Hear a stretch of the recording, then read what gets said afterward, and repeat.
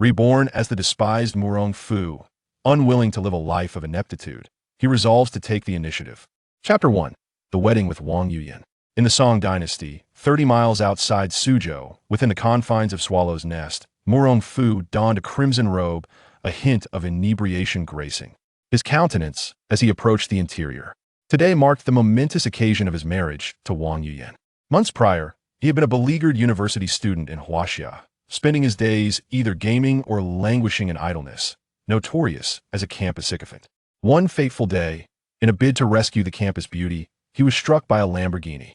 The following day, he found himself transported to this bizarre and tumultuous world of martial arts, reincarnated as Murong Fu. This realm drew its essence from renowned Huaxia martial arts novels such as Demigods and Semi-Devils, The Return of the Condor Heroes, The Smiling, Proud Wanderer, The Deer and the Cauldron, The Heaven Sword and the Dragon Saber, and the Twin Dragons of the Tang Dynasty. The historical timeline, geopolitical landscape, and characters were all in disarray. Figures like Guijing, Huang Rong, Wang Yuyan, Yang Gua, Dong Xie, and Zhou Zhiruo possessed the valor reminiscent of Qin Xiong. The dominant nations included the Sui, Song, Yuan, Ming, and Qing dynasties, with the Yuan dynasty reigning supreme, necessitating a combined effort from the Song and Ming to withstand it, while the Sui was in chaos, and the Qing remained exceedingly conservative. There existed minor states like Dali, Xixia, and Liao, occasionally stirring up trouble, but none rivaled the audacity of the overseas islanders from the eastern Japan. In essence, this world was fraught with peril.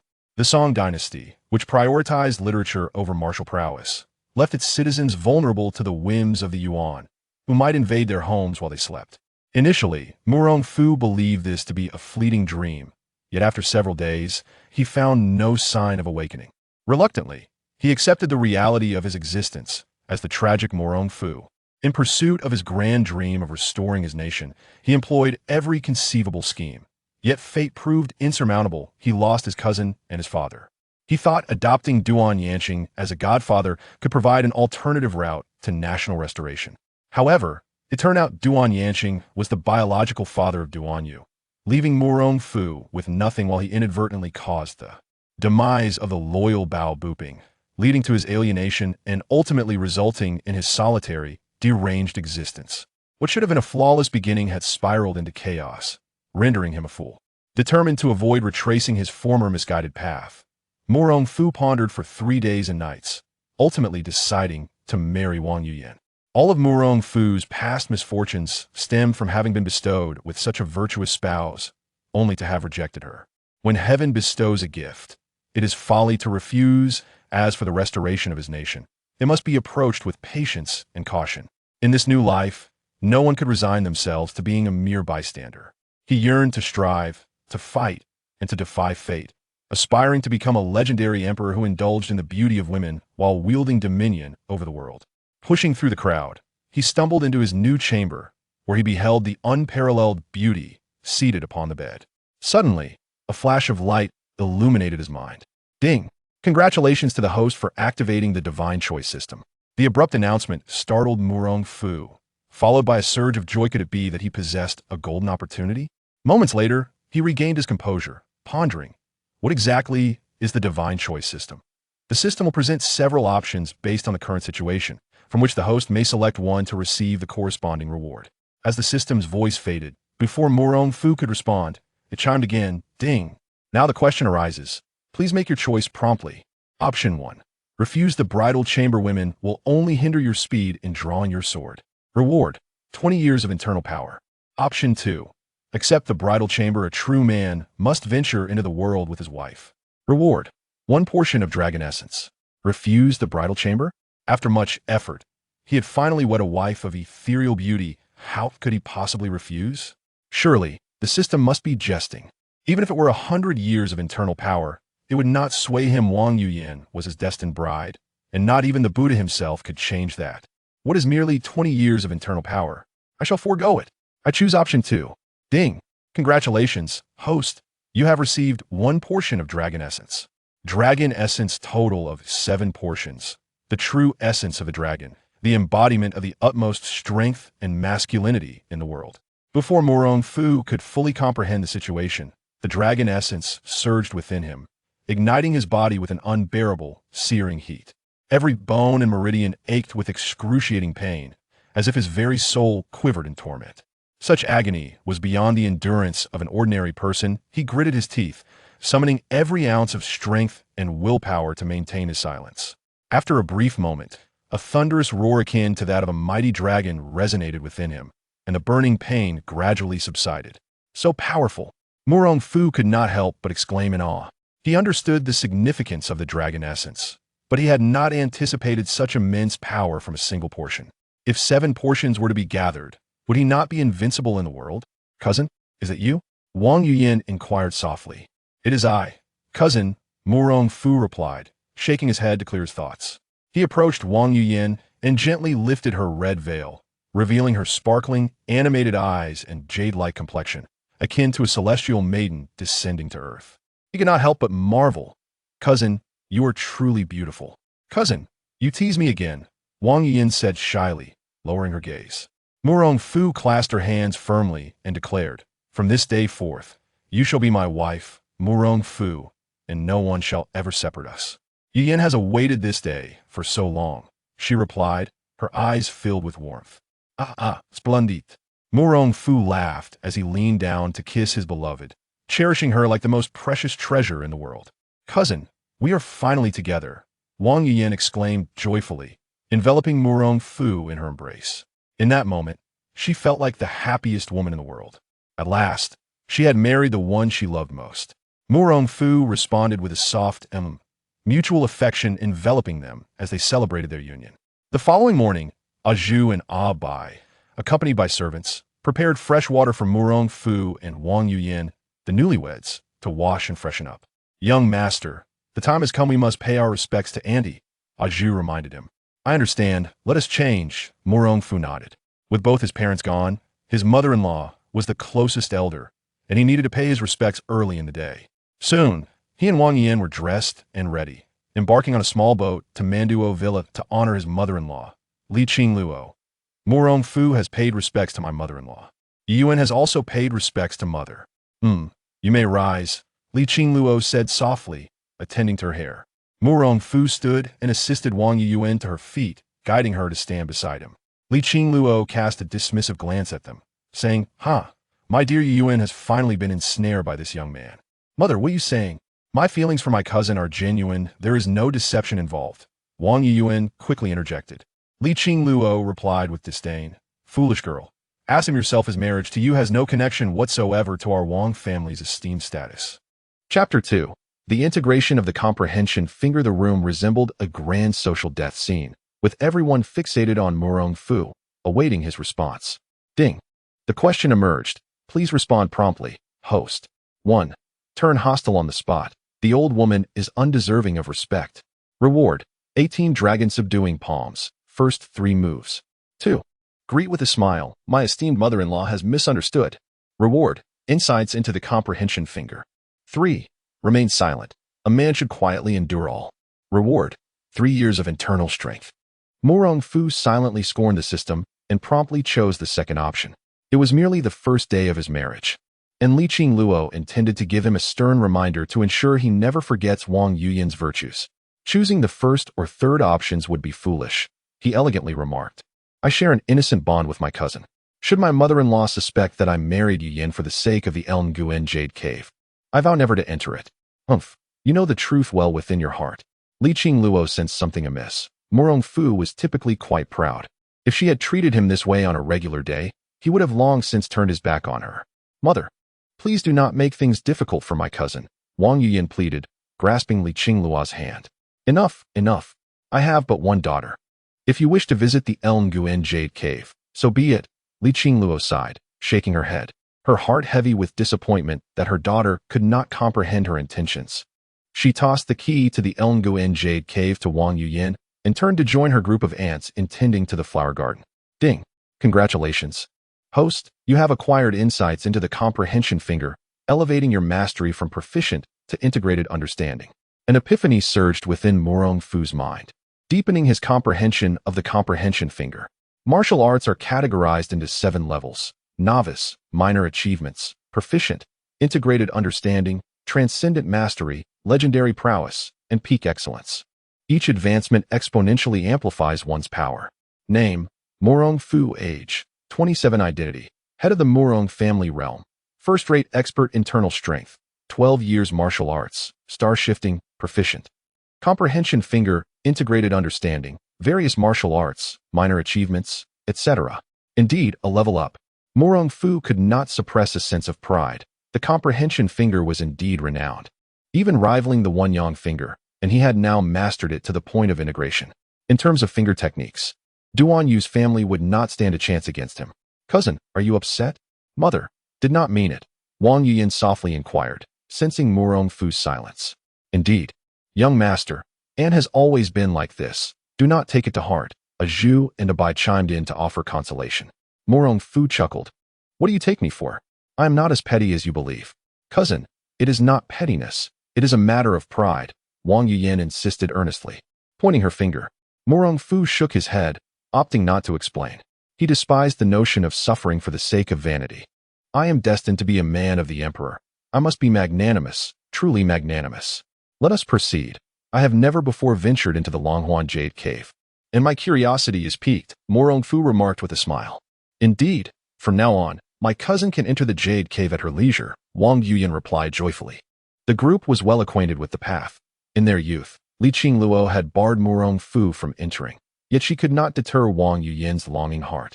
One immersed in the study of martial arts manuals, the other practicing outside, they complemented each other effortlessly. Before long, they arrived at the entrance of a vast cavern, confronted by a door crafted from adamantine. Above the door hung a grand plaque inscribed with the 4 characters Longhuan Jade Cave. Wang Yuyan handed the key to Murong Fu, who accepted it without hesitation and unlocked the imposing door. This adamantine portal weighed a staggering 50 pounds. It would exhaust anyone lacking considerable martial prowess to push it open. Wow, look at all these books, a Zhu and a Bai exclaimed in awe. Even Murong Fu felt a surge of admiration. His own Huisher water pavilion was merely a modest 2-story structure. In stark contrast, the Longhuan Jade Cave was a cavernous expanse, reaching nearly 100 feet in height, with red hardwood shelves brimming with manuals. The sheer grandeur was breathtaking. Cousin, where would you like to begin? Wang Yuyan inquired with concern. It matters not. They are all the same, Murong Fu replied nonchalantly, yet he was secretly scrutinizing everything within the cave. According to his recollections, Li Qingluo had concealed the Shaoyao sect's minor Wuxiang Gong here in the original narrative. Wang Yuyan, not pondering further, merely acknowledged this and led Murong Fu deeper inside. A Zhu and a Bai, feeling somewhat bashful, stood at the entrance and whispered, Madam, what do you think? You should both come in, Wang Yuyan smiled.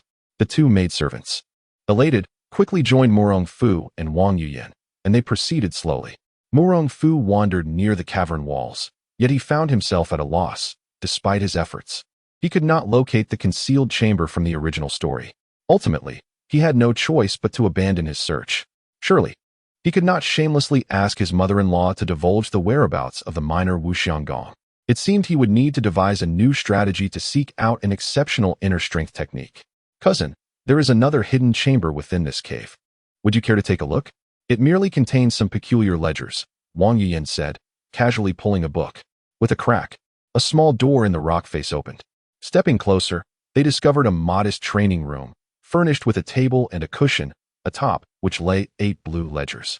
Murong Fu's eyes lit up, a wave of joy swelling within him. Indeed, fortune favors the diligent. He approached and began to peruse the ledgers one by one. The covers were inscribed with characters such as A, B, C, D, and there were precisely 7 volumes. The contents matched his memories perfectly.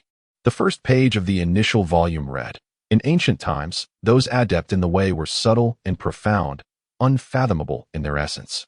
Only by being unfathomable could they be forced into form, poised as if traversing a river in winter, apprehensive as if fearing the neighbors. The second page detailed, on a certain date, received a few coins, purchased several pig lungs, and so forth. Madam, it is indeed peculiar that Auntie keeps the account records hidden in a dark room. Is she perhaps afraid of someone stealing them? Abai inquired curiously. Wang Yuyan shook her head, replying, My mother has always had an eccentric disposition. I cannot fathom why she would do such a thing. Murong Fu chuckled softly, playfully tapping Abai on the head, and said, Foolish girl, if it were you, What would you store in a darkroom? Naturally, it would be something of great importance.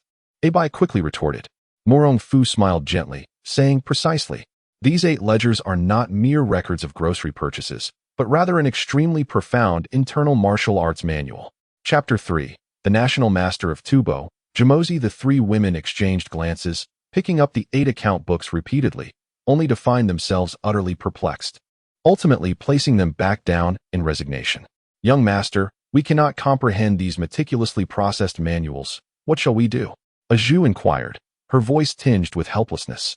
Wang Yuyan exclaimed urgently, cousin, is this martial art important? Perhaps I should consult my mother. There is no need for that. Such a rudimentary encryption cannot deceive me. Murong Fu replied with a faint smile, as he began to peruse the first volume.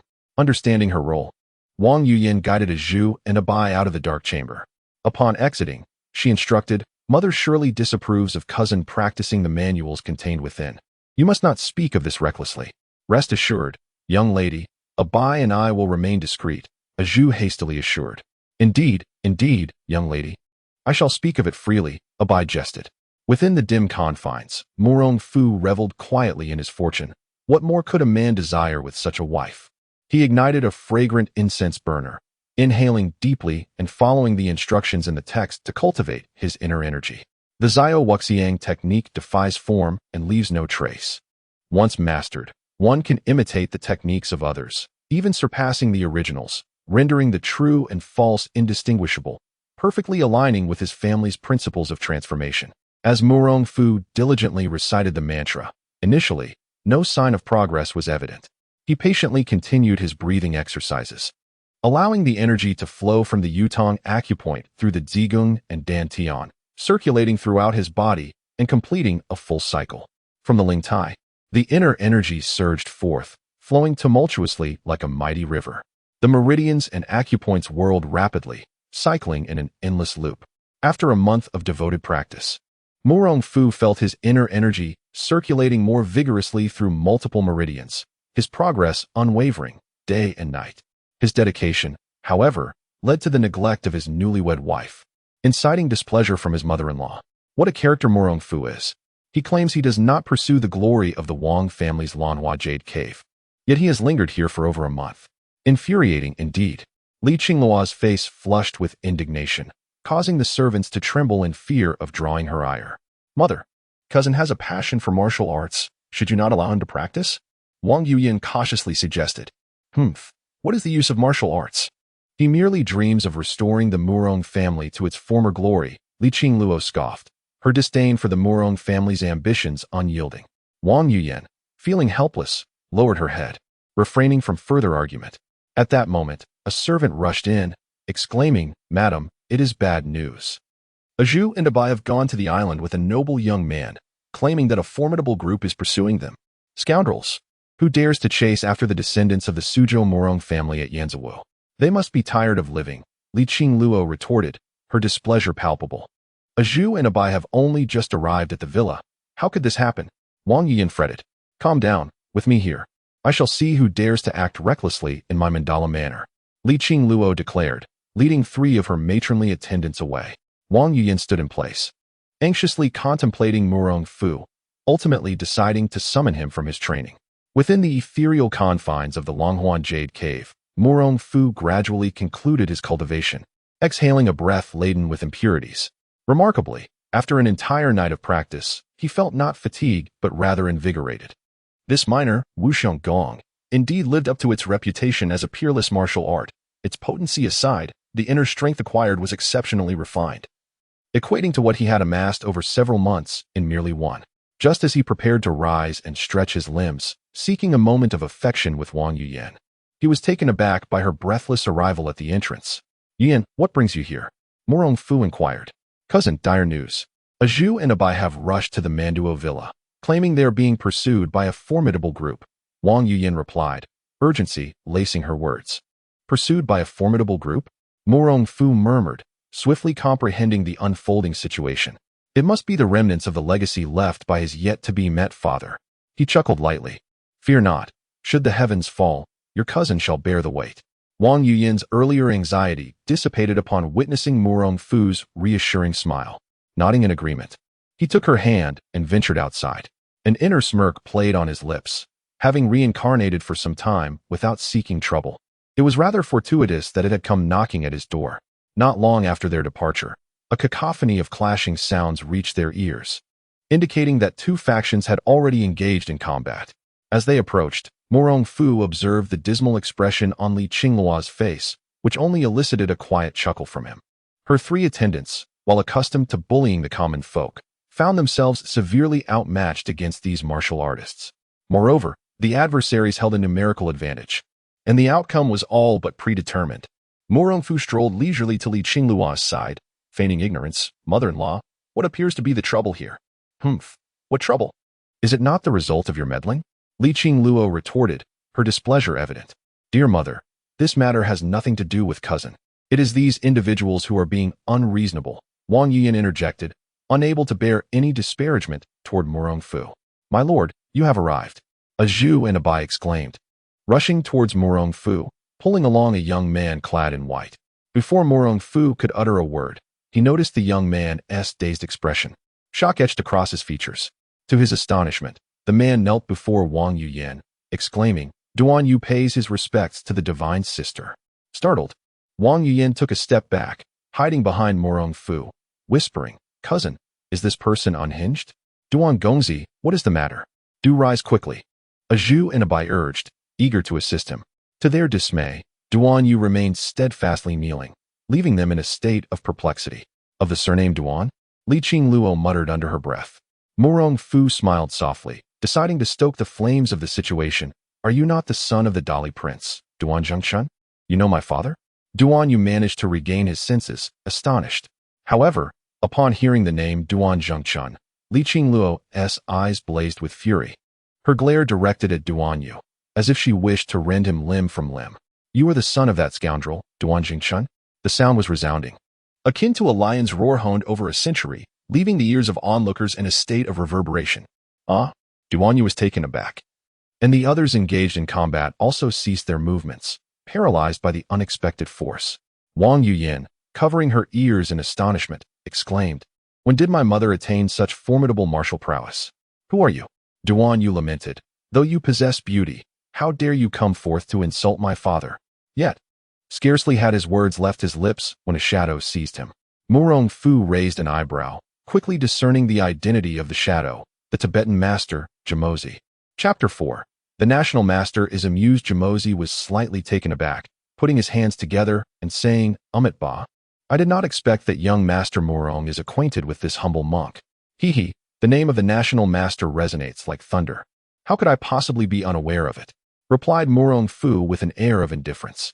"Indeed, this humble monk shares a deep friendship with the late Mr. Murong, and we had an agreement in his lifetime. As long as I present him with the 6 Veins sword manual, he would allow me to peruse the vast collection of books at the water pavilion," Jamozi proclaimed loudly. "Nonsense. My master has been deceased for quite some time. When did he make such an agreement with you?" Azu's voice interjected. "Humph, young Master Murong. Surely you do not wish to portray your esteemed father as a man devoid of integrity," Jamozi retorted, disregarding Azu's comments and smiling at Murong Fu. Calmly, Murong Fu inquired, "May I ask, National Master, where is the sword manual you speak of?" "The sword manual is right here," Jamozi declared, lifting Duan Yu by the neck with disdain. "I beg your pardon, but I fail to see where the sword manual is," Murong Fu said with a light laugh. Azu quickly warned, "Young Master, he intends to perform a live sacrifice of young Master Duan." Jamozi nodded in acknowledgement. Indeed, the heavenly dragon Spring has already incinerated the 6 Veins sword manual. Only this young Master Duan possesses knowledge of it. Murong Fu smiled slightly, as the system's mischievous voice echoed in his mind. Ding.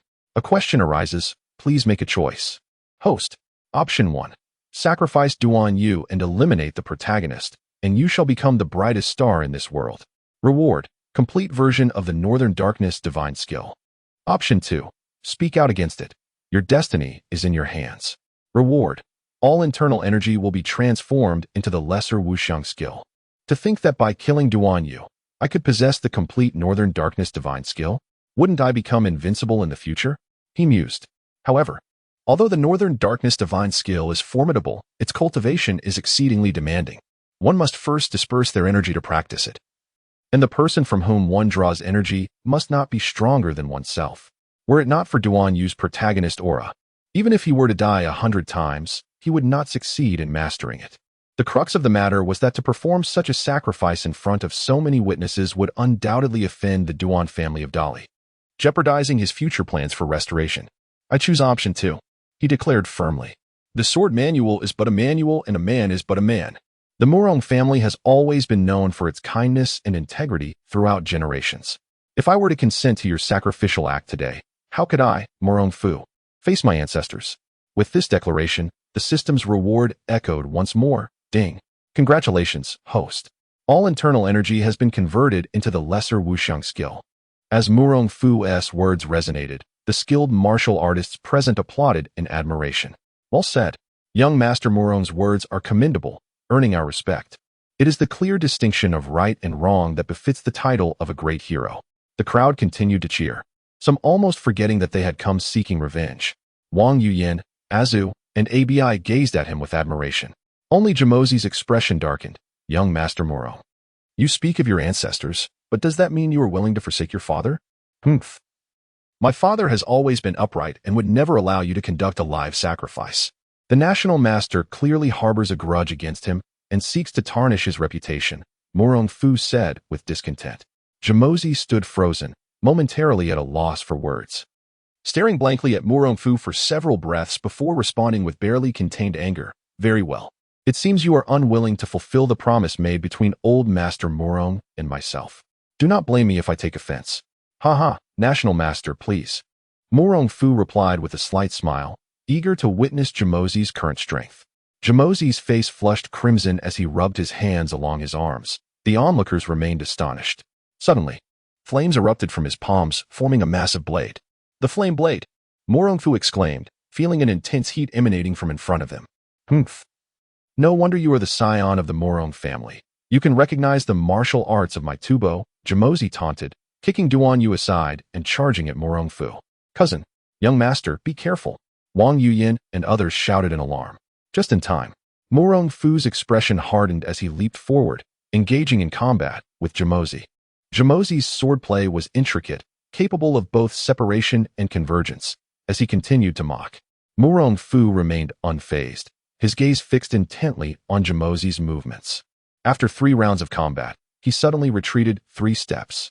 As the crowd began to doubt Murong Fu's ability to prevail, he rubbed his hands in his sleeves. And to everyone's astonishment, flames ignited from his palms as well. What? How is this possible? In merely 3 rounds, young Master Murong has mastered the enemy's technique? The spectators gasped in shock upon witnessing Murong Fu wield the flame blade. Jamozi, equally incredulous, murmured, could it be that this is the principle of using the enemy's own tactics against him? Murong Fu sneered dismissively, channeling his internal energy to unleash 6 streams of true chi in the form of the flame blade toward Jamozi. At this moment, Jamozi's composure began to falter, and in his haste, he clumsily attempted to defend himself. A single strike tore through his monk's robe, narrowly missing his ribs and forcing him to retreat several steps in alarm. Young Master Murong has won, truly deserving of the title of South Murong. The crowd suddenly recalled their original intent to seek vengeance against Murong Fu. Given his formidable prowess, how could they possibly pursue their vendetta? Seeing Jamozi retreat, Murong Fu made no move to chase him, merely regarding him with indifference. National Master, is that sufficient? Amitba. I did not expect young Master Murong to have mastered the principle of using the enemy's methods to counter them to such an extent. I am in awe, Jamozi said, palms pressed together as he approached Murong Fu. Internally, Murong Fu held disdain, yet outwardly he replied, you are too kind, National Master. Jamozi nodded and stepped forward, suddenly thrusting both hands filled with true chi toward Murong Fu. A sneak attack. Despicable. Shameless. The crowd cried out in concern for Murong Fu, taken aback that the esteemed National Master of Tubo would resort to such treachery. I have been waiting for you, Murong Fu replied coldly, remaining utterly motionless as Jamozi's palm struck him. What is happening?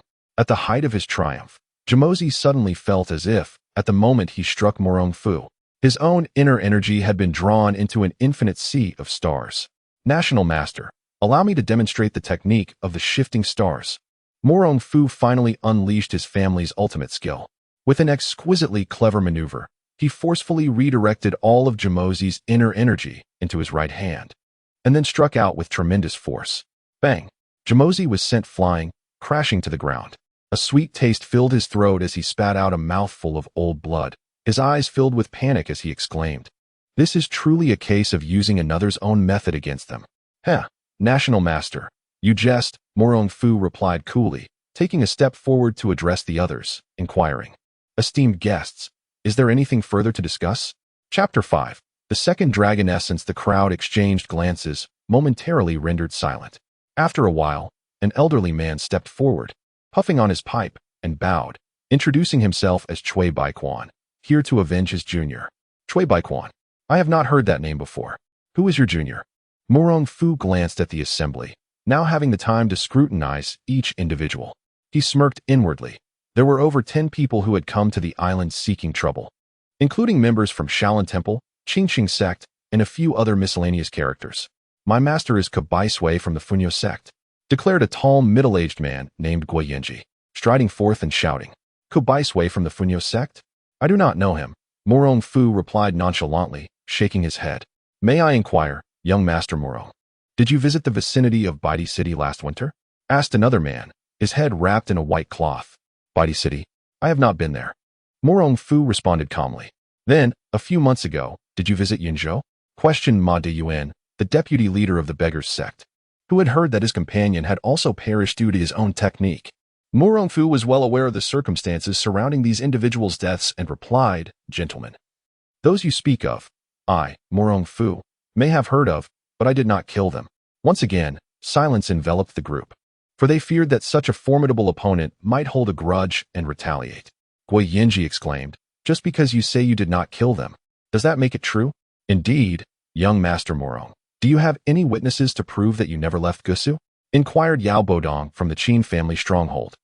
Maintaining a semblance of civility, Murong Fu glanced disdainfully at the ragtag assembly and stated, "I, Murong Fu, have always acted with integrity. I require no one to vouch for me. Do not presume that your martial prowess places you beyond our reach. There are still esteemed Shaolin monks present," Guoyenji retorted, recognizing the need to involve Shaolin. "Umitba, benefactor Murong, a few days ago, my master Xianbei died at the hands of his own famed technique, the Great Vaiduria staff. We request an explanation," said Huijin. Ding. The question arises. The host must respond promptly. 1. Provide a clear explanation. I will not bear the blame for something that is not mine. Reward. Minor returning pill. Increases internal energy, heals injuries. 2. I cannot be bothered with words. A bold life needs no explanation. Reward. 1 portion of dragon essence. Murong Fu's eyes sparkled. Another portion of dragon essence. If he could gather 7 portions, he would fuse them into a complete dragon essence, destined to become invincible in the future. I choose option 2. Ding. Congratulations, host. You have acquired 1 portion of dragon essence. Explanation? What explanation? While I am still in a good mood, leave Mandu Mountain Villa. Murong Fu scoffed. What? Huijin could hardly believe his ears. Shaolin Temple was a formidable force in the martial world, yet Murong Fu showed such blatant disrespect. Murong Fu, you are exceedingly arrogant, Guoyenji bellowed as he charged at Murong Fu. Murong Fu merely smiled coldly, channeling his inner energy, and pointed at Guoyenji's chest. The onlookers were initially unfazed, but then they witnessed Guoyenji being flung backward, flying out a full 10 feet from Murong Fu. His back garment suddenly trembled and tore to shreds. Not long after collapsing to the ground, life ceased. Dead. A lifeless body. You dare to commit murder in broad daylight? The Murong clan truly embodies tyranny. Huijin could hardly believe that Murong Fu would kill on a whim, her eyes flickering with panic. Nephew, Cui Baiquan cried out, leaning over Guoyenji's lifeless form, shaking him vigorously in anger. Murong Fu, why did you kill my nephew? Do you treat the Murong family as if we were mere clay to be molded at your whim? You accuse me of murder. Yet is it enough to claim I am responsible simply because they perished under their own techniques? Murong Fu retorted disdainfully. But you. Cui Baiquan attempted to protest that he should not have been killed, but Murong Fu interrupted him sharply. Leave. Trespassing upon Mandu Mountain Villa is a capital offense. If you are dissatisfied, feel free to summon more people. The world of martial arts has its own rules, should one invade another's home. The owner is justified in taking their life. Murong Fu, you are a callous murderer, indiscriminately taking innocent lives. You are nothing but a fiend. Chui Baiwan bellowed, cradling Gui Yinji's corpse. Who dares to raise such a ruckus? At that moment, several small boats swiftly approached across the lake. The speaker was an exceptionally unattractive yet spirited and slender man, flanked by 3 others, one dressed as a scholar, another as a Taoist priest, and the last clad in black. Wonderful! Our 4 elder brothers have arrived, a Zhu and a Bai exclaimed joyfully, clapping their hands. The others immediately sensed the gravity of the situation. Keen-eyed individuals quickly recognized the 4 as the 4 chief ministers of the Murong family from Suzhou. After disembarking with their subordinates, they promptly approached Murong Fu. Bowing in respect, Deng Bai Chuan, Gong Yi Qian, Bao Bu Tong, and Feng Bo Yi pay their respects to the young master. We beseech your forgiveness for our late arrival. Murong Fu replied indifferently, no matter, brothers, your arrival is quite timely. Subdue them all and confine them to a deserted island for 3 years as penance. What? You intend to imprison us? Everyone present displayed expressions of disbelief. Not to mention the others, there was also the son of the Qingcheng sect's leader among them. If he were truly detained for 3 years, the uproar would be monumental. Young Master Murong, I merely wish to ask, was it you who killed my father? Sima Lin asked through clenched teeth. Murong Fu scoffed. You know full well who the Qingcheng sect holds animosity towards. Seeking distant foes is truly a fool's errand. Are you implying? Sima Lin suddenly understood, realizing the implication of Murong Fu's words. Murong Fu gestured for the 4 ministers to take the others away. Sima Lin called out suddenly, today, our actions were reckless. We implore young Master Murong to grant us the opportunity to apologize. Oh, Murong Fu felt a surge of delight. Sima Lin was far more reasonable than the others. Sima Lin glanced at the 3 behind him and declared, I am willing to offer 100,000 taels of silver as compensation to young Master Murong. 100,000 taels among 4 individuals. This was indeed a profitable trade. Without hesitation, Murong Fu replied coolly, agreed. The others, seeing that Murong Fu was not wholly unreasonable and likely wished to vent his frustrations, quickly offered their own prices to redeem themselves. Murong Fu aimed to bolster his prestige and did not concern himself with the amount of wealth, as long as the offers were reasonable. He was not inclined to be difficult. However, when Huijin arrived at the Shaolin Temple, he was left in a state of shock, his face contorted in sorrow. He found himself devoid of wealth and possessions, and softly pleaded, Young Master Murong, might you allow me to depart? Upon my return to the Shaolin Temple, I shall seek assistance from my masters and elders. Certainly. However, the amount shall be doubled, replied Murong Fu. How much more? Huijin inquired, pursing his lips. Not excessively. Each individual shall owe 10,000, and you alone will owe 64,760 taels. Furthermore, a promissory note must be written. Murong Fu said with a light chuckle. Chapter 6. The grand plan for restoration. The assembly was left in utter bewilderment, grappling with the notion of money being discussed with such peculiar precision. Huijin, equally intrigued, inquired, Young Master Murong, your request for funds has left me quite perplexed. Do not be perplexed. The Buddha shall provide you with guidance. Merely relay this matter to your abbot, Xianci, Murong Fu replied nonchalantly. Huijin bowed his head in silence, subsequently departing with Sima Lin and others, leaving only Jiao Moji and the obstinate Duan Yu behind.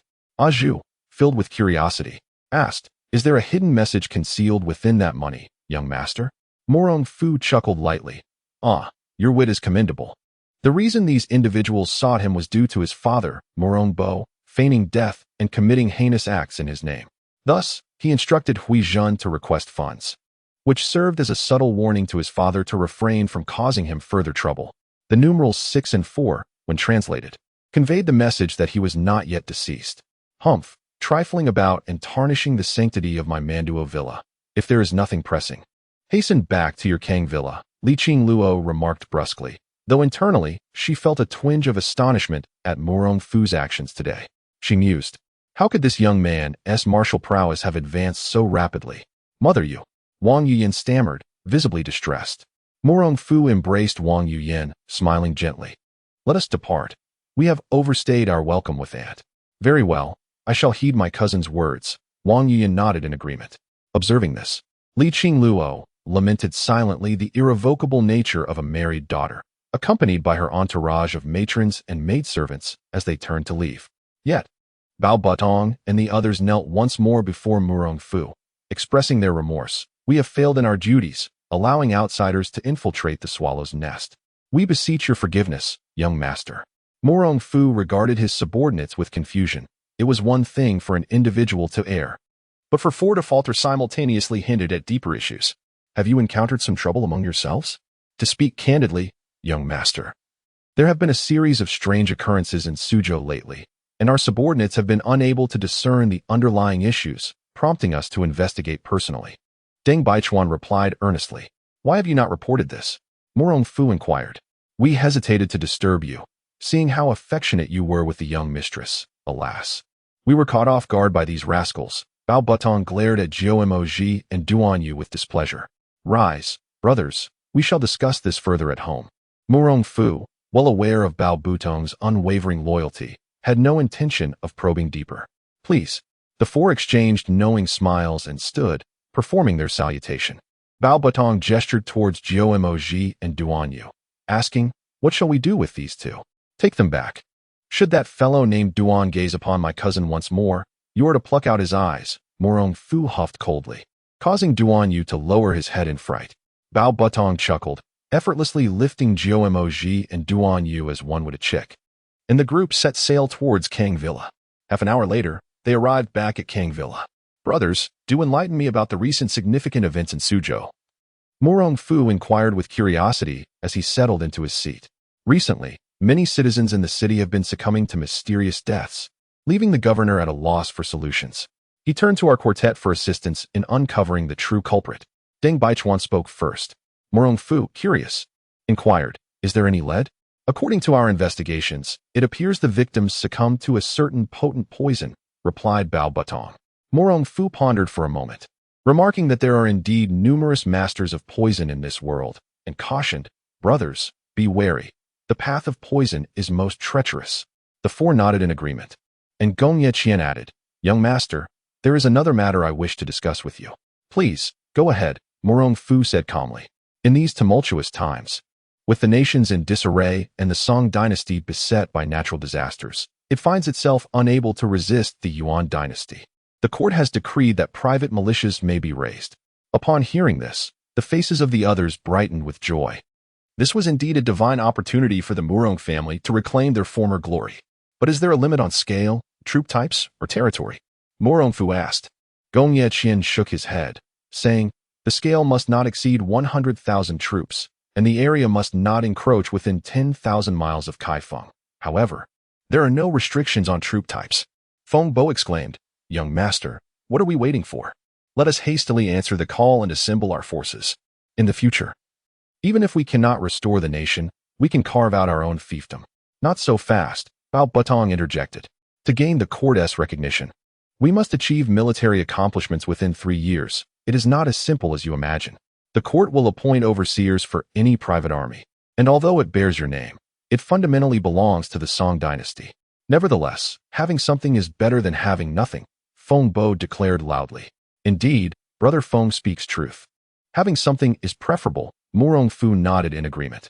Deng Baichuan then proclaimed, young master, as long as you raise your voice, with the Murong family's years of diligent efforts, gathering 20,000 troops will be absolutely feasible. 20,000 troops? Murong Fu shook his head. What you speak of are merely the hidden resources left by the Murong family and your 4 great strongholds, correct? You are wise, young master, Deng Baichuan acknowledged. Murong Fu chuckled. Ah, as they say, before the army moves, the provisions must be prepared. Brothers, do you truly believe that our Murong family's financial resources alone suffices to raise an army? Deng, Gong, and Bao were momentarily taken aback, while Feng Bo seemed lost in thought, likely contemplating future military exploits. Young master, with our financial strength, we could sustain a 40,000-strong army for a year without issue. Deng Baichuan asserted. Haha, but what of the year after? Murong Fu laughed. After a year, once we have our own insignia, the court will allocate funds and supplies. Gong Yeqian reminded him. Murong Fu shook his head, fully aware that the court could not be trusted. Depending on them for resources was less reliable than devising our own plans. Thus, brothers, let us recruit soldiers in the name of the Murong family. A mere 10,000 troops will suffice. 10,000 troops? Is that not rather insufficient? Fengbo queried, astonished. Murong Fu waved his hand dismissively, stating that there was no need for further deliberation on the matter. He urged his brothers to remember that it was essential to recruit new troops, ensuring that some loyal disciples of the Murong clan were included. Although the four of them wished to argue further, they were silenced by the resolute tone of Murong Fu and ultimately relented, exchanging a few idle words before departing. Seated in the grand hall, Murong Fu drummed his fingers on the table, feeling a sense of helplessness. He had originally intended to remain hidden in the swallow's nest, waiting until he had mastered the intricacies of the Xiaowuxiang technique before venturing forth to wreak havoc. However, it now seemed that evasion was not an option, and he would need to procure some funds in advance. In a flash, Murong Fu's mind conjured 4 locations of hidden treasures: the ancient city treasure, the treasure of Emperor Liang Yuan, the treasure of Emperor Jiangwen, and the treasure of King Chuang.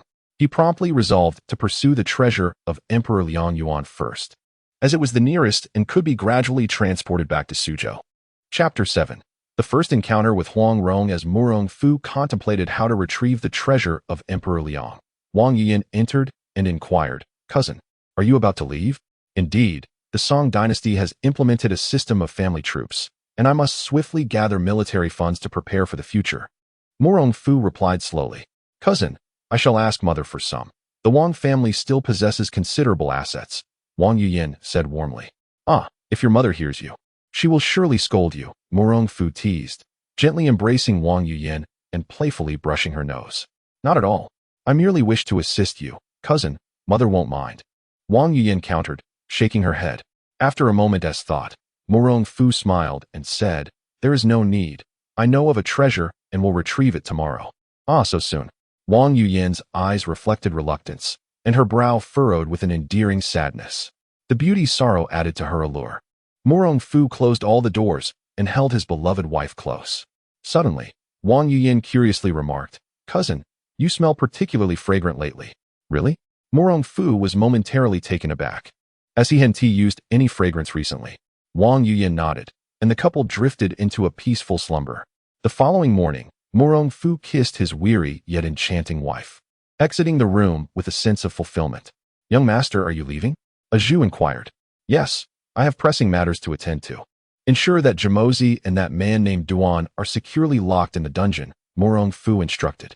"Young master, I isn't it inappropriate to confine Duan Yu, who is the heir of the Dali Duan family," a Zhu reminded him. "It is of no concern. Did he not express his desire to stay and reform Jamozi? Let them remain together. Remember to feed them some epimedium daily," Murong Fu said nonchalantly. "The Duan family has always been known for their penchant for coveting others' fortunes. Duan Yu, in particular, was despicable. He could have left but chose to linger under the pretense of reforming Jamozi, all the while eyeing Wang Yuyan and her mother. "Epimedium?" a Zhu questioned, but quickly responded, "Understood, servant will comply." Murong Fu chuckled coldly. Had he not been in a hurry, he might have enjoyed a game with Duan Yu. For now, he would let them cultivate their relationship in their own time. After departing from Yanzhou, he journeyed southward to Zhongling. For convenience, he specifically sought a discreet caravan known for transporting passengers, ensuring comfort and privacy. "Excuse me, young master, may I trouble you for a moment?" The caravan leader opened the door and asked politely. "What is it?" Murong Fu inquired. "Young master, we have a few more guests. May I ask if it would be possible to allow 3 individuals to board?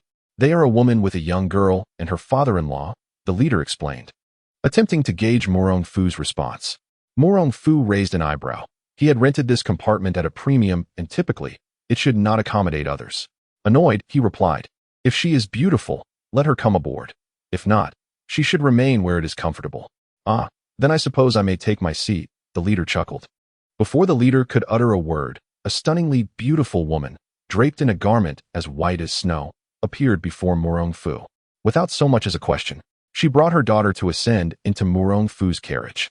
Murong Fu appraised the woman, noticing her eyes were crystalline and bright, imbued with a lively spirit that exuded a transcendent purity, utterly unbefitting a mother. Glancing at the little girl beside her, he instinctively asked, "Is this your daughter?" "Huh. Does she not resemble me?" the woman playfully retorted. "Perhaps," Murong Fu replied, shaking his head. "In ancient times, It was common for women to become mothers at 17 or 18. If she claimed it, who was he to dispute it? Mother, he is quite foolish. We look so much alike, yet he cannot see it, the little girl chimed in. Murong Fu chuckled lightly. The little one is rather unreserved. Humph, my mother is formidable. I am not afraid of you, the girl declared, hands on her hips. Murong Fu smiled gently, intrigued. Aren't there 3 of you? Where is your father-in-law? He found the carriage stuffy and will join us shortly, the woman replied with a laugh. Murong Fu nodded and refrained from further comment. Although the woman was enchanting, he would not rush to become a sycophant. Before long, a call from the leader signaled the caravan's departure, and an elderly man, leaning on an iron crutch, slowly climbed aboard. Murong Fu raised an eyebrow, surprised to discover that the man was blind. This combination seemed oddly familiar. Boy, why do you stare at this old man? The blind man boomed, startling Murong Fu. You can see me? Murong Fu retorted. I cannot, but an old blind man can sense, the elder replied with conviction. Huh, you are unaware. My grandfather is nicknamed the Flying Bat, and his ability to discern sound and location is unparalleled, the little girl boasted proudly. The Flying Bat? Kujini? Goodness. Murong Fu thought, astonished. The old man was indeed Kujini, and the little girl must be Guofu. Thus, the beautiful woman before him could only be Huang Rong. Young sir, do you happen to know my grandfather? Huang Rong inquired, her eyes sparkling with curiosity. I do not know him personally, but I have heard of him, Murong Fu admitted, for Kujini's name held considerable sway in the Jiangnan region. Of course, that was several years ago. Aside from himself, it was likely that all who remembered him had since departed this world. You are quite honest. May I ask your esteemed name? Huang Rong queried. I am Fu Rongmu, Murong Fu replied, deliberately reversing his name, with a faint smile. Huang Rong nodded thoughtfully, finding this man somewhat intriguing, though she noticed his gaze lingered upon her with undue interest. Ever since giving birth to Guofu, such occurrences had become increasingly frequent. I hear your breathing is steady. Are you perhaps a martial artist? Kujini asked, tilting his head. Murong Fu regarded him with admiration, realizing the old fellow was indeed perceptive. The moniker, Flying Bat, was well-deserved. In a half-joking manner, he replied, I would modestly consider myself a skilled practitioner. Nonsense. You hardly seem like a master, Guofu contested. Fuer, do not be impudent towards your uncle, Huang Rong admonished. I am not. Guofu pouted in response. Murong Fu shook his head, acknowledging that the little girl had indeed been spoiled by Huang Rong since childhood, resulting in her haughty demeanor. It was no wonder that she and Yang Gua, in the original tale, harbored mutual affections yet ultimately misdirected their feelings. Guegu, we are setting off. The caravan leader called out loudly, and the convoy began to move forward slowly. Murong Fu chose to remain silent, leaning against the window for a brief respite, for he was somewhat fatigued from the previous night's events. Chapter 8. A true man must heroically rescue the fair lady. The caravan had been traveling for about an hour past noon when Murong Fu felt a gentle tapping on his arm. Upon opening his eyes, he discovered it was little Guofu, who was holding a piece of pastry and looking at him with an expression of disdain. Uncle, please don't sleep any longer. My mother asked me to give you a piece of osmanthus-flavored steamed chestnut cake to try, Guofu exclaimed with delight. Murong Fu straightened his attire and accepted the pastry, expressing his gratitude to Huang Rong. Thank you. Huang Rong chuckled lightly, replying, my husband's surname is Guotit. You may call me Madame Gua. Thank you, Madame Gua, Murong Fu said, and after that, he felt no need to be overly formal. He indulged in the osmanthus cake, and to his surprise, Huang Rong's culinary skills were indeed remarkable. The cake was sweet, yet not cloying, fragrant, and delicious, surpassing the creations of the two maidservants. A Zhu and a Bai. Noticing that Murong Fu had devoured it without hesitation, Huang Rong shook her head slightly, thinking to herself that his experience in the Jianghu was rather lacking. Nonetheless, her guard was somewhat lowered, and she had Guofu hand over 2 more pieces as a gift for Murong Fu. Humph, my mother always said that when traversing the Jianghu, one must be cautious and eat less of what others offer. You, however, are not being careful, Guofu said, crossing her arms in a manner that suggested she was the older one. Murong Fu cast a sidelong glance at the little girl and replied, I am immune to all poisons. Haha, what nonsense. How can anyone be immune to all poisons? Guofu retorted skeptically. Huang Rong scooped up Guofu to prevent her from saying more. It was then that Kujini, with utmost seriousness, shook his head and said, Young man, you must not heed such foolish talk. There is no such thing as a technique that grants immunity to all poisons in this world, unless one has been raised on toxins since childhood. However, such individuals often have short lifespans, rarely living beyond 18. I have heard from my father that there are indeed certain rare herbs and treasures that can strengthen one's physique to the extent that ordinary poisons cannot inflict harm, which could be considered a form of immunity to poisons, Wang Rong explained. Murong Fu secretly admired Huang Yaoshi for elucidating the concept of immunity to poisons so thoroughly. However, having integrated 2 forms of dragon essence, he had already achieved immunity to most lethal toxins. For instance, drugs like the sleep-inducing powder and hypnotic incense posed no threat to him whatsoever. As they chatted, they grew more familiar with one another. It turned out that Guijing had just sent Yanggui to the Chuanjin sect and had already departed for Xiangyang, with Huang Rong taking Guifu to find her father. Murong Fu calculated in his mind that he was roughly the same age as Guijing. My father is a great hero, Guifu declared, lifting her chubby little face with pride as she spoke. Indeed, your father is a great hero, Murong Fu teased half-jokingly. At that moment, the caravan suddenly halted, and a voice from outside rang out. May I ask which heroes are blocking our path? Scram. We are here to find someone. You have no business with us. A coarse voice echoed to the ears of the onlookers. Inside the carriage, Kuzhani immediately became alert. That is the voice of Darba. Is it him? Huang Rong cautiously lifted the curtain of the carriage to sneak a glance outside, her face turning pale with alarm. Not good. There's also Huadu, the 5 clowns of Chuanbian, and Elder Pong. How is it possible for so many masters from the Yuan kingdom to suddenly appear here? Kuzhani muttered in disbelief. Huang Rong instantly discerned the intentions of the adversaries. Undoubtedly, they were targeting us. It must be that Jinger has once again dealt a severe blow to the Yuan army, prompting them to resort to such despicable tactics. Kuzhani, with his wrinkled visage, beamed with delight. Master, this is not the time for merriment. We should consider our escape, Huang Rong urged anxiously. Kuzhani inquired, where are we now? Currently, we have reached Zhejiang, Huang Rong replied. Zhejiang is not far from Jiangqing. Once we arrive there, we shall be safe, Kuzhani stated solemnly. Very well, I will draw them away shortly. You take Fuer and leave first, Huang Rong declared. Indeed, Ronger, do take care, Kuzhani said as he gently lifted Guifu and slowly exited the carriage from the opposite side.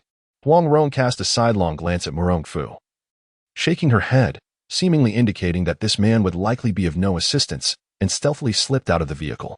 Murong Fu remained detached from the unfolding events, focused solely on reaching Jiangling to seize the treasure and establish his own army. Peering out the window, he noticed Huang Rong quietly approaching the group from the Yuan. Suddenly, a woman adorned in Tibetan attire and possessing striking beauty obstructed her path. Ba, so it is Huang Zhizhu here, she said. Huang Rong furrowed her brow, immediately recognizing the identity of the newcomer, the Bodhisattva Wuxiang.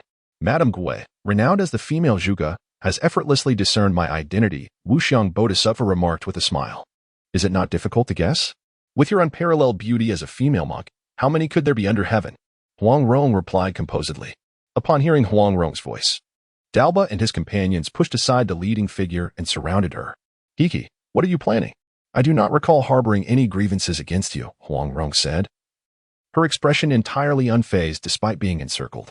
Huang Rong, you bear no grudge against us, yet the traitor Guijing has allied with the Song to confront us. Dalba bellowed in anger. Nonsense. Jinggu is inherently a Song person. How can he be labeled a traitor? Huang Rong retorted contemptuously. That is of no concern to us. Yet his actions have caused us to be unable to capture Xiangyang, which is a grave sin. Huadu sneered. Huang Rong glanced at them, dismissing their claims. Everyone serves their own master. Must you slaughter the common folk of our Song and expect us to remain passive? Humph, spare us your words. We shall take you captive and see whether Guijing desires you or Xiangyang, Dalba declared, extending his hand towards Huang Rong without hesitation. With you? Huang Rong scoffed, revealing an azure jade staff that had mysteriously appeared in her grasp. She struck it forcefully against Dalba's head. With a loud thud, he was sent flying.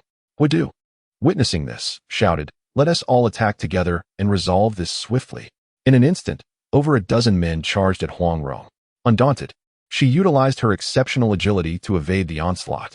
However, the sheer strength of the assailants began to overwhelm her, as her fists could not compete against their numbers.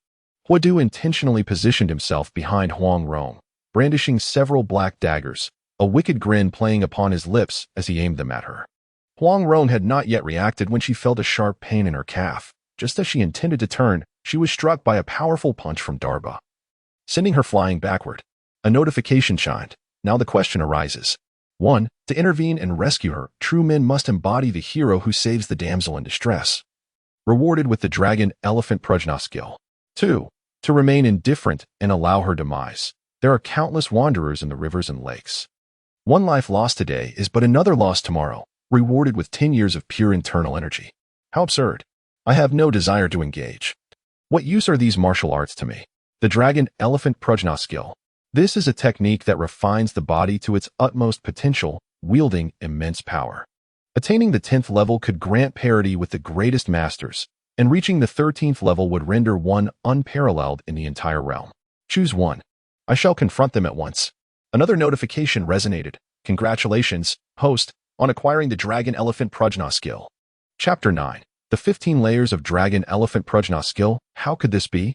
In a fleeting moment, Murong Fu found himself endowed with the entirety of the Dragon Elephant Prajna skill, and to his astonishment, the entire technique boasted 2 additional layers compared to the original version. However, Dalba and his companions offered him no respite, having already cornered Huang Rong into a perilous situation. Despicable. What skill is there in overwhelming the few with the many? Huang Rong cried out fiercely, launching over a dozen clothing needles aimed at the vital points of her assailants. Aware of Huang Rong's cunning nature, they refrained from confronting her directly, hastily evading her attack. Huang Rong, clutching her wounds, turned to flee. Unexpectedly, the ever-calm Wuxiang Bodhisattva once again obstructed her path, smiling as she inquired, "Where does Sister Rong wish to go?" "Step aside." Huang Rong raised her hand and unleashed a palm strike towards Wuxiang Bodhisattva. The Bodhisattva, her expression unchanged and a serene smile upon her lips, countered with a gentle push. The 2 women momentarily met and then retreated half a step each. While it appeared to be an even exchange, it inadvertently granted Dalba, Huadu, and the others the opportunity to encircle Huang Rong once more. Madame Gua. I suggest you come along with us obediently. Otherwise, you shall soon taste bitterness, Huadu sneered, advancing towards Huang Rong. Huang Rong attempted to muster her strength for another fight, only to discover, to her shock, that her body had inexplicably grown weak and feeble. Staring in disbelief at Huadu, she exclaimed, "Your darts are poisoned." Madame Gua is clever. It is hardly surprising that a mere dab of enchanting poison would suffice. Huadu replied, his face twisted in a manner that elicited disgust. How shameless. Does your mother know of your depravity? Just as Huadu's claws were about to graze Huang Rong's form, Murong Fu intervened, swiftly halting him. And who might you be? The crowd looked on, perplexed by the sudden appearance of Murong Fu. Wuxiang Bodhisattva furrowed her brow in astonishment at Murong Fu's swiftness, as he had maneuvered past her before she could react. Positioning himself protectively before Huang Rong. Who I am is of little consequence. What matters is that you, as subjects of the Yuan dynasty, brazenly invade the territory of the Song dynasty to capture individuals. What gives you the audacity? Murong Fu inquired coldly. Though he sought to restore his nation, he had nonetheless grown up in the Song dynasty, possessing an undeniable sense of belonging. So it seems you wish to play the hero and rescue the damsel. Your eyes must be clouded, for you fail to recognize our identities, Huadu thought to himself, his mind lingering on Huang Rong's exquisite form. Unwilling to waste even a moment as he reached out to strike Murong Fu's face. Begone! To his surprise, Murong Fu delivered a swift kick to his groin, sending Huadu crashing to the ground, unable to rise for some time. The onlookers were momentarily stunned, loudly cursing Murong Fu for his lack of chivalry. Huang Rong cautioned. Fu Rongmu, you are no match for them. Quickly depart to Peach Blossom Island and seek my father. I know you are a skilled swimmer. Do you not see to your left? Murong Fu whispered, standing resolutely before Huang Rong. Turning her gaze leftward, Huang Rong immediately recognized the river Zhujiang. And she quickly grasped Murong Fu's intent. If I flee, what will become of you? If you jump, I shall jump as well, Murong Fu declared. But his expression suddenly shifted as he leaped into the midst of Dalba and his companions, employing the Murong family's ultimate technique, the dazzling star shift. Unaware of Murong Fu's prowess, Dalba and the others summoned their internal strength, launching a barrage of punches towards him. It was over. Huang Rong observed as Murong Fu stood his ground, resolutely absorbing the blow without flinching, causing her heart to sink with despair for their chances of escape. Although Dalba appeared cumbersome, his internal strength combined with his physical prowess undoubtedly classified him as a formidable first-rate master. Given Murong Fu's physique, it seemed implausible that he could withstand such a punch. The onlookers shared Huang Rong's sentiments, their expressions marred by disdain as they silently rebuked Murong Fu for his audacity. Yet, in the very next moment, Dalba's powerful strike, which seemed destined to land squarely on Murong Fu, was inexplicably redirected onto the hapless Wu Chou at the riverbank. A sickening crunch echoed as the third of the Wu Chou was sent flying, his chest caving inwards. What just transpired? Dalba, what have you done? Dalba stared in bewilderment at his own fist, perplexed as to how he had struck his disciple instead of Murong Fu. The spectators were equally confounded, while Murong Fu, seizing the moment, employed his skillful technique to sweep his hand, sending Dalba stumbling back 3 steps. Enraged once more, Dalba summoned all his might to charge at Murong Fu again. A flicker of joy ignited within Murong Fu as he activated his technique, redirecting the immense force and true energy coursing through him, which then struck Elder Peng. Elder Peng, frail with age, stood no chance against the combined might of Dalba and Murong Fu's assault, collapsing lifelessly to the ground within mere moments. At this juncture, the crowd could no longer be oblivious to the truth behind Murong Fu's machinations. An eye for an eye? You are indeed the Southern Murong, the Bodhisattva of no thoughts declared, revealing Murong Fu's identity. Thurongmu, Murong Fu, it is truly you, Huang Rong thought. Realizing that even a citizen of the Yuan dynasty could discern Murong Fu's identity, how could she have possibly missed it? Brushing off the dust from his attire, Murong Fu proclaimed with arrogant pride, "Since you recognize me, why do you not take your leave? How intriguing indeed. I never anticipated encountering 2 masters from the Song dynasty during our mission." The Bodhisattva of no thoughts regarded Murong Fu with evident trepidation. His reputation loomed large in the southern realms. Should conflict arise, it remained uncertain whether they would return unscathed. She urgently cautioned the others, "Withdraw and keep your distance. Let Dalba engage first. He can exhaust his internal energy while we conserve ours." Murong Fu snorted dismissively. Despite having triumphed over 2 adversaries through his skill, the toll on his internal energy was considerable. He had not anticipated that the Bodhisattva of no thoughts possessed the acumen to recognize his vulnerabilities. Casting a covert glance at Huang Rong, he noted her understanding as she discreetly moved towards the riverbank. "Young Master Murong, my master often speaks of your esteemed name. Today, I shall have the pleasure of experiencing your prowess," Dalba screeched as he lunged toward Murong Fu. An overwhelming aura surged from Murong Fu, enveloping him in an impenetrable veil of killing intent. This does not bode well. The Bodhisattva of no thoughts instantly recognized the peril, unleashing a wave of mental energy directed at Murong Fu. Instantly, an exquisite vision materialized in Murong Fu's mind, that of the Bodhisattva's stunningly alluring form rushing toward him. In a moment of daze, he bit down on his tongue, forcing himself to snap back to reality just as Dalba's fist bore down upon him. The woman in the shadows was truly despicable. Channeling her internal energy into her right hand, she executed the Murong family's ultimate technique, the merging finger. Her vital essence coalesced into a slender thread that shot towards Dalba.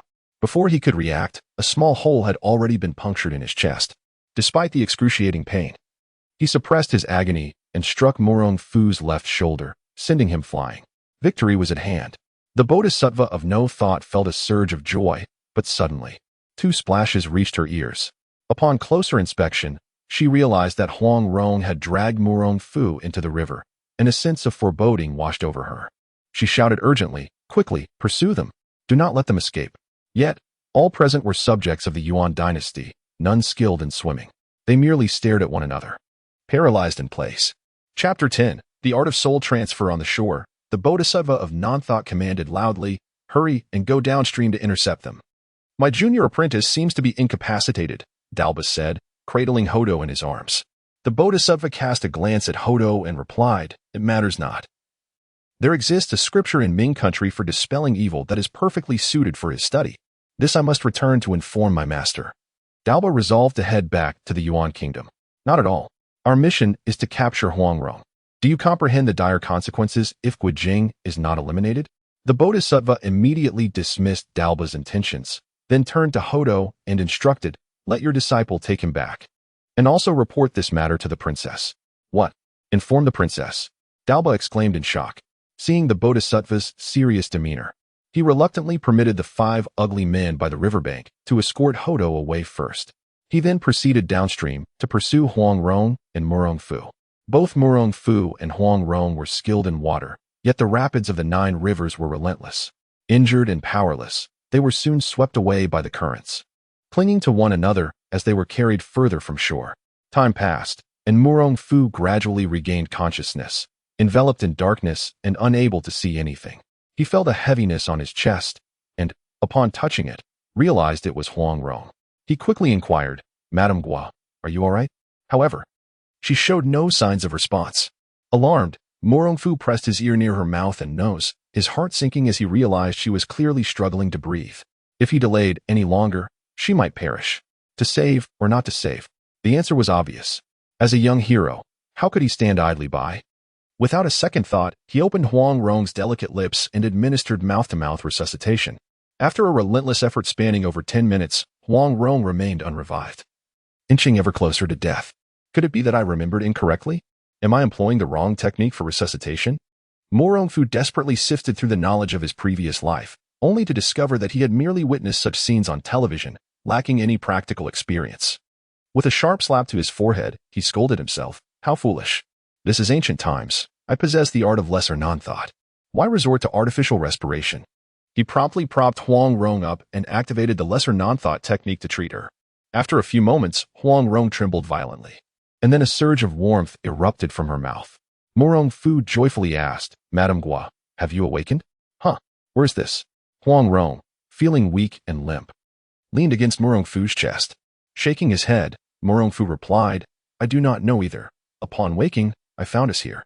This must be an underwater cavern, perhaps leading to another location," Huang Rong speculated. Just as Murong Fu was about to concur, curiosity struck him. "Madame Gua, are you unwell? Why are you so feverish?" At that moment, Huang Rong realized the gravity of the situation. The poison from Hodo's hidden weapon had tainted her. Moreover, it was the kind of poison that should never be exposed. Hurriedly, she said, "Young Master Murong, I have a vial of elixir in my embrace. Would you kindly assist me in consuming it?" Without suspicion, Murong Fu apologized and retrieved the elixir for Huang Rong. Surprised, she exclaimed, "Young Master Murong, can you truly see?" "In such darkness, I cannot." Murong Fu was puzzled by Huang Rong's peculiar inquiry. Even more perplexed, she asked, "How do you know my elixir is on the left, rather than the right?"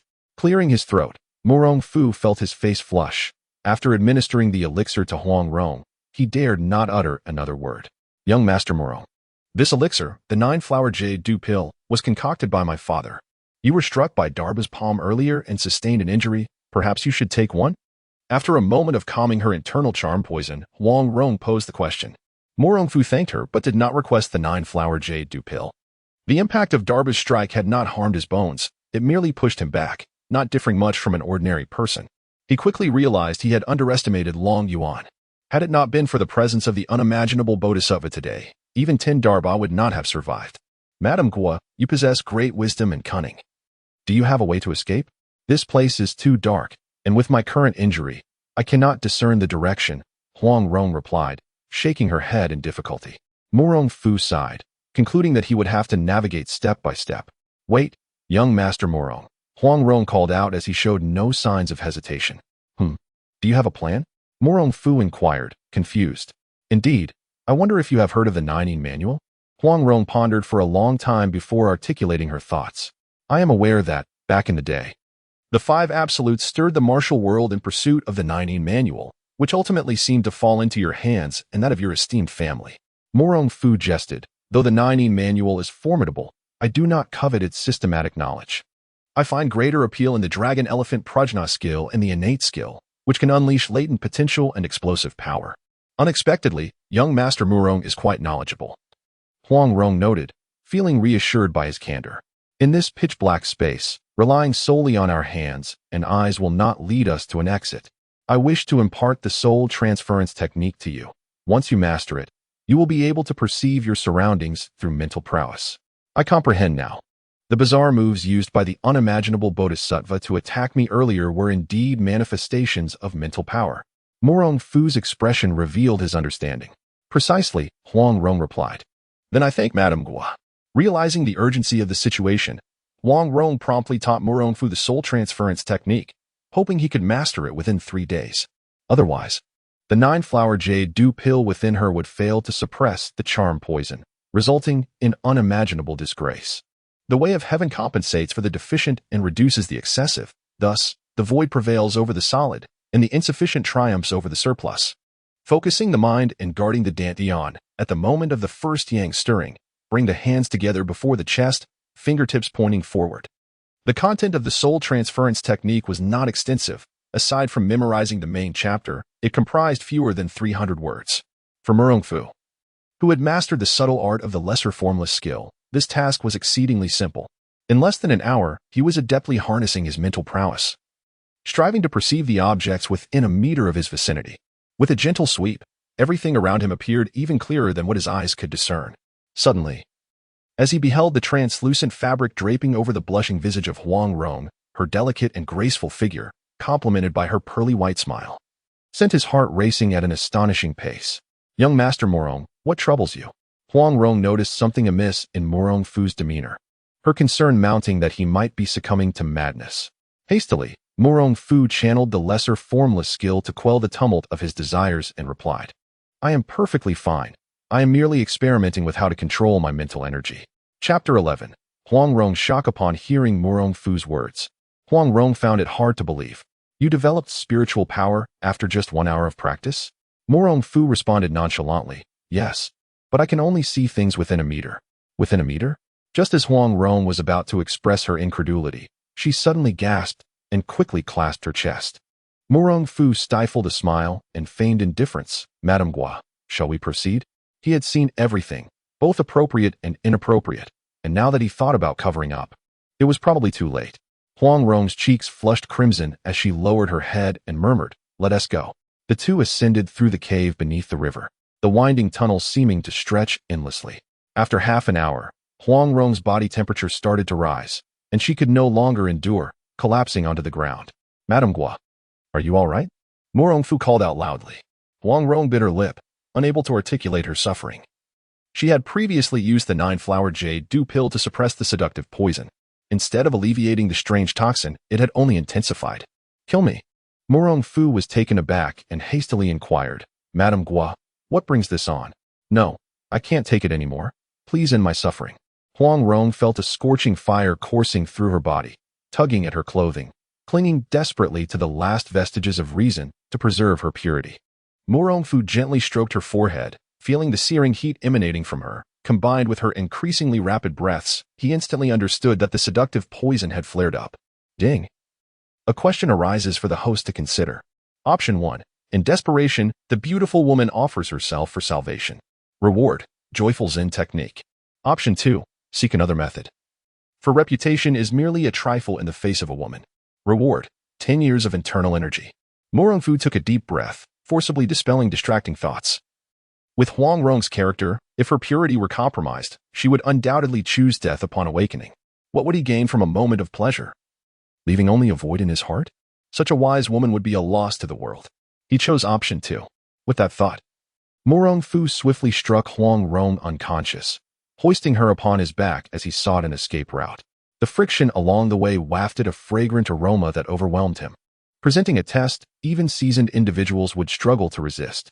Time was elusive, and he lost track of how far he had traveled when a multitude of stone steps appeared before him. Murong Fu was both surprised and delighted. These steps were clearly hewn by human hands, indicating the likelihood of others above. Sensing that Huang Rong would soon awaken, he could not afford to hesitate. He needed to ascend the stone steps. If the individuals outside were benevolent, all would be well, but if they were malicious, he would not hesitate to act ruthlessly.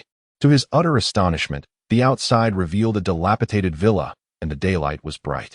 Murong Fu let out a sigh of relief, thankful for the absence of threats. However, the pressing issue remained: how to rescue Huang Rong. Just as Murong Fu pondered the health benefits of cucumbers versus the nutritional value of radishes, Huang Rong had already regained consciousness. Her eyes sparkled with allure, and half of her sheer dress had been torn away, revealing her delicate skin and quickening his heartbeat. Murong Fu, cautious not to act recklessly, immediately bit his finger and placed it in Huang Rong's mouth. In an instant, he felt a soft, tender sensation as she began to suck on his finger, suppressing the urge to punish her on the spot. He harnessed his internal energy to force his blood to drip into Wang Rong's mouth. After 100 breaths, her gaze gradually regained its clarity. She widened her eyes in disbelief, astonished that she was gnawing on a man's finger, feeling both surprised and shy, her mind filled with images of licking fingers. Madame Gui, you are finally better, Murong Fu exclaimed, wiping Wang Rong's forehead with delight.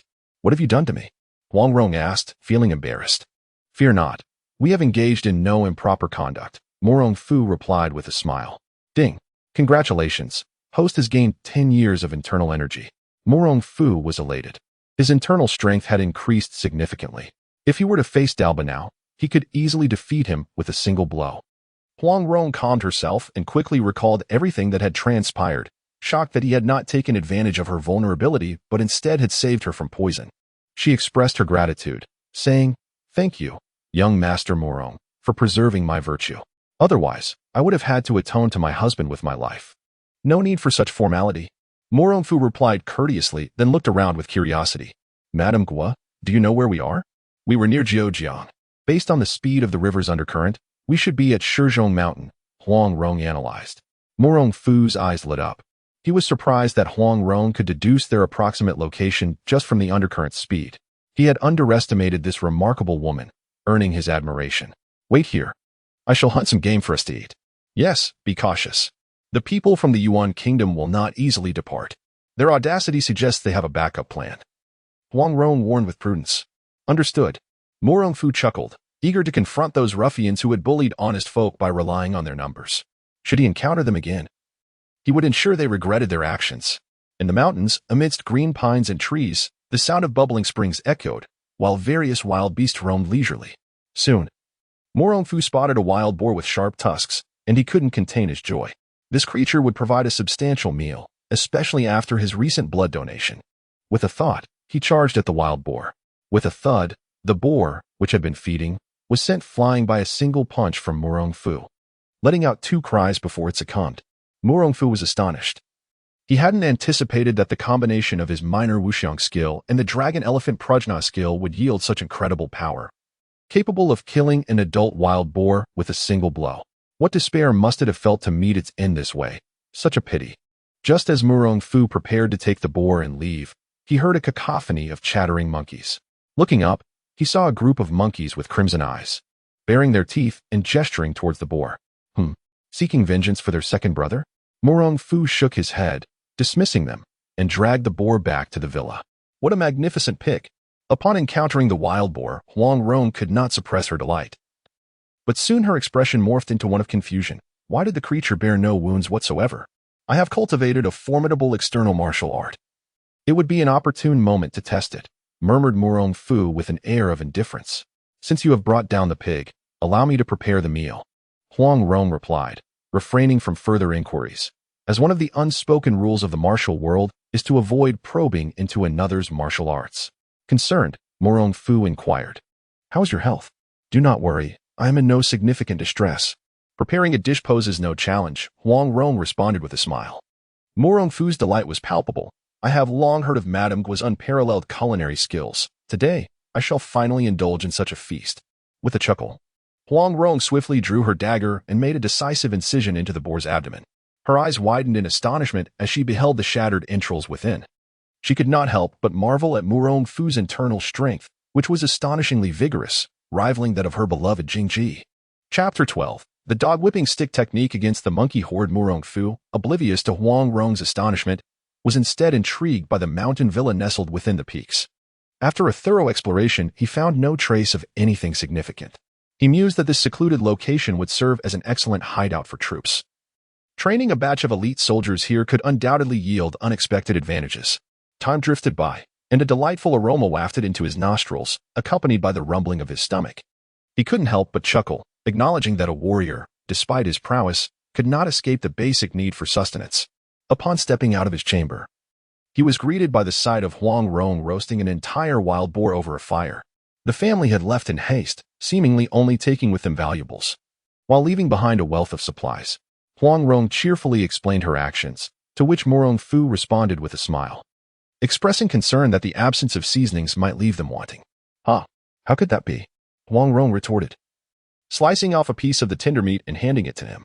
"Enjoy." "Many thanks, Mrs. Gua," Murong Fu replied, taking the pork chop and finding a spot to sit and savor his meal. The crispy skin of the pork glistened with juices, and as he bit into it, the exquisite flavor burst forth, flooding his senses. Huang Rong, with a small plate in hand, settled beside him, and they engaged in light conversation. "Young Master Murong, do you believe our Song Kingdom can withstand the onslaught of the Yuan forces?" she inquired.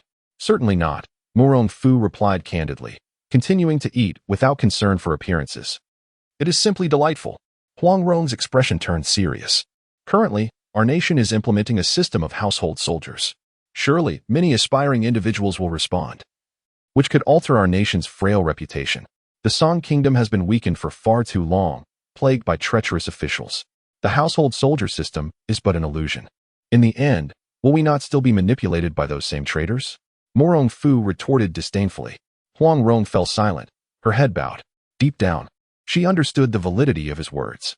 With a sigh, she pressed on, "Young Master Murong, with your vast knowledge and esteemed reputation in the martial world, why not rally the heroes of the realm to resist the Yuan at the borders? To be candid, I do indeed harbor ambitions of forming an army." Murong Fu confessed openly. Huang Rong's eyes sparkled with joy. "If you, young Master Murong, could join forces with my brother Jing to confront the enemy, the Yuan would surely be of little concern."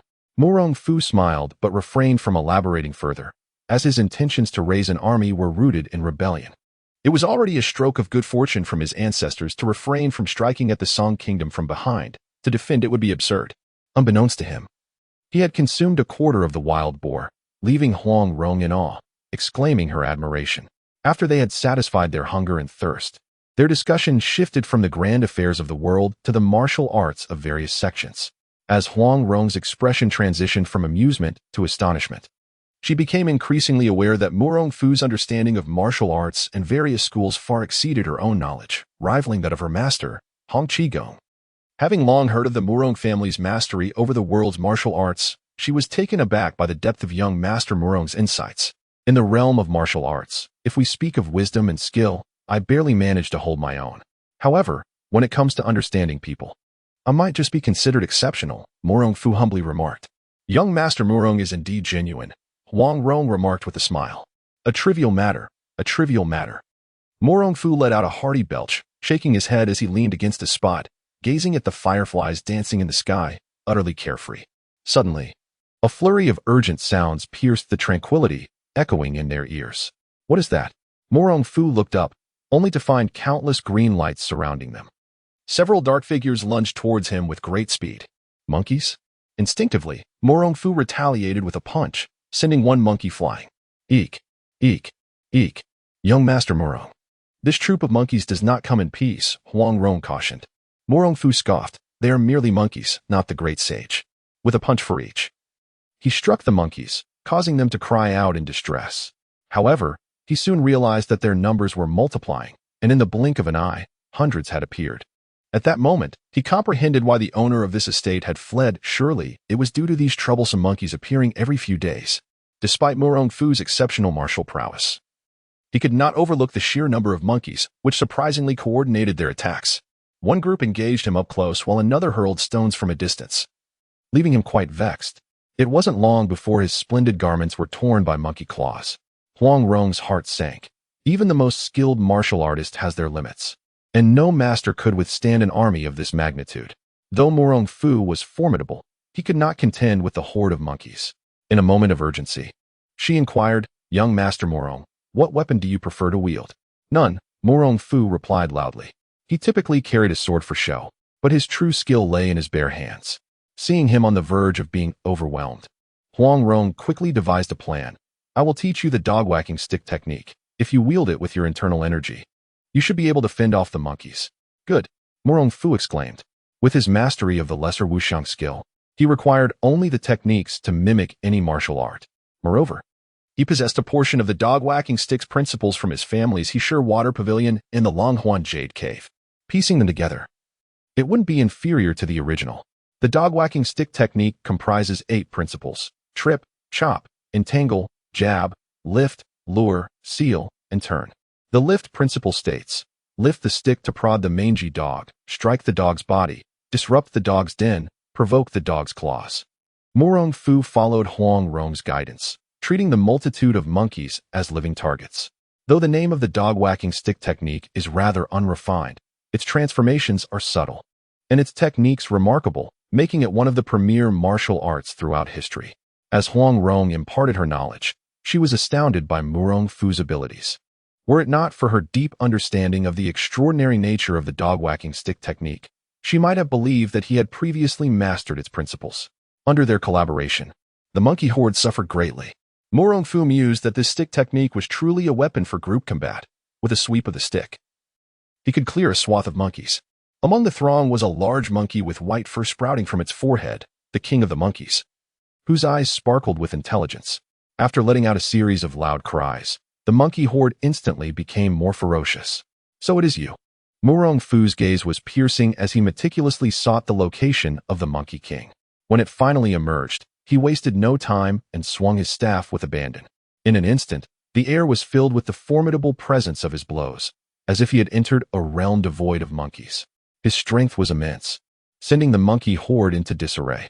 The cacophony of screeches and howls filled the air as the Monkey King, witnessing Murong Fu's ferocity, trembled in helpless fear. With a swift motion, Murong Fu advanced towards the Monkey King, raising his staff to strike. However, in a surprising turn of events, the Monkey King, sensing the impending danger, performed an astonishing act that none could have anticipated. In front of all the monkeys, it knelt. It truly knelt, mimicking human actions perfectly, even bowing its head in a gesture of repentance. Had the Monkey King transcended its nature? Murong Fu halted his assault, intrigued by the spectacle before him. How fascinating! He mused that this creature, hidden away in the depths of the mountains, had adopted the customs of humanity. Huang Rong, equally astonished, remarked on the extraordinary scene unfolding before them. Chapter 13. The Monkey King presents a treasure. Murong Fu approached the Monkey King and seized him, expressing his displeasure. Little monkey, do not think that bowing twice will absolve you of your misdeeds.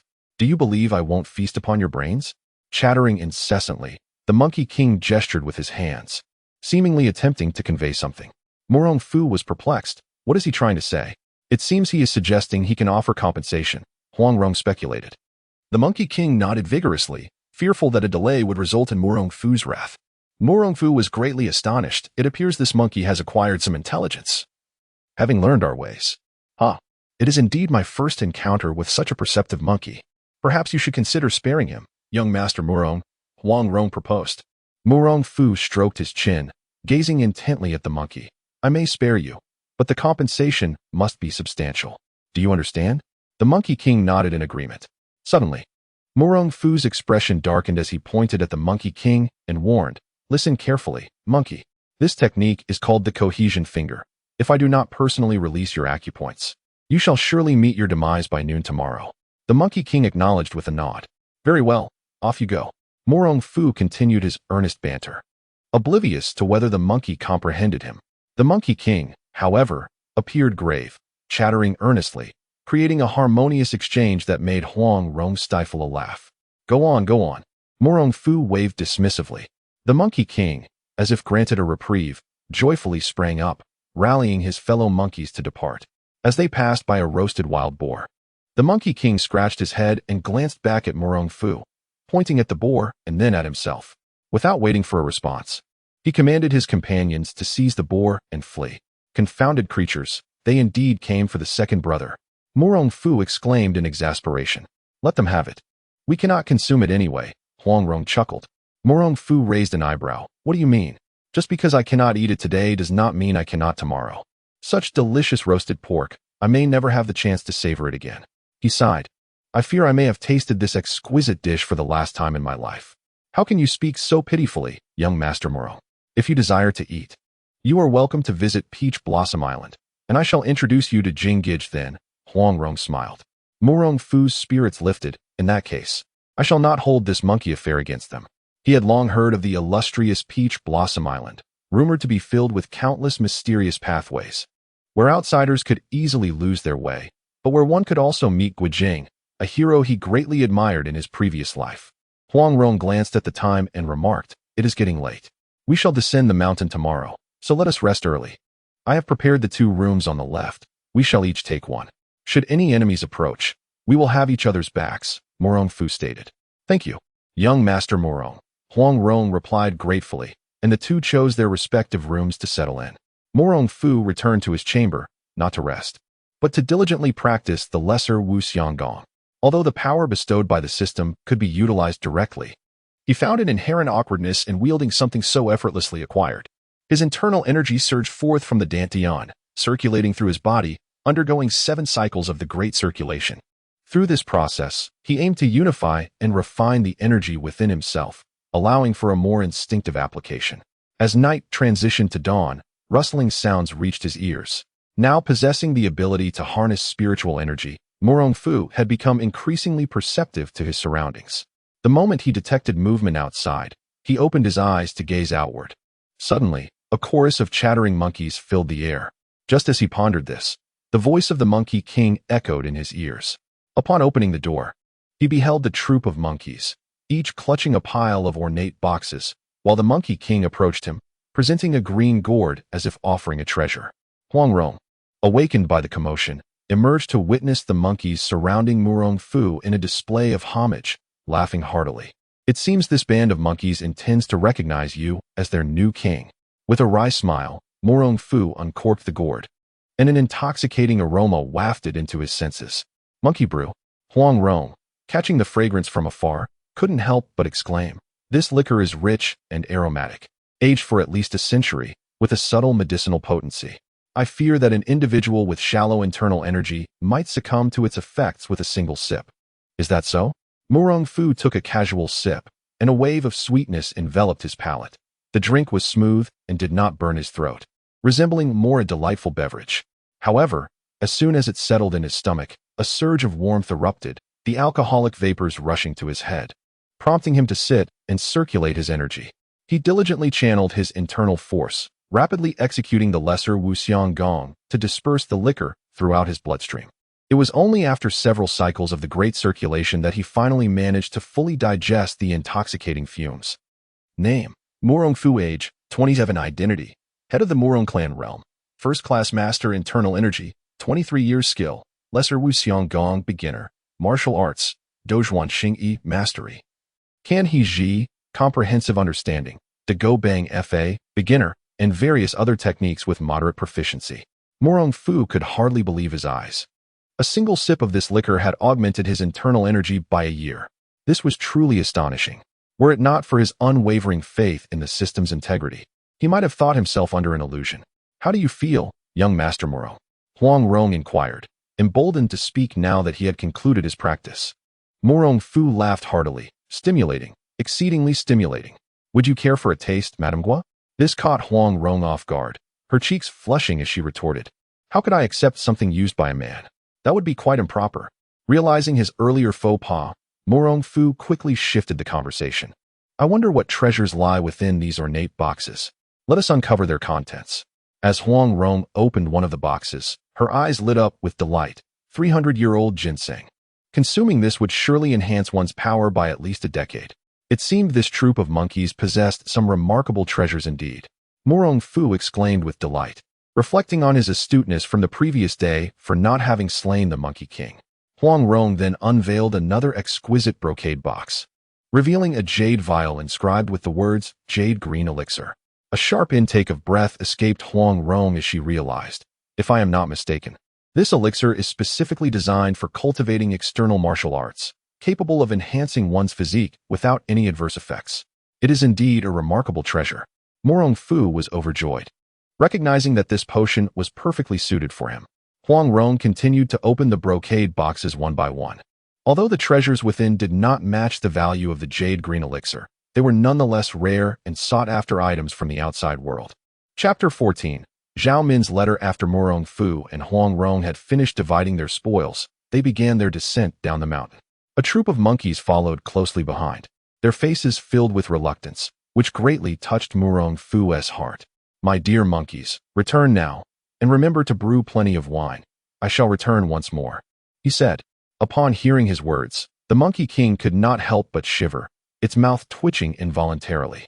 Huang Rong, covering her mouth, laughed and remarked, "It seems that young Master Murong has misunderstood. It is not that it is reluctant to part with us, but rather it awaits your release of its acupoint. Unexpectedly, the Monkey King had a remarkable memory. Murong Fu, rubbing his neck, nearly forgot that he had fabricated a tale the previous night to frighten the monkey.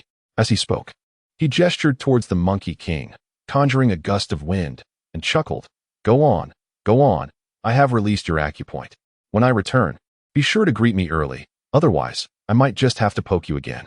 The Monkey King screeched a few times, leaping away without a trace of longing. Alas, a beast is merely a beast. After all, it has feasted upon half of our roasted pig and shows no gratitude, Murong Fu jested. Huang Rong shook her head and gazed down the mountain, saying, Young Master Murong, it seems we must part ways. Looking at the enchanting Huang Rong, Murong Fu felt a flicker of reluctance in his heart. However, she was, after all, someone else's wife. One cannot hold on indefinitely, can one? With a courteous demeanor, he replied, It is well. I suspect the Yuan people will not relent easily. After we descend, Madame Gua, you should first seek a tavern to rest for half a day. I will create a distraction to lead them away, which will afford you some ease. Then I must trouble young Master Murong, Huang Rong said, her heart filled with gratitude.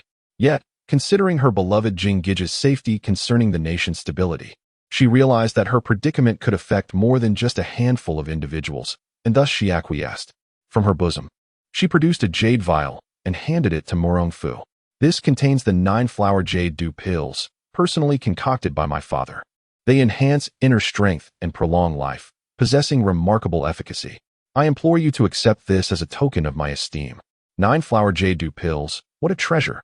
Murong Fu accepted the vial without hesitation, noticing it still bore Huang Rong's warmth.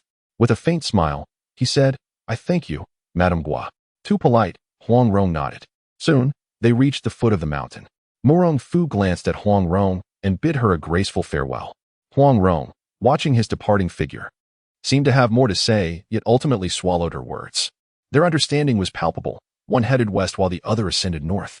3 days later, in the city of Xianing, Murong Fu arrived at the most opulent inn, eager to indulge in a sumptuous feast to honor his inner temple. The attendant, noticing his extraordinary demeanor, approached and inquired, Esteemed guest, would you prefer a private room or the main hall? The main hall will suffice. This is my first visit to Xianing, and I naturally wish to take in the local scenery, while also sampling your finest wines and dishes, Murong Fu replied, deliberately speaking loudly to attract attention, thereby diverting the Yuan people from Huang Rong. The attendant, not daring to delay, promptly made arrangements for Murong Fu. He is Murong Fu. No wonder he exudes such an imposing presence. How could the southern Murong return to our Xianing? It seems Dalba and the others had already inquired about Murong Fu's movements. Before the waiter could even serve the dishes, they pounced upon him like hunting dogs. Murong Fu. Where is Huang Rong? Dalba shouted hoarsely. Murong Fu raised his gaze and noticed 2 unfamiliar faces among them. One was a lean, elderly man, tall and gaunt, his face etched with deep lines of worry, wielding twin swords. The other was a bald monk from the western regions. He jested, Where is your junior brother? You. Dalba was instantly enraged, raising his iron rod to point at Murong Fu. I am merely curious. What right do you, a Yuan person, have to dictate terms on the soil of our Song state? Do you truly believe that I, Murong Fu, would hesitate to kill you? At that moment, Murong Fu's eyes flared with anger, and as his words fell, only a fleeting shadow remained in place. Not good, exclaimed the silent Bodhisattva Wuxiang in alarm. Alas, it was too late. A sound of bones shattering echoed in everyone's ears. Dalba had already been sent flying by Murong Fu, crashing through the wall of the tavern. Such formidable internal power, to send Dalba hurtling away. Could it be due to a surprise attack? Fool, dare you attempt a sneak attack on me? Wuxiang's eyes widened in disbelief, unable to accept the reality before him. Just days prior, even without my assistance, Dalba could withstand several exchanges with Murong Fu and remain unscathed. How could it be that in just a few days, he could not endure even a single punch?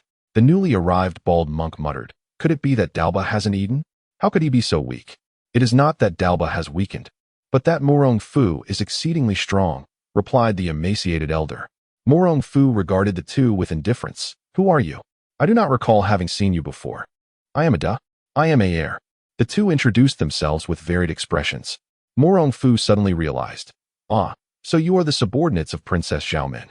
You actually know our identities? Ayer looked at Murong Fu in astonishment. What is there to be unaware of? After all, you are both regarded as first-rate experts, is it not well known? Murong Fu responded nonchalantly. Adin narrowed his eyes slightly, uttering an apology as he lunged forward with his sword aimed at Murong Fu. Murong Fu felt a surge of azure light, the sword's aura enveloping him like a swirling mass of snow, emanating a bone-chilling cold. Grasping a nearby bamboo pole, he struck at Ada. Ada's swordplay was fierce, ruthless, and exquisitely precise, each thrust aimed at Murong Fu's vital points, yet they were all deflected by the bamboo pole in his hand. After several exchanges, Ada lost his momentum and cried out, "How can you possibly know the dog-beating stick technique? You, a traitor of the beggar's sect, dare to question me?" Murong Fu sneered, executing the dog-beating stick technique. With a powerful swing, he struck down, causing Ada to raise his sword in defense. Crack! The bamboo pole was instantly shattered by the sharp sword, but the inertia caused the broken end to strike Ada's head, rendering him unconscious. The Bodhisattva of no thought stood in astonishment. In the span of mere moments, two of their comrades had already fallen, leaving her utterly bewildered. Observing this, Air shouted, "Let us all attack. I refuse to believe we cannot vanquish him." No. The Bodhisattva of no thought looked at Air as if he were a fool. Surrounding Murong Fu, have you lost your senses? We cannot even defeat him in a one-on-one battle. Attacking en masse would only hasten our demise. With a single shift of the stars, a significant portion of us would surely fall. Air, perplexed, inquired, "What then shall we do? As to previously mentioned, should we prove unable to prevail?" "The young lady has entrusted a letter to be delivered to young Master Murong," replied the Bodhisattva. Air nodded, "It is with Da." Then hand it over to young Master Murong, the Bodhisattva instructed. Reluctantly, Air produced the letter and presented it to Murong Fu, saying, "Please take a moment to read this. My lady wishes to discuss a matter of great importance with you." Chapter 15. The Lonely Life of Ding Dian. Murong Fu cast a cursory glance at Air, taking the letter into his hands, and remarked with a cold smile, "I have heard rumors that Princess Zhao Min is adept at using poison. I wonder if there is any truth to it. Do you think there might be poison concealed within this letter?" Instinctively, Air took several steps back. Whether Zhao Min had indeed hidden poison was beyond his knowledge, but he knew that should he offend Murong Fu, he would be the one to suffer. He replied in a low voice, "If you are afraid, then do not open it. You had best pray that there is no poison here. If there is, you shall have to bear the consequences." Murong Fu, observing the elegant handwriting on the envelope, nonchalantly tore it open. In an instant, a plume of white powder wafted from the envelope. Indeed, the enchanting Zhao Min had concealed poison within the letter, golden silkworm, goo poison. The Yuan people recoiled in fear, wary of even the slightest contact, for this poison was colorless and odorless, causing those afflicted to feel as if countless silkworms were gnawing at their flesh, an indescribable agony. Murong Fu maintained a placid demeanor, casually sipping tea and water, entirely dismissive of the golden silkworm, goo poison. The letter read as if she were present. Having long heard of Murong Fu's reputation for returning a foe's tactics upon them, it was a pity not to witness it in person. "Men, fully aware of the grievances you carry for your nation and family, is willing to lend the strength of the Yuan to help you realize your ambitions." Murong Fu snorted coldly, reflecting that Zhao Min was indeed astute in understanding human nature. With just a few sentences, she sought to obstruct his path. It was part threat, part intimidation, attempting to leverage Murong's disloyalty to the Song dynasty as a means of coercion. Had it been another, they might have believed they had grasped a powerful ally, but Murong Fu was acutely aware that Zhao Min was a cunning she-wolf, treacherous and merciless. Collaborating with her was akin to seeking the skin of a tiger. "You? How is it that you remain unscathed?" Air could hardly believe his eyes. Murong Fu had finished reading the letter and sat there nonchalantly, showing no signs of being poisoned. "And I?" Murong Fu regarded Air with indifference and asked, "I have heard that there exists a miraculous medicine in the Yuan, known as black jade bone mending ointment. Is it true?" "Indeed, it is true," Air replied with pride. "Very well. I previously mentioned that if poison were concealed within the letter, you would have to suffer." Murong Fu's voice suddenly turned sharp, and in the blink of an eye, he transformed into a blur, delivering a powerful punch towards Air. "Be careful," Wuxiang Bodhisattva called out in warning. "I anticipated you would attempt to ambush me." Air appeared to be ready, a smirk gracing his lips as he unleashed his internal energy. launching a counterattack towards Murong Fu's jaw. Ambush. Murong Fu scoffed dismissively, channeling his internal energy into his fists, utilizing the dragon-elephant prajna technique to strike back. The two fists collided, producing a sound reminiscent of bones cracking. Air's previously confident expression faltered instantly as he was sent flying, crashing into the wall like Dalba. His right arm shattered into 3 pieces. In astonishment, he exclaimed, "How could you possibly wield the dragon-elephant prajna technique? Did you learn it from Dalba?" Wuxiang Bodhisattva inwardly marveled at the terrifying effectiveness of returning a foe's tactics upon them. Murong Fu stood with his hands clasped behind him, speaking with a calm demeanor. "Return and inform your princess to cease using baseless threats to intimidate me, should there be a next time, even if she hides for a lifetime in Dadu. I will find her. Rest assured, I shall convey every word to the princess." The Bodhisattva of no thought refrained from further confrontation with Murong Fu. Her strength lay in her mental prowess, and it would be a fool's errand to have it emulated by her adversary. She hastily summoned her subordinates to escort the 3 injured individuals away, and, with discernment, settled the damages incurred at the inn, even going so far as to cover Murong Fu's tab. How considerate. It turns out he is the esteemed young Master Murong. No wonder he dared to confront the Yuan people. Southern Murong is certainly not a figure of mere reputation. Indeed, he has restored a measure of dignity for our Song people. Young Master Murong's valor is commendable. If I possessed even half of his prowess, I would undoubtedly journey to the border to assert our nation's might. Once the Yuan individuals departed, the tavern buzzed with liveliness once more. Pairs and small groups gathered. They furtively cast glances at Murong Fu, whispering amongst themselves. Some ill-intentioned men even summoned their sisters, cousins, and aunts to surround Murong Fu, idly standing by in a state of infatuation. The tavern attendant, unable to bear the spectacle, quietly inquired, "My lord, would you prefer a private room?" "No need. The air is pleasant here," Murong Fu replied nonchalantly, sipping his drink while gazing out the window. However, he soon noticed that the courtyard below was teeming with onlookers, one of whom erupted, "Look, it's young Master Murong. What a handsome man. Oh, I can hardly contain myself. I want to bear his children." Murong Fu smiled faintly, savoring his drink, pleased with the effect he had garnered. Such popularity is the treatment befitting Southern Murong.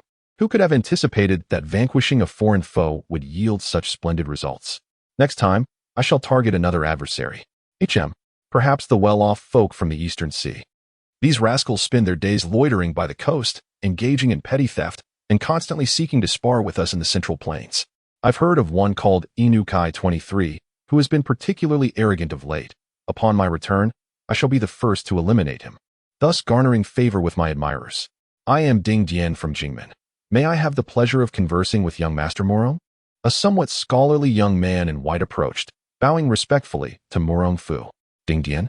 Murong Fu lifted his gaze, scrutinizing the well-dressed scholar before him. After a thorough assessment, he remained uncertain whether this individual had cultivated the Divine Illumination Sutra. "I hail from Jinhu City," Ding Dian declared joyfully. "Ah, the great romantic. Who does not know of you? A man driven mad by a woman, reduced to a mere shadow of himself, ultimately bested by an insignificant rival. Truly, a man of singular focus. Brother Ding, your reputation precedes you. Please, have a seat," Murong Fu offered courteously. Ding Dian was taken aback by Murong Fu's lack of pretension. He did not scorn Ding for being a lesser figure, and graciously invited him to sit.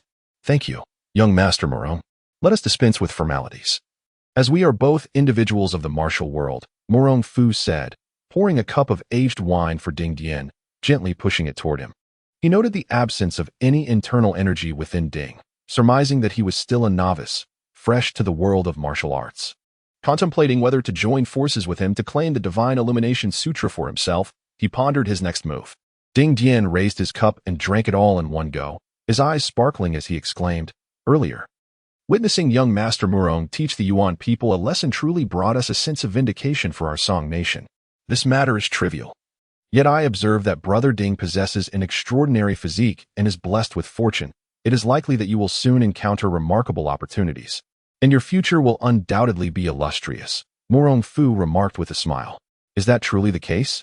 Ding Dian was taken aback by Murong Fu's faith in him.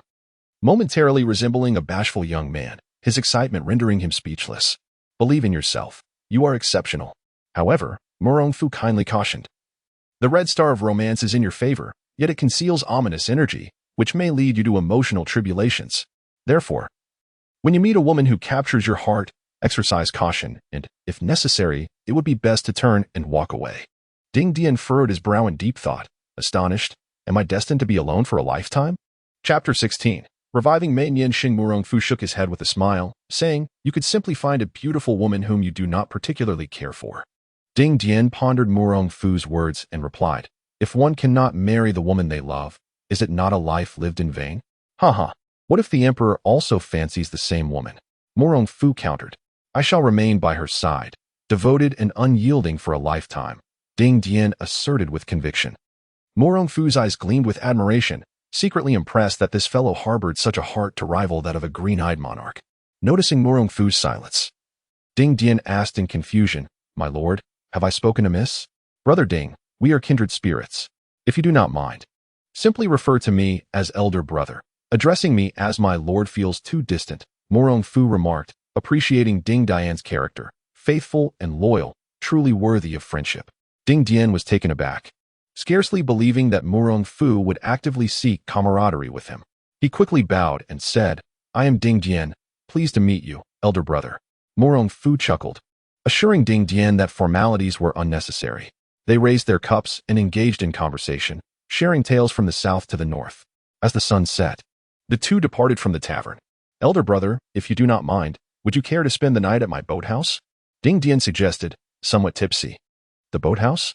Murong Fu's mind began to race. If memory served him correctly, it was there that Ding Dian had rescued Mei Nianxing.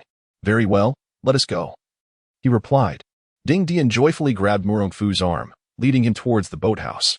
Inside, only a boatman was present, shaking his head upon seeing Ding Dian thoroughly intoxicated.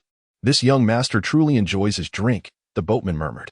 My good man, a friend in wine is worth 1,000 cups. Today, to meet my elder brother Murong is a stroke of fortune beyond measure. Set sail, set sail. Ding Dian commanded grandly, then promptly collapsed into the cabin, succumbing to sleep. The boatman, left with no choice, set the boat in motion. Murong Fu, feeling fatigued himself, sat cross-legged to circulate his internal energy to dispel weariness. Today's battle had granted him renewed insight into his own capabilities. If one were to categorize first-rate masters, he was confident he could now rank among them. Capable of engaging in numerous rounds with Qiaofeng without much trouble. As hours passed, Murong Fu gradually shook off his fatigue and felt increasingly revitalized. He glanced at Ding Dian, who was sleeping soundly, and shook his head. At least he is an elite from a martial arts sect. He bears no sense of vigilance. Had I been a villain, he would have perished 100 times over. Rising to step outside, he suddenly heard the sounds of pursuit. What is happening? Murong Fu inquired of the boatman, who stood nearby. Reporting to you, sir, it seems 3 individuals are chasing an elderly man, the boatman respectfully replied. Murong Fu looked up just in time to see a middle-aged man attempting a sneak attack on the elder with a sword. If he was not mistaken, these 4 must be Mei Nianxing and his 3 unworthy disciples. Suddenly, a shadow plunged into the water, followed by a few murmurs. Not good. That old scoundrel Mei Nianxing has escaped. Rest assured, I have struck at the very core of his heart. The old man is undoubtedly doomed. What will become of the secret upon his demise? As the 3 conversed, they approached the boathouse. One among them, sporting a handlebar mustache and a countenance rife with hypocrisy, inquired with a bow, Young brother, we are in pursuit of the disciples of the Bloodblade sect. Might you have seen them? Begone, Murong Fu retorted, showing no regard for their presence. How dare you insult my senior brother? The second, Yan Daping, stepped forward to protest. Murong Fu regarded them coldly. Disdain etched on his face. Best depart swiftly before I unleash my wrath. The trio, taken aback, exchanged glances, and instead of retaliating, they politely asked, Might we inquire your esteemed name, sir? With hands clasped behind his back, Murong Fu candidly declared, Murong of Gusu. What? The 3 recoiled instinctively, creating distance from Murong Fu. Needless to say, Murong Fu glared ahead. They felt an overwhelming aura pressing upon them. Hastily bowing an apology, we beg your pardon, esteemed Murong, for our intrusion. It is indeed our transgression. Feeling a tremor beneath his feet, Murong Fu coldly fixed his gaze upon them. Leave at once. The trio, not daring to linger, fled in a panic. Young master, you are truly formidable. Those 3, brimming with bloodlust, were frightened away by you, the boatman said, visibly relieved. Murong Fu looked down. and a large hand emerged from the water. Startled, the boatman glanced at Murong Fu. "Fear not, I am here." As Murong Fu spoke, he pulled the hand's owner from the river. Cough, cough. "You are Murong Fu?" Mei Nianqing asked weakly. Murong Fu observed the wounds on his body and inquired, "Might the esteemed hero require my assistance in eliminating those 3 apprentices?" "Hiki, please forgive my shortcomings," Mei Nianqing remarked, unsurprised that Murong Fu recognized him. After all, those foolish apprentices had been boasting about him everywhere, making it easy for anyone to deduce his identity. Murong Fu shook his head. "Esteemed hero, your heart's core is gravely injured. It is likely you will not survive." Mei Nianqing gazed deeply at Murong Fu, sighing, "It is fate. Had I not been struck by the Bloodblade ancestor, I would not have succumbed to an ambush by my 3 disciples." Murong Fu stood by, offering a few words of comfort. Mei Nianqing produced a tome wrapped in animal hide from his bosom and handed it to Murong Fu, saying weakly, "I am aware my days are numbered. It is fortunate to encounter you before my demise. I consider it a worthy end. I possess a supreme martial art. I implore you to find a successor for me." "The Divine Illumination Sutra?" Murong Fu gazed at Mei Nianqing in disbelief. "The 3 unparalleled martial arts of the Golden Book. And you simply bestow it upon me? Are you not concerned I might keep it for myself? Indeed, this martial art may not be the pinnacle of the martial world, but it is certainly on par with Shaolin's Yi Jin Jing," Mei Nianqing declared with pride. Ding. A question arises. The host must make a choice post-haste. 1. To save a life is worth more than constructing a 7-tiered pagoda. Rescuing a renowned figure in the martial world will reward you with 300 shadow guards. Life and death are fated. Wealth and honor are determined by the heavens. Those destined to die will meet their end, cold and unfeeling. The reward, the wind behind the door. Murong Fu's eyes sparkled. This was indeed a valuable item. As for the wind behind the door, it could at best be considered a commendable technique, but against formidable opponents, it would be as fragile as paper. However, the shadow guards were different. This group was the personal guard of Qin Shi Huang, exceptionally powerful and fiercely loyal, renowned for their skills in gathering intelligence, likened to maggots clinging to bones. As inseparable as shadows, as if the emperor himself were present. For Murong Fu, who was preparing to establish an army, this was akin to a pillow arriving just as one felt drowsy. A choice must be made.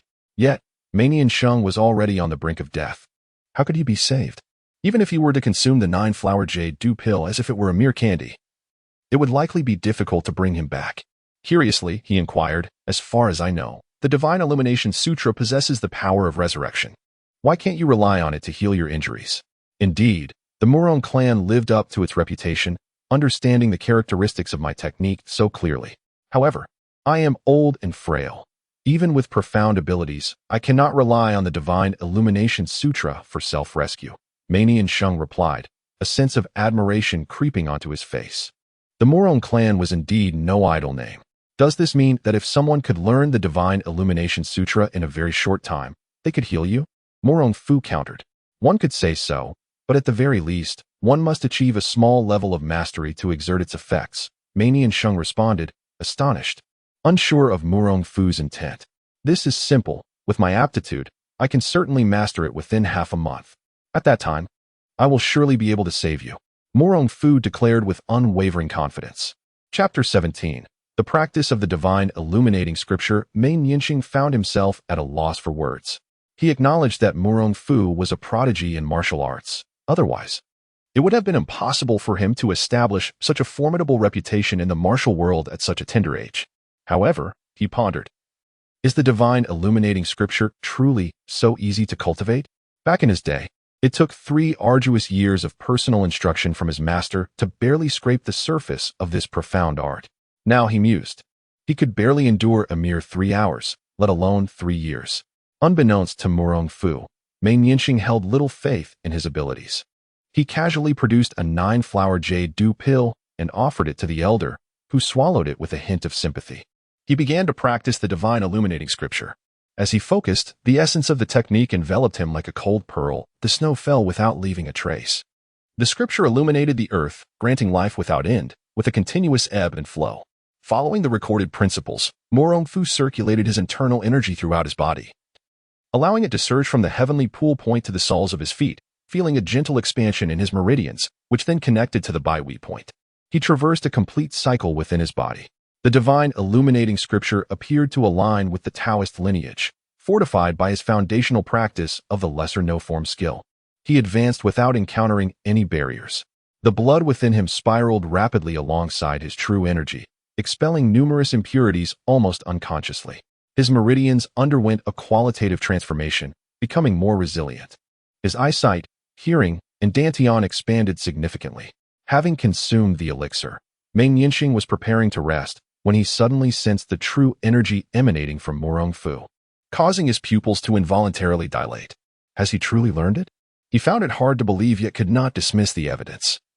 The true energy Murong Fu emitted at that moment mirrored the essence of the divine illuminating scripture within him, though somewhat thin and lacking in harmony. The fact that Murong Fu grasped what took him 3 years to comprehend in less than half an hour was utterly disheartening. What of the old man's pride? Murong Fu gradually retracted his power and opened his eyes, revealing the dawn of a new day. He noticed that Meng Yanxing and Ding Dian, 2 lazy souls, had yet to awaken. Stretching his limbs, he discovered a peculiar viscous black substance on his body, which made him feel quite nauseous. "Young master, you are awake?" The boatman inquired courteously upon seeing Murong Fu emerge. Glancing at the crystal-clear river water, Murong Fu thought it an opportune moment to cleanse himself of the impurities. "Yes, I shall take a bath to refresh myself." The boatman, alarmed at Murong Fu's intention to leap into the river, quickly intervened. "Young master, you must not. The river is swift, and in this October chill, one misstep could cost you your life." Murong Fu laughed heartily, stripping off his garments and plunging into the river with a splash, drifting downstream. Given his proficiency in swimming, as long as he remained alert, the hidden currents posed little challenge. Surprisingly, after practicing the divine illuminating scripture, his vision underwater had become remarkably acute. He could see clearly even objects 10 meters away. A 3-foot-long golden fish swam gracefully, wagging its tail. Is this not the fabled golden carp? Murong Fu felt a surge of joy as he swam toward the fish. Sensing the movement, the fish darted left and right in an attempt to evade him. However, Murong Fu's competitive spirit ignited, and he closely pursued the golden carp, ready to seize it as soon as he drew near. The golden carp seemed to sense danger, its tail thrashing powerfully, delivering a tremendous force to Murong Fu's wrist. With a thud, Murong Fu's arm was pushed back half an inch. Rather than feeling anger, his eyes sparkled with intrigue at the carp's remarkable nature. With a thought, he summoned his inner strength and forcefully pulled back. Just as the carp was about to flee, it was firmly grasped by Murong Fu. How unfortunate that Huang Rong is not here. Otherwise, this exquisite treasure would surely make a delightful fish soup, Murong Fu mused, delighting in the prospect as he swam towards the boat. The boatman, having waited for half an hour, was growing increasingly anxious and forcibly roused Ding Dian, who was still lost in dreams. "Brother, how could you let him fall into the river?" Ding Dian exclaimed, believing Murong Fu to be dead, tears beginning to well in his eyes. The boatman, feeling helpless, explained, "I told him, but that gentleman wouldn't listen. You've caused my brother's demise." Ding Dian lamented, feeling utterly frustrated. At that moment, a dark shadow suddenly lunged at him from the water, startling him into a scream as he fell onto the boat. When he opened his eyes again, a large golden fish had flopped into his embrace, thrashing its tail several times. Murong Fu sprang onto the boat, having leapt onto the surface of the river with his toes. "Young master, you're alive?" The boatman stared at Murong Fu, who appeared utterly composed, feeling utterly bewildered. "Dead? Why would I die?" Murong Fu chuckled lightly. Ding Dian, releasing the golden carp, exclaimed, "Brother, is it true you were down there for half an hour?" "About that." Murong Fu replied with a smile. Having been transformed by the dragon essence, half an hour was far from his limits. Hearing Murong Fu's voice, Meng Yanxing reluctantly parted the curtain and shook his head, saying, "They told me you would be fine, but alas, they did not believe it, thinking I was deceiving them. Haha, my brother is quite simple-minded. I hope Mr. Mei will not hold it against him." Murong Fu replied with a grin. "Mr. Mei? Who is he, and how did he come to be on our boat?" Ding Dian inquired with curiosity. Meng Yanxing replied nonchalantly, "I am known by the moniker Iron-Boned Moe. "What? You are the Iron-Boned Moe, Meng Yanxing?" Ding Dian's starstruck nature ignited once more, sending a chill down Meng Yanxing's spine. Observing this, Murong Fu chuckled. "Mr. Mei is currently gravely injured. Please prepare that golden carp to nourish him." Ding Dian quickly comprehended the situation, urging the boatman to steer ashore. He personally gathered some dry firewood, set up a large pot, and placed the golden carp inside to cook. Haha, it seems I am not destined to perish just yet. Mei Niansheng rejoiced. A golden carp is a rare find, and its flesh is exquisite, capable of invigorating the body's qi and blood. A common person consuming it would remain robust for 3 days without food, like a sturdy old ox. Given another 10 days, I shall be able to cultivate the divine illumination scripture to a minor success. At that time, we shall combine our strengths, and we will surely heal your heart's meridian. Murong Fu confidently declared. Mei Niansheng shook his head and sighed. Even if I recover, I will be unable to wield martial arts casually, rendering me akin to a cripple, ultimately unable to cleanse my own sect. The old gentleman need not succumb to despair. If vengeance is sought, one might as well nurture a disciple. Murong Fu chuckled. Mei Niansheng's gaze inevitably dimmed, for the only disciple he had hoped for had inflicted the deepest wounds upon him. He shook his head and replied, finding a disciple is not so simple. Should one encounter a rogue, it could spell disaster for the martial world. Murong Fu turned to Ding Dian and inquired, what do you think of my second brother? Him? Mei Niansheng shook his head. He has only met Ding Dian once. How could one ascertain his character? Curiously, he added, since you have mastered the divine illumination scripture, why not teach him personally? Murong Fu smiled enigmatically and replied, if I were to interject forcefully, would that not disrupt the bond between you and your disciple? Chapter 18. The secret of the connection between cities. Mei Niansheng was perplexed by Murong Fu's intentions and turned his gaze towards Ding Dian, who appeared earnest and sincere, stirring a sense of intrigue within him. After a short while, an enticing aroma wafted through the air. Ding Dian presented 2 bowls of steaming fish soup to Murong Fu and Mei Niansheng, expressing his admiration. Elder brother, I have never encountered such fragrant fish soup before. You should indulge as well. The golden carp is truly a nourishing delicacy. Murong Fu savored the fish soup slowly, finding its flavor exquisitely delightful, with a subtle sweetness permeating the fish flesh. Upon consumption, the fish meat transformed into a surge of energy within his stomach, radiating throughout his body. Remarkably, it resonated harmoniously with the monkey brew at his waist, facilitating a spontaneous flow of vital energy, creating a seamless connection between his inner and outer realms. You there? Brewing soup. Why do you not partake? Mei Niansheng occasionally glanced at Ding Dian, observing that the young lad remained steadfast beside the fish soup, not daring to sip it himself. Ding Dian shyly replied, with elder brother and the esteemed senior present, how could I dare to drink first? Haha, how amusing. If I were not to perish, I could certainly impart some knowledge to you. Mei Niansheng chuckled. Master Mei, your martial prowess is unparalleled. Who could have inflicted such grievous wounds upon you? Ding Dian inquired curiously. Murong Fu shook his head, finding Ding Dian's curiosity quite misplaced, and playfully struck his head. Why not hasten to pay your respects to your master? All right. Ding Dian paused for a moment before kneeling before Mei Niansheng, exclaiming, Master, please accept your disciple's bow. This.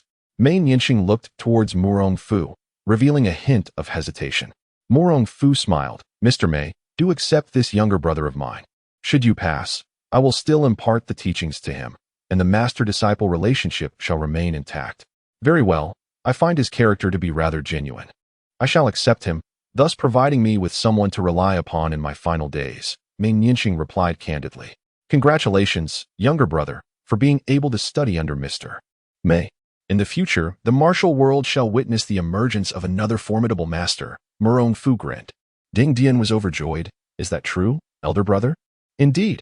Now drink up. Murong Fu laughed heartily, and they all enjoyed the fish soup together. After finishing the soup, Murong Fu sat cross-legged in the ship's cabin and began to cultivate his skills. With the enhancement from the fish soup, his practice was invigorated, and his internal energy became even more refined. I never anticipated that within a month, you would have cultivated the Divine Illumination Sutra to a small accomplishment. If my master were still alive, he would surely be astonished, Mei Niansheng expressed with admiration. In his lifetime, he had never encountered such a prodigious talent as Murong Fu, whose aptitude was truly extraordinary. Curious, Murong Fu asked, might I inquire who Mr. Mei's master is? Ha.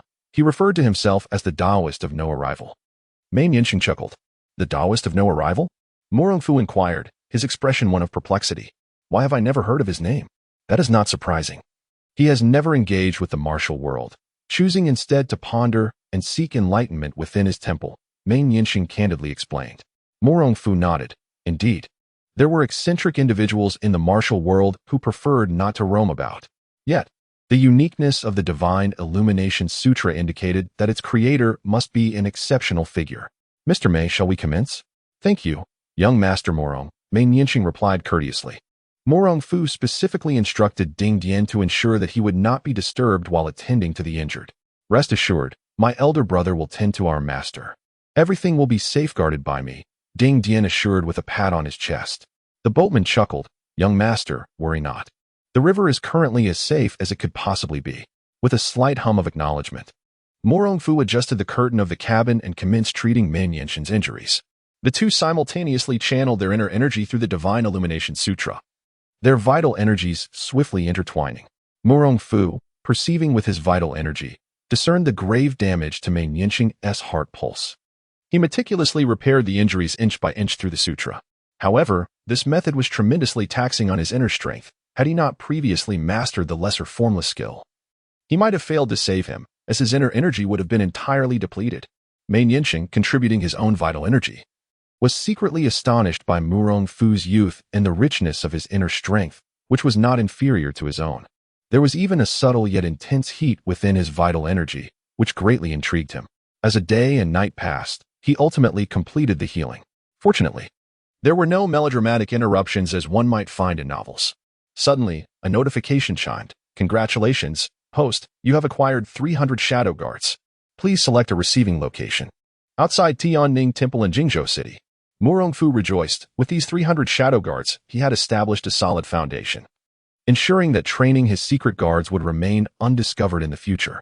Thank you, young Master Murong, Mei Nianqing uttered weakly. Murong Fu replied courteously. There is no need for such formality. Mei, sir, you have bestowed upon me your profound skills, and I have saved your life. In truth, it is I who has gained. Young Master Murong is indeed magnanimous. Mei Nianqing nodded, choosing not to dwell further on it. Murong Fu, shifting his thoughts, inquired, Mei, sir, what are your plans for the future? I do not know, Mei Nianqing stammered, momentarily taken aback. He had previously believed he was on the brink of death, free from attachments, but now that he had been spared, he felt an unsettling sense of confusion. How about accompanying me back to Swallow's Nest in the future? Murong Fu proposed. Swallow's Nest? Mei Nianqing murmured, and after a moment, he smiled. That would be agreeable. I have long heard of the water pavilion in Swallow's Nest, which collects treasures from across the realm. I would certainly like to see it. Murong Fu's lips curled into a slight smile. Of course, Mei, sir, you may stay as long as you wish. I shall first arrange for your accommodation in Hankow, and after retrieving some items from Jingzhou, we can return together. What do you think? Curiously, Mei Nianqing asked, what item do you seek from Jingzhou? To be candid, my Murong family has uncovered the secret of the Lianqing Ju. Murong Fu stated nonchalantly. What? Mei Nianqing looked at Murong Fu in shock. The secret he had guarded for many years had unexpectedly been discovered by Murong Fu. Murong Fu chuckled lightly. There is no need for surprise once you have recovered. I shall reveal everything to you. Mei Nianqing nodded and gradually fell into a slumber. In the following days, Murong Fu consumed fish soup and drank monkey wine, finally replenishing the inner strength he had lost. Upon opening the control panel, he was taken aback. Name, Murong Fu. Age, 27. Identity, head of the Murong clan subordinates, 300 Shadow Guards realm, first-rate master inner strength, 28 years cultivation, minor accomplishments in the lesser impermanence technique and the divine illumination scripture martial arts, mastery in the celestial shift technique, proficient in the convergence finger, novice in the dog-beating stick method, and minor accomplishments in various martial arts unbeknownst to him. His inner strength had inexplicably increased by 5 years. The pace of this growth was astonishingly swifter than ever before. The pivotal question loomed, how had this transformation occurred? Could it be attributed to his prior depletion of energy, which allowed for a resurgence of cultivation and an accelerated ascent? Or perhaps it was the synergistic effect of the lesser impermanence technique and the divine illumination scripture, enabling him to fully assimilate the energy from the golden carp and monkey wine?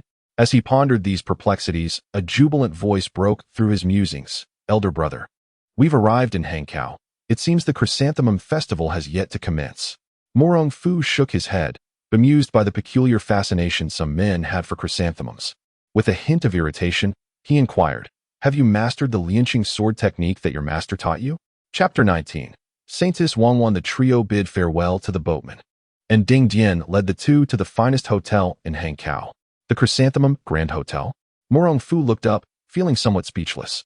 Indeed, elder brother. This is the best hotel in Hankow, built by the president of the Chrysanthemum Association, specifically for those attending the Chrysanthemum Festival, Ding Dian explained. Murong Fu shook his head. He had no interest in participating in any flower appreciation event. Once Mr. Mei recovers, I must proceed to Jingzhou. Elder brother, what is so important in Jingzhou? Why are you in such a hurry to get there? Ding Dian questioned, puzzled. Upon mentioning Jingzhou, Mei Nianxing, standing nearby, displayed a subtle look of confusion. Previously, before Ding Dian transmitted the secrets of the Lianqing formula, Murong Fu had revealed his knowledge of its mysteries. Initially skeptical, it was only when Murong Fu mentioned Tianning Temple that he realized the true extent of the Murong clan's formidable nature. The Buddha says it is unspeakable. Murong Fu smiled, choosing not to engage further with Ding Dian. Ding Dian, undeterred, secured the rooms and settled in. To facilitate caring for Mei Nianxing, he requested 2 guest rooms. Elder brother, did you notice how that innkeeper looked at master? His gaze seemed rather peculiar, as if he was repeatedly confirming the appearance of the great hero. Mei, Murong Fu concurred. If I am not mistaken, the news of my injury has likely spread, and I expect many enemies will come knocking. Mei Nianxing expressed his concern. Do not worry, master. With elder brother here, no enemy stands a chance, Ding Dian remarked nonchalantly. Believing in Murong Fu's unparalleled prowess, Mei Nianxing turned to Murong Fu and said, the other foes are manageable, but the Bloodblade ancestor is particularly troublesome. He has nearly perfected the Bloodblade technique, and should we confront him, you must exercise utmost caution. Master Mei, may I inquire to what extent you have cultivated the Divine Reflection Sutra? Murong Fu had always been curious about why, despite possessing 2 extraordinary martial arts, Mei Nianxing still needed to expend considerable internal energy to defeat the Bloodblade ancestor. It is comparable to the Bloodblade ancestor, Mei Nianxing replied candidly. The Bloodblade technique is exceedingly sinister, with bizarre swordplay that can drive a person to madness. When I battled him, I was concerned that killing him would provoke the Bloodblade sect to retaliate against the innocent, so I only inflicted injury, which drained my energy excessively. Oh, now I understand, Murong Fu said, enlightenment dawning upon him. Ding Dian expressed his concern. Elder brother, will you be all right? Fear not. The Bloodblade ancestor was recently defeated by Master Mei and is also gravely injured. He will not recover quickly, Murong Fu replied with composure. The Bloodblade ancestor has 3 disciples, each a top-tier expert in the martial world, Mei Nianxing cautioned. Murong Fu responded earnestly, rest assured, Master Mei, I am aware. Within the training room of the Bloodblade sect, the Bloodblade ancestor practiced the Bloodblade technique in a peculiar stance. Outside, his disciple, Sheng Di, called out, Ancestor, we have discovered the whereabouts of Mei Nianxing. The Bloodblade ancestor slowly withdrew his internal energy and stepped outside, inquiring, that old wretch, Mei Nianxing, is truly injured? Returning. Ancestor, according to the report from the disciples, it is evident that he was poisoned by his 3 apprentices. Had it not been for his profound internal strength, he would likely have perished, Shengdi candidly stated. After a brief silence, the blood knife ancestor burst into laughter. Send word down. Let everyone accompany me to Hankow. I shall personally slay this old scoundrel to avenge my injuries from that day. Shengdi revealed a hint of hesitation. Ancestor, I have heard that Murong Fu is by Mei Nianxing's side. The blood knife ancestor furrowed his brow and declared ominously, an eye for an eye. The Murong clan is indeed formidable. However, I am unafraid with the blood knife scriptures at my disposal. Should he dare to obstruct me, I shall eliminate him as well. Ancestor is invincible. Shengdi, witnessing this, dared not speak further and made peculiar gestures, declaring loudly, well said. I am indeed invincible. Let us depart. The blood knife ancestor laughed heartily as he strode out. 5 days later, the chrysanthemum festival commenced. The 10-mile-long pavilion was adorned with golden chrysanthemums, attracting individuals from all walks of life. The fragrance was intoxicating, permeating the air. Brother, what do you think? I told you this chrysanthemum festival is splendid. Ding Dian chattered incessantly to Murong Fu, seeking praise.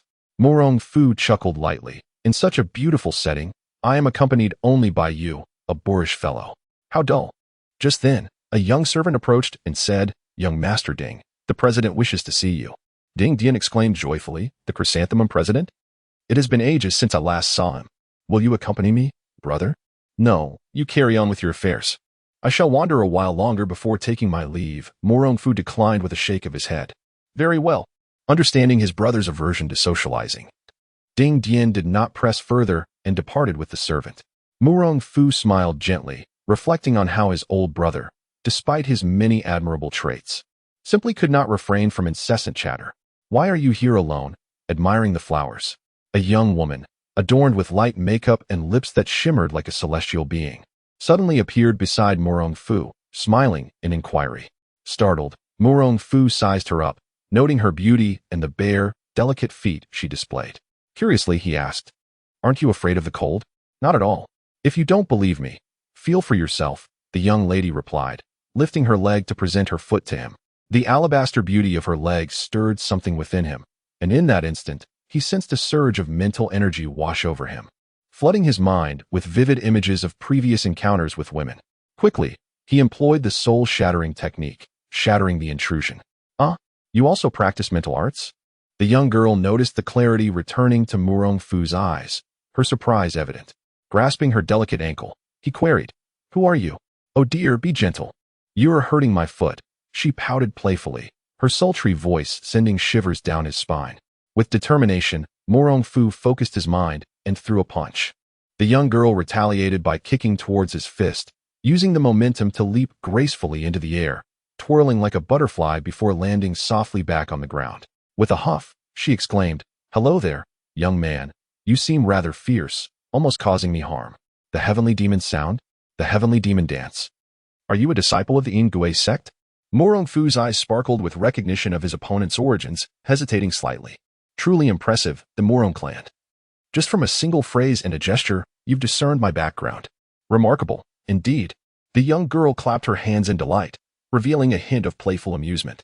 Murong Fu, instead of growing angry, smiled softly and remarked, "Not only can I identify you as a member of the Ingui sect, but I also know your name." "My name?" "Impossible. While the Murong clan is formidable, it hasn't reached the level of omniscience. I seldom traverse the central plains, giving you no chance to know me." The young girl retorted dismissively. Murong Fu laughed heartily a few times, feigning an air of mystery as he replied, Though you roam the central plains, it does not hinder my sources of information. Am I not correct, Miss Wanwan?" Chapter 20. The little feet of the little sorceress Wanwan was taken aback when Murong Fu actually called out her name, instinctively taking a step back. She was secretly alarmed. The Murong clan was so formidable that they could even uncover secrets about her Ingui sect. More critically, the fact that he recognized her with just a single move indicated that he had been observing her for some time. What is the matter? Is the little sorceress wondering how I recognized you?" Murong Fu remarked with a calm smile. "Indeed, how did you recognize me?" Wanwan inquired, perplexed. Murong Fu replied with a subtle smile, "That is a great secret, unless..." "Unless what?" Wanwan asked, her curiosity piqued. Stepping closer, Murong Fu inhaled her fragrance and said, "Unless you agree to be my bed warmer." Wanwan glared at Murong Fu, her eyes darting about before she chuckled. "All right. If you're not afraid of my master coming after you, I would be more than willing to warm your bed." Upon mentioning the name of Yuyan, a hint of caution flickered in Murong Fu's eyes. He was indeed no match for that old woman at present. There were hardly more than 10 individuals in the martial world capable of overpowering her. Wanwan laughed. "So you fear my master now?" "Fear, of course. But that does not affect our bed," Murong Fu replied, still nonchalant. "Fine. I'll wager. As long as you tell me how you recognized me, I will warm your bed tonight at midnight." Wanwan challenged him, daring him to back down. Murong Fu leaned closer to Wanwan's ear and whispered, "Because in the martial world there is only you who can walk barefoot and execute the heavenly demon technique." After saying this, he playfully blew warm air against her cheek. "You rogue, you are quite impressive," Wanwan said, her face flushed with embarrassment, yet she was astonished that Murong Fu truly recognized her. "Well, don't forget tonight," Murong Fu said with a light laugh. Wanwan felt a wave of heat on her face. Having lost the initial momentum, she thought it best not to engage further. So she replied with a smile, "All right, just remember to wait for me tonight." With that, she gracefully departed. Murong Fu, witnessing her departure, secretly admired her decisiveness and teased, "Miss Wanwan, when roaming outside, do remember to wash your feet." Stumbling slightly, Wanwan nearly lost her balance, her face turning an even deeper shade of red. But this time it was due to Murong Fu's playful provocation. After Wan left, Murong Fu slapped his forehead. Having been so preoccupied with teasing her that he forgot to inquire about her purpose for being there. Well, I suppose it's best to return to my training. Had it not been for Wan mentioning Zhu Yuyan, Murong Fu, who had been enjoying a period of peace, would have been reminded that this world held not only top-tier experts but also a multitude of masters and grandmasters. If these transcendent beings wished to take his life, it would be a mere flick of a finger. Reflecting on this, an unshakable sense of crisis welled up within Murong Fu, prompting him to hasten his departure from the Chrysanthemum Festival. Little did he know, by offending Wan, he had inadvertently put his good friend Ding Dian in grave danger. Did Ding Xinji say that young Master Murong is your elder brother, and that he came with you? President Jiuhua inquired with surprise. Ding Dian laughed heartily. Indeed, that's correct. May I request you to introduce him? President Jiuhua asked. Ding Dian tilted his head, glancing around but failing to spot Murong Fu, muttering, my elder brother may have left. If the president wishes to. Suddenly, while scanning the area, Ding Dian's gaze was captivated by a young lady clad in a delicate yellow garment. Shuanghua. He sprang to his feet, quickly apologizing, President, I have encountered an acquaintance and wish to greet her. Tomorrow, I shall certainly bring my brother to visit.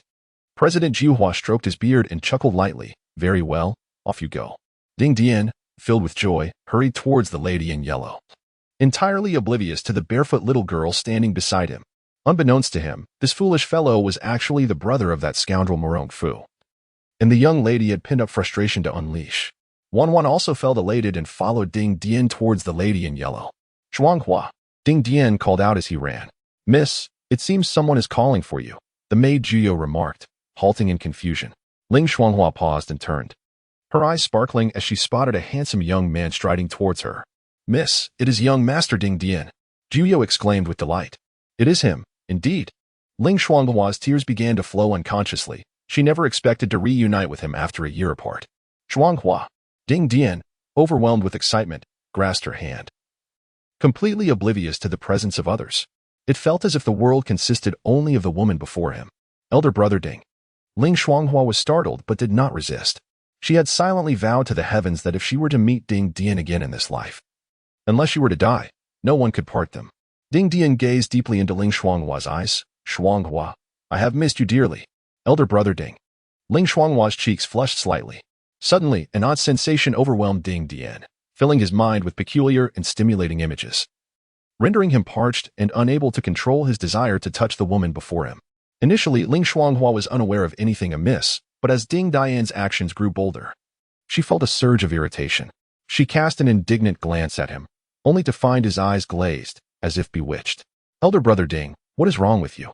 She asked hastily. Miss, young Master Ding might be overwhelmed with longing, causing him to lose his senses in his joy, Jiuyo speculated from the side. Upon hearing this, Ling Shuanghua felt not fear, but a sweetness akin to honey in her heart. She thought to herself, elder brother Ding has such deep feelings for me. How should I repay him? Kiss her, ruin her reputation. It was all part of Wan's scheme to take revenge on Murong Fu. Ding Dian, his mind clouded, could only think of kissing Ling Shuanghua. Miss, I hear that this ailment requires the kiss of a beloved. Why not give young Master Ding Dian a kiss? Jiuyo suggested. Ling Shuanghua hesitated, overwhelmed by the multitude of onlookers. How could she dare to approach him? Yet, the matchmaker like Jiuyo urged her on. Miss, if you take too long, you might scorch Master Ding's brain. Hurry. Reluctantly, Ling Shuanghua realized that her beloved stood before her. She could not stand idly by. Gathering her courage, she declared, Brother Ding, in this life, I shall marry no one but you. I hope you will not disappoint me. As her words hung in the air, she rose on her tiptoes and pressed her lips against Ding Dian's parched mouth. The spectators erupted in cheers, exclaiming, Wow, a beauty, kisses a hero. This scene is too beautiful for me to behold. How fortunate. If only a woman would dare to kiss me in public. Meanwhile, Wan stood frozen, perplexed. She had intended for Ding Dian to be embarrassed, yet this woman had turned the tables. Little did she know that it was all due to Jiuyo's sudden interference as a matchmaker. Otherwise, she would surely be in a fit of rage. Chapter 21. A Crisis. Inside the Chrysanthemum Hotel, Murong Fu had just finished treating Ming Yinqing's wounds, and outside the window, it was already a quarter past the hour of the dog, yet Ding Dian had yet to return. My younger brother has gone to the Chrysanthemum Festival. Why hasn't he come back yet? Could it be that he has fallen for some maiden and is reluctant to return? Ming Yinqing jested. Murong Fu suddenly recalled someone and joked, "My younger brother is entangled in a love predicament. Perhaps he is about to face his fate." "Oh, I never expected you to possess such knowledge of fortune-telling and destiny." Mei Nianxian, without a hint of doubt, believed in Murong Fu's grasp of I Ching and destiny. Murong Fu humbly replied, "A smattering of understanding, just a smattering." Mei Nianxian shook his head. Just then Ding Dian entered the room, humming a cheerful tune. "Master, brother, you are both here." Murong Fu scrutinized him and teased, "Returning so late? Surely you weren't on a date with some maiden?" "Ah?" Ding Dian's face flushed, inadvertently confessing, "Brother, you already know?" "Know what?" "You haven't said anything," Murong Fu retorted, bemused, realizing he had been too anxious and let slip. Ding Dian sheepishly recounted the events of the day. Upon hearing this, Mei Nianxing frowned, "Suddenly conjuring illusions in your mind?" "Indeed. I cannot fathom why such impure thoughts regarding Shuanghua emerged. I only awoke to find myself kissing her. Perhaps it was the matchmaker's way of guiding me after my long search." Ding Dian spoke, a hint of joy in his tone. Meeting a beloved and sharing a kiss was, after all, the most wonderful thing in the world. Murong Fu, however, was not optimistic about this ill-fated couple and cautioned, "Little brother, I recall having told you that destiny brings love troubles, preventing you from being with your beloved. Do you remember?" Ding Dian's expression darkened. "Brother, the person you refer to isn't Shuanghua, is it?" "Indeed, I speak of her," Murong Fu stated earnestly. Ding Dian hesitated. "Brother, if I cannot be with the one I love, then what is the point of living?" Murong Fu chuckled and did not press further. "Whom you choose to love is your prerogative. I shall not be the one to thwart your romance." "Thank you, brother," Ding Dian exclaimed joyously, confident that a beautiful future awaited him and Ling Shuanghua. "Well then, after a day of turmoil, I am weary and must return to my room to rest." Murong Fu waved farewell to the two. Once inside his room, he did not hastily close the door, but rather sat at the table, pouring himself a cup of tea and sipping it contemplatively. "I wonder which adept has been observing me all day?" A woman's voice drifted in from outside the door. Murong Fu turned to see a stunning woman in a pale blue long robe, resembling a goddess, reappeared before him. "Who might you be, young lady?" Murong Fu inquired, curiously examining her, certain he did not recognize her. The woman in blue smiled. "Since you possess such prowess, why not take a guess as to my identity?" Murong Fu nodded, sensing an aura of purity and sharpness emanating from her. Reflecting on the day's earlier encounter with the demon sect's holy maiden, Wan, he surmised that this woman was likely her sworn enemy. "Could it be that you are the esteemed disciple of Cihang Jingjai, Miss Shifei? I am truly impressed." Shifei was momentarily taken aback, but soon regained her composure. "Hee, I find it quite curious that recently not only have the demonic sect sought me out, but you have as well. Have I inadvertently become a figure of considerable interest?" Murong Fu jested. Shifei nodded and remarked, "Hee. Ever since Master Murong decisively defeated the Yuan forces a few days ago, your name has become widely known throughout the martial world." Murong Fu was taken aback. Could it be that my Murong family was previously considered weak? Certainly not weak, yet aside from our ancestor Murong Launching, the Murong family has seldom produced individuals as exceptionally talented as yourself, Shifei replied candidly. "Your straightforwardness is quite refreshing, Miss Shi," Murong Fu chuckled. Shifei smiled lightly. "In a world rife with deception, being forthright can often lead to swifter resolutions. May I inquire about your purpose for visiting, Miss Shi?" Murong Fu asked with curiosity. Shifei replied calmly, "I wish to request your assistance, Master Murong, in leading troops to aid the Song Kingdom against the impending Yuan invasion." "Hee. You might be overestimating my capabilities. The Yuan boast an army of 1,000,000, brimming with skilled warriors. Even if I were inclined to confront them, I fear I would be powerless to effect change." Murong Fu shook his head, as he had no intention of sacrificing himself at this juncture. Shifei spoke with gravity. "Master Murong may not yet be aware, but the Yuan is secretly plotting a massive assault on the Song, having allied with the Eastern Islanders to covertly eliminate martial artists. Your name, unfortunately, appears on the assassination list of Princess Zhao Min." "What? This little girl Zhao Min holds such a grudge? I merely dealt with a few of her subordinates, and now she seeks my life?" Murong Fu exclaimed in disbelief, his frustration causing him to utter an expletive. "What does that mean?" Shifei inquired with curiosity. "It is a term describing a friction motion. Miss Shi will come to understand it in due time." Murong Fu replied sheepishly. Shifei did not linger on that, continuing, "Following your previous confrontation with the Yuan, many in the martial world rallied to your cause. igniting a fervor to eradicate the Yuan. Naturally, upon learning of this, Zhao Min was incensed and sought to eliminate you. I see. However, you need not worry. I am not defenseless against ordinary first-rate experts. Murong Fu resolved to retreat to the Huasher Water Pavilion for seclusion, vowing not to emerge until he reached the Master Realm. Master Murong, do not underestimate this matter. Zhao Min has specifically enlisted the assistance of the Golden Wheel Dharma King and the Eastern Master Tianfeng, Shizhuzarang, to hunt you down. Shi Feishuan stated earnestly. Murong Fu was momentarily stunned. Zhao Min seemed to hold him in far greater esteem than he had anticipated, dispatching 2 masters to eliminate him. My Zihong Jingzhai can also arrange for masters to protect you, aiding you through this crisis, Shi Feishuan offered sincerely. Murong Fu pondered for a moment. Although his family was not devoid of master-level experts, including his father Murong Bo, he had only recently asked him to lay low. Approaching him again seemed somewhat undignified. May I ask, Miss Shi, when will they arrive? In 3 months, Shi Feishuan replied. 3 months? Murong Fu furrowed his brow. Even the masters of this world are not invincible. While one may be able to contend with 1,000, facing 10,000 is another matter entirely. If only he had sufficient time to devise a plan, he might yet find a way to outsmart them. When direct confrontation proves futile, one can resort to poison, seduction, or traps. If all else fails, he could always feign death, just as his father did. Seeing that Murong Fu remained silent, Shi Feishuan pressed him. Young Master Murong, do you have a resolution? A glimmer of confidence sparkled in Murong Fu's eyes as he replied with a subtle smile. Thank you, Miss Shi. I still believe that resisting the Yuan kingdom at this juncture would be akin to a mantis attempting to stop a chariot. As for their attempts on my life, rest assured, I have my own means to counter them. I appreciate your concern, Miss Shi. Chapter 22. The 300 Shadow Guards. Shi Feishuan was taken aback by Murong Fu's swift refusal. Reluctantly, she inquired, Young Master Murong, once the Yuan army invades the Song, it will inevitably lead to widespread suffering. Are you truly not considering this? Miss Shi, to speak candidly, the situation in the Song is hardly better. The populace is displaced, struggling for sustenance amidst warfare and plague, with no one to tend to their plight.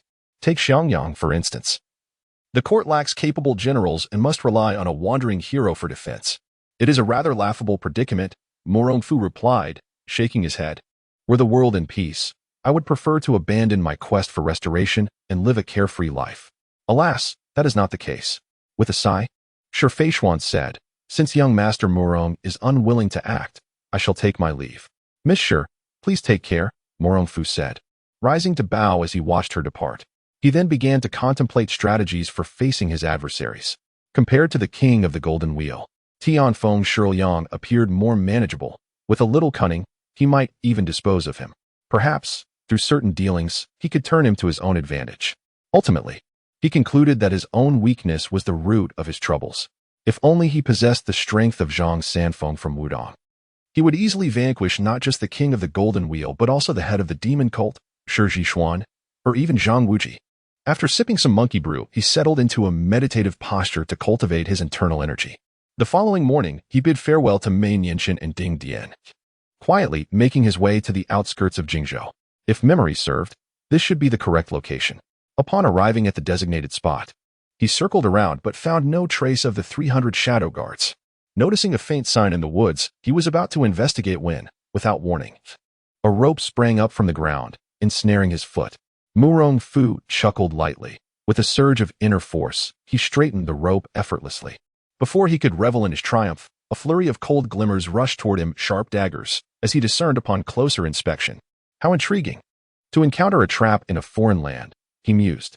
Channeling his vital energy, he swept his hand, drawing the daggers toward him. Just then, a multitude of dark figures rushed in his direction.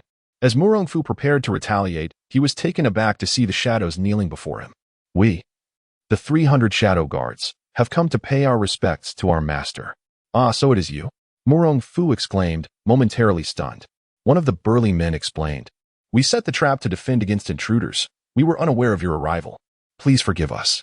With a gentle smile, Murong Fu channeled his vital energy into his feet, shattering the binding rope. No harm done. Your caution brings me joy. There is no offense here. Thank you for your graciousness, master. The 300 shadow guards responded in unison, their voices resounding. Murong Fu rubbed his ears and inquired, who is in charge here? Replying to the master, it is I who am responsible. answered the earlier burly man. Murong Fu scrutinized him closely, sensing a formidable aura emanating from him, indicative of someone at the peak of their prowess. Satisfied, he asked, "What is your name?" "My name is Wang," the man replied respectfully. Murong Fu commanded, after nightfall, "You shall accompany me to Tianning Temple to retrieve the treasures there as military resources." Understood. As Murong Fu reveled in his triumph, contemplating how to transport the treasure, his good friend found himself engulfed in despair. At the entrance of the Ling residence in Hangzhou, Ding Dian paced restlessly, the previous day's exhilaration now a distant memory. The cause of his turmoil lay in the wrath of Ling Shuanghua's father, Ling Tusu, who had learned of their escapades and was seething with anger within the confines of his home. What folly! A young lady yet to be wed, daring to kiss a boy in public. What a disgrace to our family. Father, yesterday, Brother Ding seemed to be under a spell. I kissed him only to save him. Ling Shuanghua shyly explained, her gaze cast downwards. Ling Tusu scoffed. "Ah, that Ding Dian again. I have warned you before. He is merely an outer disciple of a martial arts family, destined for no great future. Father, Brother Ding's status has changed significantly. He is now a disciple of the illustrious Mei Daxia, having been accepted as an apprentice under his tutelage." Ling Shuanghua replied softly, standing her ground. "What? You say he is a disciple of Mei Nianxing?" The pitch of Ling Tusu's voice rose dramatically. He had long heard whispers of Mei Nianxing's secret treasure hidden within the Lianxing secret. Yet, he had always refrained from acting due to the formidable skills of his opponent. Just as he had resigned himself to inaction, fortune seemed to smile upon him, his daughter entangled with the apprentice of his adversary. A providential opportunity indeed. He pondered. I have heard that Mei Nianxing has been severely wounded by his 3 disciples. Surely, Ding Dian would not deceive you? Ling Shuanghua replied confidently. Brother Ding is not that kind of person. Yesterday, he demonstrated several moves of the Lianxing swordplay for me. Oh, if he is truly Mei Daxia's disciple, then he is worthy of you. Let us do this. Have him perform the Lianxing swordplay before me. If he is genuine, I shall not stand in your way. Indeed, Brother Ding is just outside. I shall fetch him at once. Without a moment's hesitation, Ling Shuanghua hurriedly went out with Jiyo to summon the oblivious Ding Dian into the house. Ling Tusu wasted no time, leading them to the garden and instructing Ding Dian to demonstrate his swordsmanship. Please observe closely, Uncle Ling. Ding Dian, under the impression that this was an act of familial affection, took the task very seriously. From the distant Dragon Lake, the Silver Sea's wild geese take flight. In my humble boat, I await the autumn breeze. As clouds envelop the sails, the wind urges the geese to veer. The more Ling Tusu watched, the more his spirit soared, his eyes gleaming with a fervor that suggested he wished to devour Ding Dian with his gaze. Nephew, your swordplay is indeed remarkable. I am thoroughly impressed. Ding Dian handed his weapon to a servant of the Ling household, smiling as he replied, Thank you for your kind words, uncle. By the way, dear nephew, might I inquire as to the whereabouts of your esteemed master? He is a revered hero in the martial world, and I have long wished to behold his visage, Ling Tusu said, his expression one of admiration, resembling that of a devoted admirer. Ding Dian chuckled. My master currently resides at the Chrysanthemum Grand Hotel.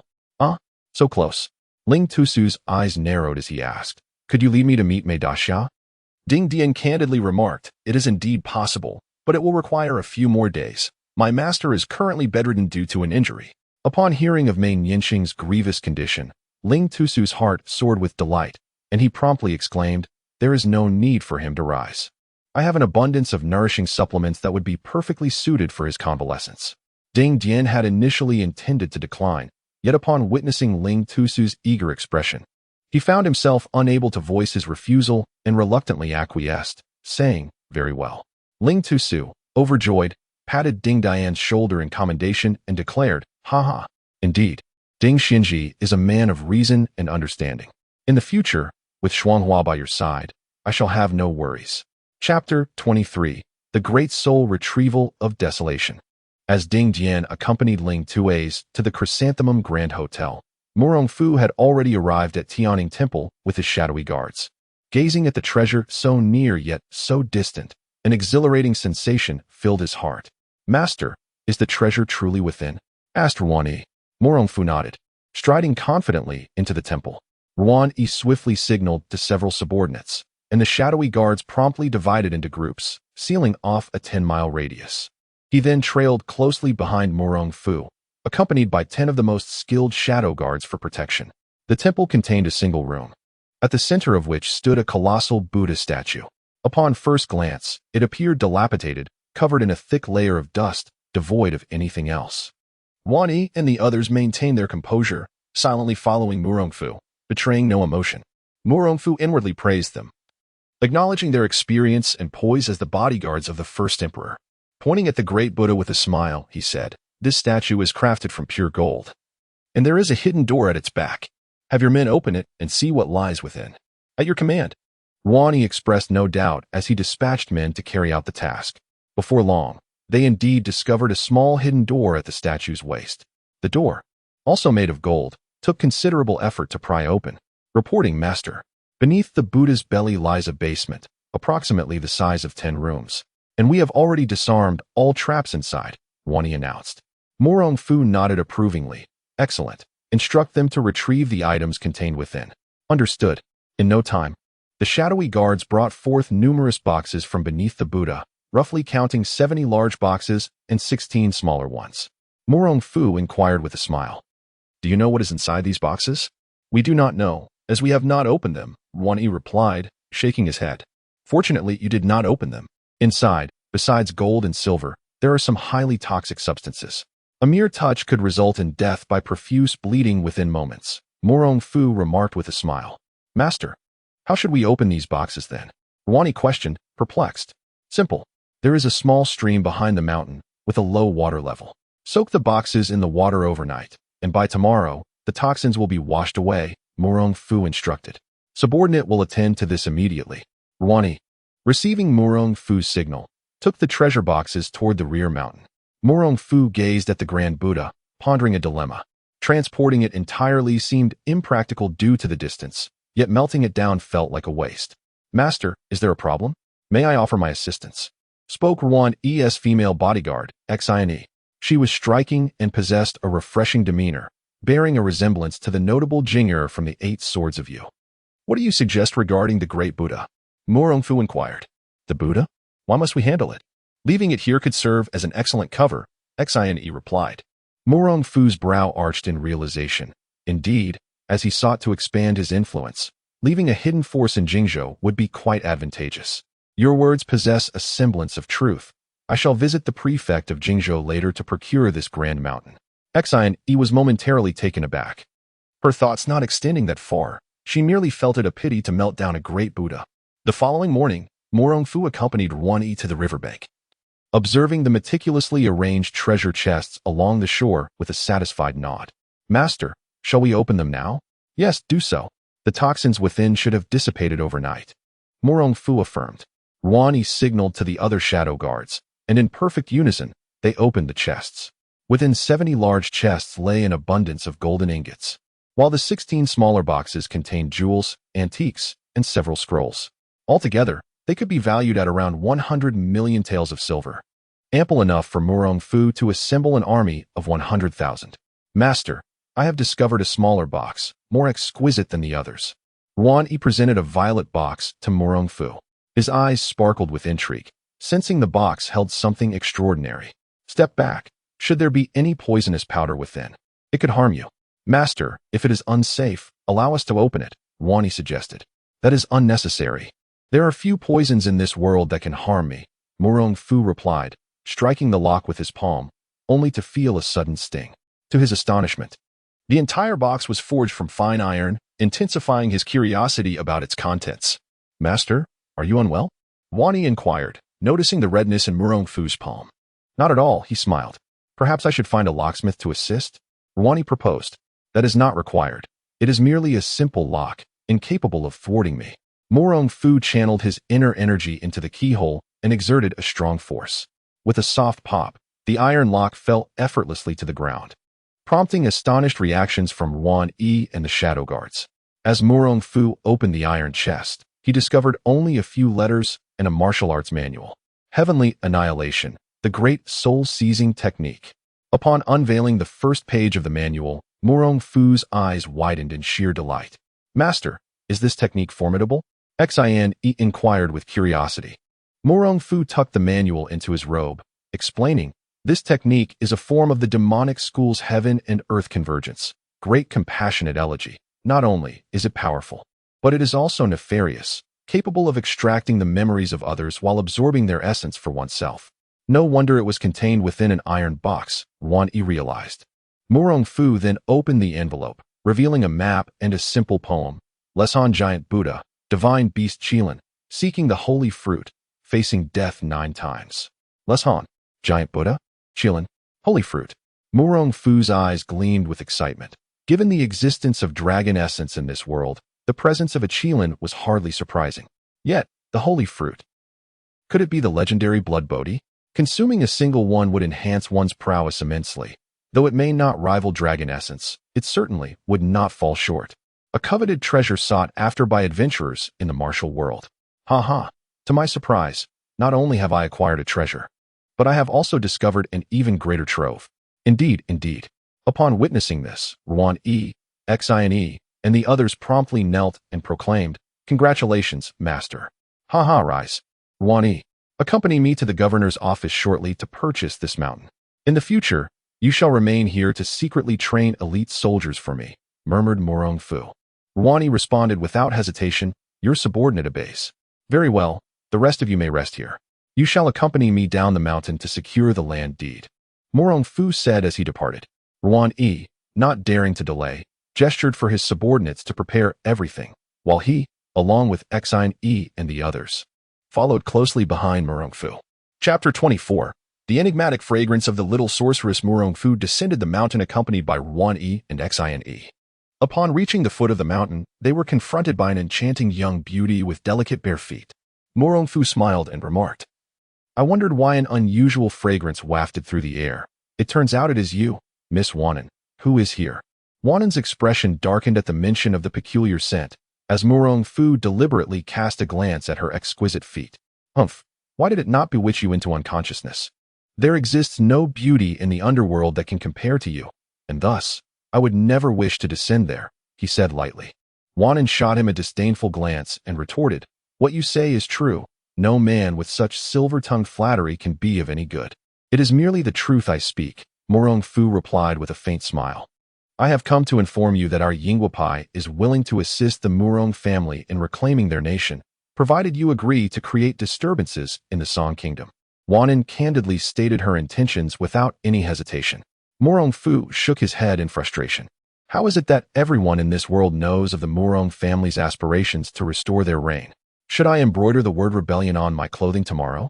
Miss Wanan, you are being overly polite. Currently, the Song Kingdom enjoys peace and prosperity. Do you think I lack the capability? A coward who dares not act. Wanan feigned indifference, aiming to provoke Murong Fu to speak the truth. However, she was abruptly interrupted by Wang Yi's furious outburst. "How dare you speak so rudely to my master? Oh, you have a servant? Just in time for me to test his abilities." Wanan, like a wraith, swiftly approached Wang Yi and struck at his face with a graceful motion. Murong Fu did not intervene. Instead, he crossed his arms and observed as a bystander. Wang Yi, seeing Wanan's attack, did not hold back and retaliated with a punch. Yet, being a first-rate master, he found himself slightly lacking in internal strength compared to Wanan and was forced to take a step back. Just as Wanan was about to revel in her moment of triumph, Wang Yi bent his knee and lunged forward, drawing his treasured blade from his waist to strike with reckless abandon, fully prepared to risk his life. Wanan was taken aback. She had only intended to tease Wang Yi. Now he was poised to attack, leaving her with the option to either counter and risk injury or allow him to land a fatal blow. Sacrificing one's life for a mere injury. Surely, he must be mad. Enough. Murong Fu's heart trembled. He had not anticipated Wang Yi's willingness to sacrifice himself. Instantly, he summoned his internal energy, extending a finger to push Wang Yi back 1/2 meter with his unique technique, the Kang finger, from a distance of 10 feet. Wanan, irked, exclaimed, "You foolish boy. Had it not been for Murong Fu's presence, I would have struck you dead with a single blow. To insult my master is to invite death. Even if I perish, I shall fight for my master's honor," Wang Yi declared resolutely. Murong Fu laughed heartily as he approached Wang Yi, giving his shoulder a hearty pat. "Well said. However, your method leaves much to be desired. You are one of my trusted confidants. If you were to die just like that, whom would I rely on in the future? Who then would I blame? Only then did Wan'an realize that Murong Fu had been standing 10 feet away, astonished at having underestimated him. Your master is correct. It was Wan Yi's recklessness. I beg for your forgiveness, master. Wan Yi knelt in respect. Murong Fu shook his head and replied, Rise. Your punishment is to never die. Thank you, master. Wan Yi exclaimed joyfully as he stood behind Murong Fu. Wan scoffed. What a touching performance, truly insipid. Be it real or fabricated. If Miss Wan has no further business, please take your leave. I am in a hurry to purchase mountains in Jingzhou. Murong Fu smiled. Humph. Someone came here with good intentions to share some news, and yet you dismiss me so rudely. Wan retorted angrily. Oh? What news could possibly warrant such a personal visit from Miss Wan? Murong Fu jested. The blood knife ancestor has descended the mountain with 800 disciples. Claiming he intends to eliminate Mei Nianqing, Wan proclaimed with pride. Murong Fu's expression darkened.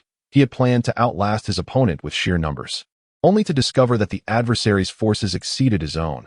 This was indeed unexpected. Well, is my news not splendid? Wan said, her satisfaction palpable. Murong Fu bowed, saying, Thank you for informing me, Miss Wan. Consider it a personal favor owed to you. In the future, should the opportunity arise, I shall repay it. Future is future. I have nothing for you to do at present. Wan nodded with pride and continued. By the way, allow me to share another piece of information free of charge. Your foolish second brother is currently en route to Jingzhou. Seemingly coerced by an official named Ling Tusu. Upon hearing Ling Tusu's name, Murong Fu was not surprised. Ding Dian would willingly risk his life for the man's daughter. So it was no wonder he would agree to a few days of travel to Jingzhou. Truly a lovesick fool. On the road to Jingzhou, Ding Dian gazed helplessly at the scenery outside the carriage, never expecting Ling Tusu to be so insistent on dragging him along with Mei Nianqing to the Jingzhou residence. Haha. Uncle Ling's enthusiasm is hardly that of a scholar. Rather, it exudes an air of the martial world. Indeed, such fervor. Mei Nianqing shook her head, thinking her naive disciple too innocent, unaware of the treachery of human nature. Ling Tusu clearly harbored ulterior motives. Yet he nearly prostrated himself to acknowledge him as a father figure. Mei Daxia, please. The carriage, although jolting, was not slow, and they finally arrived at the Ling residence in Jingzhou. Ling Tusu personally assisted Mei Nianqing out of the carriage, showing no trace of official airs. Mei Nianqing, summoning all her strength to endure the pain, weakly expressed, Thank you, Governor Ling. Not at all. Please come inside. Ling Tusu laughed. Having previously wished to ascertain the severity of Mei Nianqing's injuries, and now he saw the rumors were indeed true. The old fool had nearly lost his life at the hands of his 3 disciples, and was left with but half a life. Mei Nianqing nodded. Supported by Ding Dian and Ling Shuanghua as they followed Ling Tusu. Mei Daxia, I have already instructed preparations for a banquet before your return. You must eat well to replenish your strength. Ling Tusu said politely as they walked. Ling Shuanghua kindly reminded, Father, since Mei Daxia is injured, perhaps it would be better to hold the banquet for him later.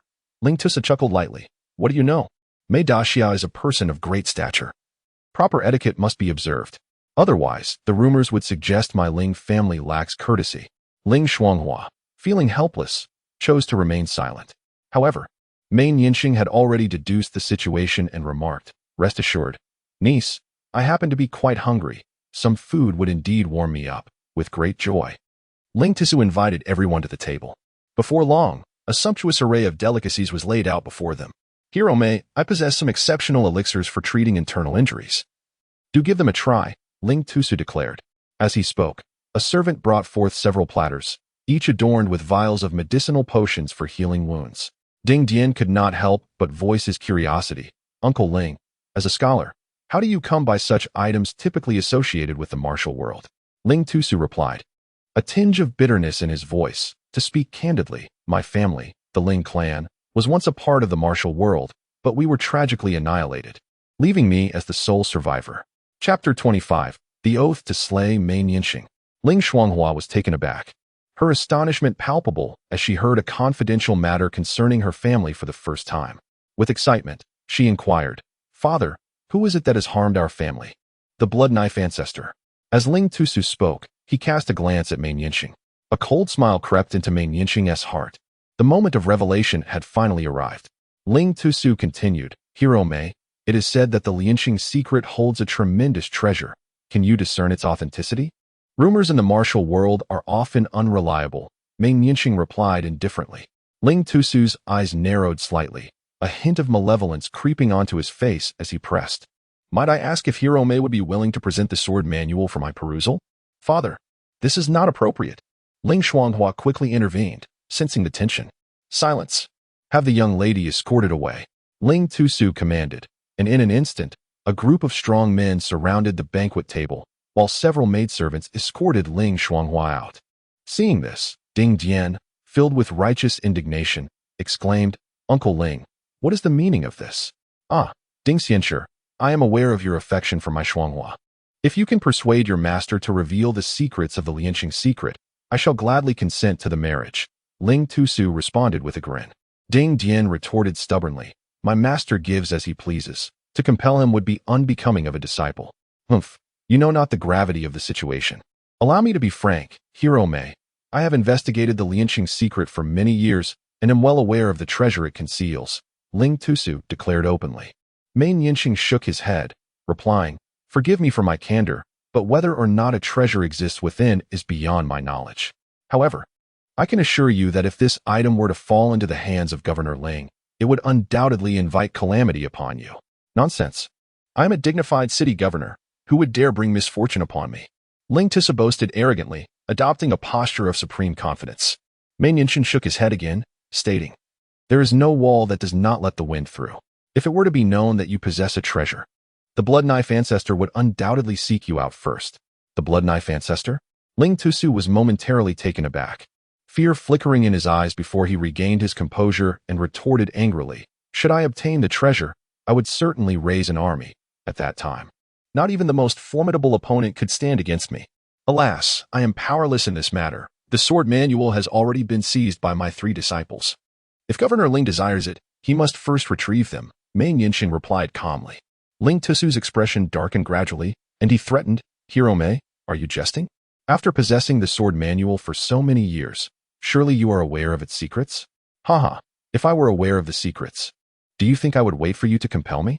Would I not simply retrieve it myself? Mei Nianqing feigned a look of derision.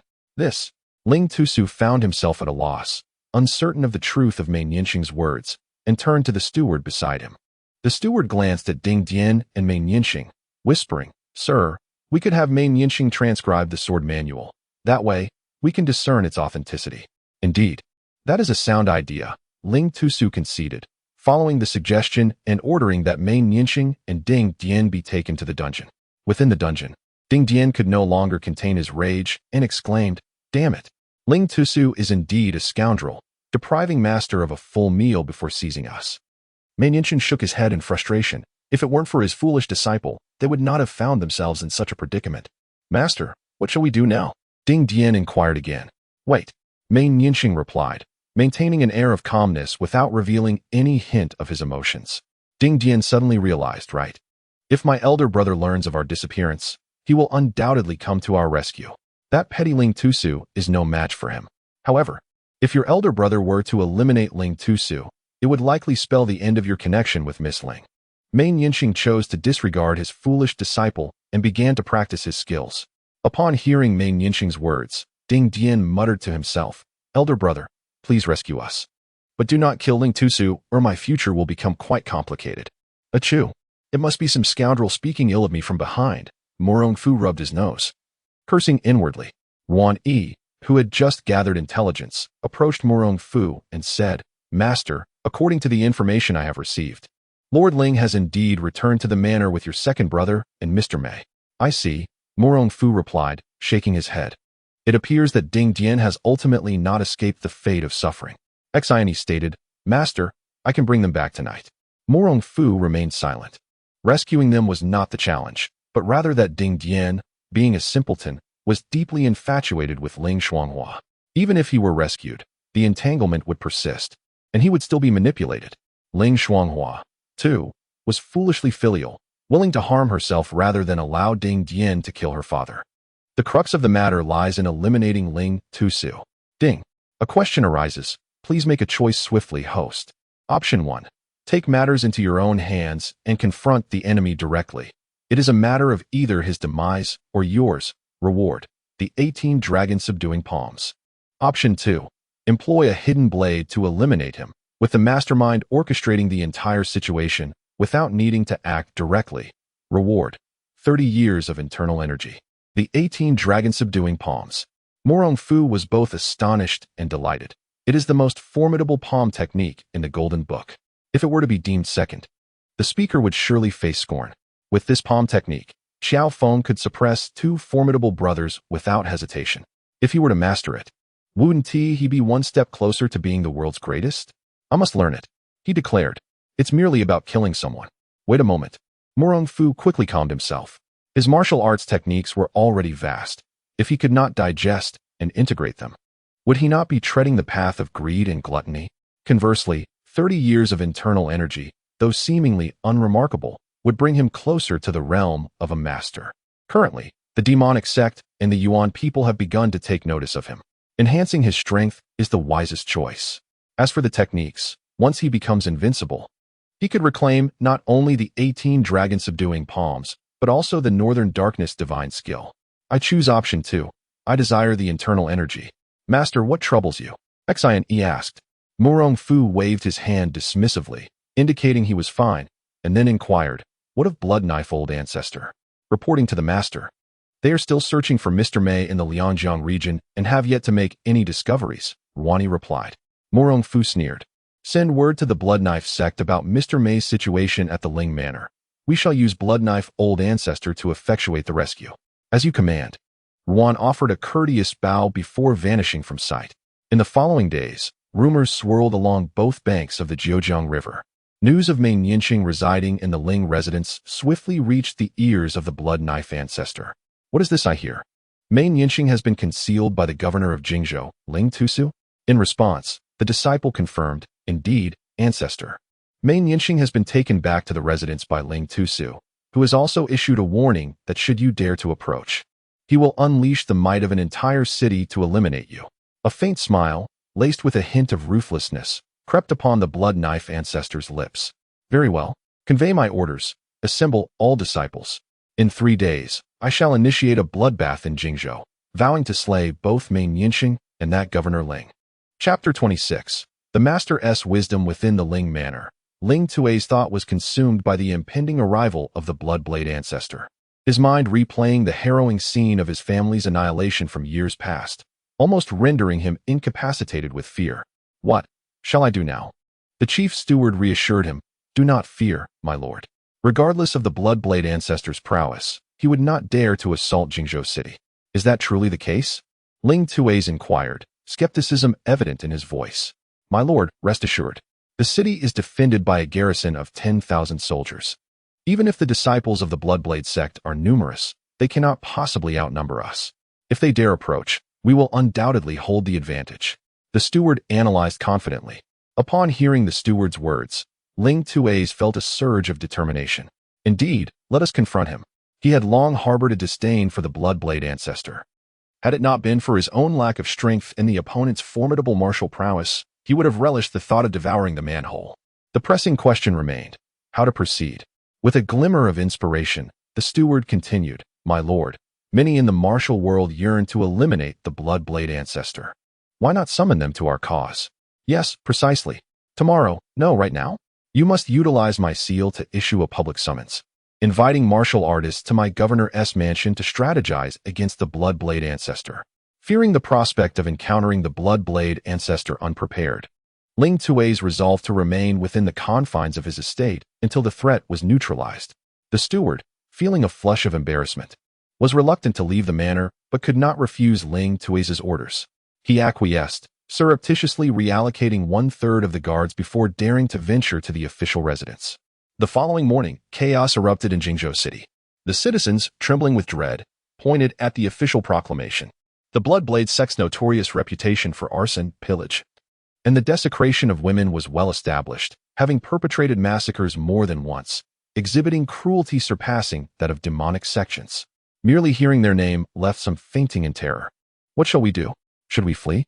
Flee. Where could we escape? The area was already besieged by the disciples of the Bloodblade sect. Stepping outside would hasten our demise. Oh, what can we do? Are we to await our doom? Despair clouded the eyes of the people, resigned to their fate. silently awaiting death. The Song dynasty prioritized scholarship over martial prowess, dispatching nearly all military strength to the borders to confront the Yuan. A garrison of 10,000 in Jingzhou was considered commendable. In many cities, the defense was reduced to merely 3,000 soldiers, with the remainder governed by local constables and gentry. Otherwise, how would the Bloodblade ancestor possess the audacity to slaughter at will? Report, my lord. All disciples of the Bloodblade sect have now converged upon Jingzhou City. In approximately one day, they will gather around 3,000, bolstered by the direct disciples of the Bloodblade ancestor, totaling around 5,000. Xian knelt before Murong Fu, who replied with a calm demeanor, "You may go. Send someone to monitor the situation at all times." Understood, Xian said, promptly exiting the chamber, leaving Murong Fu to continue his cultivation.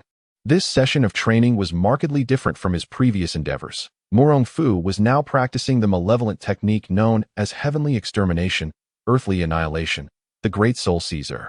This art required formidable mental fortitude, capable of devastating one's essence and extracting souls, embodying an exceedingly sinister nature. Murong Fu, in his 2 lifetimes, possessed a soul stronger than that of others. During his previous cultivation of the soul-shifting technique, the signs were already apparent. However, while practicing the great soul-searching technique, he felt as though he were sinking into a quagmire, moving slowly and finding it arduous.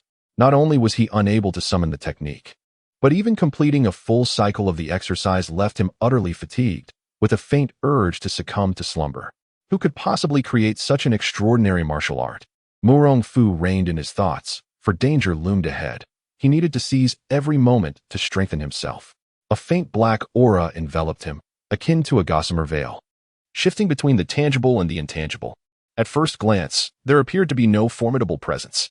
Yet, only Murong Fu could truly perceive the sharpening of his 6 senses. Though subtle, it was undeniably real, reminiscent of the sensations he experienced while cultivating the soul-shifting technique.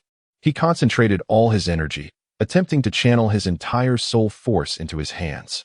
Gradually, his palms transformed into an almost invisible black hue, exuding an enigmatic and sinister allure. Within Jingzhou City, Yuan received Murong Fu's orders to find a way to infiltrate Ling Tusu's residence. However, before he could devise a plan, he noticed a notice posted near the city gate. The Ling family was offering a handsome reward to skilled martial artists to collectively confront the Bloodknife ancestor. Without a second thought, he took several of his subordinates to register. The steward, responsible for recruiting, was overjoyed to see Yuan and his companions exuding an impressive aura, promptly instructing his staff to arrange for them to stay in luxurious quarters. He further promised that anyone who defeated the Bloodknife ancestor would be rewarded with a martial arts manual. As an elite shadow guard, Yuan was accustomed to pursuing criminals and adept at analyzing cases. From his conversation with the steward, he quickly deduced that the Ling family was not as straightforward as it seemed. An official of literary disposition would not simply gather martial arts manuals without prior scheming. "My lord, our master has instructed us to find Ding Eryi and Mr. Mei. Where should we begin our search?" One of Yuan Yi's subordinates inquired. Yuan Yi pondered for a moment and replied, "There is no need to rush. Let us first settle in at the Ling residence." Understood. After arranging accommodations for Yuan Yi, the steward entered Ling Tusu's chamber to report on the developments. "How goes it?" Ling Tusu inquired, feigning calmness as he sat in a position of authority. "Master, in the past 3 days, we have recruited over 300 capable hands, enough to exhaust the Bloodknife ancestor," the steward chuckled.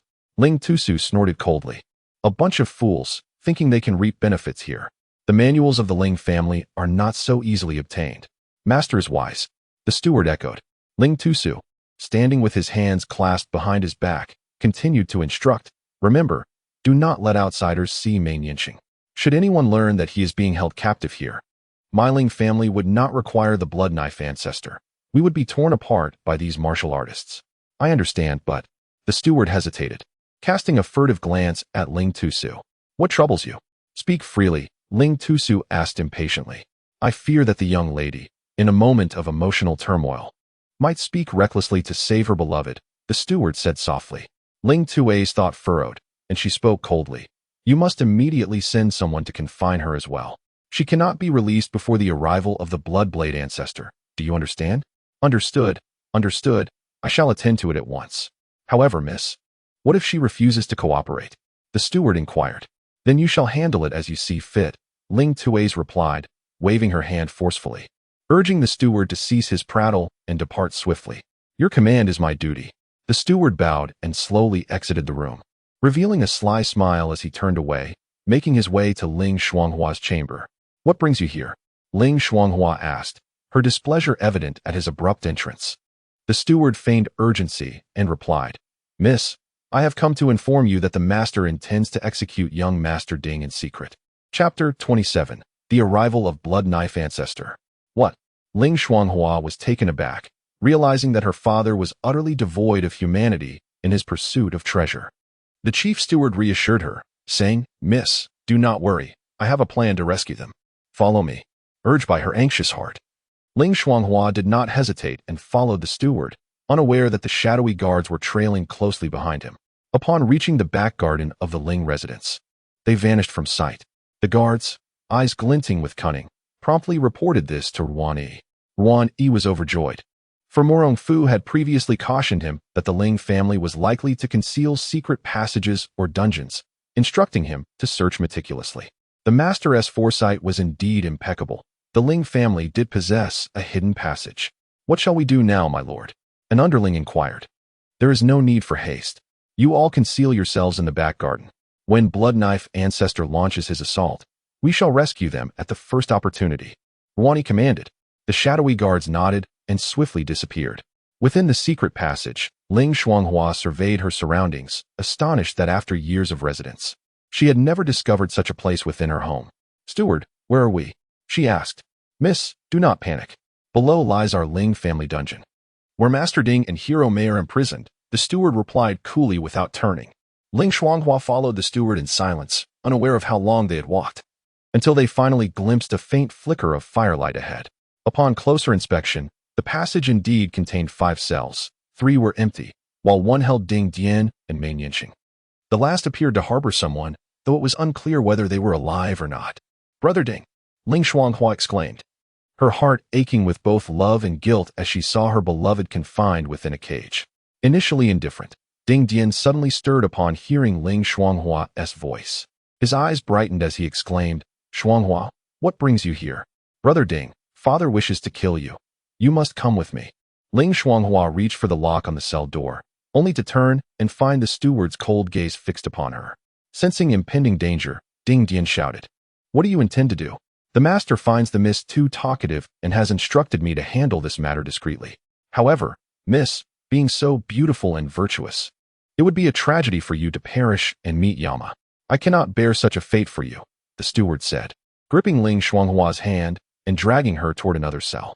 Ding Dian, filled with fury, bellowed, You old wretch, if you dare lay a finger on Shuanghua, I will kill you. Fear not. Once I have disposed of the miss, you shall follow suit. Leaving only Hero Mei behind will suffice, the steward replied dismissively, continuing his nefarious intentions. Ding Dian, in despair, pulled desperately at the cell door, but his current strength was insufficient to budge it, leaving him helplessly watching as his beloved was assaulted. Meanwhile, at the eastern and western gates of Jingzhou City, a horde of red-robed monks suddenly appeared. They slaughtered anyone in their path with ruthless ferocity, catching the city guards completely off guard, leaving them with no means of retaliation. In mere moments, both gates were left utterly cleansed of life, the ground strewn with countless corpses, predominantly those of innocent civilians. A fierce-looking monk with a full beard bellowed, Old ancestor, it has been dealt with. The Blood Knife Ancestor, traversing through the crowd, glanced at the lifeless bodies on the ground and laughed heartily. Well done. Inform all disciples that we have taken the governor's mansion. Everything in the city is ours for the taking. Ha ha ha, long live the ancestor. I desire women. I desire gold. The Blood Knife Ancestor grew increasingly arrogant, proclaiming to the heavens, Today, my Blood Knife sect shall bathe Jingzhou City in blood. Those who do not wish to die should prepare their wealth and women, kneel, and await their fate. What? Hearing the voice of the Blood Knife Ancestor, Ling Tusu fell from his chair in shock and hastily summoned the steward. The steward, caught at a critical moment, was suddenly paralyzed with fear upon hearing the ancestor's voice, muttering to himself, Isn't there still a day left? How could they arrive so swiftly? He had previously arranged for Ling Shuanghua to escape the city under the cover of night to a secret location. Little did he expect the blood knife ancestor to employ such underhanded tactics. Fool, how could you believe the words of the blood knife ancestor? Meng Yanqing scoffed. The steward, at a loss, was torn between returning to Ling Tusu's side or fleeing alone. In that moment of distraction, a gust of wind suddenly swept behind him, and a fist knocked him to the ground. Instantly, several agile individuals seized him firmly. When he recognized the newcomers, astonishment washed over him. Ruani, what are you doing here? Ruani did not spare him a glance. Instead, he approached Ding Dian and Meng Yanqing, inquiring. My master has sent me to escort young master and Mr. Mei away. Who is your master? Ding Dian asked, taken aback. Master Murong Fu, Ruani declared as he unlocked the prison door. Brother. Ding Dian felt warmth in his heart. Moments earlier, he had lamented Murong Fu's absence. Yet he had arrived just in time. He rushed out of the cage and embraced Ling Shuanghua tightly, unable to hold back his tears. Shuanghua, it is my incompetence that almost allowed you to be wronged. Sir, how should we deal with this man? The shadow guards inquired. Ruani glanced at the steward, drew his treasured blade, and swiftly severed his head. With a splatter, blood splashed onto Ding Dian's face. The man who had been filled with rage moments ago fell into a state of calm, secretly glancing aside, wondering if he had just witnessed a killing. Let us depart. Ruani commanded. Wait, there are still people inside. We should bring them out as well. Meng Yanqing pointed toward the innermost cell. Ruani had no intention of meddling. Yet as per Murong Fu's instructions, he obliged and ordered a few subordinates to retrieve them. Just as they emerged from the secret passage, a pungent smell of blood assailed their senses. Looking around, they realized that the blood knife sect had already infiltrated. It is dangerous here. I shall lead you away, Ruani asserted. But what about my father? Ling Shuanghua seemed to have forgotten her earlier humiliation and was still concerned about Ling Tusu. Do not worry. With my brother here, the blood knife ancestor cannot prevail, Ding Dian reassured her. Hearing their exchange, Meng Yanqing furrowed his brow, given Ling Shuanghua's temperament. Would this not lead to further troubles in the future? With a resolute heart, one contemplated that after the conclusion of events, it might be necessary to sever the bond between the lovers. Displeased, he remarked, though your elder brother possesses remarkable prowess, he cannot attend to every detail. It is already a testament to his skill that he can extricate us. Who lives and who dies is a matter predetermined by fate. How can we place all our hopes upon him alone? Ding Dian, taken aback by the sudden outburst from the usually amiable Meng Yanqing, quickly donned a smile, saying, Master speaks the truth. I comprehend now. Although Ruani was unaware of the underlying tensions among the group, he dared not delay further and promptly sought to escort them away. Suddenly, a thunderous roar erupted as dense smoke billowed from the entrance of the Ling residence. From the sky descended a red-robed monk wielding a bloodied blade, who unleashed a bizarre, maniacal laugh. Kill, kill, let all be slain. Chapter 28. The Bloodblade Slay of the Fair Maiden. When shall the hero return? Ling Tusu delivered Meng Yanqing, and the Bloodblade ancestor declared, I shall spare your life. The Bloodblade ancestor stood atop the flagpole, laughing heartily. Ling Tusu emerged from the chamber, surrounded by guards, his expression grim. Bloodblade ancestor, how dare you intrude upon the residence of an official of the court? Do you wish to oppose the entire Song nation? Haha, and what of it? The Bloodblade ancestor pointed his bloodblade, sternly commanding, hand over Meng Yanqing, and I shall spare your lives. The crowd was taken aback by his imposing presence, retreating a step while casting furtive glances at Ling Tusu. Ling Tusu was drenched in cold sweat. However, how could he relinquish the benefits he had gained? Glancing at the 300 individuals surrounding him, he steeled himself. Bloodblade ancestor, you have wreaked havoc for 20 years. Today, by imperial decree, I shall slay you. Men, seize the Bloodblade ancestor, and you shall be richly rewarded. Seize me? Do you think your pathetic band is worthy? With a single command, the Bloodblade ancestor unleashed his disciples upon Ling Tusu's men. The 300 could only brace themselves for battle, suddenly realizing that the promised rewards were not as enticing as they had imagined. Ling Tusu watched as righteous men fell before him, his legs trembling. Memories flooded his mind of the Bloodblade ancestor, who had single-handedly slaughtered his entire family with that very Bloodblade, intensifying his fear and horror. This. Save me. Seeing Ling Tusu's despair, the Bloodblade ancestor became even more brazen, descending from his perch and swaggering towards him, unimpeded by any would-be challengers. Look at you, in such a pitiful state. How can you serve as a governor? No wonder the Song nation is in such disarray. It is the fault of worthless officials like you. Please, do not kill me. I will hand over Mei Yanqing. Ling Tu suppressed himself against the wall, terrified that a misstep would result in his demise at the hands of the Bloodblade ancestor. Fool, lead the way. The Bloodblade ancestor wasted no time, seizing Ling Tusu by the throat and dragging him along. Ling Tusu dared not resist, resembling a beaten dog as he guided the way. Soon, they arrived before the secret passage, its entrance wide open, and a sense of foreboding settled in Ling Tusu's heart. They should be here. You all descend and take a look. If they are not here, I shall chop this old fool into pieces to feed the dogs. The Bloodblade ancestor coldly commanded. But where were the people in the secret passage? Wang Yi had long since vanished with the others, leaving them with nothing but a futile effort. After a thorough search, the disciples of the Bloodblade sect returned, dragging forth the corpse of the steward, half-naked. Old ancestor, there is only this body. Nothing else remains. Haha, dare you play me for a fool? The Bloodblade ancestor swung his blade, sending a chunk of flesh flying. Ling Tu felt a piercing pain and looked down to see a piece of his thigh flesh cruelly severed. Please, ancestor, spare my life. I do not know where they have gone. Haha, if you do not know, then you shall die. The Bloodblade ancestor showed no mercy, preparing to strike down Ling Tusu. Suddenly, a fragrant breeze wafted through the air, and a woman clad in azure, reminiscent of the divine Luo goddess, gracefully descended before the crowd.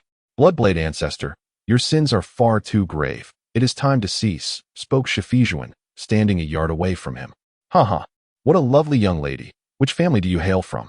Bloodblade ancestor remarked, his eyes narrowing as he discerned her extraordinary presence, feigning nonchalance. With a courteous bow, Shifijuan replied, I am Shifijuan of the Compassionate Voyage Quiet Abode. I see. You are merely a little nun from the convent. What brings you to seek the ancestor? Bloodblade ancestor's eyes twinkled mischievously, conjuring the image of another enchanting woman in his mind. Senior, you have already taken too many lives. Please, consider halting your actions. Shifijuan urged. I am well aware of your Compassionate Voyage's charades, claiming to save all while secretly pursuing your own enlightenment. How nauseating. Take your leave before I unleash my wrath, he retorted. Though Bloodblade ancestor was known for his ruthlessness, he possessed enough wit to recognize the formidable forces backing Shifijuan, and he was reluctant to make an enemy of her. I cannot leave, but I implore you to withdraw from Jingzhou City, Shifijuan insisted once more, bowing respectfully. How audacious. Bloodblade ancestor suddenly transformed into a streak of crimson, brandishing his blade to strike. Shifijuan's bright eyes shone as she swiftly executed the bird-crossing technique, creating distance between herself and Bloodblade ancestor. The colorless sword morphed into countless sword shadows, radiating a brilliant glow. Lightning flashed, and the sword energy filled the air, enveloping Bloodblade ancestor within its luminous embrace. Like a celestial being dancing amidst the sword light, she appeared ethereal, akin to a moon shrouded by wispy clouds. The chilling sword energy could be sensed even by the disciples of the Bloodblade sect, who stood 3 yards away, its undulating force resembling a tempestuous snowstorm.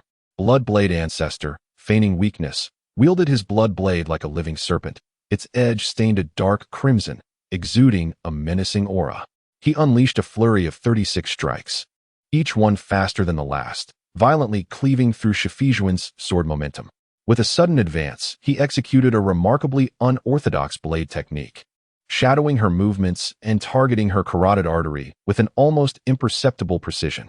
Shifijuan furrowed her brow, raising the colorless sword, and gracefully leaped into the air, countering with a swift strike, her sword light slicing through the air like a bolt of lightning, sending snowflakes flying in all directions. Bloodblade ancestor concentrated his internal energy into his hand, lifting it in response, his true chi transforming into a 3-yard-long blade aura that surged upward. As blades clashed, a thunderous roar echoed, reminiscent of anguished spirits wailing. Not far away, Wan, with bare jade feet, approached Murong Fu, taunting him. Young Master Murong, while you sit idly by, Shifijuan is on the brink of defeat. Are you waiting for a hero to rescue the damsel? Whether or not she is rescued is inconsequential. I truly do not believe that the esteemed heir of the Compassionate Voyage would fall to Bloodblade ancestor, Murong Fu replied, his expression unperturbed, secretly chiding Shifijuan for her ill-timed appearance. Had Bloodblade ancestor slain Ling Tusu, he would have intervened long ago to end the conflict. fixated on the ongoing duel.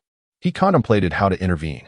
In the span of mere breaths, Shifujuan and Bloodblade Ancestor exchanged numerous lethal strikes, their sword and blade energies intertwining with deadly precision. Their internal energies flowed like the mighty Yellow River, depleting at an alarming rate. Haha, you are defeated. The Bloodblade Ancestor struck with his blade at the precise point of the colorful Void Sword's 3-inch defense, shattering Shifujuan's momentum. His body spun swiftly, and in an instant, he swung his blade directly at Shifujuan's waist. Should the blade connect, Shifujuan would undoubtedly be cleaved in two, her fragrance extinguished and her beauty lost. If you don't make a move soon, the lovely maiden shall meet her demise, Wang cheerfully reminded. It seems I cannot remain idle any longer, murmured Murong Fu. His demeanor composed. His acquaintance with Shifujuan was merely superficial. The decision to save her rested solely on a fleeting thought. Yet, she had delivered messages on his behalf, thus entwining their fates. With a faint smile, he left behind a lingering shadow, vanishing from sight. Chapter 29. The Finger Technique Establishes Authority. Shocking the Bloodblade, Shifujuan found herself powerless to resist, a wave of despair surging within her. She never anticipated that the Bloodblade Ancestor's combat prowess had reached the threshold of a half-step master. Just one more stride would elevate him to the master realm. Overwhelmed by hopelessness, she pondered, am I truly destined to perish? The compassionate voyage quiet abode is but this. With resolute decisiveness, the Bloodblade Ancestor struck without the slightest hesitation, his blade aimed at Shifujuan. As the blade cleaved through the air, a chilling sound echoed. And in that moment of triumph for the disciples of the Bloodblade sect, Shifujuan's form dissipated like mist. Who dares to thwart my grand design? The Bloodblade Ancestor retreated to his original position, holding his sword aloft. Shifujuan, startled, found herself cradled in the arms of Murong Fu, gently descending to the ground. Her heart inexplicably racing. Junior Murong Fu pays his respects to the esteemed Bloodblade Ancestor. Murong Fu carefully set Shifujuan down and stepped forward to speak. Oh, the Murong of Suzhou? Is your father not Murong Bo? Inquired the Bloodblade Ancestor, his tone indifferent. Indeed, he is my father, Murong Fu replied with poise. When your father was alive, I once clashed with him. His techniques of celestial transformation were formidable. I wonder, how do yours compare? The Bloodblade Ancestor sneered. Shifujuan softly cautioned. He has already reached the half-step master realm. Exercise caution. Murong Fu nodded. A master possesses a unique martial path, their strength transcending that of first-rate experts, or they may wield unparalleled power beyond that of ordinary individuals. In the latter stages of the Heavenly Dragon, both Duan Yu and Su Zhu, though lacking martial paths, were still masters. In contrast, Guijing, Yanghua, and the Five Absolutes were genuine masters of martial arts. In terms of equal strength, a deranged Ouyang Feng could easily overpower either of them. Esteemed Ancestor, we may indeed engage in combat. Yet I wonder if you might consider sparing the esteemed Ling Taisho? Why should I spare him? The Bloodblade Ancestor queried, perplexed. Murong Fu earnestly replied. Ling Taisho's safety concerns the well-being of hundreds of thousands of citizens in Jingzhou. We cannot afford any mishaps. So, this Taisho possesses considerable cohesion, and the populace holds him in great esteem? The Bloodblade Ancestor countered. Murong Fu deliberately glanced at Shifujuan, who nodded affirmatively. He concurred, saying, one might say that with him, the people have a pillar of support, ensuring Jingzhou remains stable. I see. The Bloodblade Ancestor let out a hearty laugh. And just as everyone anticipated his acquiescence, to their utter astonishment, he severed Ling Tuaci's head with a swift stroke. Ding. Congratulations, host. You have acquired 30 years of internal energy. Murong Fu's heart leaped with joy. He understood that the more he praised Ling Tuaci, the less likely the Bloodblade Ancestor would spare him. After all, the old fellow would worry about having a resentful official in the court, persistently undermining his disciples. More importantly, the Bloodblade Ancestor could not tolerate anyone superior to himself. This is a malady. It must be treated. You, why did you kill him? Murong Fu feigned sorrow as he inquired. The other righteous figures were equally dumbfounded, their voices rising in outrage. Wicked and malevolent. You dare to slay even a Taisho. Despicable. Detestable. Ha. As the Ancestor, I will slay whomever I wish. With his demise, you shall perish as well. As the Blood Knife Ancestor noticed Murong Fu becoming distracted, he wasted no time in striking with his blade. Murong Fu, however, sneered inwardly, acknowledging that while the old man possessed many admirable qualities, His treachery was unparalleled. Channeling his immense internal energy into the fingertip of his right hand, he unleashed a forceful strike from a distance of 3 zhang, capable of ending a life with a mere touch, a culmination of 58 years of cultivation. The Blood Knife ancestor sensed something amiss in Murong Fu's behavior and had yet to comprehend the situation when a sudden pain struck his chest. A surge of true energy crashing into him, causing him to lose his balance and fall. Quickly recovering, he sprang to his feet, astonished as he gazed at Murong Fu. The technique he employed was the famed mixed and pointing finger technique. Shifijuan's beautiful eyes widened in surprise. She had not anticipated that Murong Fu had mastered this skill to such an extraordinary level, capable of inflicting harm from a distance. It was one of the renowned skills of the Murong clan, and she marveled at his prowess. The Blood Knife ancestor narrowed his eyes, no longer underestimating Murong Fu. Murong Fu felt a surge of satisfaction. If such power could be wielded from a distance, he mused, then in close quarters, the old man would stand little chance of survival. He feigned nonchalance and declared, "Blood Knife Senior, surrender. You cannot match a junior like me." The onlookers exchanged bewildered glances. Who was the Blood Knife ancestor? A notorious figure who had thrived in the bloodshed of countless battles. How could he be intimidated by a mere finger? Shifijuan shook her head in disbelief. The Blood Knife ancestor had achieved renown over many years, and Murong Fu's chances of victory were exceedingly slim. In the distance, Wang exclaimed, criticizing Murong Fu for his arrogance and lack of grasp on reality. Murong, even if your father were present today, he would not dare to claim victory over the ancestor. Do you think your mere skill and pressure points can defeat me? Prepare to die." The Blood Knife ancestor emanated a crimson aura, charging at Murong Fu with the ferocity of a madman. Murong Fu concentrated, recalling Meng Yinshan's warnings about the ancestor's frenzied state. He struck with precision, momentarily staggering his opponent, while deftly pushing Shifijuan 3 zhang away. She blushed, momentarily forgetting Murong Fu's earlier touch. Her full attention now fixed on the duel between the two men. The Blood Knife ancestor's swordplay was as treacherous as it was lethal. Each attack aimed at Murong Fu's vital points. Yet, Murong Fu countered with his fingers, swiftly targeting the ancestor's pressure points. Suddenly, a surge of blood energy enveloped the Blood Knife ancestor, his blade radiating a fierce crimson light as he advanced, like a dragon unleashing its breath. If this continued, Murong Fu would surely meet his demise. However, undaunted, Murong Fu transformed his fingers into fists, merging his true energy with his strikes. Delivering a blow of nearly 500 pounds against the Blood Knife's side, the impact reverberated, nearly causing the Blood Knife ancestor to lose his grip on his weapon. With a fierce glint in his eyes, Murong Fu followed up with another punch, producing a faint explosive sound in the air, sending the Blood Knife ancestor hurtling backward. His blood energy fracturing into nothingness until he finally crashed against the stone wall behind him.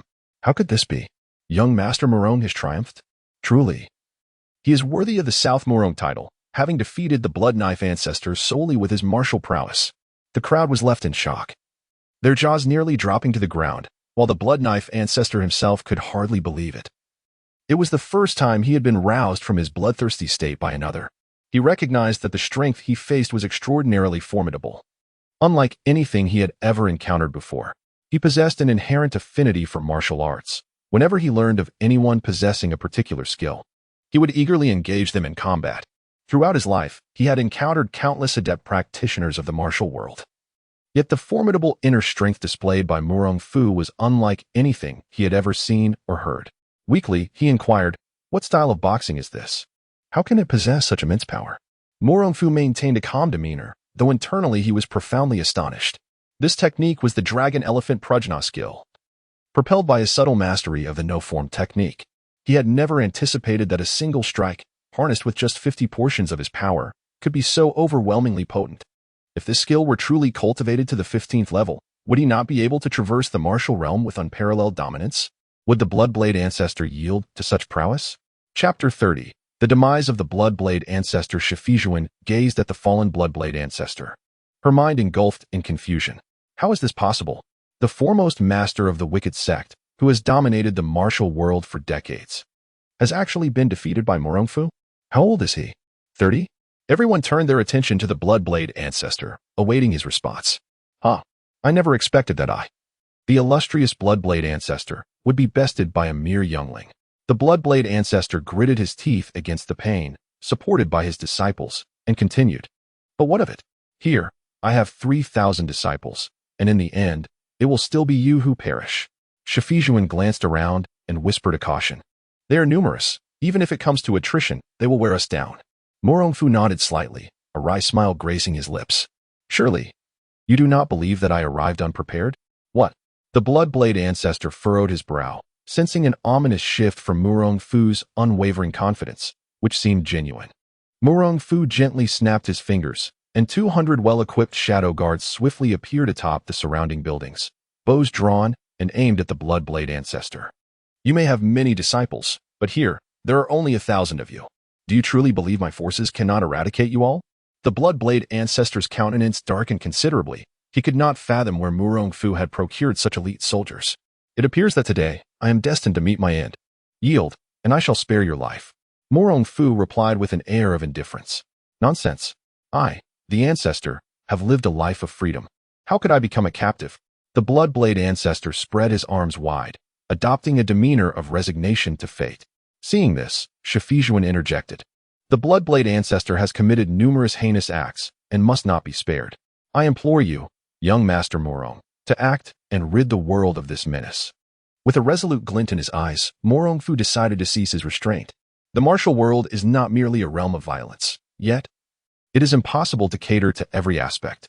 He strode forward slowly, while the disciples of the Bloodblade sect attempted to intervene, only to be pushed aside by the Bloodblade ancestor. You may kill me, but remember to spare my younger disciples. Agreed. Murong Fu nodded in affirmation. My apologies. Bloodblade ancestor.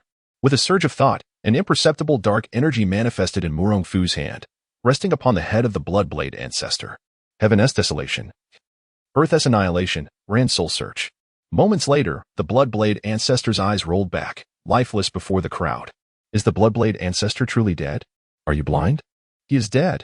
The crowd was incredulous. The Bloodblade sect could hardly believe that their leader had succumbed without resorting to trickery. In truth, even the Bloodblade ancestor had not anticipated that Murong Fu would harness his mental prowess to immobilize him at the very moment he intended to strike. By the time he regained consciousness and sought to resist, it was too late. His soul felt as though it had been severed from his body, rendering him powerless. His essence flowing from his head into the palm of Murong Fu, dead beyond resurrection. With the Bloodblade ancestor deceased, you all shall lay down your arms and surrender. Murong Fu proclaimed, brandishing the Bloodblade as he raised his voice, imbued with an overwhelming force that echoed throughout the entire Jingzhou prefecture. The disciples of the Blood Knife sect, still wreaking havoc in the city, fled in terror, their spirits shattered, not daring to linger for even a moment as they hastily retreated to the outskirts. How intriguing this has become. Murong Fu has even slain the Blood Knife old ancestor. The Yuyan faction must be seething with rage. Wang, who had been observing the battle from a distance, turned with a playful smile and departed. The Blood Knife Manual. Murong Fu, drawing upon the memories of the Blood Knife old ancestor, discovered the renowned Blood Knife Manual nestled within his grasp. Previously, during his clash with the old master, he had been severely suppressed. Had it not been for the sudden surge of internal energy that greatly enhanced his combat prowess, the outcome could have been dire.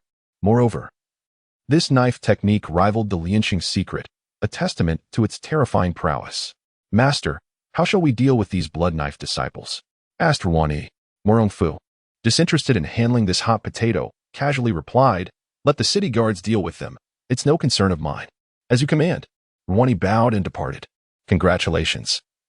Murong Fu, on slaying the foremost villain of the unorthodox sect, your reputation has soared to new heights, said Yuyan, clutching her chest.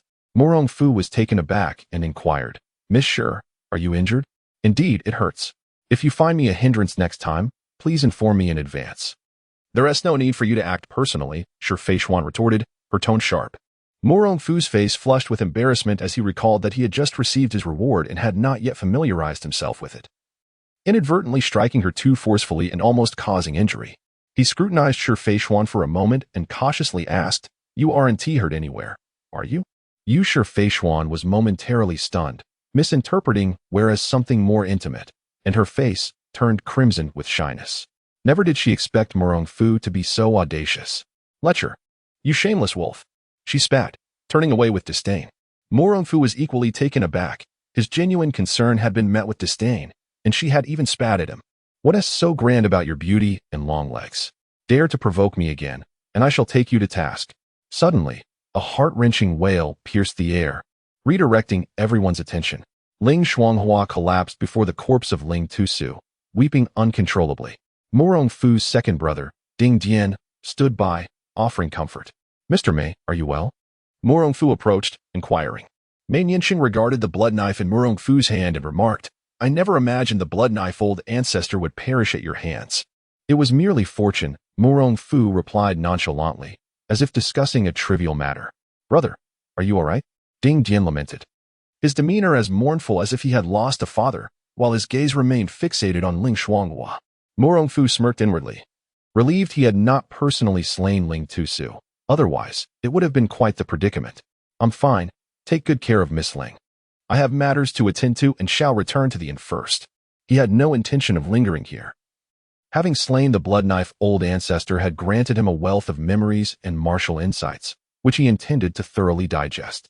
"Wait a moment, young Master Murong." Ling Shuanghua cradled her father's pitiable head and rose to speak. "Young Master Murong has avenged my father by slaying the blood knife ancestor. If you do not mind, please take refuge at the Ling residence. Indeed, elder brother, please stay. With you here, I will have a pillar of support. What if those deranged monks return?" Ding Dian hastily concurred. Murong Fu cast a peculiar glance at Ding Dian, thinking what an unashamed young dandy he was. The man's father had only just passed, and already he sought to seize control. However, it must be acknowledged that Ling Tusu's demise bore a share of responsibility on his part. Residing here could be considered a form of recompense for his efforts. He candidly remarked, "Since my younger brother and sister-in-law have extended such generous hospitality, I suppose I shall reluctantly remain. Bah, the old monk has nowhere else to go. Might it be permissible for me to stay temporarily at the Ling residence?" Suddenly, a faint sound echoed through the air above the Ling residence once more. Murong Fu and Mei Nianxing were simultaneously startled, for this person's internal strength was not inferior to theirs. Chapter 31. The Great Battle Against the Golden Wheel Dharma King of the Yuan Kingdom. Murong Fu and Mei Nianxing simultaneously turned to the source of the sound, only to behold a tall, slender old monk draped in a yellow robe, his forehead slightly sunken, resembling a dish. He entered the Ling residence. The Golden Wheel Dharma King. Mei Nianxing recognized him instantly, being one of the three great masters of the Yuan Kingdom. Murong Fu was taken aback, sensing an overwhelming aura emanating from the monk, far surpassing his previous impressions of the Golden Wheel Dharma King. Bah, I did not expect to see you again, Master Mei," the Golden Wheel Dharma King greeted with a bow. "Have you met Mr. Mei before?" Murong Fu inquired with curiosity. "I suffered a slight defeat at the hands of Mr. Mei in the past," the Golden Wheel Dharma King admitted candidly, without a hint of hesitation. Mei Nianxing shook his head and clarified, "I merely relied on my profound inner strength to win by a fraction. A loss is a loss, and a win is a win. I shall not make excuses." As the Golden Wheel Dharma King spoke, he turned his gaze towards Murong Fu, equally intrigued. "It seems you just employed the Dragon Elephant Prajna skill?" Indeed, Murong Fu did not conceal the truth, recognizing that the old monk's sharp gaze would not be easily deceived. "You are indeed teachable. You surpass many of my disciples. Would you consider becoming my apprentice?" The Golden Wheel Dharma King asked with an air of nonchalance, as if it were a given. The assembled crowd was taken aback, all eyes turning towards Murong Fu. Mei Nianxing's expression was peculiar, brows furrowed. At their level, accepting disciples was a matter of great caution, typically reserved for those destined to inherit the legacy. Yet, he sensed that the Golden Wheel Dharma King's intentions were far from straightforward and cautioned, "Be wary." Murong Fu secretly chuckled to himself. An exceptional youth nurtured by 9 years of compulsory education, well-versed in the intricacies of power dynamics, ancient tactics, and psychology. How could he fail to discern the Golden Wheel Dharma King's ulterior motives? Now, as a prominent figure in the Song Kingdom, leading the resistance against the Yuan, to submit to the Golden Wheel Dharma King would undoubtedly demoralize the martial artists of the Song, extinguishing any spirit of rebellion. How ruthless. Ding, the question arose. 1. Agree. For even the great ear thief has his springtime. A more exhilarating path to restoring the nation awaits. Reward, heart-to-heart communication. 2. Refuse, with firm rejection. Crashing against the southern wall without looking back. Reward, a comprehensive understanding of any martial art. A circuitous approach to saving the nation? Bah, that is merely a ruse for fools. With my noble lineage, how could I ever acknowledge a thief as my father? I choose option 2. Surely, the Dharma King must be muddled. To take me as an apprentice? even disregarding the enmity between the Song and Yuan, based on my own talents. Do you deem yourself worthy? Murong Fu laughed heartily, his words sharp and unyielding. What a hero young Master Murong is. Integrity. This is the integrity of us Song people. Indeed, how could the Yuan's barbarians presume to accept a hero from the Song? The golden wheel Dharma King's expression remained unchanged, as if he had not heard the curses directed at him. He recited a Buddhist chant, neither sorrowful nor joyful, in that case. I shall fulfill the task entrusted to me by the princess. Murong Fu had long been channeling his internal energy, and, just as the golden wheel Dharma King finished speaking, he struck with a powerful punch. Little Wuxiang skill, dragon elephant prajna skill, the two combined, destined to vanquish the bald monk. The golden wheel Dharma King merely smiled coldly and stepped forward, delivering a left hook. The two punches collided with a thunderous sound. As they stood as the epicenter, the ground around them fractured, sinking half a meter in an instant. Murong Fu felt his internal energy surge violently. His body softened, and he was sent flying against the wall. The force of the golden wheel Dharma King was tremendous, exceeding 1,000 pounds, more than double Murong Fu's strength. The terror of a master warrior was indeed formidable. Fortunately, he had the protection of the little Wuxiang skill's energy and suffered no significant harm. He stood up with ease, spitting out a mouthful of blood. Amitba, I never expected that after being struck by this old monk's punch, young Master Murong could rise as if nothing had happened. Truly unexpected. The golden wheel Dharma King remarked in astonishment. Under normal circumstances, even a water buffalo struck by him would not recover so swiftly. Yuan and the others, witnessing this, rushed to protect Murong Fu, resolutely stating, Master, leave this monk to us. You must go. Murong Fu shook his head, realizing that the golden wheel Dharma King was no ordinary foe. The punch he had received had likely not been delivered with full force. Even if he sacrificed all 300 shadow guards, it would be improbable to defeat him. He commanded, You all go and complete the task I entrusted to you. However, Yuan wished to persist but found himself helpless, retreating with reluctance. Golden wheel Dharma King, I concede that your strength surpasses mine. Yet do not forget that there are those within Song who can contend with you, Murong Fu remarked coldly. The golden wheel Dharma King raised an eyebrow in curiosity. Oh, I wonder who you speak of. Wudong's Zhangzhenren, Murong Fu declared loudly. The golden wheel Dharma King fell silent for a moment, not contesting the statement. This old monk is well aware that Zhang Junren is not my opponent. Yet he adheres to a philosophy of non-interference and will not concern himself with mortals like us. Murong Fu inwardly cursed the audacity of his opponent, who, taking advantage of the scarcity of master warriors in the Song realm, dared to act so arrogantly. If Zhang Junren were to descend from the mountain, even the Emperor of Yuan would tremble. Suddenly, his expression shifted as he respectfully called out, Zhang Junren, what brings you here? Everyone was taken aback, following Murong Fu's gaze. The golden wheel Dharma King's brow furrowed, instinctively turning to look as well. To their dismay, the space was empty, and he quickly realized he had been deceived by Murong Fu. Once he comprehended the situation, Murong Fu had already darted 3 zhang away. How unexpected that the Murong clan of Suzhou would resort to such underhanded tactics. The golden wheel Dharma King raised his hand and unleashed a powerful gust of energy, transforming it into a tangible force that surged forward. Where it passed, it carved a massive pit into the ground, striking Murong Fu at an incredible speed. With a thud, Murong Fu was sent flying a further yard. Mei Nianxing could no longer contain herself, exclaiming in fury, Golden wheel Dharma King, you are a master. To launch a covert attack on a younger generation is beneath your dignity.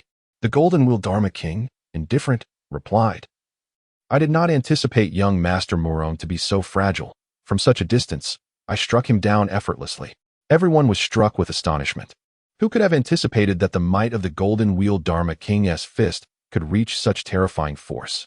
They glared at him with fury, clenching their fists and muttering curses under their breath. The old monk was utterly despicable. Young Master Murong is dead, and our Song dynasty is left with no hope. Why is there no grandmaster from our Song dynasty to rise and confront this villain? Mei Nianxing yearned desperately to regain his power to avenge Murong Fu. Yet, out of the corner of his eye, he caught sight of Murong Fu springing back to his feet like a carp leaping from the water. He dusted himself off, offered the golden wheel Dharma King a gesture of international friendship, and laughed heartily. Thank you, Dharma King, for the ride. One day, I shall return to the Yuan kingdom and repay you tenfold.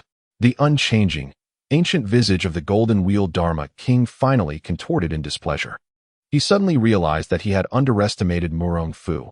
With a single step, he left a 3-inch deep impression in the ground. He thought to himself, this young man must not be allowed to live. Otherwise, our Yuan kingdom's ambition for unification will be severely jeopardized. Chapter 32. The Script of Murong Fu Ding. Congratulations, host. You have received a random martial arts insight. Murong Fu was left speechless. The system still had the leisure to distribute rewards at such a time. In that moment, he did not need to look back to feel the menacing aura closely trailing him like a thorn in his back. Unfortunately, despite his extensive knowledge of numerous martial arts, he had scarcely dabbled in lightness skills. Had he known, he would have seized Duan Yu's Lingbo Weibu earlier. It appeared that to survive, he had no choice but to flee towards the Wudong sect. Fortunately, the king of Gold Wheel, burdened by a cumbersome cart, was not particularly swift. The old tortoise was exhausted. While Murong Fu complained, he did not forget to channel his true energy into his feet, accelerating his speed further. What were mere seconds in 100 meters, or the time taken to clear hurdles? In that instant, he became the fastest man in the world. Even the Flash would be reduced to tears in the restroom. The king of Gold will let out a cold laugh, hastening his pace. Trailing Murong Fu at a leisurely speed. Like a wild wolf stalking its prey, he intended for Murong Fu to experience despair first. He contemptuously mused, merely a first-rate expert. How much inner strength could he possess? 10 years? 20? Even the most talented individuals could not surpass 30 years' worth of inner strength. Surely, he would tire after running for an hour, a quarter of an hour, half an hour, until 3 hours had elapsed. The king of Goldwill realized he had gravely miscalculated. He had underestimated Murong Fu's endurance, and, even more so, his inner strength. 3 hours later, Murong Fu remained as lively as ever, sprinting desperately, traversing mountains and rivers, leaving his pursuer far behind. Cursed be it, how could that old man run so well? His stamina surpasses mine. Murong Fu finally felt his inner strength dwindling, had it not been for the extraordinary nature of his Xiaowu Gong. He feared he would have already collapsed from exhaustion. Murong, please halt. If you continue to flee, you shall never escape the grasp of this monk. The king of Goldwill called, showing no signs of fatigue. Murong Fu retorted irritably, I am no fool. I would never remain stationary for you to kill me. This monk has been cultivating the dragon-elephant prajna technique since childhood, and now has reached the 11th level, with vitality 5 times that of an average person. If you persist, you will exhaust yourself, while I may rest for merely 3 days, the king of Goldwill proclaimed, his voice resonating and shaking the void. The 11th level? In the original text, this old monk had only practiced up to the 10th level, and that was when Yangguo was in his 30s.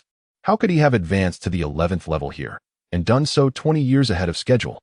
Was he on the path to invincibility? Murong Fu, unable to tolerate the arrogance of the king of Goldwheel, scoffed, Fool, beyond this mountain lies Wudong Mountain. Regardless of whether you have reached the 11th level or even the 15th, Zhang Zhenren would treat you like a child. If he had not miscalculated, this area was already within the territory of the Wudong sect, and the king of Goldwheel would not be able to act so brazenly for long. The king of Goldwheel paused. Unfamiliar with the geography of the Song dynasty, he merely intended to mock Murong Fu. Unbeknownst to him, he was unwittingly led to Wudong Mountain. His face flushed with embarrassment. Zhang Sanfeng, a figure of profound enlightenment, was a venerable master of martial arts, capable of shattering the void with a mere step. Striking him, a mere minor master, would surely be a trivial matter. Alarmed, he abandoned the playful game of cat and mouse with Murong Fu. With a firm grip, a surge of energy surged forth. Before Murong Fu could react, the surrounding trees were severed at their trunks, hurtling toward his head. Foolish, Murong Fu muttered under his breath. Channeling his vital energy to execute the technique of the celestial rotation, redirecting the oncoming trees to strike the king of the Golden Wheel. Anticipating this maneuver, the king of the Golden Wheel had long prepared, drawing forth the Golden Wheel from his back without hesitation. He charged forward, obliterating all that obstructed his path with astonishing speed. Incensed, Murong Fu cursed and attempted to flee, but the king of the Golden Wheel had already closed in, mercilessly bringing down the 5-colored Golden Wheel. Damned! Murong Fu dared not hesitate, drawing his blood knife to engage the king of the Golden Wheel. Each strike from the king bore immense weight, causing Murong Fu's hands to tingle and his palms to ache. Your knife technique is mediocre. Lacking even a fraction of the prowess of the blood knife ancestor, the king of the golden wheel scoffed. Furrowing his brow, Murong Fu realized that his blood knife was merely a prop, less effective than a simple iron rod. Yet, facing the five-colored golden wheel, he knew he could not confront it barehanded. Reluctantly, he resorted to a strategy of evasion while hoping that someone from the Wudong sect would pass by to summon Master Zhang. Young man, I ask you once more, are you willing to take me as your master? The king of the golden wheel lessened his force by a third, inquiring. Seizing a moment to catch his breath, Murong Fu retorted disdainfully, You despicable bald monk, how could I ever become your disciple? Very well, since you refuse, prepare to die? The king of the golden wheel unified his energy and struck fiercely at Murong Fu's chest. With no means of escape, Murong Fu raised his knife to shield his torso. Bang, bang, bang. The sounds of impact reverberated, each collision threatening to shatter his bones into dust, and as he lowered his head, he found himself cornered at the edge of a precipice. In his heart, he could not help but lament. Had he truly traversed less than 2 years only to meet his demise? Logically, a reborn individual should possess a protagonist's halo, and at such a moment, an elder should arrive to assist him. A thought sparked in his mind. Indeed, I am the protagonist, and there must be an elder observing my every move. But who could it be? Most likely, it was Master Zhang of Wudong. Seeing Murong Fu's unusual expression, the king of the golden wheel assumed he had been rendered senseless by the blows and recited a Buddhist chant, asking, Does young Master Murong have any final words? Final words? Murong Fu scoffed. A mere barbarian thinks to annihilate my Song dynasty? Such delusions. If I survive today, I shall personally lead my cavalry to obliterate your Yuan nation. The king of the golden wheel's countenance darkened. He had not anticipated such fortitude from one so young, who dared to boast in the face of danger. Very well, if that is your resolve, then I shall grant you a swift end. The king of the golden wheel leapt into the air, his five-colored golden wheel brimming with energy, hurtling directly towards Murong Fu's face. Murong Fu felt a surge of joy. The angrier the king of the golden wheel became, the happier Zhang Zhenren, who lurked nearby, would be. As the five-colored wheel approached ever closer, his eyes sparkled with eager anticipation. 2 zhang, 1 zhang, half a zhang, a third of a zhang. Something was amiss. Why had Zhang Zhenren not yet made his move? Sensing imminent danger, Murong Fu instinctively raised his bloodied blade in defense. With a resounding crash, he was struck by an immense force and sent tumbling into the abyss, his voice echoing in despair. Zhang Sanfeng, I loathe you. The king of the golden wheel wore a perplexed expression. What connection did his actions have with Zhang Sanfeng? Could it be that Zhang Sanfeng had conspired with Murong Fu to lure him here, only for the former to fail to appear? This place was no longer safe. The monk resolved to depart swiftly, lamenting the loss of such a promising disciple. With that, the king of the golden wheel turned and left, without a trace of regret. Chapter 33. At the bottom of the nameless cliff after the departure of the king of the golden wheel, 2 breathtakingly beautiful women appeared at the edge of the cliff. One was the ethereal Shi Xuan, reminiscent of a goddess, while the other was the alluring and sensual Wan Wan. It seemed that this young Master Murong had met his end quite thoroughly, Wan Wan jested. Shi Xuan, filled with self-reproach, lamented. Had I not let my temper get the better of me and left, perhaps my martial prowess alongside young Master Murong's could have withstood the king of the golden wheel. Huh, how utterly absurd. The strength of a master cannot simply be countered by numbers, Wan Wan scoffed, her disdain evident as she regarded Shi Xuan's indecisive demeanor. Not wishing to waste further words with Wan Wan, Shi Xuan shook her head and said, Young Master Murong is deceased. You have completed your mission. Why do you linger? Humph. He is dead. Your mission is also accomplished, is it not? So why not depart? Wan Wan retorted. Shi Xuan did not conceal her thoughts, stating plainly, Young Master Murong saved my life. Even in death, I must descend to the bottom of the cliff to retrieve his body and return it to Yanzi Dock. Oh, how fortuitous. I have plenty of time to accompany you in your search, Wan Wan replied with a playful grin. Suit yourself, Shi Xuan thought to herself. Well aware of Wan Wan's personality, even if she forbade her, Wan Wan would not leave. Humph, how tedious. Wan Wan muttered disdainfully as she followed Shi Xuan down towards the cliff space. At the bottom of the nameless cliff, the unfortunate Murong Fu, who had just plummeted, continued to wail in agony. Fortunately, a dense thicket of green vines ensnared him. sparing his life despite the fact that 7 of his ribs had been broken. The tales are all lies. I certainly do not possess a protagonist's halo. Murong Fu cursed through gritted teeth, hanging upside down with no means to move. Starving yet immobilized, he had no choice but to channel his inner energy, slowly mending his wounds. I still have unspent rewards from my previous tasks. I shall apply them to my inner cultivation technique, with newfound insights. This extraordinary skill has reached an unparalleled level of proficiency. His internal energy surged rapidly, enhancing his self-healing capabilities. Each movement felt akin to a miraculous elixir soothing his injuries. Aside from a few broken bones, his internal organs had also been severely compromised by the impact of his fall. Thankfully, he possessed 2 protective techniques. Had it been someone ordinary, they would have perished or been suffocated by the very vines that saved him. King of the Golden Wheel, wait for me. One day, I shall hang you from the city walls to avenge this day's grievances. Murong Fu seethed with rage, longing to exact 1,000 tortures upon the King of the Golden Wheel. Suddenly, a fierce wind roared, and maniacal laughter echoed in his ears. Haha, how amusing. Another soul has fallen and survived. How delightful. A colossal stone sphere rolled towards him from afar, upon which was bound a bald man sporting a wild beard. He approached Murong Fu, his face mere inches away, scrutinizing him from head to toe with meticulous curiosity. Subsequently, he laughed heartily, exclaiming, Haha, the lad has a fine appearance, reminiscent of my youthful self. Upon seeing this eccentric old man, Murong Fu's mind raced with memories, quickly identifying the man as the head of the fireworkers. The very individual bold enough to challenge Zhang Sanfeng. This fellow seemed to possess a complete version of the Nine-Yang manual. Senior, might you release me? He inquired. Haha. Are you blind? I have no hands to set you free. The fireworker retorted with a scathing remark. Instantly, he emitted a pure young energy, and the vines binding Murong Fu were severed as if by a sharp blade. Caught off guard, Murong Fu crashed to the ground, wincing in pain. Your physique is quite sturdy, the fireworker remarked, nodding in satisfaction. With his ribs shattered and unable to move, Murong Fu could only lie there and call out. Thank you for saving my life, senior. Murong Fu shall repay this kindness one day. An old monk desires nothing. What need have I for your gratitude? The fireworker replied disdainfully. Glancing at the old man's half-ruined form, Murong Fu suggested, I can heal your injuries. Oh, are you proposing to use the black jade bone-mending ointment? The fireworker cackled.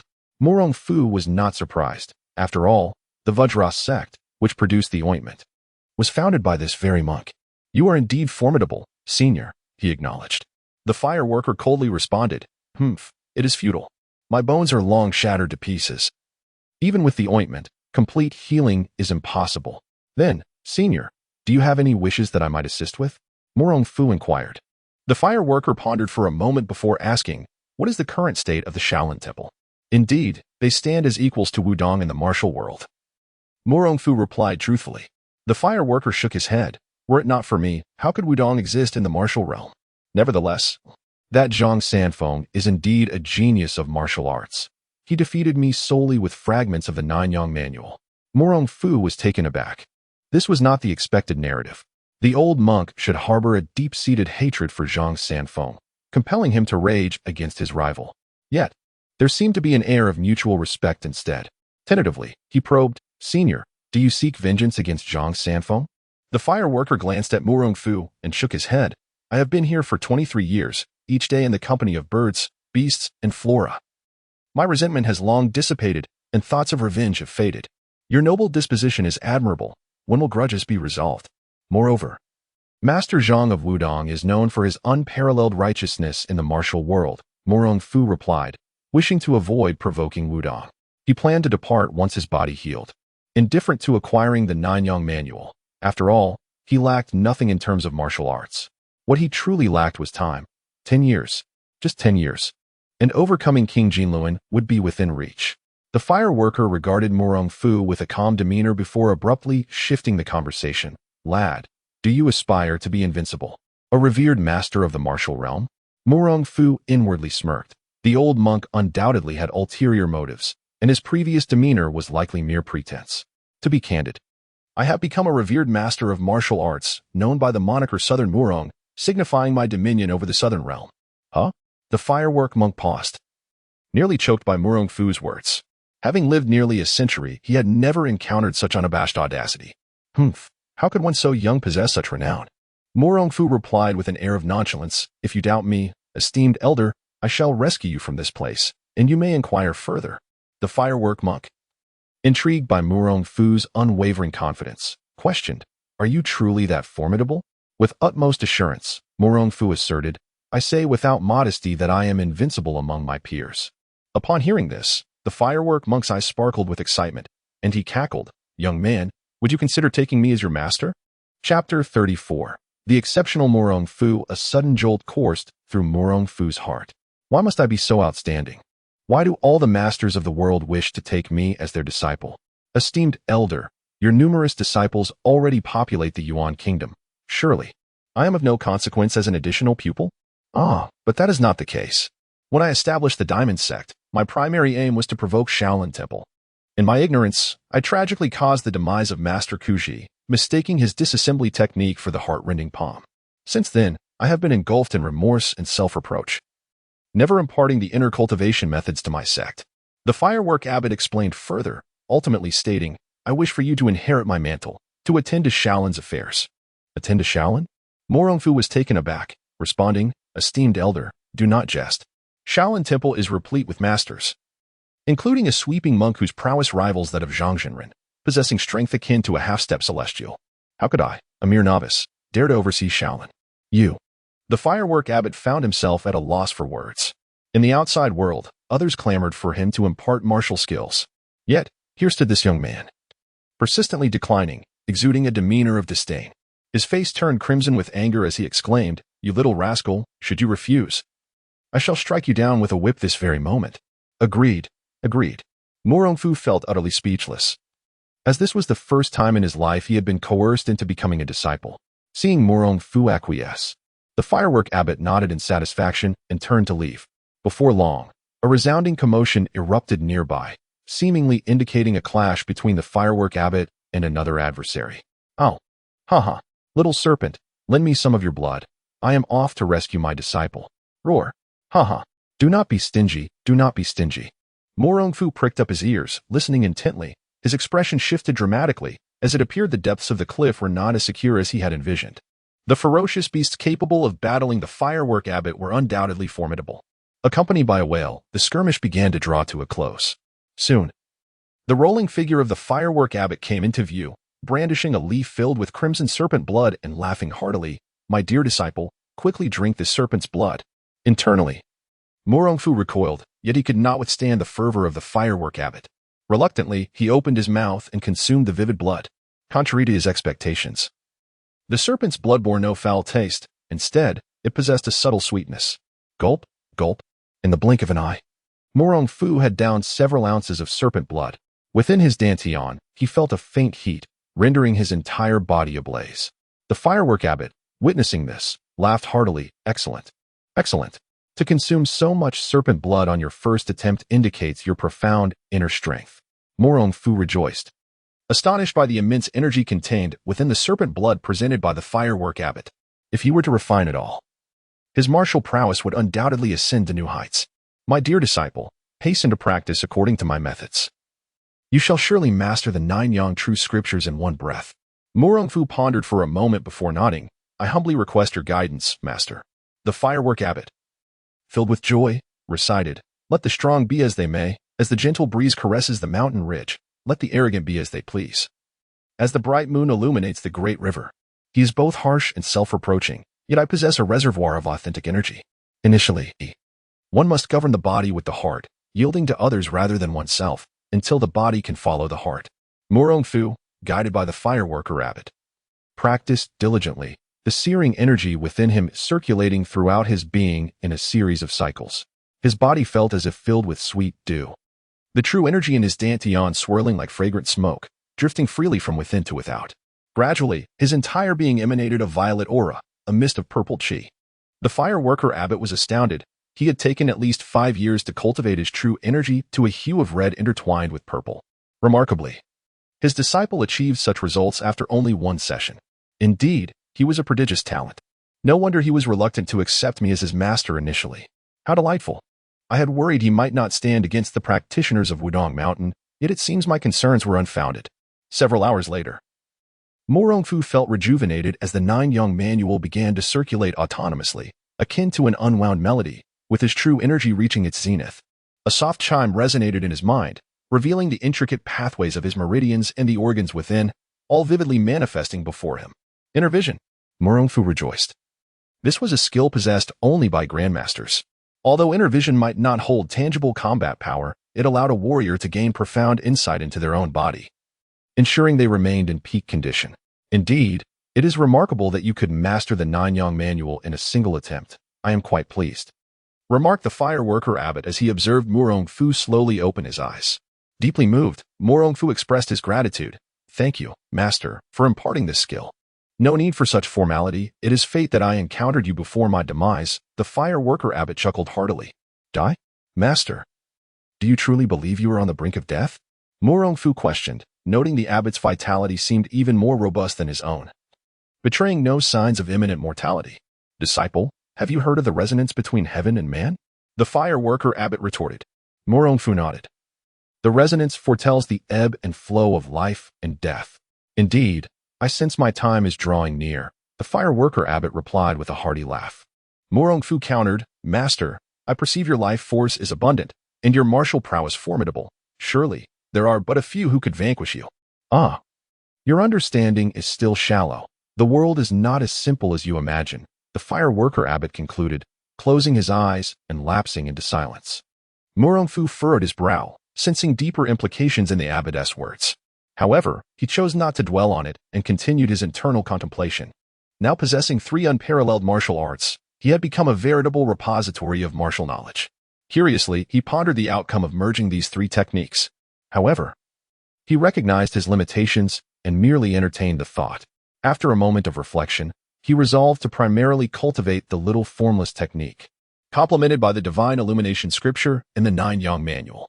The little formless technique, rooted in Taoist tradition, harnesses gentle true energy, devoid of form, and leaves no trace.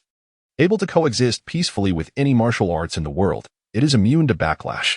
Furthermore, possessing knowledge of the operational pathways of 2 other divine arts allows for seamless substitution.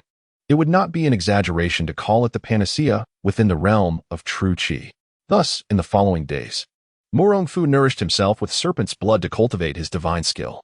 His internal injuries healed at a visibly swift pace. The fractured ribs were nearly mended, and in another fortnight, he would achieve complete recovery. Disciple, the more one practices the Nine-Yang manual, the stronger one becomes. Remember, it is essential to engage in frequent sparring with others. Only by exhausting internal energy can one experience a genuine breakthrough. After several days, the firework monk, resembling a benevolent elder, imparted his wisdom. Yet, before him stood Murong Fu, battered and bruised, clearly having endured significant punishment. With a pained expression, he remarked, Master, I understand. The firework monk nodded in satisfaction and continued to wield the green vine draped across his body. Suddenly, a furious roar echoed from a distance. Both individuals furrowed their brows and simultaneously exclaimed, The spirit serpent is enraged. Chapter 35. A heart full of joy. Murong Fu and the firework monk were greatly puzzled. Aside from the time when the firework monk extracted its blood, the raging phenomenon was unusual. Typically, the spirit serpent never exhibited anger. What could have caused this today? Could it be that your enemies, fearing you were still alive, have ventured to the cliff's base to unearth your corpse? Speculated the firework monk. Perhaps. Given the nature of the Yuan people, it is quite possible, thought Murong Fu, secretly pleased. If King Jinluan were to arrive, it would provide the perfect opportunity for the firework monk to dispatch him. Without a change in his expression, the firework monk stated, Let us proceed and take a look. The spirit serpent was not far from the two, and they had not walked long before they encountered something surprising. Murong Fu's eyes brightened with astonishment. It was not the foul monk King Jinluan, but rather Shifijuan and Wanwan. The firework monk, with a peculiar expression, remarked, Is that your wife? No. My wife is still at home, Murong Fu replied, feeling a pang of longing for his family, having been away for several days without knowledge of how Yuyan fared. These 2 young ladies have come to the cliff space to seek you. They must harbor some affection for you. Why not accept them entirely? The firework monk laughed heartily, pleased at the prospect of his disciple marrying. Master, that may not be appropriate. One is the heir of Zihang Jingjai. and the other is a saintess of the Inga faction, Murong Fu explained. The firework monk scoffed. I have heard of these two nefarious sects. They are merely average. Not as formidable as you imagine. This. As Murong Fu observed the two young women about to be ensnared by the spirit serpent, he suggested, Master, perhaps we should rescue them first? Foolish. If we save them, how can we negotiate terms? The firework monk shot a stern glance at Murong Fu. Inquire if they are willing to marry you. If they agree, I shall drive away the serpent. If not, let them fend for themselves, after all. There are countless enchanting women in the world. Very well. Murong Fu silently admired the old monk's cunning. It would be a pity if he did not engage in commerce. He quickly approached the two women. It's your fault for insisting on searching for Murong Fu's corpse. Now look what has happened. This monster has fixated on us. And we cannot escape. Wang exclaimed in frustration, wielding her whip mercilessly against the spirit serpent. Unfortunately, her whip proved ineffective against the serpent's massive form. Measuring 10 zhang in length and as thick as a millstone, Shifijuan was equally helpless. She could not have anticipated that such a formidable spirit would be hidden at the cliff's base. She retorted, Young Master Murong has slain the Bloodblade ancestor. He has done a service to the righteous path. I must retrieve his body. Retrieve? That foolish body has probably been consumed by this great serpent. Wang scolded angrily. Ah. I regret to disappoint Miss Wang. I have not been devoured by the little serpent, Murong Fu interjected, feeling warmth in his heart upon hearing Shifijuan's words. Young Master Murong, you're unharmed? Shifijuan exclaimed with joy. I am unscathed, having been fortunate enough to be rescued by a senior master, Murong Fu replied with a nod. A senior master? It is utterly inconceivable. Who would venture into such a desolate place? Wanshu exclaimed incredulously. What is his name? Huagong Tuchuo, Murong Fu replied candidly. Ah, so it is him. Wanshu was about to speak further when the serpent lunged at her once again. For reasons unknown, this serpent seemed particularly fixated on her, consistently targeting her as its primary victim. If Shifijuan refrained from intervening, it would scarcely spare her a glance. Curse that wretched serpent. Why does it incessantly pursue me? I have not even laid a finger on its eggs. Wanshu lamented as she hastened her pace. Yet, the serpent was too formidable, its speed unmatched, rendering her efforts to resist utterly futile. Murong Gongzi, Shifijuan suggested, why not summon your master to assist Wanshu? Murong Fu, visibly embarrassed, replied, to speak frankly. My master has stated that he will only intervene if you both agree to marry me. What? Murong Fu, how could you take advantage of the situation? I had thought you a gentleman. This is truly despicable. Wanshu cried, her charming visage flushed either from exertion or indignation. Murong Fu earnestly explained, I assure you. This predicament is beyond my control. My master's eccentric nature compels him to demand such conditions. Both women fell silent, pondering the peculiar temperament of such martial arts masters, which were not uncommon within their own sections. What shall we do? Shifijuan and Wanshu exchanged anxious glances at the serpent. Murong Fu felt equally helpless. It was not that he lacked the desire to rescue Wanshu, but rather that the serpent was too powerful. He had previously engaged it in combat during his idle moments, only to find himself unable to withstand even a single blow, being sent flying several yards by its tail. As Wanshu felt her internal energy depleting rapidly, her movements grew sluggish. If this continued, she would undoubtedly be crushed by the massive serpent. In desperation, she cried out, I will marry. Please, senior. Lend me your aid. Murong Fu was taken aback. It seemed far too simple. Shouldn't a lady exhibit some decorum? Listen well, little girl. If you wish to marry, both of you must agree. Otherwise, you shall both serve as a delightful snack for the little serpent. Huagong Tuchuo cackled with glee, reveling in the prospect of securing a bride for his disciple. Wanshu, exasperated, turned to Shifijuan, urging, you must agree quickly, or I shall perish, and I will haunt you as a ghost. Shifijuan, equally at a loss when confronted with such a colossal creature, conceded, if the senior is willing to save us both, I shall agree to marry Murong Gongzi. Ah, if only you had said so sooner, Huagong Tuchuo exclaimed, channeling his internal energy to summon a 10-foot-long vine that swiftly struck the serpent's head. With a pained roar, the serpent stumbled and, enraged, turned to flee. Shifijuan and Wanshu exchanged startled glances, astonished. What they had initially presumed to be merely a master of the pinnacle of their sect now appeared to possess the strength of a grandmaster. Come here. Huagong Tuchuo laughed triumphantly, beckoning them closer. Murong Fu shook his head, recognizing that his rather unconventional master possessed a truly mischievous heart. My apologies, esteemed guests. I find myself helpless in the face of my master's temperament, Murong Fu said, bowing respectfully. Wang drew closer to Murong Fu, their eyes meeting, and with a hint of annoyance remarked, "Oh, come off it. If I am not mistaken, you must be overjoyed deep down." This. Murong Fu raised his hand, eager to explain, but Wang turned away, striding towards the fire worker monk. "Shirgu," the graceful Shifeishuan interjected, "I must concur with Wang this time. It seems that young Master Murong is indeed quite pleased." Murong Fu stood rooted in place, his expression rigid as he gazed at the retreating figures of the two incomparable beauties. Deep within, however, he truly felt a blossoming joy. Chapter 36. The dragon leads to the sea. Upon seeing the two young women approach, the fire artisan abbot, with a semblance of conscience, refrained from attributing the fault to Murong Fu. He chuckled, "You two little girls have misunderstood my disciple. This matter is entirely my doing." "Humph. The elder certainly considers his disciple," Wanshan retorted with indignation. However, when they beheld the fire artisan abbot bound to a spherical object by green vines, their beautiful eyes widened in astonishment. "Elder, what has happened to you?" asked Shifeishuan, her voice tinged with concern. The fire artisan abbot laughed heartily. "In my battle with Zhang Sanfeng years ago, I unfortunately fell to the bottom of a ravine. By a stroke of luck, I survived, but I have become this wretched half-human, half-ghost figure." With Zhang Sanfeng, Shifeishuan and Wanshan gasped in disbelief, their mouths agape. Especially Wanshan, who had previously only regarded the fire artisan abbot as a mere founder of an ordinary sect, could hardly fathom that he had once battled with Zhang Sanfeng. Indeed, the fire artisan abbot declared with pride, "May I inquire, esteemed elder, what level of mastery do you possess?" Shifeishuan asked curiously. "Consider it a half-step to the celestial realm," the fire artisan abbot replied candidly. "What?" The two young women were taken aback, and even Murong Fu was greatly astonished. It is well known that Zhang Sanfeng was merely a half-step to the celestial realm as well. "Master, is the elder truly that formidable?" Murong Fu inquired, astonished. The fire artisan abbot scoffed, "Of course. If I weren't so powerful, how could I have dared to challenge Zhang Sanfeng? I am not a fool. Elder, if you are indeed so powerful, why remain here?" Wanshan questioned, her defiance apparent. "Simply to cultivate." The fire artisan abbot glanced at the three below and said, "Martial arts is but a prelude. One must also enter the Tao. A martial artist who does not enter the Tao is ultimately worthless."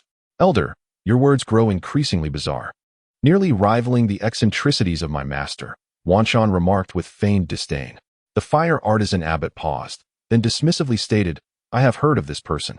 Having transcended the threshold of life and death, he might barely make it into the top 20 of martial history." Wanshan countered, "My master has proclaimed him the foremost in righteousness and wickedness throughout history. No one surpasses him in prowess." "Such nonsense. The true foremost throughout history is I. No one is stronger than me." The fire artisan abbot thundered, his aura oppressive like a looming mountain, causing the two young women to tremble in fear. "Enough. Time is of the essence. You should proceed to the bridal chamber," the fire artisan abbot said with impatience. "What? Must we go to the bridal chamber so soon?" Wanshan could hardly believe her ears. The old man was truly unpredictable. If you do not agree, I shall toss you to the little serpent for a meal," the fire artisan abbot coldly retorted. "Elder, while we are indeed daughters of the rivers and lakes, we are also inheritors of two sections. Such a hasty union would surely invite ridicule from heroes across the realm," Shifeishuan reasoned, appealing to both logic and emotion, and casting a beseeching glance at Murong Fu. Murong Fu could only smile wryly, realizing that if the fire artisan abbot were to heed his words, there would be no need for such complications. Yet, in agreement, he remarked, "Indeed, master, this mountainous wilderness is ill-suited for a cave dwelling, primarily for its discomfort. As for your wife, you hold the authority. But while you may forego the bridal chamber, you must still honor the heavens and the earth." The fireworker monk expressed his dissatisfaction. Wang attempted to counter once more, but was quelled by a stern glance from the monk. Aware of her predicament, she conceded, "I must comply with the elder's command." "Ha, splendid. Obedient disciple. Come forth to honor the heavens and the earth." The fireworker monk boomed with laughter. Murong Fu glanced at the two exquisite beauties and, taking their hands, knelt before the fireworker monk. They bowed once to the heavens and earth, twice to the ancestral hall, and then the couple bowed to each other. "Ha, excellent. From this moment, you two shall be the wives of my disciple." Do remember to bear him a child soon, the fire worker monk declared, his thoughts transforming as he ensnared Murong Fu's wine gourd with a vine, drinking to his heart's content. Seizing the opportunity, Wan pinched Murong Fu's waist and twisted fiercely. I advise you, should you wish to live, do not dare touch a single hair on my body, otherwise my master will not spare you. Enduring the pain, Murong Fu replied, if your master were to come, I might gain another wife. If you value your virtue, it would be wise to behave. You, Wan, upon hearing this, fell silent. Her master, the enigmatic Yuyan, was merely at the grandmaster level. If she were to confront the fire worker monk, the outcome was uncertain. Perhaps you should heed Murong Gongzi's words. Should you provoke his master, neither of us will escape unscathed, Shifijuan quietly advised. However, Wan wished to argue further but was interrupted by Murong Fu. Rest assured, I shall not lay a finger on you. Humph, that is more like it, Wan pouted. The fire worker monk drank heartily from his monkey wine, repeatedly mumbling, guide the dragon into the sea, return the fire to its source. Before long, he succumbed to slumber. Wan suggested, why not take advantage of the old fool's slumber and leave the cliff's base? That may not be feasible. The spirit serpent outside seems particularly fond of you. If it were to suddenly go mad, you might meet your end here, Murong Fu replied with feigned disdain. Nothing can be done, and must we truly remain here to bear children with you? Wan fumed, but noticed Shifijuan's pensive expression, as if she were contemplating something. With hope. She asked, Shifijuan, have you thought of a plan? None. I am merely curious about the elder's repeated phrases, guide the dragon into the sea. Return the fire to its source. What do they signify? Shifijuan pondered earnestly. Upon hearing this, Wan's face flushed. She shot a glare at Murong Fu and teased. You ought to hasten and explain the meaning of that phrase to Sister Feishuan. Shifijuan's eyes sparkled with delight. Murong Gongzi knows the meaning of this phrase? Murong Fu, feeling a bit embarrassed, inquired, does the young lady genuinely wish to know? Indeed, I believe the elder's words must carry profound significance, offering great benefit to our cultivation. Shifijuan replied, her eyes filled with anticipation. Murong Fu smiled and leaned closer to Shifijuan's ear, carefully elucidating the meaning, concerned she might not understand, using gestures for clarity. Murong Gongzi, you. Shameless. Upon hearing this, Feishuan's delicate skin flushed from her neck to the crown of her head. If it weren't for her inability to leave this place, she would have turned and walked away, vowing never to meet Murong Fu again in this lifetime. Ha. My dear husband, you are truly foolish. Your explanation is so straightforward. You cannot possibly be suggesting that you wish to share a chamber with Sister Feishuan, Wan teased triumphantly, causing Feishuan to feel even more bashful, leaving her no choice but to occupy herself with the mud at her feet. Suddenly, a thunderous roar echoed through the sky, as lightning flashed and dark clouds loomed overhead, casting a heavy pall over the hearts of those present. The fireworker, who had previously been somewhat dazed, seemed to regain his senses and murmured, I did not expect it to arrive so swiftly. Chapter 37. Unity of Heaven and Man. Murong Fu gazed at the appearance of the fireworker monk, a look of confusion flickering in his eyes. Unable to restrain his curiosity, he inquired, Master, what has come to pass? Unity of Heaven and Man. The fireworker monk replied, seemingly addressing Murong Fu while also lost in his own thoughts. Murong Fu and his companions were momentarily taken aback. The unity of heaven and man is a legendary state, transcending life and death, surpassing all limits. To unite with the heavens, rendering one invincible in the world. Feishuan spoke solemnly. Our compassionate voyages sword manual has recorded that once one surpasses the threshold of life and death, they may enter the realm of unity of heaven and man. The martial prowess shatters the void, becoming unmatched in the world. The fireworker monk let out a long howl towards the heavens. Murong Fu furrowed his brow, pondering whether this old fellow, after helping him find 2 wives, had succumbed to madness in his elation. Suddenly, a thunderous roar echoed. A bolt of lightning streaked across the sky, aimed directly at the fireworker monk. The 3 of them gasped in alarm, simultaneously exclaiming, Be careful. Yet, the fireworker monk maintained an air of indifference. Vines of green twined around him like a spider's web, twisting into a long spear that lunged towards the lightning. Upon closer inspection, the verdant spear emanated a faint aura of purple mist. Boom! The thunder crashed down like divine retribution, striking the azure spear. How can this be? Wan cried out, for the azure spear emerged unscathed from the lightning's onslaught. Murong Fu stood agape, unable to comprehend. Why did this scene evoke the sensation that the fireworker monk was undergoing a celestial tribulation? Could it be that this old monk truly intended to shatter the void and become a myth of martial arts? Was he perhaps even more formidable than Zhang Sanfeng?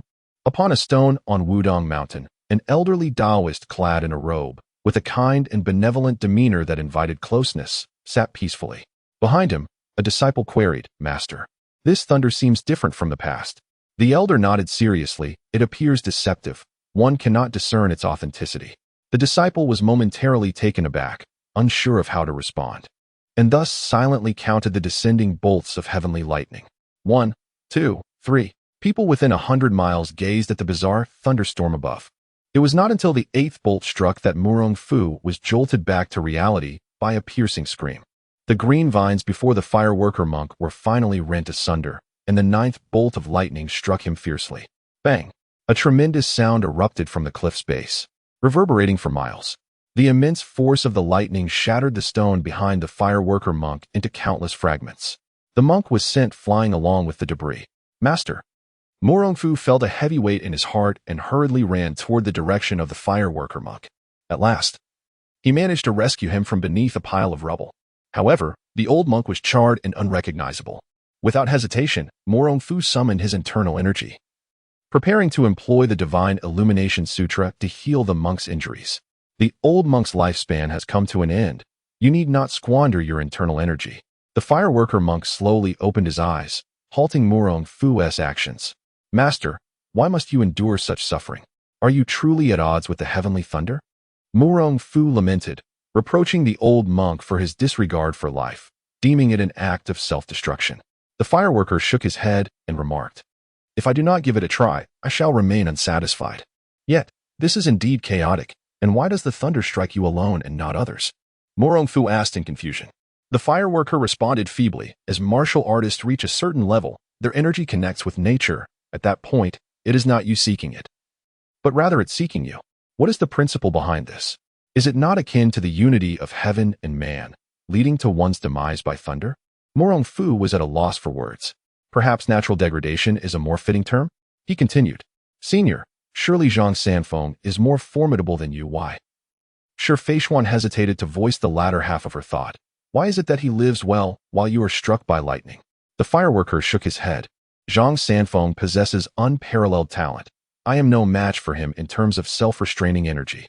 As he spoke, the remaining green vine in his hand wound around Murong Fu's wrist. Murong Fu was taken aback, and before he could comprehend the situation, a warm current emanated from the vine. "It is a great fortune in my life to accept such a prodigious disciple in my final days. I shall impart all my remaining energy to you." The fireworker's voice grew increasingly faint. His internal energy surged into Murong Fu's body. The method of enlightenment. Shi Feishuan exclaimed in wonder. Wang grumbled, "I only knew that the heavenly master at Longhushan could impart energy, but I did not expect the old monk could do so as well." Both women were astonished to see Murong Fu enveloped in ethereal purple energy. Within him, a tempestuous surge of pure yang energy rapidly blossomed, causing him to feel as though he were being roasted upon a fire. The fireworker, weakly, urged, "Disciple, endure this trial, and you shall seek vengeance upon that so-called Law King." Murong Fu struggled against the searing heat. If this continued, he would surely be reduced to cinders. Suddenly, the green vine slackened. The fireworker collapsed to the ground, silent for a long time.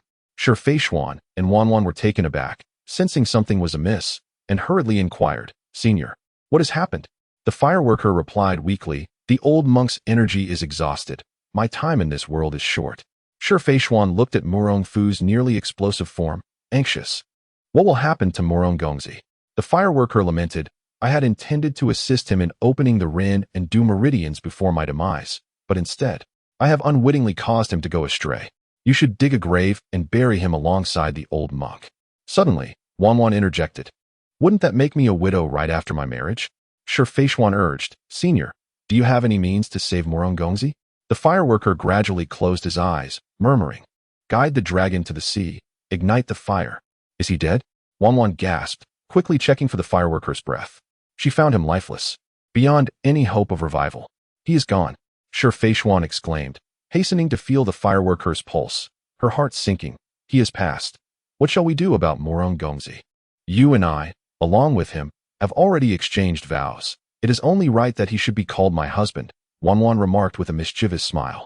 Shifijuan, with a charming yet urgent demeanor, expressed her frustration. At such a critical moment, how can you still afford to jest?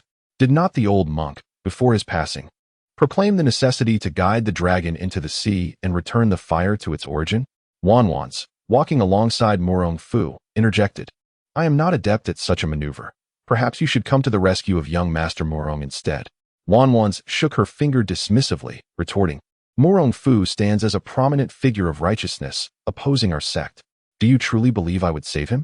Shifijuan, in a state of urgency, countered. You must not forget, there is a great serpent lurking outside. Without young Master Murong, you too would surely perish. Despicable. Wanwans furrowed her brow, perplexed as to how she had offended the great serpent, which seemed to target her with relentless aggression. Biting her crimson lip, she declared, if we are to be saved, let us do so together. Otherwise, perishing side by side may at least afford us some company. Chapter 38. The first step. The second step. Shifijuan's face was flushed with embarrassment, and she softly murmured in acknowledgement of Wanwan's words. Alas, though I have surreptitiously glimpsed the art of dual cultivation, the other party is but a child and remains utterly unversed. Wanwan exclaimed in frustration. Unfortunately, one could not respond, and the other felt too shy to do so. With no other choice, she began to recall what she had read in the scriptures, following the prescribed steps. The first step, a kiss. The second step, an embrace. The third step. Murong Fu was overwhelmed by a scorching heat throughout his body when suddenly, he felt a refreshing coolness on his lips, accompanied by a faint, sweet fragrance. It was as if he had grasped a lifeline after 3 days without water, incessantly seeking more, delving deeper. Initially, Wanwan thought little of it. But upon witnessing Murong Fu's frenzied demeanor, she was struck with terror, crying out, Master, this is too frightening. Help, help, let go of me, you scoundrel. At this moment, Shifijuan, witnessing the scene, was utterly bewildered. She glanced around and fled in haste. Wanwan stood frozen in disbelief. Ah, have I truly been deceived? I, the illustrious saintess of an evil sect, tricked by someone from the righteous path. How shall I inherit my master's legacy now? With a steely resolve, she thought. If that is the case, we might as well perish together. She raised her palm to strike at Murong Fu's crown. Bang! Before her jade palm could make contact with Murong Fu's head, she felt a powerful force rebound against her. Before she could comprehend the situation, she was sent flying backwards. A mouthful of fresh blood erupted from her lips. In utter disbelief, she stared at Murong Fu, exclaiming, how could this fellow be so formidable? As Wanwan struck Murong Fu, a surge of internal energy was born within his Yutong cavity, coursing through the Zhigung and Dantian points. All his internal force converged toward his crown. His entire body felt a profound sense of release, as if breaking through a barrier, circulating smoothly throughout, forming a grand cycle. Hundreds of meridians became interconnected, creating a river of true energy, harmonizing fire and water, the dragon and tiger converging, bringing unparalleled comfort to his previously pent-up body. Time passed, though he could not determine how long. The internal energy imparted by the fireworker master melded with his own true energy, racing through the meridians with remarkable speed without need for guidance. His eyes suddenly widened and an aura radiated outward. Boom! Everything in the vicinity was sent flying 3 yards away. Wanwan's beautiful eyes widened in shock as she was once again blasted away, leaving only a scream in her wake as she collided violently with a massive rock. Rising while holding her head, she cursed, Murong Fu, you beast. How could you treat me this way? Murong Fu maintained a tranquil expression, ignoring her, instead gazing at the lifeless body of the fireworker master. A sense of inexplicable sorrow welled up within him. He had not anticipated the old monk's demise, though they had only spent a few days together. The monk had taught him the Nine-Yang manual and bestowed all his internal power upon him. Such is the nature of a master in this world. Casting a glance at Wanwan, he noted that although he had been in a state of chaotic energy, he had been able to hear their conversation clearly. He spoke. Thank you. You have unblocked your Ren and Du meridians? Wanwan looked at Murong Fu with confusion. By sheer luck, Murong Fu nodded. Not only had he unblocked the Ren and Du meridians, but he had also broken through 100 barriers. In the future, every part of the body could store internal energy, and his vitality had increased threefold compared to before. If he were to encounter the king of the Golden Wheel again, he would undoubtedly force the opponent to kneel and chant the conquest 5,000 times. Wang Yin turned her gaze and inquired, "Are we finally able to leave this cursed place?" "Wait, I must first lay our master to rest before taking you out," Murong Fu replied calmly. "Really? Can you defeat that great serpent?" Wang Yin questioned skeptically. Murong Fu smiled slightly, exuding confidence. "If I cannot vanquish it today, I shall surely be able to tomorrow. If I cannot conquer it tomorrow, there will come a day when I can." Wang Yin was momentarily taken aback by Murong Fu's sudden seriousness, her heart racing with an unusual emotion, though it was soon suppressed. "Humph, I knew you were just boasting. Hurry up and bury the old monk." With a nonchalant response, Murong Fu approached the fireworker monk, discovering that his back had already fused with the stone. After 23 years, such suffering would be unfathomable to an ordinary person. "As your disciple, the humiliation you endured shall be avenged by me, Murong Fu," he vowed silently, promising to seek retribution against Wudong Mountain when the opportunity arose. He then procured the blood knife and carved a horizontal tunnel into the mountain, placing the fireworker monk inside and fabricating a biography for him at the mountain's entrance. "Are we able to leave now?" Wang Yin began to speak when a commotion caught her attention. Turning around, her anger flared as she dashed forward like a shadow. "You, Shifijuan, have caused me great distress." "Ah," Shifijuan exclaimed apologetically. She had been unable to perform the shameful act and had no choice but to flee, returning only when she felt the time was right. Upon seeing Wang Yin's fierce demeanor, confusion filled her heart. Why would that be painful? How is it that Wang Yin remains lively and unscathed? In her momentary distraction, she was caught off guard and knocked back by a powerful blow. Both Murong Fu and Wang Yin were startled and rushed forward to assist her, asking, "Why didn't you dodge?" Shifijuan replied earnestly, "It was my fault for not allowing you to face young Master Murong alone." "Humph, at least you have a bit of conscience," Wang Yin retorted angrily. "However, I truly could not." Shifijuan's voice trailed off, her embarrassment causing her to turn away. "What is so significant?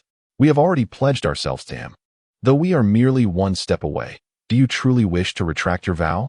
Wang Yin's eyes glinted with a mischievous plan to take revenge on Shifijuan. "This." Shifijuan looked towards Murong Fu, unsure of how to counter. Murong Fu chuckled. "Ladies, there is no need to concern yourselves.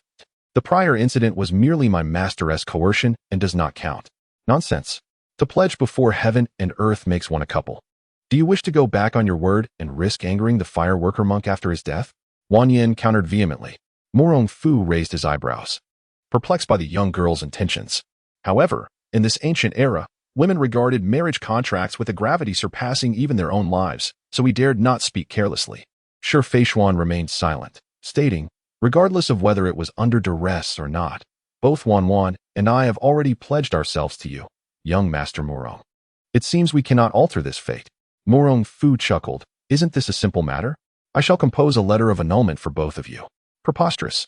If there is to be a divorce, it shall be I who dismisses you," Wan exclaimed, nearly erupting in fury as she bit down hard on Murong Fu's arm. Sure Feishuan's expression darkened. As a respectable young woman, the thought of being dismissed without cause was unbearable. How could she face the world if such news spread? Truly, young Master Murong was taking things too far. Murong Fu found himself at a loss for words. What exactly did they expect him to do when nothing seemed permissible? Chapter 39. The inevitable farewell. After a discussion between Sure Feishuan and Wan, they promptly made a decision. A clandestine marriage. What? Murong Fu was rendered speechless. What was the point of this? Was it not enough to keep it a secret? He felt a deep inner turmoil, unable to articulate his feelings. With a mischievous grin, Wan suggested, "Tonight, you shall be responsible for lulling your husband to sleep. Don't forget to give him a kiss." Sure Feishuan, blushing, offered no objections. Murong Fu chuckled, perplexed by the antics of these two women. That night, he was immersed in the practice of the techniques acquired from the blood knife ancestor. Unbeknownst to him, a faint aura of malevolence began to emanate from his body. The blood knife technique is exceedingly ruthless. Perhaps it is best to refrain from practicing it. Sure Feishuan advised, approaching him with concern. "You speak wisely, yet the swordsmanship of the blood knife ancestor is indeed remarkable." "I merely wish to comprehend it," Murong Fu responded, slowly opening his eyes and speaking candidly. Our statuses have changed. It may not be appropriate for you to call me Sure Gunyang anymore," Sure Feishuan murmured softly. Murong Fu was puzzled. Then how should I address you? In public, call me Fei Xuan. In private, wife will suffice, sure Fei Xuan replied, her breath quickening as she spoke. Murong Fu was taken aback. He had not anticipated that she would ask him to call her wife. Noticing his peculiar expression, Sure Fei Xuan inquired, Fu Lang, you do not despise me. Do you? No. How could I ever despise you? It's simply that the transition is too swift for me to accept, Murong Fu replied with an awkward smile. Sure Fei Xuan chuckled lightly. My master often teaches that the convergence of fate is a form of cultivation. Our ritual before heaven and earth signifies our bond. It is also my own journey of growth. However, should we consummate our union, my master's consent is still required. Murong Fu felt a pang in his heart, realizing that he was merely a tool to sharpen her skills. With a wry smile, he confessed, to be honest, Fei Xuan, I am already married. Wang Yuyan, is it? Sure Fei Xuan responded with a smile, unfazed by the revelation. Murong Fu suddenly recalled that Sure Fei Xuan possessed considerable power and likely knew much about him, including the existence of Wang Yuyan. It seems you both are already aware, he remarked. Sure Fei Xuan nodded and nestled into Murong Fu's embrace, saying, sleep now. It is my first time being held. Murong Fu smiled, opting not to say more. He sighed inwardly, realizing he was destined to be a paragon of virtue. Despite his reluctance, he could only grit his teeth and endure. It was not until the following morning that Wan's shrill cry roused both Murong Fu and Sure Fei Xuan. They rushed over to find Wan confronting a diminutive silver snake, measuring merely 7 inches in length. What is happening? Murong Fu inquired. Wan shook her head, bewildered. I don't know why. It attacked me as I woke up. It seems you truly attract serpents, Murong Fu teased. Sure Fei Xuan interjected. Do you not find that this little snake bears a striking resemblance to the enormous serpent we encountered? Murong Fu scrutinized it closely. Aside from its diminutive size, it did indeed appear identical. Could it be a descendant of that serpent? Wan gazed into the eyes of the silver serpent, sensing a hint of familiarity. Speaking of which, Sure Fei Xuan remarked, it has been quite a while since we last encountered that colossal serpent, and we have not even heard its voice. It seems that ever since Master was struck by lightning, we have not seen it again. Murong Fu reflected. I suspect that this silver serpent is indeed that very giant snake. Sure Fei Xuan stated bluntly, it must be so. Both Murong Fu and Wan were taken aback, shaking their heads in unison. Impossible, impossible. Even if it were to shed its skin, it could not have done so completely. It weighs several hundred pounds. It would take years to consume that much flesh. How could it have diminished in such a short span of days? Listen to me, Sure Fei Xuan continued. I once read a compendium of strange creatures within our sect, which documented many legends of divine beasts. It described that a snake transforming into a celestial dragon requires 9 lives and 9 deaths. With each demise, the opportunity for rebirth becomes stronger, although it must start anew in its cultivation. She shared her knowledge, sensing that it might sound fantastical and hard to accept. Oddly enough, Murong Fu began to entertain the notion. If even the fire artisan is on the verge of transcending, then it is not impossible for a colossal serpent to undergo recultivation. Ding. A question arises for the host to consider. 1.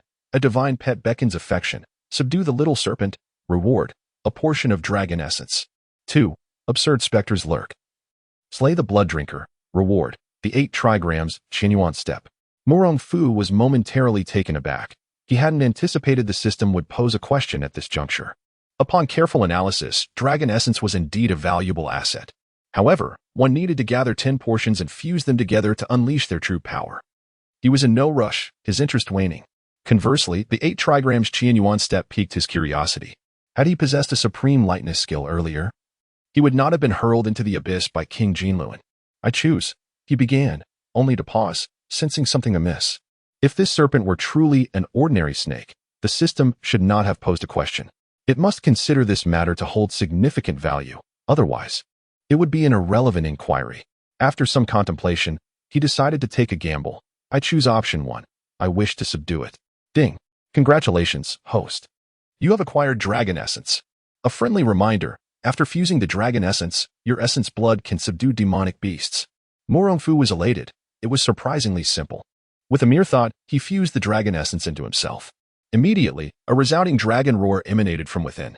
Both Sure Fei Xuan and Wan turned to Murong Fu, their beautiful eyes widening in astonishment. How has your aura suddenly become so formidable? Murong Fu chuckled, having momentarily forgotten that after merging with the dragon essence, he could not easily control his power. Without explanation, He turned his attention to the now curled-up little serpent, lifting it into view. Wan, perplexed, inquired, "Why does it seem so afraid of you?" "Haha, as a true dragon, it is only natural for it to fear me," Murong Fu declared with a hearty laugh. "Nonsense. You're merely boasting," Wan retorted disdainfully. "Just watch. I will ensure it will not bite you again." Murong Fu pried open the silver serpent's mouth and dripped a drop of his essence blood inside. In that instant, an inexplicable connection surged between them, as if the silver serpent had become an extension of his own being, allowing him to sense its faint thoughts. "Haha, Wan. I understand why it always likes to chase and bite you." "Why?" Wan inquired. Murong Fu replied, "You must possess a pure Yin constitution. Consuming you would yield it numerous benefits." "No wonder," Wan exclaimed. "My master has also remarked that I am naturally charming and unlike anyone else." A realization dawned upon her as she finally understood the reason for the serpent's disdain. Murong Fu, cradling the silver serpent, chuckled, "Well, it is time for us to depart from this place." Wan exchanged a glance with Yuyan, a hint of melancholy reflected in their beautiful eyes. Leaving this place would mean the three of them would go their separate ways, unable to live as freely and carefreely as they do now. Murong Fu seemed to perceive the girls' concerns and consoled them. "Do not worry. As long as I am here, should anyone dare to lay a finger on you, I will ensure they pay dearly, regardless of who they are." Wan smiled playfully and said, "Then I must thank you in advance, my dear husband." Murong Fu nodded, leading the way as they left this place. Chapter 40. The innate vitality the three companions had traversed for several days, yet they remained oblivious to any escape route. Murong Fu lamented, "How splendid it would be to have an eagle." "What use is an eagle?" Wan retorted dismissively. Murong Fu chuckled. "An eagle would be of great utility. It could carry you to the heavens." "Oh, what size of eagle could possibly lift both of us?" Wan rolled her eyes at him with irritation. Wan stifled a secret laugh, choosing not to interject. These two resembled a pair of comedic rivals, engaging in banter throughout the day. Just as Murong Fu was about to retort, he suddenly heard a rustling sound nearby, immediately raising his hand to signal for silence. "Hush. Someone is approaching." Both Wan and Wan, being exceptional masters, understood the unspoken cue and swiftly concealed their figures. "Ah, young man, you have surprisingly discovered this old Taoist." A voice filled with vigor echoed towards Murong Fu, causing him to freeze in place. Presently, an elderly man with an ethereal demeanor and a benevolent expression slowly emerged from a distance. Murong Fu's forehead broke into a sweat, realizing that the presence he sensed was not his own, but another group far off. "I am Murong Fu. I beg your pardon, esteemed elder, as I know not who you are."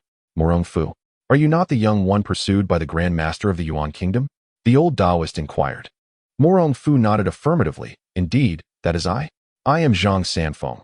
The old man introduced himself with a gentle smile. Murong Fu, Wan, and Wan were taken aback and promptly bowed in respect. "We, the younger generation, pay our respects to Master Zhang." "Haha, there is no need for formality. I have come to investigate the source of the thunderous strike that fell below. Might you young friends be aware of the cause?" Murong Fu pondered for a moment before recounting the incident involving the fire artisan. "Unity of man and heaven?" Zhang Sanfeng stroked his white beard, falling into silence for a moment before sighing. "He may have taken a wrong turn." "A wrong turn?" Murong Fu gazed at him in confusion. Zhang Sanfeng glanced at Murong Fu and remarked, "Young brother, your internal energy is profound, rivaling that of my disciples. Thus, it is permissible for me to share this with you." Murong Fu promptly bowed in gratitude. "I am all ears, esteemed master." Zhang Sanfeng nodded. In the martial world, practitioners are categorized into three tiers: the third rate, second rate, and first rate. Above them are the masters, grand masters, and what your teacher refers to as the unity of man and heaven. What error lies in Master Zhang's words? My master speaks similarly, Wan interjected. Zhang Sanfeng chuckled lightly. To say it is wrong is not entirely accurate, yet to say it is right is also incorrect. As far as I know, there exists a concept of life and death within the teachings of Cihang Jingzhai. You speak the truth. There is indeed such a discourse, Wan agreed. Zhang Sanfeng smiled and praised her. This young lady is quite forthright. In truth, after years of contemplation, I have discerned that a certain vitality is required between the Grand Master and the unity of man and heaven. A certain vitality? Everyone expressed their astonishment. Zhang Sanfeng affirmed. Indeed, This vitality can be referred to as innate vitality, which enables one's constitution to transcend the ordinary. While it may not reverse aging, it certainly surpasses that of the mundane.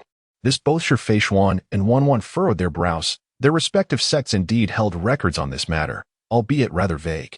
Murong Fu, however, was more direct. Esteemed master, might I inquire how one acquires this innate vitality?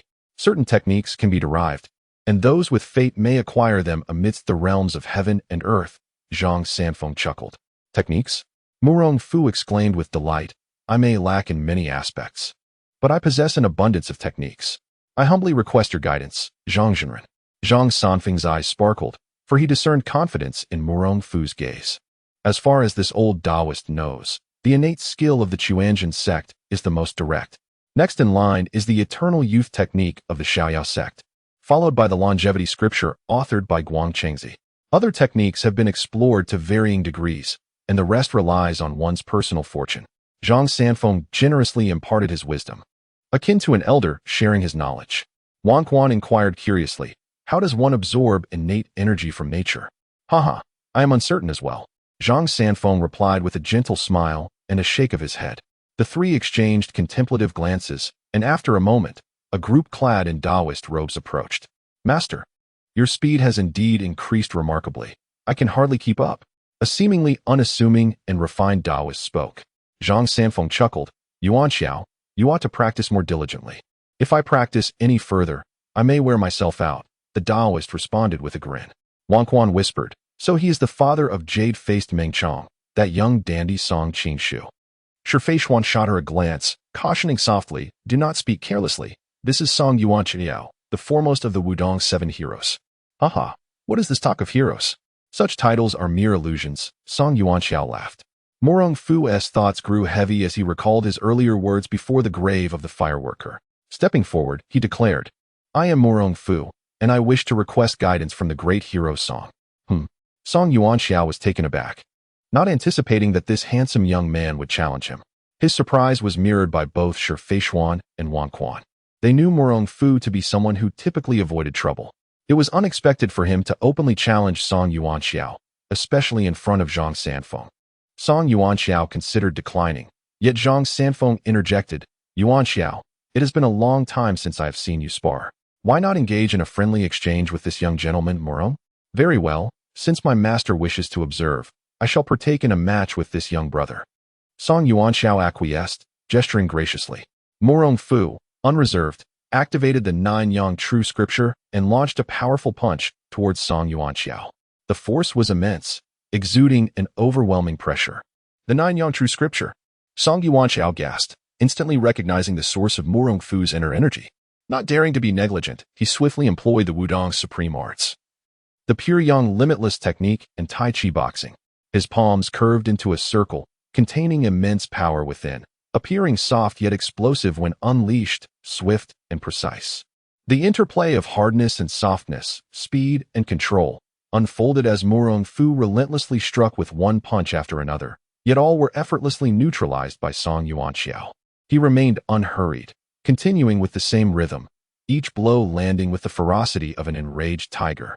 Upon witnessing the scene, Wan scolded, what a fool. Why does he not employ the Murong family's ultimate technique, the celestial shift? Hush, my husband has his own plans, Shifei replied nervously, her gaze fixed intently. The martial prowess of Song Yuan Xiao was, at the very least, at the pinnacle of the Grandmaster realm. This confrontation with Murong Fu would surely be no easy feat. Taken aback, Wan inquired, what did you call him? My husband. Shifei quickly realized that they had already exited the ravine, though she had not processed it in the moment. She promptly corrected herself, young Master Murong. Upon overhearing the dialogue between the two women, Song Yuan Xiao expressed his curiosity. So you are the renowned Nan Murong. Why do you not employ the celestial shift? Do you perhaps look down upon an old man like me? Murong Fu chose not to respond. Instead, he summoned all his internal energy, channeling his vital essence into his fists. With a sudden leap forward, a dragon's roar erupted from within him, crashing into the exhausted realm of Song Yuan Xiao's martial arts. With a glimmer of excitement in his eyes, Song Yuan Xiao laughed heartily. Since you wish to contest internal strength, young brother, I shall oblige you. Chapter 41. Return to Gusa City. Murong Fu and Song Yuan Xiao exchanged powerful blows. their internal energies clashing with a piercing sonic explosion. Shi Feishuan, Wang Yuan, and several less adept young Taoists were immediately overwhelmed, feeling dizzy and disoriented. They hastily circulated their inner strength to shield their ears. Song Yuanxiao's expression changed drastically, for within Murong Fu's true energy lay a hidden force that caught him off guard. He was propelled backwards for 3 zhang, barely stabilizing himself by leaning against a half-meter thick tree, which subsequently crashed to the ground with a thunderous sound. My young brother possesses remarkable skill. I am truly impressed, Song Yuanxiao declared graciously. Murong Fu responded with a bow. You flatter me, Song Hero. Haha. Who would have thought that in this world of martial arts, there exists such a young master like you? Truly, we are not alone, Song Yuanxiao laughed. Zhang Sanfeng nodded in agreement. Why not visit me at Wudong Mountain, my young friends? Shi Feishuan and Wang Yuan exchanged glances, their eyes alight with excitement. However, Murong Fu shook his head. I beg forgiveness from Zhang Jinren. I have been pursued earlier, and my family must be anxiously awaiting my return.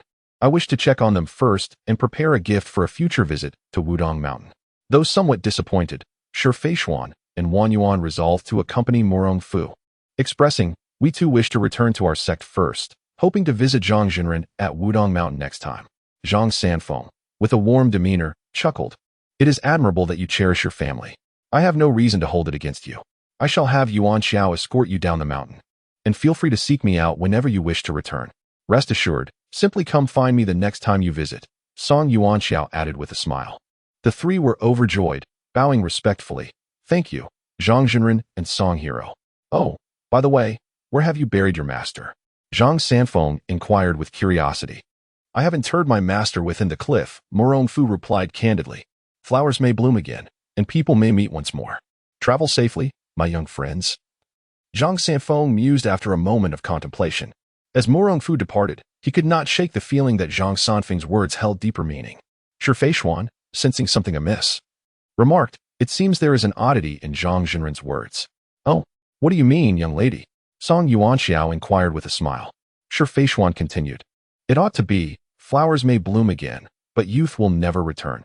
Haha, my master enjoys being enigmatic. Do not dwell on it. I shall bid you farewell here. Until we meet again, Song Yuanxiao said, bowing. Murong Fu cupped his hands in gratitude.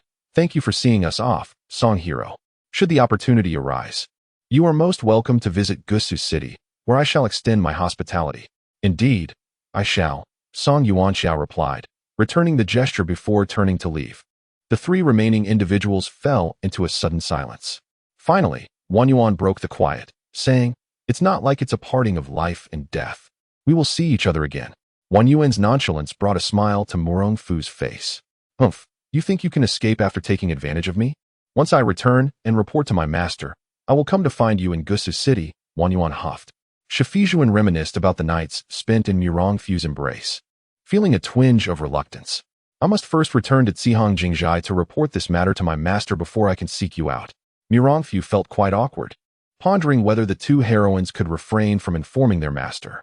After all, should these 2 women pursue him, it would lead to an insurmountable dilemma. Could we perhaps defer this discussion for a few years? What? Do you wish to deny it? Wang Quan raised an eyebrow and inquired. Shi Feishuan, equally surprised, looked at Murong Fu with confusion. He explained, my current cultivation is too low. If I wait 2 more years until I reach the pinnacle of mastery, it would be easier to communicate with your master then. Indeed, those from the demonic sect pursuing me could line up from here to Chang'an. If this becomes known, your future days may become quite troublesome, Wang Quan remarked, crossing her arms with a sense of pride. Shi Feishuan nodded in agreement. 3 years hence, my master is likely to relinquish the position of leader for me to take over. You must be prepared before that. Rest assured, in 2 years, I shall propose to both sects again and will certainly return you to Yanzhou with great fanfare, Murong Fu declared, patting his chest confidently. Humph. I shall reluctantly trust you this once, Wang said, pecking Murong Fu lightly on the cheek before swiftly departing. Shi Feishuan smiled faintly and boldly pressed her lips against Murong Fu's. After bidding him to take care, she too turned and left. As he watched the 2 women depart, Murong Fu fell into a moment of introspection, self-mockingly lamenting. How pitiful that I, a man of stature, am outdone in nonchalance by 2 women. With that thought, he turned away and headed towards Suzhou. Months later, Murong Fu finally returned to the city of Suzhou, feeling an air of dislocation. The once vibrant city now seemed desolate, filled with the plight of refugees. A stark contrast to its former liveliness. Many familiar little shops had closed, their fates unknown. He entered a tavern, seated himself, and ordered a drink. Curiously, he asked the waiter, "Why is Suzhou so quiet these days?" The waiter shook his head in resignation. "Sir, you must be new here. Am I right?" "Indeed." Murong Fu replied with a slight nod. "Ah, you are unaware then. For the past few months, many in the city have fallen ill, and the contagion spreads alarmingly. Consequently, everyone is on edge and reluctant to venture outside," the waiter explained. "Has the governor sought assistance in addressing this issue?" Murong Fu inquired. "They have, but alas, it proved futile," the waiter replied, retreating to the kitchen. Murong Fu pondered this, vaguely recalling that Ba Butong and Gong Yeqian had mentioned something similar. However, at that time, he was preoccupied with the search for treasure and had not given it much thought. "Thank you," Murong Fu said, finishing his drink and placing the payment on the table as he prepared to leave. Before he departed, the waiter reminded him to leave Suzhou swiftly. With a smile and an assurance of compliance, Murong Fu made his way to the shores of Taihu Lake. After circling around, he found not a single boatman in sight. Frustrated, he called out, "Aju, where are you? Come quickly to fetch me." His internal strength now spans an impressive 60 years, and his voice traversed the air. Reaching the depths of Yanzhou, Wang Yuyan and the others were still offering each other words of comfort. They felt the tremors of the house and initially thought an earthquake had struck, when suddenly they heard Murong Fu's voice. Aju exclaimed joyfully, "It is the young master." "Cousin." Wang Yuyan, both astonished and elated, remarked, "Is this the technique of distant sound transmission?" "Oh, I knew the young master could not be dead. How could that monk possibly defeat him?" Abai, overwhelmed with joy, wept freely, her tears cascading down. Aju urged, "Do not cry, do not cry. Let us quickly find a boat and bring the young master back." "Yes, let us go," Abai fervently nodded, supporting Wang Yuyan as they made their way outside to procure a vessel to fetch Murong Fu. On the shore, several figures swiftly approached Murong Fu. And as they came within mere inches of him, they knelt on the ground, collectively exclaiming, "The Shadow's secret guard, Jiang Zian, pays his respects to the master." Chapter 42. Madness. Murong Fu turned to the shadowy guards and inquired, "Where are Wan Yi and Xin? Back to the master. Lord Wan is still in Jingzhou and will arrive in due time. Xin is in Gusu City and will be here shortly," Jiang Zian responded diligently, ensuring no detail was overlooked. "Excellent. Have you transported the treasure?" Murong Fu asked. "About 80% has been delivered, while the remaining 20% remains in Jingzhou for expenses," Jiang Zian replied earnestly. "Good. Under the cover of night, ensure everything reaches Yanzhou tonight," commanded Murong Fu. Jiang Zian nodded without hesitation and affirmed, "Understood." Noticing a boat approaching, he asked, "Master, should we retreat?" "No need. Is it your mistress coming?" Murong Fu shook his head, unwilling to conceal his affairs from Wang Yuyan.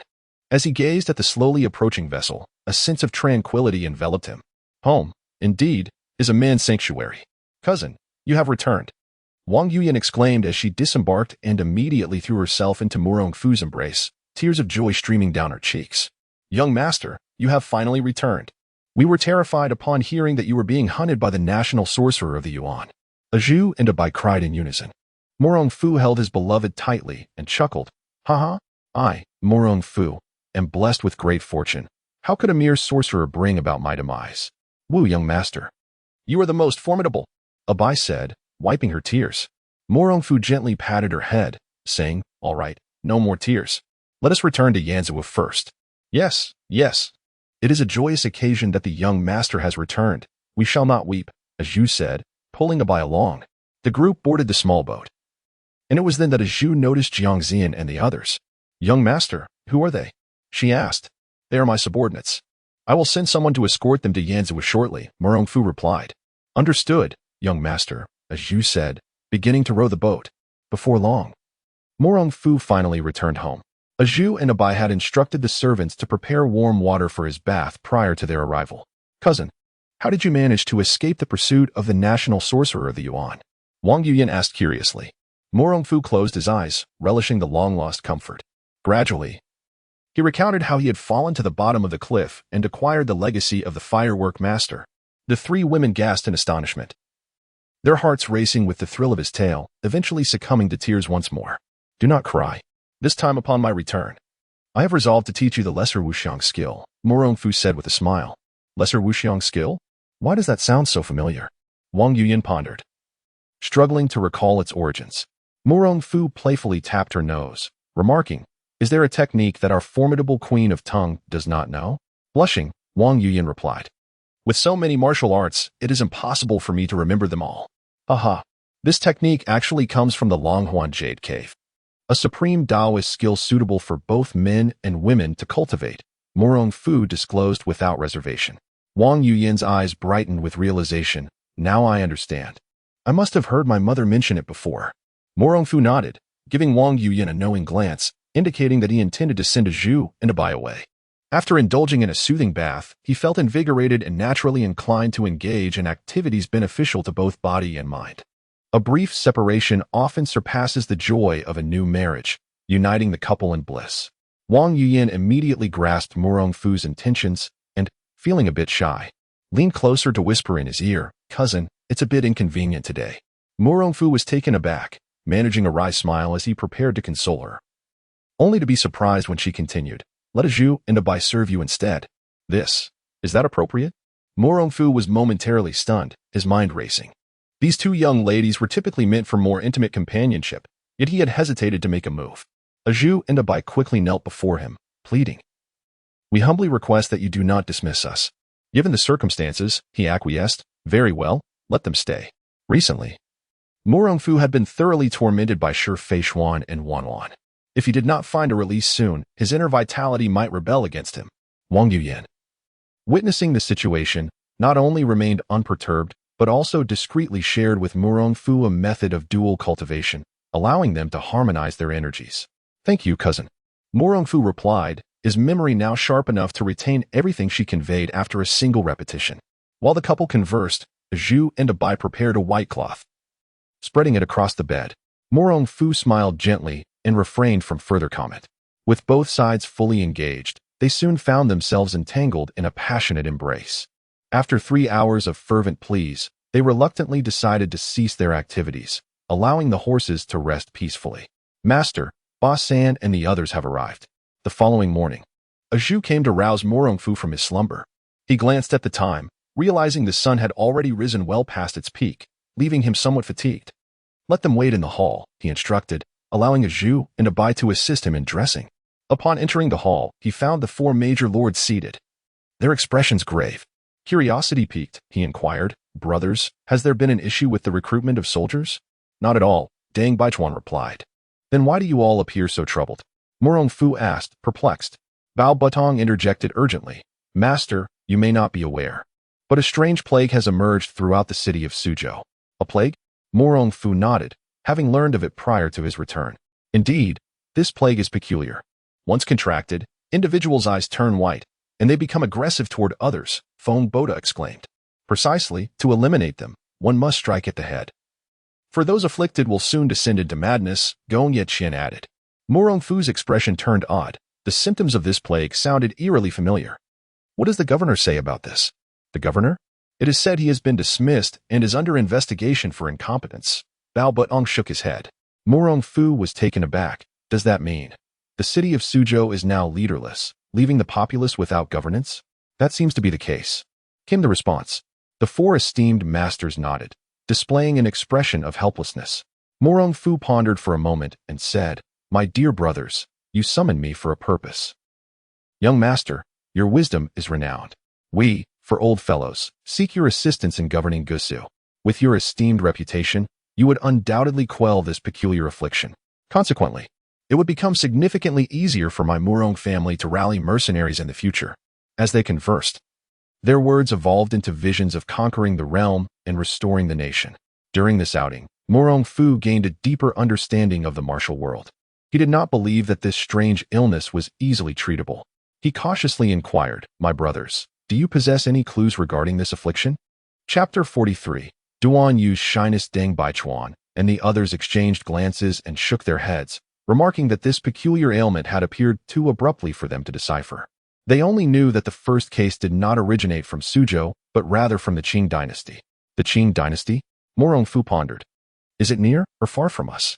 Have similar incidents occurred elsewhere along the way? The four great lords shook their heads in unison. We are at a loss as well, they admitted. If my conjecture is correct, this strange illness is likely man-made, Murong Fu asserted with conviction. What? Man-made? Bao Butong exclaimed in anger. Which scoundrel dares to commit such an act? Murong Fu fell into contemplation, struggling to identify the perpetrator. The Murong family was not particularly well informed, leaving him uncertain. Let my elder brothers return first. In the future, when you venture out, be sure to bring more attendants, Murong Fu advised.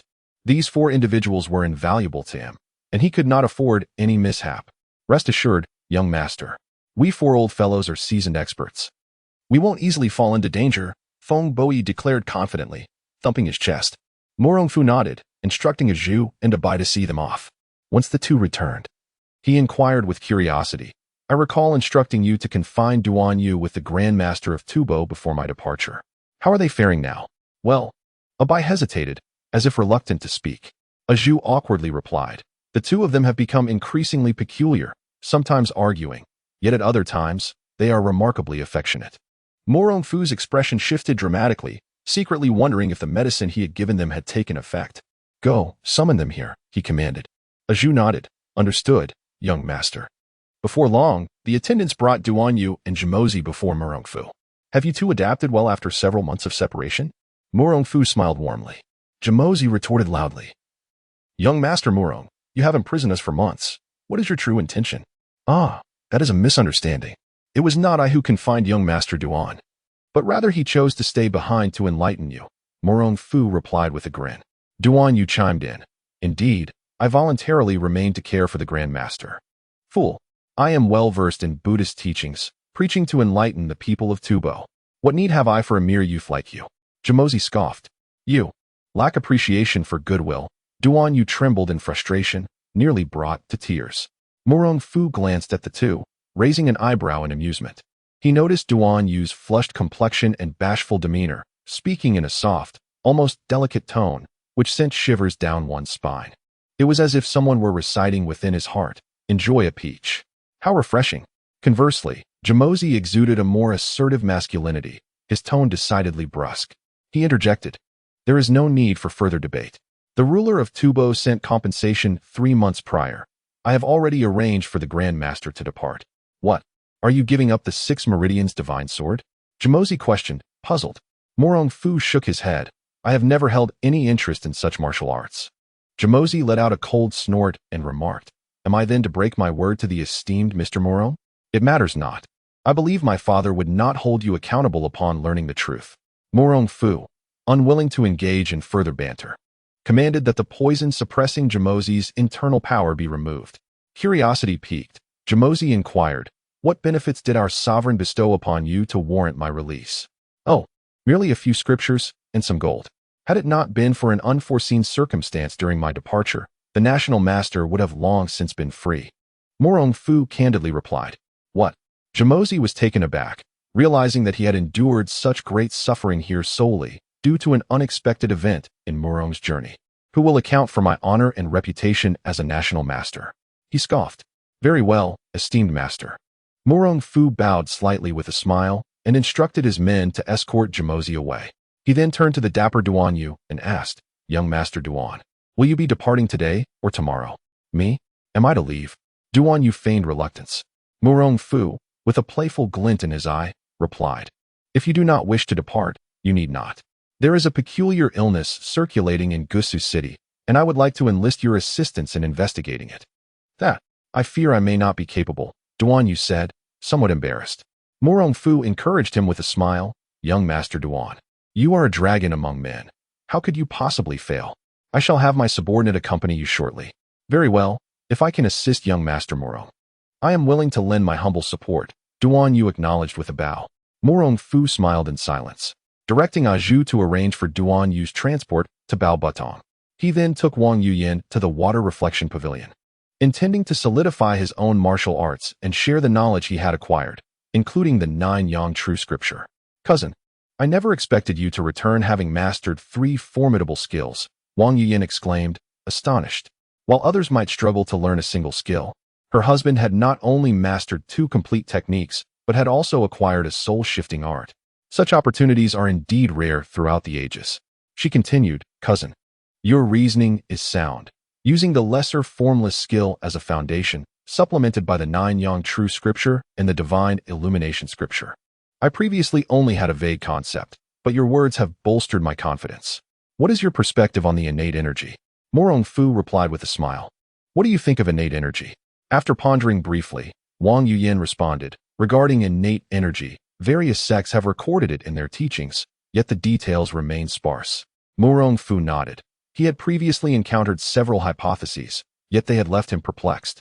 Wang Yuyan speculated, cousin, could it be that what is referred to as innate energy is merely a collective term encompassing numerous attributes?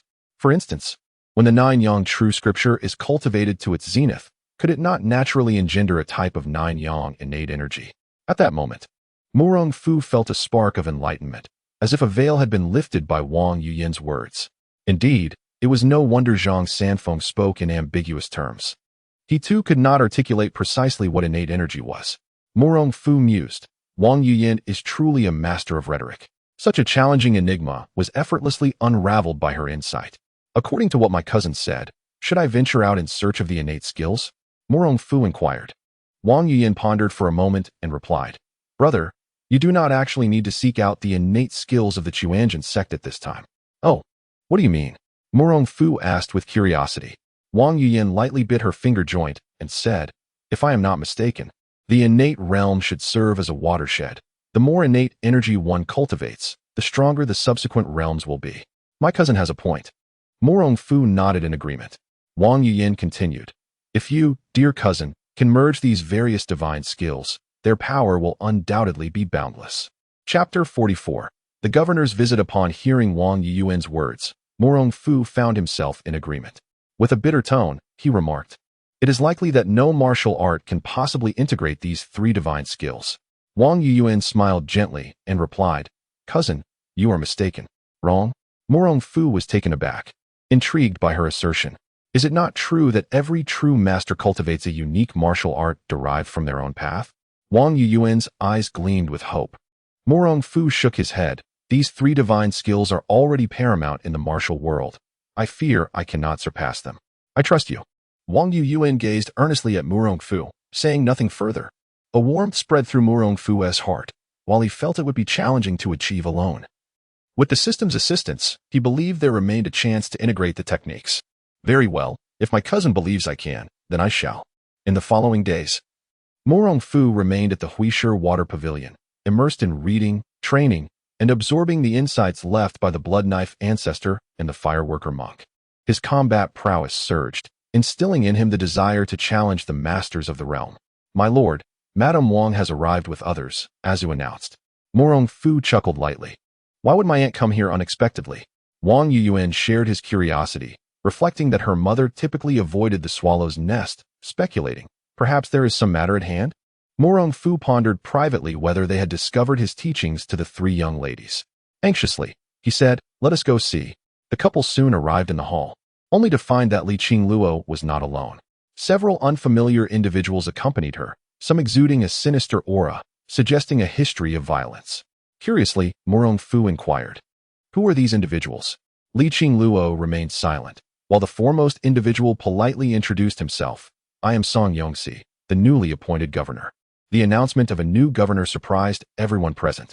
Murong Fu, observing the demeanor of the new governor, surmised that he likely sought assistance regarding the plague within the city. I have long heard of the southern Murong and northern Xiaofeng. Today, seeing you, young master Murong, it is evident you are exceptional. Song Yongxi remarked with a smile.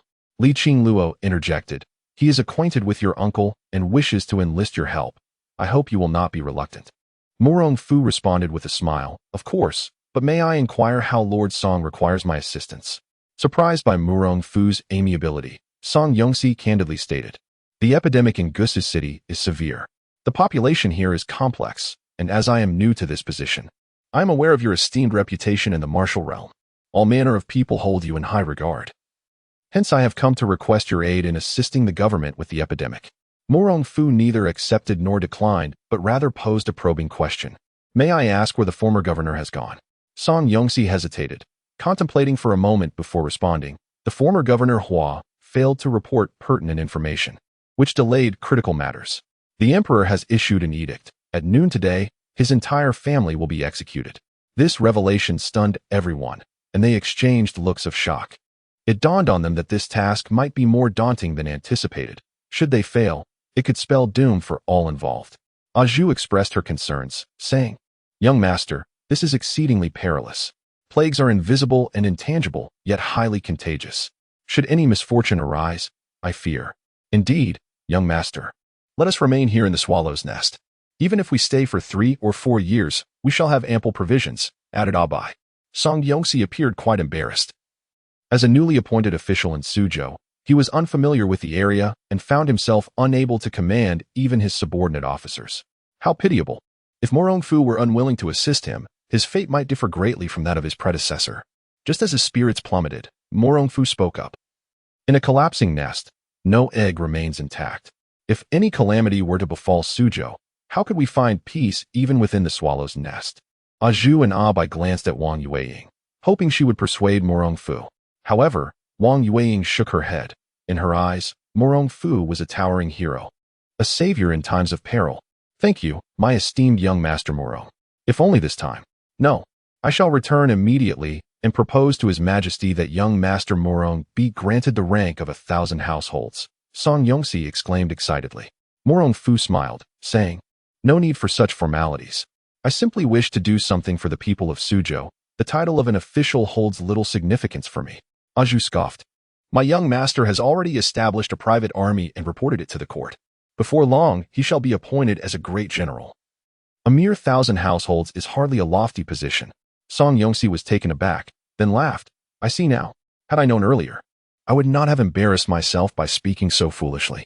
Nevertheless, should young master Murong require anything in the future, I shall certainly assist." Murong Fu graciously replied, "Thank you, Lord Song. Such modesty. I will also strive to secure the position of 1,000 households for young master Murong," Song Yongxi assured earnestly. Murong Fu nodded. "Then I am grateful for your efforts, Lord Song.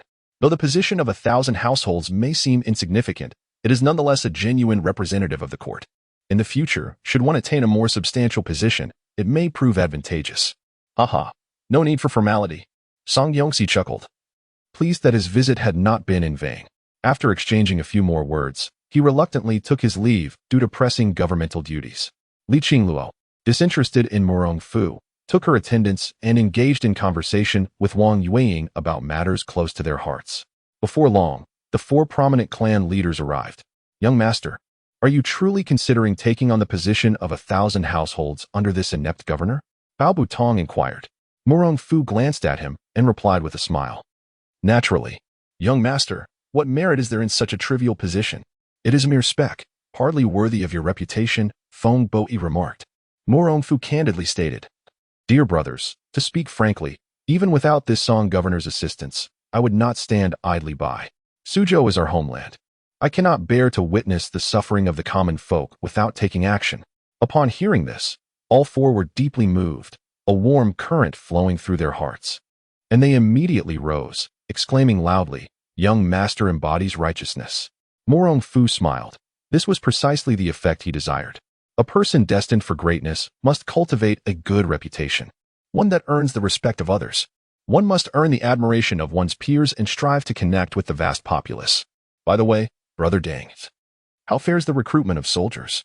Dang Baichuan shook his head, expressing his discontent. "It is quite poor. After several months, we have enlisted scarcely 3,000 men." "Indeed. That is rather insufficient. And what are their training?" Murong Fu continued to inquire. "It is as one might expect. Having never seen the battlefield, they lack a certain vigor." Deng Baichuan replied, appearing dissatisfied with the pace of training. Murong Fu chuckled, unperturbed. "The men within Gusu City are predominantly of the genteel class. They may recite poetry and express sweet nothings, but to thrust them into the chaos of battle requires considerable effort." Murong Fu remarked with an air of nonchalance. "I understand. Rest assured, my lord, that within a month, they shall fully grasp the essence of being a soldier," Deng Baichuan declared with resounding confidence. Chapter 45. A misfortune upon misfortune. Murong Fu nodded, saying, "Once this peculiar illness has passed, I shall take them to Huading County to cultivate their courage." Feng Bopping exclaimed with delight. That sounds splendid. I've heard that pirates frequently appear there. Haha, your wisdom is unmatched, my lord. Bao Butong and the others applauded him in unison. Murong Fu then inquired, last time, my brothers mentioned that this strange disease originated from the Qing state. Have you uncovered any further information? The four shook their heads in response. To report back, my lord, the Qing state is exceedingly closed off, and we have not been able to gather much intelligence. All we know is that the first person afflicted with this bizarre illness was named Hui Dao. Hui Dao? The great hero of Liaodong? Murong Fu was taken aback, realizing that this matter was somehow connected to him. Indeed, my lord, but he has been deceased for many years and should not be related to this issue, Feng Bopping remarked, puzzled. Murong Fu shook his head, never mind. Distant waters cannot quench a nearby thirst. Tomorrow, we shall venture into Suzhou City to investigate further. Understood, my lord, the four said before departing. Murong Fu attempted to recall the life of Hui Dao. Aside from the circumstances of his demise, he could not remember anything pertaining to the strange illness. Could it be that the situation had deviated? Unable to fathom it further, he resolved to thoroughly explore Suzhou the next day. Little did he know, within just a day, shocking news reverberated across the nations. 10 days prior, the Yuan army had defeated 300,000 Ming troops, reportedly aiming to strike directly at the heart of the empire and obliterate it entirely. Consequently, refugees began to surge from all directions, and overnight, 70,000 displaced souls flooded into Suzhou City. The entire city nearly succumbed to paralysis. Song Yongxi, overwhelmed, urgently requested Murong Fu's assistance. Why did the city guards not prevent such a multitude from entering? Murong Fu asked, perplexed. Song Yongxi's face bore a bitter expression. The court has issued an edict forbidding the gates from being closed. What rationale lies behind this? Murong Fu gazed at Song Yongxi in confusion.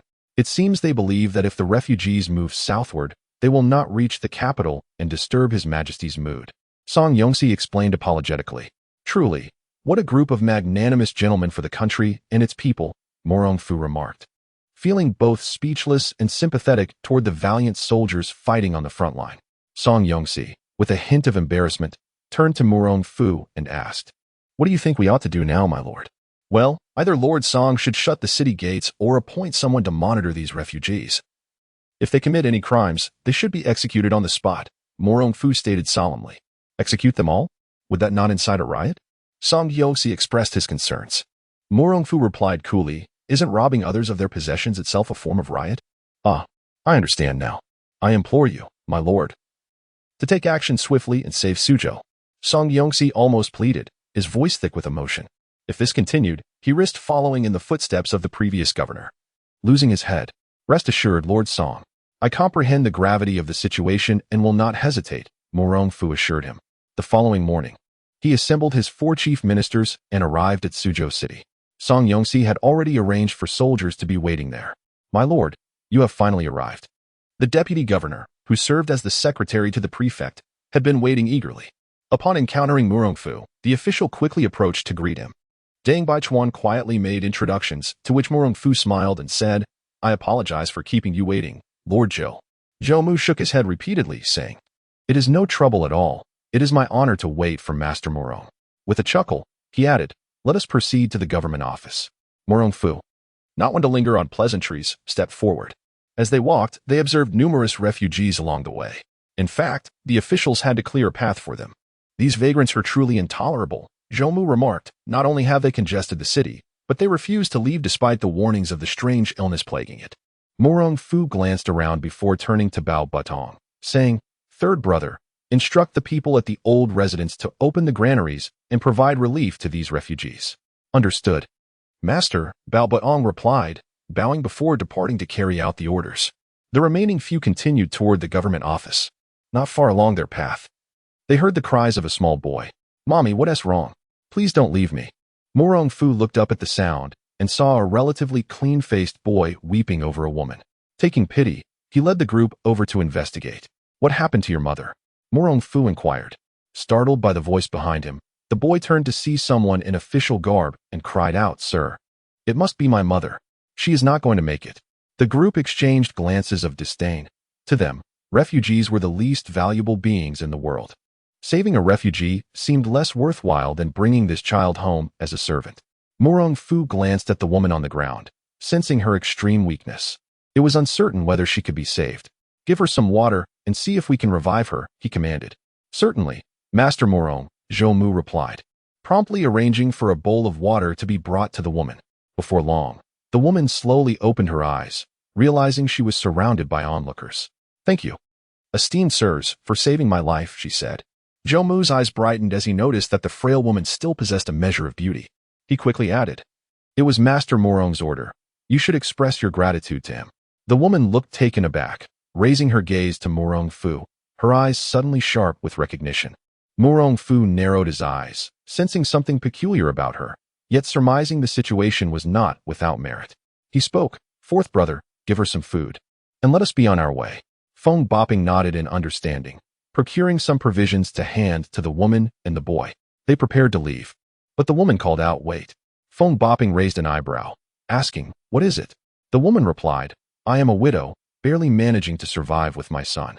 However, with the influx of refugees, I am unable to provide for him on my own. I humbly ask Master Murong to arrange some form of work for us. Murong Fu cast a glance at the young woman and inquired, what skills do you possess? The young lady replied, in my youth, I studied poetry and literature, and I possess a fine hand in calligraphy. Upon hearing this, those present regarded her with newfound respect. In these tumultuous times of warfare and chaos, it was rare for ordinary women, aside from those of noble families, to acquire such knowledge. Murong Fu, filled with curiosity, asked, what is your place of origin? Are you from the local region of Gusu? No, she confessed, I hail from the Qing dynasty. I came to the Song Kingdom in search of my family, only to find that they are no longer here. Reluctantly, I followed the refugees to Gusu. Murong Fu silently chuckled to himself. His interest in the Qing dynasty had recently peaked, and he had not anticipated such a fortuitous encounter. Very well, he said, you may accompany me for now. If all goes well, I shall purchase you and your son. Chapter 46. The Undead's Poison. Upon hearing Murong Fu's words, the woman promptly expressed her gratitude with a bow. However, her frailty rendered her unable to move after only a few attempts. Without Murong Fu needing to say anything further, others hurriedly stepped forward to support her, escorting her and her child back to the ancestral home. Murong Fu issued a command, and together with the others, they proceeded to the government office. Inside the office, Song Yongxi awaited alongside various officials. To his surprise, he discovered that Murong Fu's reputation in Suzhou was far more influential than he had anticipated. On ordinary days, the military officials who would not spare him a glance were now lined up in unison, eagerly awaiting his arrival. As he contemplated this, Murong Fu was guided in by Zhou Mu and others. Song Yongxi quickly rose from his chair, joyfully exclaiming, young Master Murong, you have finally arrived. Master Song is too kind, Murong Fu replied courteously. Haha, no need for such modesty. Are you not going to greet young Master Murong? Song Yongxi cleverly seized the moment. All present, both civil and military officials, were momentarily taken aback, then promptly bowed in unison. We pay our respects to young Master Murong. Murong Fu returned the gesture, acknowledging the assembly, and inquired, Master Song, please elaborate on the current situation in Suzhou. Nodding, Song Yongxi began to explain and commanded, quickly summon the coroner from within the office. Before long, an unremarkable little rotund man entered and bowed to the group. I am Song Ci, at your service, esteemed officials. Song Ci? Murong Fu's brow arched. Could this be the notorious coroner? What news do you have for me? Reporting to the esteemed official. I suspect this plague is the result of foul play. Song Ci spoke candidly. The corpses, save for the brain, exhibit shriveled organs. It is evident that before their demise, they had long lost consciousness, resembling mere living corpses. The expressions of those present grew increasingly grim. If a true culprit had released poison, their failure to apprehend the perpetrator over such an extended period would surely constitute dereliction of duty. Zhou Mu interjected, Master Governor, in fact, Song Ci had brought this to our attention earlier. However, after extensive searches yielded no results, the former governor ordered us to abandon the pursuit, claiming it would waste manpower and resources. Others, not foolish, readily concurred, shifting all blame onto the former governor. After all, he had been executed, leaving no evidence to contest their assertions. Feigning a troubled countenance, Song Yongxi slammed the table and vehemently scolded, Humph, neglecting one's duties. They treat the lives of the common people with such disregard. It is truly unforgivable. The other officials immediately echoed his sentiments. Indeed, We urged him on numerous occasions. The former governor was obstinate and self-serving, unlike Master Song, who is truly discerning of talent. This was the first time Song Yongxi since the sycophantic flattery of the officials in Suzhou, and the sensation was rather delightful. His demeanor brightened considerably. Casting a glance at Murong Fu, who wore a placid expression, he quickly reined himself in. Clearing his throat, he inquired, "Now, do you have any plans?" A group of officials awkwardly shook their heads. Had there been a solution, they would have acted long ago rather than waiting until now. Song Yongxi disdainfully remarked, "Very well. Since you are without options, we shall proceed according to the plan previously established between Master Murong and myself." "Please elucidate, my lord," Zhou Mu inquired hastily. Song Yongxi replied, "Starting today, the city gates shall be sealed, permitting no one to enter or exit. What of the refugees? Did the higher authorities not decree that they must not be barred from entering the city?" One official questioned. "Humph, the entire city of Gusu is in jeopardy. Why should we concern ourselves with them?" Murong Fu coldly retorted. In truth, such an offensive statement ought to have been uttered by Song Yongxi. However, during the discussions the previous night, the other party had been subtly imploring Murong Fu to take responsibility for this contentious matter, promising to repay him once he had solidified his position in Gusu. The officials present, upon hearing Murong Fu's words, discreetly fell silent. Offending the governor of Gusu could result in a mere demotion to another post, but to incur Murong Fu's wrath could spell the difference between life and death. Indeed, as Master Murong has stated, you are to execute this plan without delay, Song Yongxi declared gravely. Murong Fu turned to Song Ci, asking, "What sort of person do you believe would dare to poison within Gusu?" Song Ci promptly replied, in response to Master Murong's inquiry, "I believe this individual is likely a master of poison. My thoughts lead me to two conclusions. First, this person may harbor a deep-seated vendetta against Gusu. Second, it is possible that they hail from Gusu themselves, having returned after many years away, making their actions more convenient." Murong Fu pondered Song Ci's words carefully and found merit in them. Yet, in the realm of martial arts, a figure skilled enough in the art of poison would undoubtedly be formidable. Furthermore, those who wield poison possess a characteristic that renders them particularly elusive. They are exceedingly meticulous and cautious. Capturing such an individual would prove far more challenging than apprehending common bandits. He inquired, "You are correct. Do you have any thoughts or leads that might help us apprehend the poisoner?" Song Ci, feeling somewhat embarrassed, shook his head. "Each time they strike, they do so with great caution. I truly have no means to proceed." "No matter. Your insights have been immensely helpful," Murong Fu replied. Song Yongxi and the others were overjoyed and quickly asked, "Does Master Murong possess any leads?" "Not at present. However, if you follow my instructions, should the perpetrator dare to act again, I shall find a way to bring them to justice," Murong Fu asserted confidently. Song Yongxi laughed heartily. "Haha, splendid. With Master Murong's assurance, I can finally rest easy." After exchanging a few more words, Murong Fu chose not to linger in the government office, departing with Deng Baichuan and others for the old residence in Gusu. Along the way, Deng Baichuan and Gong Yiqian pondered incessantly, wondering who in the martial world could be so deranged as to experiment with poison on an entire city as populous. Murong Fu, listening to their conversation, was equally perplexed. Suddenly, a thought struck him. Had they heard of the Poison Hand Apothecary? "Young master, are you referring to that individual from the Qing dynasty?" inquired Gong Yiqian. Murong Fu nodded, stating, "Aside from the notorious Poison King, I truly cannot fathom who else possesses such remarkable skill to concoct a poison so potent that it transforms an entire city into a realm of the living dead." "You raise a valid point, young master.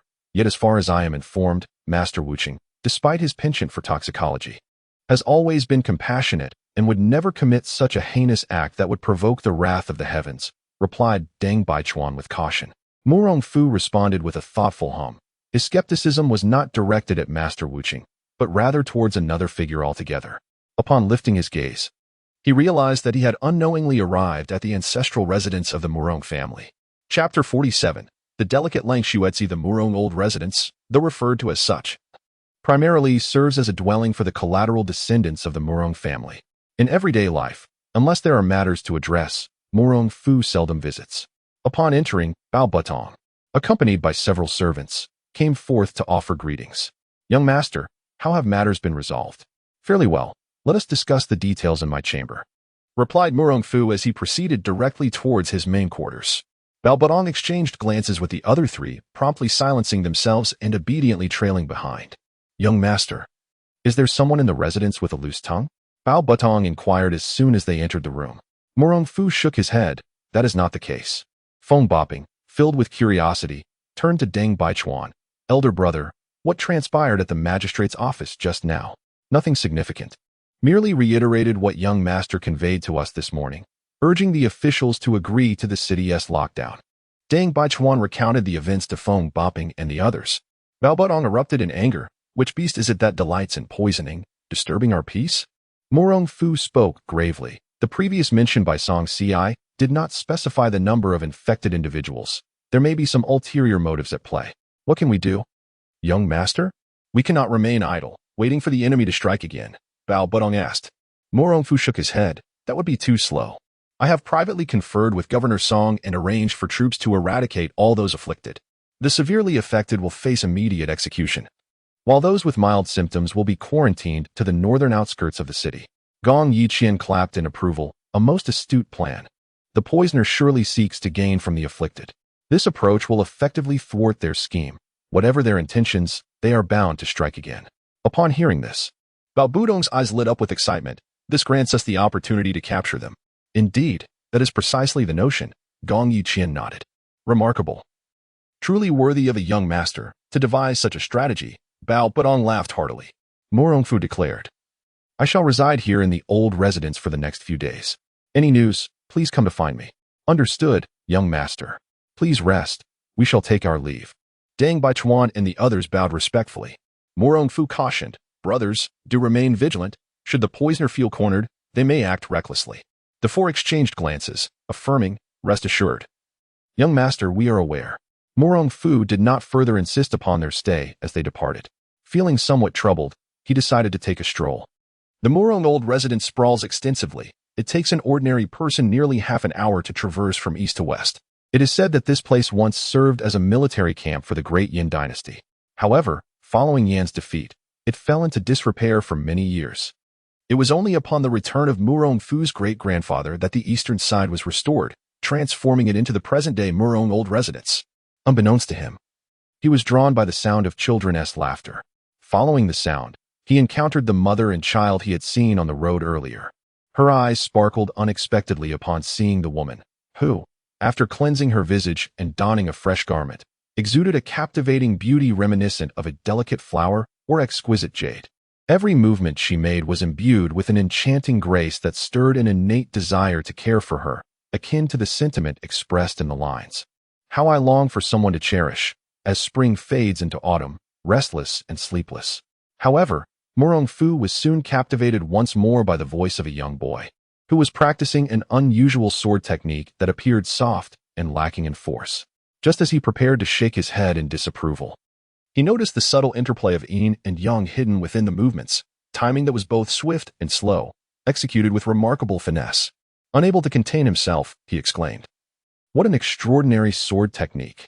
The mother and son were startled, and upon realizing it was Murong Fu approaching, their expressions stiffened as they hurriedly bowed, saying, "We pay our respects to young Master Murong. There is no need for such formality.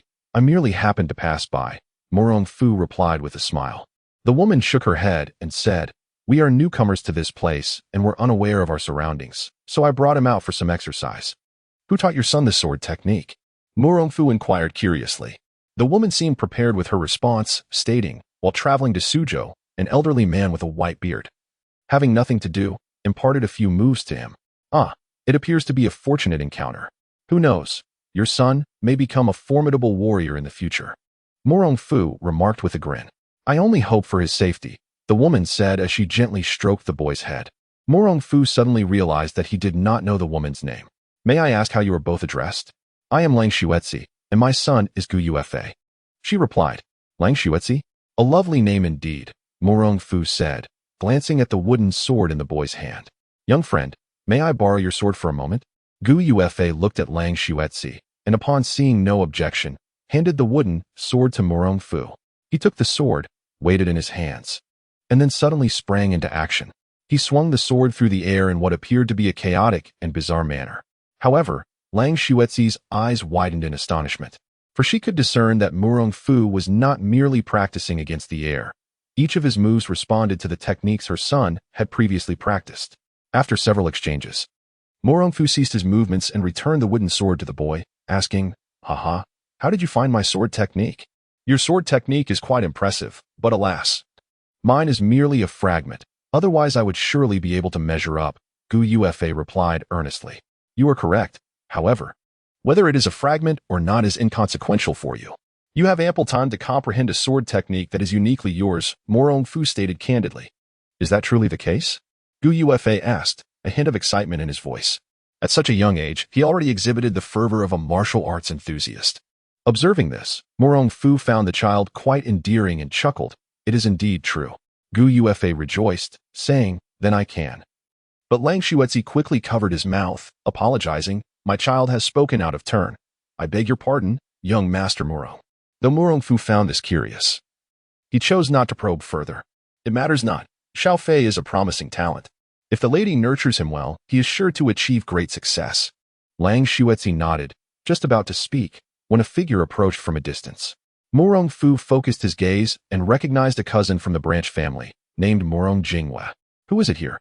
he mused. "Ah, it's the young master." Murong Fu nodded in acknowledgement. This Murong Jinghua always carried an air of mystery, yet behaved with an arrogance reminiscent of a fool. Indifferently, he replied, "It's been a while since I visited the old residence. Just taking a stroll." Murong Jinghua cast his gaze over Lang Xuezi and Gu Yufa, leering with a smirk. "Hee, I shall not intrude upon the young master's affairs. Farewell." Chapter 48. The existence of ancient sects. Murong Fu gazed at the retreating figure of Murong Jinghua, his brows furrowing involuntarily. This insolent individual appeared to possess an air of arrogance, seemingly oblivious to his surroundings. Before he could voice his thoughts, the other party swaggered away. While it might have been tolerable if he were an outsider, this was the ancestral home of the Murong clan. Such behavior undermined the very principles that upheld the Murong family. Retracting his gaze, he noticed that Lang Xuezi was also fixated on Murong Jinghua. Assuming that the latter's words had displeased her, he offered a comforting remark. "He is my cousin, having returned 3 years ago. His disposition is rather peculiar. You need not pay him any mind." "I understand, young master," Lang Xuezi replied politely. Murong Fu responded with a slight nod. "In the future, if Xiao Fei wishes to practice, she may do so in my courtyard." "Thank you, young master," Lang Xuezi said, as she took Gu Yufa by the hand. Murong Fu chose not to linger further, taking a leisurely stroll before returning to his quarters. Upon entering, a small silver snake darted from his sleeve, flicking its tongue inquisitively. "Did you detect a strange scent on Murong Jinghua? This fellow is quite odd. I too find him suspicious," the little creature replied.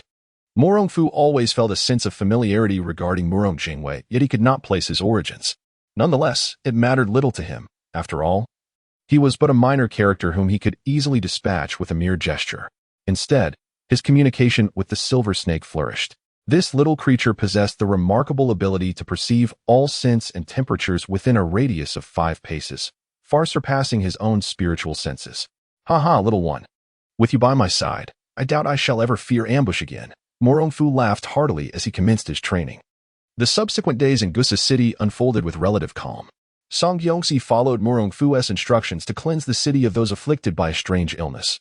Until they encountered an infected warrior, matters began to take a troubling turn. Rather than eliminating the warrior on the spot, they were lured into a confined space where hidden infected individuals ambushed them. Were it not for the timely arrival of Dang Baichuan and Gong Yeqian, casualties could have easily reached into the triple digits. "Do you suspect that these infected individuals have gained intelligence?" Murong Fu inquired of the 4 generals who reported to him. Dang Baichuan nodded. "I believe there is someone capable of controlling them." Bao Buxiang also concurred. "I agree. Otherwise, it is difficult to explain their ability to set traps." "You are correct. Hence, I specifically asked Yuyan to investigate information regarding this matter," Murong Fu stated gravely. The 4 men's eyes brightened with excitement as they eagerly asked, "Has the mistress uncovered any news?" "Indeed, a message just arrived from the servants," Murong Fu replied, opening the letter before him. After scanning the contents, he remarked, "In Yuyan's correspondence, she mentions an ancient sect known as the 7 Mysterious Gate, which specialized in cultivating the undead for their commands. However, this sect has long since lost its lineage, and even its name is scarcely known to the common folk. The four esteemed generals expressed their confusion. Does this mean there are no clues at all? However, it was not quite so, as Yuyan clarified. In order to concoct this poison that controls others, one must extract a certain fluid from the corpses. Murong Fu inquired, what purpose does that serve? Bao Batong looked at the others in puzzlement. Gong Yeqian pondered for a moment and replied, the extraction of the corpse fluid cannot be an easy task. The required quantity will undoubtedly be substantial. This implies he needs to find a large space to store the bodies. Deng Baichuan, fearing Bao Batong might still be perplexed, offered a reminder. Murong Fu chuckled. Moreover, he must resort to stealing the corpses. Gong Yeqian's eyes twinkled as he jested. Is it that the young master intends to centralize all the bodies for management? What a hassle managing them would be. My plan is to incinerate them all. Murong Fu responded with a faint smile, as he intended to force the individual to reveal themselves. The young master is indeed wise. I cannot wait any longer. Deng Baichuan remarked with a bow. Brothers, please make arrangements. First, have someone dig a large pit. The more imposing the spectacle, the better, Murong Fu instructed. Deng Baichuan nodded. Rest assured, my subordinates will ensure it is executed flawlessly. Very well, off you go. Murong Fu smiled and ceased speaking. Yet, as soon as the four loyal ministers departed, Murong Fu vanished from the room in an instant. The next moment, he appeared by the rear window. Ah, what brings you here, madam? Lang Xuetzi was startled by Murong Fu's sudden appearance and quickly turned to explain. Xiao Fei mentioned that a jade pendant left by her late husband had fallen here, and I came to search for it. What does it look like? Allow me to assist you in your search, Murong Fu smiled. Lang Xuetzi's beautiful eyes swept over the man before her as she replied, the jade pendant left by my late husband is a dragon-scaled koi. A dragon-scaled koi? Murong Fu mused, surveying the surroundings. Silently, he communicated with the silver serpent, instructing it to assist in the search. In less than a moment, Little Silver detected an unfamiliar scent nearby. Murong Fu followed the direction indicated by Little Silver, picking up the jade pendant and handing it to Lang Xuetzi. Madam, please keep it safe. Do not allow Xiao Fei to misplace it again. Lang Xuetzi hurriedly expressed her gratitude as she accepted the pendant from his hand. Suddenly, Murong Fu grasped Lang Xuetzi's delicate hand and inquired, I have heard that Xiao Fei's father passed away 8 years ago. Indeed. Lang Xuetzi felt a surge of warmth from Murong Fu's grip, stirring her heart. Embarrassed, she lowered her head and softly responded, have you ever heard of a poison in the Qing kingdom that can turn a person into a living corpse? Murong Fu asked. A glimmer of surprise flickered in Lang Xuetzi's eyes as she gently bit her crimson lip and shook her head. I have not heard of what the young master speaks. Ah, it appears I have overthought matters. Recently, the outside world has been rather tumultuous. You and Xiao Fei should remain at home. Do you understand? Murong Fu advised. Yes, I understand. Lang Xuetzi dared not raise her gaze to meet Murong Fu's eyes and quickly bowed to take her leave. Murong Fu shook his head, choosing not to expose her eavesdropping. He sensed that Lang Xuetzi was deliberately trying to draw closer to him. However, the purpose behind the other party's actions remains unclear to him. Meanwhile, his decree to incinerate the corpses has spread throughout the entire city of Gusu. Some traditionalists are utterly unable to accept his demands and have rushed to the government office to plead their case. Song Yongxi sits in the main hall, feeling as though he is perched upon nails, unable to sit comfortably or stand at ease. Zhou reassures him, My lord, there is no need to be troubled. They are merely a group of obstinate commoners. Why concern yourself with them? Song Yongxi shakes his head, though I am not afraid of mere commoners. There are prominent gentry among them. Their relationships are often intricate, and they are connected to those in higher authority. If we mishandle this situation, our own positions may be at stake. Zhou displays a hint of distress, pondering why doing a good deed should prove so arduous. He inquires, what should we do then? After a moment of contemplation, Song Yongxi replies, it appears that this matter will require the personal intervention of young Master Murong to resolve. Chapter 49. The identity of Murong Jingyue that afternoon. The news from Song Yongxi was conveyed to Murong Fu. Upon hearing it, the four generals could not contain their outrage, exclaiming, Young master, he intends to shift the blame onto you for all his misdeeds. There isn't a single decent official among them. They are all duplicitous. They urged, let us disregard him and allow him to meet his own demise. The four were filled with righteous indignation, wishing they could eliminate Song Yongxi. Murong Fu smiled calmly. He is merely a country gentleman. He cannot affect me. Young master, these gentlemen often have significant backing. If we provoke a troublesome one, it may not bode well for us, Deng Baichuan cautioned. Murong Fu laughed heartily. The Song dynasty is in such disarray.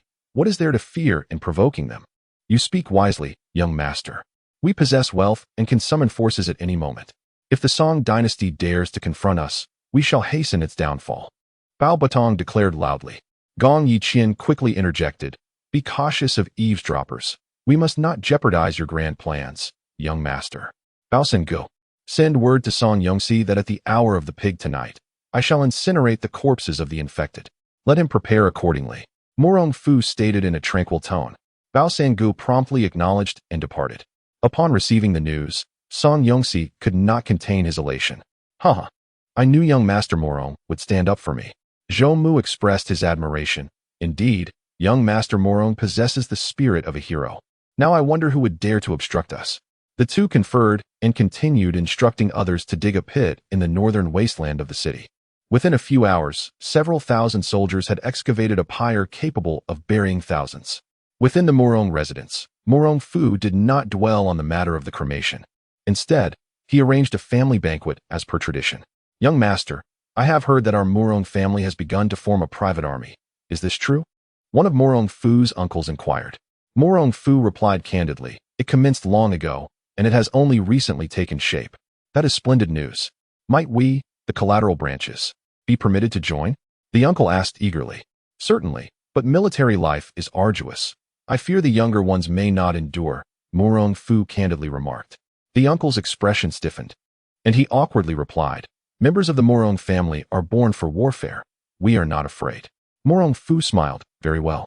Those who wish to participate should report to the recruitment office tomorrow and begin as new recruits, thereby earning respect in due course. The gathering was filled with joy. They were not particularly skilled in martial arts, nor in commerce.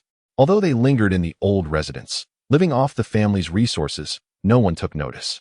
Yet, which young person does not aspire to forge a remarkable legacy? Thank you, head of the family, for your support.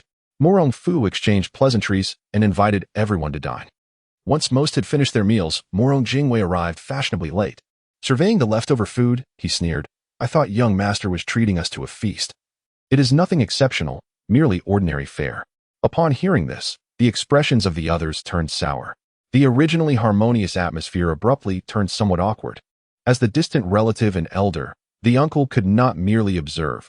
He reprimanded, Murong Jingwei, your eccentricity is well known, and we have chosen to overlook it. Yet, on such an occasion as the family banquet hosted by the head of the household, you not only fail to arrive punctually, but also engage in sarcastic remarks. What regard do you hold for the family rules of the Murong clan? Murong Jingwei was momentarily taken aback, and a flicker of confusion crossed his face. He glanced around at the others, lowering his head and apologizing. I apologize, everyone.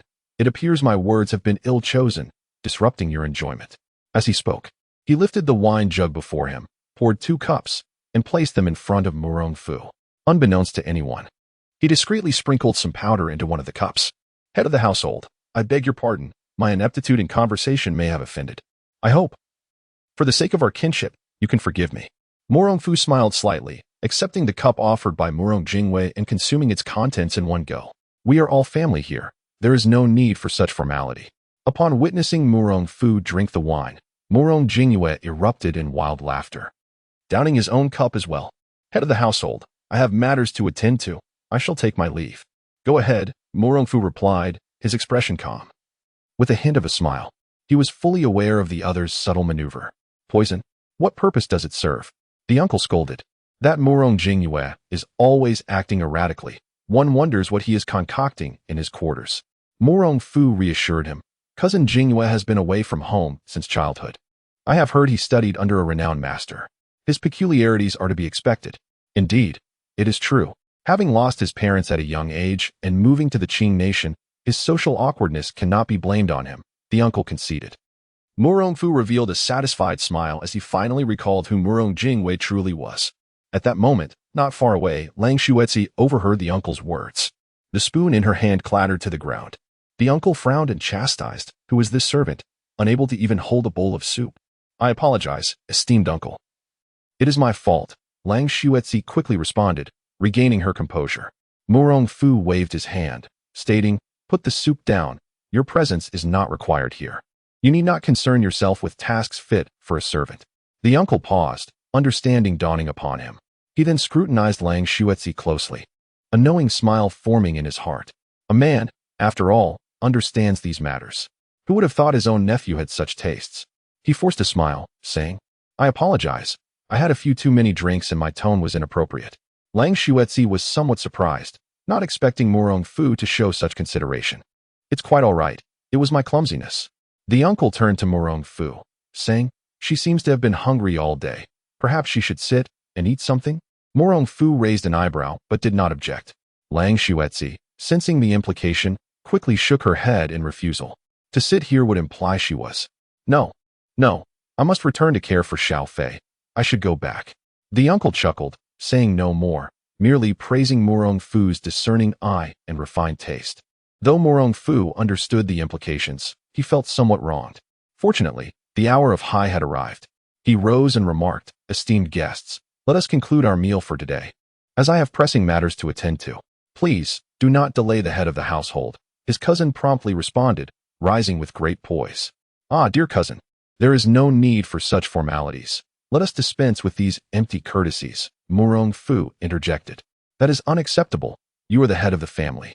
If we forsake our manners, it would bring ridicule upon the Murong clan," his cousin replied earnestly. Murong Fu, however, remained unfazed, bidding farewell to the others before turning to leave.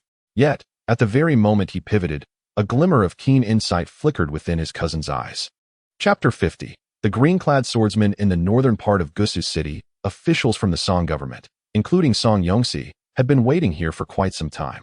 Upon seeing Murong Fu approach, their faces illuminated with joy. "Young Master Murong, you have finally arrived. Indeed, your presence brings us great reassurance." Murong Fu cast a sweeping glance over the gathered assembly and stated succinctly, "It is time. We can proceed with the burning." Song Yongxi hesitated.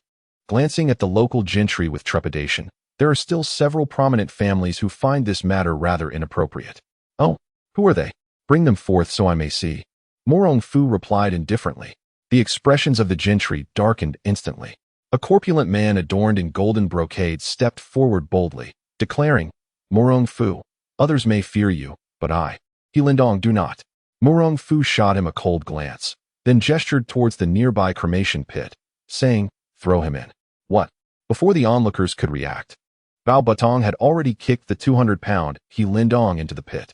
As Lindong landed, he was immediately coated in foul, sticky residue. Desperately clawing his way back up, he shouted, "Murder! Murder!" Seeing this, the other gentry rose in protest. "Murong Fu, do not abuse your martial prowess to act with impunity here. Indeed, Gusu City is part of our Song Kingdom, governed by our laws. Your reckless disregard for life warrants severe consequences. I demand you retrieve Lindong immediately, or I shall report you to the court for the indiscriminate slaughter of innocents." The gentry clamored, their voices overlapping. Murong Fu rubbed his ears, then coldly smiled. "Whoever dares to prattle on, throw them down as well." What? The four generals, accompanied by their household retainers, wasted no time in preparing to act. To them, Murong Fu's words were akin to imperial edicts, rendering all else irrelevant. The gentry who had previously spoken fell silent, none daring to utter another word. Then, an elderly man nearing his 60s, trembling and clutching his chest, stammered, I am the guide for the current Prime Minister, Qin Hui. Do you dare to kill me?" Murong Fu scoffed. "Even if Qin Hui himself were here today, should he dare to obstruct me, he would meet the same fate." Deng Baichuan, Bao Baong, and the others found great amusement in Murong Fu's audacity. Bao Baong strode directly towards the elderly man. Feeling the pressure, Song Yongxi interjected, "Young Master Murong, these individuals cannot be harmed. Their backgrounds are quite significant. Who says I intend to kill them? I merely wish for them to keep company with the corpses. However, if by chance they become infected, I cannot be held accountable for my severity." Murong Fu's voice was frigid, causing those present to tremble. The self-proclaimed guide for Qin Hui suddenly weakened, collapsing to the ground, his mouth quivering as he exclaimed, "You are truly vicious." Seeing the old man cower, Song Yongxi's anxious heart began to settle, but he did not anticipate the sudden gust that swept through. In an instant, the old man was sent soaring through the air. A voice echoed in his ear, "Scram, Old fool. How dare you insult my young master? It was a shocking turn of events, absolutely unexpected. Murong Fu stood frozen in disbelief, for it was Feng Bopping who had hurled the old man away. Song Yongxi, his face a mask of despair, cried out, "Young Master Murong, he is truly the guide of the Prime Minister." "Huh, then you should prepare for his funeral," Murong Fu said, patting Song Yongxi on the shoulder, his tone stern. "Douse him with oil." Deng Baichuan and others signaled their subordinates accordingly. The household servants promptly brought buckets of oil, pouring them into the dismemberment pit. The local gentry, who had initially sought to intervene, were rendered mute, fearful that a single word might lead to their own demise. At that moment, a soldier outside shouted, "A horde of infected is charging toward us." Murong Fu smiled calmly.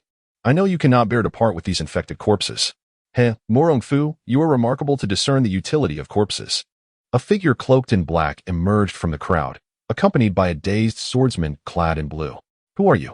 Why commit such heinous acts within the city of Suzhou?" Murong Fu inquired, his voice deep and resonant. "Best not to know who I am. It would not only be detrimental to you, but could also strike a severe blow to the entire Murong clan," the figure in black replied coldly. Murong Fu's expression remained unchanged, for he had already deduced the answer in his heart. "In that case, I shall bury you and this horde of living dead in this pyre." "Murong Fu, I am aware of your formidable skills, but do you think I am unprepared?" The figure in black chuckled icily, producing a bell from within his robes. He shook it vigorously, and the blue-clad swordsman lunged at Murong Fu without hesitation, aiming a lethal strike at his head. Just in time, Murong Fu sidestepped, his finger striking the swordsman. Bang! The swordsman was sent staggering back 5 paces, only to charge in once more. Murong Fu furrowed his brow, taken aback by the swordsman's iron-like resilience. Although it was merely a casual blow, it was beyond the capability of an ordinary master to withstand. Even more astonishing was the swordsman's peculiar technique, an intricate interplay of yin and yang, swift and slow, utterly exquisite. How strange. Why does this technique feel so familiar? As Murong Fu fought while retreating, he pondered where he had encountered this style before. It dawned on him. It was he. Just as he unraveled the origins of the technique, the blue-clad swordsman unleashed a flurry of strikes, each a dazzling flash of blade. "No one can survive my move. Sand ospreys skimming the waves." "Is that so?" Murong Fu suddenly unleashed a punch, striking the edge of the blade directly. Bang! The blue-clad swordsman was propelled a full yard away. Despite being a living corpse, he was momentarily stunned, unable to feel pain. "Impossible. How can you be this strong?" The figure in black questioned, bewildered. "You, a mere waste, could never comprehend my strength." Murong Fu was unyielding, exerting all his power in conjunction with the Dragon Elephant Prajna skill and the 3 divine arts, elevating his destructive capacity to a transformative level. A single punch possessed the strength of a lifetime. Bang! Another blow struck the chest of the green-clad swordsman, instantly caving in a significant portion of his torso. The figure in the black robe was rendered speechless, hesitating to provoke further as he had before. Murong Fu cast a fleeting glance in his direction before continuing towards the swordsman in green. "It seems you have invested considerable effort in him. What do you intend to do?" The man in black asked anxiously. I intend to do nothing but shatter him. To make you aware that the chasm between us is insurmountable." Murong Fu raised his hand, poised to strike downwards. Suddenly, a female voice rang out from behind. "Young Master Murong, please show mercy." Chapter 51. Who is the divine doctor of Turtle Mountain? Murong Fu glared angrily, only to discover that it was Lang Xuetzi. Tears glistened in Lang Xuetzi's eyes as she moved like a streak of light, swiftly positioning herself before Murong Fu, pleading, "Young master, please spare my husband's life." Murong Fu turned his gaze toward the cloaked swordsman, speculating, is he Xiao Fei's father? Indeed, he is Xiao Fei's father. Lang Xuetzi affirmed with a nod. Murong Fu's expression hardened as he gravely remarked, he is already a living corpse. However, before he could finish his sentence, the cloaked swordsman struck again. To everyone's astonishment, he did not attack Murong Fu, but instead aimed at Lang Xuetzi. In an instant, blood erupted. Lang Xuetzi looked at the cloaked swordsman in disbelief. One strike. Murong Fu instinctively pulled the woman into his embrace, unhesitatingly delivering a punch that sent the cloaked swordsman tumbling into the cremation pit. "Damn it, Murong Fu. If you dare destroy my puppet, I will make you regret ever entering this world." The figure in black threatened ominously. "Enough of this noise." Murong Fu retorted, retrieving a fire starter from within his garments and tossing it into the cremation pit. In a heartbeat, flames surged into the sky. Murong Fu coldly regarded the figure in black. After all this commotion, it is your turn to perish. Huh, you think you can kill me? Hu Yidao's blade has long been coated with corpse powder. If you slay me, no one will be able to control the corpse poison. The figure in black erupted into manic laughter, seemingly confident of his victory over Murong Fu. Murong Fu shook his head, disdain evident in his voice. You wretched spawn. Do you think I am unaware of your true capabilities? The figure in black paused, sensing the precariousness of his situation. In that fleeting moment of hesitation, Murong Fu made his move, striking towards his head. Do you think I am but clay to be molded? The figure in black roared in fury, raising his hand to retaliate. Murong Fu chuckled coldly, channeling his energy into his palm to engage in a contest of strength. Crack! The entire arm of the figure in black shattered, exploding in a mist of blood. His eyes wide with terror, the figure gasped, How can you be this strong? Murong Fu seized his neck, whispering, The foundation of my clan, Murong Jingyue, you shall never comprehend. The figure in black, with a tremor in his voice, asked, You knew my identity all along. Remember, in your next life, do not toy with poison in my presence. Murong Fu replied with a cold snort. He then unhesitatingly crushed Murong Jingyue's throat and cast him into the flames. Murong Fu could not allow anyone to discover that the mastermind behind this calamity was a member of the Murong family. The living corpses in the vicinity continued their assault against the soldiers of Suzhou City, undeterred by Murong Jingyue's demise. However, eliminating the adversary was merely a matter of time. Murong Fu approached Lang Xuetzi, offering comfort. Do not worry, I will find a way to help you detoxify. Wiping away her tears with determination, Lang Xuetzi asked, Will I also become one of those abominable creatures, neither human nor ghost? There should still be a way before the poison fully manifests, Murong Fu assured her. Really? Lang Xuetzi inquired, her voice tinged with skepticism. Indeed. Murong Fu nodded calmly. Lang Xuetzi took out a manual from her bosom and handed it, along with a piece of cowhide, to Murong Fu, saying, This manual contains the Hu family's knife techniques, and within this cowhide lies a treasure. I beseech you to accept Xiao Fei as your adopted son. Xiao Fei should bear the surname Hu, correct? Murong Fu inquired with curiosity. Indeed. He is the son of the renowned hero Hu Yidao from Liaodong. Lang Xuetzi revealed without further concealment, disclosing Gu Yufei's lineage to Murong Fu. I have inquired from various sources, and the one responsible for Yidao's demise is none other than someone from the Murong family. There's no need to elaborate. He is dead, Murong Fu replied, bending down to staunch Lang Xuetzi's bleeding, cradling her in his arms as he made his way back to the Murong estate. He felt no concern for the matters left behind. With the likes of Deng Baichuan and Bao Butong present, there would be no unforeseen incidents. Upon returning to the estate, Hu Fei was struck with emotion upon seeing the injured Lang Xuetzi and burst into tears. Lang Xuetzi gently caressed little Hu Fei's forehead and instructed, Quickly kneel before young Master Murong and address him as your adoptive father. Little Hu Fei, though bewildered, promptly knelt down, saying, Xiao Fei pays respects to my adoptive father. All right, rise.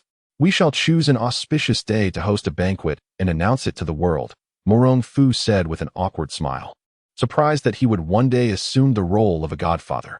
Seeing Murong Fu's agreement, Lang Xuetzi displayed a look of relief, grasping his hand tightly as she said, Young Master Murong, in the days to come, Xiao Fei will depend on you. Rest assured, I will take good care of both you and Xiao Fei, Murong Fu vowed. Having accepted Hu Fei, thus also acknowledging Hu Yidao as a brother, naturally requiring a change in address. Little Hu Fei, perceptive as he was, immediately sensed something amiss and cried out atop Lang Xuetzi, Mother, what has happened to you? Your mother has sustained a minor injury. But I have already sent for a physician. There is no need for you to worry excessively, Murong Fu reassured him. Before long, a distant uncle arrived with a physician. After examining her, the physician stated, Though the lady's injury is serious, it is not fatal. A few prescriptions should suffice for her recovery. I ask you, do you possess a remedy for the corpse poison outside? Murong Fu questioned. The physician, upon hearing this, quickly shook his head in fear. I do not. That poison is too sinister, and I am powerless against it. Leave, Murong Fu commanded, fully aware that the physician could not possibly resolve the corpse poison, though it had merely been a casual inquiry. The physician glanced nervously at the distant uncle and hesitantly said, "As far as I know, not far from here. Within the Guishan Valley, there resides a divine physician who may be able to treat the external miasma." Guishan Valley? Murong Fu raised an eyebrow, directing his gaze at the physician. That cursed place is over 700 miles from Gusu City. Even on horseback, it would take over 10 days. You dare to claim it is not far? Moreover, he was aware that there existed a formidable force atop Guishan known as the Yuyan, led by Wei Waya, the most feared of the 12 zodiac signs in the martial world. It was said that the legendary hero Yan Nanshan's brother met his end at their hands. Immediately, the distant uncle rebuked, "Nonsense. Such a perilous place as Guishan Valley should not be a risk for the young master. Indeed, it is all due to the loose tongue of that individual. I shall take my leave now." The physician, quite startled, hastily departed. Uncle remarked, "Young master, do not heed his nonsensical words. We cannot venture into the gloomy valley of Turtle Mountain." "I understand," replied Murong Fu. "If you have no further business, you may descend first." Having said this, Murong Fu also found an excuse to step outside for some fresh air, proceeding to a secluded spot. A figure swiftly emerged behind him. "Jiang Ziyan, at your service, master. There is no need for excessive formalities. Have you made any discoveries?" Murong Fu inquired with a calm demeanor. "In response to your command, young master, I have searched Murong Jingyue's chamber. Regrettably, aside from some poisonous recipes, there were no other findings," Jiang Ziyan reported truthfully. Murong Fu snorted coldly. "As I suspected, he has other locations for concocting poisons." Chapter 52. The Shadow of the Wind. Seeing Murong Fu lost in thought, Jiang Ziyan inquired, "Young master, do you need to find it?" "Finding it is imperative, otherwise it will inevitably become a lingering menace," Murong Fu replied calmly. "Understood, young master. Who is in that room?" Jiang Ziyan hesitated to ask. Murong Fu furrowed his brow and shook his head. "In due time, I shall personally visit the Guisin Valley. I have a foreboding that this venomous situation will not resolve itself so simply." "Master, are you concerned that Murong Jingyue has accomplices?" Jiang Ziyan asked. Murong Fu nodded. "Murong Jingyue has returned for quite some time, yet no one has discovered his machinations. There must be someone diverting attention for him, likely possessing considerable power within Gusu City." "Considerable power within Gusu City?" Jiang Ziyan looked up at Murong Fu, astonished. "Indeed, it is highly probable that this person resides within this very old mansion," Murong Fu implied. Jiang Ziyan was drenched in cold sweat and hurriedly said, "Please, master, exercise utmost caution. Fear not. There are few in the martial world who can harm me now. You need only ensure the safety of the lady," Murong Fu replied before stepping into the room. Jiang Ziyan promptly vanished like a shadow. As Murong Fu entered, he heard the sound of little Hu Fei weeping. "Mother, please don't die. Don't leave little Fei all alone. It frightens me." Lu Xuetzi weakly stroked little Hu Fei's head, her heart heavy with sorrow. How she wished to remain with her son, but fate dictated otherwise, leaving her powerless. "Little Fei must be strong and listen to your adoptive father from now on. Do you understand?" "Yes, I understand. I will obediently listen to my adoptive father." Little Hu Fei nodded, displaying his maturity. Watching his son display such understanding shattered Lu Xuetzi's heart. Murong Fu stood at the door, deeply moved, wishing he could save her life. Ding! A dilemma presented itself. 1. A promise worth 1,000 gold pieces. If saved, a reward of the Shadow of the Wind technique. 2. A heart of stone. Allow Lu Xuetzi to perish, receiving a portion of the insights into the lesser no-form skill. Murong Fu's eyes lit up at the prospect of gaining insights, particularly regarding the lesser no-form skill. This was far more valuable than decades of cultivation. Should he advance in the lesser no-form skill, the strength of both his 9 Yang True Scripture and Divine Illumination Scripture would surely increase. Yet, he could not bear to witness little Hu Fei losing his mother at such a tender age. It was a vibrant life. Gritting his teeth, he resolved to choose the first option and save Lu Xuetzi. He approached the mother and son, smiling. "Little Fei, there's no need for sorrow. Did I not just say I would find a way to save your mother? Really?" Little Hu Fei grasped Murong Fu's hand, his eyes wide with hope. "Indeed. Now, be a good boy and go to sleep. Your adoptive father still needs to tend to your mother's injuries." Murong Fu gently patted little Hu Fei's head. Little Hu Fei beamed with joy, bowing gratefully to Murong Fu before returning to his room. "Young Master Murong, Xiao Fei is rather willful, causing you to lie alongside me," Lang Xuetzi remarked. Murong Fu chuckled, saying, "Sister-in-law, You are mistaken. I have not deceived Xiaofei. Once your back injury stabilizes somewhat, I shall take you to the Guisen Valley. Isn't it dangerous there? Lang Xuetzi inquired, astonished. Murong Fu replied with a smile. Not a concern, merely a toothless door that cannot impede my path. Can it truly cure my poison? Lang Xuetzi expressed her skepticism, fearing it might lead to further disappointment for Xiao Fei. Rest assured, I will certainly heal you, Murong Fu said earnestly, gazing into Lang Xuetzi's eyes.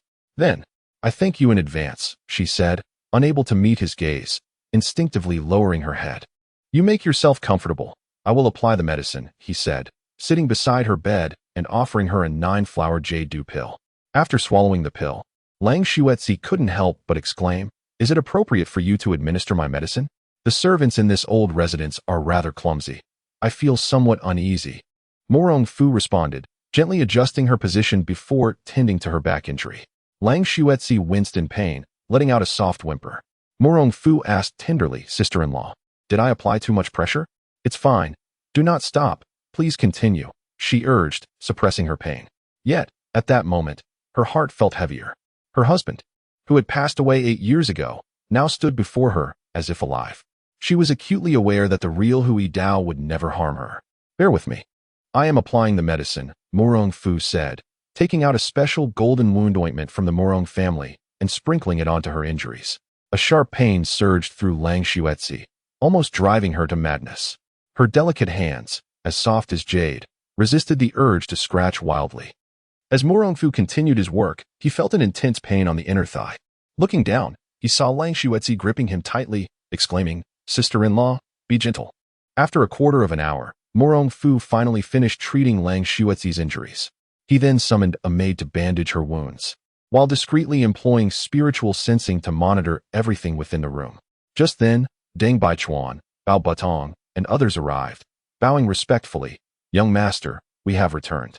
Seeing their disheveled appearances, stained with blood, Murong Fu asked, Have you all been injured?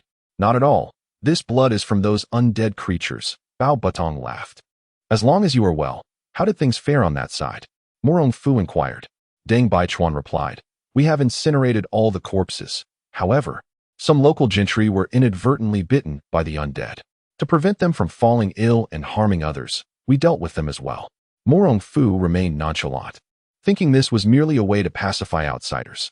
Hee. Now the local gentry in Suzhou tremble at the sight of us, Bao Batong boasted with a hint of pride. If they behave themselves, let us not trouble them further, Murong Fu remarked. Deng Baichuan and others understood the implication of his words and nodded in agreement. I hear you are heading to Turtle Mountain's secluded valley? Badu Tong inquired with curiosity. Though the perpetrator has met justice, the lingering poison within the city persists. Unless an antidote is discovered, further troubles are inevitable, Murong Fu replied solemnly. Badu Tong respectfully suggested, It is said that Turtle Mountain is not safe. It would be prudent for you to take us along. Murong Fu shook his head, declining, with Suzhou City stabilizing. My brothers must remain to assist Governor Song in maintaining order. It suffices for me to accompany Lang Xuetzi. The four exchanged glances, revealing a knowing smile, and then remarked, We wish you a safe journey, young master. Chapter 53. Encounter with the little fish. A few days later, Murong Fu escorted the still-recovering Lang Xuetzi to Turtle Mountain. Bao Batong had specifically arranged a luxurious carriage for himself, fully equipped with all necessary provisions. The most crucial aspect was its ample size. Moreover, just before their departure, he had cryptically remarked, Young master, this carriage has excellent sound insulation and a sturdy frame. You may indulge freely without concern for prying eyes. This left Murong Fu utterly perplexed. What on earth was he implying? What sensible person could decipher such wolfish words? Rest assured, I have already sent someone back to Swallow's nest. Safety is not an issue, Murong Fu reassured Lang Xuetzi, noticing her troubled expression. Thank you, she replied, her delicate brows knitting into a frown. Suddenly, she let out a soft whimper. Murong Fu retrieved a precious 9-flower jade dew pill and administered it to alleviate her pain. This elixir is exceedingly precious. It is truly not worth wasting on me. Lang Xuetzi protested. Murong Fu felt the chilling touch of her hand and asserted, No matter how valuable it may be, it is merely meant for consumption. Now, open your mouth obediently. Lang Xuetzi's face flushed crimson, leaving her at a loss for words. She could only allow Murong Fu to gently pry her mouth open and place the pill within. "Thank you," she murmured. Murong Fu shook his head. "Focus on resting. The journey is long, and you must maintain your best condition." "Understood." Lang Xuetzi nodded obediently, closing her eyes and fiddling with her index finger, bashfully pondering how a solitary man and woman would navigate these days together. The most pressing concern was her injury, making it difficult for her to enter and exit the carriage, and even using the restroom required assistance. Did this imply? After soothing Lang Xuetzi, Murong Fu settled into a cross-legged position to practice his skills. The journey remained quiet. An hour later, Lang Xuetzi's cheeks grew increasingly flushed as she stole a glance at Murong Fu, observing his steady breathing, and surmised he was in a meditative state. Despite her physical pain, she rose to relieve herself. Occasionally, the sound of flowing water could be heard. Although Murong Fu was in deep practice, he could hear it clearly. His heightened mental acuity conjured an image in his mind, prompting him to recite, "The autumn air is crisp, and the journey is long," with the delightful sound of flowing water and bridges. Upon hearing this, Lang Xuetzi wished fervently to bury her face beneath the carriage wheel.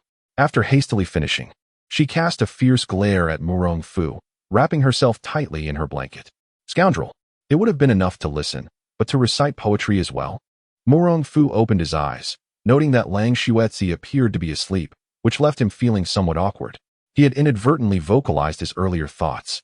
Just as he sought to ease the tension, the driver, a C, called out loudly, "Young master, it seems there is a group ahead engaged in a brawl." Murong Fu, uninterested, replied, "Is there no other route?" "There is not. This is the only road to Jiangqing." A C exclaimed, then shouted in surprise, "Young master, could that be Ninth Miss? Murong Jiao?" Murong Fu muttered.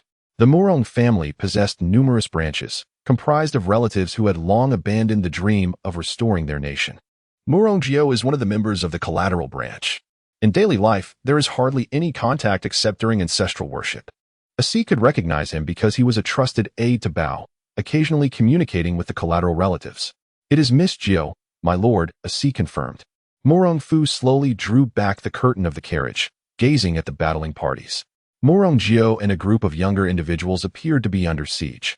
The leader of the opposing faction was a gaunt old man clad in a tight-fitting green garment, his body resembling that of a boneless, bald figure. The green serpent deity? Murong Fu recognized him as one of the 12 zodiac signs, the serpent. Lang Xuetzi curiously inquired, "Are you going to lend a hand?" "Let me observe for now," Murong Fu replied, harboring a rather unfavorable view of the collateral branch. He preferred to avoid intervention if possible. The green serpent deity had evidently fully pledged allegiance to Wei Wuyan, surrounded by disciples of the Wuyan sect. The two factions soon noticed Murong Fu's lavish carriage.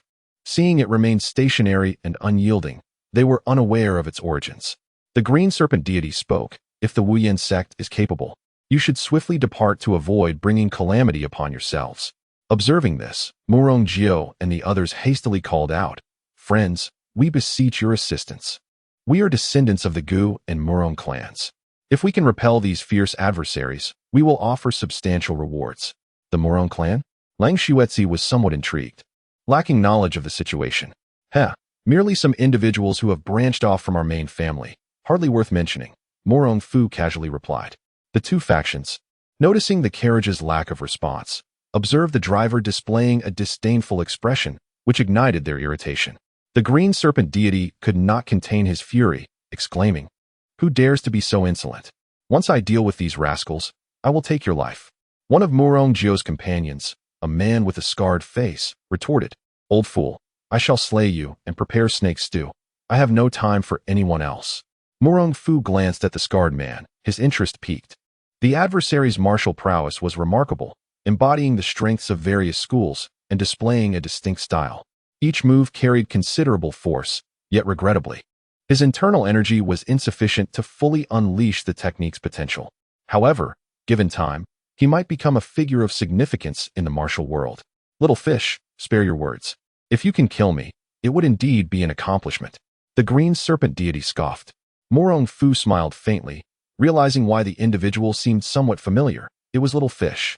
Little Fish exerted all his strength in combat against the green serpent deity. Unfortunately, the opponent was a well-established figure, his techniques and internal power surpassing Little Fish's. Furthermore, The disciples of the Yuyan sect were ruthless, leaving Murong Fu and her companions utterly defenseless. Moreover, the ground beneath them was already teeming with green serpents, poised to deliver a fatal strike at any moment. Watch out for the snakes. A woman clad in crimson, exuding a hint of ethereal grace, cried out in alarm. Gaga. Only now do you notice my little treasures. I fear you are beyond salvation. The green serpent deity proclaimed with triumphant laughter. Little Fish gritted his teeth and gazed at Murong Fu's luxurious vehicle, exclaiming loudly, "Esteemed friend, I beseech you for assistance, otherwise I shall inform Yin Na Tian, the valiant hero, of today's events, and he shall seek vengeance for us."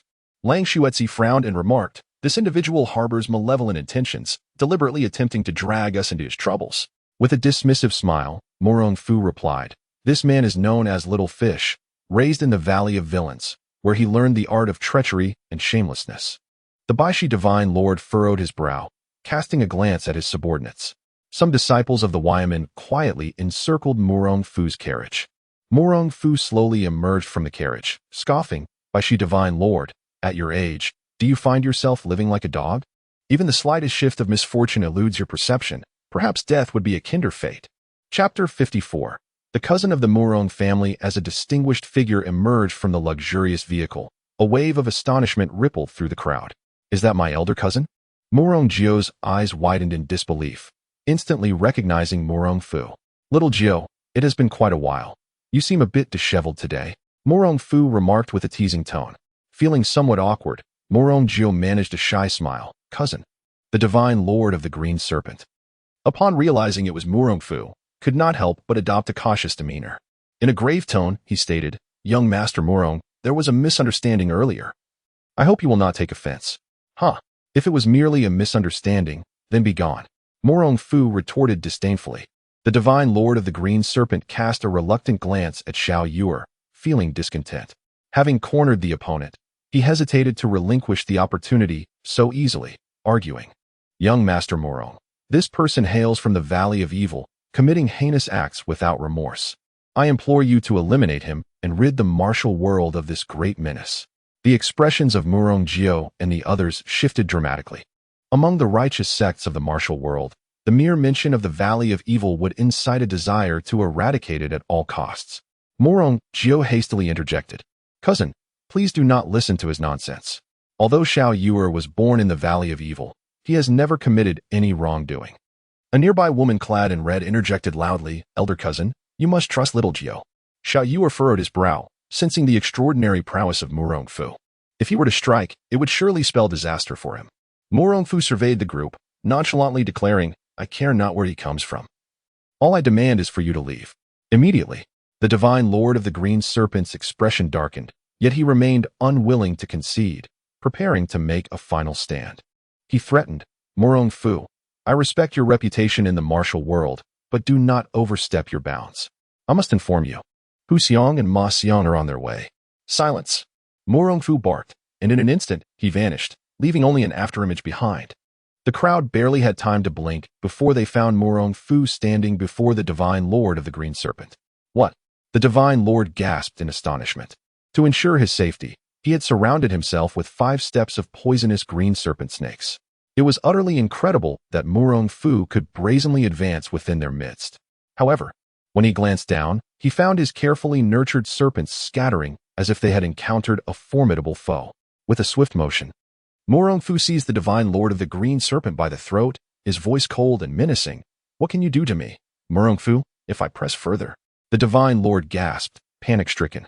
Murong Fu's grip felt like a vice, rendering him unable to breathe, with no chance to retaliate. Murong Fu and the others could hardly believe their eyes. The divine lord of the green serpent, who had caused them endless suffering, could not withstand even a single move from Murong Fu. "Little Fu, our elder cousin is truly formidable," the red-clad woman, Zhang Jingxiao, exclaimed with a grin. Murong Fu shot her an annoyed glance and retorted, "What does my elder cousin have to do with you?" "Ah, your words are rather incorrect. We are indeed cousins. And thus, your elder cousin is also mine," Zhang Jing continued to chuckle. Murong Fu, however, found her exasperating and chose to ignore her. She distinctly recalled her father's words about the decline of their family in recent years, each generation weaker than the last. Especially after the demise of the previous head of the family, the Murong clan had found itself in a precarious position.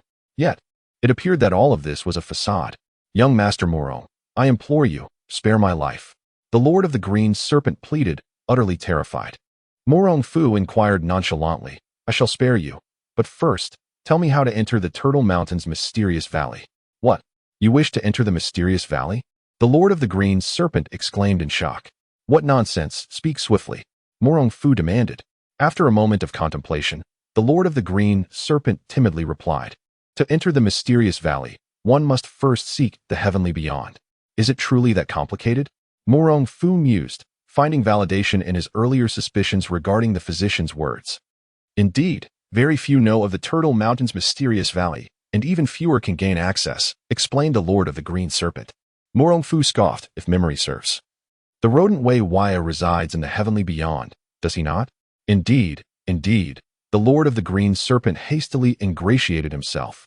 The heavenly beyond is a dwelling my elder brother has crafted over many years. It is fraught with peril, and I advise young Master Murong against venturing there. With disdain, Murong Fu cast the Lord of the Green Serpent aside, retorting, Are you instructing me on how to act? Not at all, not at all. The Lord of the Green Serpent stammered, his body trembling in fear as he waved his hands in surrender. Today, I have no desire to take a life. Be gone, Murong Fu declared. The Lord of the Green Serpent, both astonished and relieved, quickly expressed his gratitude. Thank you, young Master Murong, for your mercy. With that, he hurriedly scurried away. Seeing this, Murong Jiao rushed to Murong Fu's side, anxiously questioning, Elder cousin, the Lord of the Green Serpent is a nefarious villain. Why did you let him go?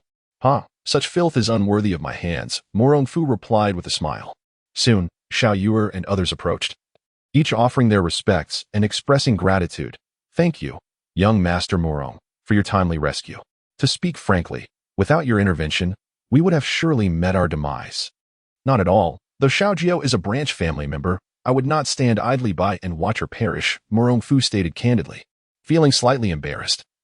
Murong Jiao managed to smile, aware of the discord between the main and branch families. Zhang Jing then approached with a proposal. Elder cousin, why don't we journey together? Murong Fu glanced ahead along the path and remarked, There is but one road. It would be pleasant to have company. Haha, elder cousin. We have traveled far and fought against foes. We are utterly fatigued. Might we? Zhang Jing's eyes discreetly darted towards Murong Fu's luxurious vehicle, revealing a hint of mischief. Upon noticing Lang Xuezi's approving nod, Murong Fu acquiesced. There are women in my vehicle. You two may join, but the three of them cannot. Gu Renyu quickly interjected, Elder cousin, we are not related. We can manage on foot. Murong Fu raised his eyebrows and chuckled. Indeed, the Murong clan has quite a few relatives. Murong Jiao replied, somewhat awkwardly, I apologize for making you laugh, dear cousin. Murong Fu gazed at Murong Jiao with a hint of surprise, remarking, I recall you were rather cold and distant in your childhood. It's unexpected to see a touch of warmth in you now. Murong Jiao's face flushed at this comment. Zhang Jing interjected with a smile. This is largely thanks to Xiao Yuer, who helped her obliterate the fossil divine skill. Fossil divine skill? Murong Fu looked at Murong Jiao with curiosity. Murong Jiao shook her head and elaborated. It turned out that she had practiced the fossil divine skill since childhood, which had rendered her personality indifferent. By a fortunate twist of fate, Xiao Yuer had shattered her martial arts through the blood of the Tiger King, allowing her to reclaim a semblance of her humanity. Chapter 55. Selective hearing. Murong Fu pondered for a moment. The records regarding the fossil divine skill in the water pavilion were merely rudimentary, suggesting it was a rather sinister form of martial art. It had the potential to extinguish humanity within a person, rendering them heartless and unfeeling. As for its might, once mastered, it could render one impervious to blades and bullets, as well as immune to fire and water. Let us depart. We shall continue our discussion in the carriage, he declared, stepping into the vehicle. Zhang Jing, seeing this, promptly followed suit. Murong Jiao glanced at Gu Renyu and Xiao Yuer, saying nothing further as he joined them in the carriage. Lang Xuezi offered a friendly nod and smile to Murong Jiao and Zhang Jing. Unable to contain herself, Zhang Jing remarked, Cousin, your wife seems so gentle. You are truly fortunate. Murong Jiao felt a twinge of confusion, for he believed Murong Fu was wed to Wang Yuyan. The woman before him was a stranger. Could it be his cousin had taken a concubine? Lang Xuezi hastily clarified, Little sister, you have misunderstood. My relationship with young Master Murong is cousin, are you heading to Turtle Mountain? Zhang Jing interjected, unable to restrain her curiosity. There has been a peculiar illness in Gusu City, and it is said that a divine physician resides in Guishan Valley. We intend to invite him to treat the epidemic. Murong Fu replied candidly. Within the carriage, he finally had a moment to observe this affable cousin. If memory served, Zhang Jing's mother was none other than the renowned beauty, Zhang Senyang, famously known as Lady Jade. Her swordsmanship was exquisite, placing her alongside Xiao Yuer's father as the dual jewels of the world. It was said outside, Zhang Senyang shines. Within the palace, she beckons the moonlight. Anyone fortunate enough to witness her beauty would inevitably be entranced. Regrettably, it seemed this woman lacked intellect, having fallen for the world's most straightforward man, Yin Nantian. Presently, Zhang Jing, though breathtakingly beautiful and enchanting, did not possess the lively spirit that Huang Rong exuded, nor the gentleness of Lang Xuetzi beside him. In truth, she lacked the maturity that characterized a woman of her age. Overjoyed, Zhang Jing exclaimed, "Cousin, we too are bound for Turtle Mountain. Xiao Yuer's adoptive parents mentioned they are going there to seek. Do not speak carelessly. This matter does not concern you or my cousin," Murong Jiao interjected abruptly. He then turned apologetically to Murong Fu. "Cousin, I beg your pardon. It was not my intention to keep this from you, but this matter pertains to Xiao Yuer, and it is not appropriate for us to discuss it openly." "Not at all," Murong Fu replied with a faint smile. "We are merely passing acquaintances. Their affairs bear no relevance to me." As they traveled, their conversation meandered through trivial family matters until they soon arrived in Jiangqing. Murong Fu wished to avoid unnecessary complications, bidding farewell to Murong Jiao and Zhang Jing. Lang Xuetzi, ever curious, inquired, "Young master, do you seem reluctant to engage with these two ladies? The relationship between the branch family and the main family has never been particularly harmonious." "I merely offered assistance due to our shared surname," Murong Fu replied coolly. Asi led the pair to the largest hotel in Jiangqing, securing accommodations. "Young master, only a Tianzi room and a Bingsha room remain." Murong Fu furrowed his brow. "Then let us simply find another hotel." "Ah, young master," Asi said with a hint of difficulty. "In these chaotic times, Jiang City is a vital thoroughfare. If we stay here, I fear." Seeing this, Lang Xuetzi advised, "Perhaps I could stay in the B room." "No, no," Asi quickly interjected. "The B room has only a wooden bed. It is utterly unsuitable for the lady's injuries." Murong Fu shook his head, suggesting, "Perhaps I shall manage for a night in the carriage." "How can that be?" Lang Xuetzi replied, "If you wouldn't mind sharing a night with a widow like me?" Asi promptly concurred, "Indeed, young master. It would be best for you to stay with the lady." After a moment of contemplation, Murong Fu realized that Lang Xuetzi had been poisoned and could suffer an outbreak at any moment. His concern for her well-being led him to agree, "Very well. I shall stay with you, sister-in-law." At the mention of sister-in-law, Lang Xuetzi felt an urge to vanish into the ground. Asi smiled and hurried to fetch the keys. Just as the three reached the stairs, a voice from the inn shouted, "New guests in room A." The trio froze in place. Asi, trembling in the back, dared not speak as he watched the two in front. Murong Fu felt an overwhelming sense of embarrassment wash over him. "Little Asi, just wait." Lang Xuetzi merely paused for a brief moment, casting a glance at Murong Fu before continuing up the stairs. They collectively chose to feign deafness. "Hey, look. Isn't that our cousin?" Gu Renyu, having just settled the bill, glanced up and spotted Murong Fu and the others. Zhang Jing exclaimed, "It truly is our cousin. I shall go greet him." "Never mind, don't go. Cousin has matters to attend to," Murong Jiao intercepted Zhang Jing. Sensing that Murong Fu disdained those who sought to divide the family, Xiao Yuer furrowed his brow. "I think it's best to let it be. He seems exceedingly proud and looks down upon us." "Surely not. Cousin appears very amiable and courteous," Zhang Jing countered. The other four shook their heads, choosing not to elaborate further. In the room, Murong Fu attempted to explain, "Asihi." Lang Xuetzi shook her head. "I understand. You, the great hero, disdain such petty tactics. Sister-in-law, it's good that you comprehend." Murong Fu replied with a smile. Lang Xuetzi, exhausted, lay back on the bed, saying, "I wonder how much longer this frail body of mine can endure." "Sister-in-law, worry not. By tomorrow, we shall reach Gui Mountain," Murong Fu assured her. With clenched teeth, Lang Xuetzi forced herself to sit up, but her sudden weakness caused her to fall into Murong Fu's embrace. Startled, he instinctively tried to set her back down. Lang Xuetzi shook her head. "Wait, Young master, let me lean for a moment.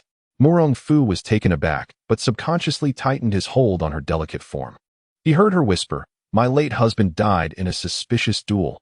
I had intended to end my own life and follow him. Yet, unable to let go of Xiao Fei, I have clung to life for 8 years, seeking the true culprit. But who would have thought? 8 years have passed in a haze. In a state of confusion, vengeance was sought, and in the same haze, demise loomed. Life, indeed, is a farce. Murong Fu offered a comforting reassurance. Do not worry, you shall not perish. Should there be a next life, I shall strive to be a simple woman. Free from such burdens, replied Lang Xuetzi, grasping Murong Fu's hands tightly. I shall surely cultivate Xiao Fei into an adult, and in the next life. Even if it means laboring like a beast of burden, I will repay you. Murong Fu shook his head in resignation, realizing that despite his lengthy assurances, Lang Xuetzi remained skeptical of his ability to save her. With a playful tone, he inquired, what will you do if you do not die in this life? To which Lang Xuetzi, at a loss for words, could only whisper in a voice meant solely for her own ears, you may do as you wish. Chapter 56. The 5 Absolute Divine Skills. Murong Fu swiftly lulled Lang Xuetzi into a peaceful slumber. Ain emerged from his arm, emitting soft sounds as if protesting why Murong Fu had not allowed it to take action today. Murong Fu gently stroked its forehead and smiled, saying, patience is key. I am counting on the green serpent divine lord to guide me tomorrow. Silk, the little silver creature, let out a couple of dissatisfied calls before wriggling its alluring waist and climbing out of the window. Murong Fu chuckled, speculating that it had gone out to hunt. The opponent's strength was on par with his own, so he did not dwell on it too much, just as he intended to rest. A flurry of hurried footsteps echoed in his ears, indicating that yet another group had arrived at the inn. If his intuition served him correctly, they were likely coming for the group led by Little Fish. Sure enough, moments later, the sounds of a skirmish broke out, only to be swiftly quelled. Murong Fu expanded his spiritual senses to assess the situation below. He observed that Murong Jiao and her companions had been cornered in the lobby on the first floor, standing face to face with a cadre of renowned martial artists from Jiangnan. Murong Jiao surrendered Little Fish. Yes, hand over that scoundrel who emerged from the Valley of Evil. If you do not comply, do not blame us for being impolite. Murong Jiao inquired solemnly, what business do you have with Little Fish? The despicable Little Fish has disturbed the peace of the martial world and is responsible for the death of the Three Xiong Alliance leader, Tai Wuxuan, as well as the massacre of 98 members of the Double Lion Escort Bureau, a pair of exceptionally slender twin brothers accused in unison. Nonsense. Little Fish is innocent. He has been wronged. Zhang Jing retorted loudly. The twin brothers shook their heads. He was exposed by the renowned Jiang hero that day. How can he be wronged? At that moment, a middle-aged man clad in a flowing blue robe, exuding grace and charm, stepped forward and addressed the crowd. On that day, Jiang exposed Little Fish's disguise. Many present witnessed it. Surely, words are unnecessary now. Upon hearing this, the other martial heroes clamored for Murong Jiao and her companions to hand over Little Fish. Lang Xuetzi, roused by the commotion outside, gradually regained her senses and inquired, what is happening out there? Murong Fu shook his head, just a group seeking vengeance.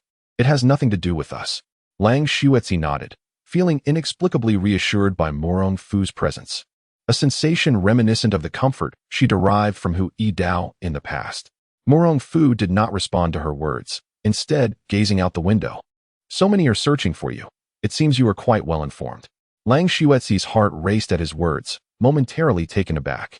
Suddenly, a figure dropped from the window and, brushing off the dust from his clothes, confidently admitted, had I not hidden away, I would not have lived to see today. Murong Fu shook his head. How did you know I would intervene in this matter? I have heard that the Murong clan of Suzhou is renowned for its collection of martial arts from around the world. I am willing to offer an unparalleled martial art as a price for your assistance, Xiao Yuer said in a serious tone. Murong Fu scrutinized Xiao Yuer for a moment, then chuckled. The martial art you speak of is the 5 absolute techniques, crafted by Ouyang Ting. Xiao Yuer was taken aback. I did not expect you to see through my martial arts intricacies. Murong Fu, unhurried, elaborated on the 5 absolute techniques. These techniques encapsulate the most secretive and refined skills of various schools. Not only do they allow the practitioner to wield their abilities to the utmost, but each move also possesses variations, infused with the essence of other sections. Most importantly, The transitions between these diverse forms are executed with remarkable finesse and naturalness. How do you know so much? Does the Murong family possess records of the 5 absolute techniques? Xiao Yuer furrowed his brow, regarding Murong Fu as if he were a monster. This martial art was hidden within Ouyang Ting's underground palace.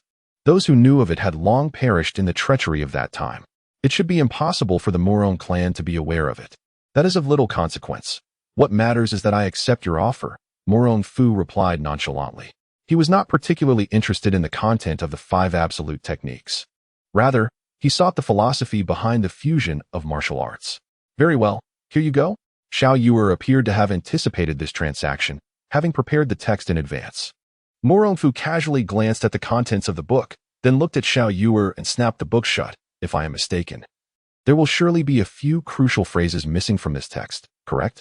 Xiao Yuer raised an eyebrow, crossing his arms, in the realm of Jianghu. One must always exercise caution. Truly, you have mastered the art of vigilance, being from the Valley of Evil, Murong Fu said as he slowly rose and walked towards the exit. Xiao Yuer, puzzled, inquired, aren't you going to force me to reveal those important incantations? Not necessary.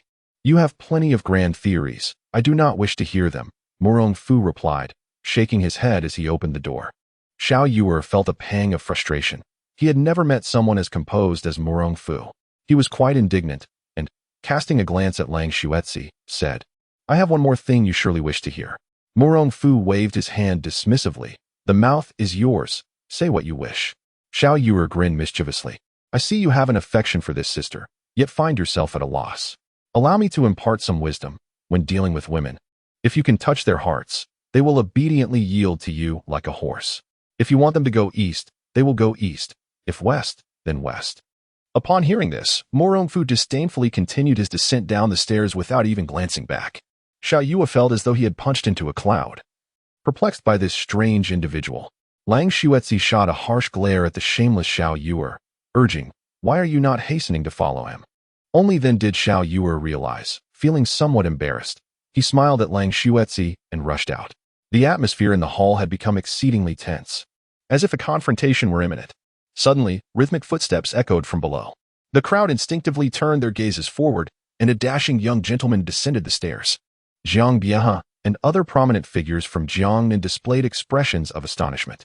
It was Nan Murong Fu, the esteemed young master. Who could have imagined that today? In this very place, we would have the fortune of encountering young Master Murong. They hastily bowed, expressing their respect. We greet young Master Murong. Murong Fu offered a slight smile as he approached Murong Jiao, glanced at him, then turned to Jiang Bieha and the others, casually inquiring. I have heard that someone seeks to trouble the Murong clan? Chapter 57. The authority of Murong Fu. Upon hearing Murong Fu's words, the expressions of the crowd shifted dramatically, and beads of cold sweat began to trickle down their foreheads. Young Master Murong, it appears you have misunderstood, Jiang Bieha interjected. With a smile, Murong Fu inquired.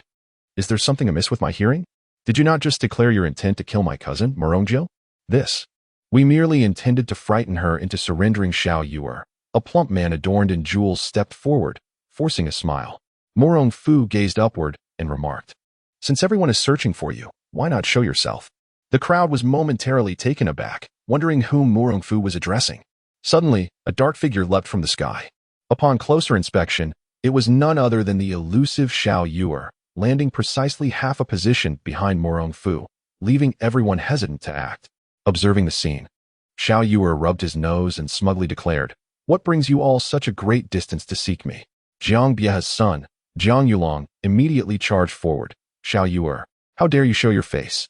Xiao Yuer shrugged nonchalantly, a sly grin forming.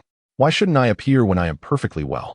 Impatient, Jiang Yulong sought to compel Xiao Yuer into relinquishing the 5 absolute divine skills, reaching out to seize him.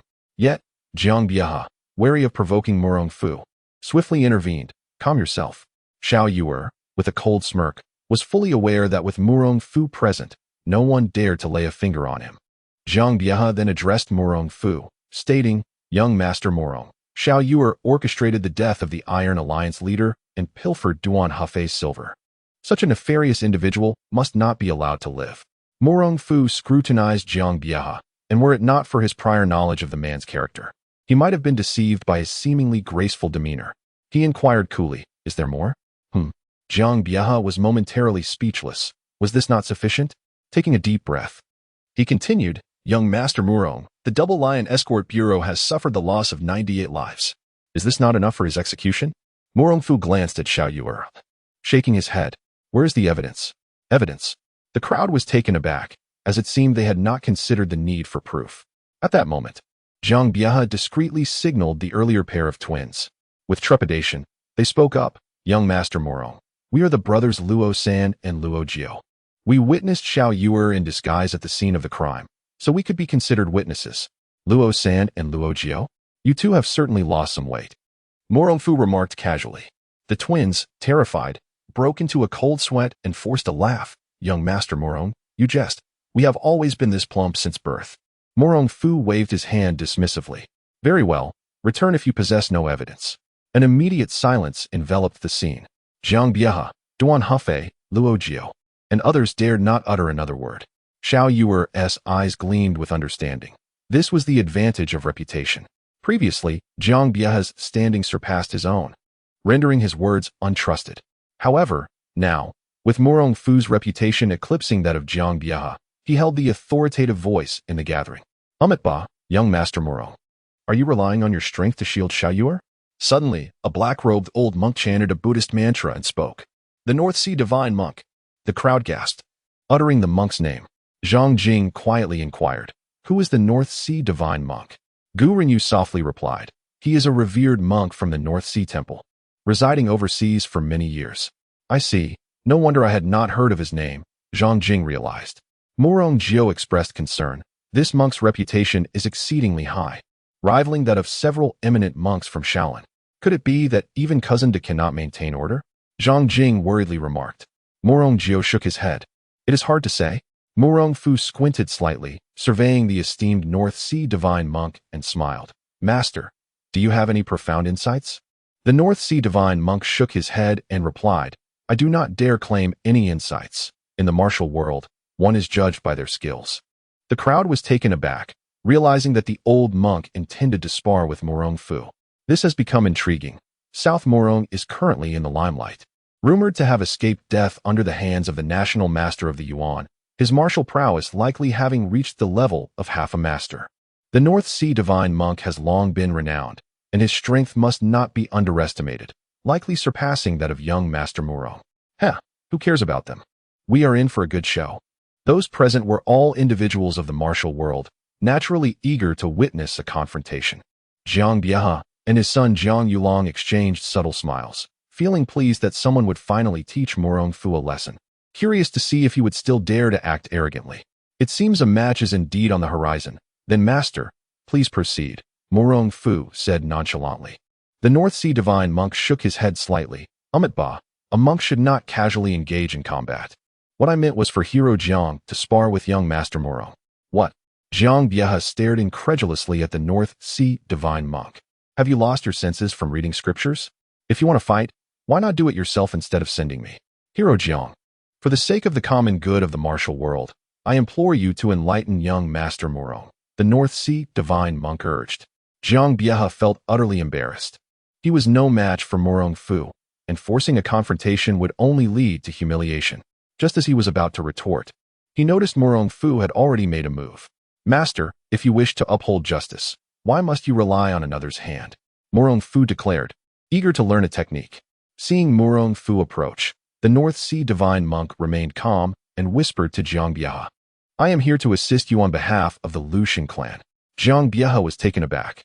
He did not expect the North Sea Divine Monk to be from the east. Once reassured, he exchanged a glance with the monk. The two unexpectedly launched an attack together against Murong Fu. The crowd watched in confusion.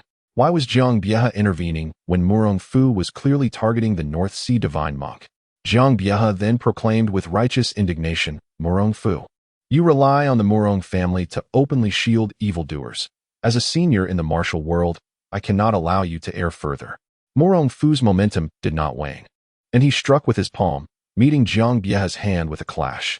With a resounding boom, a wave of energy erupted from the two individuals, dispersing into a thick cloud of smoke. At that moment, the Northern Sea Divine Monk, standing beside Jiang Bieha, sprang into action. He drew his treasured sword from his waist and swung it towards Murong Fu with such swiftness that it cleaved the smoke asunder. Anticipating this, Murong Fu emanated a powerful purple aura, enveloping himself. As the Northern Sea Divine Monk's sword struck him, Murong Fu felt a tremendous shockwave reverberate through his body, causing him to emit a cry of anguish as he was forcefully propelled backward. Witnessing this, Jiang Bieha exclaimed in terror, "How can you possess such strength?" Murong Fu, harboring a deep-seated animosity toward the Eastern Sea invaders from his previous life, had overheard their conversation.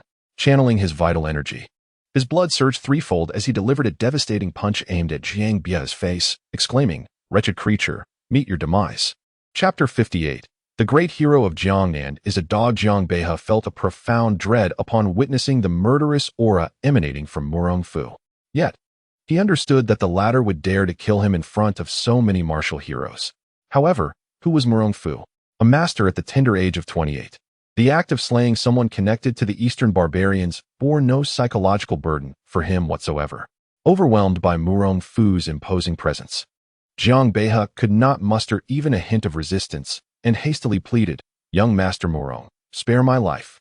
Yet, Murong Fu had no intention of sparing him. He pressed forward relentlessly, intent on ending Jiang Bieha's life. Suddenly, a sense of alarm flickered within Murong Fu as a resounding crash echoed from above. A figure adorned with a brass mask descended upon him, striking with an open palm. Little Fish recognized this individual and shouted in alarm, "Be careful." Murong Fu narrowed his eyes and sneered coldly, "Too late to save him. You dare." The masked man retorted fiercely, accelerating his movements with newfound speed. The onlookers wore grave expressions.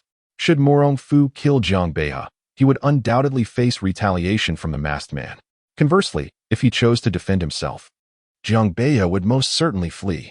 Either outcome seemed unfavorable for Murong Fu. As the masked man drew ever closer, Murong Fu remained unfazed, a smirk curling at the corners of his mouth as he bellowed, "The stars shift, and the world changes." Alas, the masked man, caught off guard, had forgotten Murong's famed technique. By the time he attempted to retract his internal energy, it was already too late. The energy surged through Murong Fu's body and erupted forth, striking Jiang Bieha squarely in the chest. Boom! Jiang Bieha was sent flying, landing unconscious on the ground. The masked man glanced at Jiang Bieha with indifference and addressed Murong Fu, "You, quite impressive." Murong Fu took a step back, feigning ignorance as he inquired, "And who might you be?" "My identity is of little consequence. What matters is that you have harmed my dog," the masked man replied with palpable displeasure. The crowd exchanged perplexed glances at Jiang Bieha. After all, he was once a renowned hero. How had he been reduced to the status of someone's dog? Murong Fu coldly remarked, "He dared to collude with the Eastern barbarians. His death is a foregone conclusion. You had best pray he survives, for otherwise, I shall make you regret ever setting foot in this world." With that, the masked man vanished, taking Jiang Bieha and his father with him. Zhang Jing, curious, asked, "Cousin, why did you allow him to take the man away?" "His martial prowess surpasses mine. I could not contend with him," Murong Fu replied, feeling a surge of internal energy that nearly caused him to spit blood. What a formidable figure the brass master is. What an illustrious leader of the Moon Invitation Palace.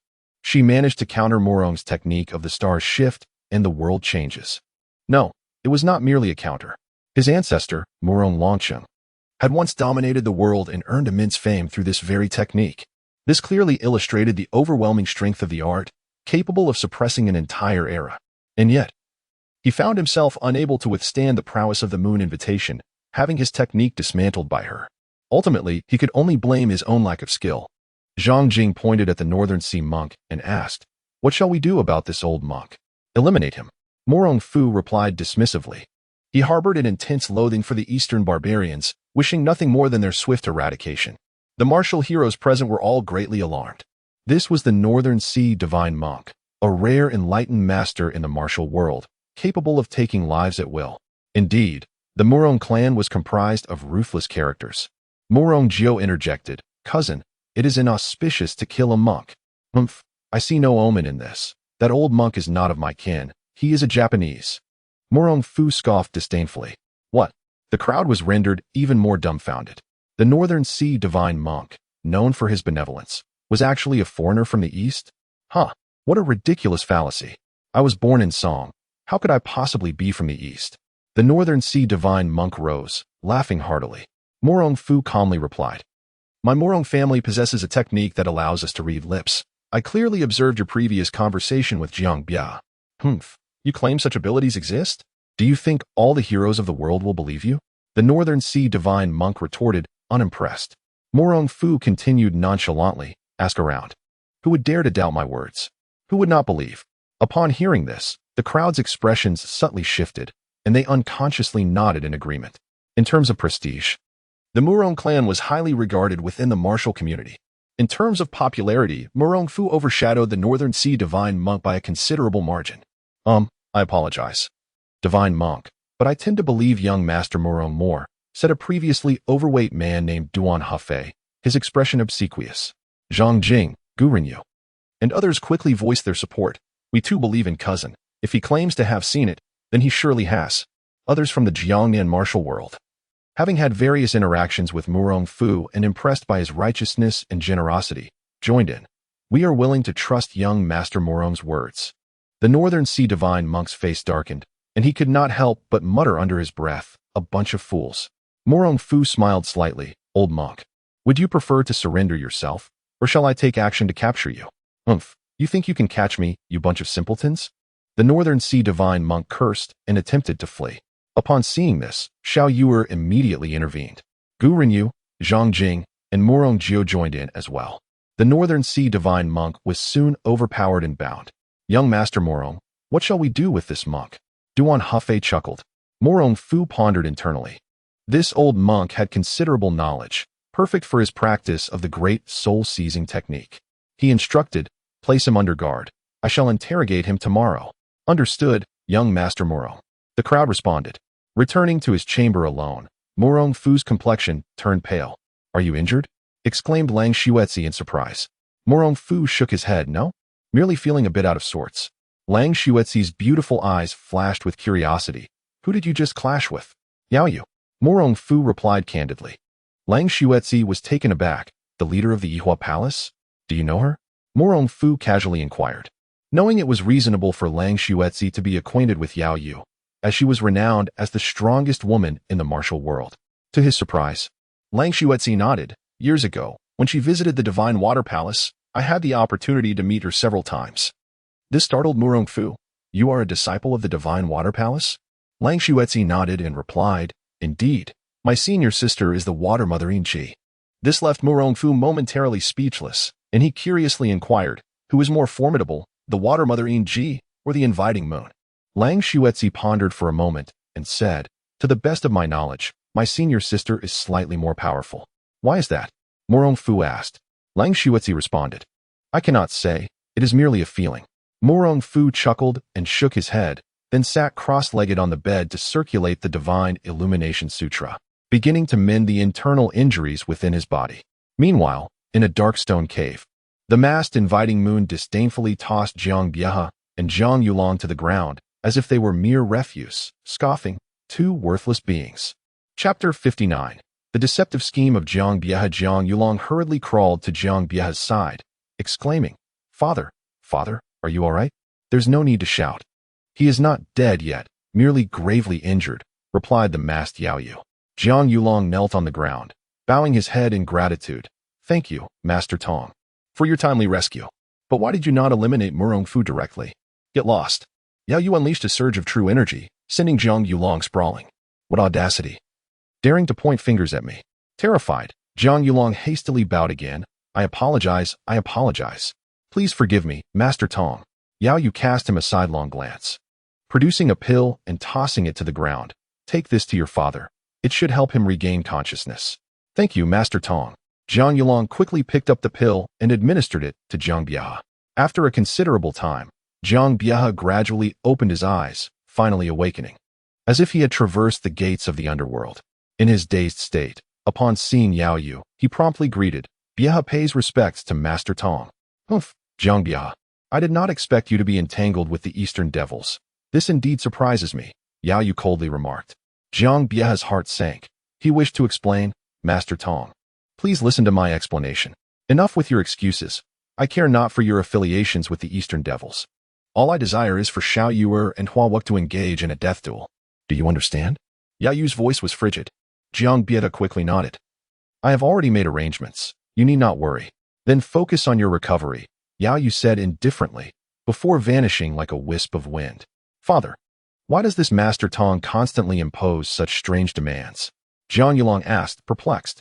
Jiang Bieta shook his head, not answering his son. Instead, he sat cross-legged to regulate his breathing. After half an hour, he slowly opened his eyes and remarked that Master Tong is indeed peculiar. He can hear the sound of falling leaves from 10 paces away. What? Is he truly that formidable? Jiang Yulong found it hard to believe. Yes, I have long suspected his true identity is that woman. Jiang Bieta narrowed his eyes, a glimmer of shrewdness evident. Who? Jiang Yulong inquired, confused. Jiang Bieta pondered for a moment before glancing at his son, the leader of Yihua Palace. Yao Yu. Is it her? Then why does she not simply strike down Xiao Yuer, but instead saves him time and again? Jiang Yulong's mind was filled with questions. Jiang Bieta shook his head, revealing a hint of a cruel smile. Do not concern yourself with her. In a few days, the martial world of Jiangnan will belong to us father and son. Xiao Yuer and Hua Wuk are as good as dead. Within the room of Lang Xuetzi, Murong Fu had sat in meditation throughout the night, and his internal injuries had completely mended. Upon opening his eyes, he frowned, detecting a trace of deathly aura emanating from Lang Xuetzi. Sister-in-law, how are you?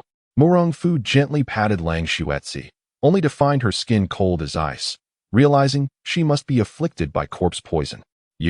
Are you all right? Lang Xuetzi slowly propped herself up, weary as she inquired.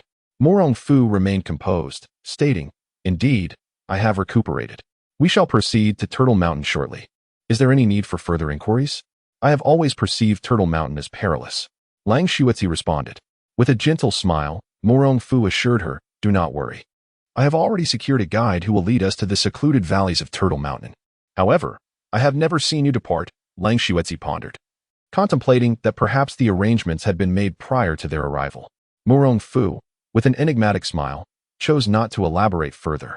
After sharing a brief breakfast with Lang Xuetzi, he hastily departed.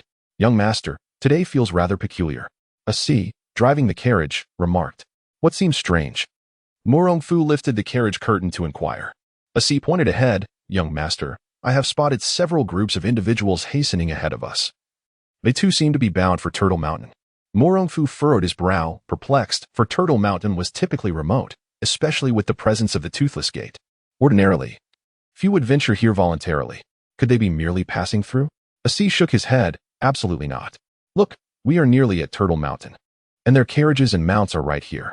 Murong Fu sensed an underlying anomaly. Upon arrival, he assisted Lang Xuetzi down from the carriage. Just as they touched the ground, a hearty laugh echoed nearby. Ah, it is none other than young Master Murong. I was wondering who possessed such a grand carriage. Murong Fu looked up to find it was the affluent merchant Duan Heifei, who grinned. Duan, what brings you to Turtle Mountain? Duan Heifei chuckled, just like you. Young Master Murong, seeking some benefits. What benefits?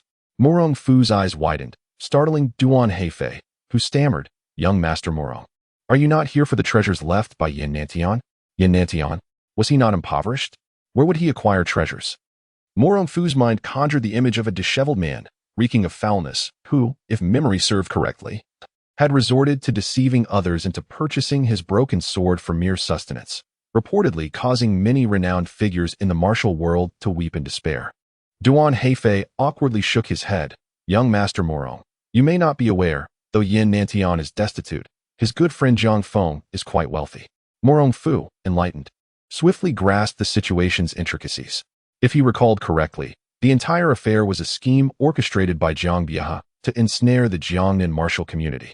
This group of fools had come here solely to offer themselves as sacrifices.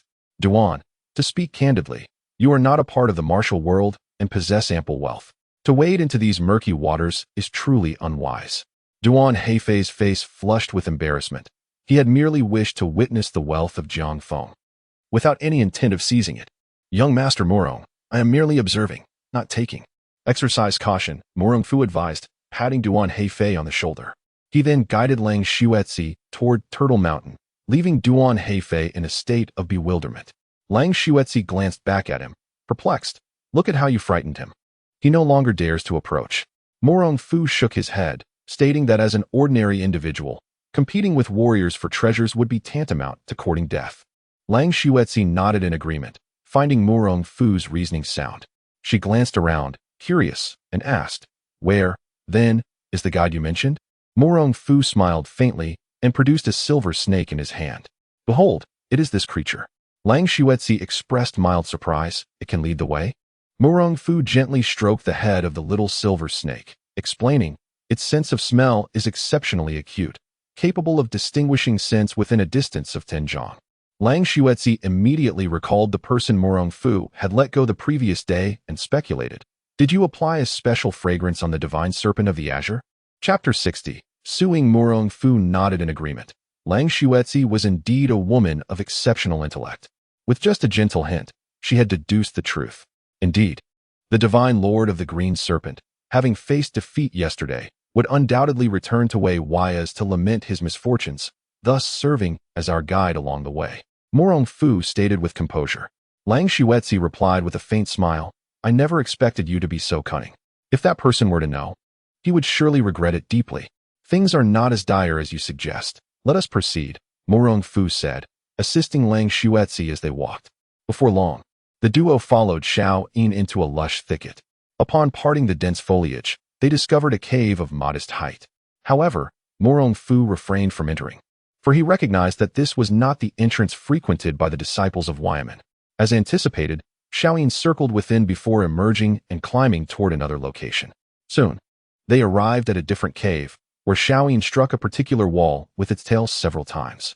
It appeared this was indeed the entrance they sought. Murong Fu began to explore the surrounding mechanisms. With a series of resounding booms, the stone door before him swung open. Upon entering, they encountered a line of Yuyan disciples standing guard. Noticing Murong Fu's arrival, one of them inquired, "Who are you?"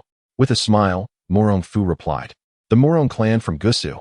You are the one who defeated the divine lord of the green serpent yesterday?" The Yuyan disciples gasped in astonishment and, realizing the gravity of the situation, attempted to flee. Murong Fu, uninterested in idle conversation, unleashed his soul extraction technique.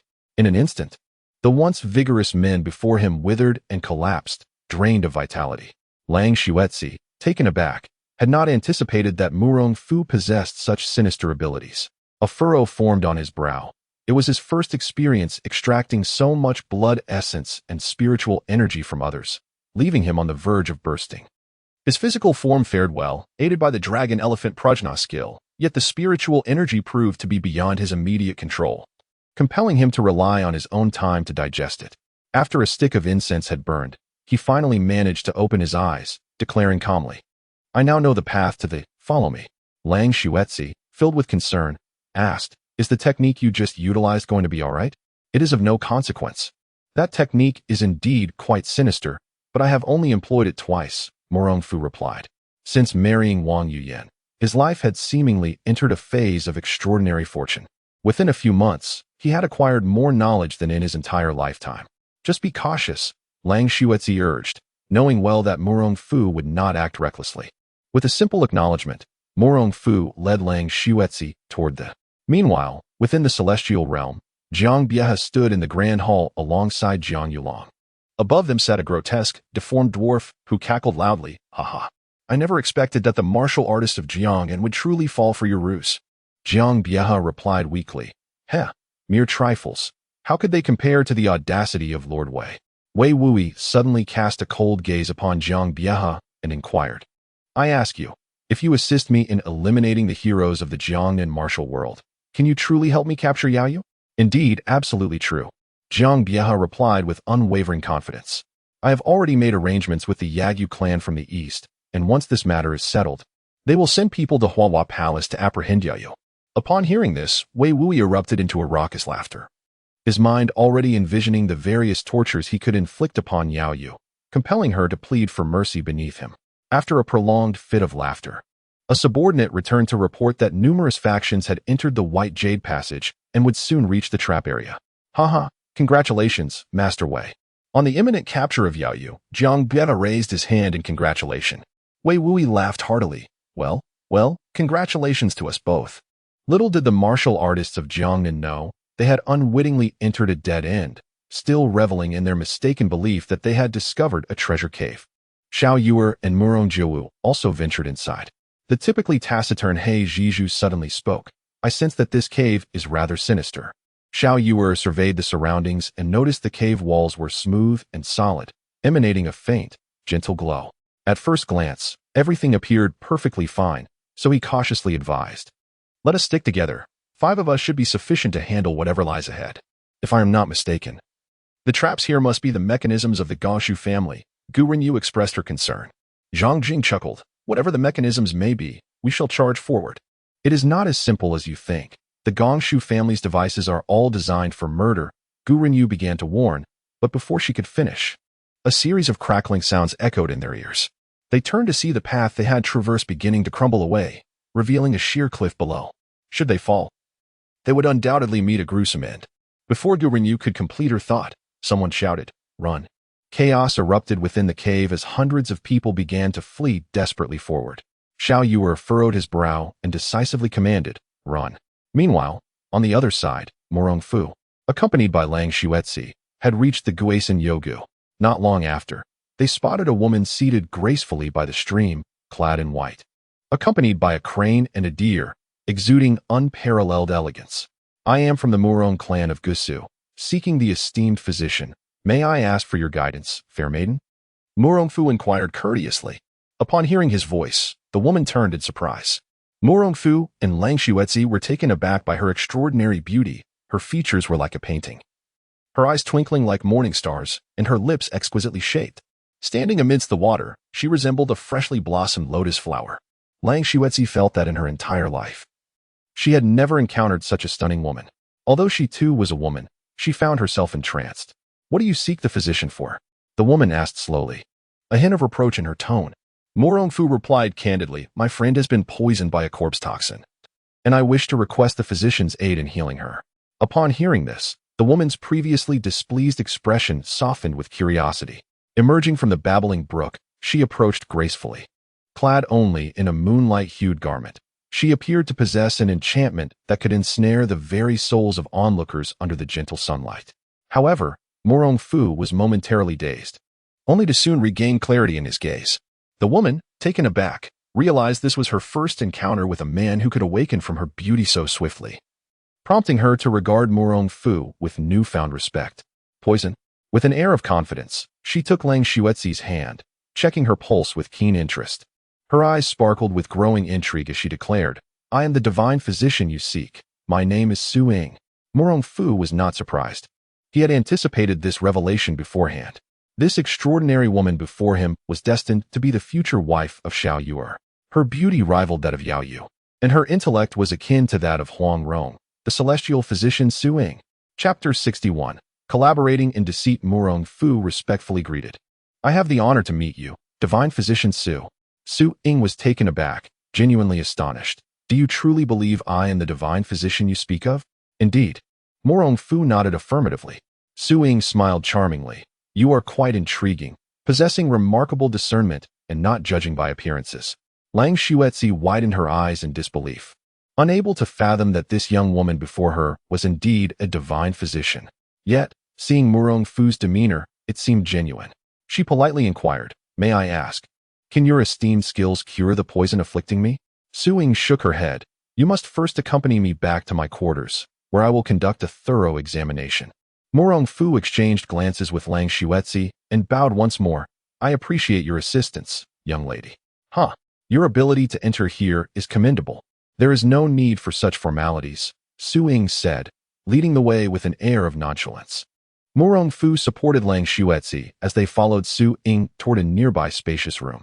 Upon entering, Su Ying instructed Lang Xuetzi to lie on the wooden bed for examination, her eyes gleaming with excitement. How intriguing. I never anticipated there existed such an extraordinary poison in this world. Murong Fu inquired, Is there a chance of saving her? All poisons can be treated, but... Su Ying replied softly, I cannot devise a solution at this moment. Lang Xuetzi displayed a hint of disappointment, instinctively grasping Murong Fu's hand. Observing this, Su Ying offered reassurance. Fear not, within 3 days, I will surely find a remedy. Murong Fu, concerned for Lang Xuetzi, fretted. Will she succumb before then? I sense a gentle, vital energy within her. She should be able to endure for 3 more days. Su Ying remarked with a peculiar glint in her eyes. Initially, she had assumed Murong Fu and Lang Xuezi were lovers, only to realize their relationship was that of siblings-in-law. That is a relief. Both Murong Fu and Lang Xuezi exhaled in unison. Su Ying pointed to a separate room, informing Murong Fu, "You may stay there. I will attend to her care." "Very well." Murong Fu cast a reassuring glance at Lang Xuezi before stepping outside, feeling a sense of trust in Su Ying's capabilities. "Do not be afraid. With me here, I assure you, you will not perish," Su Ying declared with confidence. Lang Xuezi nodded in agreement. After all, who would wish for death if survival were possible? However, if she were to survive, did that not mean she would have to comply with him? Upon entering his own chamber, Murong Fu was greeted by an unusual fragrance that invigorated his spirit. With a soft chuckle, he remarked, "Indeed, physicians have a penchant for burning incense within their abodes." He retrieved the 5 absolute techniques of Xiao Yuer for review. It was said that this technique was a collaboration among 5 unparalleled masters, though regrettably, it had not survived their passing. Many concepts within it diverged from the current orthodox martial arts, embracing an all-encompassing philosophy reminiscent of the techniques of Xiao Wuxiang. By circulating vital energy through the shortest distances between the 12 meridians, it achieved remarkable speed and power. The sole drawback was that it required the practitioner's meridians to be exceptional. The reason behind Xiao Yuer's ability to cultivate is likely due to Wan Chunlu having immersed him in a unique medicinal bath since childhood, which has rendered his meridians and physique distinct from ordinary individuals. Otherwise, it would be difficult to explain why he resembles an indomitable cockroach, enduring severe beatings, yet reappearing vibrant and lively within mere days. The 5 Absolute Divine Art is a compilation of the essence of martial techniques from all sections. Each move and stance may appear unremarkable, yet they are the crystallization of their arduous efforts, while others may have only a handful of variations for a single punch. The 5 Absolute Divine Art boasts dozens, if not hundreds, of transformations, making it exceedingly difficult to defend against and incredibly potent. Murong Fu is deeply captivated by the martial philosophy embodied within it. The Murong clan has long been dedicated to collecting martial arts manuals with the intent of creating a technique akin to the 5 Absolute Divine Art. The only difference lies in the grander ambitions of the Murong family.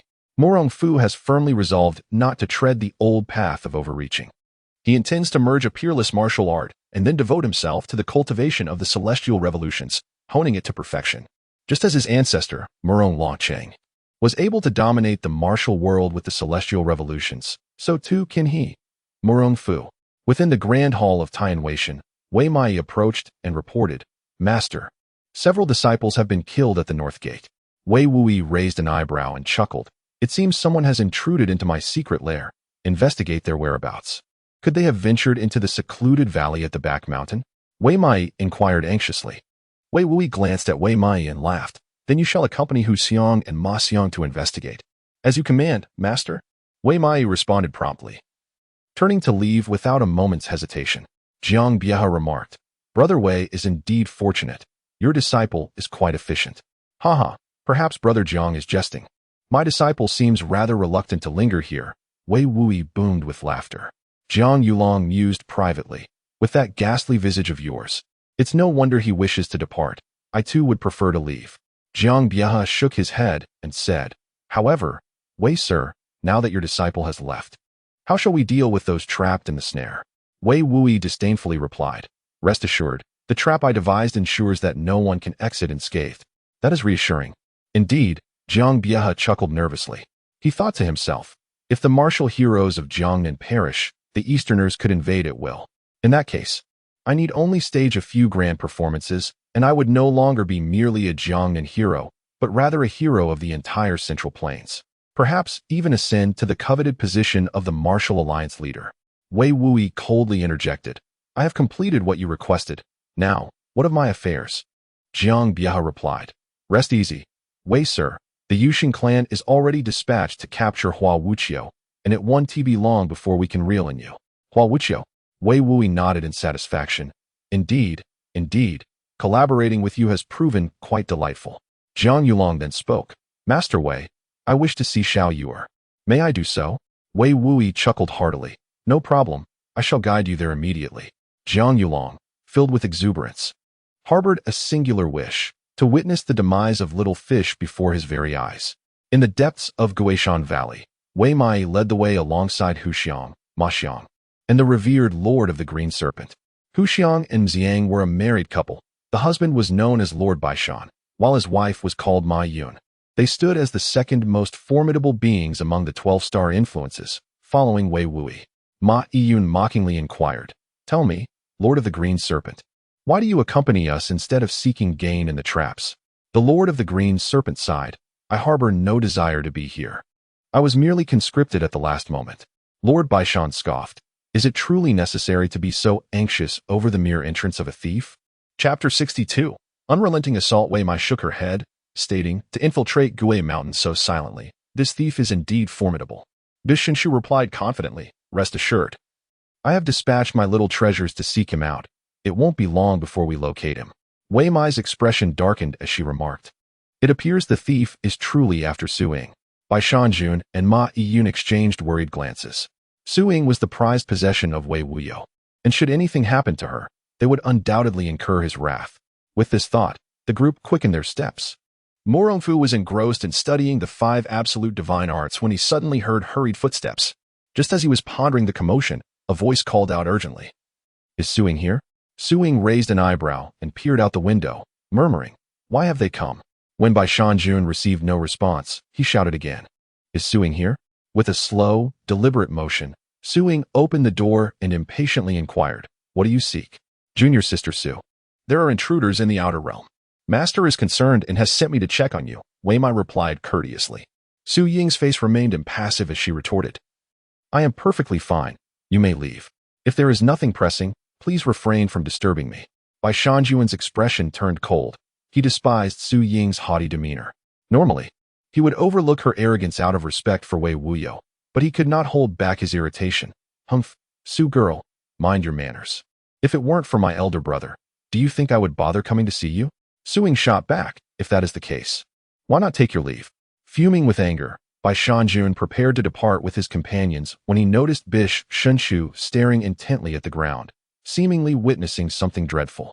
Ma Yun smacked him on the shoulder, scoffing, "Why are you so frightened? Is it truly that alarming? Indeed, elder brother Wan Ti hold it against you, will he?" Bai Shanjun laughed heartily. Bish Shinshu shook his head, his tone tense. "No, it's not that." "What is it then?" The others could see that Bish Shinshu's fear did not stem from Suing. Bai Shanjun frowned and glanced at the green snakes on the ground. Realizing they only dared to encircle Su Ying's room, none brave enough to enter. Bish Shinshu cautioned, "The person inside is Murong Fu." "What?" they exclaimed in unison. "The Murong family of Gusu?" Instantly, they assumed a defensive stance, turning their gazes toward the house, demanding, "Suing, who exactly is in your room?" "What is in my room has nothing to do with you. You should leave at once." Su Ying's annoyance deepened. Bai Shanjun and Ma Yun exchanged a knowing glance before lunging toward her with sudden ferocity.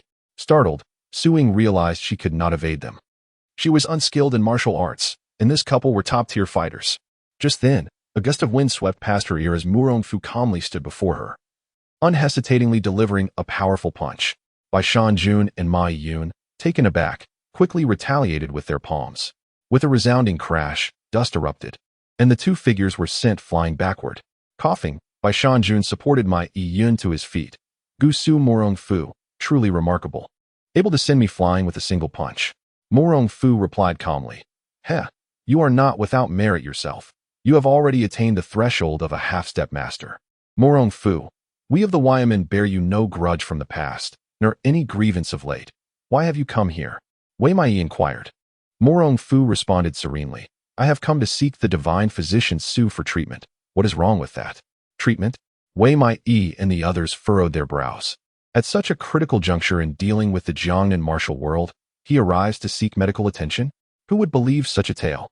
Bai Shanjun exclaimed loudly, "Do not feign ignorance. We are well aware of your intentions to sabotage our elder brother's plan and save the Jiangnan martial world." "Save the Jiangnan martial world?"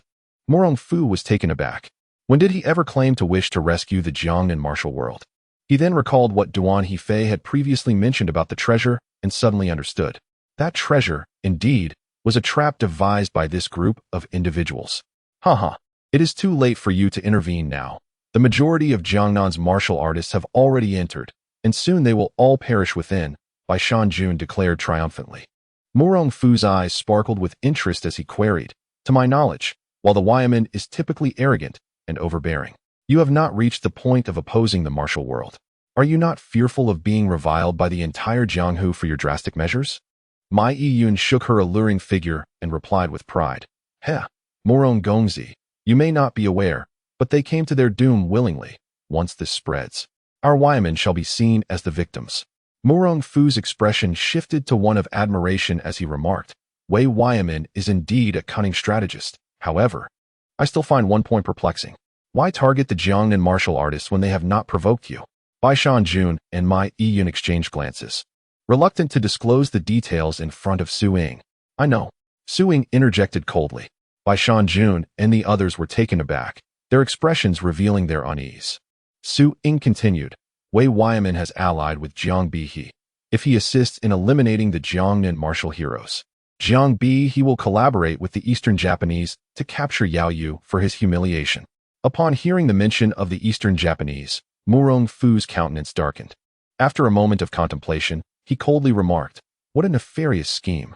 After vanquishing the Jiangnan martial world, the Eastern Japanese can then brazenly assault the coastal populace.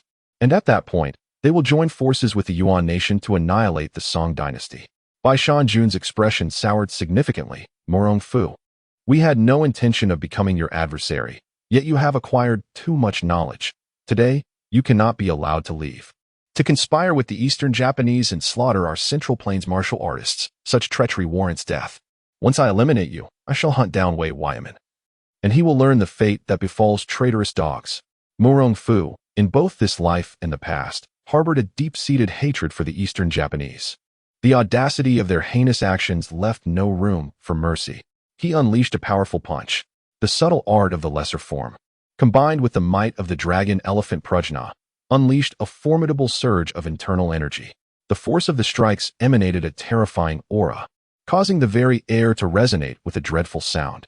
The Lord of the Green Serpent turned pale, unable to confront the onslaught directly.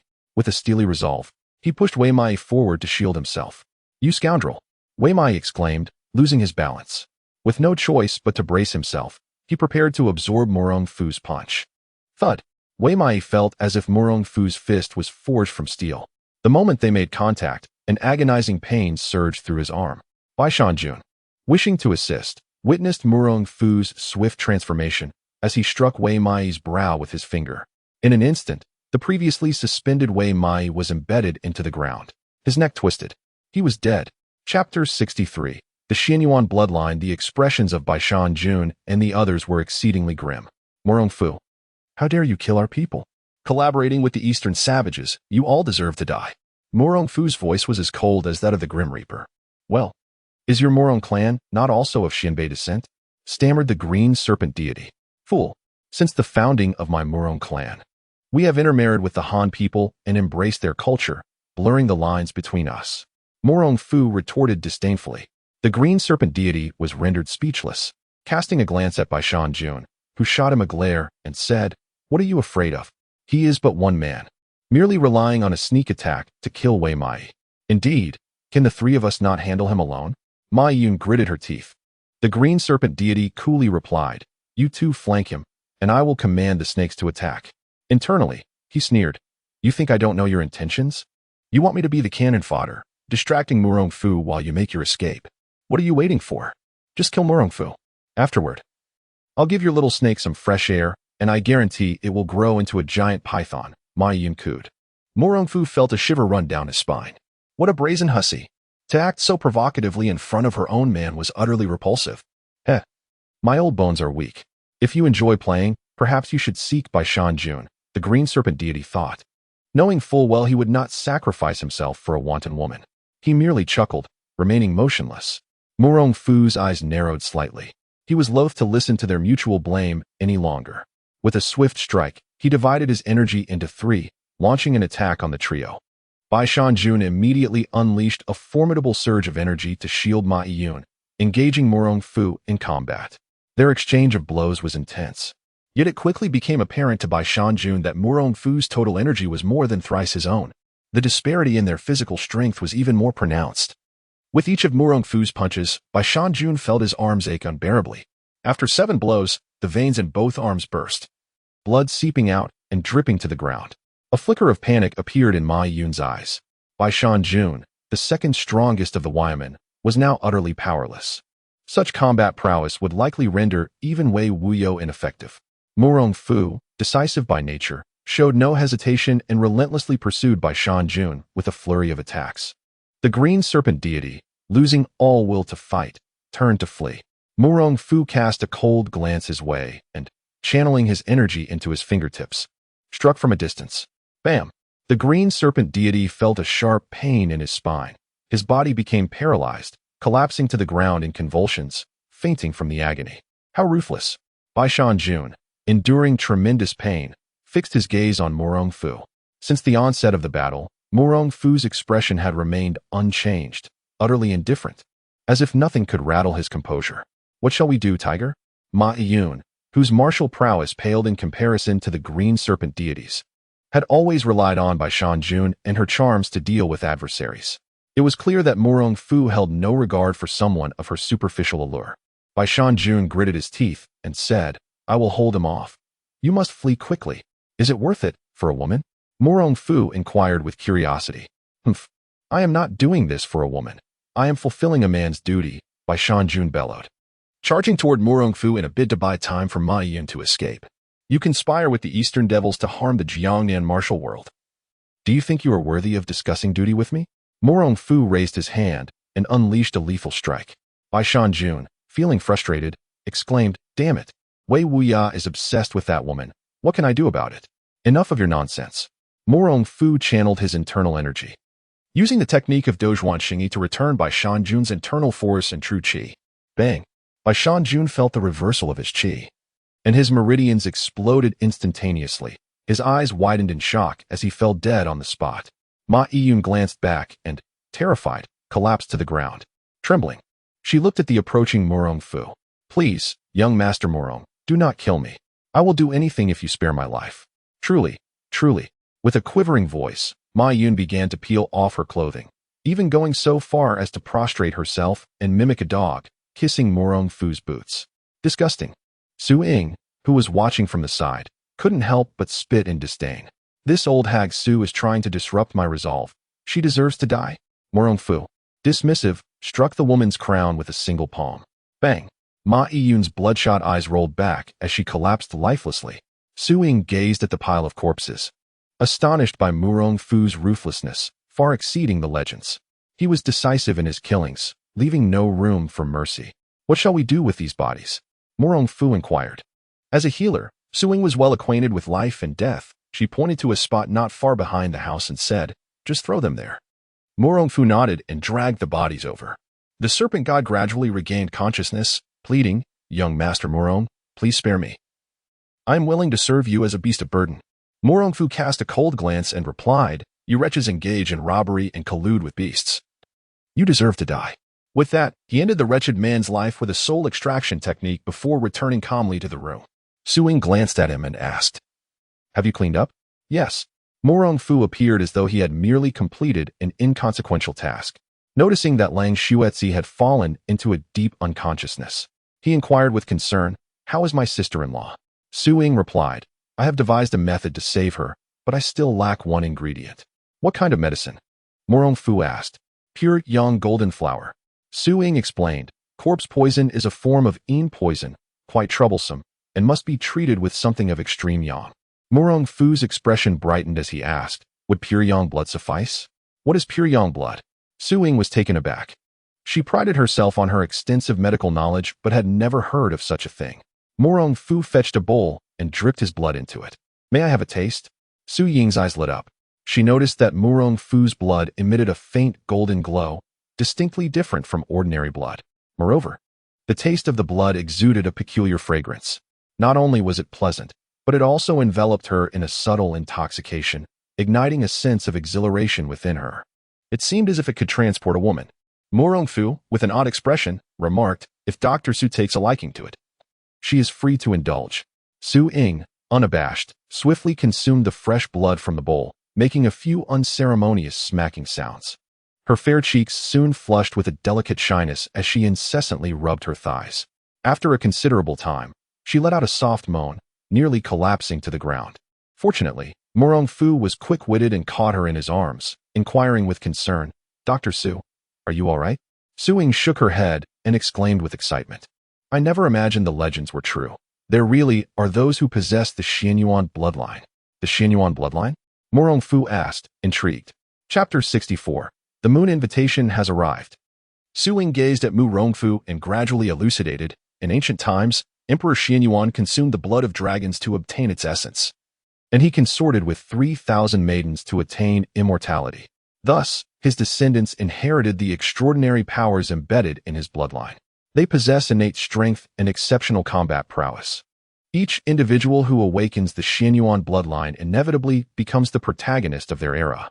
Most enviable to men is the fact that those who inherit the Xianyuan bloodline exude a unique fragrance from their bodies, captivating women who become infatuated and unable to extricate themselves.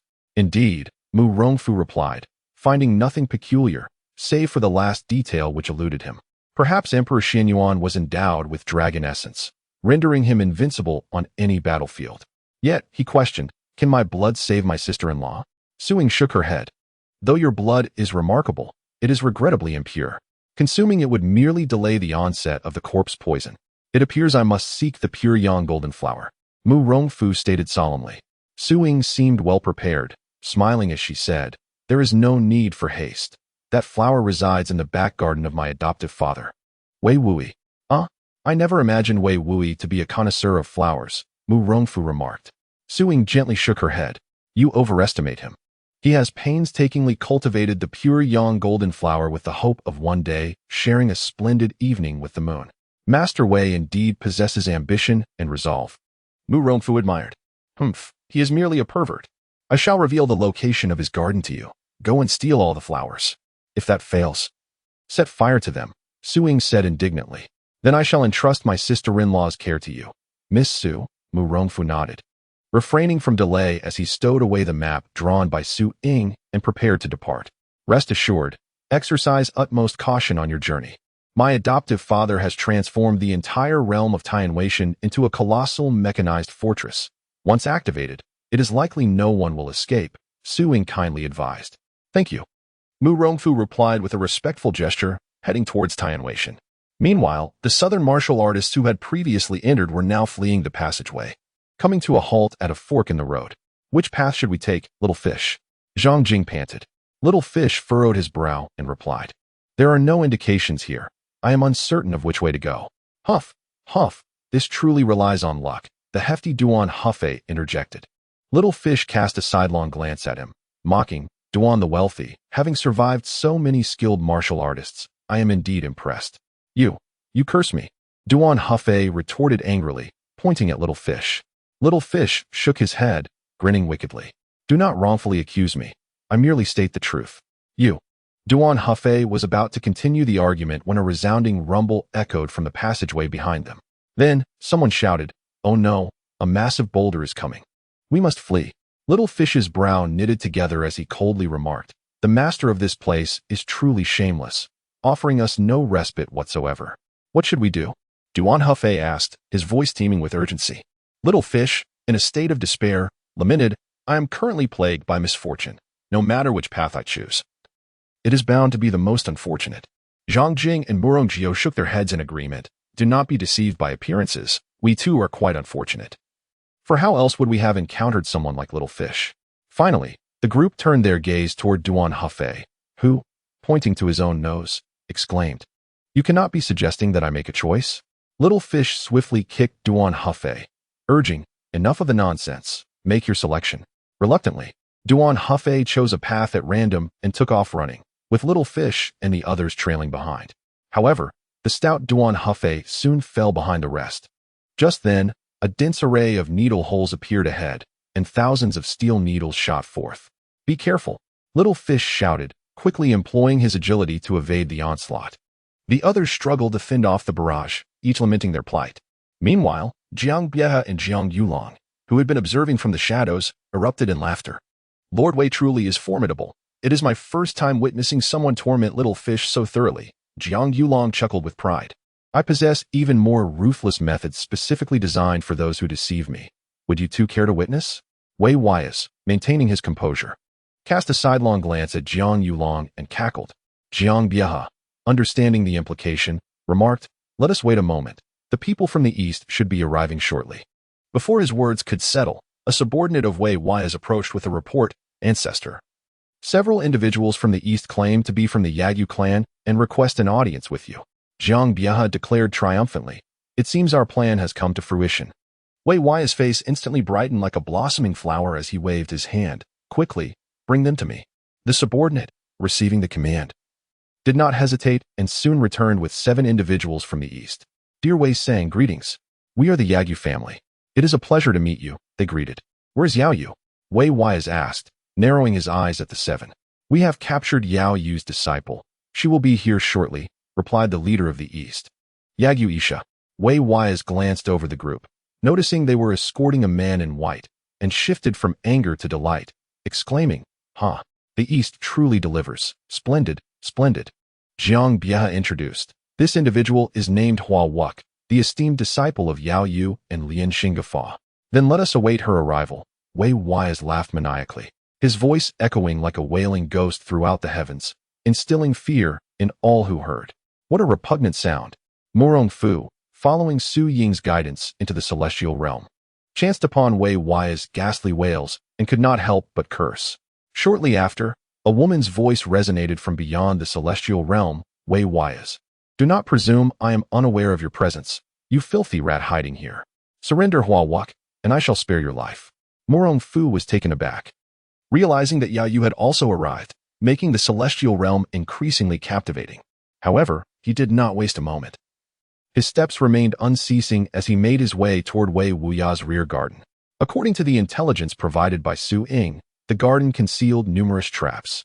Typically, even if she wished to investigate, she would first need to seek permission from Wei Wuya. Murong Fu treaded cautiously, fully aware of the potential dangers. Fortunately, the disciples of Yuyan had all congregated at the gathering of martial heroes, leaving the rear garden unattended, which allowed him to proceed with remarkable ease.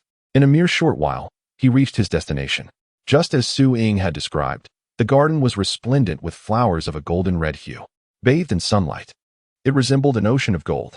After a brief glance around, Murong Fu could discern no traps, emboldening him to leap into the garden.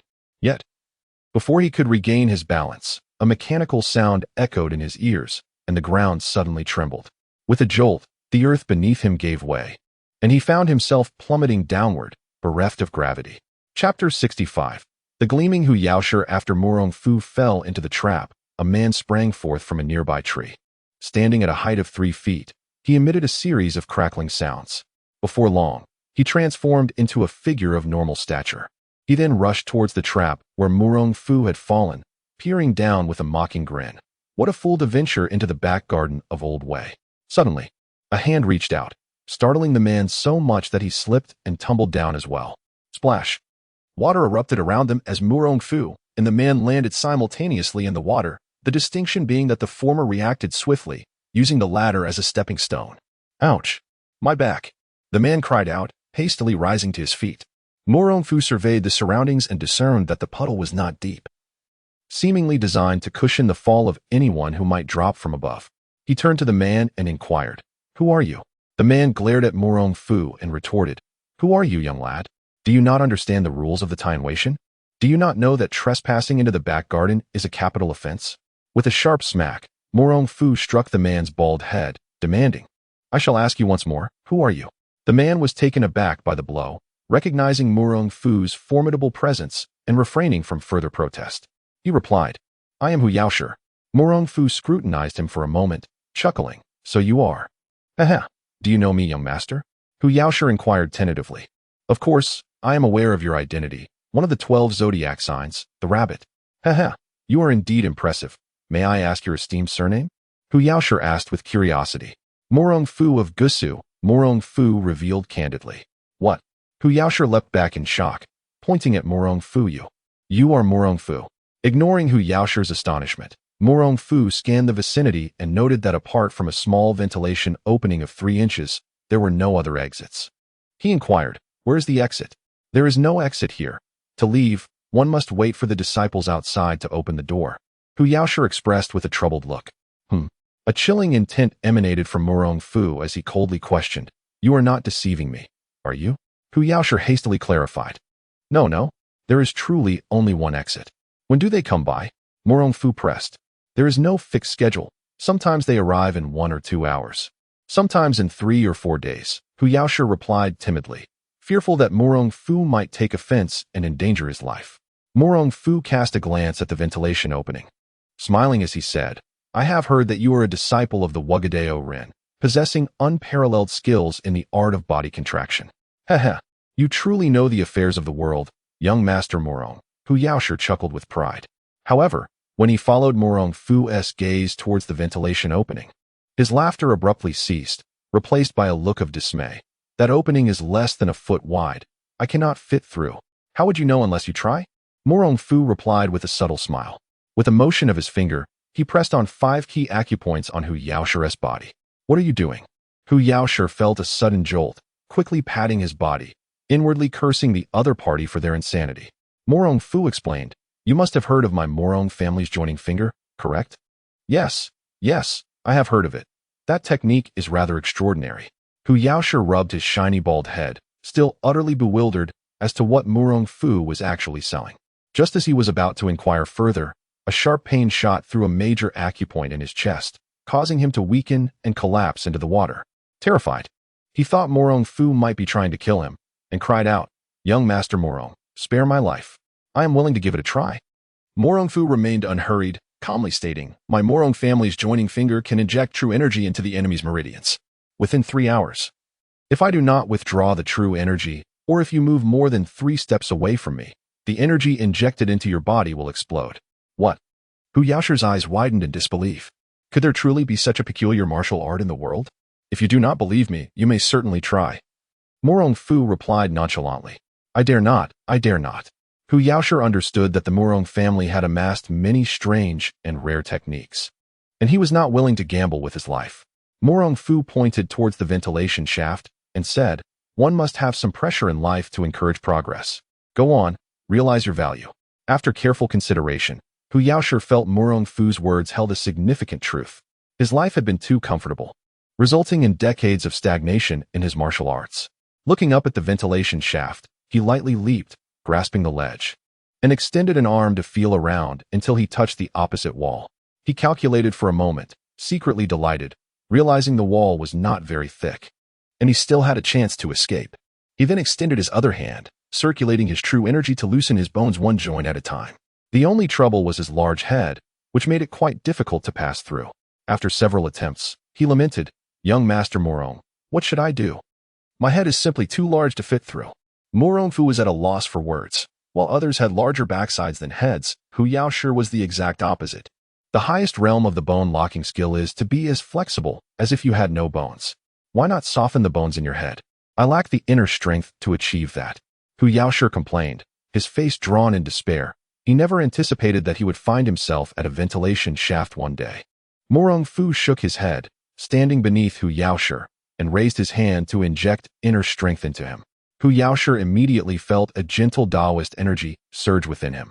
Looking down, he realized that Murong Fu was injecting true energy without even touching him, maintaining a distance of a foot.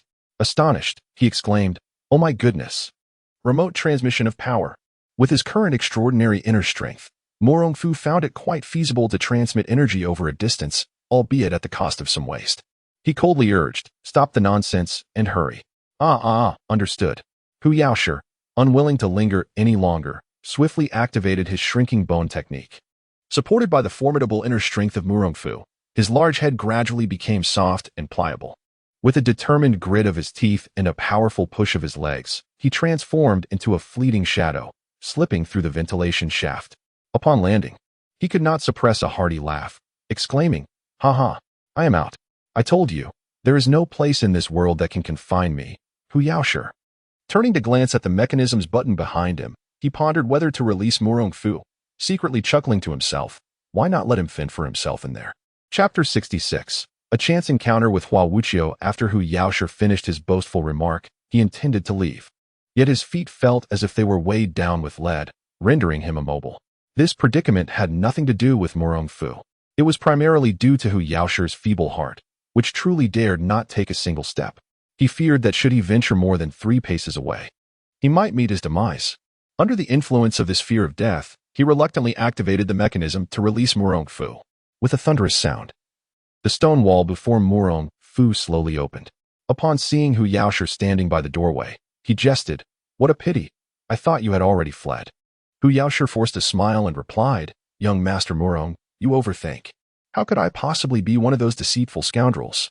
Murong Fu chuckled heartily. "As long as that is the case, let us depart."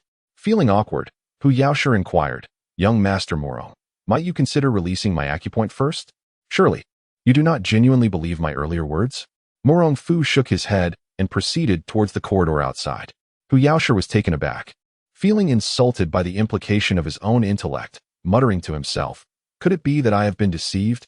Seeing Murong Fu was about to walk far away, he hurriedly jogged to catch up. "Young Master Murong, there is but one path. Do take your time." Hu Yaoshi forced a smile. Murong Fu asked, "How can I return to the previous garden?" One must traverse through the dungeon, ascend to the surface, and then walk back through the route." Hu Yaoshi elucidated without reservation. "Lead the way and escort me back," Murong Fu commanded, unwilling to waste time. A look of difficulty crossed Hu Yaoshi's face as he replied, "This dungeon is personally overseen by Wei Laoda's disciple, Wei Mai. Exiting may pose some challenges. I have already slain Wei Mai. There is no need for concern." Murong Fu said nonchalantly, "What? You killed Wei Laoda's disciple?" Hu Yaoshi could scarcely believe his ears. Wei Mai was a formidable opponent, cultivated by Wei Wuyazi himself. In a fierce confrontation, Hu Yaoshi doubted he would have fared well against him. How could he have been so easily dispatched? Murong Fu coldly continued, "Not only that, but I also eliminated by Shanjun and Ma Yun." "What? You killed that pair of rogues as well?" Hu Yaoshi exclaimed, both astonished and elated. "Yes. All 3 were dealt with simultaneously," Murong Fu admitted candidly. Hu Yaoshi's eyes widened in disbelief. He had not anticipated Murong Fu's prowess to be of such magnitude. Bai Shanjun and Ma Yun were undoubtedly formidable figures capable of commanding respect in the martial world. He cautiously queried, "Young Master Murong, you do not intend to kill Wei Dage, do you?" Murong Fu teased, "If the opportunity arises, I naturally would. Are you also keen to join in?" "Well, can I speak candidly?" Hu Yaoshi replied, feeling apprehensive. "Speak freely. Since you assisted me in escaping, I shall keep your secret," Murong Fu jested. After a moment of contemplation, Hu Yaoshi mustered his courage to speak. "Wei Wuyo and all the disciples of Yuyan are nothing but scoundrels. If young Master Murong truly manages to eliminate him, I believe the entire Jianghu would be grateful to you." Murong Fu, perplexed, inquired, "Why do you harbor such animosity towards him?" Hu Yaoshi scoffed, "In the past, we would rob the wealthy, never troubling the common folk. But after he had his legs severed by Yao Yu, he became utterly deranged. First, he drove away Long Go, and then his depravity escalated, often sending his disciples to plunder young maidens for his sadistic pleasure. Now he has even colluded with the Eastern devils, bringing harm to the people of Jiangnan." Murong Fu nodded, realizing that Hu Yaoshi bore a resemblance to his character in the original tale, still retaining a semblance of conscience. After much contemplation, he said, "I could take action against him, but presently, I urgently need to deliver the pure Yang golden flower to Su Ying to save my sister-in-law." Hu Yaoshi quickly replied, "If you trust my words, I shall deliver the medicine for you. If you truly wish to assist, fetch me 5 pure Yang golden flowers, and I shall investigate what schemes Wei Wuyo is concocting." Murong Fu shook his head, unwilling to stake Long Xuezi's life on a gamble. Moreover, with Yao Yu's arrival, he truly doubted that Wei Wuyo could conjure any further chaos. At that moment, a tremendous commotion erupted from the heavens, causing the ground beneath them to tremble as if an earthquake had struck. Before Murong Fu could voice his concerns, the nauseating voice of Wei Wuyo resounded once more. "Ha ha, Yao Yu, I have awaited this day for long. You have finally come in." Murong Fu urgently inquired, "What is happening?" Hu Yaoshi, visibly anxious, replied, "It is Wei Wuyo. He must have activated the mechanisms of the heavens, sealing the entire mountain. I fear that no one can escape now. And you? Can you find a way out?"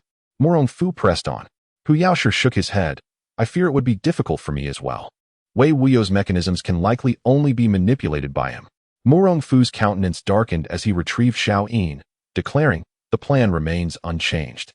You must still seek the pure young golden flowers and deliver one to it upon your return. I shall confront Wei Wuyo to unlock the mechanisms, regardless of the outcome. You must ensure that the pure young golden flowers reach Su Ying by sunset tomorrow. Do you understand?" Hu Yaoshi gritted his teeth. "Rest assured, young Master Murong. I shall exert myself to ensure its delivery." Murong Fu cast a glance at him, not wishing to delay further, and hung Xiao Yin around Hu Yaoshi's neck, allowing him to depart while he sought out Wei Wuyo. With the map drawn by Su Ying in hand, he anticipated finding Wei Wuyo would not prove difficult. However, after a short while, he realized he had lost his way. Along the path, he encountered not a single disciple from Yuyan, let alone any figures from the Jianghu. Murong Fu could not help but feel overwhelmed. He admired Wei Wuyo's absurdity in transforming the heavens into an underground labyrinth. Resigned, he released his mental energy, attempting to sense his surroundings. Soon, a scene began to form in his mind, and as he delved deeper, he heard the crack of a whip in the distance. A group of disciples from the Toothless sect was relentlessly interrogating a man clad in white. "Hurry, hand over the art of flower transposition, or we shall end your life," they threatened. "Do not presume that the flower palace is formidable. If you fall into our hands, you shall not perish unscathed." Their sinister laughter echoed. What a delightful texture this fair skin possesses. Murong Fu rejoiced, for he had finally encountered a living soul. He hastened towards the cell, believing that the bound man was none other than Hua Wuk. "You may kill me, but I shall never divulge anything," Hua Wuk replied weakly. The disciples of the Toothless sect, having been twisted by Wei Wuyan's influence, brandished a branding iron, menacingly gesturing towards Hua Wuk's face, their expressions rife with malice. "You are so handsome and dashing. Should your visage be marred, how many women would weep in despair?" Chapter 67. Intrigues and deceit of Wei Wuyo. Upon hearing Wei Wuyo's words, everyone was momentarily taken aback. Zhang Jing, filled with indignation, exclaimed, "Is he inciting us to turn against one another?" Duan Hufei, devoid of any martial prowess, was merely a target here, anxiously clutching Xiao Yuer's hand and pleading, "Hero, you must save me." Xiao Yuer cast a disdainful glance at him and retorted, "Weren't you and your accomplice Jiang Biehe trying to capture me just yesterday? This is a misunderstanding," Duan Hufei hastily explained, glancing at the brawling crowd nearby. "Enough of this commotion." Yao Yue, disliking the ruckus, struck out with her palm, sending the fighting individual sprawling. She then disdainfully directed her palm at the stone wall before her. With a resounding crash, the entire wall was shattered. The onlookers were left in stunned silence, as were the Jiang family members hiding behind the wall. Such brutality!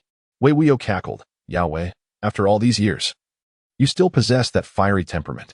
Yao Yue surveyed the crowd behind the stone wall and queried, "Where is Hua Wuk? If you wish to find him, follow me." Wei Wuyo laughed heartily and, seated upon his copper chair, turned and fled, moving swifter than before. "Damn rat!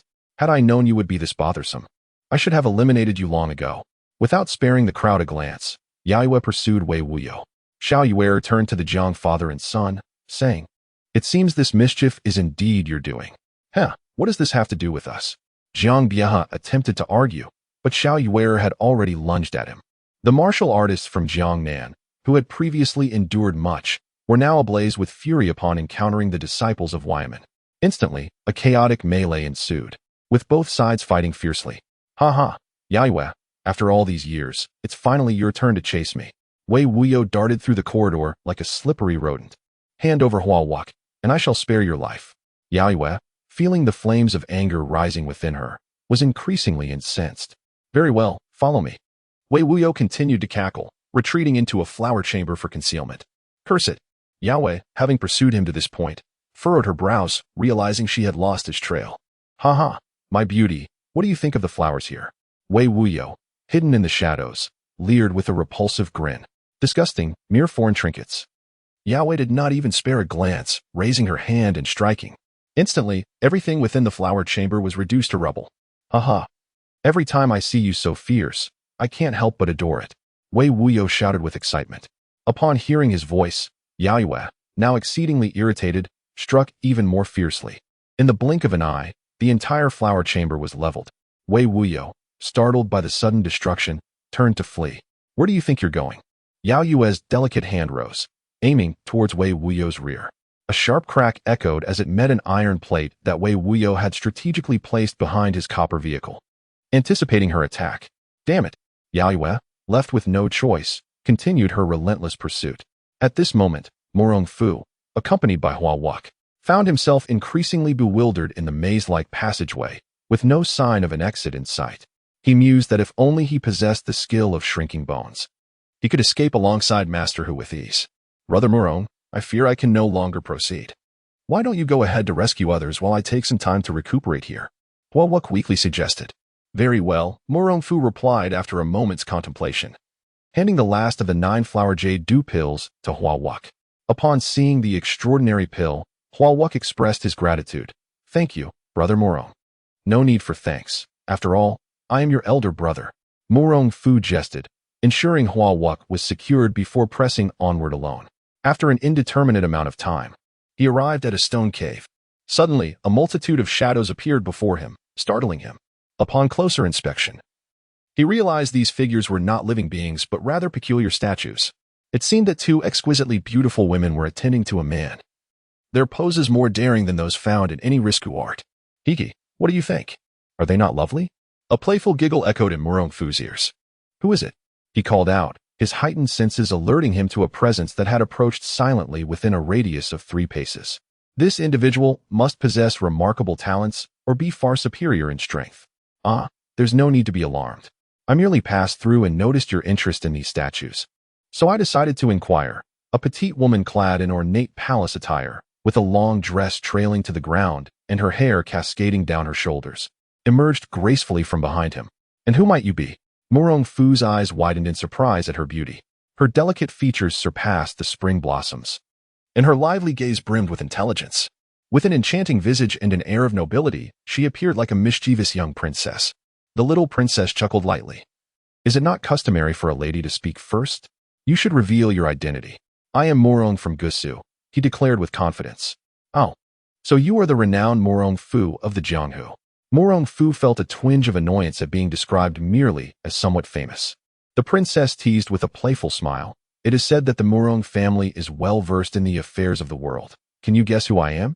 Murong Fu was at a loss for words. How could he possibly know her identity? As he scrutinized the young princess, he noticed an uncanny resemblance to one of the figures in the statues, and a realization struck him. You are the second princess of the Yihua Palace, Lingxing, aren't you? Oh, how did you know? Lingxing inquired with curiosity. I have been trained in the art of recognition since childhood. Such trivial matters are hardly noteworthy, Murong Fu boasted. So, the Murong family dabbles in fortune-telling as well.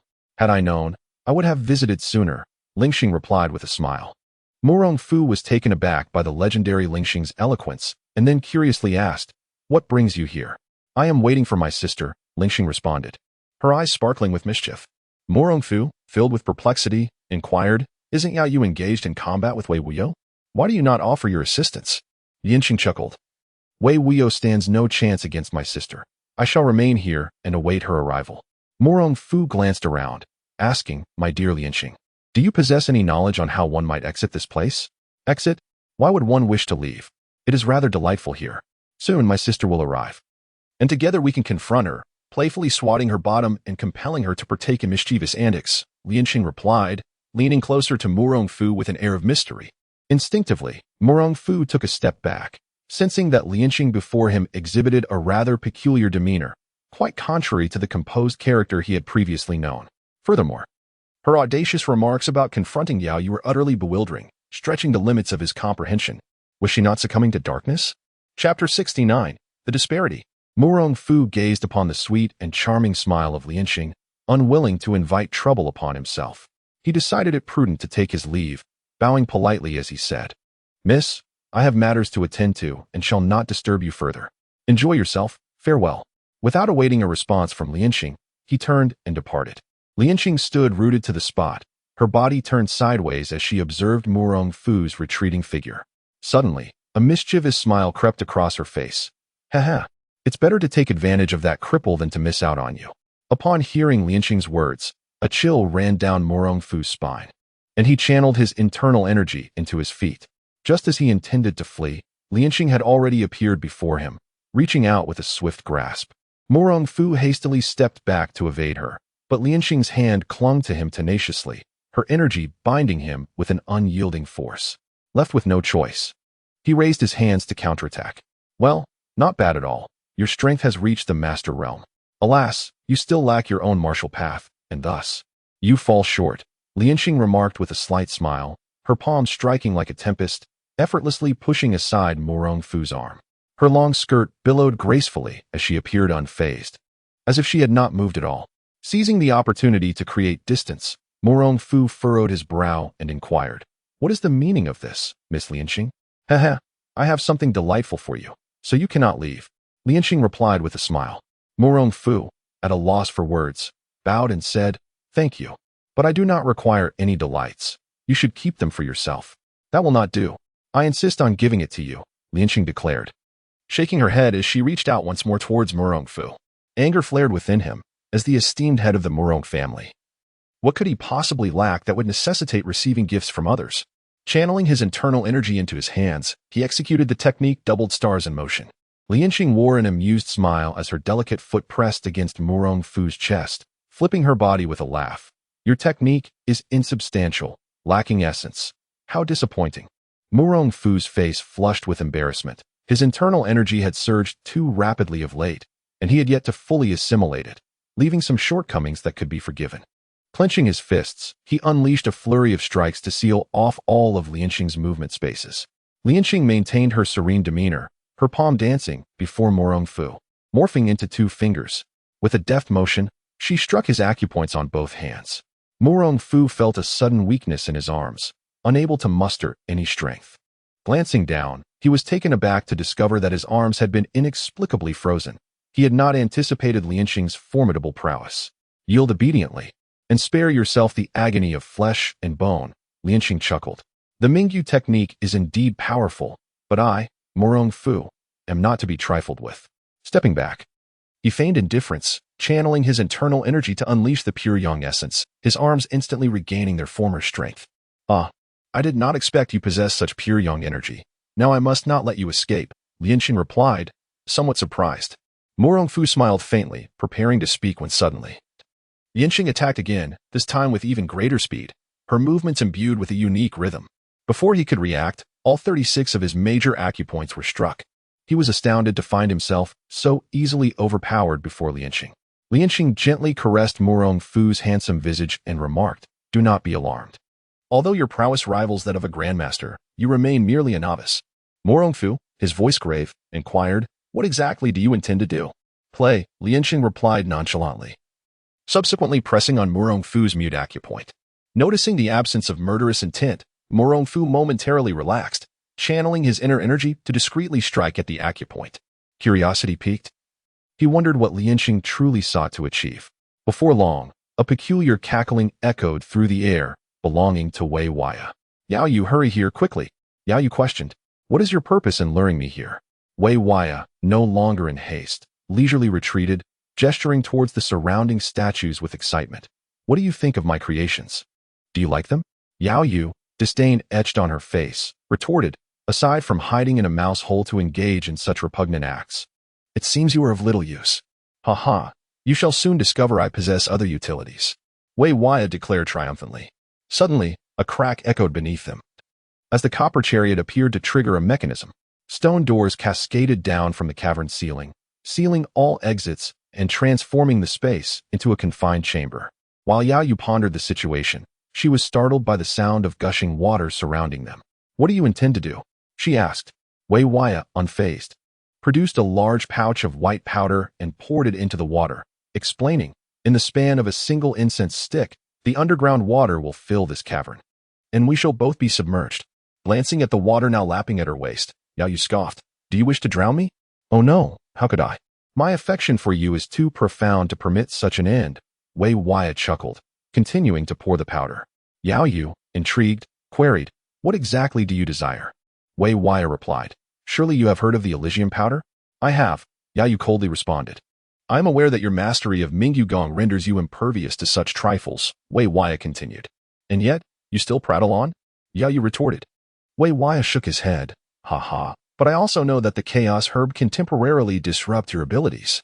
"Impossible. You are aware of the Chaos Herb?" Yao Yu's expression shifted, sensing a scheme unfolding. Wei Wuya, with a sense of pride, declared, "Naturally, someone has informed me." Lianxing? Yao Yu's countenance darkened as realization dawned upon her. Hee, my dear sister, did you not anticipate it was I? Lianxing appeared, beaming as she dragged Murong Fu into view. Yao Yu's brow furrowed into a deep frown as she asked, "What do you intend to do?" "Haha, play, sister? After all these years, I have grown weary. Thus I have trained a little mouse to entertain you." Lianxing laughed. In an instant, Yao Yu comprehended everything. "You orchestrated Huaweng's capture, did you not?" "Of course. Do you think a mere handful of Easterners could capture Wuk on their own?" Lianxing replied with an air of smugness. "You wretched fiend." The moonlit night bore witness to the furious clash between Yao Yu and Lianxing, as the former unleashed a powerful strike towards the latter. Lianxing, undeterred, retaliated with equal fervor, both women standing at the pinnacle of martial mastery. One had perfected the Mingyu technique to the 8th level, while the other had ascended to the 9th. The sheer magnitude of their power was unparalleled. As their energies collided from a distance, the surrounding water instantaneously transformed into glistening ice pillars. Wei Wuya, observing the fierce confrontation between the two beautiful warriors, felt a surge of excitement, his tongue lolling out as he eagerly indulged in a continuous flow of ecstasy powder. Meanwhile, Murong Fu, witnessing the rising water level engulfing him to the neck, could only scold himself internally, lamenting his misfortune in encountering such a plethora of eccentricities. Chapter 70. In the midst of a fierce battle between Yao Yu and Lianxing, Wei Wuya found himself in a state of unparalleled delight. He had fashioned a wooden barrel reminiscent of an oxygen tank, his eyes gleaming with a crimson light as he contemplated the most effective pose to conquer Yao Yu once the water began to flow. He envisioned her pleading for mercy before him, tail wagging in submission. Observing the rising water threatening to engulf the entire cavern, Yao Yu exclaimed in anger, "If you do not cease this madness, we shall both be drowned." "Fear not, dear sister," Lianxing replied innocently, her bright eyes twinkling. "I merely wish to witness the exquisite expression on your face when you beg for affection." "Such nonsense," Yao Yu retorted, seething with rage. As she summoned her power to freeze the surging water, Lianxing, with a playful smile, interjected, "Sister, there is no need to struggle further. That old pervert Wei Wuya has filled the water with euphoric powder. The more you channel your energy, the greater their reaction will be." "Do you truly despise me so?" Yao Yu exclaimed, astonished as she ceased her resistance, allowing herself to be submerged by the rising water. Soon, the entire cavern was flooded. The three individuals found themselves submerged, but their profound inner strength ensured they would not perish in the water. After 100 breaths, the water gradually receded, leaving the three gasping for air on the ground. Wei Wuya remained seated comfortably on his bronze chair, observing Yao Yu and Lianxing with a smug demeanor. Catching sight of Murong Fu, who had not yet succumbed to the water, he remarked, "Why are you still alive, boy?" Murong Fu sneered, "Old man, even in your death, I would thrive. Haha. Once I finish with these two beauties, you shall be my first plaything," Wei Wuya declared with triumphant laughter.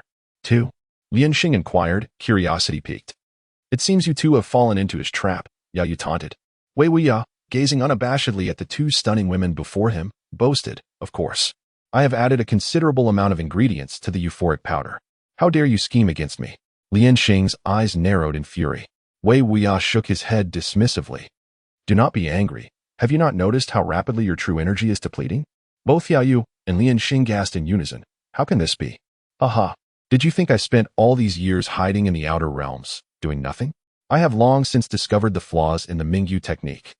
In addition to pouring in the euphoric powder, I added ash from the cries of toads and black dog blood," Wei Wuya proclaimed with pride. Murong Fu was taken aback. These two ingredients were exceedingly foul, offering little more than discomfort to ordinary warriors. However, the Mingyu technique seemed to require its practitioners to be pure and untainted, forbidding the consumption of such vile substances. Thus, it posed a minor constraint, though Yao Yu and Lianxing, having mastered the technique, would be minimally affected.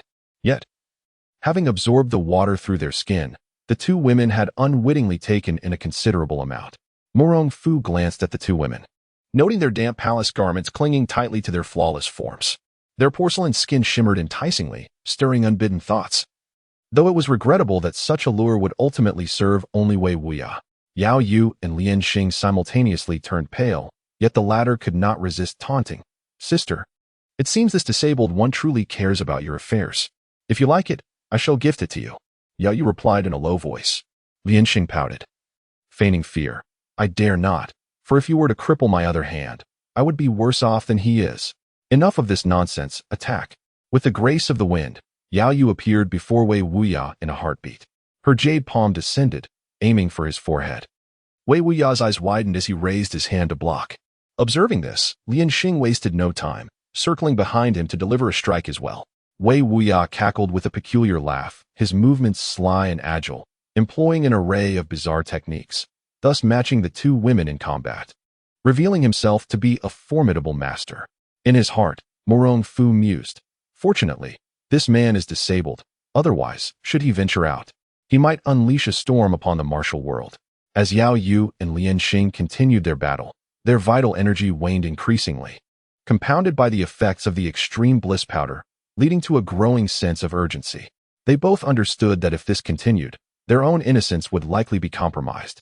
Yao Yu forcibly drew upon her vital energy, executing the art of flower and wood transformation, leaving Wei Wuya bewildered. Seizing the opportunity, Lianxing struck towards Wei Wuya's chest. However, unbeknownst to her, Wei Wuya had anticipated this, placing a spiked iron plate before his chest. As Lianxing's delicate palm struck down, she felt excruciating pain and cried out in agony, blood streaming from her hand. Murong Fu watched anxiously if this continued.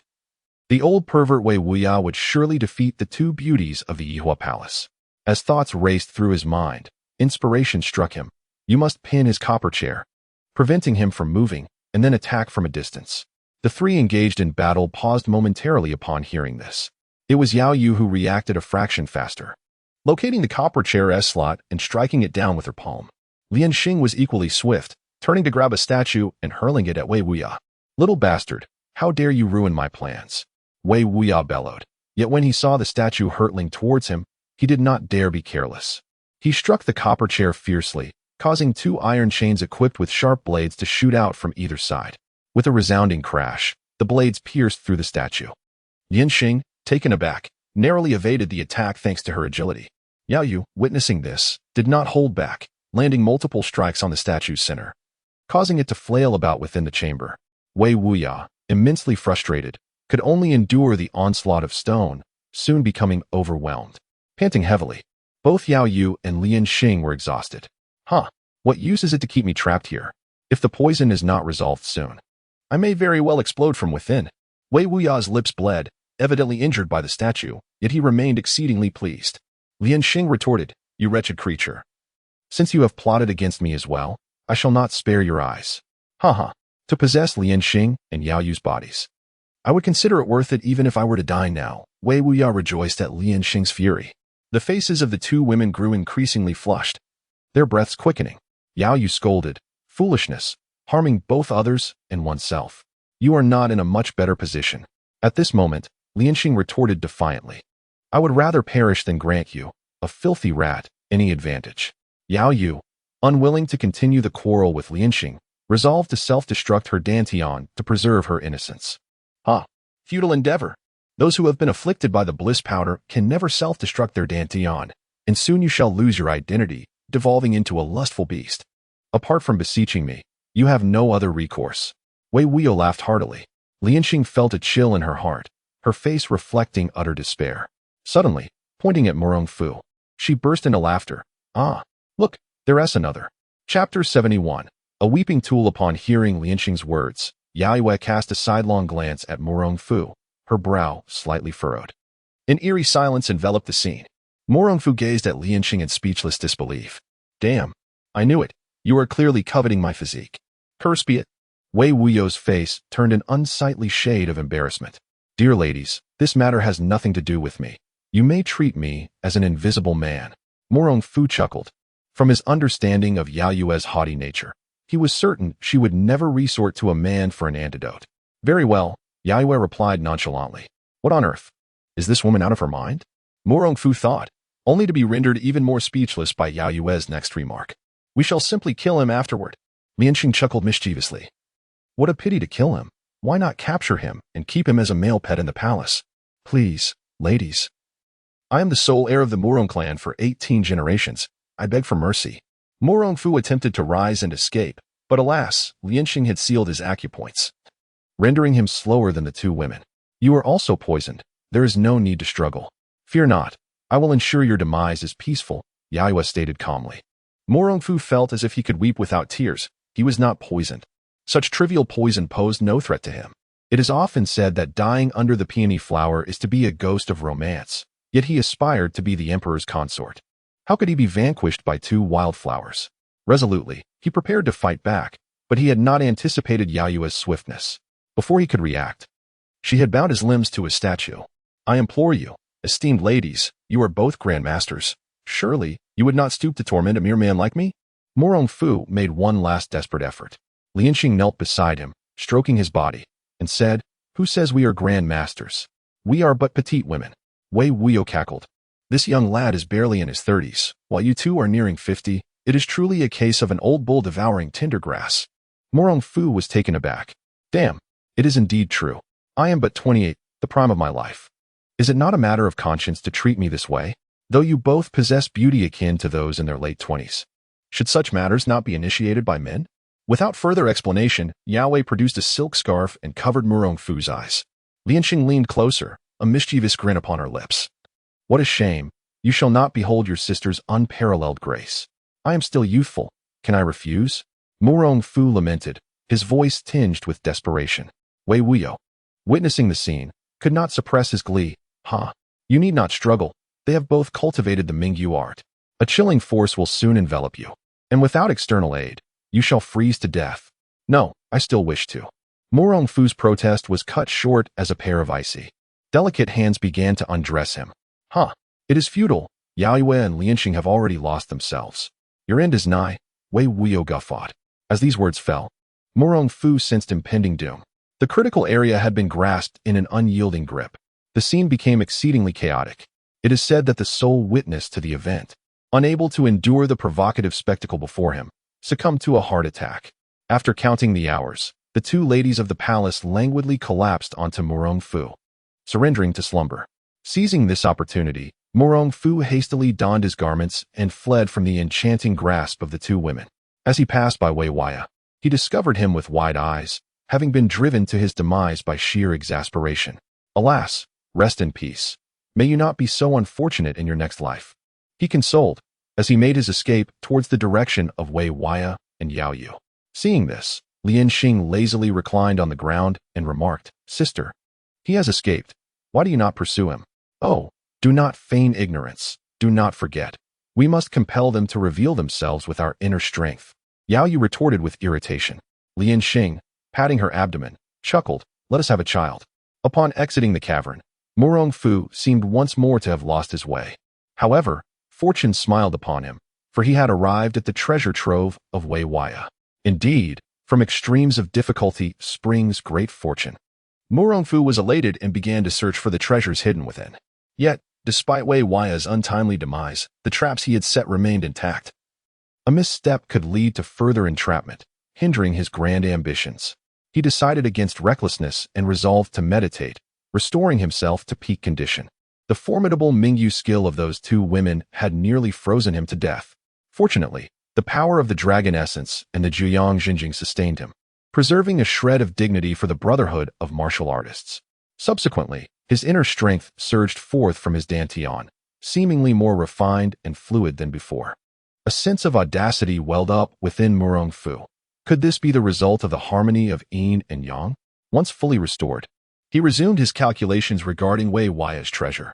His instincts warned him of peculiarities. Given the character of his adversary, such a trove could not be so easily uncovered. Standing 3 paces away, he infused his fingertip with true energy and pointed at one of the treasure chests. With a resounding bang, the chest sprang open, unleashing a jet of water that erupted forth, creating a cloud of white vapor upon striking the ground. Murong Fu was taken aback. It was a caustic acid, a rarity in ancient times. Following this method, he opened several more chests, each revealing traps without exception. The most astonishing among them contained gunpowder, potent enough to reach a distance of 5 zhang. Had he not been quick to react, he might have sustained grave injuries.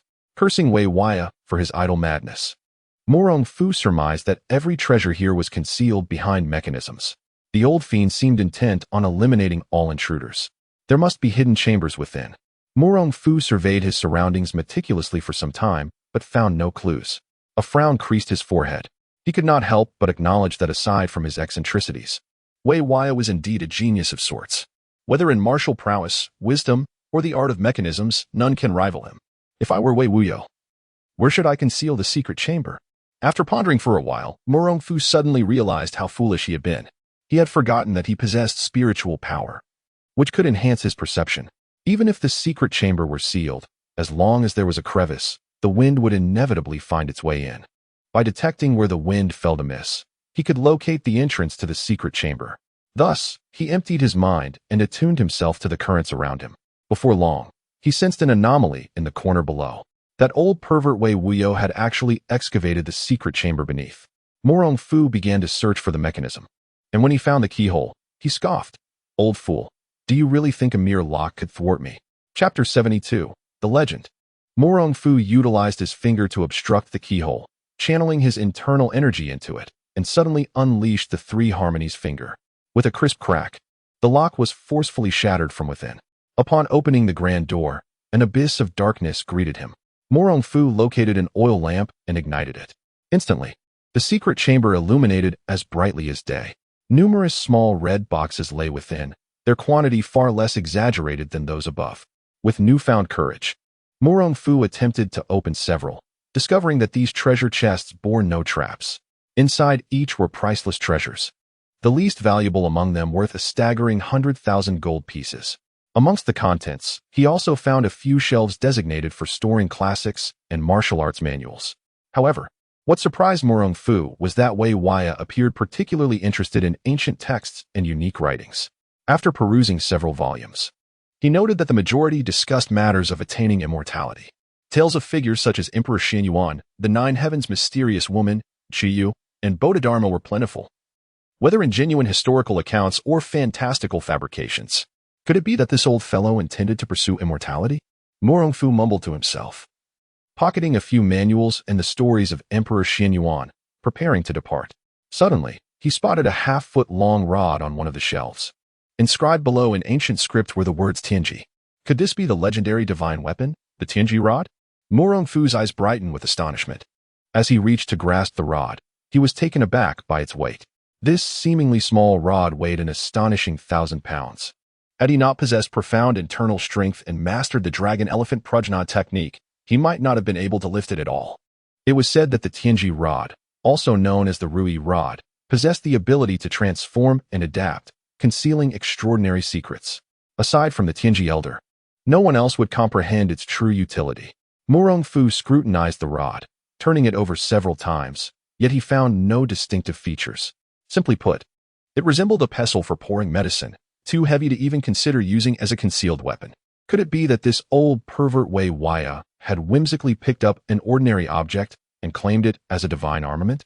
However, upon reflection, he realized that his initial assumption was flawed. After all, the rod's weight spoke volumes. Even if forged from dark iron, it could not possibly possess such heft. There must be some hidden mystery. He attempted to lift and rotated a few more times to see if any mechanism would reveal itself. After much effort, he found nothing. Did he? Murong Fu pondered for a long while in vain. Whether it was due to having read too many novels in his past life or some divine intervention, he unexpectedly channeled his mental energy into the rod. In the next moment, the Tianji rod transformed into a colossal vortex, voraciously absorbing Murong Fu's spiritual energy. Startled, Murong Fu tightened his entire being, mustering all his internal force to hurl it away. Bang! The solid rock wall was penetrated as though it were mere tofu by the Tianji rod. How powerful! Murong Fu was momentarily stunned as he pulled the rod from the wall. Upon closer inspection, it seemed to have grown both in length and girth. This revelation left him astounded. The ability to absorb spiritual energy and enlarge was a phenomenon beyond anything recorded in the vast ancient texts of the Murong family. It truly surpassed his comprehension. After a moment of contemplation, unable to discern the underlying reason, he decided to stow away the heavenly staff and return home to study it alongside Wang Yuyan. He gathered several large stones to seal the entrance, fearing that if such treasures fell into the hands of others, it would surely bring him great sorrow. Upon stepping outside, he was unsure if it was due to the closeness of the room or if fortune had finally smiled upon him, but he found himself no longer lost. He soon located his comrades from the Jiangnan martial arts community. Though their current state was rather dire, they bore bruises and were covered in blood. Tightly bound by the Eastern barbarians and the toothless sect, a quick glance revealed that, apart from the absence of little fish, all his acquaintances were present. "Big cousin," Gu Rinyu exclaimed upon seeing Murong Fu, disregarding all else and calling out loudly. The sudden exclamation startled both the disciples of the toothless sect and the members of the Jiangnan martial arts community. Duan Hefei's sorrowful visage instantly transformed into a beaming smile, akin to a blooming chrysanthemum. "Young Master Murong, you have finally arrived." The other martial artists rejoiced, pleading, "Young Master Murong, we implore you to save us." "Who are you?" An Eastern barbarian, gripping his long sword at his waist, interposed himself before Murong Fu. With a raised brow and a dismissive scoff, Murong Fu retorted, "You dare to come to Song country without even knowing who I am?" The Eastern barbarian faltered, about to unleash his fury.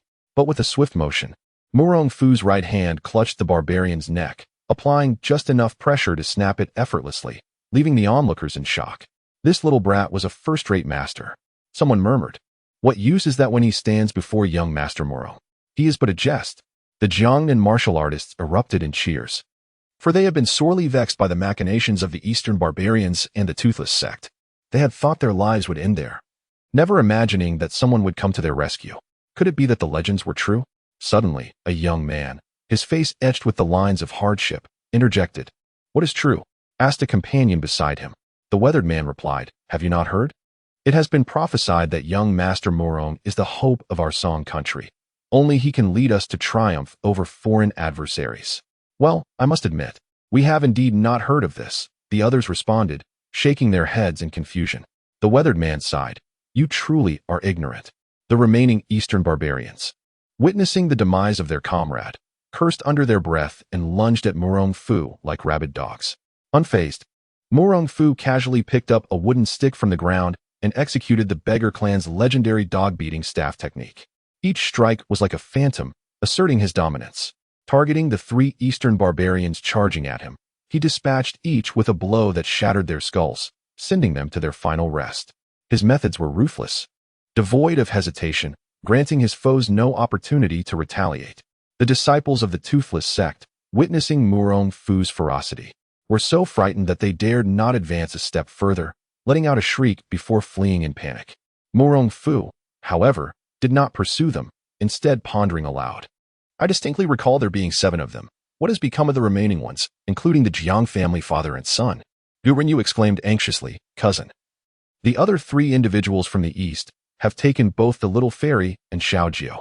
You must hurry and rescue them." "Where?" Murong Fu asked, pointing into the void as he severed the ropes binding Gu Rinyu with his true energy.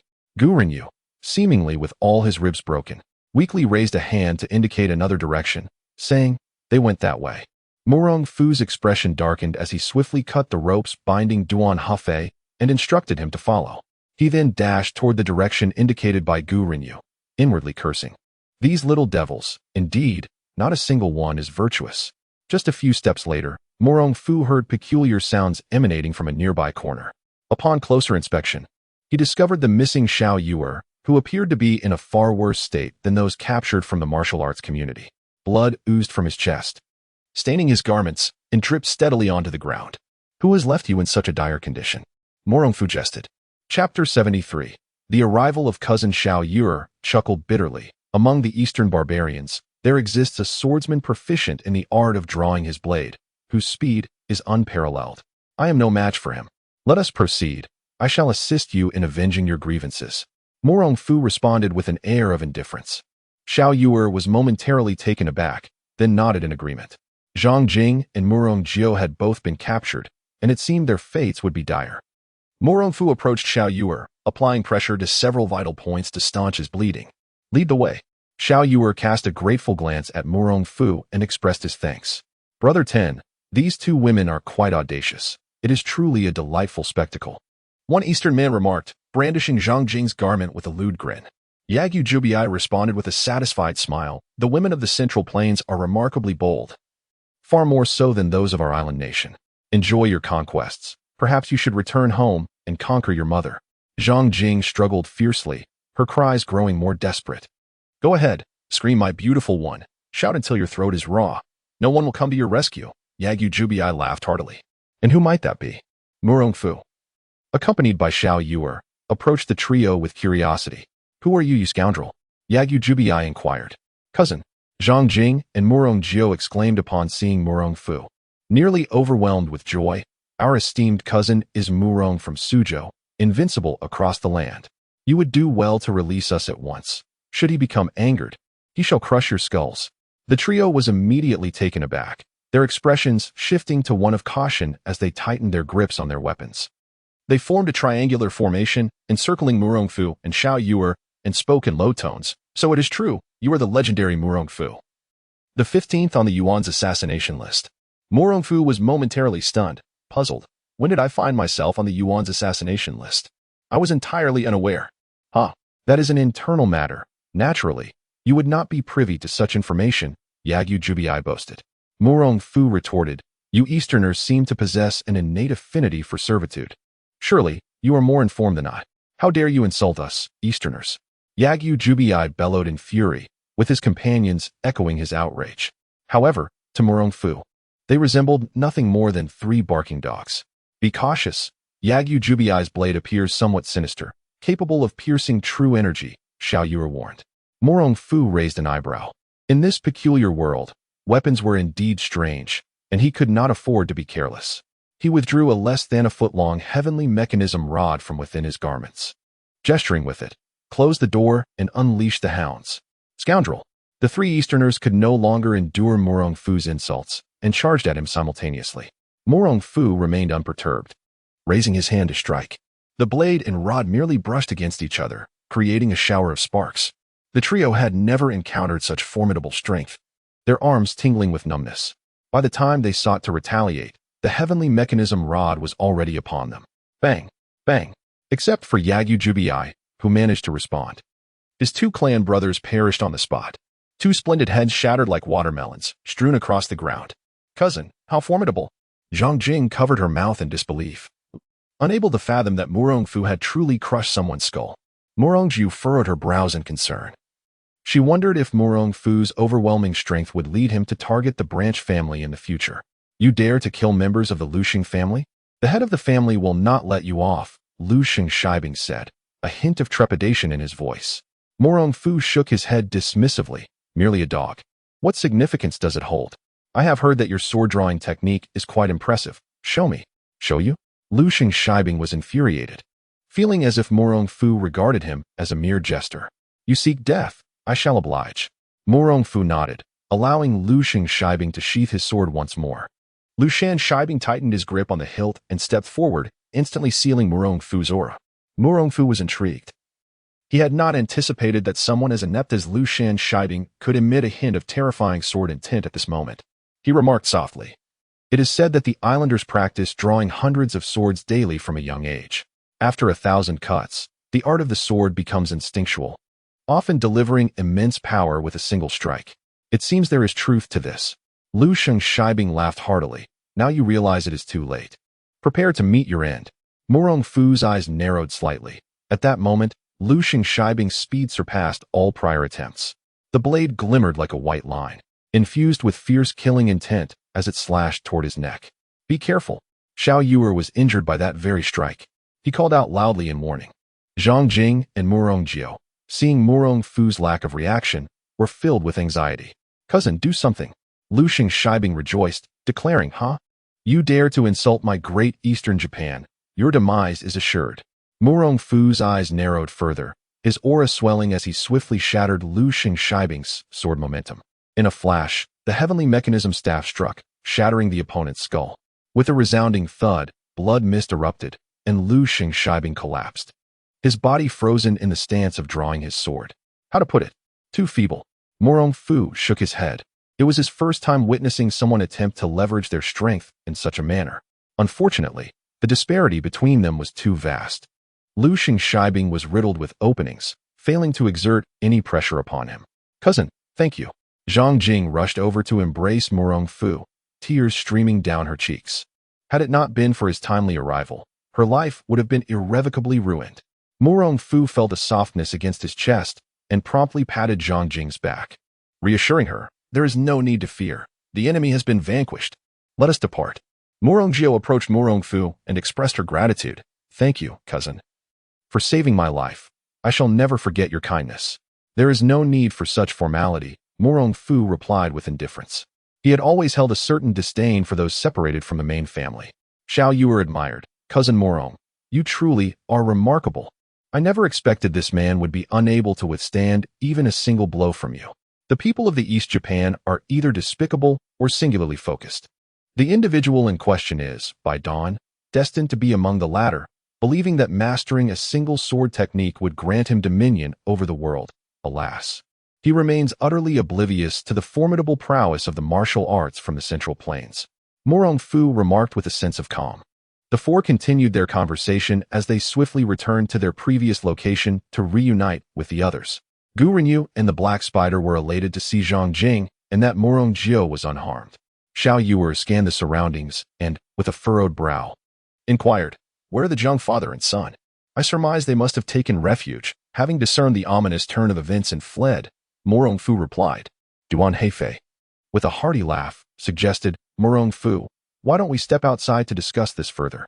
This cave is dreadfully eerie. We should not linger in the presence of potential dangers." Chapter 74. Escape from Peril. Murong Fu glanced at Duan Heifei and then at the martial artists from Jiangnan present.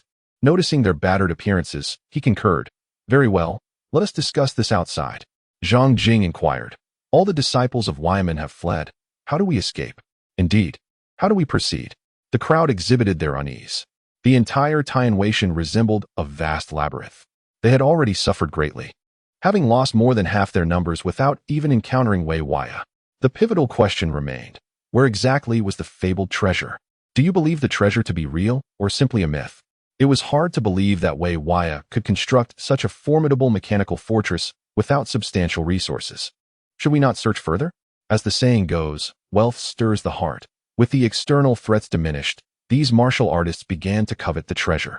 Murong Fu had already deemed Tianwei as his private domain and could not allow this group to act recklessly. Thus he cautioned, "I advise you all to leave swiftly. The disciples of Yuyan may still be lurking within." Xiao Yuer cast a knowing glance at Murong Fu and remarked, "What young Master Murong says is quite right. It would be unwise to let greed consume you, lest you lose your lives." The martial artists present expressed their reluctance, yet they were at a loss for alternatives. If Murong Fu chose to depart, they truly dared not provoke him further. They all plastered smiles on their faces, saying, "Young Master Murong is correct. Our lives are paramount. We can return once we have recuperated." Murong Fu's expression darkened considerably, had it not been for the need to uphold his image of righteousness. He would have been tempted to silence this group of Jiangnan martial artists. "Humph, speak of strength when you possess it. Follow me, I know the way out." Xiao Yuer scoffed. Upon hearing that there was a means of escape, the crowd was filled with delight. At that moment, a few individuals stepped forward, questioning. "This Xiao Yuer hails from the Valley of Evil. Can we trust his words? Indeed, let us not forget that he was responsible for the demise of Alliance leader Tai. We should bind him first and decide his fate after we have escaped." Zhang Jing, Murong Jiao, and others displayed their anger. Xiao Yuer let out a heavy snort, clutching his wound, while cheerfully staring at those who had spoken. The individuals, feeling uneasy under Xiao Yuer's gaze, hurriedly sought refuge beside Murong Fu, pleading, "Young Master Murong, look how vicious he is. We implore you to take charge." Murong Fu retorted sharply, "Leave. If you are unwilling to escape, then perish here. Spare us your incessant whining." The group was taken aback, quickly offering apologies. "We are sorry, we are sorry." Zhang Jing and Xiao Yuer, witnessing this, found their admiration for Murong Fu amplified several times. Especially Xiao Yuer, who initially held a dim view of Murong Fu's character, had thought that he looked down upon him. He was utterly astonished that Murong Fu defended him in front of so many. Murong Fu motioned for silence, declaring, "Enough of this, let us move out." Xiao Yuer nodded, leading the way despite his injuries. Indeed, he has discovered a path forward. Within mere hours, he managed to lead everyone out. Looking up, one could see strands of white appearing on the horizon. Unexpectedly, after a night had passed, half of the martial artists from Jiangnan were gone. Duan Heifei gazed at the assembled crowd, filled with deep emotion. Xiao Yuer scoffed, "Who can blame them for their lack of ability and their greed? Murong Fu turned his gaze back to the cave, resolutely striking the cave entrance with a series of powerful punches, stating earnestly, "This place has caused much harm. It cannot be allowed to remain. Today, I will destroy this cave and eradicate your avarice." The crowd felt a wave of regret, yet Murong Fu's words enlightened them. After all, is wealth truly more important than life? Ultimately, material possessions are external. Indeed, it is as Murong Gongzi has wisely observed. The crowd murmured their gratitude and bowed respectfully, thanking Murong Fu for saving their lives. They vowed that should he ever require assistance in the future, he need only speak. And the martial artist of Jiangnan would respond without hesitation. "We shall repay this great kindness." Murong Fu smiled faintly, unexpectedly boosting his favorability with them, and declared grandly, "You are all too courteous.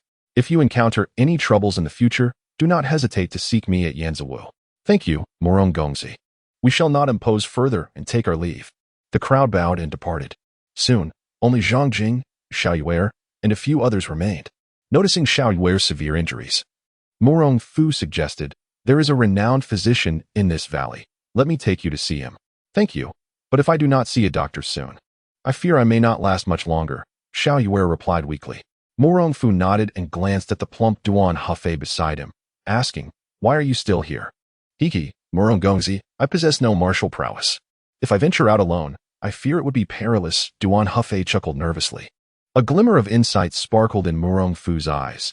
Duan Hufei was indeed a wealthy man. Should there be a rebellion? No, an uprising. Bringing him into the fold would splendidly resolve the issue of insufficient military funding. With this thought, Murong Fu donned a bright smile and patted Duan Hufei on the shoulder, saying, "Old Duan, fear not. Stay by my side, and I shall ensure no one dares to bully you." Duan Hufei, caught off guard by such attention, could hardly believe that Murong Fu would take him as a subordinate, and joyfully exclaimed, "Thank you, Murong Gongzi. Thank you." Murong Fu nodded in satisfaction. "Let us be on our way." Together, they supported one another as they made their way to the land of Suing. Along the journey, aside from Zhang Jing persistently clinging to Murong Fu and teasing him with her alluring charms, everything proceeded harmoniously. Murong Jiu approached Murong Fu and inquired, "Cousin, in 6 months, it will be time to pay respects to our ancestors. Do you think we could return to bow before them?" Murong Fu glanced at him, recalling that the Murong clan had not returned for several years.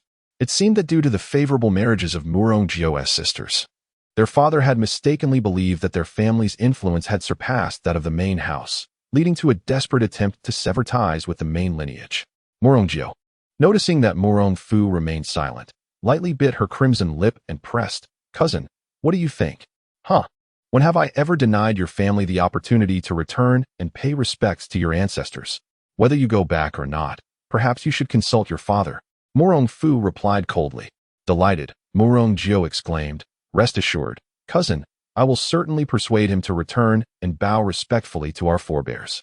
"Indeed, it is essential to remember one's ancestry," Murong Fu acknowledged, not objecting. The more family members present during ancestral rites, the livelier the occasion, which in turn lends prestige and honor. As the crowd engaged in conversation, a sudden flash of silver surged towards Murong Fu. Startled, several individuals cried out in alarm. Yet, Murong Fu merely offered a gentle smile and extended his hand to catch it. After a brief moment, the onlookers realized that the silver flash was, in fact, a small snake. Chapter 75. Weakness of the body. "Oh, what an adorable little snake," Zhang Jing exclaimed upon seeing the small silver serpent. She approached it without fear, gently stroking its head. Murong Jiu cautioned, "Be careful, don't let it bite you." "Surely it won't." Zhang Jing turned to Murong Fu for reassurance. Little Een is quite harmless. It rarely attacks unless provoked," Murong Fu replied. Zhang Jing smiled, feeling reassured. "You're fine now, but once it grows larger, well, you might find yourself in quite the predicament," teased Xiao Yu. "Will it really grow bigger?"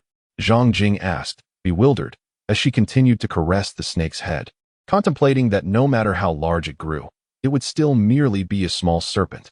Murong Fu chuckled. "Oh, it can indeed grow both larger and thicker." As they conversed, they heard the sound of shuffling footsteps. Murong Fu looked up to see Hu Yaoshi approaching, seemingly a man of his word, having not fled. "Greetings, young Master Murong," Hu Yaoshi said, bowing. "Well done, you have not disappointed me," Murong Fu responded with a slight smile. old who still values some principles. Hu Yaoshe replied, his face flushing. He had considered fleeing earlier but was deterred by the cold, piercing gaze of the little snake, fearing it might take his life in a moment of folly. And how is my sister-in-law? Murong Fu inquired. I do not know. Miss Su is currently treating her. Hu Yaoshe answered candidly. Let us go. Murong Fu beckoned, leading the way. Soon, they arrived at Su Ying's residence. Upon hearing their voices, she slowly emerged from her chamber. Seeing her, Murong Fu expressed his delight. You have returned? Yes, Wei Waya is dead.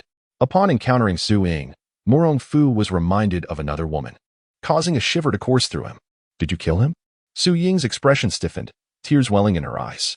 Despite his twisted nature, he had raised her for many years and was, in a sense, family. Brother Wei is dead? How did it happen? Hu Yaoshe was taken aback. It was not my hand that ended his life. He succumbed to his own actions, Murong Fu replied with a wry smile.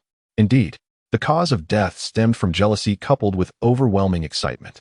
In his final moments, he heard the voice he longed for. So one might say he met his demise with a sense of fulfillment, he continued. Alas, Brother Wei was a rare genius in this world. But he was too fixated on trivial matters, Hu Yaoshe lamented. Su Ying discreetly wiped away a tear from the corner of her eye, saying, I have managed to control your sister-in-law's poison. I have prescribed a remedy. She merely needs to take 3 more doses to be cured. Murong Fu was overjoyed. If Lang Xuetzi recovered, the people of Gusa City would also be saved. Thank you, Miss Su, he expressed gratefully. Su Ying nodded slightly. Turning to Xiao Yu and the others, you are all injured. Please come inside. Thank you, Miss, Xiao Yu and the others replied as they stepped into the room. However, Hu Yaoshe and Duan Hefei moved closer to Murong Fu, wearing eager expressions. What is it, gentlemen? Do you need something? Murong Fu asked, slightly exasperated. Nothing in particular. We merely wish to keep you company, young Master Murong. Duan Hfi chuckled, displaying none of the demeanor of a wealthy patron. Indeed, indeed. Let's entertain young Master Murong, Hu Yaoshe chimed in. There's no need for that. If there is something to discuss, please speak directly. Otherwise, I might just go visit my sister-in-law. Murong Fu firmly declined their overtures, for he preferred not to engage too intimately with men. Hu Yaoshe candidly expressed. With the destruction of the celestial realm, I wonder if I might be able to stay by young Master Murong's side and earn a living. Earning a living? Murong Fu scrutinized Hu Yaoshe. Despite being a top-tier warrior, his skills in healing and alchemy were commendable as well. He smiled and replied, While merely earning a living is not feasible, I would be delighted to welcome you as a guest elder of the Murong family. Thank you. Hu Yaoshe was taken aback that Murong Fu, without disdain for his lowly astrological status, would extend such an invitation.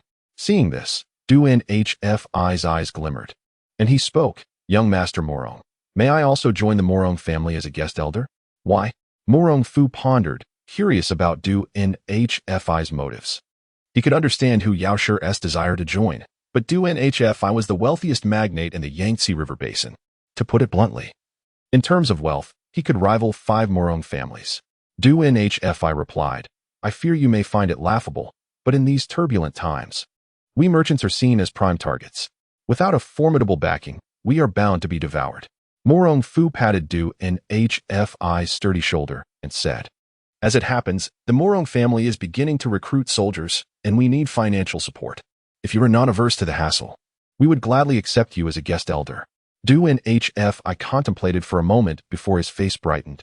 Then I must return home post-haste to ensure my wife bears me a son. Why? Hu Yaoshe asked, bewildered. What does a guest elder have to do with a son?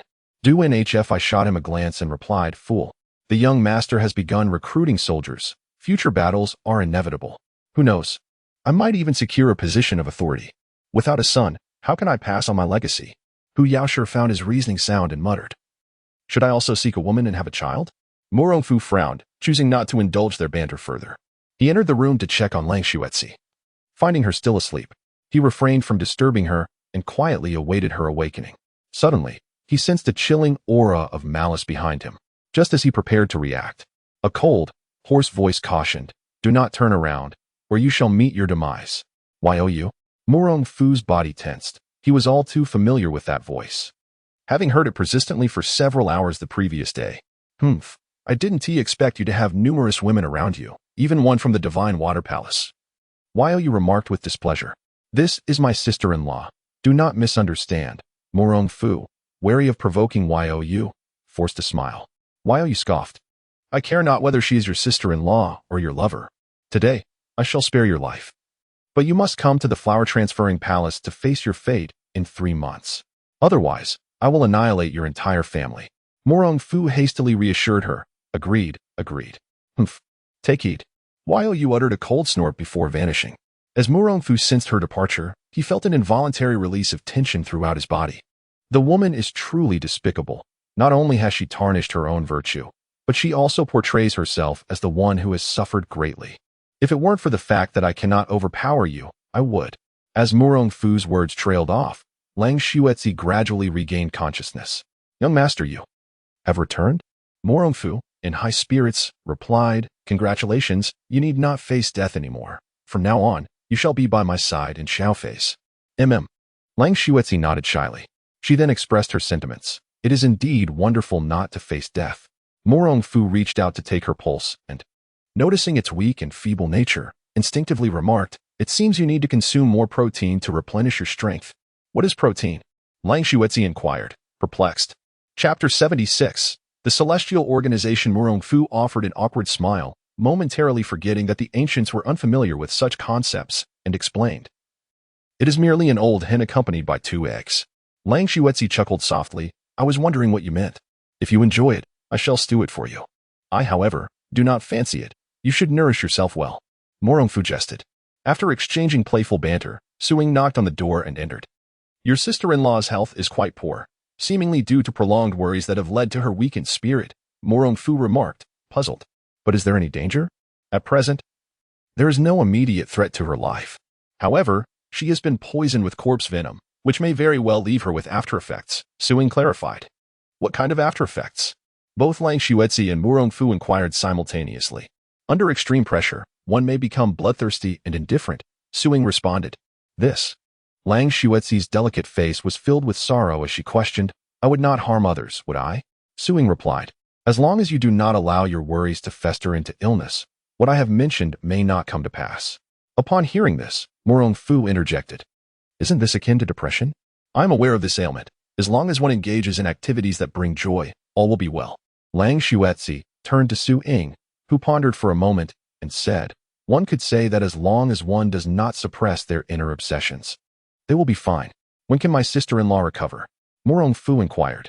Su Ying extended 3 slender fingers, indicating, in about 3 days, she will be able to depart. That is splendid. We shall return together in 3 days, Murong Fu declared. We? Su Ying questioned, perplexed, as it seemed Murong Fu was including her in this return. Murong Fu explained, in Gusu City, there still remains unresolved corpse venom. If you, Su physician, do not attend to it, I fear many citizens will suffer. Allow me to consider it, Su Ying said, gazing out the window and sighing deeply. After a moment, she replied, Very well, I shall accompany you. Excellent. Gusu City will be saved, Murong Fu rejoiced. Su Ying nodded, saying nothing further. During the 3 days that followed, the others focused on recuperation.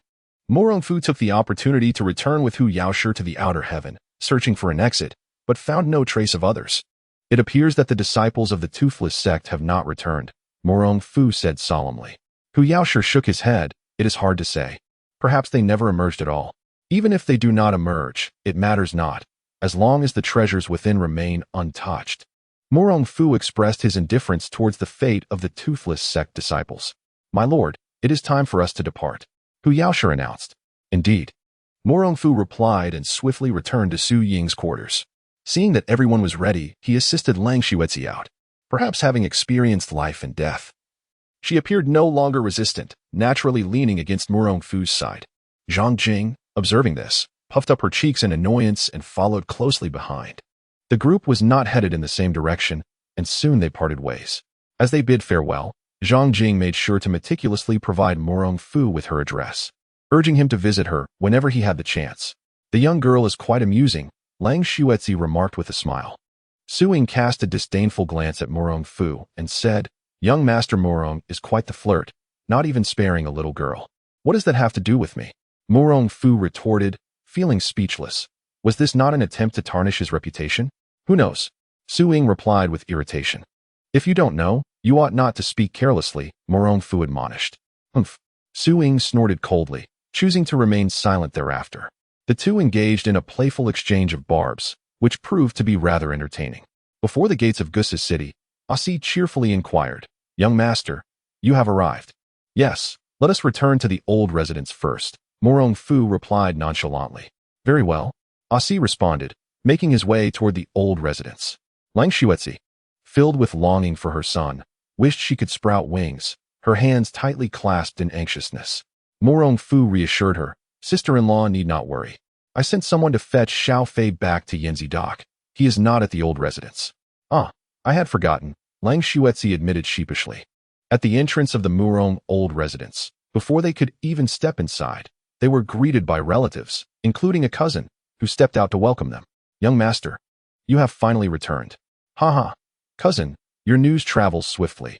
I have scarcely returned, and you already know," Murong Fu said with a smile that did not reach his eyes. "It is indeed fortuitous. As soon as you entered, one of our maidservants spotted you," the cousin remarked. "Indeed, quite the coincidence," Murong Fu said with a smile as he strolled into the old residence, casually inquiring, "By the way, cousin, where is the physician you invited last time?" "The physician?" The cousin paused. "No one has fallen ill in the manor recently, so I am uncertain of his whereabouts." "Then I would trouble you to summon him.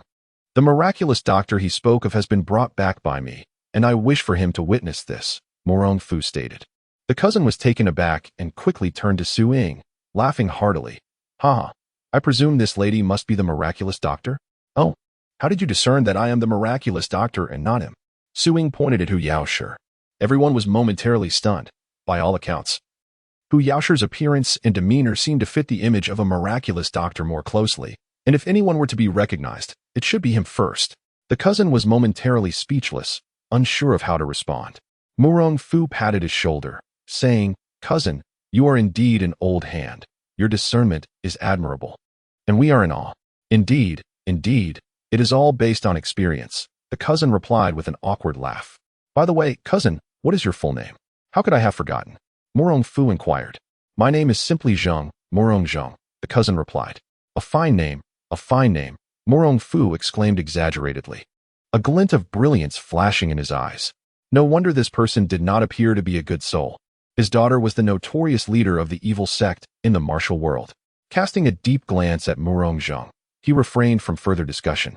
Leading Su Ying and Lang Xuetzi back to his chambers, where he arranged, "Sister-in-law, and Su Ying shall stay in the right wing. There are 2 fine rooms available there." Hu Yaoshe chuckled and inquired, "Where do I reside, young master?" "You dwell in the grand house to the left," Murong Fu replied with a smile. "Thank you, young master." Hu Yaoshe expressed his gratitude. "I have just arranged accommodations for several individuals. Deng Baichuan, Bao Budong, and other esteemed generals will soon come to pay their respects." "How is the situation in Gusu City at present?" Murong Fu asked. Deng Baichuan responded, "In accordance with your directives for epidemic prevention, several patients have been isolated, effectively controlling the outbreak within the city." Murong Fu gestured towards Su Ying, pleased, and said, shortly, "You all should accompany the divine healer Su to assess the situation and seek her guidance on how to eradicate the epidemic." Deng Baichuan and the others gazed at the young Su Ying before them, unable to fathom that this girl, barely grown, was indeed a divine healer. "Young master, can this little girl who hasn't even fully matured be a divine healer?" Bao Butong remarked with a hint of skepticism.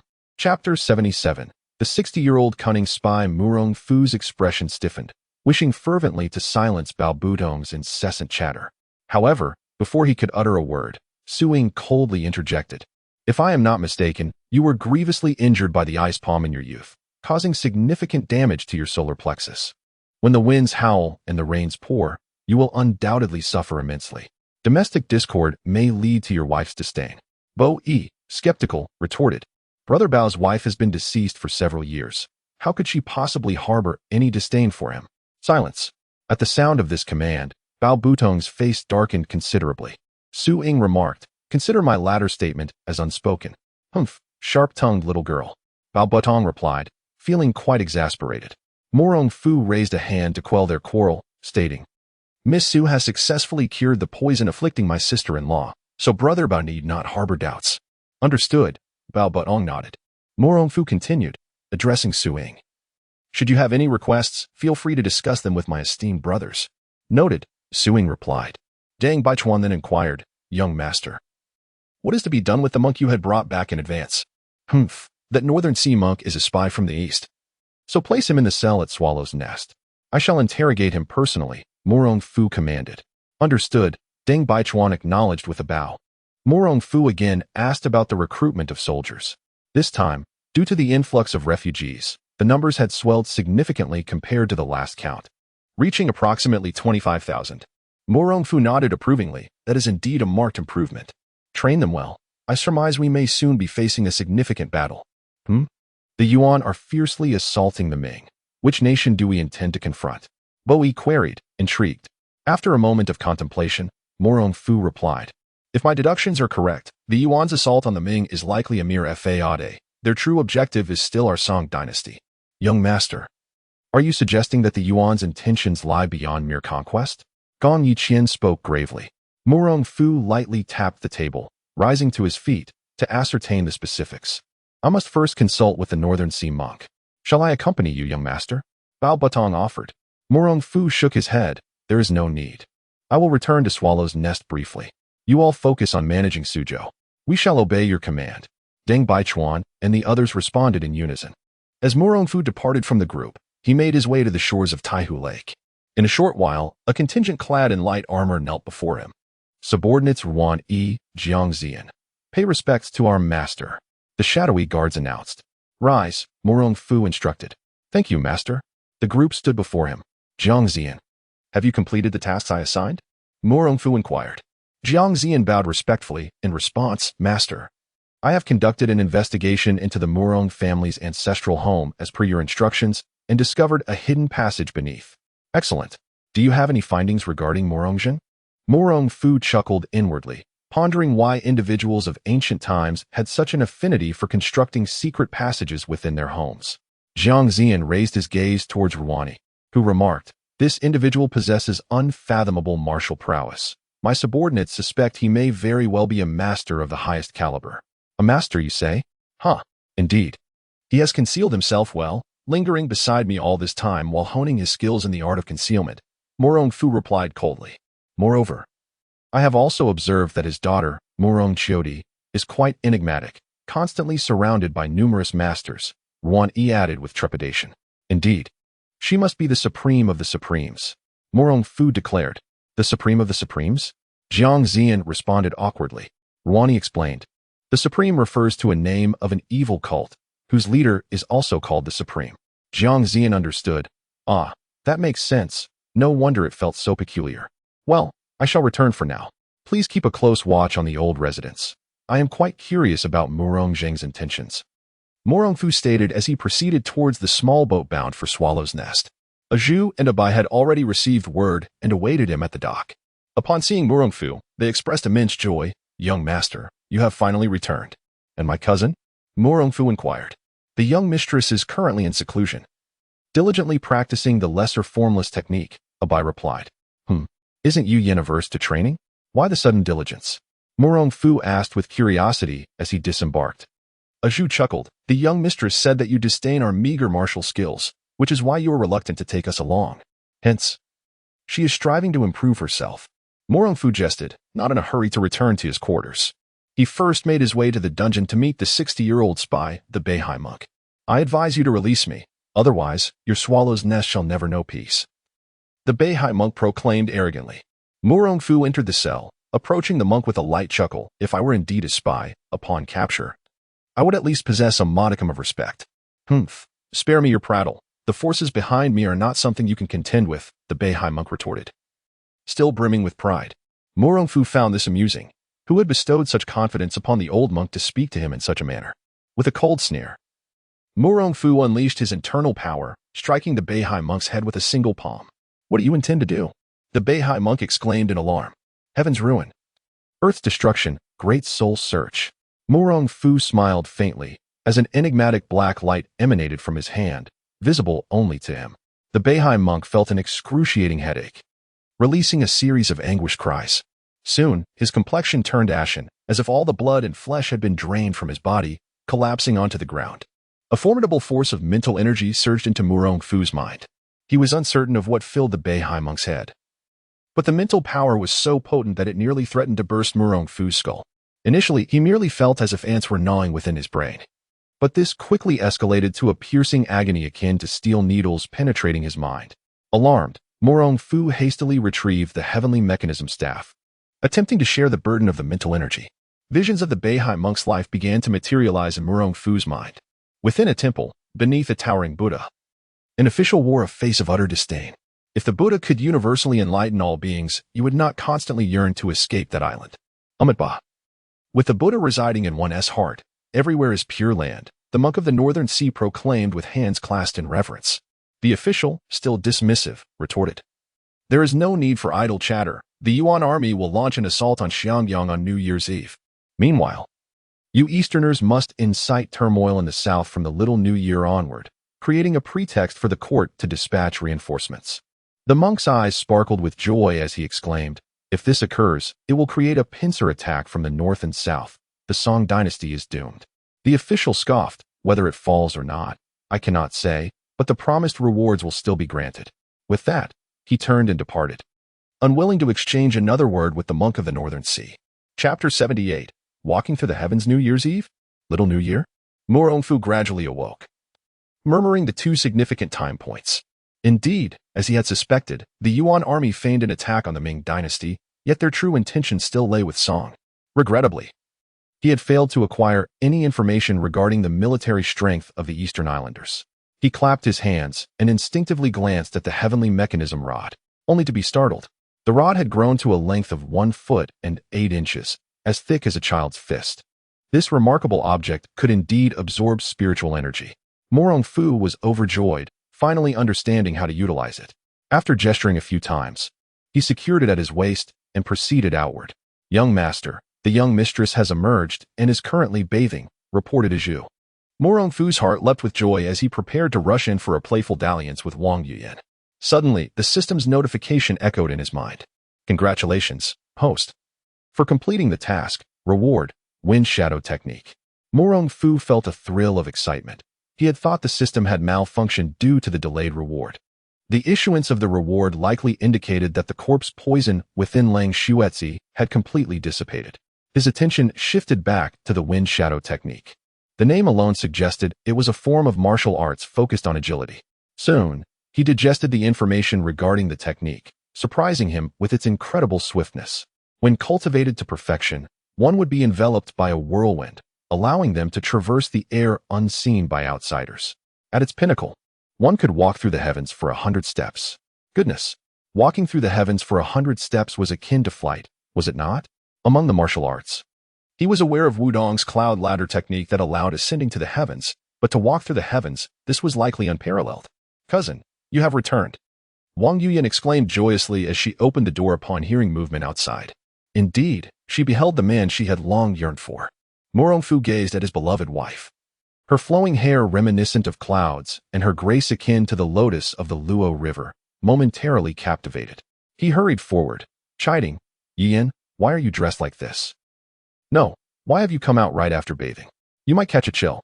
Having spoken, Murong Fu exhaled in relief. He had narrowly avoided revealing his true feelings. "Cousin, I am not as delicate as you suggest." Wang Yuyan laughed as she grasped his hand. "Young master, you must be mistaken. The weather only turns cool after the Double Ninth Festival," Zhu chimed in with a smile. Murong Fu slapped his forehead, recalling, "That's right. The ancestral worship ceremony is approaching, just 11 days away." Zhu counted on her fingers and gestured. "Hiki, we should arrange for Brother Bao to make it grander. Given my current reputation, many branches of the family will likely return for the ancestral rites," Murong Fu speculated. "Cousin, you must be exhausted from your outing. Would you like to rest first?" Wang Yuyan inquired with concern. Murong Fu looked up at the bright sun overhead, embracing Wang Yuyan as they slowly walked back inside, muttering, "Just in time to have dinner soon." "What are you saying, cousin?" Wang Yuyan asked curiously. "Hee, it's nothing. Cousin has recently learned a new technique called Shi washing silk. I shall teach you shortly," Murong Fu replied with a faint smile, issuing a few instructions before closing the door. Moments later, faint sounds of Wang Yuyan's voice could be heard from within. "It is now noon. In the evening. Cousin, what is the story of Shi washing silk?" In the old residence of the Murong family in Gusu City. "Xiao Di, why have you returned so swiftly?" Murong Zheng was leisurely tending to the flowers when a woman appeared behind him, seemingly out of nowhere. I heard that Murong Fu has gained quite a reputation lately, so I came to take a look, said Murong Qiudi, known as the heavenly sovereign in Murong Fu's words.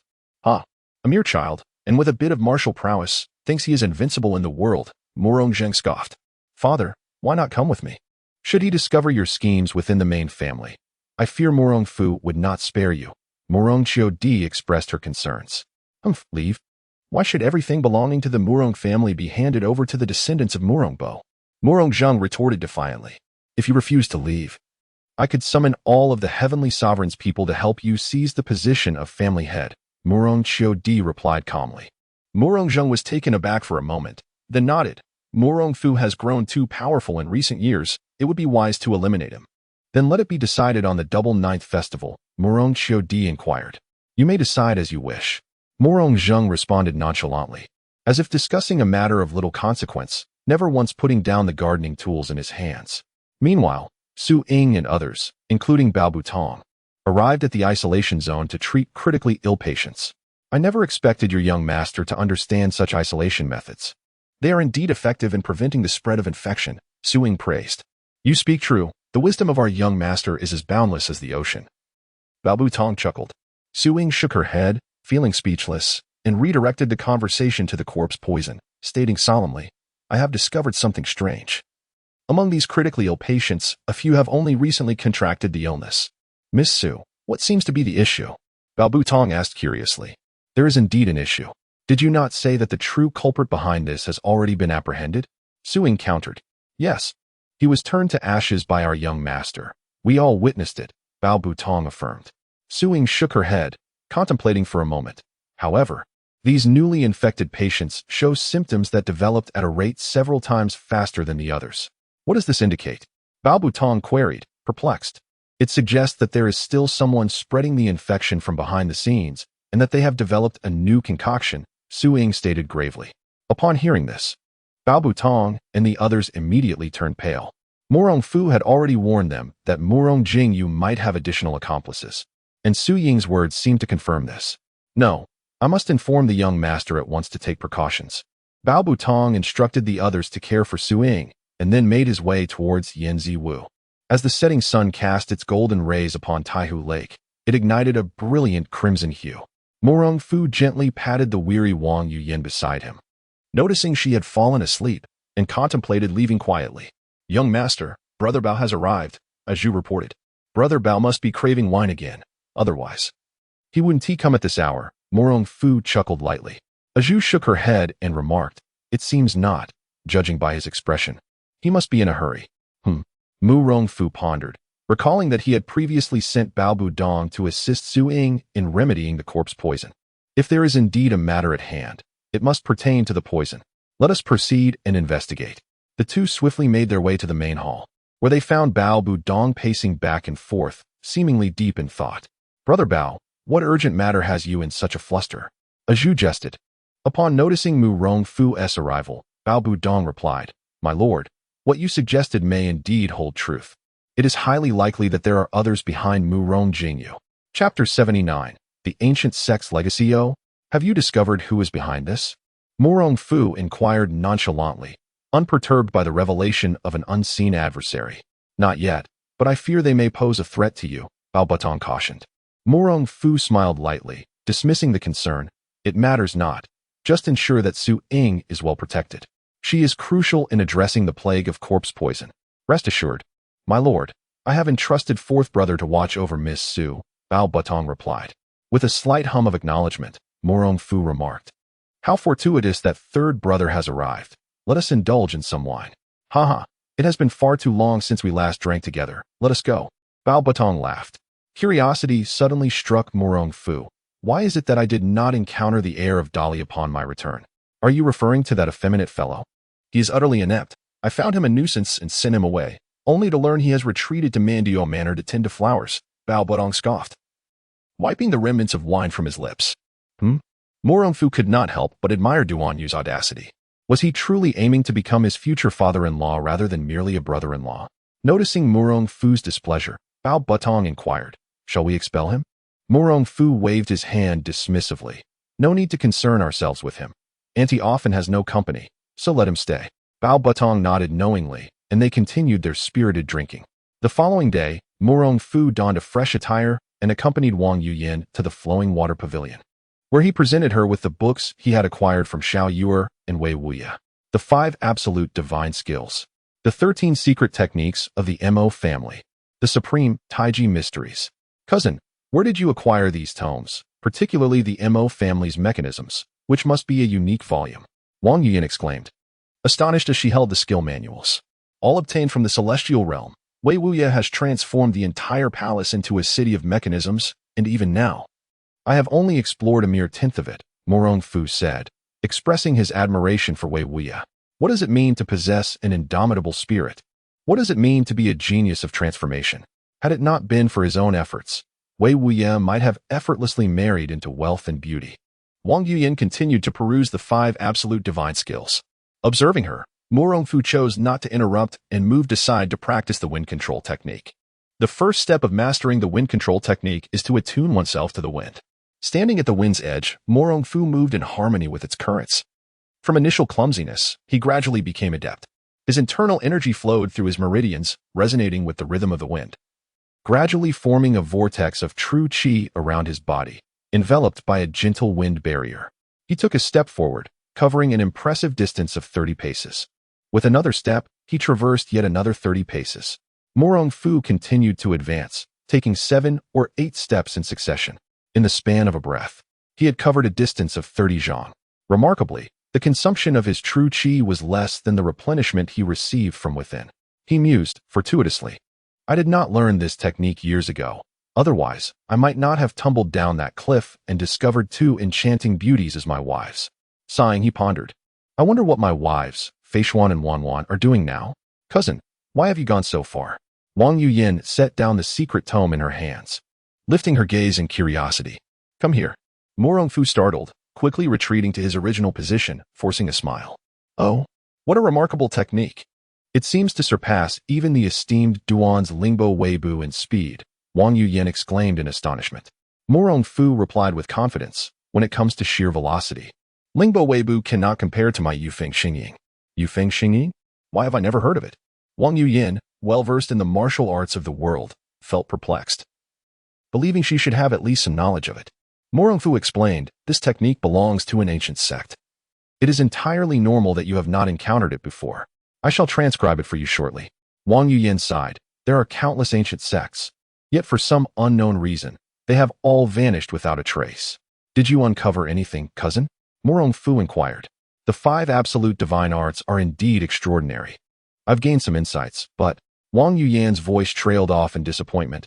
I still cannot assist you, cousin. Embracing his beloved, Murong Fu chuckled. No need for concern. It is merely that my cultivation techniques are too formidable, each one surpassing the 5 absolute divine arts. Indeed, while others may spend a lifetime seeking a single divine art, you are burdened by the abundance of them, Wang Yuyan observed with worry, uncertain whether this multitude of techniques was a blessing or a curse from Murong Fu. Murong Fu reassured her, do not fret, dear cousin. I have resolved to primarily focus on the Xiaowuxiang Gong.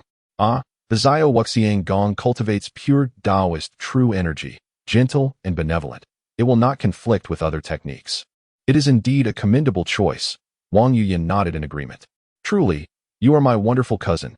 Your thoughts align perfectly with mine. Murong Fu beamed while holding Wang Yuyan close.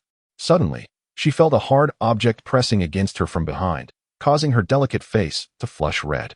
Reaching back to grasp it, she was taken aback by its unexpected solidity. What is this, cousin? She asked. Murong Fu glanced down, pulling out a stick and presenting it to her. Have you heard of the heavenly mechanism, elder? He queried. Of course. The heavenly mechanism staff in his possession is renowned as the world's foremost weapon, even surpassing the dragon and phoenix rings of the Golden Money Gang's leader. Wang Yuyan replied, what if I told you this very stick is the heavenly mechanism staff? Would you believe me? Murong Fu said with an awkward smile. Wang Yuyan replied, if you say so, I shall trust you, but this staff seems a bit small and doesn't quite match the legends. Murong Fu offered a wry smile and explained how the heavenly mechanism staff could absorb spiritual energy to grow. I never imagined such a wondrous weapon existed. Cousin, do you not find anything amiss? Wang Yuyan inquired with concern. Not particularly. I am feeding its spiritual energy obtained through my soul-searching technique, which seems to suffice. Murong Fu candidly admitted. Wang Yuyan pondered for a moment, as if struck by a thought. Cousin, have you heard that the ancient sects practiced visualization techniques to strengthen spiritual power? Visualization techniques? Murong Fu nodded, acknowledging his familiarity with the concept. To him, it was akin to the recitations of monks, merely tales to amuse children. In ancient sects, there exists a concept of the primordial spirit, which is far more enigmatic and profound than what we refer to as mental power. Cousin, if the opportunity arises, it would be worthwhile to seek out a tome to explore this further, Wang Yuyan stated earnestly. Murong Fu, perplexed, inquired, Cousin, why do you keep mentioning ancient sects today? It's nothing much. Ever since you brought back that monkey wine, which you claimed contained a unique energy, I have been delving into texts and finally uncovered some answers. Wang Yuyan replied with a serious expression. What? Murong Fu asked, intrigued. Wang Yuyan confessed. The energy present in that wine bears a striking resemblance to the spiritual essence described in ancient legends. Furthermore, I have discovered a plethora of information regarding beasts struck by lightning, all of which is linked to ancient sections. Most importantly, the Xiaoyao sect is a remnant of these ancient traditions. Chapter 80. Su Ying in distress. Murong Fu gazed at Wang Yuyan, who stood there, her mouth agape, struggling to find her words. You mean to say that the Xiaoyao sect is one of the ancient sects? He exclaimed in astonishment. Indeed. It is said to have originated from the Valley of Eternal Youth, with its signature martial art, the Eternal Spring technique, possessing immense power. If you could unify the skills you have learned, perhaps you might attain a semblance of that prowess. Wang Yuyan's eyes sparkled with longing, not out of a desire to cultivate, but merely to behold its magnificence. Murong Fu smiled wryly. The fusion of martial arts is exceedingly difficult and demands considerable time. Fear not, for with Yuyan's assistance, you shall surely succeed. Wang Yuyan reassured him with a smile. Murong Fu gazed tenderly at her exquisite visage, gently caressing her. How fortunate I am to have you. Well, it may not be as remarkable as you claim, she replied, her cheeks flushed as she nestled into his embrace, burying her head against his chest. Murong Fu savored this rare tranquility, spending a full day in the waterside pavilion with his beloved wife. Until Aju's voice broke the peace, reminding him it was time for dinner. My lord, trouble has arisen. Heart's Wish appeared just as Murong Fu stepped away from the pavilion. What is it? He asked calmly. Jiang Zian had sent a message via carrier pigeon, stating that Su Xingyi had been unjustly pursued and is now missing. Heart's Wish explained as she handed him the note. Murong Fu's brow furrowed as he read the contents. It detailed a group of masked masters who had inexplicably besieged Su Ying, with Feng Bo-ping sacrificing himself to aid her escape. While the shadow guards were unable to prevail, Su Ying's whereabouts remain unknown. Within Gusu City, numerous top-tier masters have emerged. How intriguing, indeed. Murong Fu crumpled the note in his fist, a flame of indignation igniting within him. He had always believed Gusu City to be his domain, impenetrable as an iron drum. Now, it appeared to be nothing more than a farcical illusion. Wang Yuyan sensed the murderous aura emanating from her beloved cousin. Rest assured, I am unharmed. He reassured her, patting her hand. He turned coldly to Heart's Wish. Send someone to bring Lang Xuetzi here. I intend to confront Feng Bo-ping. At once. Heart's Wish replied promptly. Murong Fu strode forth, leaping onto a small boat. With a powerful strike, he propelled himself forward, his internal energy creating a gust that covered the distance in mere moments. Channeling his energy into his feet, a faint wind shield enveloped him, transforming him into a fleeting shadow that vanished from sight. Within Xuanchuang Manor, Deng Baichuan, Bao Butong, and Gong Yeqian had gathered to assess Feng Bo-ping's injuries. Bao Butong lamented, if I hadn't indulged in a few drinks at the young master's residence yesterday, the fourth would not have been so gravely injured. This cannot solely be blamed on you. We were all caught off guard by the sudden onslaught of enemies, Gong Yeqian admitted candidly. Alas, with Su Xingyi lost to us. How can we explain this to the young master? Bao Butong sighed. Deng Baichuan shook his head. I have already dispatched someone. They should return shortly. No need to wait long. I have arrived, Murong Fu announced as he entered the room slowly. Deng Baichuan was taken aback. He had just dispatched someone, and it seemed they hadn't even located the ship yet. To his astonishment, the young master had already arrived, especially considering that Feng Bo-yi had sustained injuries less than an hour ago. Even if the adversary had been informed immediately, Such haste was implausible. He speculated inwardly, could it be that the young master had been in Suzhou all along? You've arrived so swiftly, young master? Bao Batong inquired directly, without any pretense. How is brother Feng? Murong Fu, observing Feng Boyi in a state of unconsciousness, expressed his concern. Rest assured, young master. He is remarkably resilient and will not perish. Bao Batong assured him. Murong Fu then asked, do you know why Su Ying and the others were attacked? According to my subordinate's report, several experts had suddenly appeared and assaulted a patient. It was Miss Su Ying who had urged the fourth brother to intervene, Deng Baichuan explained. So the target was not Su Ying? Murong Fu's expression shifted slightly, realizing this was not as he had presumed. He had thought the attackers aimed to prevent Su Ying from treating the corpse poison, orchestrating such a dramatic act. Where is she now? Is she safe? Bao Batong shook his head, uncertain. Murong Fu decisively stated, let us go. Take me to the scene. Of course, young master. Deng Baichuan instructed Bao Batong to stay behind and tend to Feng Boyi while he and Gong Yiqian accompanied Murong Fu in the northern quarantine zone. The last time Murong Fu had been here was to supervise the burning of corpses. Young master, they were in this very room. Gong Yiqian pointed to a dilapidated wooden structure. Murong Fu summoned Xiao Yin, believing its keen sense of smell could help locate Su Ying. Xiao Yin, attuned to Murong Fu's intentions, scuttled around the broken wooden house. Before long, it approached Murong Fu, raising its charming little head to signal that it had found something. Let us proceed, Murong Fu whispered. Following Xiao Yin, they departed. It seems the direction leads outside Suzhou, Deng Baichuan remarked. Gong Yiqian shook his head in exasperation. Why doesn't this Miss Su head towards the old residence? Perhaps she has discovered something? Murong Fu sensed an anomaly. Logically, the old residence should be closer. Quickly, the group followed Xiao Yin to the summit of Suzhou Mountain. Gong Yiqian lowered his gaze, noticing numerous footprints on the ground, and cautioned, young master. It appears there are quite a few of them. Indeed, there are many. Who among us could mobilize such numbers within Suzhou? Murong Fu queried. Gong Yiqian furrowed his brow. Surely, young master doesn't tease suspect. It is not suspicion, it is certainty. Murong Fu replied nonchalantly. Who? Deng Baichuan asked, intrigued. My cousin, Murong Zhong. Murong Fu sneered coldly. That old dog thinks he is well concealed. Little does he know. I have traversed time and know all their secrets. Xiao Yin flicked its tongue, urging Murong Fu to hasten. Let us proceed. It seems we are close to finding them, Murong Fu declared. On the mountain, Su Ying and Hu Yaoshi waited, accompanied by a frail old man, whose tattered clothing and pallid complexion spoke of his dire circumstances. They evaded the pursuing assailants. Who, exactly, is this fellow? Miss Su pondered aloud, intrigued by the motives of those who sought his demise. Su Ying replied. He claims to possess crucial information that he must convey to Murong Fu, information that pertains to the safety of the Murong clan. Indeed, who are you? Hu Yaoshi pressed further. I am the physician who treated the wife of young Master Murong a few days ago, the old man lamented despondently. A mere physician, yet you have attracted such formidable foes? Hu Yaoshi exclaimed in astonishment. The physician shook his head in resignation. It is entirely my fault for meddling in affairs beyond my station. I fear my life hangs by a thread. Chapter 81. The 10 famous swords of Jiangnan. Hu Yaoshi scrutinized the physician with disdain and remarked, enough with the trivialities. What exactly have you done? It's like this. The physician was about to speak when several figures appeared before the three of them. I didn't expect you inept fools to be able to run so well. One of them scoffed. Humph. Don't think the 12-star constellations are easy prey just because you are with Tianzuan. Hu Yaoshi glanced at the pursuers and quickly shielded Su Ying behind him.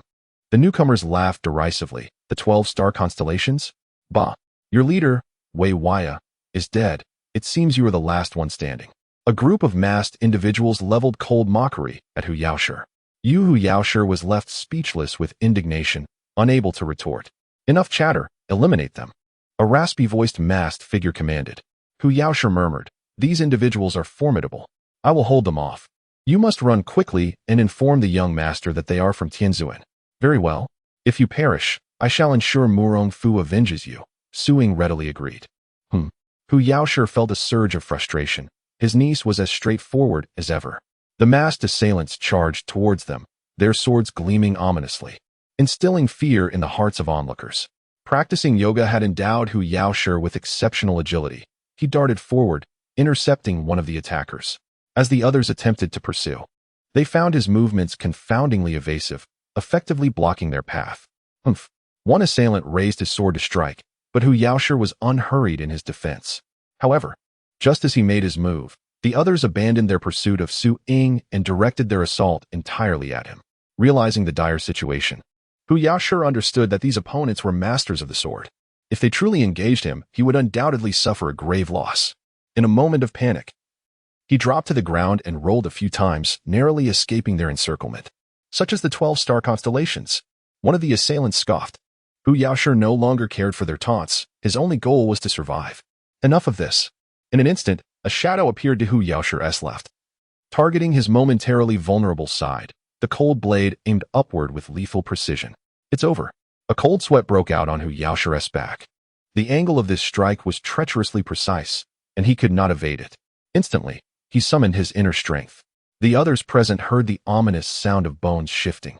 A spray of blood erupted as Hu Yaoshi was sent flying a distance of 10 feet. The attacker, taken aback, remarked, "I never expected you to shift your bones to block my strike. If it weren't for the numbers on your side, the outcome would be uncertain."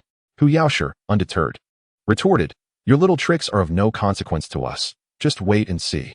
Following the direction indicated by the swordsman, Hu Yaoshi noticed Su Ying and the physician being forced back by another group. Unable to restrain himself, he cursed, "Damn it.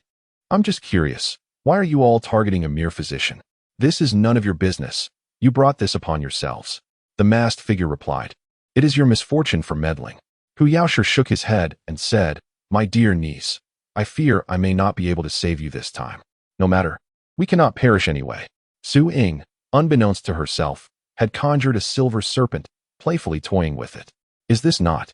Hu Yaoshi turned to observe the serpent in her hand, growing increasingly familiar. "Humph.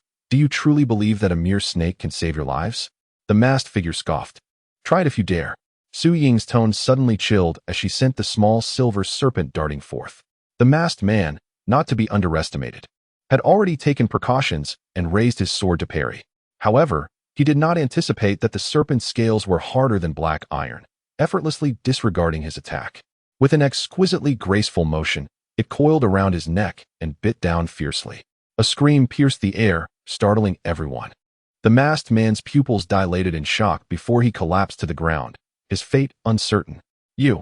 The others recoiled instinctively, distancing themselves from the silver serpent. Su Ying's lips curled into a subtle smile as she remarked, "How about that? Is it not easy to kill you? Humph. Do you think a mere snake can turn the tide?" The followers of the heavenly sovereign dismissed her. "Oh, then tell me, how about adding myself into the mix?" Murong Fu stepped forth from behind Su Ying, surveying the adversaries with a calm demeanor.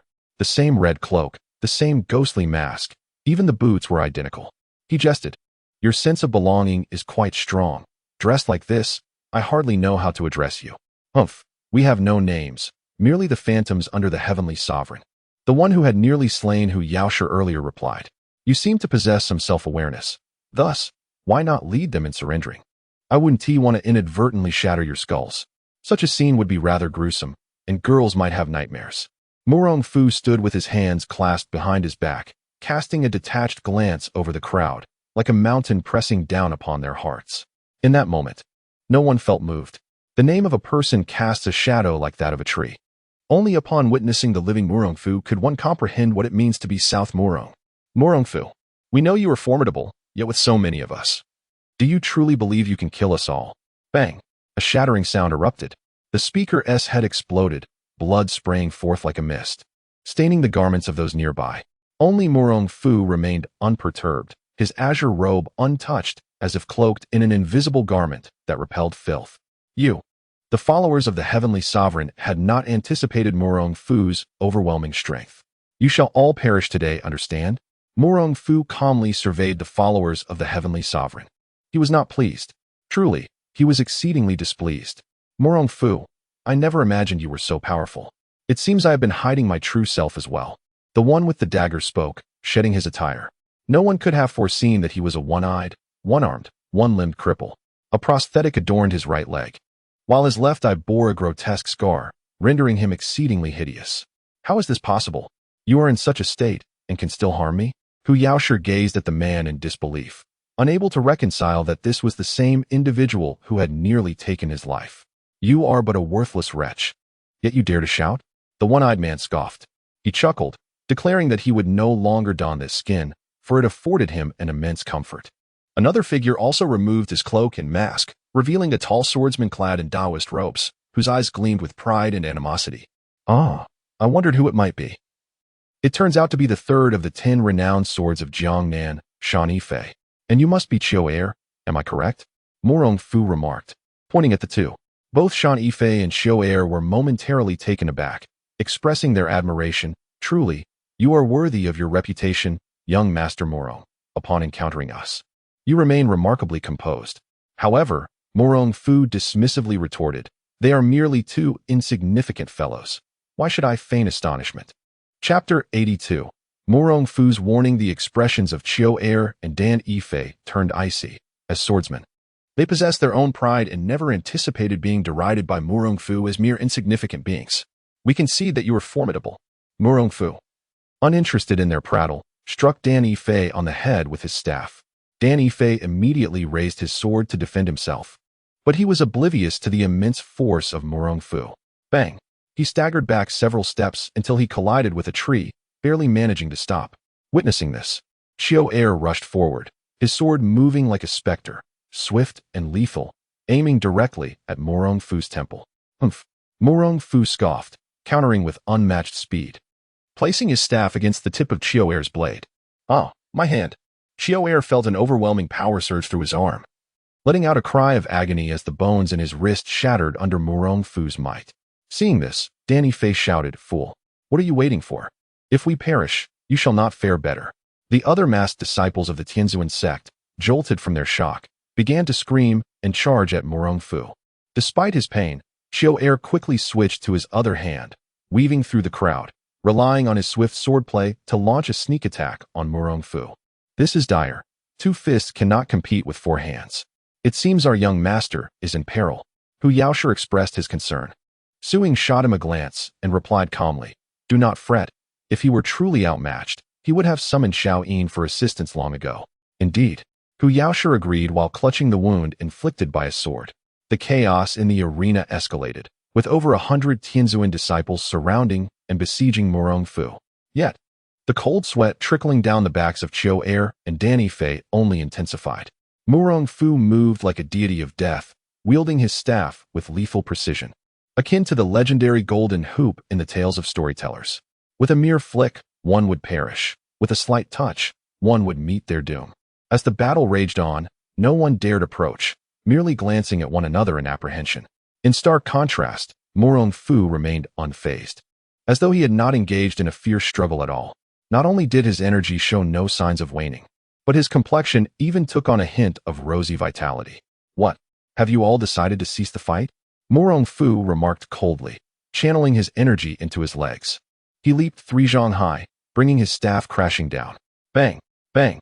Bang! Heads fell like melons, blood flowed freely.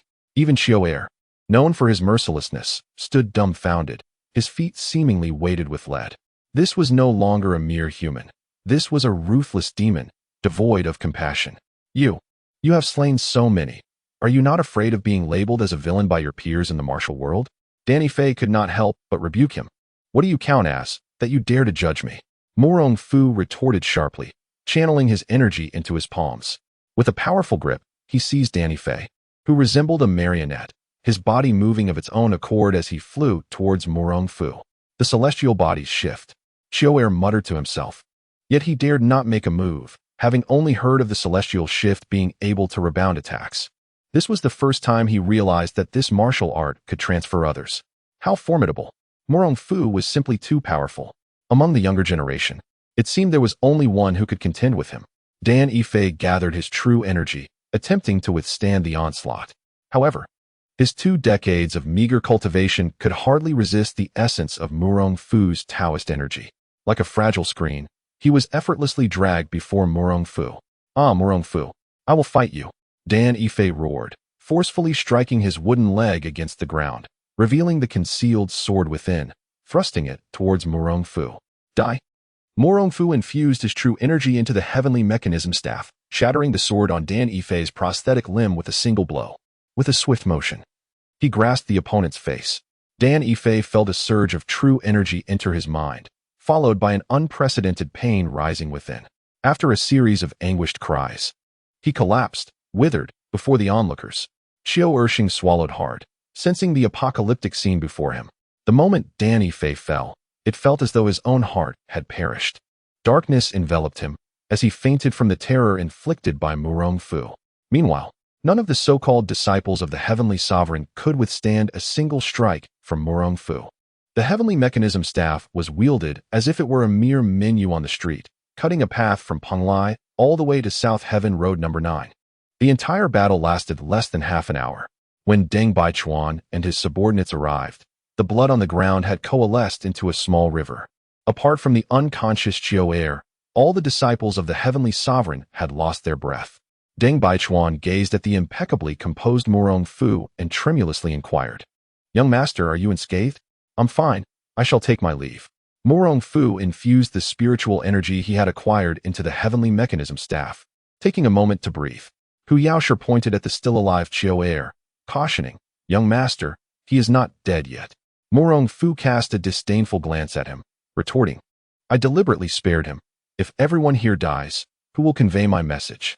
Hu Yaoshe forced a smile, saying, "Young master, you can simply tell me what you wish to convey. Keeping this enemy alive is a nuisance." Murong Fu chuckled coldly, gesturing to the surrounding corpses. "These are what I wish to inform others about." Hu Yaoshe was somewhat perplexed by Murong Fu's words. However, Suing interjected, saying, "What your young master means is that within Gusa City, no other forces are permitted to intervene. Those who do shall meet their demise. Is that truly the case?" Hu Yaoshe was taken aback. Although he had previously mingled with Wei Waya, he had never witnessed such a massacre solely to proclaim sovereignty. "Haha, only you, Miss Su, truly understands me." Murong Fu laughed heartily. Suing shot him a glance, saying, "I dare not claim to be your confidant. A misstep, and I might be completely devoured by you. Hee, then become my woman. I shall take good care of you." Murong Fu jested. Suing gently caressed her jaw and remarked earnestly, "It is indeed worth considering. Perhaps I could poison them all, leaving you to cherish only me. Goodness! Truly, the heart of the most venomous woman is found in this world. What thoughts could possibly reside in her mind to conceive such a notion? Could it be that even in ancient times, there existed tales akin to the legend of Jinhuan?" Murong Fu shook his head, deciding to refrain from provoking this woman for the time being. He had no desire for conflict to arise before the battle had even begun. Forcing a smile as he said, let us descend first. We can discuss such trivial matters later." As everyone prepared to leave, a physician suddenly knelt before Murong Fu, exclaiming, "Young master, save me. You are." Murong Fu scrutinized the disheveled man before him and recognized him, perplexed as he inquired, "How have you not perished yet?" "Young master, please save me," it was. Before the physician could finish his sentence, a poisoned dart pierced his back. In an instant, he collapsed, unconscious. Chapter 83. Everyone has their obsession, protecting the young master. With a thunderous roar, Deng Baichuan instinctively positioned himself in front of Murong Fu. While the other subordinates drew their weapons, their expressions somber as they shielded the two. Suing glanced at Murong Fu, bent down to grasp the physician's arm to check his pulse, and shook her head in disappointment. "The cargo is poisoned. The blood oozing from this man's wound is purple. He may not survive the return journey." Hu Yaoshe scoffed, "It's futile. He has been struck by a deadly toxin concocted by the Celestial Master. Even a martial Grandmaster would be doomed. Only the Celestial Master can save him." At some point, Qiu Er had awakened, vigorously patting his head, seemingly attempting to clear his mind. If I, Murong Fu, desire someone to live, they shall live. If I wish for someone to die, they cannot escape death." Murong Fu cast a glance at Suing, who nodded in agreement with Qiu Er's assertion, speaking coldly. Transforming his palm into a claw, he ensnared the physician's head and channeled the formidable energy of the divine illumination scripture into the physician's body. With a sharp thrust, the dart embedded within the physician's body was forcefully expelled. Alongside it, the toxic blood was ejected, rising in wisps of white smoke as it struck the ground. Cough, cough. "I'm not dead." The physician, discarded on the ground by Murong Fu, coughed incessantly, taking a moment to comprehend his situation, and tentatively touched his face in disbelief. How is it possible to force out the Celestial Master's poison? Qiu Er's eyes widened in astonishment, struggling to grasp that such a straightforward and brutal method could exist in the world. Return and inform the celestial master. I care not for her intentions. She must vacate Gusu city. Murong Fu replied disdainfully. Suing hastily grasped the physician's wrist to check his pulse, incredulous that Murong Fu had truly healed him. Not only had the poison been expelled from his body, but his previous injuries had also significantly improved. Has he truly been saved? Yes, let us depart. Murong Fu, clad in a flowing azure robe, strode forward, leaving the onlookers in a state of shock. Suing quickly rose and hurried to catch up, wrapping her arm around Murong Fu's, her voice sweetly inquiring, "My young master Murong, how did you accomplish this?" "I was unaware of any technique capable of expelling such lethal toxins." "A secret," Murong Fu replied coolly, leaving a bewildered crowd in his wake. "Humph. I shall unearth your little secret sooner or later," Suing asserted confidently, tightening her delicate grip. Murong Fu perked up, chuckling lightly. "In the future, it remains to be seen who will uncover whom. My young master, shall we return to the old residence?" Dang Baichuan inquired respectfully. "Not yet. Let us first check on Brother Feng," Murong Fu replied, shaking his head. He had taken so many lives. It was only fair to allow the other party some time to react. Furthermore, the physician's testimony alone was insufficient to convict Murong Zheng. "Fire a few shots," Pai Wu suggested. "Something feels amiss." Suing exclaimed loudly upon hearing Murong Fu's words. "All dead, within the confines of the Murong family estate." Murong Chiodi listened to her subordinate's report, her brows slightly furrowed in disbelief. She could hardly accept that Murong Fu had acted so ruthlessly, annihilating all those she had dispatched. I never anticipated that our patriarch possessed such formidable strength." Murong Zheng sipped his tea with an air of indifference, seemingly unfazed by the loss of life. "Father," Murong Chiodi urged, "perhaps we should depart. Gusu city has always belonged to Murong Fu, and we shall gain no advantage here." "Humph, Gusu city is ours, not Murong Fu's," Murong Zheng declared, slamming his palm onto the nearby mahogany table, leaving a 3-inch deep imprint. "Who among you is stronger?" "I have yet to face him, so I cannot say," Murong Chiodi replied, reluctant to confront Murong Fu. "Fear not, with your heavenly heart lotus ring and my purple chi heavenly net, we can contend with master-level opponents, let alone Murong Fu," Murong Zheng asserted confidently. "And if we lose?" Murong Chiodi asked in a hushed tone. "Haha, at my age, what does it matter if I win or lose?" Murong Zheng dismissed her concerns. Murong Chiodi gazed deeply at her father before turning away. She understood. Obsession is a torment that plagues one's entire life. Her father bore it, she bore it, and indeed, everyone bore it.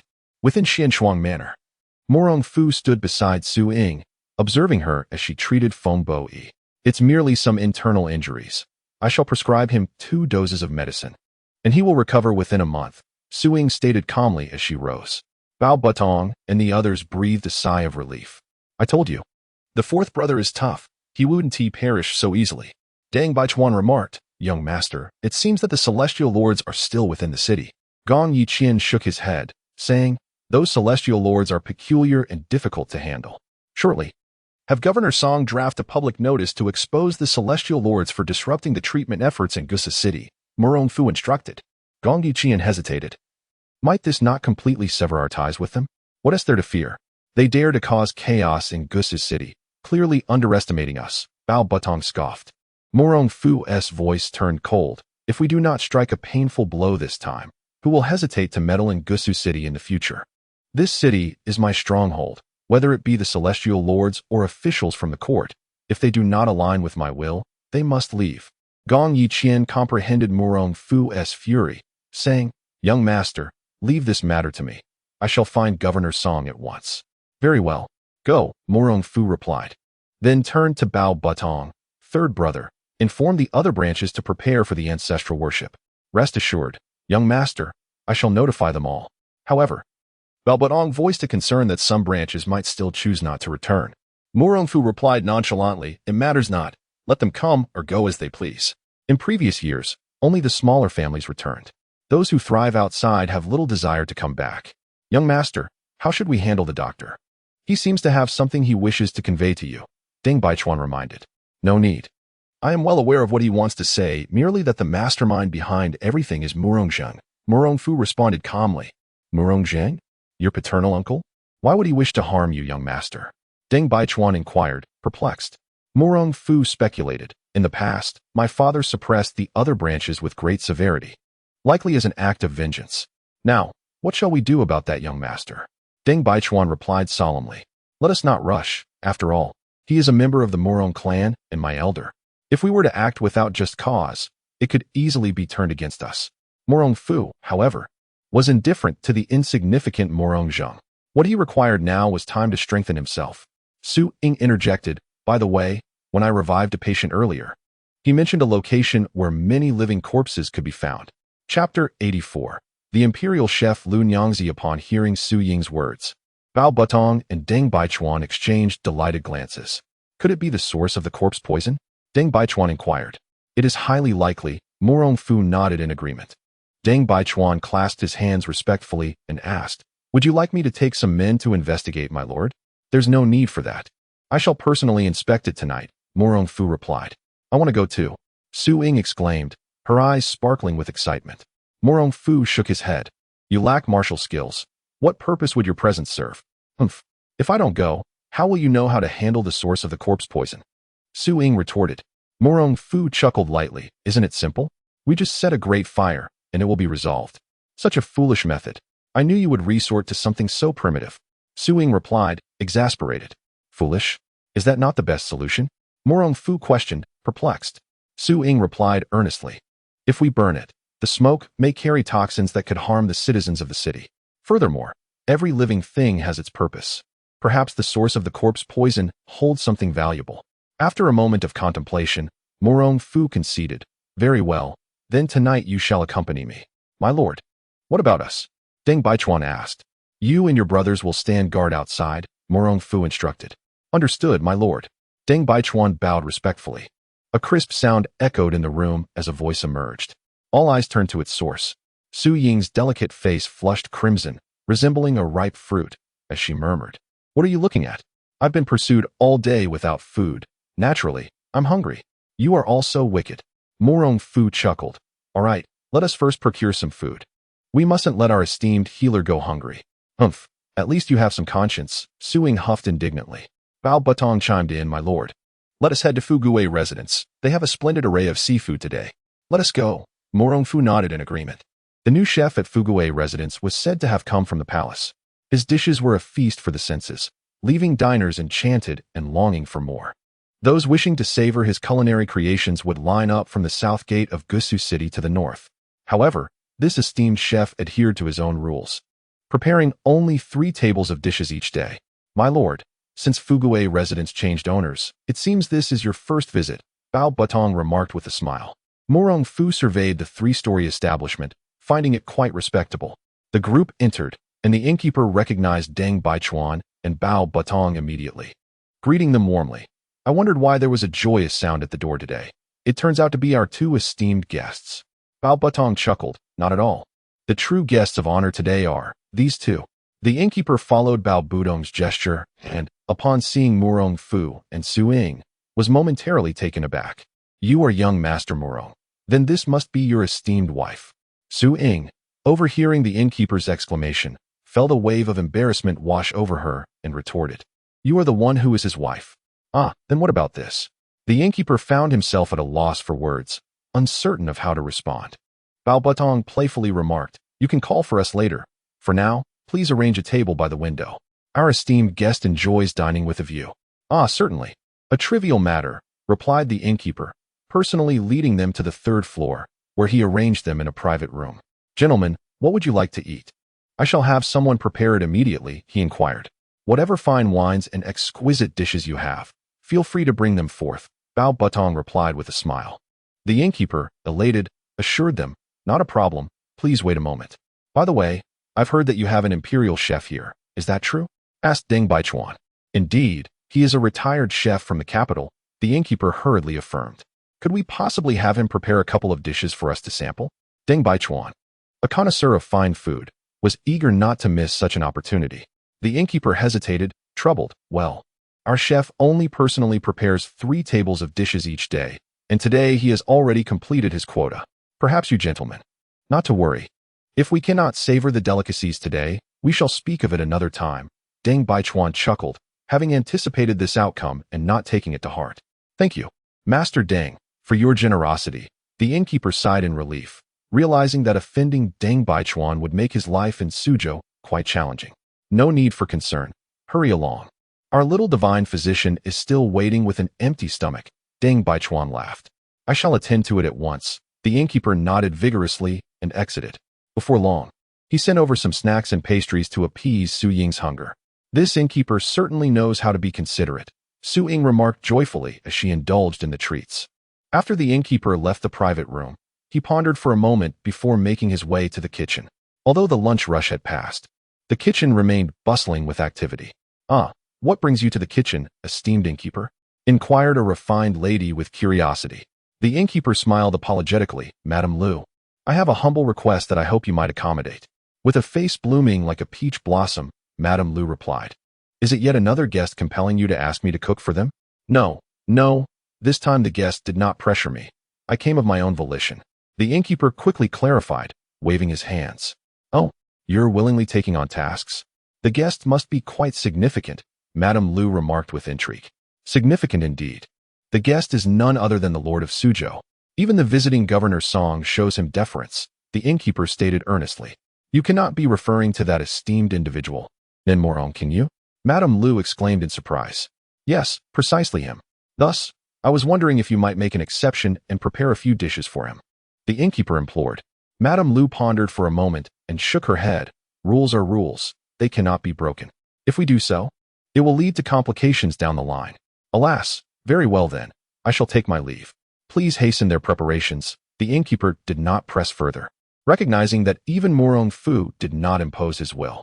Madam Lu, after some contemplation, took out a piece of beef tendon that she had personally marinated. The delicately sliced meat, as thin as a cicada's wing, was generously seasoned and presented to the table. This dish is in honor of young Master Murong, the server announced.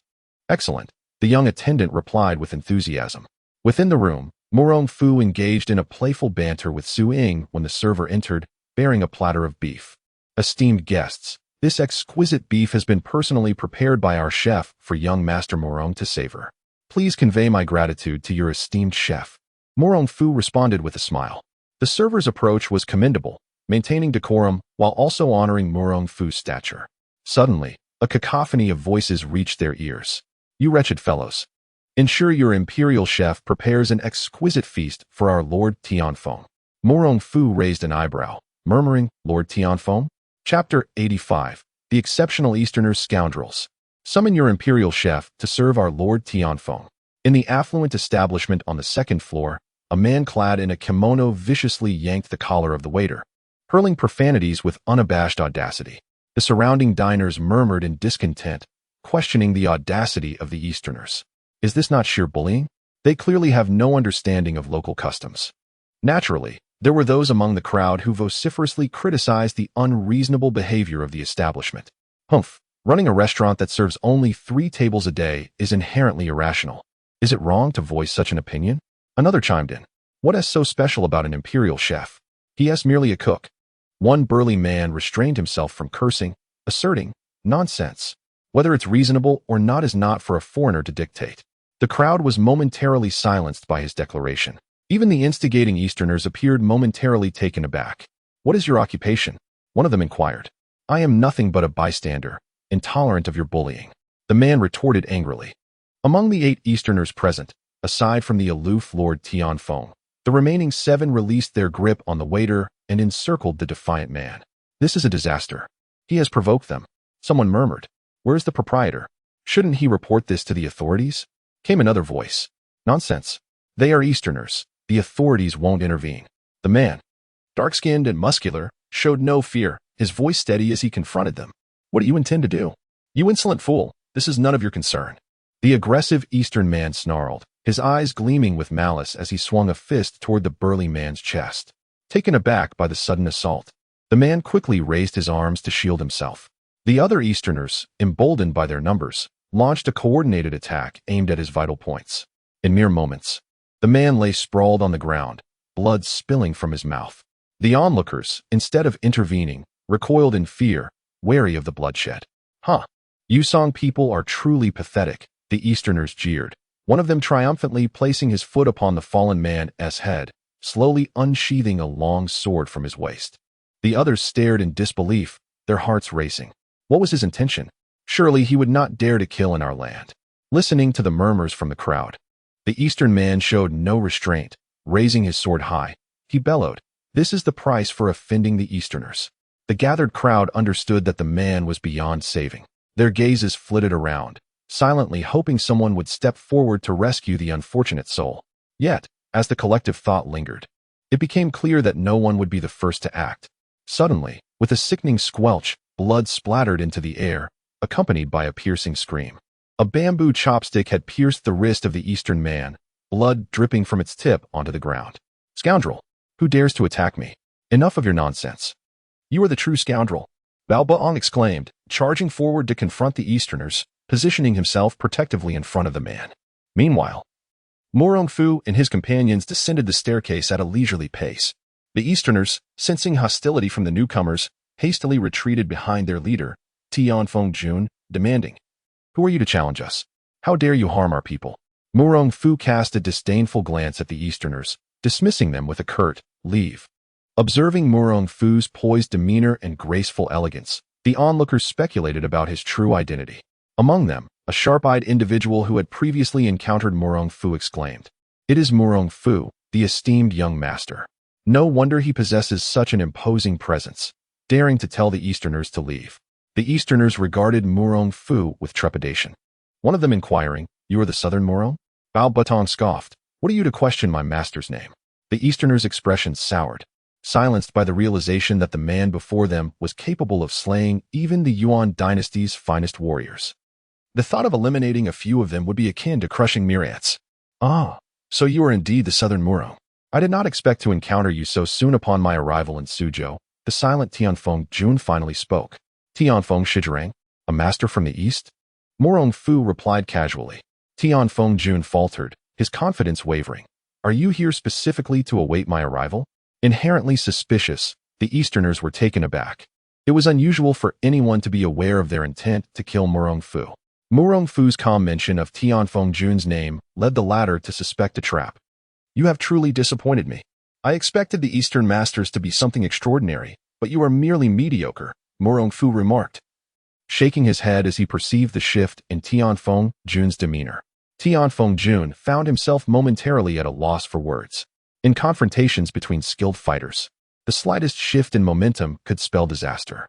Murong Fu's recognition of his name had disrupted his aura. Should he press forward today, defeat would be inevitable. "I may concede this day, but you must know my purpose for coming here," Tianfeng Jun retorted. "You are nothing but a dog raised by the Yuan, seeking my life. Am I correct?" Murong Fu replied dismissively. Previously, he had been relentlessly pursued by King Jinluan, harboring a deep-seated resentment.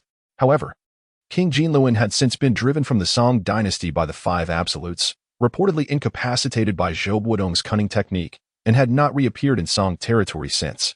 The prospect of revenge seemed distant, perhaps not until the next lunar cycle. Thus, he had resolved to unleash his pent-up fury upon Tianfeng Jun. Tianfeng Jun's brow furrowed tighter upon hearing Murong Fu's words, realizing that the other was fully aware of his intentions. "How did you come to know?" he demanded. "Oh, I had already anticipated your arrival the moment you boarded the ship to Song," Murong Fu replied nonchalantly, weaving a tale with ease. "Today, I find myself unwell. Can I dare to engage in battle during the upcoming Double Ninth Festival?" Tianfeng Shirsi has been chilled by the situation, growing increasingly convinced that this is merely a trap designed to ensnare him, a test of his resolve. "Very well," Murong Fu exclaimed, taken aback by Tianfeng Shirsi unexpected caution. A sigh of relief washed over Tianfeng Shirsi heart. He mused that the people of Song are indeed proud. They even relinquished a prime opportunity to surround and eliminate him. After bowing respectfully, he turned to leave. "You may depart, but those few ruffians who have inflicted harm cannot." Murong spoke coldly. The once relaxed crowd felt their heartbeats quicken dramatically. "What do you mean, young Master Murong?" Tianfeng Shirsi inquired in a deep voice. "Within the borders of my Song kingdom, if one injures another, compensation must be made," Murong Fu replied. The Eastern barbarians breathed a sigh of relief, instinctively reaching for their pouches. However, the latter part of Murong Fu's statement plunged them into despair. Yet, for the Eastern barbarians, To inflict harm demands a life in return. Chapter 86. Naming dishes. Murong Fu's words resonated in the ears of the crowd, instantly elevating their spirits manifold. National interest first. This is the essence of a nation. The government's inaction towards the Easterners is truly detestable, causing them to believe themselves inferior. Indeed, let us eliminate him for his insults. There is not a single good person among the Easterners. Kill, kill. Murong Fu's words ignited the powder keg of emotions, exploding throughout the venue. Tianfeng Shiyang furrowed his brow, politely suggesting, "Young Master Murong, is it truly necessary to escalate matters to this extent?" Murong Fu cursed inwardly, "Foolish fool. You have come here to kill me and yet question the necessity of escalating tensions?" Indeed, the Easterners' lack of shame is remarkable, their eyes glinting fiercely as he declared, "The principal culprit must die." The previously arrogant Easterners, seeing Tianfeng Shiyang's silence, grew anxious for their lives. With a thud, one knelt before Murong Fu, babbling frantically in Eastern dialect. The essence of his plea was clear. "I did not intend any offense. I beg you, spare me. I shall never dare again." With a snap, Bao Ong, observing the scene, revealed a glimmer of murderous intent, shattering the Easterner's skull with a single palm strike, disdainfully remarking, "What nonsense is this? Do you not know to speak Mandarin on the young master's territory?" The Easterner's eyes rolled back as blood streamed from his 7 orifices, collapsing lifelessly before the crowd. Murong Fu remarked coolly, "Dying in a tavern will make it difficult for others to conduct business." Deng Baichuan immediately grasped the implication, moving swiftly to kick the Easterner's corpse off the 2nd floor. "You scoundrel!" Tianfeng Shiyang roared in fury. Murong Fu smirked. "What? Do you wish to compare skills now?"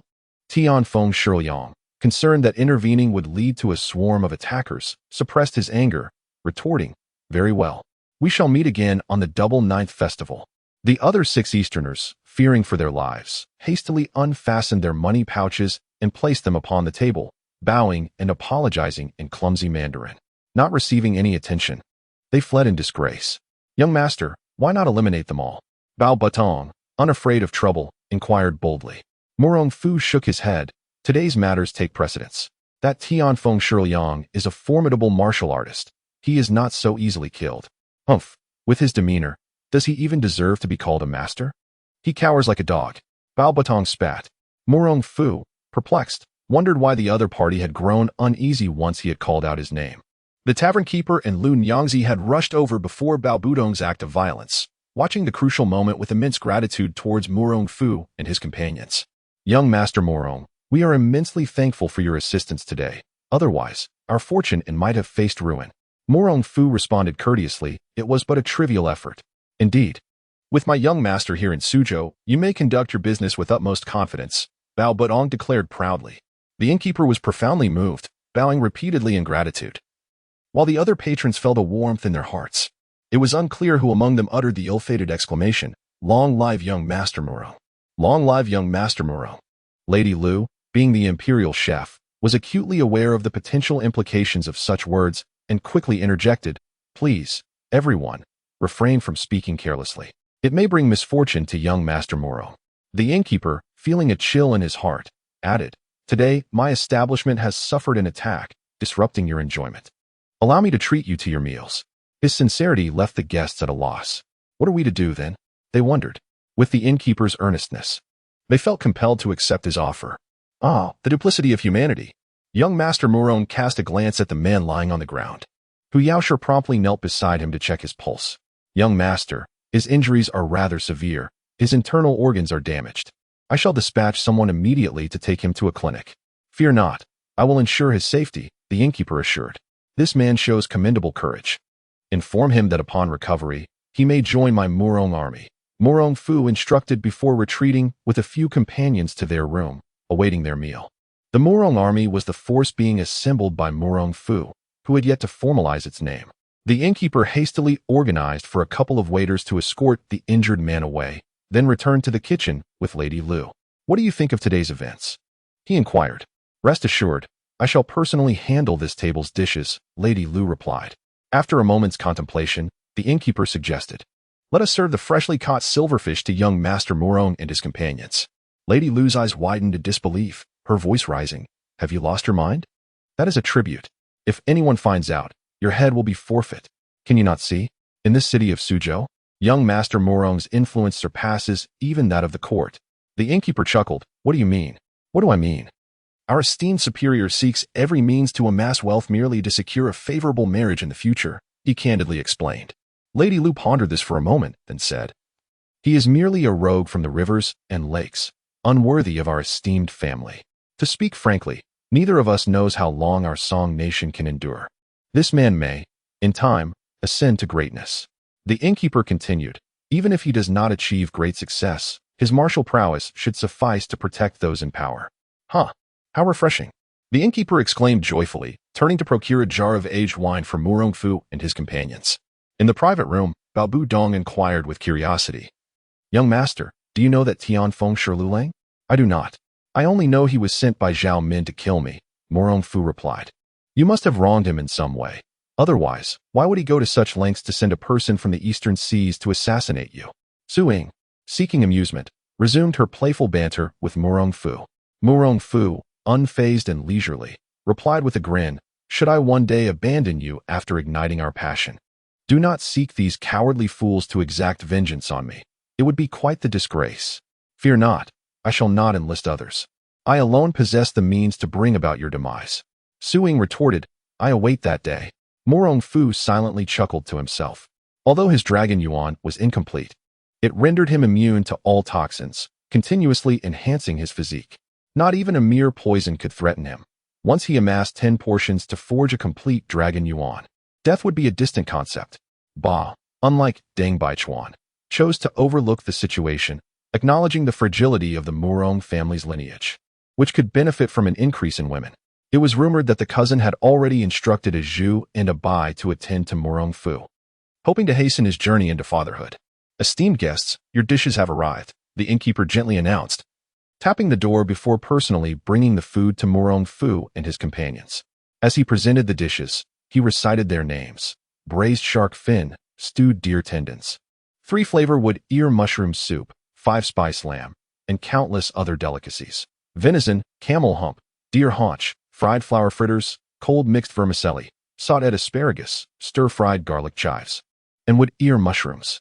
Su Ying gazed at the array of dishes being served, unable to contain her saliva as she licked her lips and exclaimed with delight, I am ready to feast.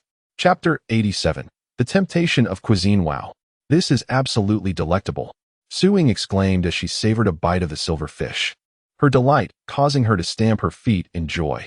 Covering her small face, she shook her head adorably, exuding cuteness. Oh, it is simply too delicious. Hu Yaosher could not help but echo her sentiments, his eyes seemingly glistening with tears. This dish truly belongs to the heavens. How often can one encounter such a taste in the mortal realm? Murong Fu chose to disregard Hu Yaosher, casting a casual glance at Su Ying before himself indulging in a piece of silver fish. Ah, women are ultimately unable to resist the allure of exquisite cuisine. Goodness, this is extraordinarily delicious. Tender and succulent, the fish melts in the mouth, accompanied by a hint of sweetness. Paired with the rich broth, the flavor is nothing short of sublime. Restraint. I must exercise restraint. I cannot allow them to perceive my lack of experience. Hee. Does the esteemed Murong Gongzi find these dishes to his liking? The innkeeper inquired with a smile. Murong Fu responded with a grin. Ladies and gentlemen, let us consider ourselves acquainted today. The innkeeper glanced at Lun Yangzi, who sat beside him, and courteously remarked, Indeed, Murong Gongzi speaks wisely. Allow me to introduce you. This is our esteemed chef, Lun Yangzi. I have long admired you. All present were seasoned veterans, having formed their own assumptions beforehand. However, given that she was a woman, they instinctively doubted the validity of their conclusions. I have just arrived in Gusa's city and am deeply grateful for the assistance from Murong Gongzi and the esteemed heroes. Lun Yangzi stated without hesitation, raising her cup and downing her drink in one go. Haha, splendid. Lun Yangzi is truly forthright. Hee, an impressive drinker indeed. I am in awe. As Murong Fu and the others raised their cups in a toast, they quickly became more familiar with one another. Murong Gongzi, what do you think of the taste of this fish? Lun Yangzi asked with a smile. As Murong Fu nodded, preparing to offer praise, Su Ying excitedly interjected. It's delicious, absolutely delicious. To be honest, I have eaten fish since childhood, and my family is filled with renowned chefs from Jiangnan. Yet, I have never tasted a fish of such exquisite flavor before. Murong Fu spoke candidly. Indeed, I must confess, this silver fish is extraordinary. Allow me to be frank. Lu Nyangzi continued. This silver fish is no ordinary fare. It is. The innkeeper paused, glancing around to ensure no one was listening, before lowering his voice. A tribute from the palace. What? Bao Budong and Hu Yaoshi exchanged startled glances, their eyes wide with astonishment. Lu Nyangzi chuckled. This is the intention of our esteemed proprietor. Your proprietor is in the palace? Su Ying inquired curiously. Indeed, he is in the palace, Lu Nyangzi confirmed. Haha. Then I must express my gratitude to your esteemed proprietor for allowing us to partake in such exquisite delicacies. Murong Fu was well aware of the underlying implications. It was improbable that such a decision had been made by a significant figure in such a short span of time. Her words likely indicated a desire to curry favor. Perhaps, the esteemed proprietor in the palace was entangled in some predicament requiring assistance. Deng Baichuan cautiously asked, might it be possible to inquire the name of your esteemed proprietor? Lu Nyangzi exchanged a glance with the shopkeeper and shyly said, I apologize, everyone, but we cannot make a decision without that person's consent. Murong Fu smiled and replied, no worries, we can discuss it another time. Yes, eat, chuckled Hu Yaoshi. The guests indulged themselves, quickly devouring the entire spread of dishes. Delicious. This is the first time I've eaten so heartily. Su Ying exclaimed, unabashedly letting out a loud belch. Aren't young ladies supposed to be mindful of their diets? Aren't you afraid of gaining weight? Murong Fu teased. I am not concerned at all, Su Ying replied nonchalantly. Murong Fu shook his head, choosing not to engage in further banter with her. He pulled out a 1,000 taels silver note and handed it to the shopkeeper to settle the bill. Thank you both for treating us to such a splendid meal. The shopkeeper hurriedly stood up, waving his hands in refusal. Young Master Murong, you are too kind. I cannot accept your money. I understand this meal is quite valuable. This amount is but a tiny fraction of its worth. Please consider it a token of my appreciation. Murong Fu stated, leaving the money on the table without expectation of its return. After exchanging a few courteous words, he departed. The shopkeeper inquired, what do you think of young Master Murong? Not bad. He may prove useful in the future, Lu Nyangzi replied with a smile. The shopkeeper nodded, glancing at the 1,000 taels note left by Murong Fu, preparing to tuck it away. Suddenly, his brows lifted in astonishment. My heavens, 1,000 taels of gold. He gave so much. Lu Nyangzi expressed her surprise. Though the meal could not be estimated in silver, the ingredients alone were worth a significant sum. Indeed, young Master Murong is no ordinary person. I admire him greatly. The shopkeeper laughed heartily, inhaling the fragrance from the silver note. Lu Nyangzi regarded Murong Fu's retreating figure. Deep in thought, I must introduce him to the higher-ups. Young master, are you heading over now? Bao Butong inquired. Murong Fu glanced at Su Ying, noting her indifferent demeanor, and replied, yes, you all return to take care of Feng Sigi. I will return shortly. About the ancestral rites, do you need to consult anyone else? Bao Butong asked. No need. It is not a pressing matter, and who would prefer to be summoned first? Murong Fu replied coolly. Then, young master, we shall take our leave, Bao Butong, Deng Baichuan, and Hu Yaoshi said in unison before bowing and departing. Only Murong Fu and Su Ying remained in the space. What? Are you planning to linger at the entrance and savor the aroma? Murong Fu jested. I don't have your keen sense of smell. Follow me. Su Ying retorted before striding towards the northern part of the city. The two soon arrived at the northern mountains, where they discovered a cave concealed by dense wisteria on a cliffside. Murong Fu contemplated the cave, recalling it had once been an abandoned mine. It had been closed long ago after several collapses resulted in fatalities, prompting the then governor to halt operations. Surely, you do not mean within this dilapidated mine? Murong Fu inquired with curiosity. Indeed, the patient informed me that within this cave lies a multitude of individuals afflicted with corpse poison, Su Ying affirmed with a nod. Murong Fu paused at the cave entrance and asked, are you certain you wish to accompany me inside? Certainly. I am quite intrigued to discover what lies within, Su Ying replied with a smile. Very well, let us proceed, Murong Fu declared, casting aside further hesitation as he boldly stepped inside, bathed in the sunlight filtering from outside. A long, straight passageway unfolded before them, seemingly endless. Accompanying this revelation was an exceedingly foul odor that assailed their senses. Overcome by nausea, Murong Fu nearly expelled the royal meal he had consumed earlier. Turning to Su Ying beside him, he was taken aback. How is it that you remain unaffected? Chapter 88. The iron corpse. Su Ying produced a verdant leaf, extending it towards Murong Fu. Here, I have crafted this mint leaf, designed to detoxify and eliminate unpleasant odors. Simply hold it in your mouth for a while. Why did you not offer it to me earlier? Murong Fu replied, bemused, as he accepted the mint leaf and placed it in his mouth. You did not inquire. I assumed that as the esteemed young master Murong, you possessed other remarkable methods. Su Ying chuckled lightly. Murong Fu shook his head, realizing how increasingly mischievous Su Ying had become. It was a pity that Wei Wuyan had devoted so many years to her upbringing, hoping she would become aloof and dignified. Instead of continuing their banter, he turned his gaze towards the cave. The passage was exceedingly long, approximately 1,000 meters in diameter, culminating in an irregularly shaped, pitch-black chamber. Even with a torch, straining his vision to its limits, he could discern little of what lay within. However, with little silver by his side and his mental perception abilities, Murong Fu navigated this space with ease, unperturbed by the darkness. In contrast, Su Ying grew increasingly anxious with each step, instinctively clutching Murong Fu's arm. The softness of her bosom pressed firmly against him, each heartbeat palpable through the fabric of their clothes. What is this? Our illustrious Su, are you frightened? Murong Fu seized the opportunity to tease her. Humph, mind your own business and just walk, Su Ying retorted, her irritation evident as she pinched the skin of his arm. Hey, take it easy. This is flesh and blood, not pork. Murong Fu protested, exasperated. Then will you cease to mock me? Su Ying snapped back. All right. I shall remain silent. Murong Fu chuckled, choosing not to provoke her further. Suddenly, Little Silver emitted a series of urgent sounds. Murong Fu furrowed his brow, scanning his surroundings.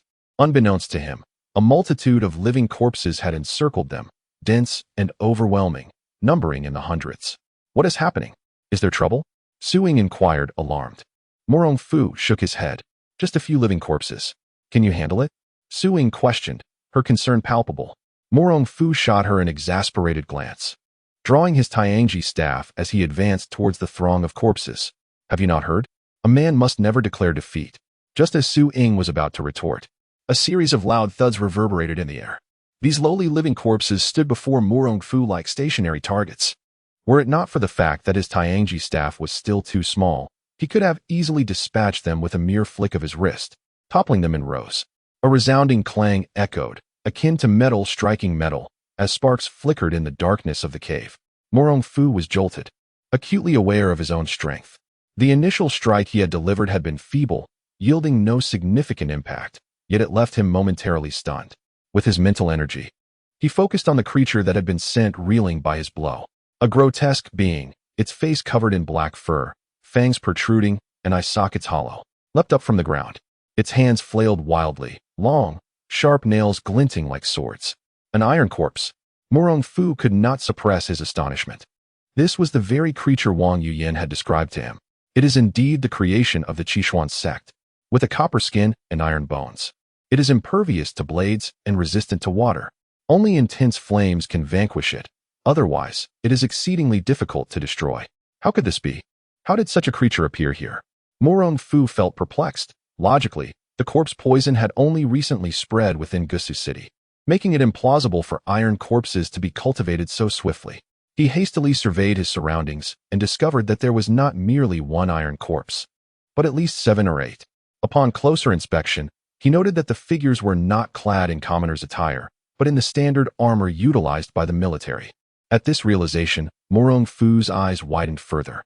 Was that not clearly the garb of his family's army from centuries past? Could it be that the corpse poison had awakened them? Good heavens!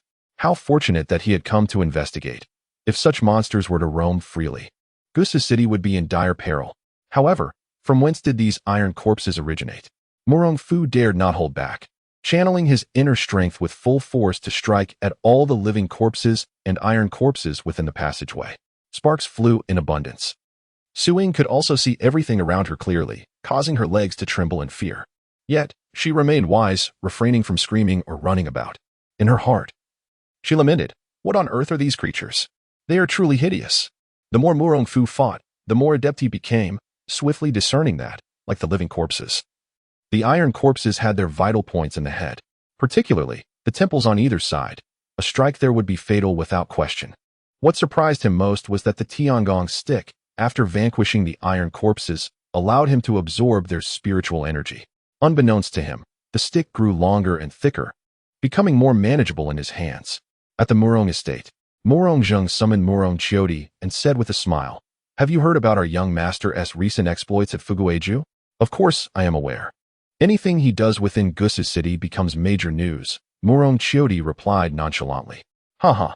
Then shall you accompany me to meet the individual who wishes to challenge our young master? Murong Zheng proposed. Murong Qiudi frowned, but he is from the Eastern Isles. Would it not be inappropriate for us to meet him? Haha. What is inappropriate about it? The enemy of my enemy is my friend. Besides, let us not forget that the techniques you and I wield were bestowed upon us by the Yuan people. Murong Zheng replied with an air of indifference. After a moment of contemplation, Murong Qiudi finally agreed. Very well. Having concluded their discussion, the two vanished from their respective spots in an instant. Within the cave, Murong Fu swung a stick with great force, toppling a multitude of iron corpses. Though formidable, the iron corpses would succumb to a blow to the head. His stick danced like the wind, unpredictable and incredibly swift, as he maximized the prowess of the dog-driving stick technique.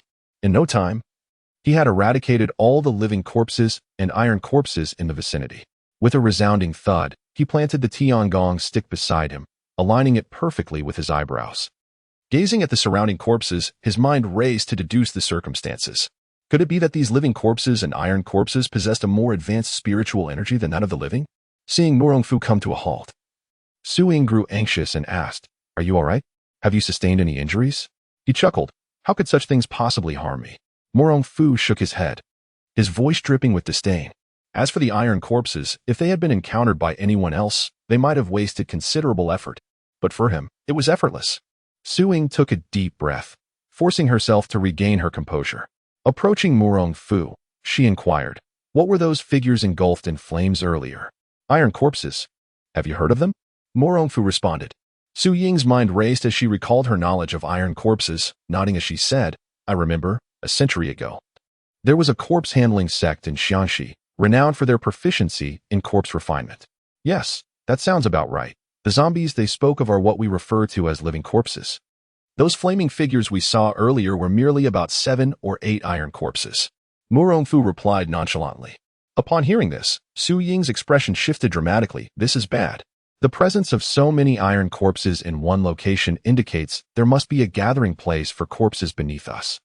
What is more alarming is that there will undoubtedly be entities even more formidable than the iron corpses." Murong Fu paused in surprise. Could it be copper corpses?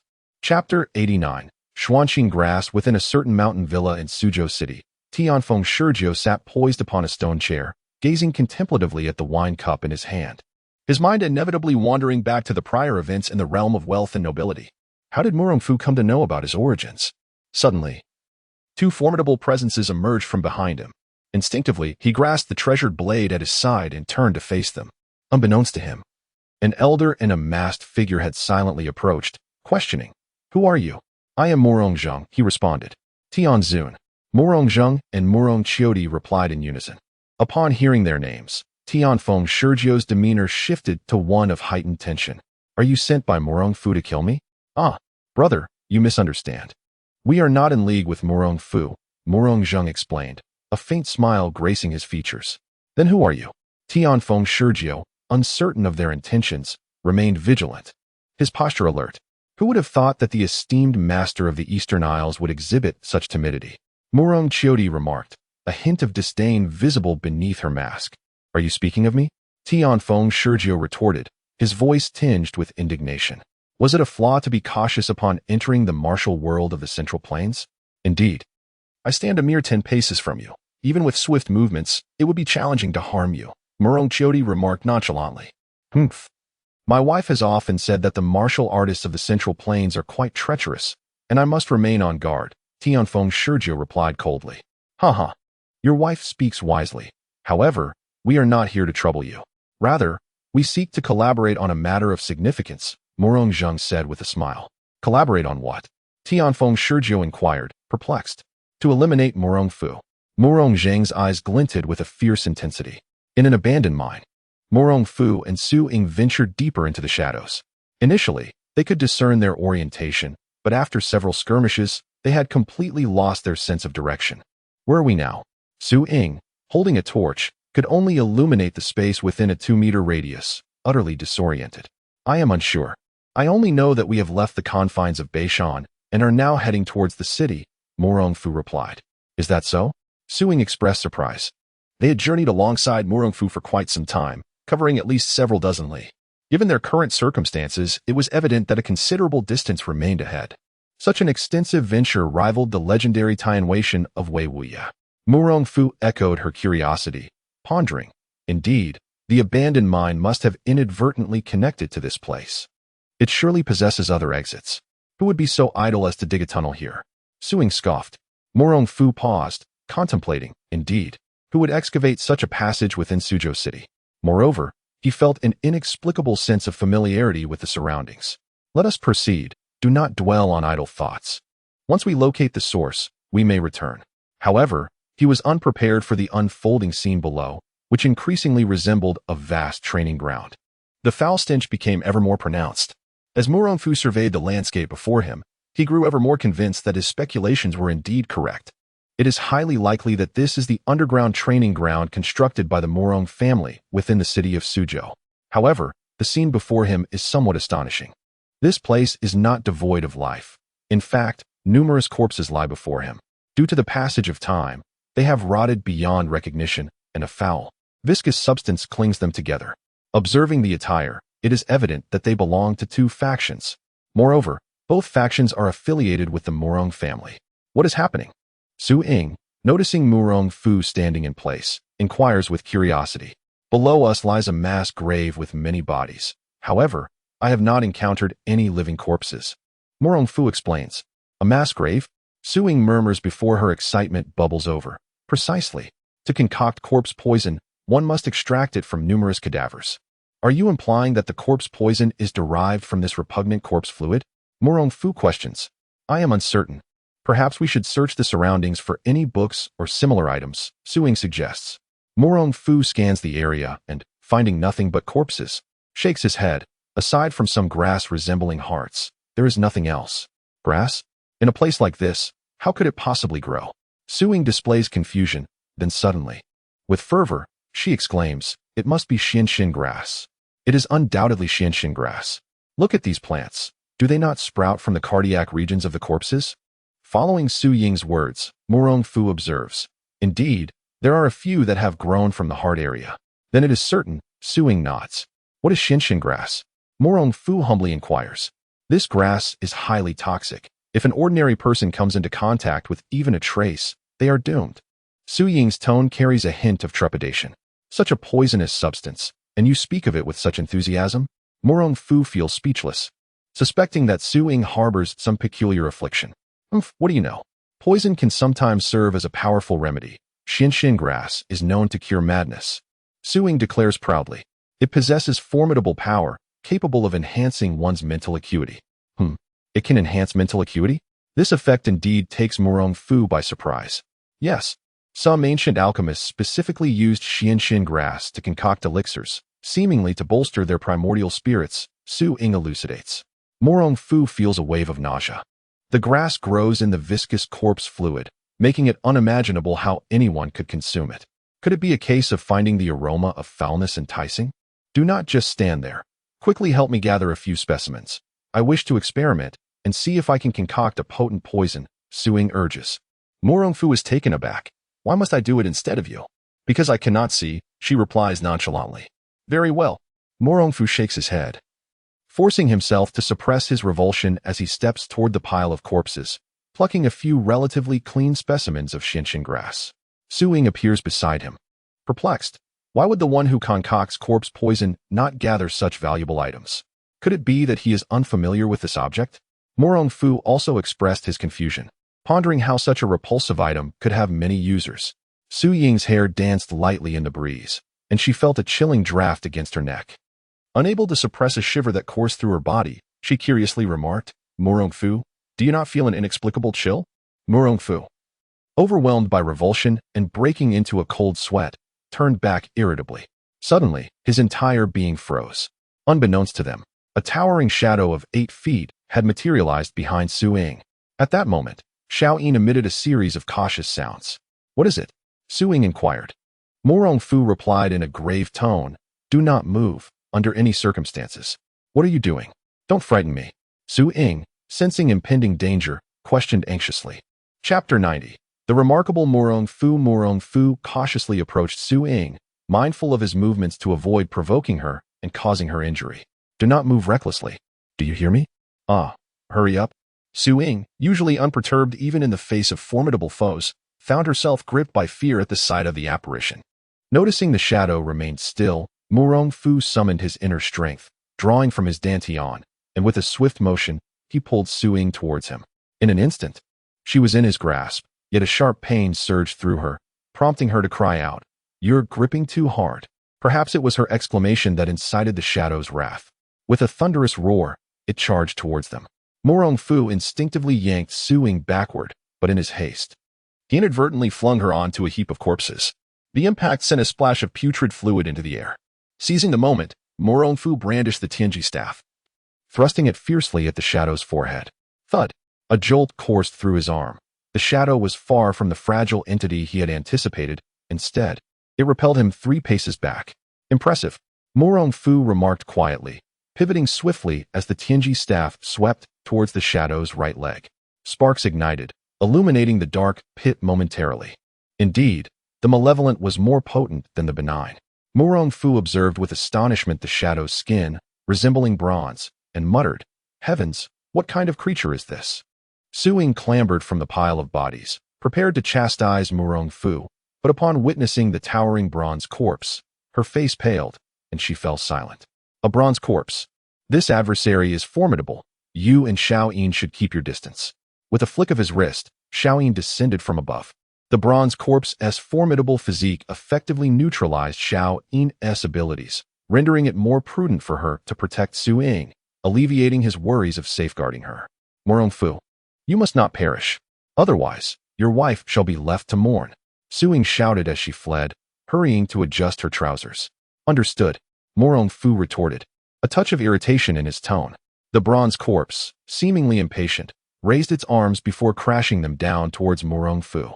He swiftly employed his agility, engaging in a dance of combat with the creature using the Tianji staff. Each strike against the bronze body ignited sparks, yet despite his efforts, he found himself bleeding from his hands. The blood trickled onto the Tianji staff, seeping into its intricate patterns. Murong Fu remained oblivious to the implications until a wave of dizziness washed over him. An enigmatic figure materialized in his mind, executing peculiar techniques with a staff. Instinctively, he mimicked the movements against the bronze corpse. The staff techniques were profoundly intricate, predominantly targeting the enemy's acupoints. In the next moment, he felt a shift in perception, as if the techniques were primarily sweeping motions. Soon after, he sensed yet another discrepancy. After an extended period of exertion, his arms became utterly numb. Yet his body instinctively wielded the heavenly machine staff. At this moment, he realized the truth. The staff was guiding him in his practice. For a time, he ceased his resistance. The staff technique was myriad and unpredictable, rendering the copper corpse utterly defenseless. It struck the copper figure mercilessly, leaving it in agony, its head adorned with dents. Though the copper corpse was tireless and immensely strong, any ordinary person would find themselves powerless against it. However, it was unfortunate for the corpse that it faced Murong Fu, a master endowed with 3 divine arts. His vital energy flowed ceaselessly, and his internal strength was akin to a century's worth. With greater endurance than the corpse itself, Murong Fu could endure not just 1 or 2 hours of combat, but even a full day if necessary. Yet, alas, the heavenly machine staff technique became increasingly fluid, each strike landing with precision upon the copper corpse's head. Seemingly endowed with a spark of intelligence, the copper figure's eyes reflected a glimmer of fear as it attempted to flee. Come to your end. Murong Fu raised the staff high, aiming another fierce blow at the corpse's head. The copper skull was indeed resilient, yet it could not withstand the mental force exerted by the staff. Even through attrition, it would be brought to ruin. Ding! A question arose. The host must make a choice. Option 1. A century-old general's indomitable spirit, unwilling to die in forgetfulness of loyalty, subdue the copper corpse. Reward: 1 portion of dragon essence. Option 2. Caution befalls the unfortunate spirit, seeking peace by extinguishing the loyal soul, eliminate the copper corpse. Reward: the holy hand of severing pulses. Could the copper corpse still be subdued? Was the system playing tricks? Murong Fu silently protested. However, upon hearing the system's prompt. It was evident that the copper corpse was aligned with his faction, having held a significant position in life. Its undying loyalty stemmed from its unwavering bond with the Murong family. Such a devoted general, it truly pained him to strike it down. Choose. A gentle reminder. A drop of blood from the host must be placed upon the copper corpse's brow. Bang! Murong Fu, tempering his strength, knocked the copper corpse to the ground, dazed, and bit his finger to let a drop of blood fall upon its forehead. In that instant, a connection seemed to form between them, enabling a mutual understanding akin to that shared with Xiaoyin. Ding! Congratulations to the host for successfully subduing the copper corpse, earning 1 portion of dragon essence. Name: Murong Fu. Age: 27. Identity: head of the Murong clan subordinates. 300 shadowy guards. Xiaoyin, copper corpse. Realm: master level expert. Internal strength: over 100 years. Internal arts: minor formless art, somewhat accomplished. Divine reflection scripture, somewhat accomplished. Nine-yang divine art, somewhat accomplished, among others. Martial arts: star shift, mastered. Interwoven finger, integrated. Heavenly machine staff technique, somewhat accomplished. Dragon elephant prajna skill, somewhat accomplished. Great soul seizing hand, somewhat accomplished, among others. Body technique: wind riding shadow, somewhat accomplished. Excellent. Murong Fu gazed at his status panel, feeling quite satisfied. Only the internal arts appeared somewhat complex, yet everything else was splendid. With a shiver, Murong Fu infused himself with another portion of dragon essence, realizing this was his 4th. 6 more to go. The journey ahead was indeed arduous. Rise. Murong Fu commanded the copper corpse. The copper corpse exhibited a glimmer of confusion in its eyes, seemingly grasping Murong Fu's intention. It gradually rose to its feet and performed a peculiar gesture towards Murong Fu.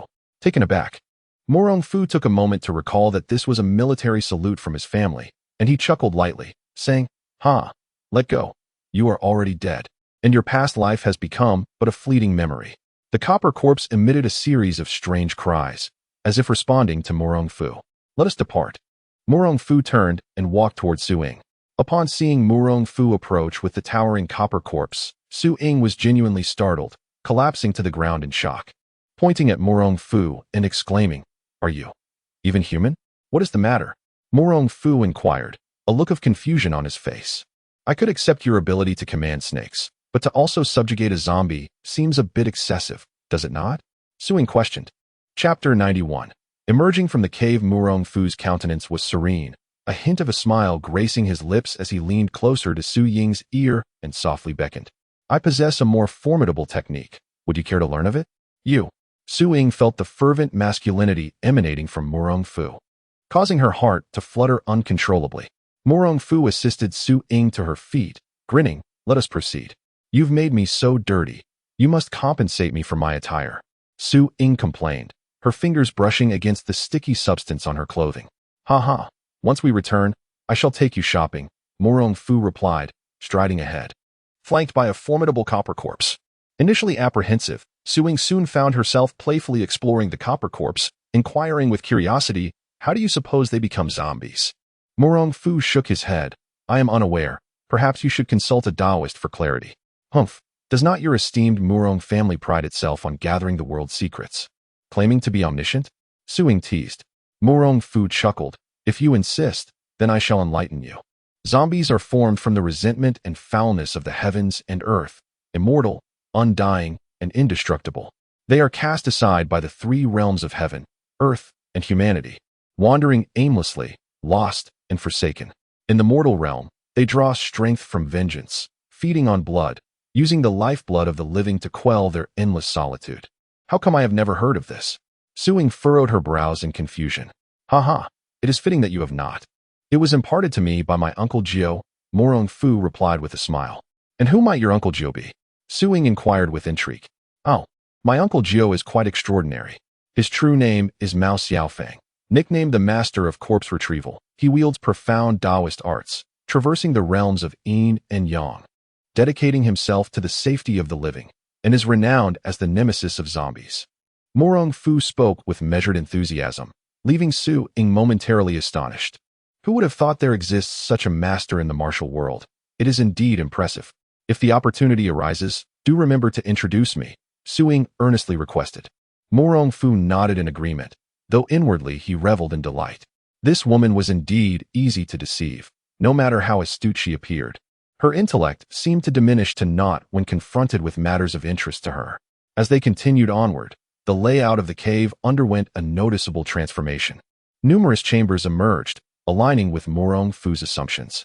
This was indeed a place utilized by the Murong family to cultivate a secretive force. Before long, the pair stumbled upon a tidy room, furnished with a table strewn with a chaotic assortment of books. Su-ing, filled with curiosity, opened a notebook and after perusing a few pages, remarked gravely, "I am certain this is a ledger for crafting corpse poison, albeit encrypted. I cannot decipher it at present. No matter, I have vanquished most of the living corpses here." Murong Fu casually flipped through a few volumes. "What do you know? Such notes are exceedingly precious and hold immense value." Su-ing countered. Murong Fu chuckled, "If you desire them, feel free to take them." "Well then, I shan't be polite." Su-ing exclaimed joyfully, selecting several books on poisons. "Let us be on our way." The two continued their journey for a while before discovering that the underground structure was remarkably well equipped, adorned with opulent decorations. After an extensive search, they finally located the ladder leading outside. A faint glimmer of the setting sun lingered at the cave's entrance. "Are you really planning to take it back with you?" Su-ing inquired, glancing at the bronze corpse behind them. Murong Fu pondered for a moment before issuing a command to the bronze figure, instructing it to remain within the cave, ever ready for his summons. With a thump on its chest, the bronze corpse acknowledged. "Hey, quite perceptive, isn't it?" Su-ing jested. "Let us find a place to give you a proper wash," Murong Fu replied with a hint of irritation. "Do you even know where we are?" Su-ing asked, surveying her surroundings. Murong Fu replied nonchalantly, "This is our family's back garden. Follow me." The Murong ancestral residence, once expansive, encompassed this area as well.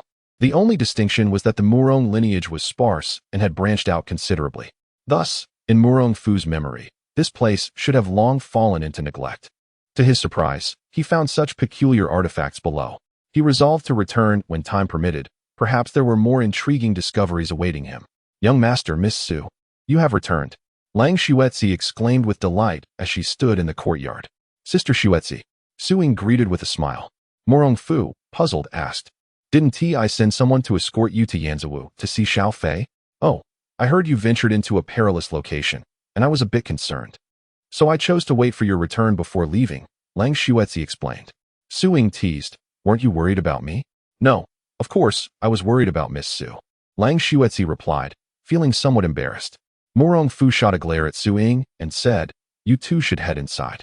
I'll have the servants prepare some bathing water and fresh clothes." I can whip up something for you to eat," Lang Xuetzi suggested. Murong Fu hardly acknowledged her, for he was ravenous after a long afternoon of dealing with the animated corpse. "Then I shall trouble you, sister-in-law," he said. Su-ing pouted, "You're too polite. Eat if you wish." "Humph. Hurry and get someone to prepare the bath. I am utterly filthy," Su-ing exclaimed irritably. Murong Fu shook his head and turned to leave. Lang Xuetzi smiled at Su-ing before heading to the kitchen to cook. After a brief while, the two tidied up and enjoyed a sumptuous feast. Murong Fu gazed at the bright moon overhead, feeling somewhat tipsy, and said, "Sister-in-law, it's quite late. Traveling by boat might be perilous. Would it not be better to return tomorrow?" "All right, I'll follow your advice," Lang Xuetzi replied, her cheeks slightly flushed in agreement. Su-ing yawned and remarked, "I'm exhausted. I think I'll retire for the night." "Yes, go ahead. I've instructed the servants to prepare a fresh quilt for you," Murong Fu assured her. Lang Xuetzi stood up and said, "Well then, I too shall return to my room." "Haha, go on, sister-in-law," Murong Fu chuckled as he watched the two women depart. Afterward, he indulged in a couple more cups of liquor. Suddenly, a figure appeared behind him, kneeling on the ground and stating, "I am your subordinate, Jiang Zian, and I have come to pay my respects, master." "Indeed," Murong Fu inquired, "have there been any recent discoveries?" "In response to your question, I have learned that Murong Zheng has gone to meet with Tianfeng Shiliang," Jiang Zian replied. A faint smile crossed Murong Fu's face as he remarked, "I suspected that old fellow would seek collaboration with the Easterners." He remained remarkably unfazed. "Are there any other matters?" Jiang Zian shook his head. "None." "Very well. You may leave. I have some matters to attend to." Murong Fu gestured for Jiang Zian to withdraw, then proceeded towards the hall exit. As he neared his chamber, he turned and made his way to the door of Lang Xuetzi. Moistening his lips, which had dried in the wind, he gently knocked on the door, declaring, "Sister-in-law, I have arrived." Chapter 92. The troubled girl Su Ying. Within the confines of the room, Lang Xuezi was taken aback, swallowing her breath and mustering her courage to say, "Young master, the door is not closed." Upon hearing this, Murong Fu's lips curled into a subtle smile. He pushed open the door and, with a flourish, shut it behind him. "Young master, what brings you here?" Lang Xuezi inquired softly as she sat at the edge of the bed. Murong Fu approached her leisurely, a playful smile dancing on his lips as he asked, "Sister-in-law, can you guess how I arrived?" Lang Xuezi lowered her gaze and replied, "But you haven't eaten enough? Do you need sister-in-law to prepare something for you?" "Indeed, a meal is necessary, yet I crave something different," Murong Fu declared, drawing Lang Xuezi into his embrace. Inhaling the fragrance of her body, he whispered teasingly in her ear, "Sister-in-law, you smell delightful." Lang Xuezi felt the masculine energy radiating from Murong Fu, causing her to tremble involuntarily, her body gradually yielding in his arms. "Ah, young master, what do you wish to eat? I shall prepare it for you." Murong Fu's right hand brushed deliberately against the inner part of Lang Xuezi's thigh as he continued, "Sister-in-law, do you remember the promise you made to me? As long as you live, you would grant my requests." Lang Xuezi was taken aback, her heart racing wildly, and she responded with a barely audible murmur. "Then, may I devour you today, sister-in-law?" Murong Fu said with a mischievous grin. Lang Xuezi's mind went blank under Murong Fu's touch. Without a second thought, she nodded, "Young master, how would you like to feast?" "Sister-in-law, have you heard of the art of extracting essence?" Murong Fu chuckled, lifting Lang Xuezi and laying her upon the bed. She felt rigid, unable to muster even a hint of resistance, yet there was a flicker of anticipation within her. As her garments loosened, her figure revealed itself before him. Murong Fu lowered his head, the sound of drinking echoed softly. Lang Xuezi clutched the bed's edge, suppressing her embarrassment, yet a soft moan escaped her lips. Seizing the opportune moment, Murong Fu took the lead. Lang Xuezi's movements were tentative, yet careful, the exquisite experience beyond words. "Fu, be gentle, Su Ying might hear." Lang Xuezi protested, but Murong Fu merely chuckled, waving his hand dismissively. As he extinguished the candle, he deliberately opened the doors and windows. After all, the union of man and woman is a natural order. What is there to fear? "Wait," Lang Xuezi attempted to interject, but Murong Fu provided no chance for her to resist. A sudden thrust left her mind utterly blank. The room soon resonated with melodious sounds, contrasting starkly with Su Ying's rhythmic snores from her chamber. Days passed. Murong Fu emerged from Lang Xuezi's quarters, his demeanor vibrant, only to encounter Su Ying. "Why are you coming out of Sister Xuezi's room?" Su Ying queried. Murong Fu shrugged and replied, "I recently learned a new poem and thought to share it with sister-in-law." "Oh, you can compose poetry?" Su Ying remarked, intrigued, and pressed further, "What poem?" "Haha, listen closely," Murong Fu chuckled, reciting, "Withered vines, old trees, and dusky crows. A small bridge, flowing water, and a humble abode. The ancient path, the west wind, a gaunt horse. As the setting sun descends, a heartbroken traveler wanders the earth." Su Ying was puzzled. "What does that mean?" "Haha, you're still young. You'll understand when you grow up." Murong Fu, filled with self-satisfaction, strode out of the residence and made his way directly to the governor's mansion. Not willing to accept this, Su Ying rushed to Lang Xuezi's room to inquire. Upon entering, she noticed that her sister seemed to have just awakened. "Sister, it's already well past noon. Why are you still in bed? Are you feeling unwell?" Lang Xuezi, her face flushed, shook her head. No, I just stayed up late last night, and I'm a bit tired." Could it be the corpse poison within her that hasn't been cleared? "Let me check your pulse," Su Ying said, grasping Lang Xuezi's wrist to feel her pulse. Her expression grew increasingly strange. Lang Xuezi, noticing this, became concerned and asked, "Sister Su, is something wrong?" How peculiar. Your internal yin energy is rather weak. Yet your yang energy is quite strong," Su Ying remarked, perplexed. "It resembles," she hesitated. Lang Xuezi, curious, prompted, "Resembles what?" "It resembles the symptoms I had after drinking Murong Fu's blood last time." After saying this, Su Ying scrutinized Lang Xuezi from head to toe and asked, "You haven't drunk Murong Fu's blood too, have you?" Cough, cough, no. You mustn't say such things. I am not a blood-sucking monster." Lang Xuezi's face turned crimson, as if a drop of water upon her would produce steam. Fearing Su Ying might speak of something strange, she swiftly changed the subject. By the way, Sister Su, did you come here for something specific? Su Ying tapped her forehead and said, Ah, I ran into Murong Fu earlier. He mentioned he was here to recite poetry to you. Something about the ancient road, the west wind, and a lean horse. Quite odd. At that moment, Lang Xuetzi felt a wave of despair. Had she known this would be the topic, she would have never asked.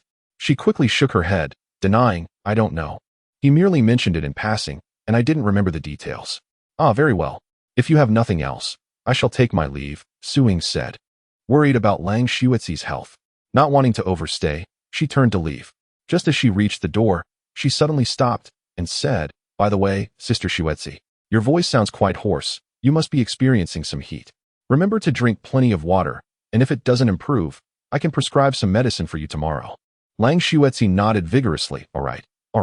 Su Ying chose not to say more, but as she reached the door, she suddenly recalled. I forgot to ask if you heard any strange noises last night. They caused me to have nightmares. Upon hearing Su Ying's words from outside, Lang Xuetzi wished she could find a hole to hide in. What a shameful day this had turned out to be. Meanwhile, Murong Fu had arrived at the governor's mansion. Upon hearing that Murong Fu was seeking him, Song Yongxi hastily set down his chopsticks and stepped out to greet him. Young Master Murong, you have finally arrived. Song Yongxi grasped Murong Fu's hand. Murong Fu replied nonchalantly, What's the matter? You seem to have lost weight, Song Darren. You wouldn't believe it. The situation in the mansion has been chaotic lately. Just yesterday, someone dared to commit murder in the quarantine area. Had the soldiers not arrived in time, the patients inside might have all been slaughtered. Song Yongxi's tone was laced with a hint of indignation, and his eyes furtively scrutinized Murong Fu, silently hoping that Murong Fu would take the initiative to address the matter at hand. Otherwise, he truly lacked the capability to manage it. Murong Fu, well aware of the other's thoughts, smiled and reassured him, saying, Rest assured, I am already aware of the situation. With young Master Murong's assurance, I can finally breathe easy, Song Yongxi replied, slapping his forehead in realization. How could I forget the etiquette of hosting? Young Master Murong, please, do come in. After you. Murong Fu said graciously, extending his hand. As they entered the hall, Murong Fu noticed that Song Yongxi was in the midst of dining and felt a twinge of embarrassment. It seems I have arrived at an inconvenient time, interrupting your meal, Sir Song. Not at all. It is merely my distant niece visiting. I was simply welcoming her. Song Yongxi responded. He then called out, Yu Ji, come and meet our esteemed martial artist from the Song Kingdom. Chapter 93, The Pink Girl. Song Yuzhimurong Fu gazed at the woman who had risen before him, secretly pondering if she could indeed be the descendant of that great master. Are you the sovereign of the southern martial arts realm of the Song dynasty, Murong Fu? Song Yu possessed an aesthetically pleasing appearance. With a voice that was crisp and clear, exuding a sense of precision and sharpness, subtly laced with an air of provocation. At first glance, aside from the mole at the corner of her mouth, there seemed to be no remarkable features. However, in her eyes, Murong Fu perceived a glimmer of sharpness, suggesting that she was indeed a practitioner of the blade. Murong Fu smiled and remarked, The southern overlord still has a way to go, but progress is certainly on the horizon. Song Yuji squinted and smiled, saying, Aside from my father and that despicable man, you are the most commanding speaker I have encountered. Haha, Miss Song, you flatter me. Murong Fu replied with a bow, taking a seat to the left of Song Yongxi. Well said, eat more, do not hold back. Song Yuji laughed heartily, exuding a boldness reminiscent of a young lad. Song Yongxi, in a courteous manner, remarked, Young Master Murong, you rarely visit without cause. Have you come today bearing good news? Lord Song, you jest. I have come to inform you that I have located the source of the corpse poison. Today, you may order the city gates to be opened, Murong Fu declared.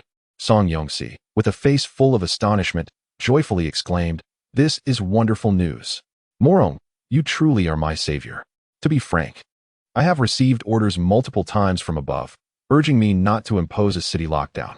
Should I fail to eradicate the plague, I fear that my position as governor may soon be relinquished. No offense intended. Furthermore, here lies my invitation. On the occasion of the Double Ninth Festival, ancestral rites will be performed at the old residence. Murong Fu took out an invitation from his bosom and handed it to Song Siyuan.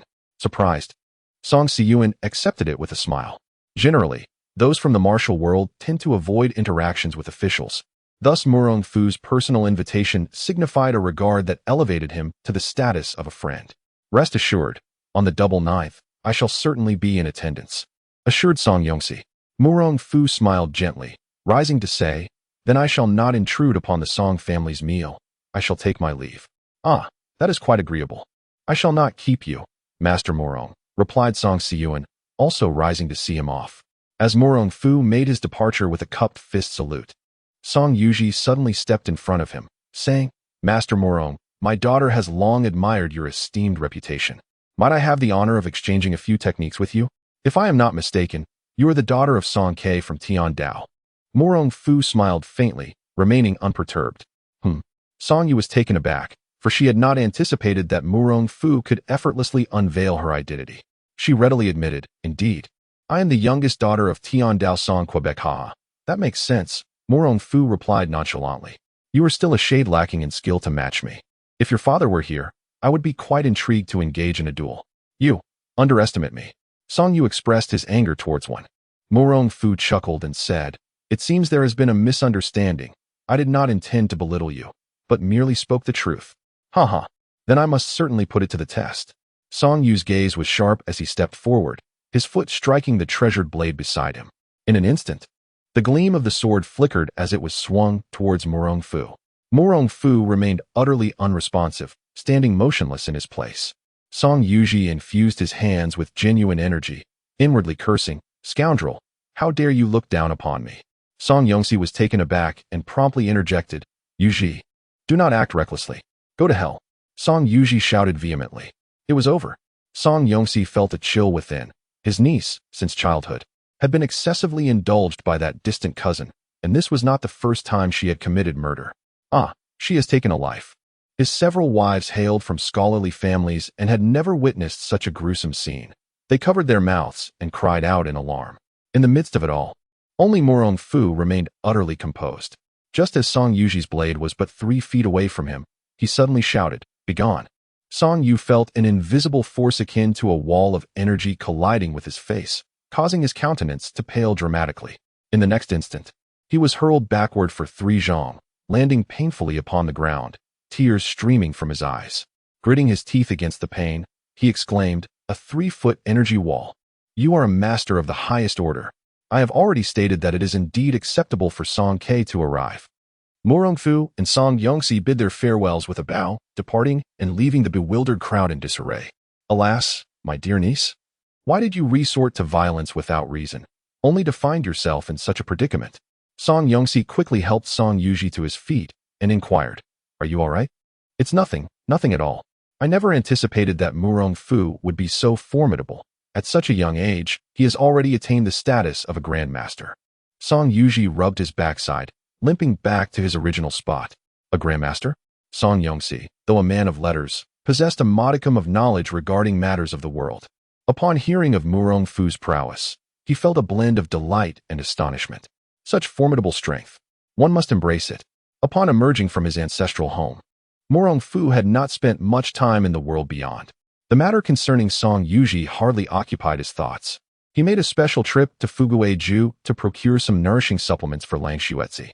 After all, he was quite fatigued from the previous night, his throat hoarse from excessive shouting.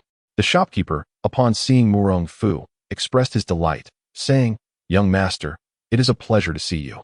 Murong Fu smiled in response. Ah, I have come to purchase some delicacies to bring back for my family. Ah, woman.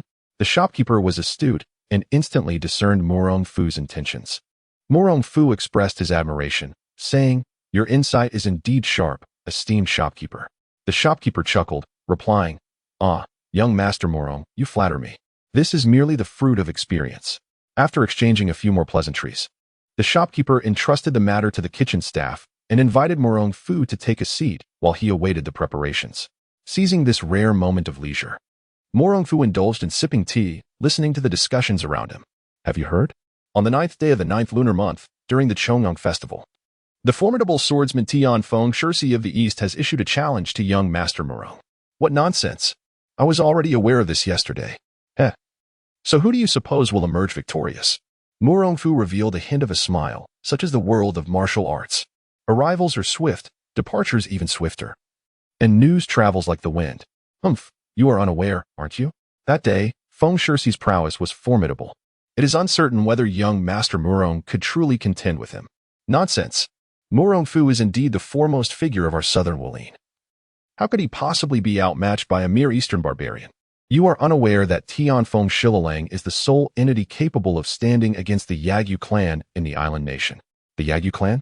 Murong Fu gazed at the crowd, and when the name of the Lu Sheng family was mentioned, his eyes were filled with trepidation and fear.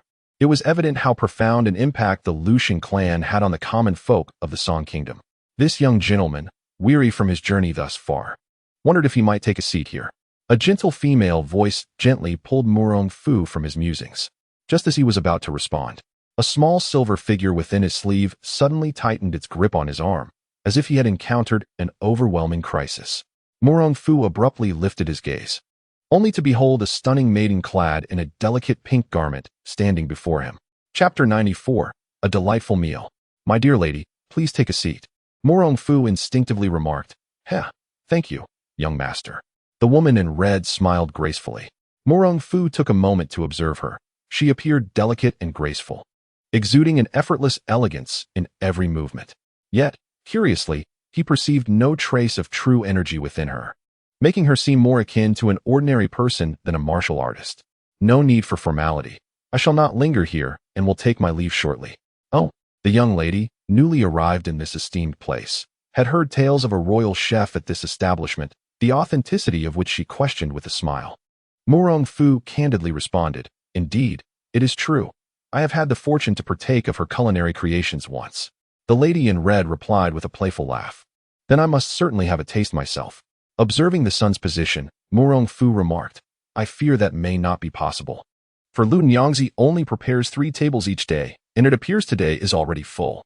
I see, what a pity, the red-clad maiden sighed, disappointment flickering across her features.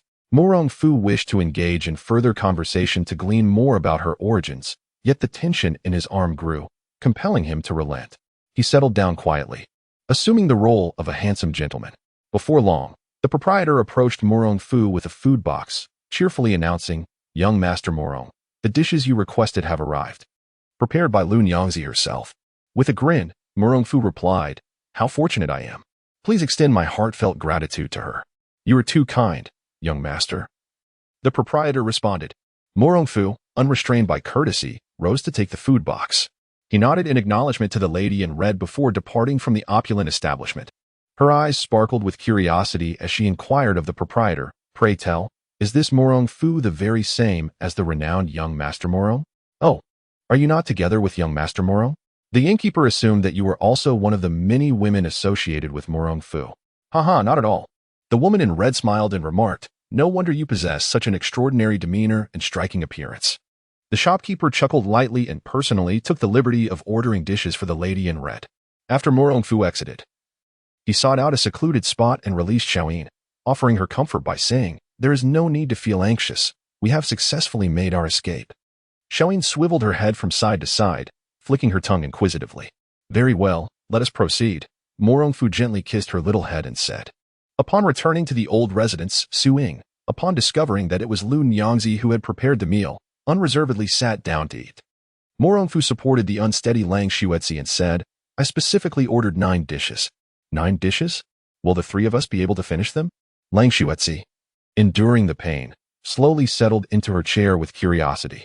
Sister Xuetzi, rest assured, I will definitely finish it, Su Ying remarked as she surveyed the dishes on the table. Indulging in her meal with abandon, completely disregarding her pristine image, Murong Fu teased, You excel at nothing but eating. Surely, you must be referring to yourself? Humph. If you were the first in cooking, I might just acknowledge your skills, Su Ying huffed in annoyance. Meanwhile, Lang Xuetzi seized the opportunity during their banter to indulge in a piece of braised pork. The succulent morsel, perfectly marbled with fat, melted in her mouth. The exquisite flavors of the ingredients burst forth in a delightful explosion on her palate. It was as if it transported her back to the previous night. That feeling of anticipation. Murong Fu gazed at the contented expression of Lang Xuetzi and inquired, Sister-in-law, is it delicious? A Lang Xuetzi, feeling a surge of anxiety, felt her face flush with embarrassment as she retorted, It is not tasty at all. How could that be? Su-ying skeptically picked up a piece and placed it in her mouth. This is delicious. Shuexi, could it be that you are mistaken? Delightful. To indulge a bit more, Lang Shuexi provocatively glanced at Murong Fu. She then served a piece to Su-ying, the implications unmistakable. Murong Fu licked his lips, subsequently immersing himself in his meal, choosing silence. Once they had satisfied their appetites, he suggested, "Today, I shall escort you both to Yanzhou for your stay. I understand your intent in escorting Sister Shuexi, but what purpose do you have in accompanying me?" Su-ying expressed her confusion. In a few days, during the ancestral worship, there will surely be many who return, and among them, some will undoubtedly speak ill. Murong Fu chuckled in response.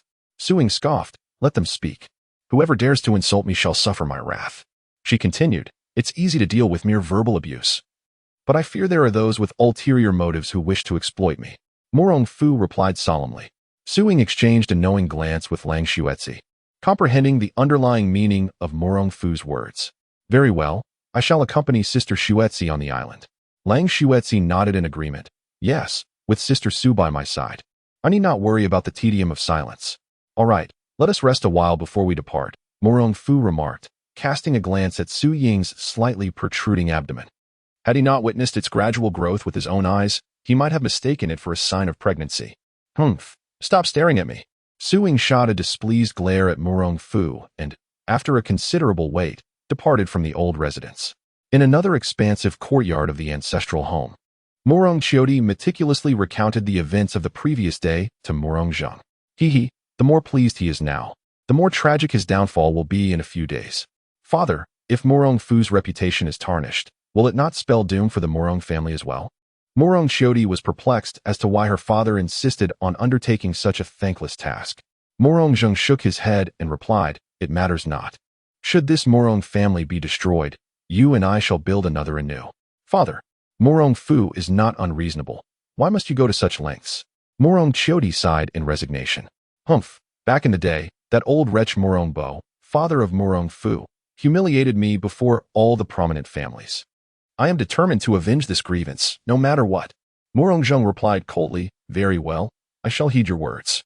Murong Qiudi responded in a subdued tone. Murong Zheng continued, "Have you sent out the invitations for the Murong family gathering, as I instructed?" "Indeed, a letter has been dispatched in your name," Murong Qiudi acknowledged. "Haha, splendid.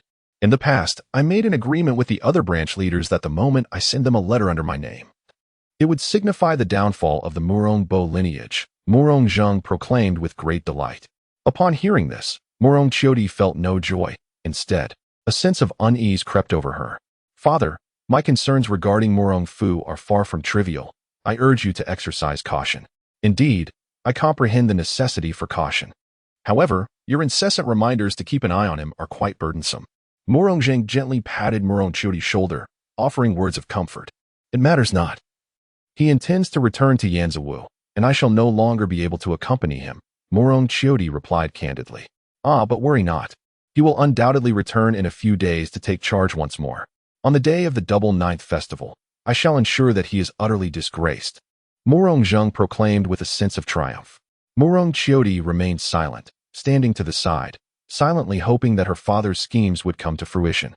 Otherwise, given Murong Fu's decisive nature, he would inevitably face severe repercussions. At that point, he might not even be able to preserve his life.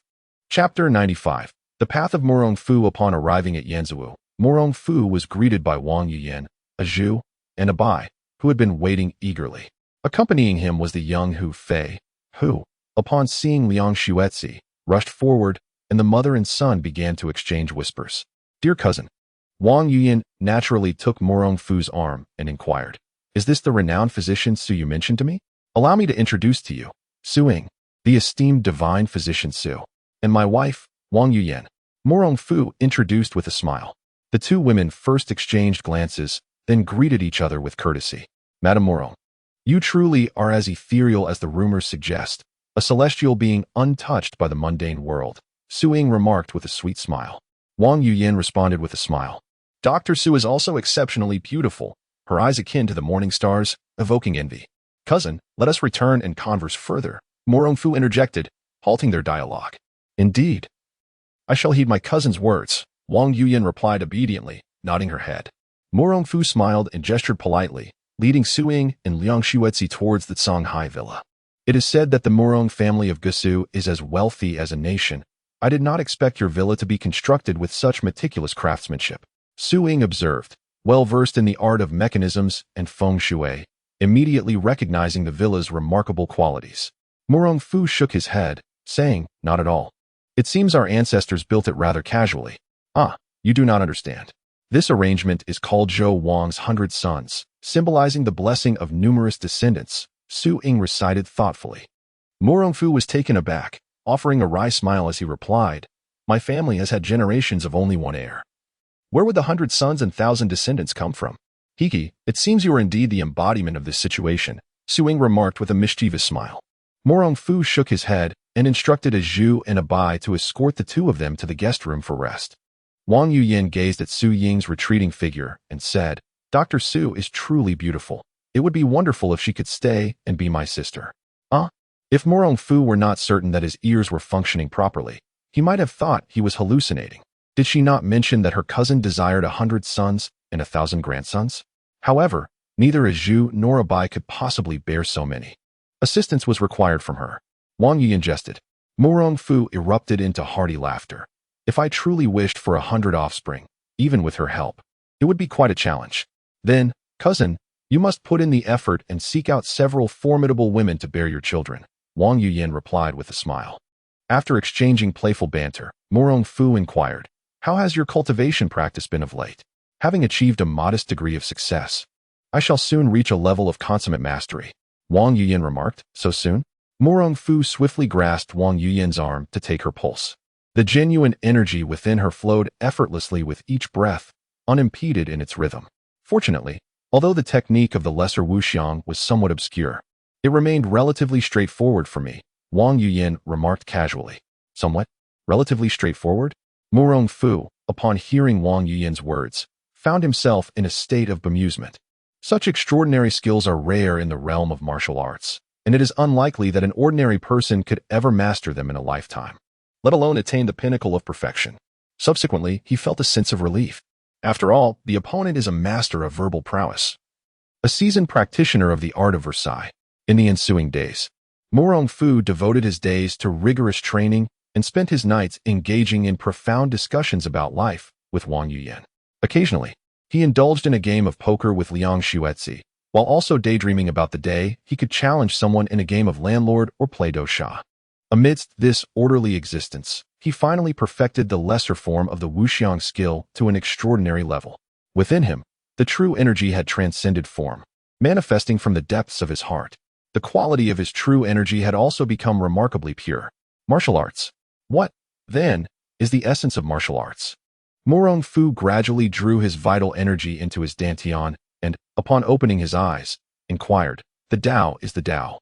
What does not conform to the Tao is devoid of it. The Tao that can be articulated is not the eternal Tao. The heavens impose penalties upon the earth upon humanity, and humanity upon the heart, while the heart governs all things. Cousin, the path you choose ultimately depends upon your heart. Wang Yuyan, seated nearby, quietly perused her book, pausing only when Murong Fu spoke. The couple had developed a tacit understanding. Whenever Murong Fu practiced his skills, Wang Yuyan would attend to him, providing explanations and translations whenever he encountered confusion. This collaboration enabled his rapid progress. Cousin, what path do you believe I should pursue? Murong Fu inquired with a smile. Cousin, I trust you have arrived at an answer within your heart, hence your question. Wang Yuyan replied. Murong Fu fell into a momentary silence. Then the corners of his mouth gently lifted. Our Murong family has always prided itself on the mastery of celestial transformations. It is this very art that I shall wield to govern the world. All the stars in the heavens shall heed my command. As soon as he finished speaking, his aura surged exponentially. It seemed as if the energies of all surrounding entities were under his dominion, yielding to his every will. Dragon soars, stars shift, capturing the dragon and controlling the crane. Cousin, you have discovered your own path. Wang Yuyan joyfully remarked that she had grasped a fragment of understanding, albeit rather vague. The path that Murong Fu comprehended was precisely the essence of his family's stellar shift technique. Stealing a glance at the system panel, the mastery of the stellar shift had transcended to a profound integration of knowledge. This, too, was a moment to congratulate her cousin on officially becoming a master. Wang Yuyan lifted her exquisite eyes and insisted, "Haha, very well. Whatever my cousin says shall be accepted." Murong Fu, in his elation, embraced Wang Yuyan, feeling that a celebration was in order. Startled by his sudden action, Wang Yuyan quickly protested, "Cousin, did we not just 3 days ago?" Murong Fu, perplexed, remarked, "Cousin, your precious possession seems to have the power to melt Yuyan like lava each time. It causes me such anguish, truly." At this point, Wang Yuyan blushed slightly. Murong Fu chuckled softly and kissed her ear. "What is it, truly?" Wang Yuyan inhaled the robust essence emanating from Murong Fu's physique. Enveloped in a sense of intoxicating allure, her mind devoid of any notion of resistance. Cousin, by the time the couple concluded their intimate encounter, it was already the following day at dawn. Murong Fu gazed at his weary wife, a twinge of compassion stirring within him. It was entirely his fault for succumbing to momentary delight and neglecting to maintain restraint. It seemed he must exercise greater caution in the future. Upon exiting the still water pavilion, a Zhu and a Bai had been waiting for some time and spoke up. "Young master, third brother arrived yesterday afternoon." "Oh, why was I not informed?" Murong Fu inquired casually. A Zhu and a Bai exchanged amused yet exasperated glances and replied, "Upon hearing that you and the madam were occupied, we did not dare to intrude." "Ah, ahem. Where is third brother? Shall we proceed?" Murong Fu patted his head, having forgotten such circumstances. "Young master, this way please." A Zhu and a Bai, seeing Murong Fu's amused demeanor, led him to the grand hall. Bao Butong had been waiting there and, upon seeing Murong Fu's arrival, hurriedly greeted him. "Young master, have you concluded your tasks?" "Ah, just finished." "Does third brother have matters to attend to?" Murong Fu feigned calmness as he inquired. "Tomorrow marks the auspicious occasion of the Double Ninth Festival. I possess a list of guests who have already arrived. Would you kindly peruse it, young master?" As he spoke, Bao Butong handed the list to Murong Fu. Upon opening it and glancing hastily through its contents, Murong Fu murmured in astonishment, 300 guests have returned all at once."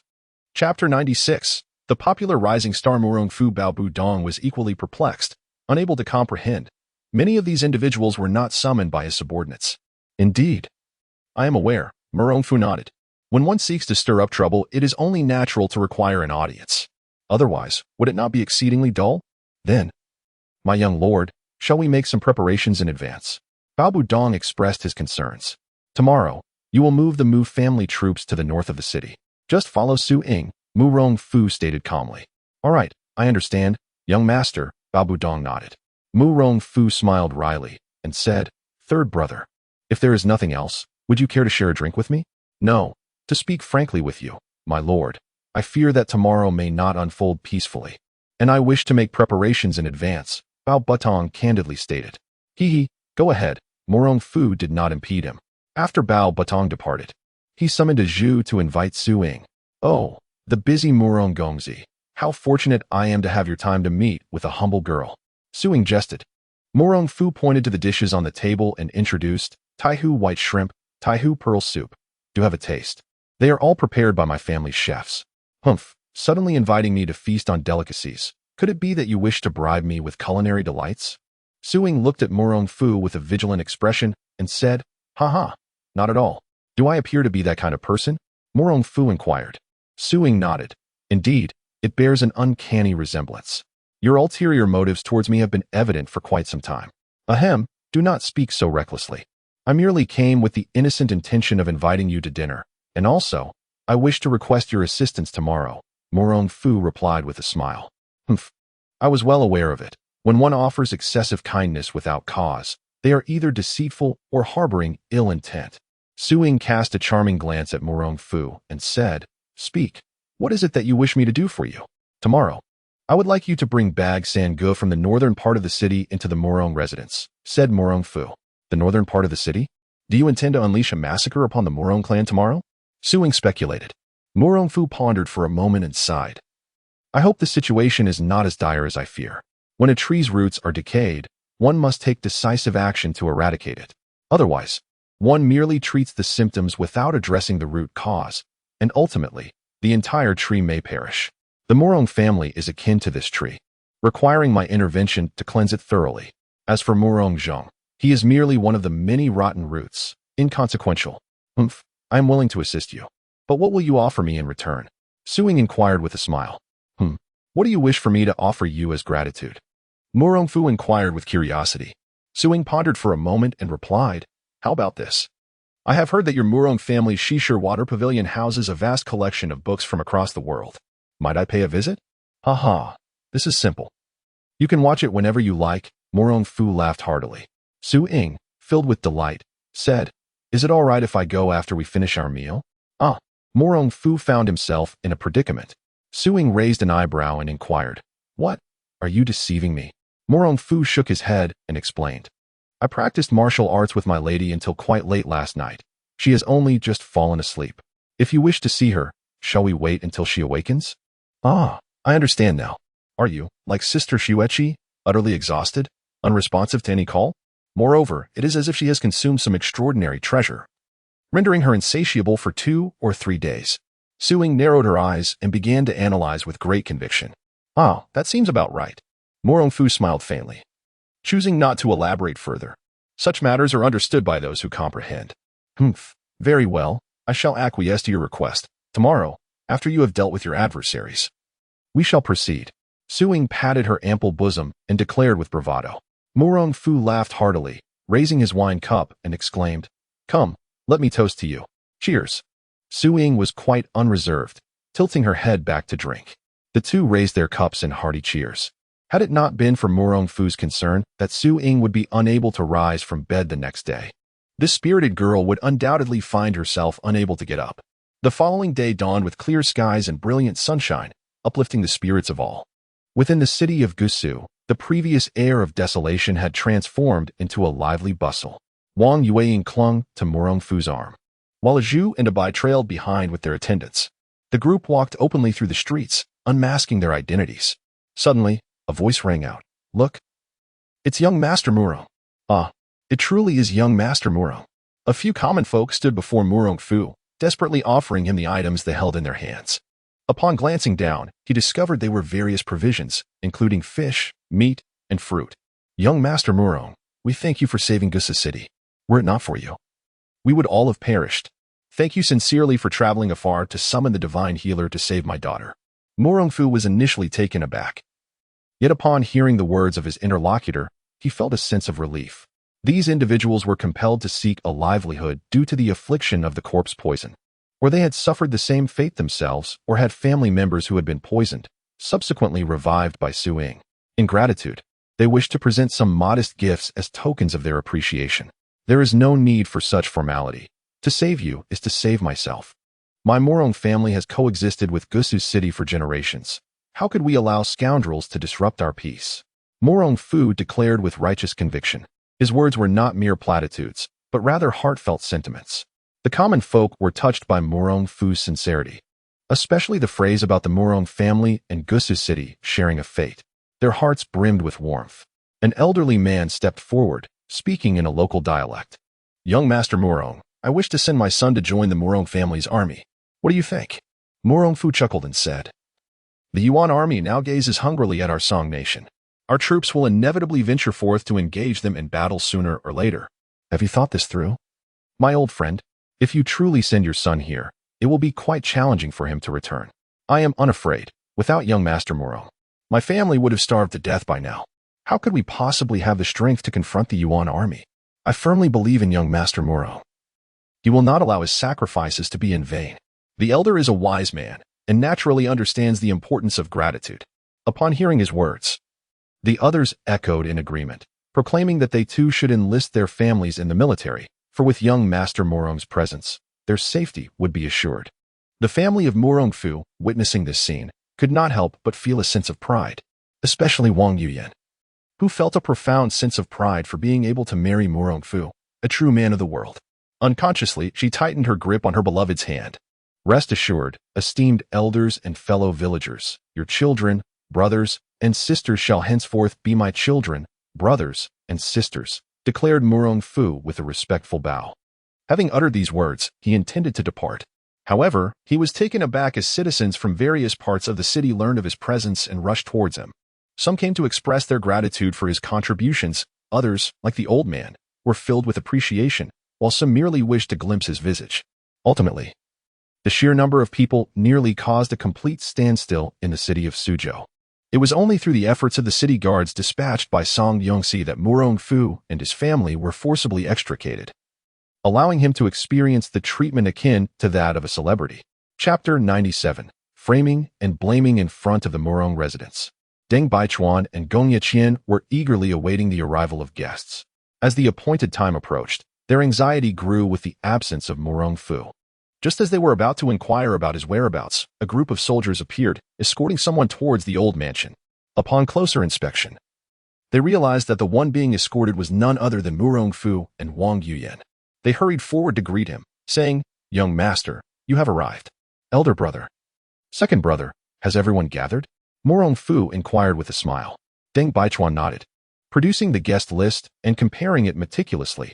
Aside from a few individuals who had yet to arrive, the rest were present. He chuckled. "Well then, let us proceed." Murong Fu nodded nonchalantly. However, just as he took his first step into the courtyard, a light-hearted voice reached his ears. "The master of the house is indeed extraordinary.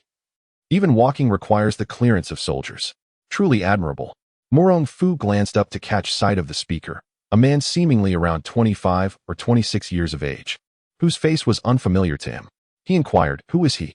"He is Murong Faping, the eldest son of Murong Xinghua, the master of Bailong Mountain's Yunhe Manor." Gong Yeqian scanned the guest list and remarked. Murong Fu remained speechless. Indeed, the more insignificant a person, the longer their title. Someone like him only needed to utter the 3 words Nan Murong, and he would be known far and wide. Initially intending to assert his dominance, he felt nothing but disgust upon hearing that name, choosing to ignore the other party entirely and making his way directly to the main hall of the old residence. Murong Faping attempted to retort, but when he caught a glimpse of Murong Fu's eyes glowing with a faint, dark light, he felt as if a mountain had descended upon him, sending chills down his spine. The words he wished to utter were forcefully swallowed back. It was only after Murong Fu had completely vanished from sight that he felt a sense of relief and muttered softly to himself, "Damn. How can this guy be so eerie?" Murong Fu arrived at the entrance of the hall, casting a sweeping glance around. The previously cacophonous atmosphere fell abruptly into silence, each person's breath becoming distinctly audible. "Ah, esteemed uncles and aunts, it has indeed been a while." Upon seeing Murong Fu's smiling visage, the assembly of individuals exhaled in relief. Each person promptly rose to extend their greetings. "Young master, how courteous of you. Your complexion appears even more vibrant, suggesting your martial arts have advanced further." "Indeed, young master. Your demeanor is impressive. You are truly a promising figure, and we can hardly contain our anticipation." Listening to the flattery, Murong Fu nonchalantly waved his hand. "Esteemed elders, there is no need for such formality. Please, take your seats." Having spoken, he himself did not hesitate to occupy the position of honor at the head of the table. As he surveyed the room, he indeed recognized several familiar faces, including Murong Jiu, Zhang Jing, Guran Yu, and Duan Heifei, among others. "Please, please," the attendees urged as they settled down following Murong Fu's seating. Murong Fu then remarked, "I never anticipated that so many branches of the Murong clan would return this year. It is truly a remarkable occurrence." "Indeed," Murong Zheng chimed in with a laugh. "Had it not been for the obstinacy of the former clan leader, our various branches would not have been able to gather together in unity today." At this, the room fell into a contemplative silence once more. "Old fellow, is this not an attempt to slander Murong Bo? This is the rhythm of a complete fallout." Deng Baichuan stepped before Murong Fu and shouted, "Murong Zheng, what are you doing?" Murong Fu scratched his head and gazed out of the window at the white clouds beyond the hall, calmly stating, "Shall we postpone our grievances and resentments until after the ancestral rites?" Murong Zheng was taken aback. He had not anticipated that, despite his sudden provocation, Murong Fu would remain so composed. Sensing the tension in the air, Song Siyuan interjected gently, "Esteemed guests, we are all prominent figures in the martial world. It would be prudent to prioritize our ancestral rites. The other matters can certainly wait for a more appropriate time." "My dear Sir Song, that simply will not do. Today, you happen to be here.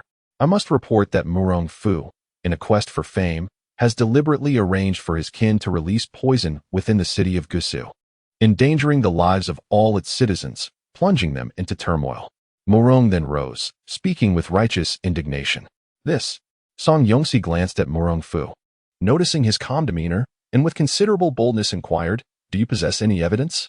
Murong Jing's lips curled into a slight smile as he summoned several old servants from the residence, stating, "These individuals are the ones who assisted Murong Fu in administering poison." He then produced a journal from his bosom, proclaiming, "This is the journal of my clan's Murong Jingwe, wherein he meticulously recorded the transgressions of Murong Fu.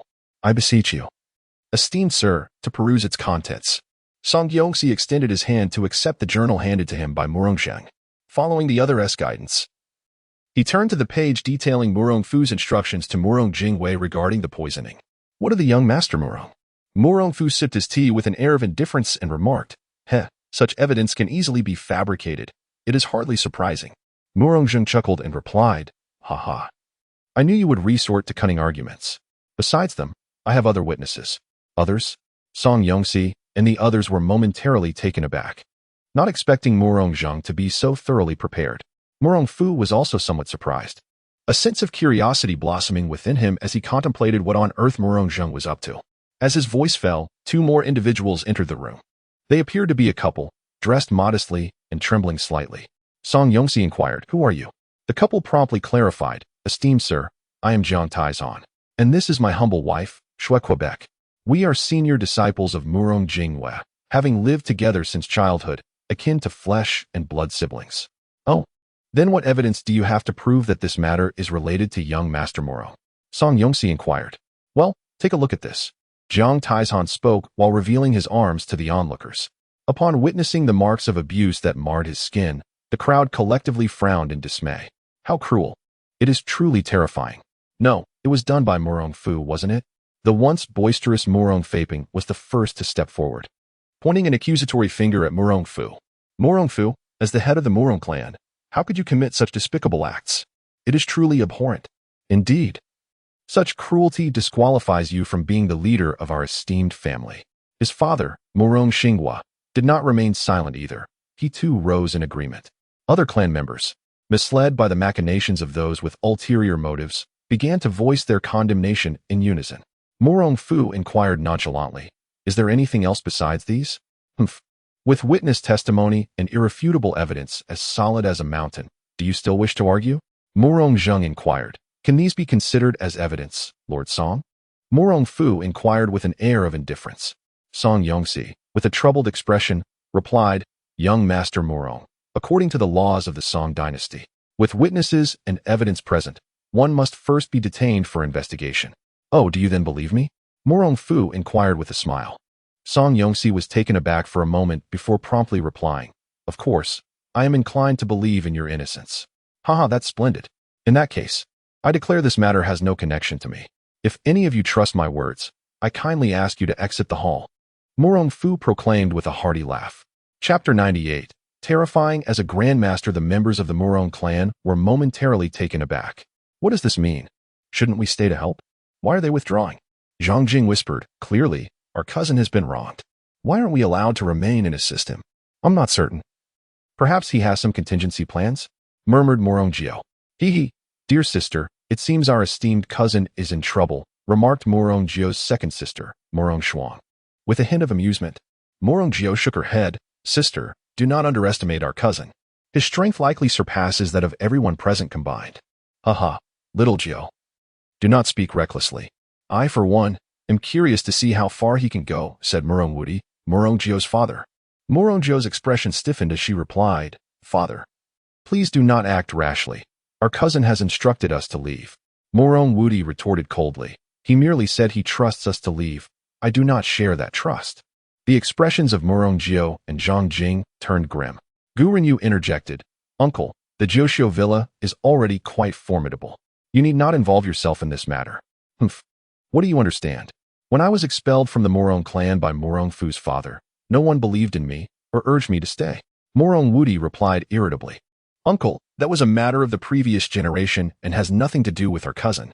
Moreover, even if you were to take advantage of the situation now, it would only benefit others," Zhang Jing urged anxiously. Murong Wudi huffed dismissively, crossing his arms and showing no intention of leaving. With no other choice, Murong Jiao and the others remained beside Murong Wudi, stealing glances at Murong Fu, hoping for a silent exchange. In contrast, those who believed in Murong Fu or intended to remain uninvolved had all retreated. Murong Fu surveyed the room, his expression indifferent. It was natural for some to harbor a strained relationship with him, and it was equally acceptable for others to stab him in the back despite feigned friendliness. However, he was slightly taken aback that Murong Wudi, this old man who had thrived through his daughter, chose not to leave. Curiously, he inquired, "Are you not going?"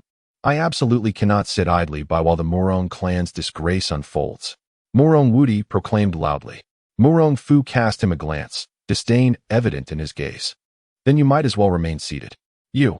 Murong Wudi felt as though his words had struck a pillow, for Murong Fu seemed disinclined to engage with him.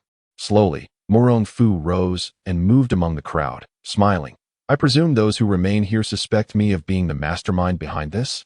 Indeed, we do not merely suspect. We are certain that you are the true culprit responsible for the tragic deaths in Suzhou," Murong Zheng declared loudly. The others echoed their accusations against Murong Fu. "Cousin?"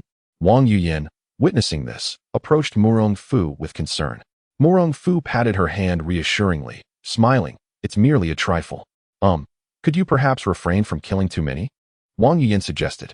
Murong Fu was taken aback, letting out a bitter laugh. It seemed her concern was not for him, but for those around her. "Fear not. I shall exercise my own judgment."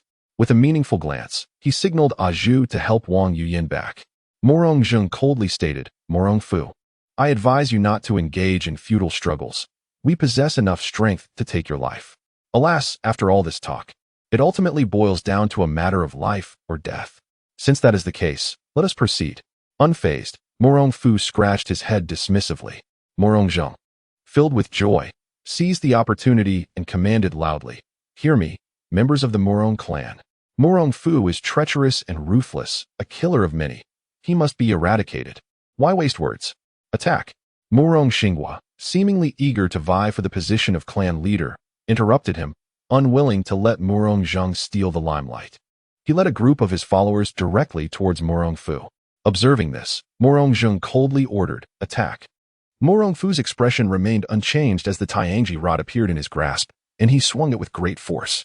With a swift motion, he swept the legs of his adversaries, leaving anyone struck with shattered bones and severed tendons. Without a moment's hesitation, they collapsed to the ground. Seizing the other end of the rod, he delivered a powerful sweep, akin to a raging tempest, causing anguished cries to echo throughout the hall. Among the unfortunate, one was struck with such force that his skull was shattered, blood erupting in a gruesome display as he fell lifelessly. The death of one instilled panic among the others. For Murong Fu's strength far exceeded their expectations. The entire hall was awash with blood. "You are a martial arts master." Murong Xinghua's subordinates suffered the heaviest losses, quickly decimated to a mere handful. Even the dimmest among them grasped the reality. Murong Fu was far beyond the first-rate level spoken of outside. It dawned upon them that all of his subordinates had perished in vain. Murong Fu let out a light snort, casting his gaze upon Murong Xinghua's son, Murong Faping, who had previously seemed to mock him. "Please, don't kill me." Murong Faping, sensing the murderous intent radiating from Murong Fu, turned to flee. However, his skills were insufficient to escape Murong Fu's grasp. With a swift motion of his left hand, he channeled his true energy, pointing forward while proclaiming, "Allow you to witness the Murong clan's stabbing finger." Murong Xinghua hurriedly shouted, "Block Faping." His subordinates quickly rushed to protect Murong Faping. Suddenly, a series of explosive sounds erupted in their ears. Looking ahead, they saw that, including Murong Faping, those who had shielded him bore 3-inch gaping wounds in their chests, blood gushing forth uncontrollably. They were all paralyzed with terror.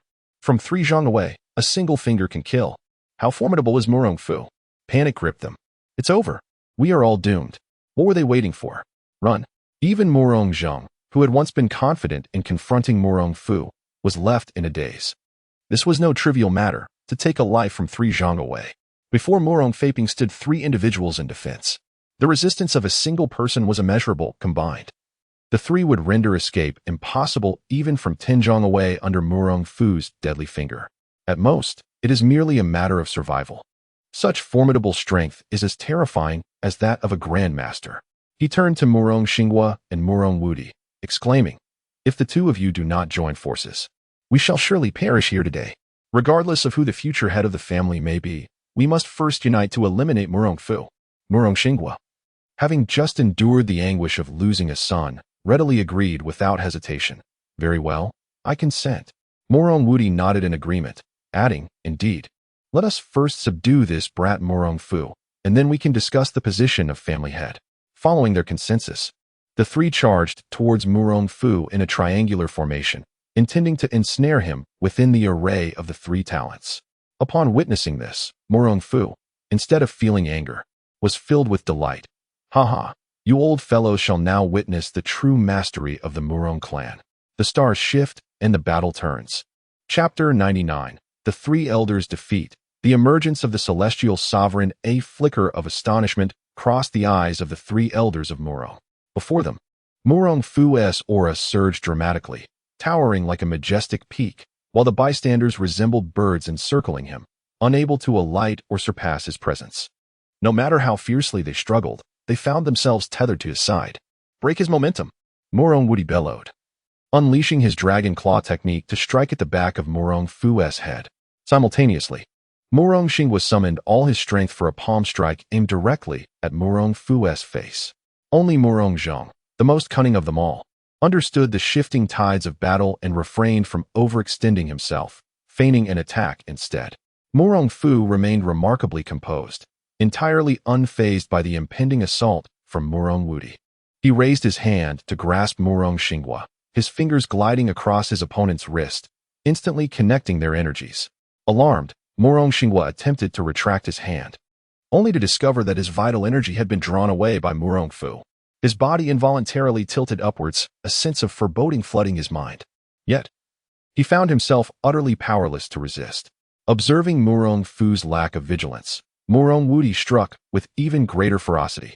His energy surged, and a hint of murderous intent flickered in his eyes. This is perilous. Murong Fu, retract your energy. Murong Xingwa shouted in warning. Alas, it was too late.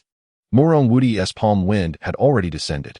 In the midst of his triumph, Murong Fu blinked, and suddenly, Murong Fu vanished, only to reappear before Murong Xingwa. With a resounding crash, their palms met, unleashing an immense shockwave that reverberated through their very cores. As astonishment gripped their expressions, Murong Fu reappeared, delivering a punch to each of their dantians. The sound of shattered dantians echoed, leaving both Murong Xingwa and Murong Fu feeling a chilling dread. Before they could fully comprehend their plight, they were sent flying.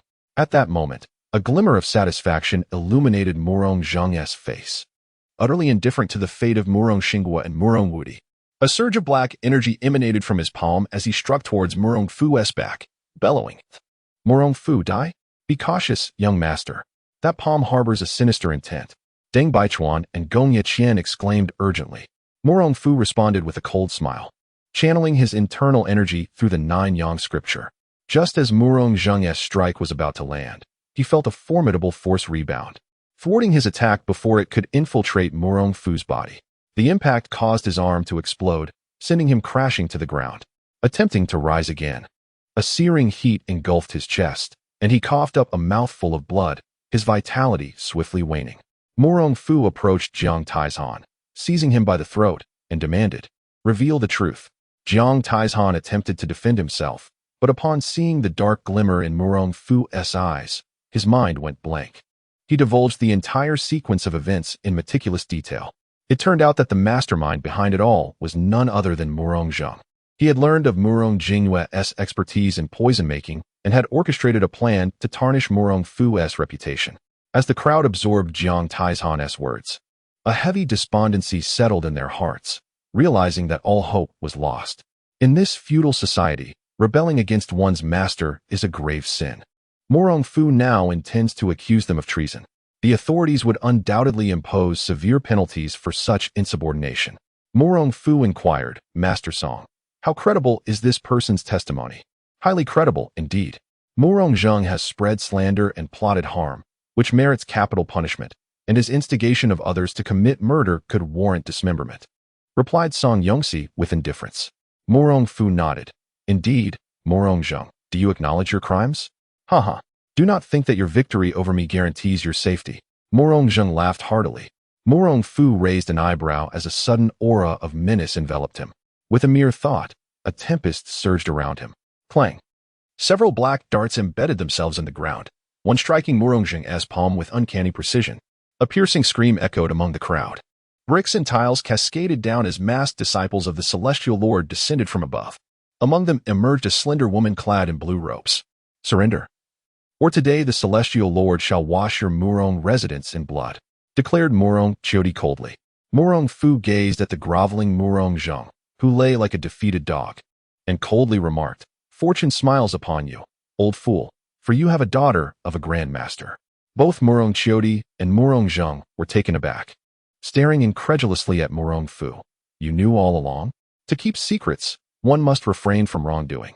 Do not assume that your peculiar antics go unnoticed, Murong Fu retorted, leaning his weight onto the foot of Murong Zheng that hung in the air. Another anguished scream rang out, more harrowing and piercing than before. Enraged, Murong Fu sprang forth, her toe transforming into a lotus as she struck.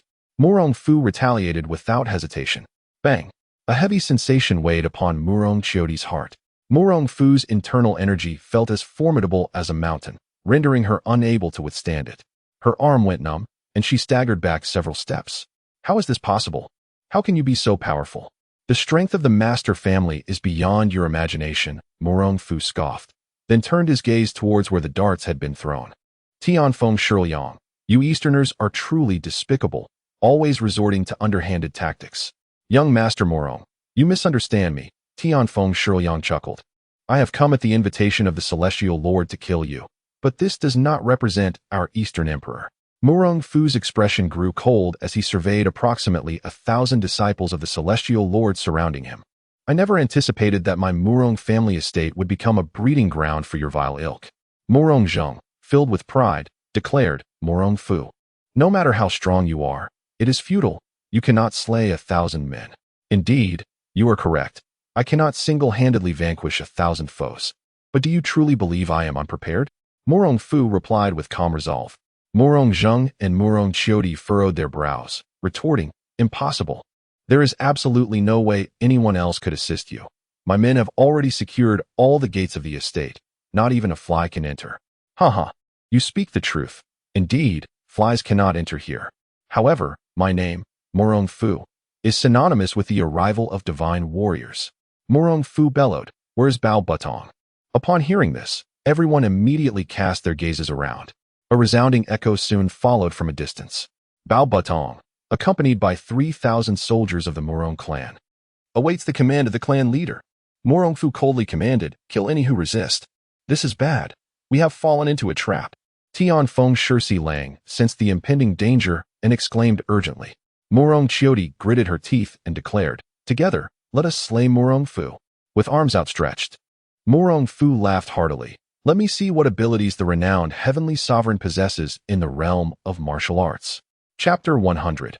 Murong Jing's obsession within the Murong ancestral residence. The clamor of battle reverberated through the air. Murong Fu's 3,000 family troops besieged the disciples of the celestial sect, immediately dividing life from death. The white blade struck forth, and the red blade followed suit. Beneath the mask, Murong Fu's exquisite visage was as cold as ice, with a lotus flower imprinted upon her brow. Suspended in the air for several breaths, her momentum was already on par with that of Murong Fu. Fu, you. Murong Zheng sensed something amiss. He was all too familiar with Murong Fu's heavenly heart lotus ring and understood that she should not possess such an aura. Murong Fu let out a chilling laugh, stepping forth like a long eagle swooping down, delivering a thunderous punch. You delude yourself with your unorthodox methods, believing that by burning your true energy, you can stand against me? Murong Fu brought her palms together, resembling a white lotus, and began to unleash a series of strikes from above. The two engaged in a fierce exchange, trading blows in the span of a breath, their fists and palms colliding in rapid succession. The air crackled with the sound of their immense power, creating a symphony of explosive sounds that resonated in the ears of onlookers. Murong Fu grew increasingly alarmed as she fought, while Murong Fu's true energy appeared gentle and formless. It was, in fact, imbued with a latent strength. It seemed inexhaustible, an endless reservoir of power. In contrast, her own enhanced combat prowess, derived from burning her true energy, was unsustainable. In a delicate voice, she declared, Tianfeng Shijuro, if you do not intervene soon, I shall turn and leave. Tianfeng Shijuro, hoping to benefit from the fray, was exposed by Murong Fu's words and, with no choice, leapt forth, brandishing his sword towards Murong Fu. Despicable. The Easterners have no shame, resorting to a sneak attack. Zhang Jing scolded vehemently, pointing at Tianfeng Shijiro. The crowd was taken aback, incredulously regarding Zhang Jing, as if questioning when the Easterners had ever been so brazen.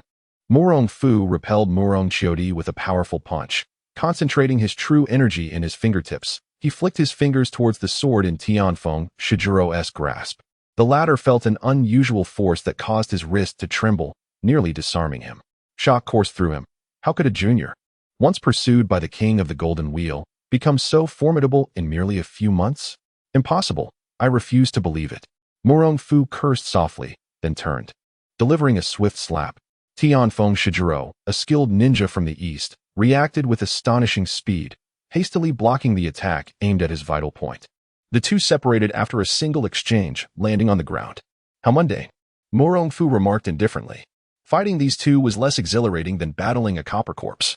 Tianfeng Shijiro's expression darkened with rage as he retorted, "You insolent fool, Murong Fu. Allow me to demonstrate the art of evasion from my homeland. Humph.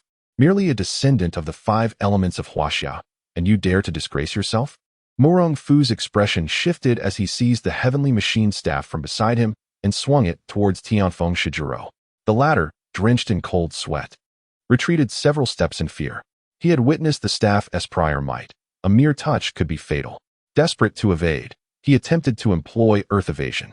With eyes sharp as needles, Murong Fu would not grant him such an opportunity. The heavenly machine staff, imbued with tremendous force, suddenly accelerated mid-air. Bang! Tianfeng Shiyang, unable to escape, had no choice but to confront with his sword. He underestimated Murong Fu's strength, and his legs were crushed into the ground. "Save me!" Murong Qiudi exclaimed in shock, not anticipating Murong Fu's ruthlessness.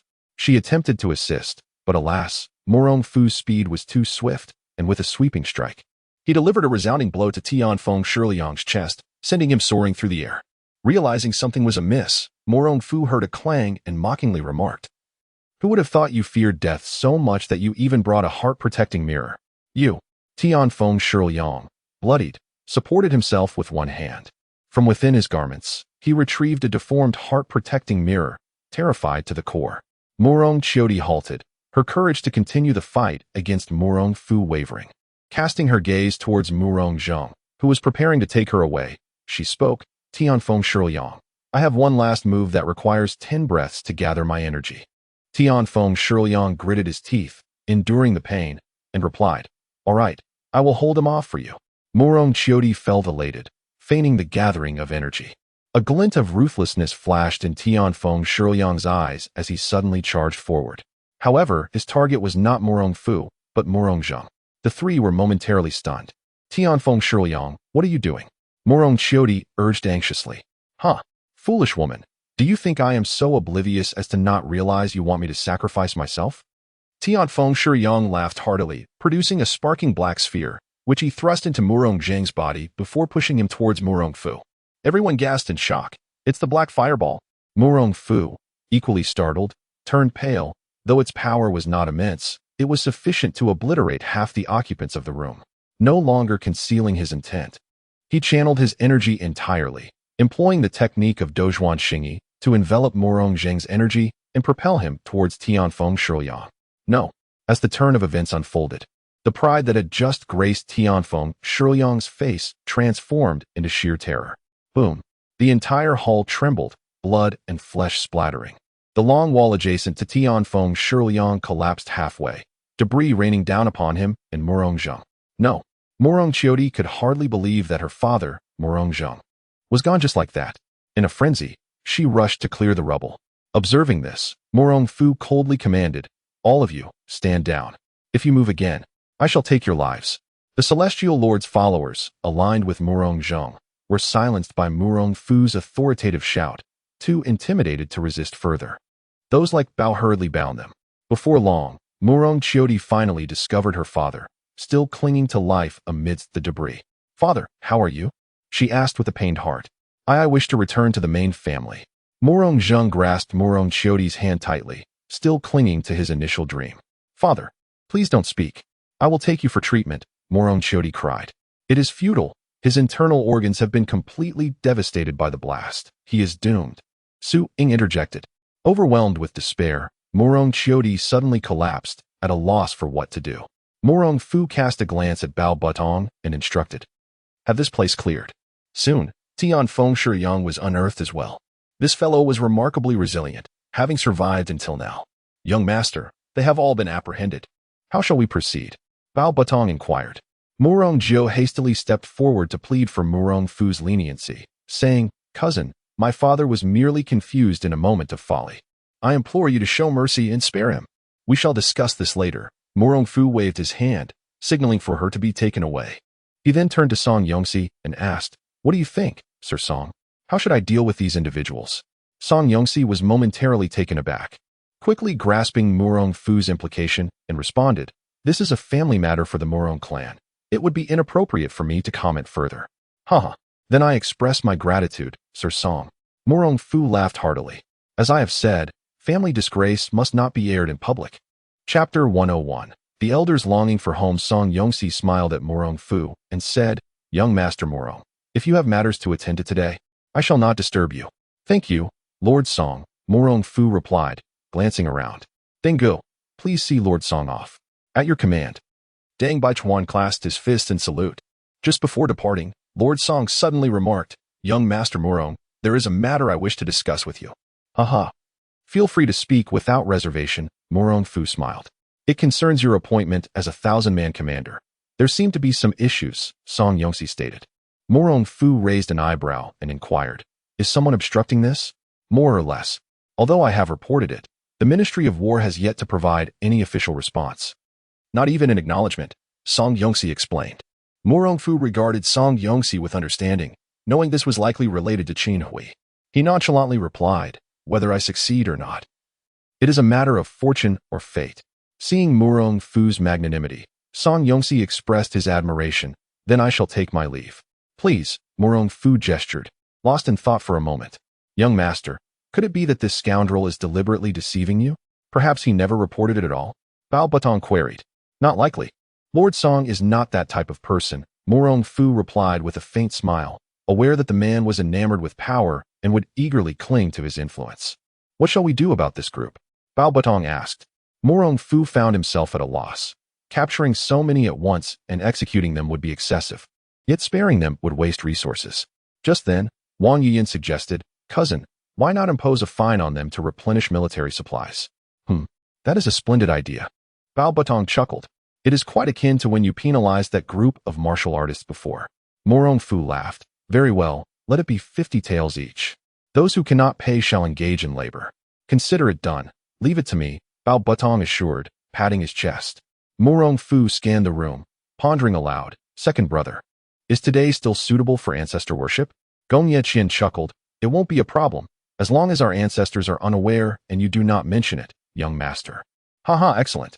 Allow me to change into another outfit, and then we shall continue the worship." Murong Fu glanced down at his attire, laughing heartily. He instructed everyone to wait, and, accompanied by Wang Yuyan, a Zhu, and a Bai, went to change into a new garment. "Sister, what shall we do?" Murong Shanshan asked. "This." Murong Shuang felt helpless. Murong Fu's strength was undeniable. Even if all 9 sisters united, it would likely be of little consequence. "Ninth sister, you have interacted with our cousin. What do you suggest we do? Father has been careless this time. I fear our cousin will not forgive him." Murong Jiu shook her head, knowing her cousin well. "No, we shall have our in-laws send someone over. I refuse to believe that our cousin would dare confront the entire martial world." Murong Shuang gritted her teeth. "Aha, I advise you all to refrain from opposing the young master." Duan Hufei stood by, listening intently, unable to restrain herself from speaking up. What's so remarkable? Let us see what Murong Fu is truly capable of." Murong Shanshan raised her voice an octave, whispering insistently. Murong Shuang nodded in agreement, declaring, "My husband's family, after all, is one of the renowned 4 great families, the Nangong clan. Surely, my elder cousin will not disregard us." Upon hearing this, Duan Hufei smirked dismissively. "The families of Sichuan are thousands of miles away. Their influence here is negligible. Yet, my husband is the leader of the Liangwang alliance, Qinjian. That must hold some weight, doesn't it?" Murong Shanshan retorted defiantly. Duan Hufei felt a sense of disdain, While the title of Liangwang Alliance leader sounded impressive, it was ultimately inconsequential. One could not expect Murong Fu to command the southern martial arts world with just a single word. As for the current strength of the Murong family army, it was more than sufficient to resist any threats. Moreover, most individuals in the martial world were merely opportunists seeking personal gain. The former was far more practical than the latter. Murong Jiu bit her red lip and suggested, "Perhaps I should plead with my elder cousin. If you provoke him recklessly, father might truly be in peril." "Very well." Murong Shanshan and Murong Shuang exchanged glances, consenting to Murong Jiu's proposal. Duan Hefei shook her head, pondering that these young ladies were unaware of Murong Fu's capabilities and might be in for a significant misfortune. The ancestral rites of the Murong family were numerous, with exceedingly strict demands, retaining some of the ancient royal ceremonies. Completing the entire process took no less than 3 hours. "Yuyan, how are you?" Murong Fu instructed a Zhu to bring a piece of candy and feed it to Wang Yuyan. As Murong Fu's lawful wife, Wang Yuyan was expected to be by her husband's side at all times. After 3 hours of labor, Murong Fu felt somewhat mentally exhausted. Not to mention the delicate Wang Yuyan. "Here, cousin, have a piece as well." Wang Yuyan cheerfully offered Murong Fu a candy. With a smile, Murong Fu turned to Pak Budong, inquiring, "How's the banquet preparation proceeding?" "Rest assured, young master. The proprietor of Fugui Residence is aware of our family banquet and has specially sent over Madame Lu to assist us," Pak Budong replied with pride. Upon hearing this, Abai's eyes sparkled with excitement. "Is she the legendary imperial chef?" "Indeed, that is correct," Murong Fu confirmed with a laugh. "Wonderful. I heard from third brother that the imperial chef's skills are unparalleled, delectable to the point of being unforgettable," Abai exclaimed joyfully. Murong Fu couldn't help but chuckle. "You ought to practice with that tongue of yours. It seems rather dull." Abai blushed slightly, lowering her head. "I will certainly practice diligently." Pak Budong glanced at the time and remarked, "Young master, it is getting late. Should we commence the feast?" "Yes, let us begin." Murong Fu nodded in agreement. Within the Murong ancestral residence, in the Wild King Pavilion, Murong Fu took the seat of honor, gazing down at the Murong descendants with immense pride swelling in his heart. As the saying goes, to repel external threats, one must first stabilize internal matters. Having resolved the infestation within the family, his next step was to win over the hearts of his kin. Standing, he raised his wine cup and proclaimed, "Haha. Those who have come to pay respects today are the elite of the Murong family. I toast to you all." The crowd below fell silent immediately, and several esteemed elders hastily concurred, expressing their sentiments. "It is indeed a matter of your grace, young master, that we are permitted to sit here. Otherwise, we would not possess the qualification." Indeed, we are profoundly grateful for your invitation, young master. Your willingness to overlook past grievances and allow us to return home to honor our ancestors is truly a great kindness." Murong Fu smiled lightly, raising his cup and draining it in one gulp, replying, "We are all of one family. There is no need for such formality." At that moment, an elderly man, not lacking in years, stepped forward to the center of the hall and suddenly knelt down. The assembly was taken aback, displaying expressions of confusion. Murong Fu also furrowed his brow, preparing to inquire further. The white-haired elder implored, "Young master, I beseech your compassion. Please allow us to rejoin the family." Chapter 102. The Nine Beauties of the Mortal Realm. Murong Fu was momentarily taken aback, but he quickly stepped forward to assist the elder. "What merit do I possess that compels you, an elder, to kneel before me? I beseech you, young master, to show mercy and allow our branch of the family to return." The white-haired elder stubbornly remained on his knees, pleading earnestly. Murong Fu found himself in a predicament. The division of the clan had been sanctioned by the clan elders, and any return would also require their approval. After all, a vast family must not descend into chaos with unrestricted entries and exits. However, it was also true that Murong Fu had risen to prominence due to his father, Murong Bo, consolidating power within the family. Those elders who could have challenged him had either been forced out or had met untimely demises. After a moment of contemplation, Murong Fu realized that the elder must understand that to regain the favor of the main family, one must demonstrate significant contributions. "Indeed, I am prepared to enlist all 3 of my grandsons into the Murong family army," the elder declared. Before he could finish, the 3 young men immediately knelt before Murong Fu. "Murong Quan, Murong Hao, and Murong Jin, we pay our respects to you, young master." Murong Fu surveyed the trio. impressed by their appearance, and nodded approvingly. Excellent. I did not expect that even from our branch, such promising talents would emerge. Henceforth, you shall serve in the Murong family army. Should you achieve sufficient merit, I shall personally ensure your return to the main family. The elder was overjoyed and prostrated himself with his grandsons. The other members of the branch looked on with envy, murmuring amongst themselves. Suddenly, with a resounding thud, they all knelt, exclaiming, "Young master, please show mercy. We too wish to join the army and implore you to grant us the opportunity to return to the main family." As Murong Fu beheld the multitude of bowed heads and heard their fervent voices of admiration, an overwhelming sense of ambition surged within him. He finally understood why the Murong family had consistently sought to restore their nation and reclaim the throne. The impact was profound. If only a rallying cry could amplify this sentiment further. You may rise. I, Murong Fu, reiterate that as long as you demonstrate your capabilities within my army and achieve merit, I shall take it upon myself to facilitate your return to the main family. Upon hearing his words, the branch members bowed several more times before rising to their seats again. Murong Fu gestured for Murong Quan and the others to join him. Please, let your grandfather sit with me. Thank you, young master. Murong Quan and his companions felt overwhelmed with gratitude. The white-haired elder was equally elated. Later, Murong Fu learned that this elder was from his grandfather's generation. Years ago, due to his stubborn nature and dissatisfaction with the prevailing environment of the Murong clan, he had chosen to leave with his family.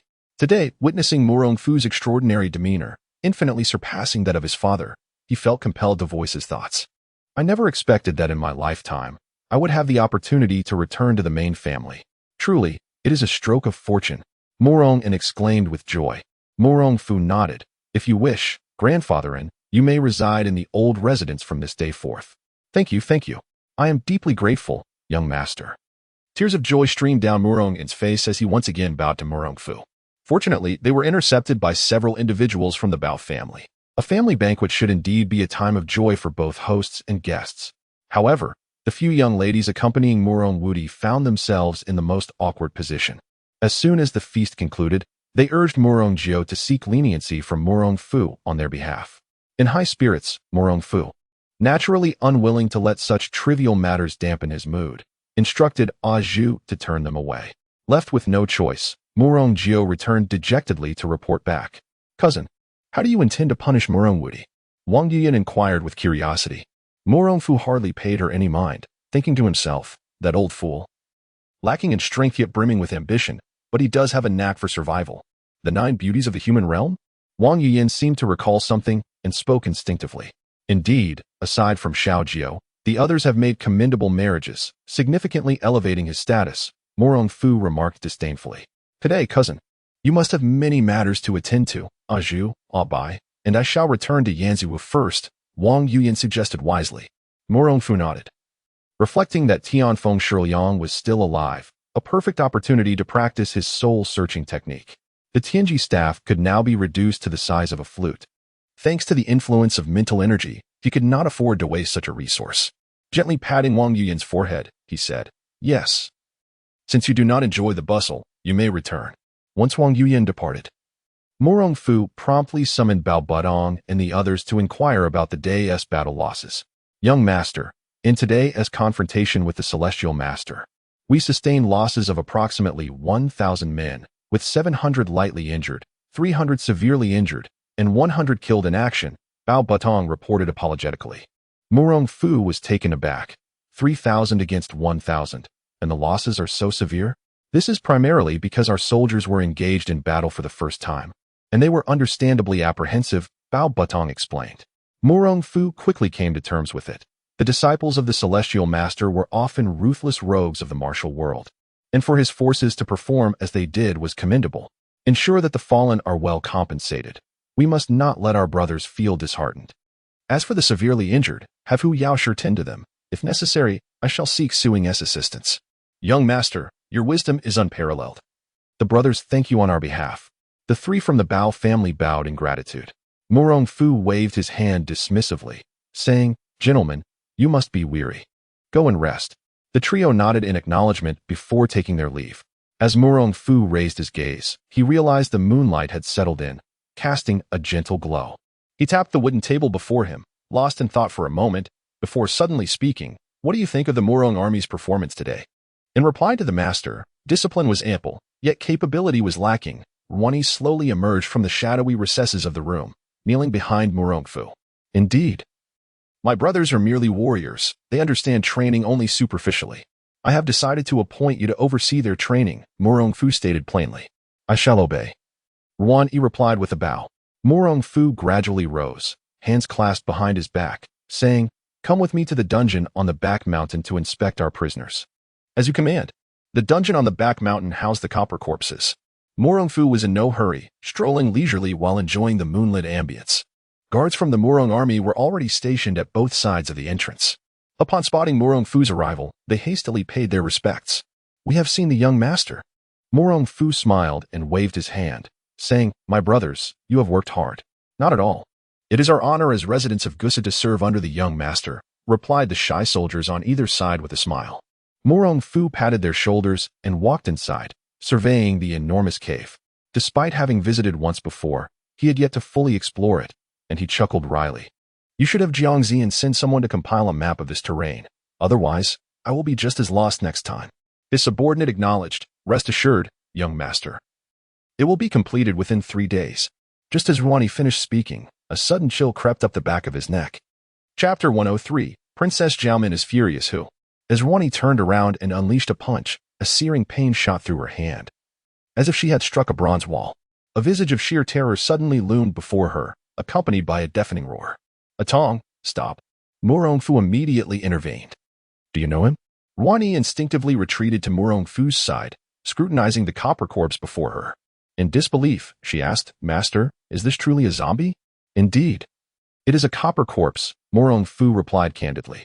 Wang lowered her gaze to the flickering flames, examining her swollen hand, and gasped, His body is incredibly hard. Let us proceed. I shall arrange for you both to have a contest later, Murong Fu stated. Wang hastily waved her hands, exclaiming, Master, that is unwise. My body cannot withstand a single blow from it. With a faint smile, Murong Fu turned and made his way to the confines where Murong Chiodi, Murong Wudi, and Tianfeng Shidru were held. He surveyed the trio. Apart from Murong Wudi, who appeared relatively robust, the others were in a state of utter weakness, one barely drawing breath. Murong Fu, you killed my father. I will not let you escape unscathed. Murong Chiodi glared at him, her eyes brimming with hatred.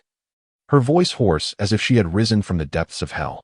Murong Fu retorted, Your father was clearly slain by him, using a black fireball. What concern is it of mine? You? Murong Chiodi fell silent, unable to retort. What do you mean you?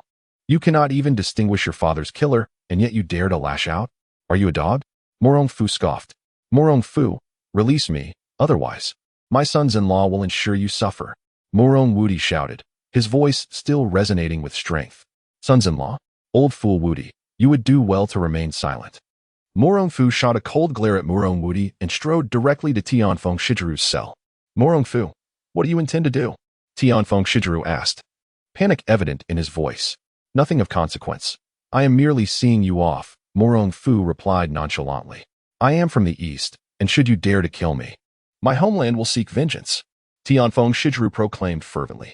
With a disdainful snort, Murong Fu's right palm darkened and struck Tianfeng Shidru's forehead with force. The latter had no time to utter a plea. His body withered and succumbed beneath the weight of Murong Fu's soul-seizing palm. A faint essence of soul energy flowed from Tianfeng Shidru into Murong Fu's right hand. Murong Fu swiftly summoned his inner strength, heightening his brain's activity to rapidly consume the opponent's memories. Soon, fragments of Tianfeng Shidru's recent recollections unfolded in his mind. The image of an extraordinarily beautiful woman emerged, representing the lifelong obsession of Tianfeng Shidru.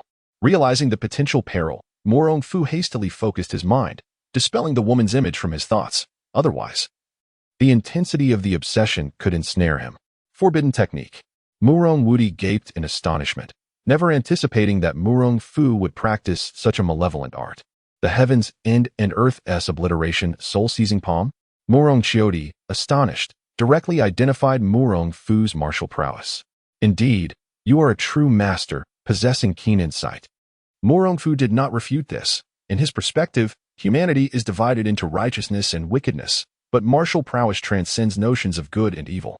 Murong Chiodi spoke solemnly, Murong Fu, release me, and let the enmity between you and the master come to a close. Wait and see, she added. Murong Fu scrutinized Murong Chodi's figure, offering a faint smile. Murong Chodi bit her pale lip and said, if you let me leave, I am willing to compensate you handsomely. Murong Fu shook his head, patting the bronze corpse, and departed with Wang. Shortly thereafter, a cacophony of gnawing sounds arose behind them, accompanied by the desperate wails of Murong Wudi. Master, you seem rather displeased, Wang observed, noticing Murong Fu's troubled demeanor, and could not help but inquire. Murong Fu replied candidly, I have just received a piece of information from the memories of Tianfeng Shiliang. The people of the East may very well launch an advanced strike. An advanced strike? Wang Yi's face reflected confusion. Indeed, Murong Fu nodded. It was not that he wished to withhold information, but rather that Tianfeng Shiliang had many grievances with the Yagyu clan, and thus did not share military strategies with him. Do you know their primary objective, master? Wang Yi asked. Uncertain. I only know that Huiding is likely to be their main target, Murong Fu responded, shaking his head. Wang Yi suggested, Master, perhaps we should have Xian arrange for the shadow guards to be stationed by the seaside, keeping a vigilant watch on the enemy. Yes, this may be a necessary course of action, Murong Fu contemplated. You shall lead the household troops to depart tomorrow. Understood. Wang Yi replied with a bow. Murong Fu then returned to his quarters, commencing the next phase of his strategy.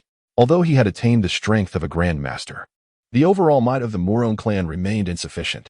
To ensure sustainable development, it was imperative to secure the southern territories, never allowing Jiangnan to become a perilous zone. Huiding. It shall become the place where the Murong army earns its renown. The following day, the tale of Murong Fu's victorious battle on the Double Ninth Festival spread throughout the martial world. He faced two adversaries and decisively vanquished both the master and the warriors from the east. A new legend emerged in the southern martial arts realm. The name of Southern Murong was indeed well-deserved. With the might of our nation proclaimed, who would dare to challenge the Murong clan in Jiangnan? Damn it. That Murong Fu is truly infuriating. Within a grand tent of the Yuan state, a matchless beauty, strikingly radiant yet possessing a hint of unruliness, forcefully overturned the table before her. My lady, what troubles you so? A sudden voice interrupted Zhao Min's thoughts.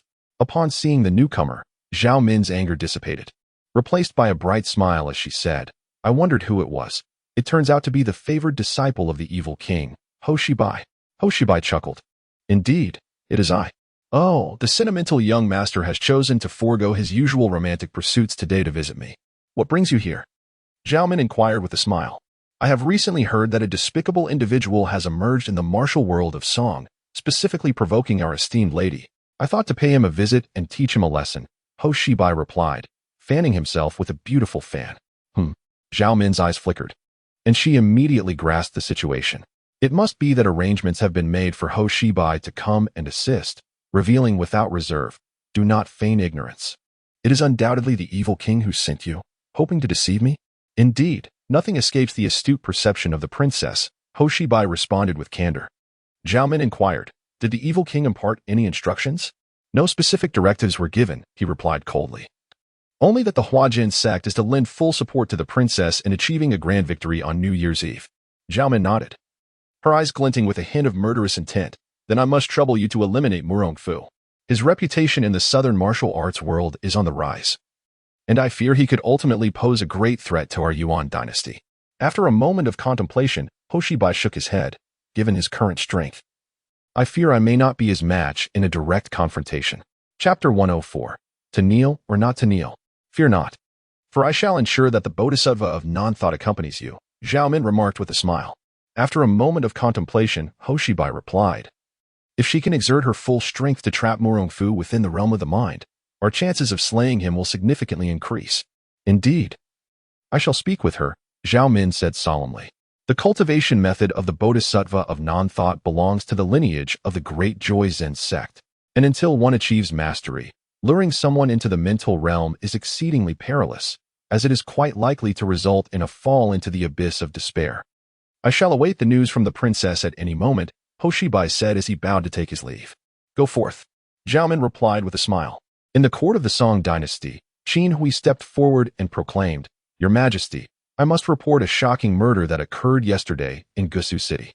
The head of the Murong family, Murong Fu, in league with his nefarious accomplices, has slain a person from the Eastern Islands.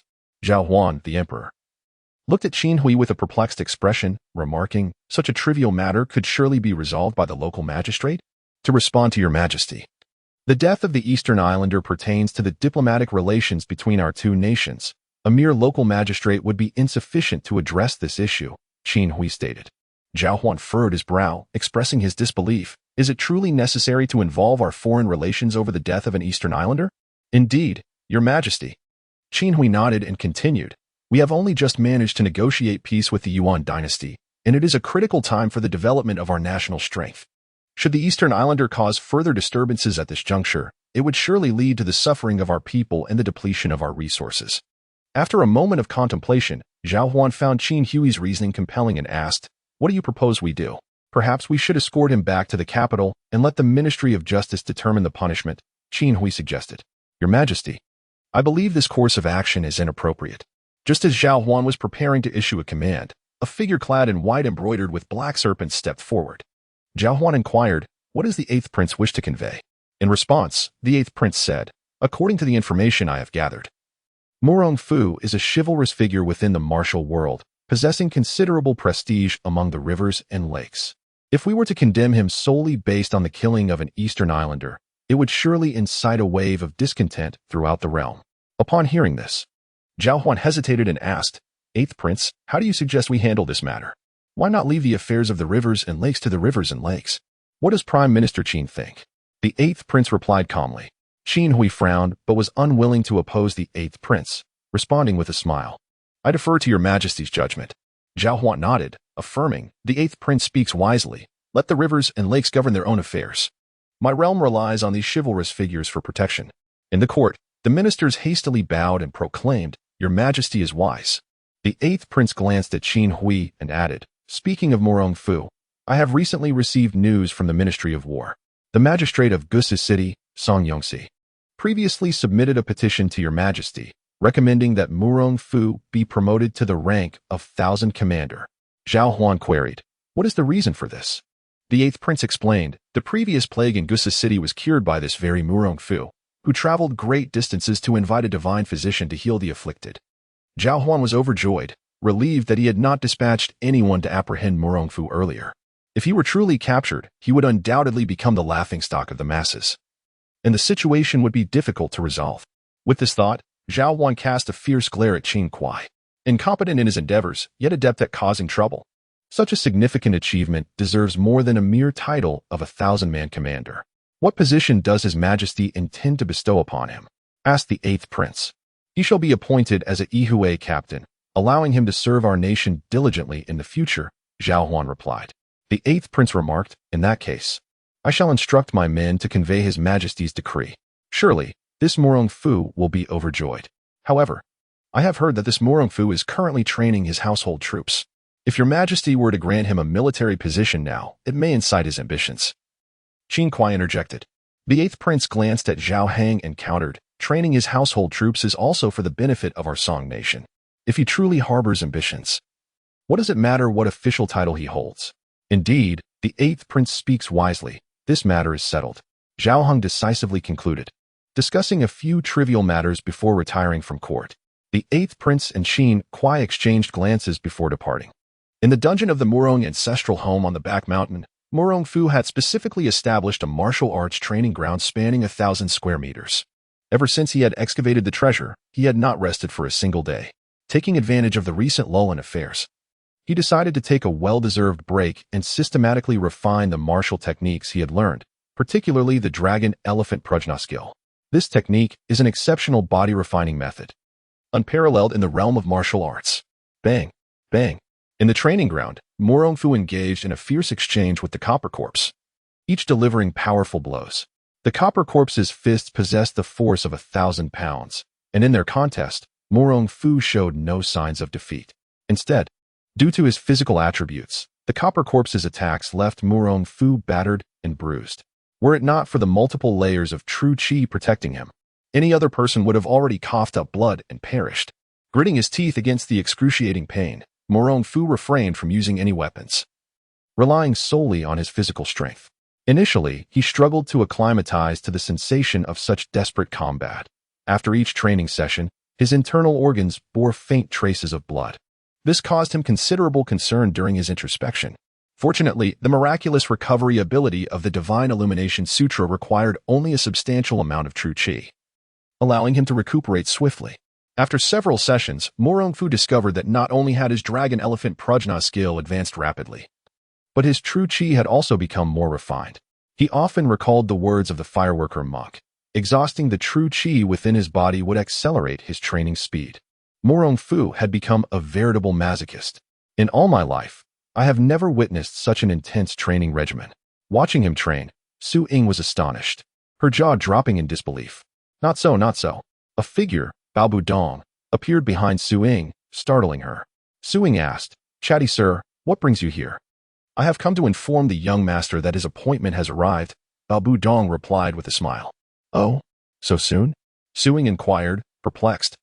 As Song Yongxi had mentioned just a few days ago that this matter was difficult to handle, yet today it has been delivered, Bao Budong remarked. "Indeed. The one proclaiming the imperial edict is within the hall, and I have come specifically to invite the young master to join us." Su Ying's eyes twinkled mischievously as she replied, "Your young master has always been quite conceited. I am rather curious whether he will kneel or not upon receiving the edict." This. Bao Budong raised his brow, for he had not given this matter much thought. Murong Fu, overhearing their conversation, suddenly interjected with a hearty laugh, using his internal energy to forcefully push the copper corpse back several meters. Approaching Su Ying and Bao Budong, he jested, "What do you think? Will I kneel or not?" "Humph. Within the borders of Song, one must kneel to receive an imperial edict. I dare say even the esteemed head of the Murong clan must bow down," Su Ying asserted. Chapter 105. The Temptation of Culinary Delights. Murong Fu let out a silent laugh, recognizing the predicament he faced. As a son of Huaxia, he had been raised with unwavering pride and could never bow to others. His parents might kneel, but the Song Emperor? What was he worth? "Please escort them to an unoccupied room. I shall converse with them," he instructed. Bao Budong promptly replied, "As you wish, young master. You're not planning to resort to violence, are you? They have come to bestow an official title upon you." Su Ying inquired with curiosity, "Do you truly enjoy killing?" "In my eyes?" Murong Fu was speechless. "Is that what you think of me?" "Just a tad," Su Ying shrugged, with a dismissive glance at her. Murong Fu exited the cave. The two eunuchs dispatched to deliver the imperial edict were led into a room by Bao Budong. After surveying the decor, they exchanged disdainful looks.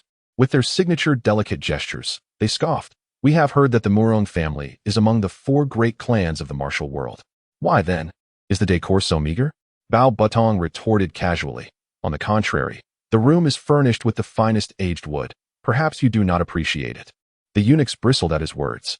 "Humph. We have resided in the imperial palace long enough to discern what is good and what is not. Do you think us ignorant and in need of your instruction?" Furrowing his brow, Bao Budong contemplated a rebuttal. However, realizing that offending them could bring trouble to Murong Fu, he chose to endure their arrogance. "Ah, how amusing you both are," Murong Fu declared as he strode in confidently, taking the seat of honor. "Young Master Murong," Bao Budong exclaimed joyfully upon seeing him. The two eunuchs, taken aback by Murong Fu's commanding presence, exchanged surprised glances. "Apologies for the wait, gentlemen," Murong Fu said nonchalantly. "Not long at all," replied one of the eunuchs, adorned with an exaggeratedly curled finger. "Then, if it pleases you, may I request the two of you to read the emperor's decree?" Murong Fu continued with an air of indifference. One of the eunuchs, Zhang, raised an eyebrow, casting a dubious glance at Murong Fu as he produced the imperial edict. "Murong Fu, kneel to receive the edict." Murong Fu burst into laughter. "So this is the custom? But I must admit, my back is not well. Could I perhaps remain standing?" "What do you mean?" Zhang inquired, perplexed. Without further ado, Murong Fu retrieved a stack of silver notes, counting aloud, 100, 200, 300, 1,000. Upon reaching 1,000, he rose and patted the two eunuchs on the shoulder. "My back troubles prevent me from kneeling." Zhang was momentarily stunned and struggled to respond. By the time he gathered his wits to chastise Murong Fu, the other eunuch, Hua, chuckled as he counted the money. "Very well. Murong young master's respect for the emperor is understood. If you choose not to kneel, so be it."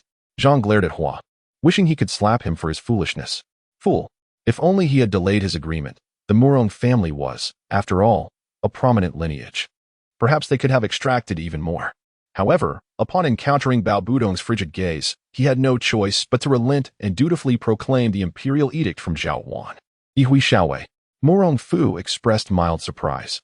Although this position was indeed a nominal one, it held the rank of 7th grade, and with some military authority. A 7th grade county official wielded significant power. Indeed, His Majesty believes that young Master Murong possesses a steadfast heart and a genuine concern for the populace, making him a rare talent in our Song dynasty, Huagong chuckled. Flattered by the praise, Murong Fu felt a touch embarrassed and courteously invited, esteemed officials, after your arduous journey, might you consider staying at my humble abode for a few days? Alas, we must return to the palace to report, replied Zhang Gonggong, who appeared less than fond of Murong Fu, his tone icy. Murong Fu chuckled knowingly. It was evident that the two were not of the same faction. A glint of spiritual light flickered in his eyes, directing towards Zhang Gonggong, who merely felt a momentary daze before dismissing it, coldly snorting at Murong Fu and striding out. This insolent eunuch is truly audacious, should I? Bao Butong proposed, mimicking a throat-cutting gesture. Why bother with such a minor character? Murong Fu smiled. Feeling a tad embarrassed, Bao Butong scratched his head. Indeed, you are right, young master. Today is a day of celebration. Let us feast at Fugueju. Murong Fu beamed. Yes, I shall call upon Miss Su. Let us go. Murong Fu joyfully declared. Inside Fugueju, Su Ying exclaimed, what? They were sent away for merely 1,000 taels? She could hardly believe her ears. For such a prominent eunuch to be dismissed so cheaply was astonishing. Not at all. It was not the sum that swayed them, but rather the capabilities of my young master, Bao Butong replied cheerfully. As Su Ying shook her head, preparing to express her disdain, the innkeeper entered with a beaming smile, announcing, congratulations, young Master Murong has been appointed as Yihui Xiaowei. Ah, the innkeeper is quite well informed. I have just received my appointment, and you are already aware? Murong Fu laughed. Not quite. To be frank, on the day after your appointment, both I and Madame Lu were already in the know, the innkeeper replied nonchalantly. Murong Fu's eyes gleamed with curiosity as he speculated. Could it be that my elevation to Yihui Xiaowei is somehow connected to your esteemed household? The innkeeper did not shy away from the truth. There is indeed a slight connection. Oh, might you divulge more? Murong Fu inquired. It seems, young Master Murong, that you may have offended Prime Minister Qin? The innkeeper posed a question rather than providing an answer. Murong Fu exchanged glances with Bao Butong, laughing. I did eliminate one of his guides. Ah, then it is precisely as I thought, the innkeeper continued, recounting how Qin Hui had suppressed Song Yongxi's memorial and sought to frame Murong Fu. Bao Butong could not contain his outrage and cursed vehemently. Murong Fu chuckled. I am rather curious. Who is your superior? Ah, I must apologize. My superior has decreed that we are not permitted to disclose her identity. Only that she intends to present you with a surprise, the innkeeper replied with a smile. Intrigued by the innkeeper's demeanor, Murong Fu's curiosity intensified. Curiosity piqued. One wonders who this esteemed individual truly is. Fortunately, the timely arrival of Lady Lu's culinary delights swiftly diverts everyone's attention from prior matters, enveloping them in the bliss of exquisite flavors. The exquisite Feng Tian Shueli porridge, refreshingly cool, is my utmost favorite, exclaimed Su Ying as she lifted her bowl with delight. Murong Fu, witnessing this, shook his head, preparing to deliver a few scathing remarks.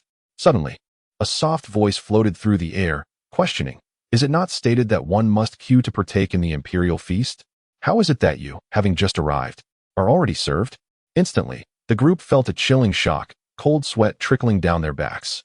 Following the voice, Murong Fu beheld a woman in a flowing pink gown standing beside the innkeeper, her presence seemingly materialized from thin air. Chapter 106. The arrival of the Eastern guest. Excuse me, esteemed guest, this is a private room, and you are not permitted to enter, the innkeeper stated. Bien Butong leaned closer to Murong Fu and whispered, young master, this woman seems rather extraordinary. Indeed, her abilities may well surpass mine, Murong Fu replied softly. The lady in red smiled gracefully and gazed at Murong Fu. Ah, it is you. Indeed, you have a remarkable memory, Murong Fu said, maintaining a smile, though his tone lacked warmth, as he remained wary of her presence. The lady in red retorted with feigned annoyance, you are quite the deceiver. Last time, you took away the royal delicacies without informing me, leaving me waiting here for days without a meal. She took a seat, her every movement imbued with an exquisite gentleness. Despite her somewhat headstrong demeanor, It evoked no resentment. Instead, those she had wronged felt a pang of guilt, wishing to make amends. Young master, why do I feel that something is amiss? Bien Butong scratched his head in confusion. Murong Fu shook his head with a smile. Since this lady has extended her invitation, why not share a meal together? Yes, yes. I have long wished to taste the delicacies she prepares, the lady in red exclaimed joyfully. Young master, this. The innkeeper looked at Murong Fu with a hint of embarrassment. Murong Fu waved his hand, smiling. It is quite all right. I am already acquainted with this lady. Please allow her to join us. Very well. I shall ask Lady Lu to prepare a few more dishes, the innkeeper said with a grin before departing. Murong Fu turned to the lady in red, curiosity piqued. I am Murong Fu. May I inquire your esteemed name? Name? Oh no, my reputation is too grand. Revealing it might frighten you all away, the lady in red said with a serious yet playful smile. Like you, I too have a double surname. You may call me Miss Dongfang. At this, the composed Murong Fu suddenly spat out his soup. Dongfang, a double surname. In red. Little Silver is terrified. Could this be Dongfang Booby? A formidable force second only to Zhang Sanfeng? Pray tell, who is mightier, Dongfang Booby or my dear wife, Yao Yu? Young Master Murong. What troubles you? Dongfang Booby observed him with a smile. Murong Fu quickly wiped his mouth and shook his head. Nothing, nothing, I merely burned myself. Please, allow me to treat you. If it is insufficient, I shall have Lady Lu prepare more for you. Dongfang Booby regarded him with a quizzical gaze. Young Master Murong. Have you perhaps deduced my identity? How could that be? Just from a surname? Even if I were exceptional, I could not discern your identity merely from that. Murong Fu replied. He was, after all, a notorious flirt, prone to thoughts of pursuing beautiful women. Be cautious, Suing interjected, pausing her chopsticks with annoyance. Dongfang Booby remarked. Is that so? I did not expect young Master Murong to be of such character. Do not heed her nonsense, for despite her beauty, I have yet to lay a finger on her, Murong Fu jested, his gaze subtly appraising Dongfang Booby. Her lips were crimson, her teeth pearly white, embodying grace and allure. A vision of beauty that could rival even the most captivating of maidens. Though not declared as a femme fatale, her splendor was undeniably extraordinary. Every gesture exuded exquisite gentleness, unmatched by any woman he had ever encountered. To label her as a self-harming enthusiast was simply unfathomable. Oh, has young Master Murong developed an interest in me? Dongfang Booby inquired with a smile, sensing Murong Fu's gaze upon her. Nay, Miss Dongfang. Your beauty is beyond my humble worth, Murong Fu replied with a smile. Do not say such things. Young Master Murong is indeed a paragon of virtue, and I am yet unwed. Surely, we are a match made in heaven. Dongfang Booby continued with increasing delight. Were it not for the interruption by Bao Butong's toast, she might have even entertained thoughts of marrying Murong Fu. An hour later, after the feast had concluded, Dongfang Booby patted her belly and said, Thank you, young Master Murong, for your generous hospitality. Should the opportunity arise, I shall treat you to a splendid meal in return. Miss Dongfang, you are too kind. If you ever desire to indulge in imperial cuisine again, do not hesitate to seek me out, Murong Fu replied with a grin. Very well, I shall take you up on that offer, whenever I feel a craving. I shall come to you, Dongfang Booby said cheerfully, glancing at the time. But it is getting late, and having feasted on imperial delicacies, I shall not linger in Suzhou any longer. Farewell.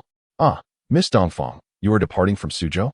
Murong Fu expressed surprise, for he could scarcely believe she had come merely for leisure.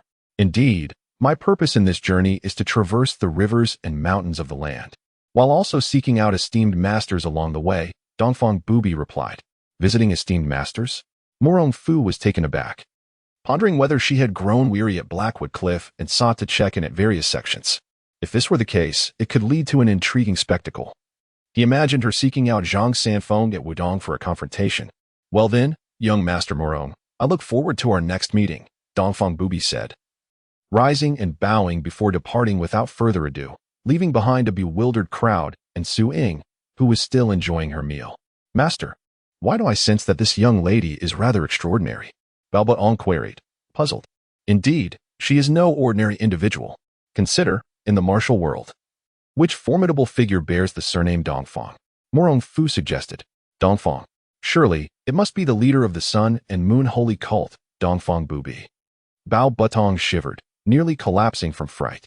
You mean to say she is Dongfang Booby, the leader of the 10 great demonic sects? Indeed, Quite possibly, Murong Fu affirmed, gently stroking and comforting the little silver creature that had been clinging to him for a full hour, exhausted and motionless. Observing this, Murong Fu found it curious that Dongfang Bubi, who appeared so gentle and devoid of malice, could evoke such fear in the little creature. It had not experienced such trepidation even in the presence of Zhang Sanfeng.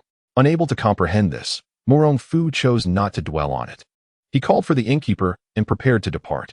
However, unbeknownst to them, in a shadowy corner, an observer remained hidden.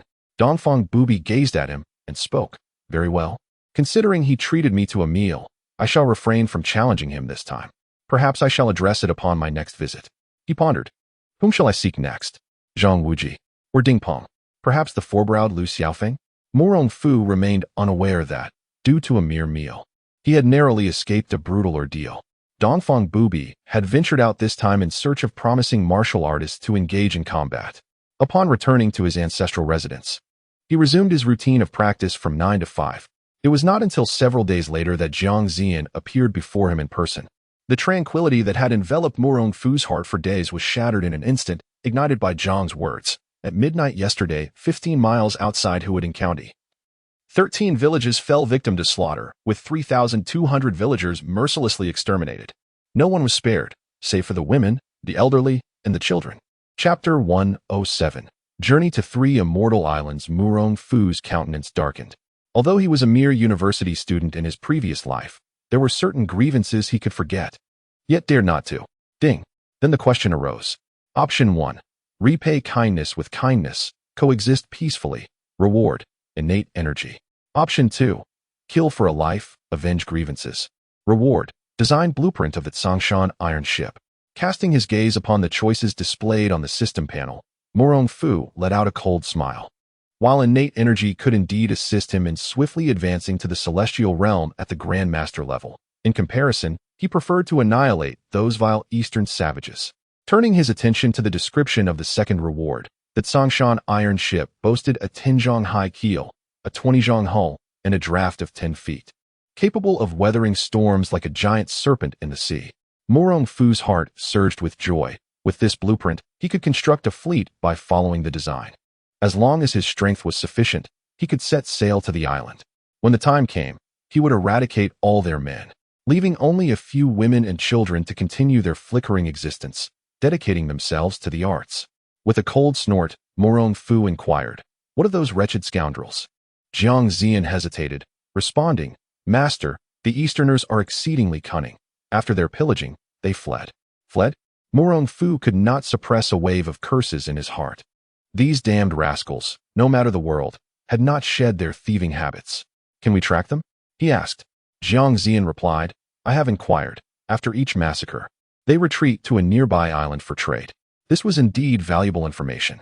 If we can capture this island, they will certainly return for revenge, given their nature. Murong Fu contemplated. "Master, do you intend to eliminate them all when they come for revenge?" Jiang Ziyan expressed a hint of surprise. "Precisely, leave not a single one alive." Murong Fu pondered for a moment, his mind already made up. The Easterners had only a handful of formidable warriors. The rest were mere commoners. When the time came, they would simply land and set their ships ablaze, close the gates and slay as many as they send. The following morning, Song Yongxi dispatched a messenger to invite Murong Fu to the governor's residence, claiming there were pressing matters to discuss. Murong Fu, well aware of the situation, surmised that it pertained to the massacre of the coastal village by the Easterners. After preparing himself, he accompanied the messenger to the governor's mansion. "Sir Murong, you have finally arrived." I was nearly beside myself with worry. Upon seeing Murong Fu, Song Yongxi promptly ushered him into the inner hall, wiping the beads of sweat from his brow as they walked. Murong Fu candidly stated, "Governor Song, is this about the coastal village massacre?" "Sir Murong, you are already aware?" Song Yongxi countered. Murong Fu nodded, revealing, "Last night, my subordinates reported it to me." Song Yongxi appeared slightly taken aback. He had only learned of the incident that very morning.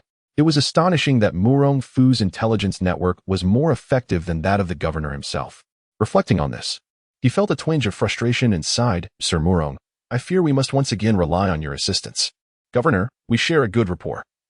Feel free to speak candidly," Murong Fu replied with an air of nonchalance.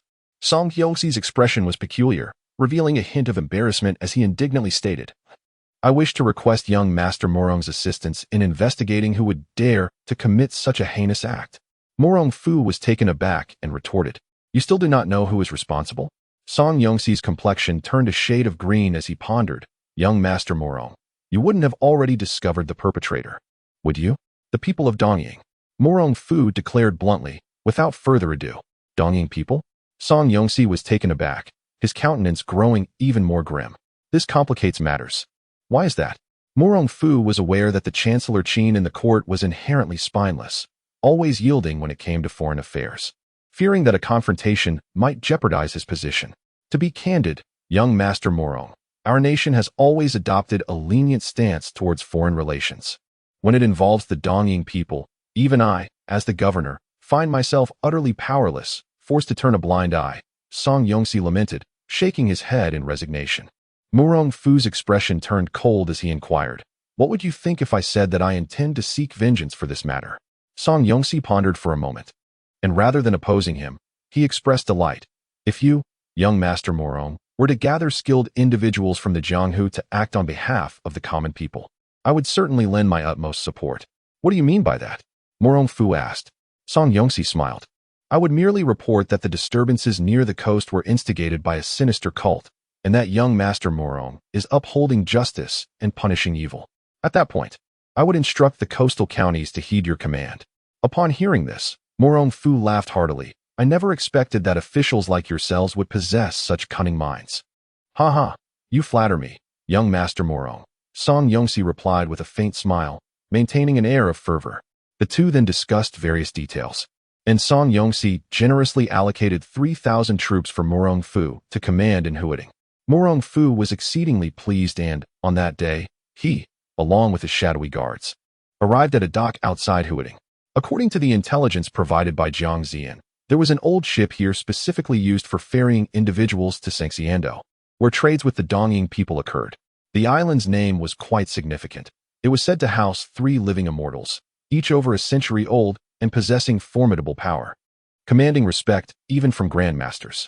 As long as they resided there, no one dared to act recklessly on Sangxiando. "Master, the ship has arrived." Jiang Ziyan pointed to a large black vessel approaching from the sea. Murong Fu nodded. "This appears to be a merchant ship?" "Yes, I have investigated. This vessel belongs to a merchant guild from Fujian," Jiang Ziyan replied respectfully. Murong Fu raised an eyebrow, intrigued by the audacity of a Fujian ship engaging in trade here. It was likely that it was a merchant guild established by the Dongying people, masquerading under false pretenses. As soon as the ship docked, several burly men emerged, brandishing a flag adorned with a solid circle, erecting it on the shore. Shortly thereafter, a few unfamiliar individuals approached and gestured, prompting the sturdy men to hand them a wooden plank inscribed with various numbers. "What is happening here?" Murong Fu inquired. In response to the master, Jiang Ziyan elucidated that Sanxian Island is not solely a trading hub for the people of the eastern seas. Various warriors from other regions also convene here to peddle exquisite weapons and armor. Upon hearing this, Murong Fu grasped the essence of the matter entirely. Sanxian Island is a place that engages in all manner of dealings, lacking only in moral integrity, functioning as a nefarious intermediary. With a cold smirk, he produced a carefree fan and gave it a gentle flick. The crisp sound resonated across the dock, instantly capturing the attention of those nearby, including several burly men. "Let us proceed. We shall discover whether Sanxian Island is indeed a paradise or a forsaken land." Chapter 108. The Midnight Thief. "Esteemed guests, are you bound for the Isle of the Three Immortals?" inquired the imposing figure at the forefront. "Of course we are. Let us have our tickets," Murong Fu replied with a smile. The leader scrutinized Murong Fu from head to toe and remarked, "Young master appears to hail from a wealthy family. A deposit of 3,000 taels will suffice." 3,000 taels? Murong Fu scoffed lightly. "This ticket is indeed quite exorbitant. The average commoner would never amass such a sum in a lifetime. Though it is termed a deposit, should we arrive on the island and refrain from purchasing anything, I fear it may not be refunded." Rest assured, young master, the Isle of the Three Immortals undoubtedly offers treasures that will captivate you." "Very well, splendid. I have 7 servants. Do include them in the count." Murong Fu produced a bundle of banknotes amounting to 20,000 taels and handed them to the leader. then proceeded to board the vessel with Jiang Ziyan and the others. "Brother, it seems that man has underpaid by 1,000 taels," remarked one of the men trailing behind. "Silence. He need only pay once to bring his servants aboard," the leader admonished. He cast a discerning glance at Murong Fu, realizing that this individual was not to be trifled with. Before long, a group of 5 approached, 2 men and 3 women. One of the men, clad in white and wielding a white fan, exuded an air of carefree elegance, strikingly handsome. The other, sporting stubble, grinned playfully at the 3 women. Each of the women was breathtakingly beautiful, leaving an indelible impression on any who beheld them. "Are you all headed to the Isle of the 3 Immortals?" the men inquired once more. The stubbled man replied cheerfully, "Indeed. Where else would we go? Your home, perhaps." "How dare you speak thus?"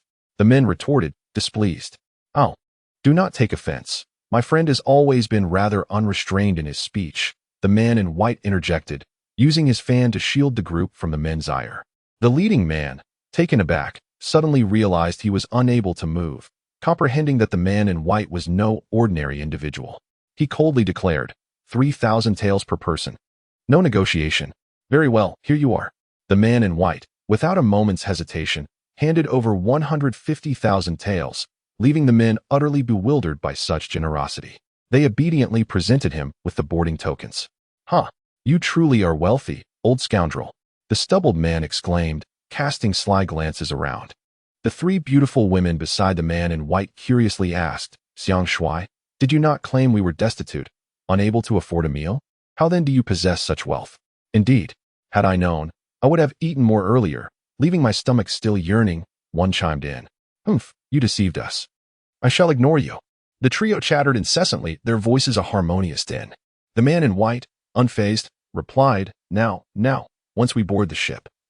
All the delectable treats inside are complimentary. Indulge to your heart's content. Humph, at least you possess some conscience." The 5 of them bantered jovially as they made their way onto the vessel. Soon, it appeared that a sufficient number of guests had arrived, and the ship began its gradual departure. As for opulence, the interior of the ship was adorned with splendid decorations, resplendent in gold and brilliance, imparting an unparalleled sense of luxury. "Master, the Lord of the 3 Immortals' path is indeed generous, transforming an old vessel meant for receiving guests into such a lavish abode," Jiang Ziyan inquired, perplexed. Murong Fu jested. "His intent is merely to showcase his wealth, simultaneously instilling a sense of superiority, so that when we arrive at 3 Immortals Island, he may spend liberally." "Indeed, as expected of the master, your words are astute," Jiang Ziyan remarked with a smile. "Hee. Let us proceed to the ship's hall and see if there are any delectable treats," Murong Fu suggested. Jiang Ziyan promptly followed Murong Fu towards the cabin. At that moment, the hall was not overly crowded. Apart from a conspicuous group of 5, the rest were notably quiet. Murong Fu mused to himself. How amusing it would have been to bring Yuyan and a Zhu along as well. After jesting, he summoned a waiter and ordered some food and fine wine. Yet, before they could finish their meal, the ticket seller burst in, pointing at the group of 5. "You are frauds. You didn't return our deposit when we boarded the ship," he exclaimed. I clearly gave you 150,000 taels. How can you claim I didn't pay?" The white-clad man replied with a smile. "Humph. The money you gave was evidently ours. You simply pilfered it from us."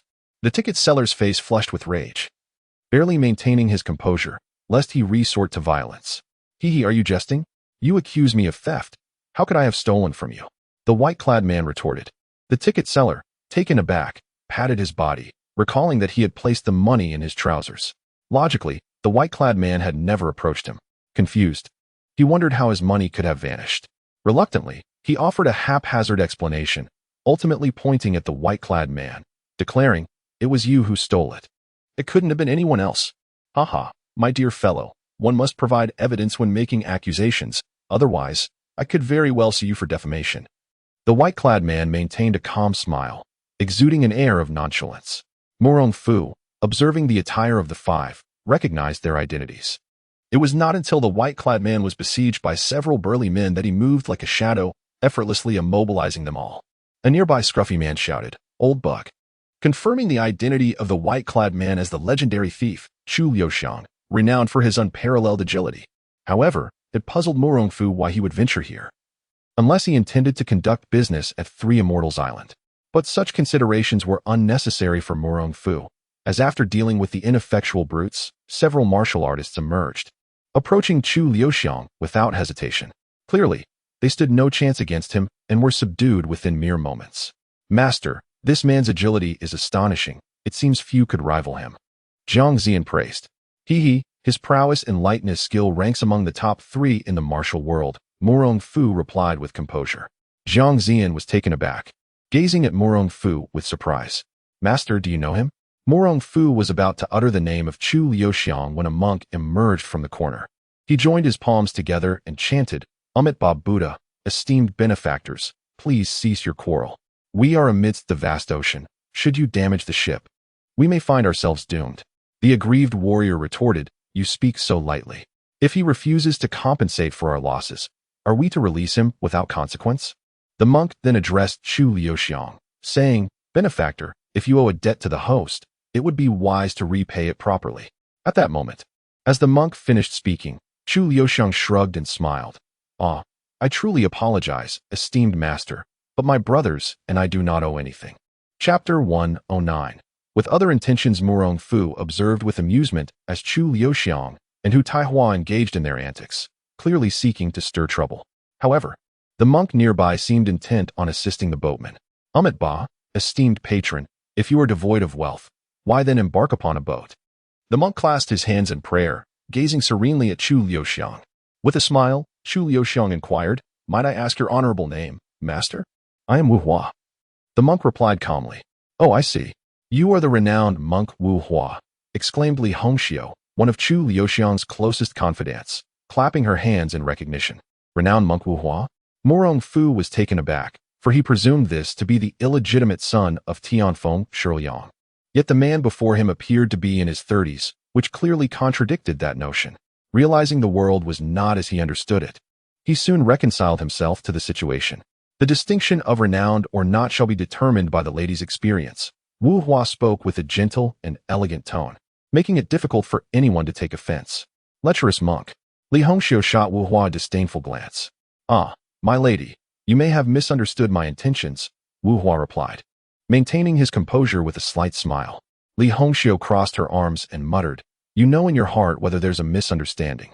Wu Hua shook his head and addressed Chu Liuxiang, saying, The wealth of the esteemed young master, while not rivaling that of a nation, is certainly sufficient to make him a local magnate. Why then trouble the boatman? Master, you are mistaken.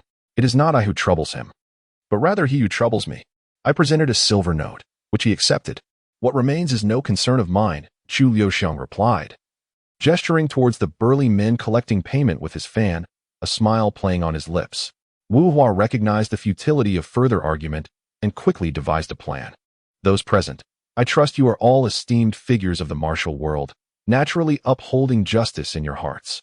Why not allow you to be the judges of this matter? He then scrutinized Murong Fu for a moment and bowed respectfully. Might I inquire whether this young gentleman has grasped the essence of our earlier conversation? I have indeed understood. Master, your words are quite delightful, and I too wish to be delightful, though I wonder if I can indeed achieve such delight, Murong Fu replied with a smile. Delightful. Delightful, delightful. Wu Hua was momentarily taken aback, then chuckled. Then what do you believe, should the esteemed Chu Liuxiang compensate these burly men? Murong Fu refrained from giving a direct answer, instead offering a classic retort. To grasp the full picture, I dare not hastily judge. Wu Hua paused, pondering, before inquiring. Might I ask your esteemed name? I am Fu Rongmu. Murong Fu responded with a respectful bow. Very well, it appears I have meddled in matters beyond my purview today. Wu Hua sighed, shaking his head in resignation before returning to his seat, a hint of apology directed towards the burly men. At that moment, a woman from the East Sea entered, boldly asking, What is happening here? A steward nearby leaned in to whisper a few words in her ear. Without further ado, the woman approached Chu Liuxiang, bowing deeply. I apologize, esteemed guest. It was our servant's oversight in not conducting a thorough check. Please forgive our impertinence. It is of no consequence. Merely exercise caution in the future, Chu Liuxiang replied, fanning himself nonchalantly. The East Sea woman glanced back at her subordinate and commanded, Take him away. Spare me, spare me. The several burly men suddenly wore expressions of terror, continuously begging for mercy. However, the woman remained unyielding. and her subordinates promptly dragged the men away. I apologize for the disturbance. The Japanese woman departed, bowing as gracefully as she had upon her arrival. A sigh escaped Wu Hua's lips. Master, why the sigh? Inquired Chu Liuxiang's confidant, Su Rongrong. I do not slay Boren, yet Boren perishes because of me.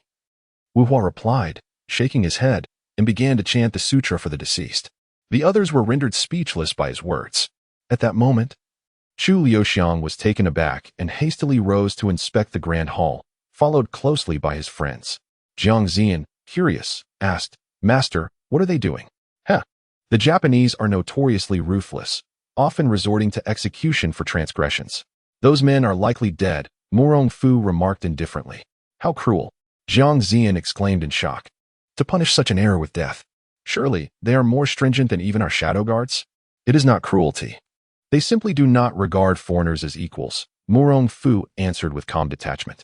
Just as his words fell, the sounds of Chu Liuxiang and his companion's anger echoed from outside, seemingly rebuking the Japanese for their disregard for life, having cast the men into the sea. Ba, this young man is quite knowledgeable about the Japanese. Wu Hua lifted his cup and took a sip. Fortunately, in terms of understanding the Japanese, I suspect I am still beneath the master, Murong Fu remarked pointedly, testing Wu Hua's depth. This humble monk has traveled far and wide, encountering many along the way, Wu Hua replied nonchalantly. The two exchanged a knowing smile, raising their cups in mutual respect. As they set down their cups, Chu Liuxiang and Hu Taihua entered with grim expressions. I never expected the Japanese to be so merciless. They spoke of casting men into the sea, and they did just that. What is worse, they slashed the arms of those men to attract sharks, leaving us utterly helpless. Hu Taihua lamented, his tone carrying a sense of guilt. Su Rongrong, Li Hongxiu, and the last of Chu Liuxiang's close confidants, Song Tianer, paid him no heed, instead surrounding Chu Liuxiang to comfort their beloved elder brother.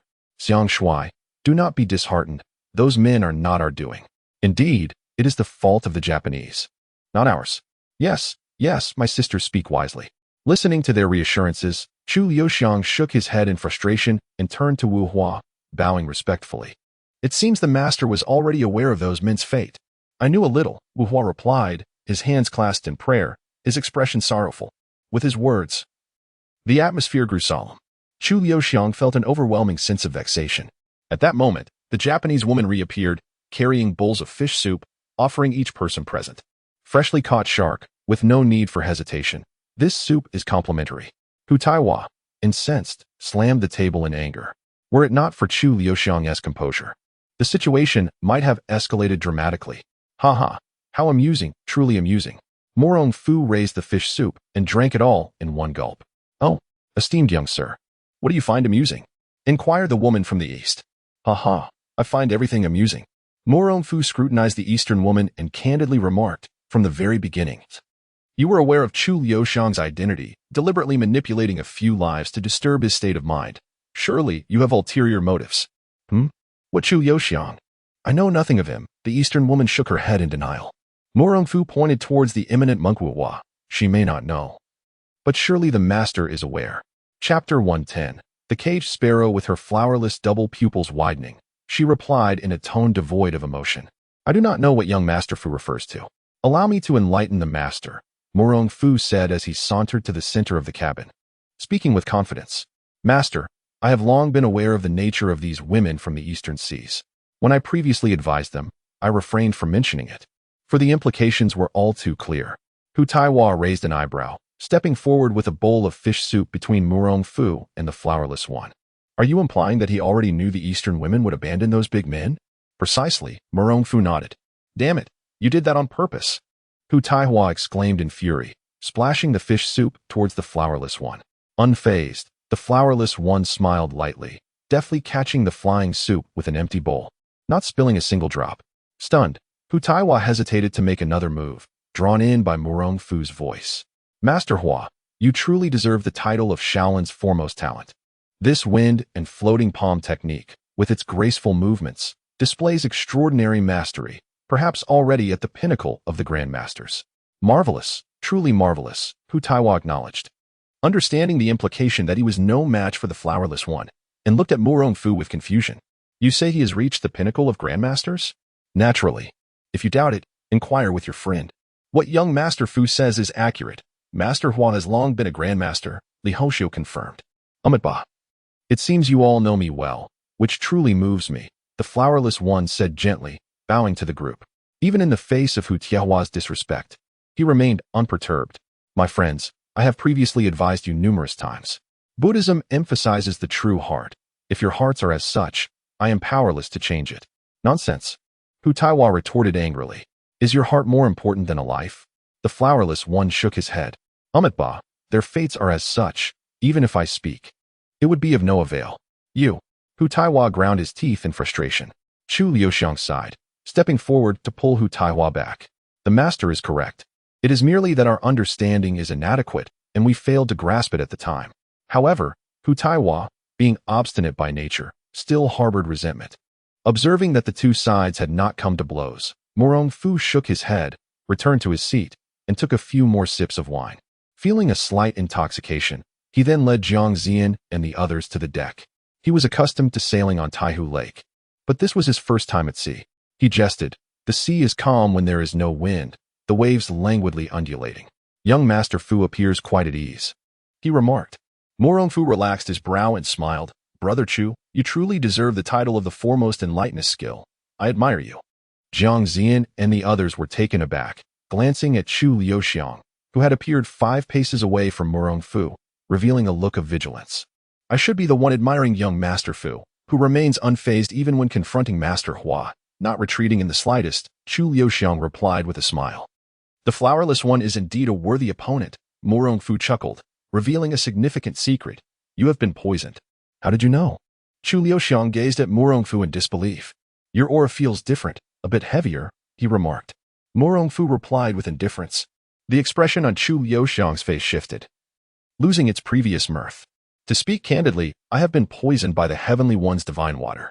Were it not for your esteemed assistance, I would have perished long ago. Have you come to Sanxian Island in search of an antidote? Murong Fu inquired with curiosity. If I am not mistaken, the person who poisoned me is currently on this island, Chu Liuxiang confessed, feeling an inexplicable sense of kinship with Murong Fu, and spoke without reservation. Murong Fu shook his head, stating plainly, Sanxian Island is home to cunning individuals. Given your current strength, obtaining the antidote will prove exceedingly difficult. Here. Fighting is far from paramount, Chu Liuxiang teased, tapping his own head with the tip of his fan, indicating that his intellect reigned supreme. Murong Fu fell silent, recalling the tales that circulated in the Jianghu, asserting that anyone who could defeat Chu Liuxiang must be exceptionally clever. Those cleverer than him would surely not triumph over him. Then I wish Brother Chu all the best in your endeavors, Murong Fu offered politely. Too kind. Chu Liuxiang performed a respectful gesture and continued conversing with Murong Fu for a while before returning to the cabin to rest. Murong Fu smiled lightly, observing that during their conversation, Chu Liuxiang had shifted his position 18 times and altered his stance 12 times before each movement. The title of the Thief Lord was indeed well-deserved. Master, your jade pendant is missing, Jiang Ziyan reminded him. Murong Fu jested, perhaps you should check your own. Jiang Ziyan was taken aback and looked down at his waist, then exclaimed, where's my waist token? No matter. It's quite normal for him to have pilfered a few items. Once he discerns our identities, he will return them, Murong Fu mused, weighing a jade pendant in his hand that did not belong to him, inscribed with the character for him. What a windfall. Murong Fu laughed heartily and, accompanied by Jiang Ziyan and the others, returned to the cabin to rest. After several days of tumultuous seas, they finally arrived at the overseas Sanxian Island. The island was neither large nor small, roughly equivalent to 3 Gusa cities. There were 3 piers, exceedingly concealed, deliberately situated within a canyon. As they disembarked, a woman from the East Ing instructed her companions to line up and cautioned, the island is rife with venomous creatures. If you have no business, please refrain from wandering. Today is a day of rest, and the auction will commence tomorrow. Oh, so soon? Chu Liuxiang inquired with a smile. Indeed, it occurs once every 10 days. It is the customary practice, replied the Easting woman, her Mandarin quite clumsy. What treasures might be available this time? Others wondered. The items arrive at different times. Like you, I am also unaware, the Easting woman explained. The group, feeling somewhat disheartened, followed the Easting woman without further questioning. Fortunately, they did not walk for long before reaching their destination. At the center, there were stone houses formed from rocks, flanked by iron cages wrapped in black canvas. Standing half a foot high, a middle-aged man resembling a wealthy merchant revealed a lewd expression and asked, "Could this be the legendary caged sparrow?" "What is a caged sparrow?" Hu Taihua inquired curiously, reaching out to unveil the black canvas, but was stopped by a servant nearby. The woman from the land of the rising sun glared at Hu Taihua and explained, "Each cage contains a selection of charming maidens from the Central Plains. Some cages hold pairs, while others contain a single girl. To unlock a cage, one must pay 300 taels, which will grant you passage to our shores." Hu Taihua retorted, "Why must it always be the maidens from the Central Plains? Where are your Eastern women?" The Eastern woman smiled disdainfully. "Ah, we have our own, but they are of a far superior quality." Her expression suggested that to compare the maidens of the Central Plains with her own was a matter of shame. Su Rongrong, Li Hongxiu, Song Tianer, and Fu Rongmu. Chapter 111. The 13th Floor Tavern. A group of men revealed lewd smiles upon hearing the previous remarks. The man disguised as a wealthy merchant boldly declared, "What do you mean by money? Bring me a few Japanese women." He chuckled, "In a moment. I shall take you to the leopard room." The Japanese woman responded with a smile.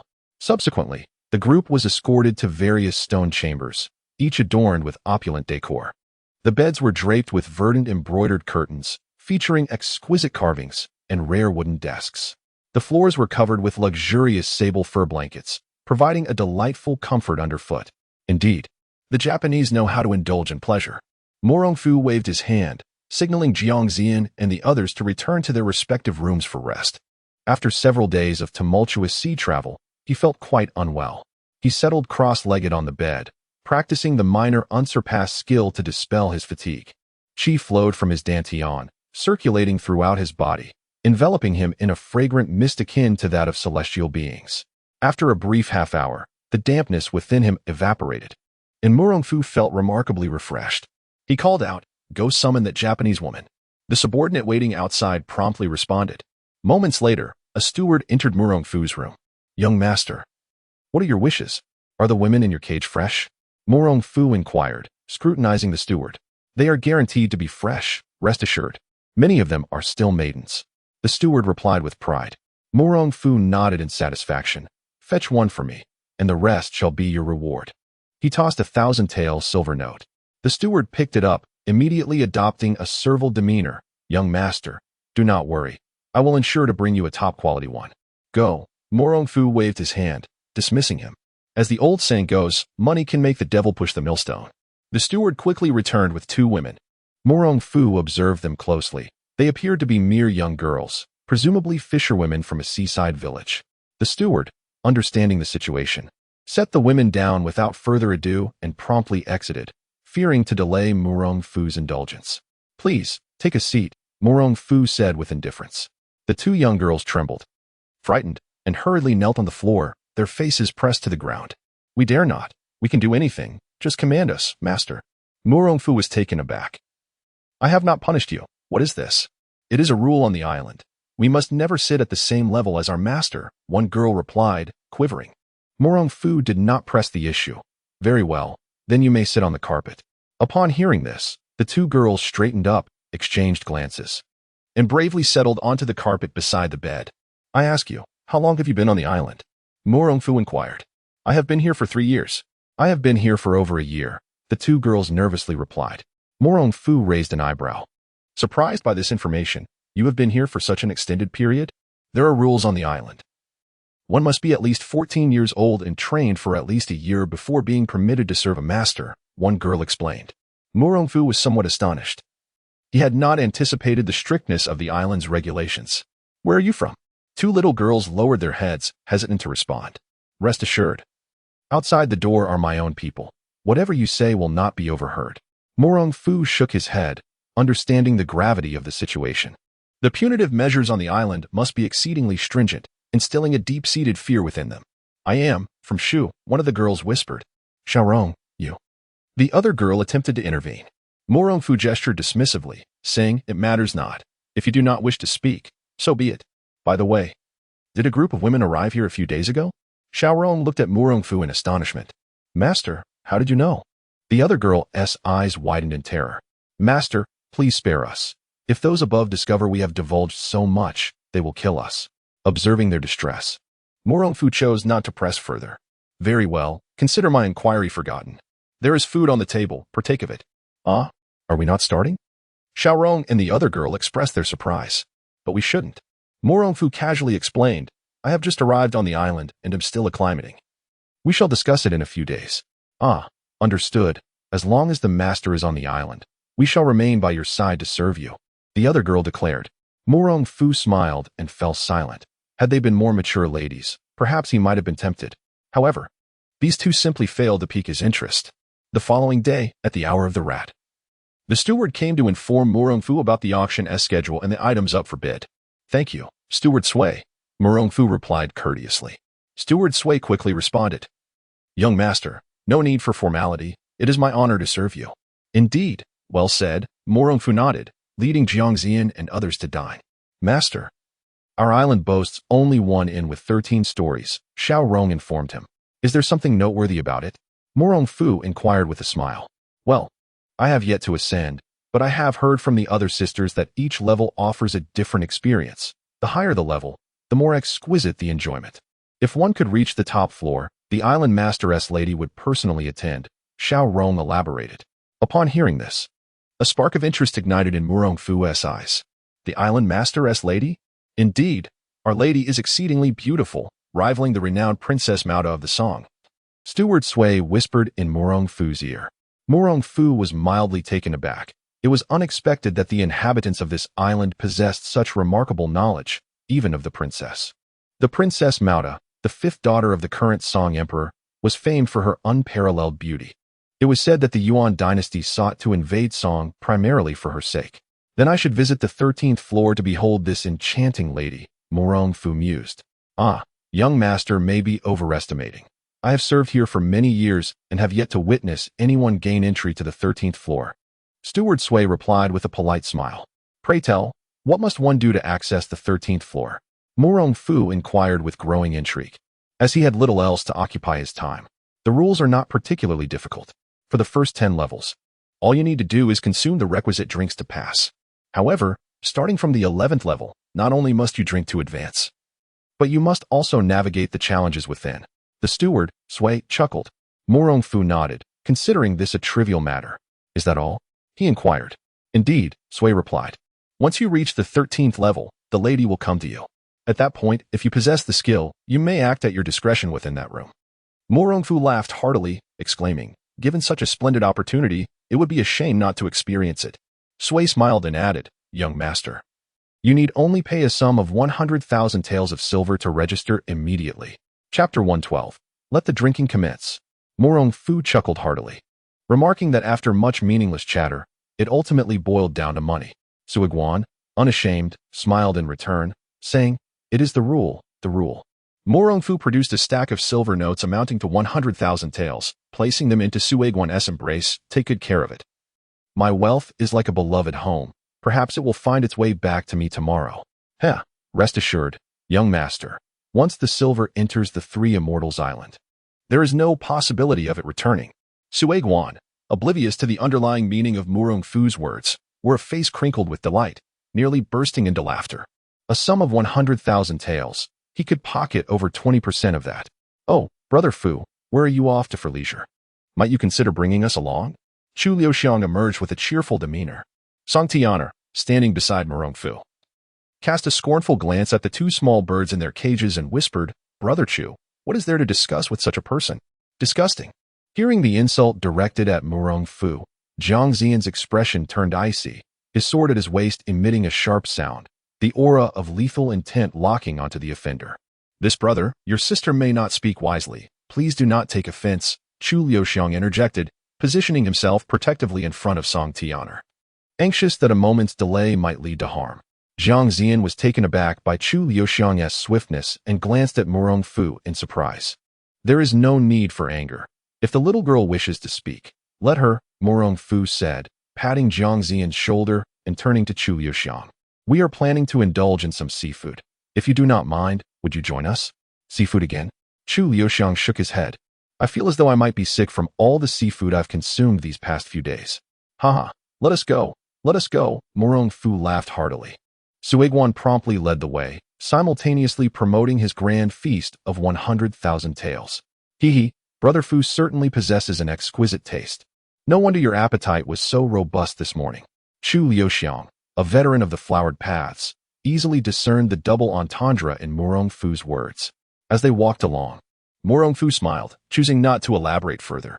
Song Tiana glared fiercely at Murong Fu's retreating figure, exclaiming in frustration, "Brother Chu, why must you always associate with this lecher?" "Haha, a pest and a lecher, what a perfect match." Hu Taiwa jested. Su Rongrong shook her head, offering consolation. "Brother Chu has his own way of doing things. Do not overthink it." Li Hongxiu chimed in. "This young Master Fu's origins are shrouded in mystery. Just look at the 7 guards by his side, each exuding a murderous intent, surely seasoned from battle." Upon hearing this, Hu Taiwa scrutinized Murong Fu more seriously, a hint of trepidation flickering in his eyes. "The Three Immortals Tavern?" Murong Fu, fanning himself, pointed at the name on the plaque, nearly bursting into laughter, then turned to Suiguan with a playful tone. "I wonder if your establishment serves dumplings filled with vegetables or meat." Suiguan, momentarily bewildered, failed to grasp Murong Fu's jest. Song Tiana retorted, "Fool. He is inquiring about the dumplings." I am foolish. Suiguan smacked his forehead and gestured, "Please, step inside." As the group exchanged polite remarks and entered the tavern, they were greeted with a stunning sight. The eaves glisten in the sunlight, and the painted beams soar like clouds, all adorned in resplendent gold. Upon closer inspection, the pillars are coated in gold lacquer, an epitome of opulence. Hu Taiwa exclaimed in astonishment, "Old Cho Chong, take a look at my eyes. They are nearly blinded by this gold." "Haha, it's all right. No worries," Chu Liuxiang replied with a smile. The steward Sui inquired, "Master Fu, shall we commence?" "Let us begin," Murong Fu replied with a serene smile. The steward Sui, elated, summoned the attendant. The latter, upon hearing this, looked at Murong Fu with slight surprise and said, "Very well. I shall ring the bell and request the guests to wait a moment." The bell would signal for the preparations above. "Master Fu, please hold on," Sui added with a grin. Murong Fu shook his head, saying, "No rush. It's quite all right." Very well, Sui chuckled. At that moment, the earlier gentleman resembling a wealthy patron approached. Having overheard the conversation, he asked, "Did you mention a beautiful island mistress on the 13th floor?" "Indeed," the steward Sui nodded. "So, once we ascend, I may do as I please?" the gentleman inquired. Sui affirmed, "Precisely, Master Xiao." "Haha, splendid. I shall also enroll," Master Xiao declared joyfully. Hu Taiwa glanced at him, observing his rather corpulent figure, jested, "With your physique, I doubt you could even ascend the 13th floor without tiring. Do not embarrass yourself."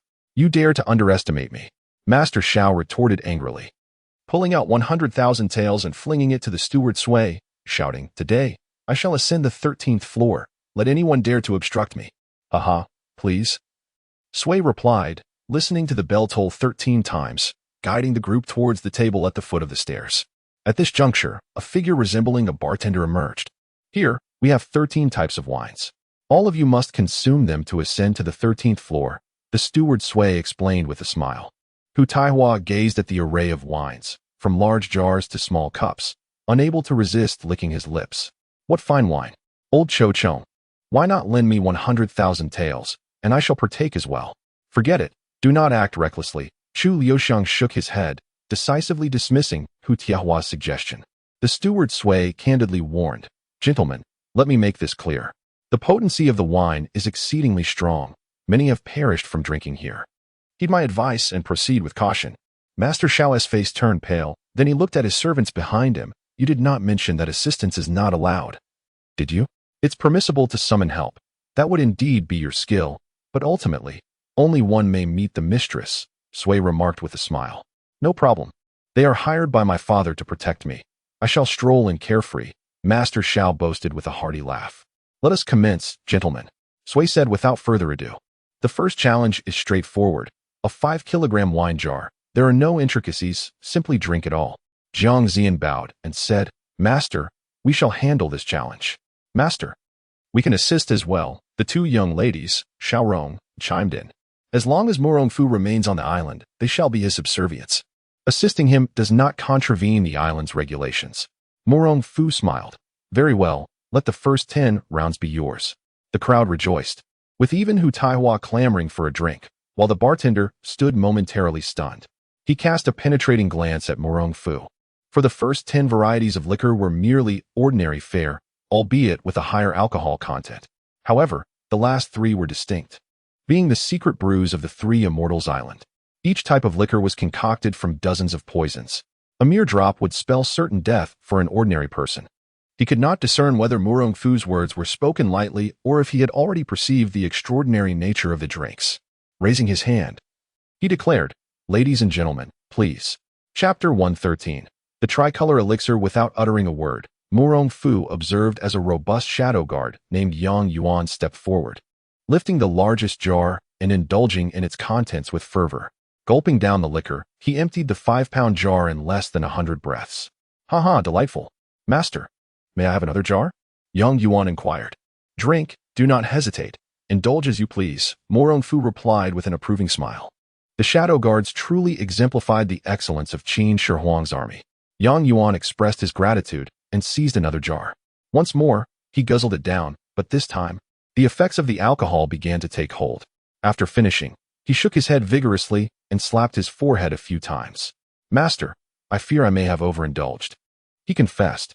"That will suffice. Find a place to rest." Murong Fu waved his hand, signaling for assistance in escorting him away. Consuming a total of 8 pounds of liquor certainly attested to his fortitude. "Young master, your men possess remarkable capacity," the innkeeper remarked with admiration. 5 pounds of liquor. "Your establishment indeed possesses some charm," Murong Fu jested. "Rest assured, the quantity of liquor will diminish while the potency will increase," the innkeeper elucidated. Murong Fu glanced at the entourage of young Master Xiao, recognizing them as nothing more than sycophants. 8 pounds of liquor was distributed among 8 individuals, 1 pound each. Yet 3 were rendered incapacitated. The 3 pounds in the second round also incapacitated 3 more, prompting him to shake his head and say, "Continue." Jiang Ziyan and the others required no further encouragement, each swiftly lifting their cups to drink, including Hu Taihua, who seized the opportunity to partake in 2 cups. Before long, the liquor from the first 10 rounds had been consumed by the shadow guards. "Incompetence! You worthless lot!" young Master Xiao suddenly bellowed. The crowd turned to see one of his subordinates collapsed on the ground, motionless. Alas, he was on his 9th cup, aptly named Forget Worries. It possesses the notorious quality of being lethal, the innkeeper sighed. Su Rongrong and Song Tiano expressed mild astonishment. What kind of liquor is so potent that 1 cup can be fatal? Ha! Forget Worries is one of the 3 renowned liquors of Jiangnan. The other 2 are Dreaming, Immortal, and Joyful Shake. Hu Taihua replied with a grin. The innkeeper nodded in agreement. "Indeed, you are well versed in the art of drinking. You have named them all correctly." "And what of the 10th cup?" Hu Taihua inquired with curiosity. "The 10th is known as Dull Blade upon consumption. It feels as though a blunt blade is slowly cutting through one's throat," the innkeeper explained. Murong Fu turned his gaze to Jiang Ziyan, noticing his flushed countenance and inability to speak, realizing the gravity of the liquor. However, he refrained from intervening. Jiang Ziyan was formidable enough that this minor trial posed little threat to him. Murong Fu smiled gently, observing the remaining 3 cups, he inquired. "Are these truly the 3 cups of poison you speak of?"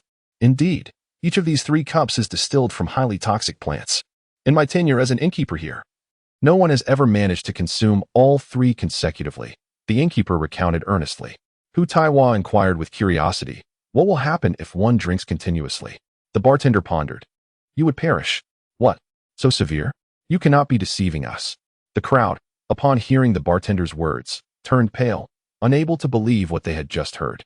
Particularly those few who intended to shield young Master Xiao from the liquor appeared even more ashen, gripped by fear. "Brother Fu, this wine is far too perilous. I suggest we forego it," Chu Liuxiang cautioned. Although he was unaware of Murong Fu's motives for wanting to partake, he discerned the extraordinary nature of the wine. The colors, green, red, and black, each more toxic and bizarre than the last. "Thank you for your warning, Brother Chu," Murong Fu replied, shaking his head. He feared many things, but poison was not among them. As he spoke, he poured the 3 types of wine into a single bowl. The bartender, witnessing this, was taken aback and quickly exclaimed, "Young master, are you mad?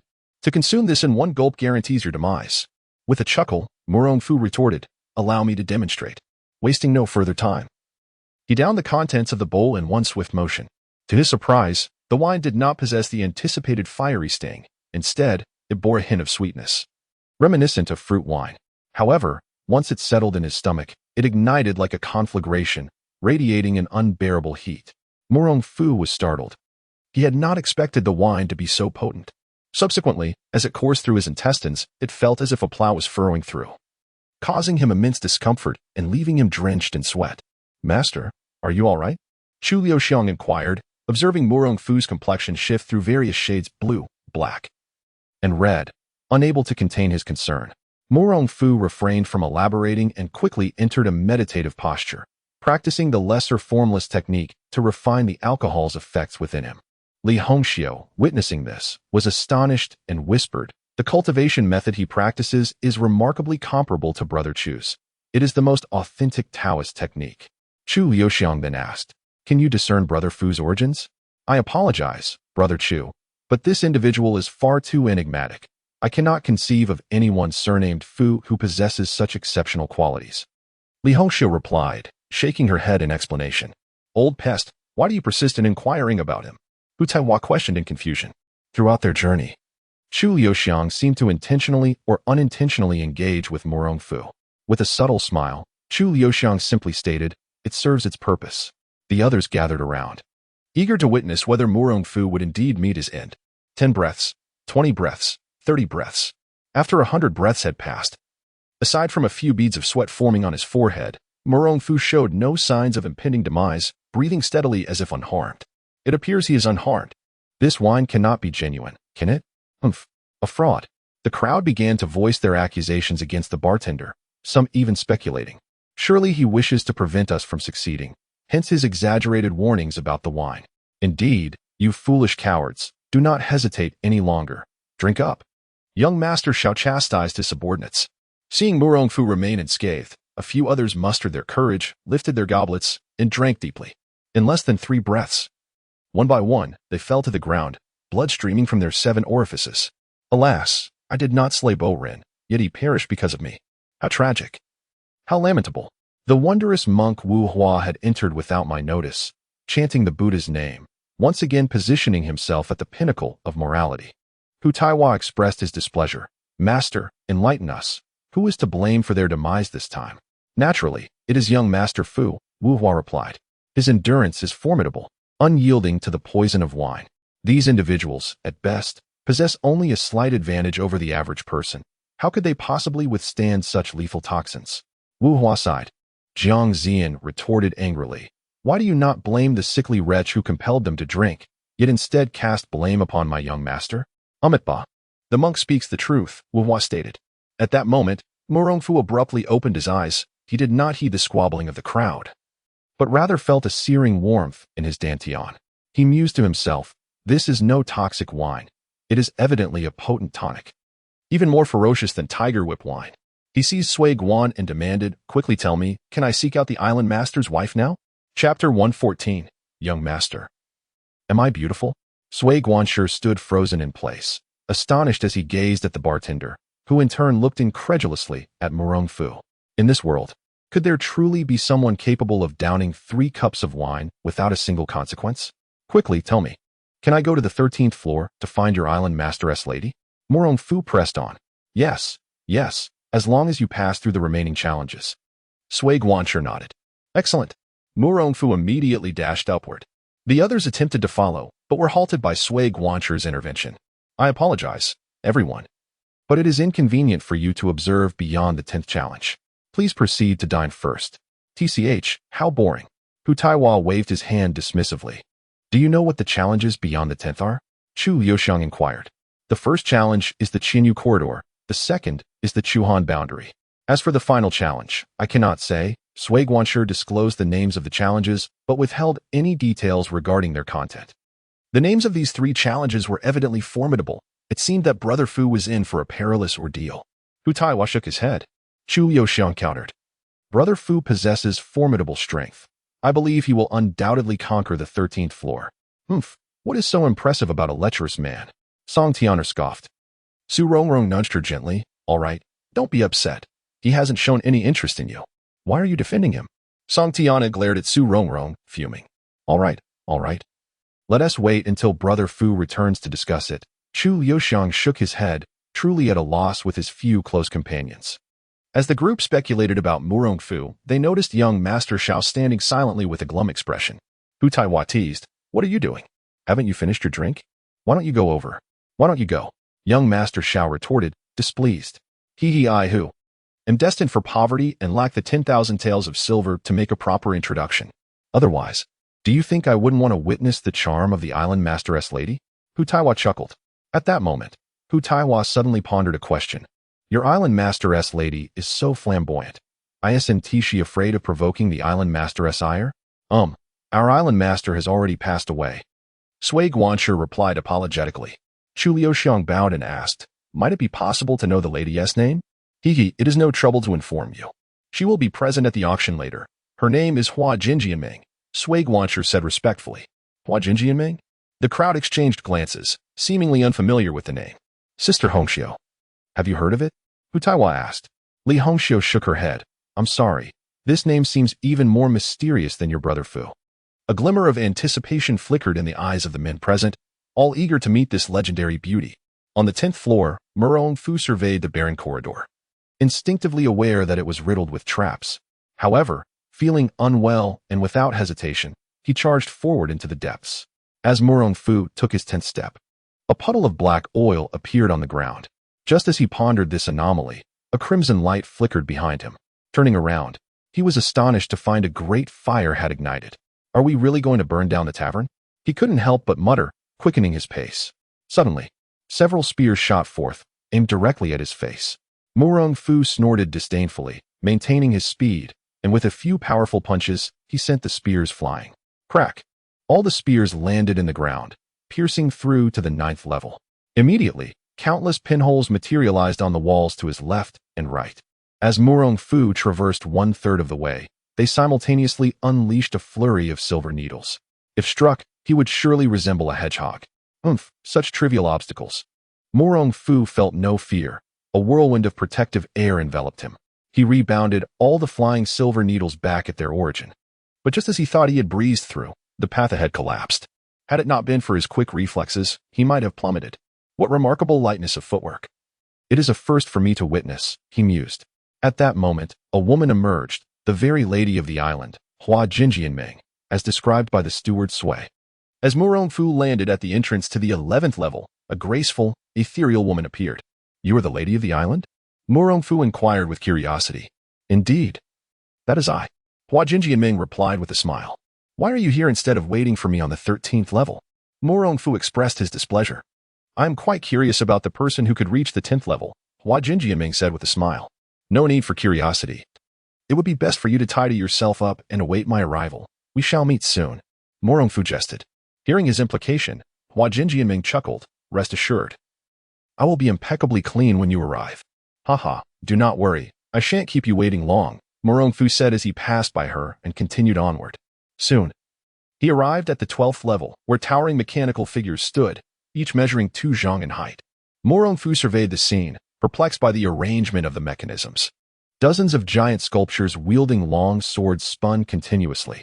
Seeing this, Murong Fu smiled and drew the heavenly mechanism staff, charging directly into the formation. Since he could not comprehend it, he would simply smash them. The mechanical figures seemed to sense Murong Fu's hostility, their speed increasing exponentially. Cold air emanated from their swords, presenting a fearsome visage that sent chills down one's spine. Gripping the heavenly mechanism staff, Murong Fu swung it at the approaching mechanical figures. Bang, bang, bang. With several resounding strikes, the mechanical figures were on the verge of being shattered to pieces. Not a single one could withstand his blow. What incredible strength! Hua Jinjianming gasped in astonishment at Murong Fu's overwhelming presence. He perked up, grinning. I have even more impressive abilities to showcase for you. I hope you managed to survive long enough to see the 13th level. Hua Jinjianming scoffed. Rest assured, I assure you that not only will I live well, but I shall also revel in great happiness, Murong Fu remarked with a smile. Hua Jinjianming, with a cold snort, departed in her true form. After Murong Fu dealt with the mechanical adversaries, he proceeded towards the 13th level. Upon entering the 13th level, a suite adorned in delicate pink decor unfolded before him, reminiscent of a woman's boudoir. The air was suffused with an intoxicating fragrance. The exquisite beaded curtains were intricately arranged, enhancing the room's beauty. Further ahead, he beheld Hua Jingyin, her hair styled elegantly in a high bun, reclining gracefully on a brocade cushion, a smile gracing her lips as she gazed at him intently. Her translucent silk gown was provocatively lifted to the upper thigh, revealing a pair of long, jade-like legs. With a voice laced with a hint of allure and charm, she inquired, "My lord, do you find me beautiful?" Chapter 115, To be determined. Beautiful. Not only is she captivatingly beautiful, but her allure is bewildering. Akin to exquisite porcelain and diamonds. Murong Fu slowly stepped into the 13th layer. To put it plainly, this was merely a bedroom. "Why don't you come over?" Hua Jingyin beckoned to Murong Fu with her delicate orchid-like hands. A faint wave of spiritual energy surged towards him. Enchantment. A peculiar thought flickered in Murong Fu's mind. This was the first individual he had encountered, aside from the bodhisattva of no thought, who wielded such alluring arts. However, Hua Jingying's enchantment was rather rudimentary, requiring a specific environment to be effective. "Come here, my little prince." She continued to lure him forward. Murong Fu feigned ignorance, his eyes growing vacant as he ambled towards her. Suddenly, with a crunch, the ground beneath him gave way, and two long spears shot up swiftly from below. A glint of ruthlessness flashed in Hua Jingying's eyes as she jested. "What a pity, such a handsome young man, to perish so soon. I haven't even savored your essence yet. Is that so? Then I shall ensure you have your fill shortly," Murong Fu replied with a playful smile. "Why are you not dead?" Hua Jingying exclaimed in alarm, sitting upright to inspect the situation closely. To her astonishment, the spears had halted mere millimeters from Murong Fu's neck. He calmly approached her, towering over the woman as he seized her by the throat, lifting her effortlessly. "What are you doing?" A hint of terror flickered in her gaze. Murong Fu sneered coldly, "Beautiful lady of the island, I have a few questions for you." You may ask." Hua Jingying licked her cherry-red lips, striving to maintain her composure. "First, what is your name?" "Hua Jingying." "What a lovely name." Murong Fu scrutinized her closely. Her eyes, sharp as twin felines, were far gentler than spring water. The proud peaks resembled the beauty of a white camellia. "Your figure is also beautiful," he added. "Thank you," Hua Jingying replied, somewhat irked. "Second question, as the lady of the island, where is your husband?" "He is dead," she retorted brusquely. Murong Fu paused, shaking his head. "Your eyes are filled with hatred, indicating he is still alive." "Humph, I fear it would shock you to know." Hua Jingying spat bitterly. Murong Fu remained unfazed. "How would you know I would be shocked if you do not speak?" "My husband's name is Hua Quo, a prized possession raised by the stone Guanyin, and he is likely at the feet of that old woman," she declared with venom. "Hua Quo?" Murong Fu pondered, attempting to recall this somewhat obscure figure, and soon could not suppress a strange expression. He was an anomaly in the martial world, not only exceptionally handsome but also under the patronage of a caregiver. His bed services could be exchanged for martial prowess. "Heh, are you afraid?" Hua Jingying boasted. "Afraid of him?" Murong Fu disdainfully drew a woman close, pressing his lips forcefully against hers. Hua Jingying initially wished to resist, but under Murong Fu's overwhelming strength, all her efforts proved futile. After a considerable time, as her body grew weak from the kiss, Murong Fu pushed her onto the bed and continued to inquire, "Are there truly 3 immortals on the 3 Immortals Island?" "Indeed. They are 3 old, undying fellows, but they are not from the Central Plains. They hail from the Eastern Seas," Hua Jingying explained. "Hua Quo has allied with them to acquire a certain sword technique from the East, thus facilitating their wealth accumulation." "What is their strength? Do you know?" Murong Fu asked. "Masters, I believe. Hua Quo told me they are formidable. When the 3 unite, they can certainly slay a master-level warrior." Hua Jingying responded. Murong Fu nodded, formulating a plan in his mind. If 3 could contend with a single master, then he need only launch a surprise attack to eliminate one. Gazing at the enchanting woman before him, whose beauty radiated elegance akin to a celestial being yet bore an ethereal quality, Murong Fu posed one final question. "I have heard that upon reaching the 13th level, one can indulge in any desire. Is that true? What do you wish to do?" Hua Jingying's voice trembled slightly. Murong Fu found himself in a quandary. He had originally intended to ascend to the 13th level merely to ascertain the strength of the immortals. However, he had been unexpectedly waylaid by the intoxicating elixirs below. It was astonishing that he, who had long been immune to all poisons, succumbed to the allure of the medicinal concoctions. Surveying the flawless form of the woman, He pressed for confirmation. Is that so? Hua Jingming nodded. Indeed, Hua Qiu deliberately stated this to attract guests, but that is precisely correct. Murong Fu's dantian erupted with fervor. Without granting Hua Jingming the opportunity for further discourse, he swiftly overpowered her. The woman attempted to resist. But as she inhaled Murong Fu's distinctive aura, her gaze grew increasingly hazy, and she began to yield, even initiating a kiss with him. Your body is truly fragrant. Hee. Soon, there will be even more delightful fragrances. I appreciate your cooperation. Murong Fu chuckled, no longer holding back, as he indulged in the exquisite offerings of the 13th level. Meanwhile, Hu Taiwa, sipping his drink, queried, Old bug, it's been an hour since Brother Fu went up. Why has Ti come down yet? Chu Liuxiang shook his head. Perhaps he has yet to conclude his business? What business could take an hour?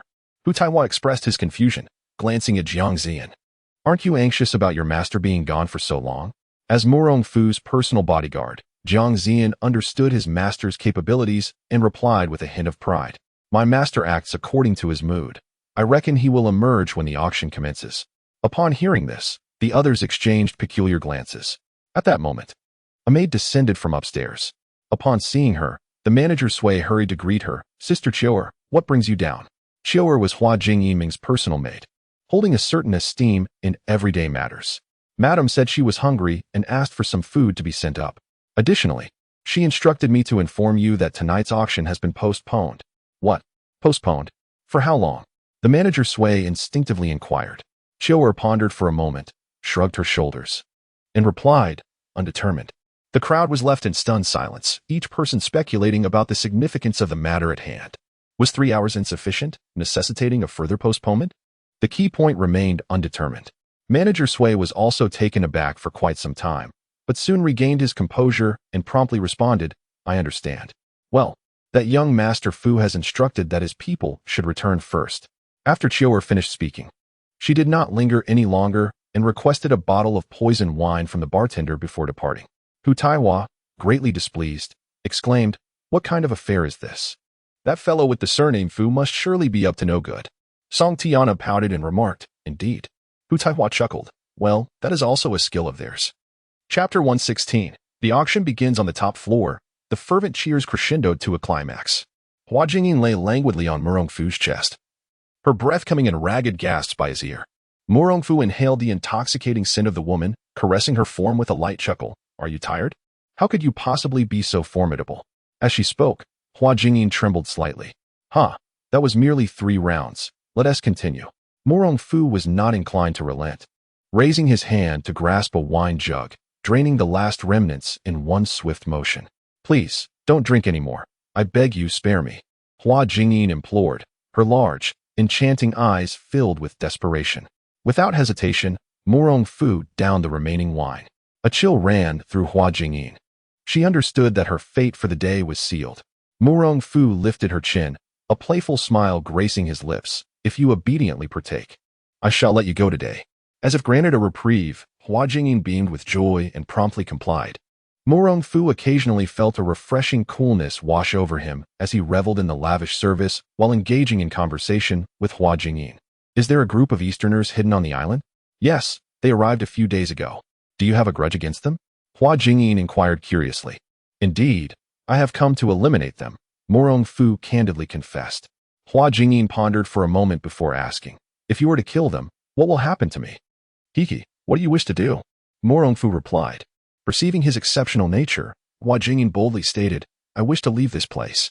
Well, if you wish to depart, I shall open a restaurant for you upon my return, Murong Fu assured her. Hua Jingyin's heart soared with delight. Really? Of course. It is the truth, Murong Fu affirmed. The two exchanged words, lost in their own world. Unbeknownst to them, Murong Fu suddenly let out a low exclamation, relaxing his body as he jested. Are you satisfied now? Indeed, I am satiated, but it seems today's auction may not proceed, Hua Jingyin remarked, wiping the moisture from her lips with her fingers before reclining once more against Murong Fu's chest. Fear not, leave it to me.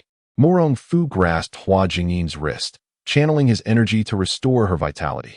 Hua Jingyin felt a strange surge of energy course through her, and her internal injuries were swiftly mended.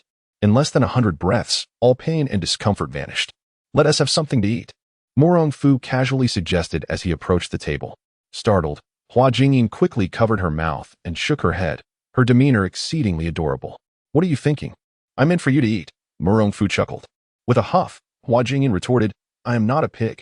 Having eaten so much, how could I possibly consume more? Ha ha. If you refuse, I shall starve, Murong Fu laughed. Hua Jingyin fell silent, a trace of worry creeping into her heart. This time felt prolonged. What if she were to become with child? Rest assured, I will assist you in expelling it with my energy. Murong Fu discerned her thoughts, stating plainly. Thank you, she replied. Hua Jingyin's dream was momentarily lost in thought, her previous worries transforming into a subtle sense of melancholy.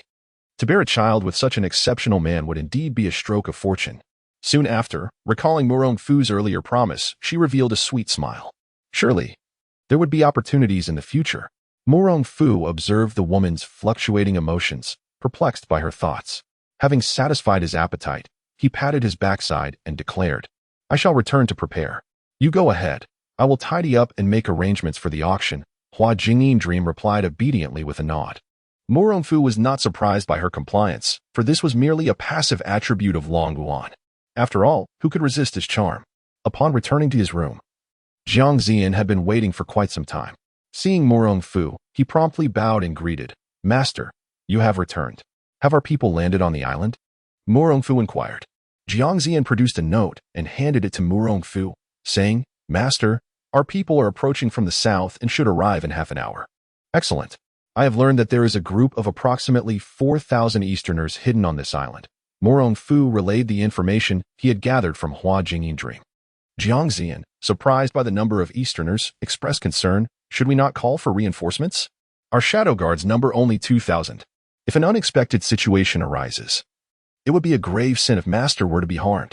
It is of no consequence. The Easterners are not to be feared. Murong Fu replied dismissively. The current Eastern army largely consisted of ragtag groups of ronin, samurai, farmers, and fishermen. While they may be capable of dealing with ordinary civilians, they stood no chance against the well-trained shadow guards. Jiang Ziyan, seeing Murong Fu's confidence, ceased his objections and proceeded to welcome the main forces as instructed. Before long, Manager Sui arrived to inform them of the auction's timing. Seizing the opportunity, Murong Fu changed his attire. The two young maidens, Xiao Rong and her companion, knowing of Murong Fu's return, rushed out to greet him.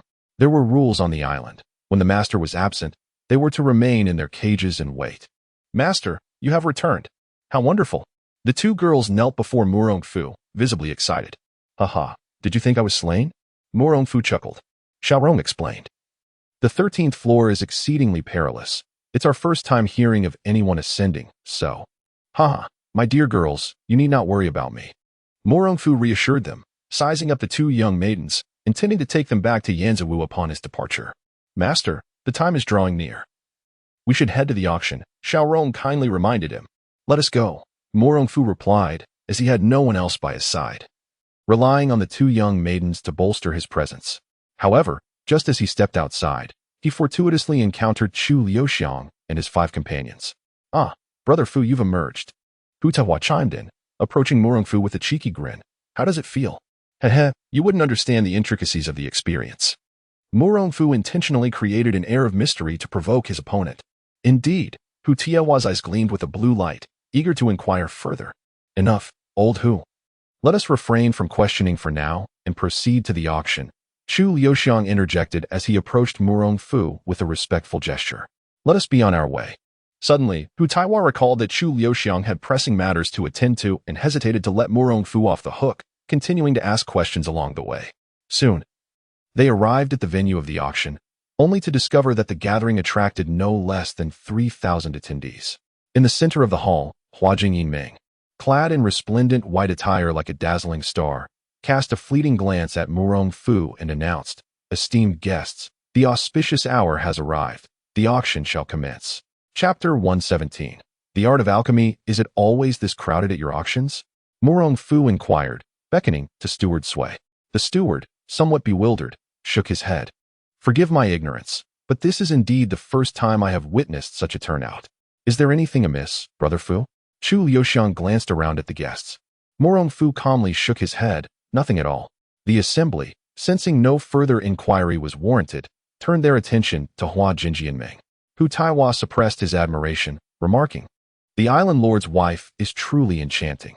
I dare say Brother Fu has lavished much attention upon her today. Brother Hu, do refrain from such idle talk." "The island lord's wife is naturally beautiful," Murong Fu replied with a gentle smile, his gaze landing on a strikingly lovely woman who approached with the first auction item, revealing a piece of soft armor beneath a crimson cloth.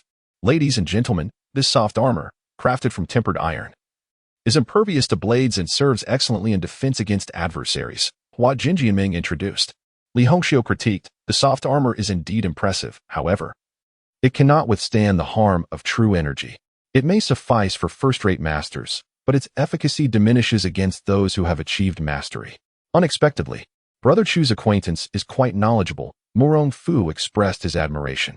"Hee. This young lady enjoys studying the intricacies of the martial world and possesses a fair understanding of various sects, weapons, and techniques," Li Hongxiu replied candidly.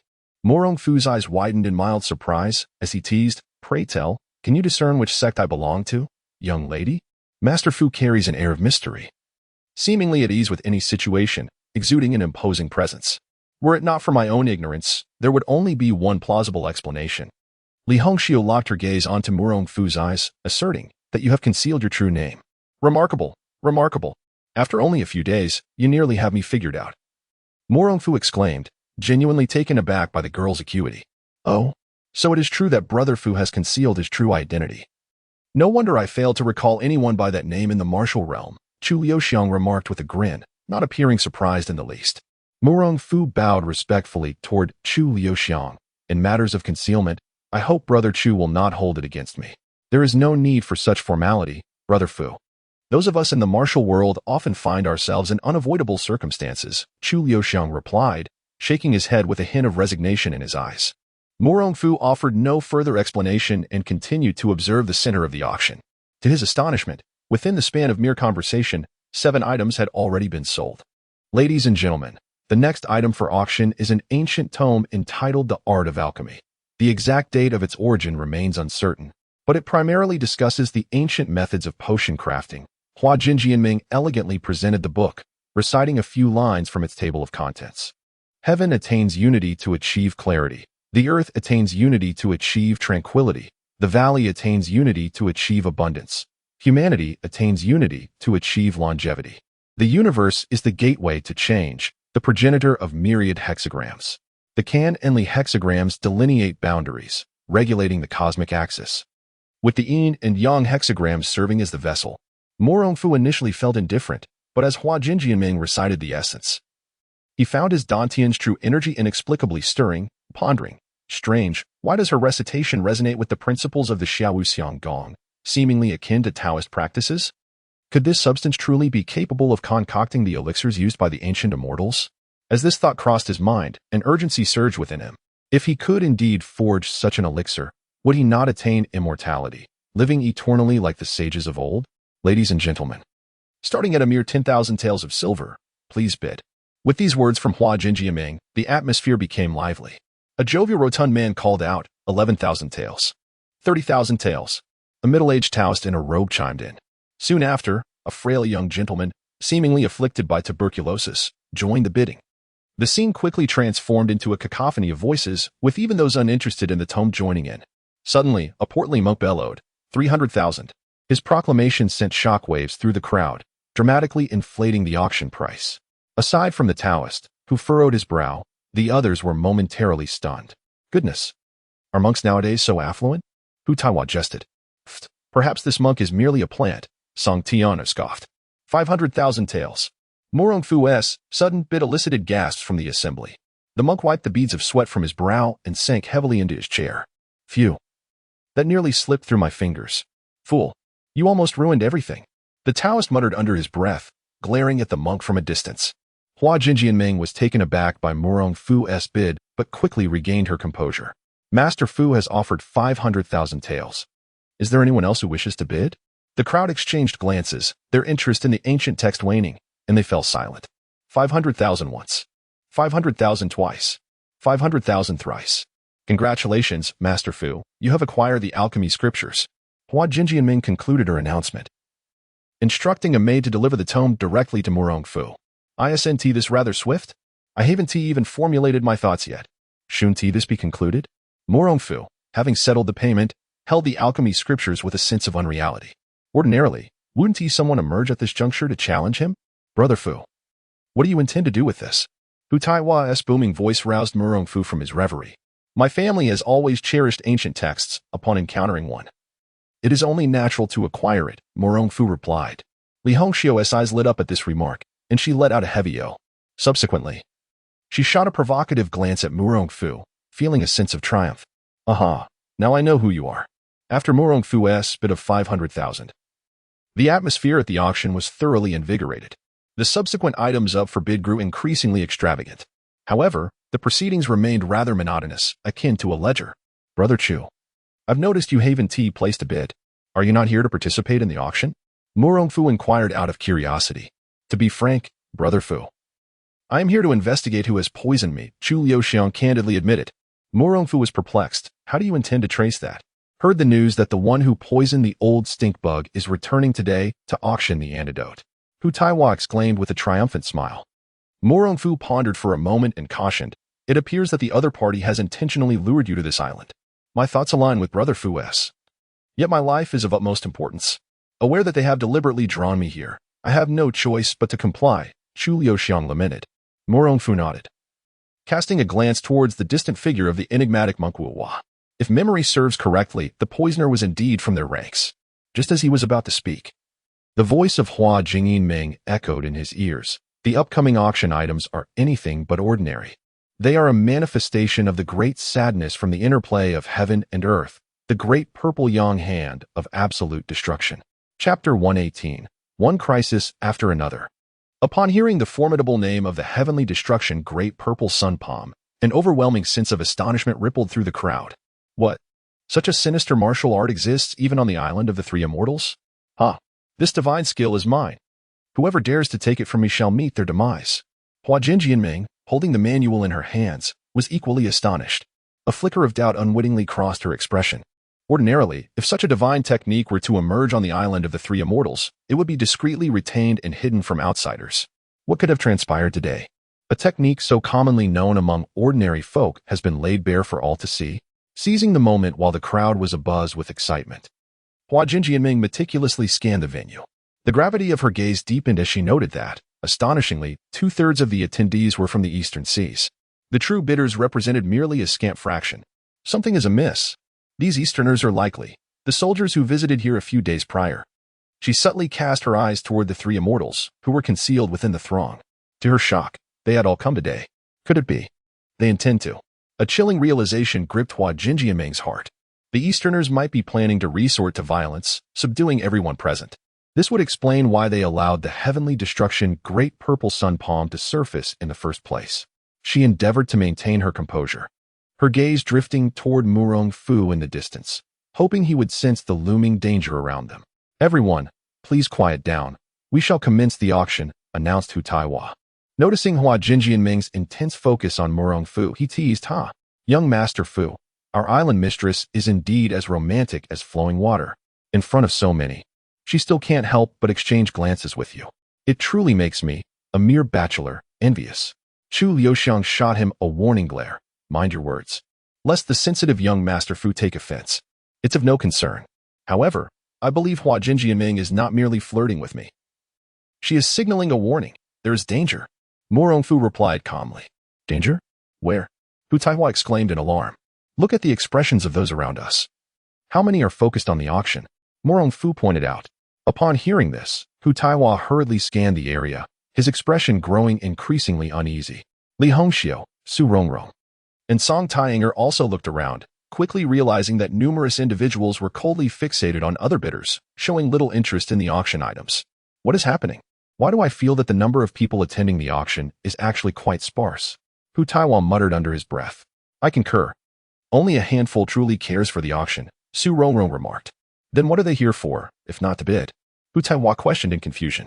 I suspect they are here for the people, Chu Liuxiang expressed his concern. Those present are either wealthy or of noble lineage, if they manage to take control of them. Chaos would ensue in Song country, and the Easterners would run riot along the coast. Murong Fu coldly remarked. Surely they do not intend to capture us all at once? What shall we do? Hu Taiwa exclaimed anxiously. Do not fret, do not fret. Have you not noticed how composed Brother Fu remains?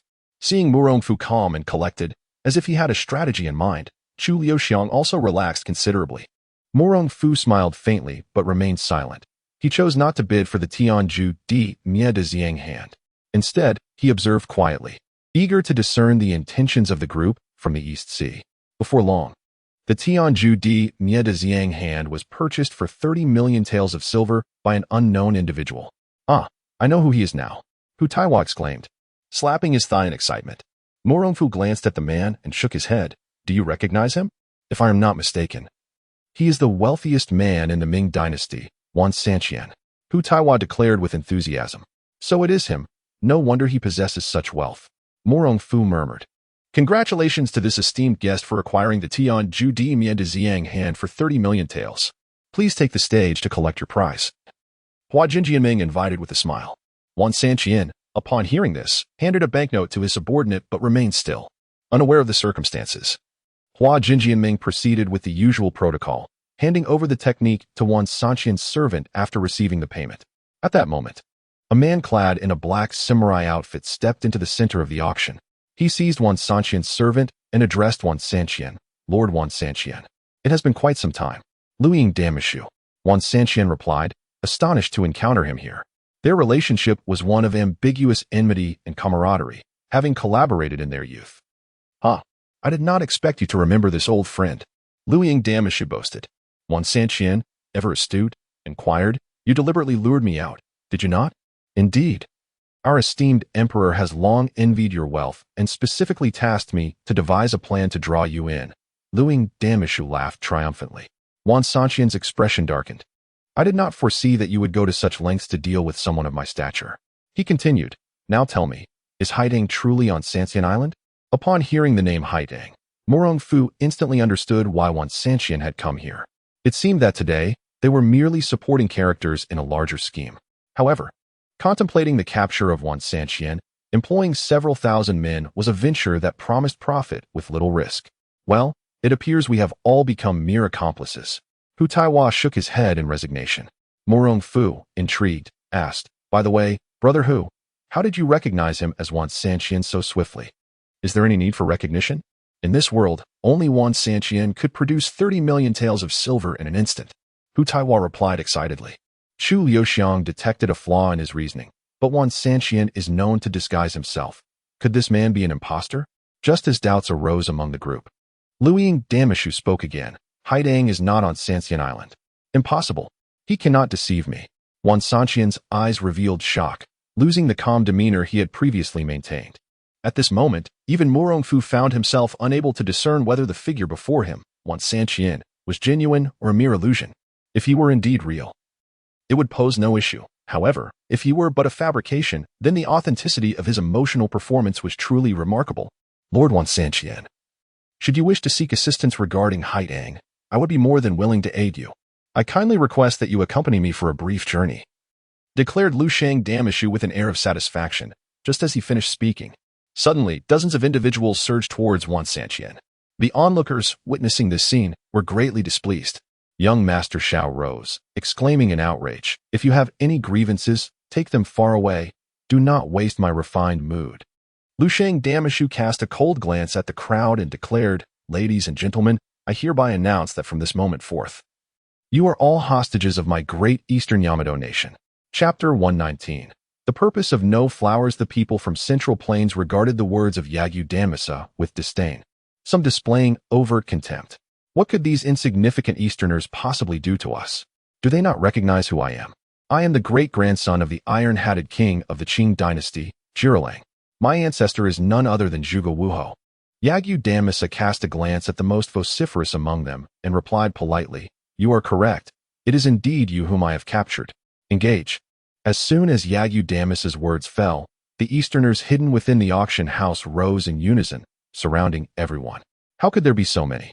Zhirulang's great-grandson faltered, shrinking his neck in fear and daring not to utter another word.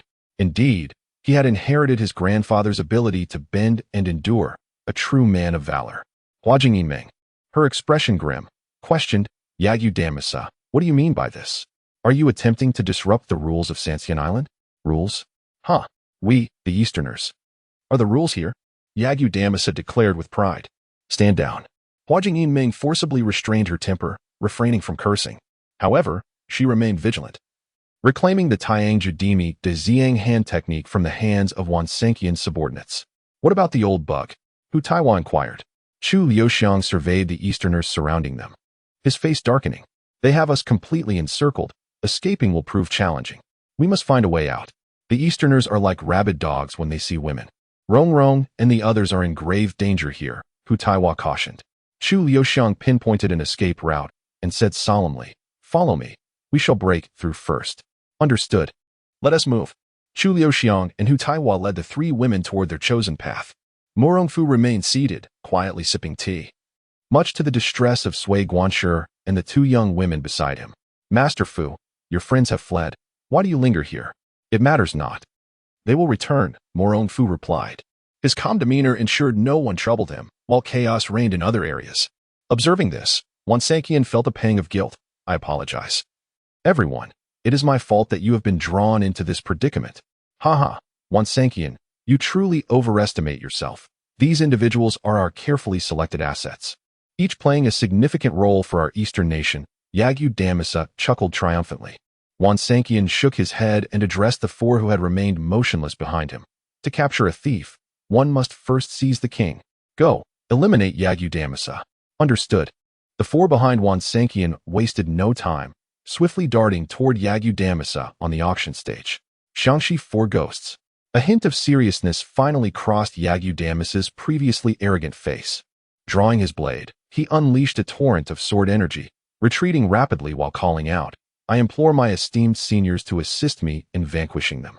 Rest assured, though the Yagu clan may be lacking, we shall not allow you to perish, came the reply as three elderly Easterners with flowing white hair charged forth.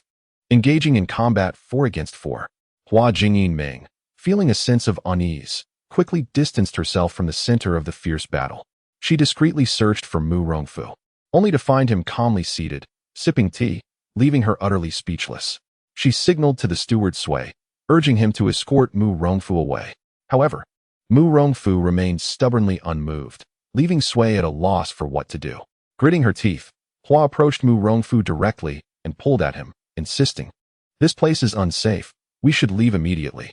Otherwise, soon, Lu Shangdanma will seal off the docks, and we won't be able to escape. Not to worry. Just sit and enjoy tea. Murong Fu replied, his expression unchanged, a faint smile gracing his lips as he looked at Hua Jingyin. Unexpectedly, he remarked, You look remarkably beautiful in that attire. What? The steward Sui and the two maidens beside him were taken aback, their jaws nearly dropping to the floor. This revelation was utterly shocking. Hua Jingyin shot a fierce glare at Murong Fu, thinking him a wicked man. How could he utter such words in front of her subordinates? How would she face anyone afterward? Stop talking nonsense, she exclaimed. Murong Fu playfully tapped his mouth, saying, my apologies, it seems I spoke out of turn. Humph, speak carelessly again, and I shall. Hua Jingyin threatened, making a gesture.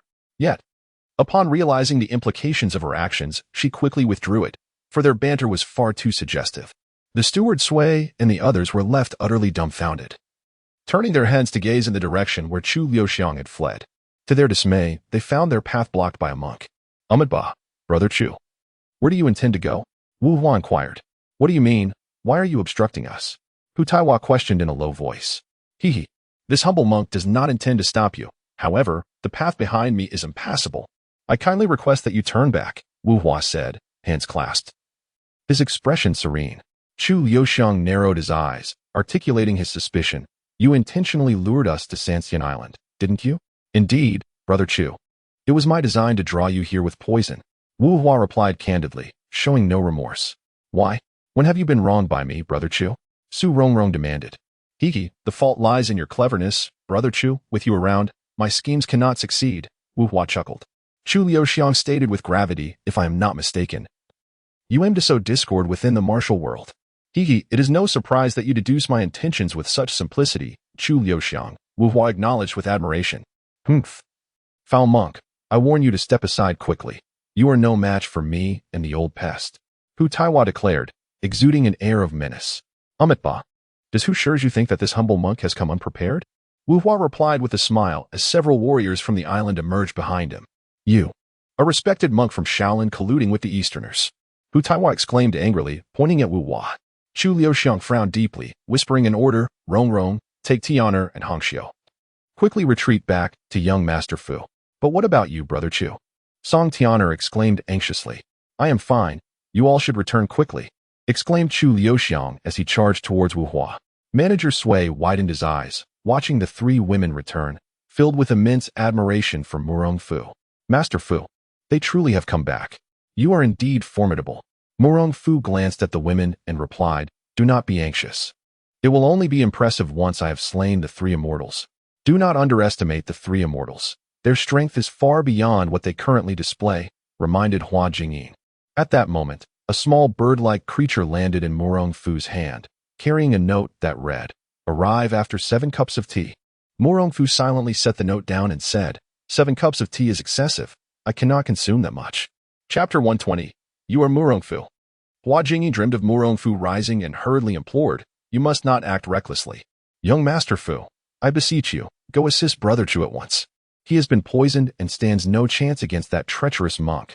Song Tianer rushed over, grasping Murong Fu's hand in earnest supplication. Murong Fu cast a glance at Chu Liuxiang and shook his head, saying, he is the swiftest man in the martial world. Even in his poisoned state, should he wish to flee, none could capture him. But Brother Chu has not escaped. Song Tianer exclaimed urgently. Murong Fu gently patted her fragrant shoulder. His inaction stems not from desire, but from inability to depart. The crowd, perplexed by his words, fell silent, save for Su Rongrong, whose expression darkened as she murmured, had it not been for us, Brother Chu and Hu Taiwa could have easily evaded this place. Rest assured, Chu Liuxiang's intellect surpasses that of the flowerless monk. Even poisoned, his adversaries would not dare to underestimate him. Upon concluding his statement, Murong Fu left Little Silver behind and slowly approached the auction stage. Once on the ground, the little creature crawled up Hua Jingyin's leg and sniffed at her thigh, seemingly detecting a familiar scent. Hua Jingyin initially felt a chill, followed by an overwhelming blush. But recognizing it was Murong Fu's pet, she chose to remain discreet. The 4 ghosts of Xiangxi, when united, possess unparalleled abilities to neutralize an enemy's internal power. This is truly a marvel of the martial realm. The great sage proclaimed loudly. Alas, they have encountered the 3 of us. Even the phantom shadow skill shall meet its demise. The 2 immortals chuckled triumphantly. Much like the 4 ghosts of Xiangxi, the 3 immortals excel in combined attacks. Drawing upon their extensive experience, they cleverly separated the 4 ghosts, rendering them incapable of utilizing their unity technique. Yagyu Danmishu cautioned solemnly, esteemed seniors, please exercise utmost care. Even without their union, the 4 ghosts of Xiangxi can still dismantle others' internal strength. Nonsense. We have long discerned their prowess. Let them experience the blade technique we have comprehended in our twilight years, the 3-talent slaughtering formation. With a resounding shout, the 3 immortals unleashed a wave of murderous intent from their great blades, cleaving towards 3 of the ghosts. The murderous aura transformed into blade energy, which, despite the ghosts' agile movements allowing them to evade, did not dissipate upon collision.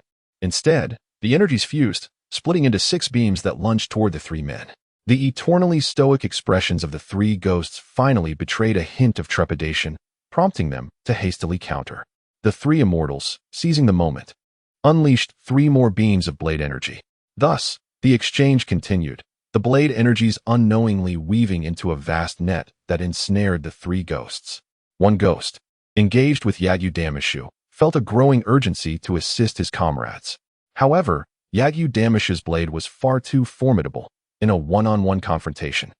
He stood no chance and could only rely on his agility to evade. Yagyu Danmishu transformed his blade into numerous phantoms, forcing one ghost to retreat continuously, distancing him from the other 3. He then proposed, for ghosts of Xiangxi, you are indeed rare talents.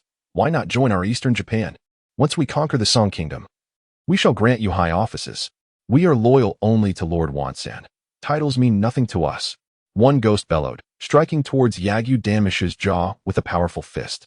Out of nowhere, Yagyu Danmasamian suddenly unleashed several shurikens from his sleeves, forcing the lone demon to retreat continuously. The onlookers were puzzled. Clearly, Yagyu Danmasamyun held the upper hand. So why resort to such underhanded tactics to ambush the demon? The demon, caught off guard and unable to react in time, hastily summoned his shadow phantom technique to deflect the incoming shurikens. Die. Yagyu Danmasamyun seized the opportunity and launched a decisive slash. The three demons sensed the impending danger. While the shadow phantom technique could neutralize internal energy, it could not mitigate pure physical damage. Should that strike land, it would undoubtedly cause severe injury. The demon's countenance darkened as he realized there was no escape and could only brace himself for the blow. With a sickening sound, blood gushed forth as the demon was struck, sent sprawling to the ground, revealing the stark whiteness of his exposed ribs upon rising. Impressive. You managed to endure my strike without succumbing, Yagyu Danmasamyun remarked, wiping the blood from his blade and restoring his insufferable facade. I shall grant you one final opportunity. If you submit to me, I will spare your lives. Fool. We four brothers would rather perish than yield to you. The other three demons charged furiously at Yagyu Danmasamyun. However, they were firmly blocked by the three immortals. You lads think you can pass through us? It's utterly impossible. Cursed. The three demons could only press on with their assault, their thoughts consumed with concern for their brother. Yagyu Danmasamyun deliberately advanced slowly towards the wounded demon, aiming to distract the others. The three immortals seized the moment, systematically overpowering and knocking the three demons to the ground. You refuse to heed our warnings.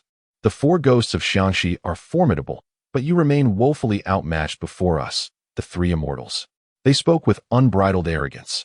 The Xiangxi four ghosts retorted defiantly. Had we not been concerned for Lord Wan's safety, do you think we would falter? Humph. The victors write history. Defeat is defeat. Remember, it is the three immortals who vanquished you. They sneered, raising their blades to deliver the final blow. Just as their blades descended, a chill crept over them, prompting an instinctive defensive posture. Who are you? The three immortals and Yagyu Danmasamyun turned to confront the source of the cold sensation, Murong Fu. The three immortals? Such a revolting name. How dare you call yourselves immortals, you second-rate Eastern ruffians? Murong Fu declared with disdain. How dare you belittle us? Prepare to die?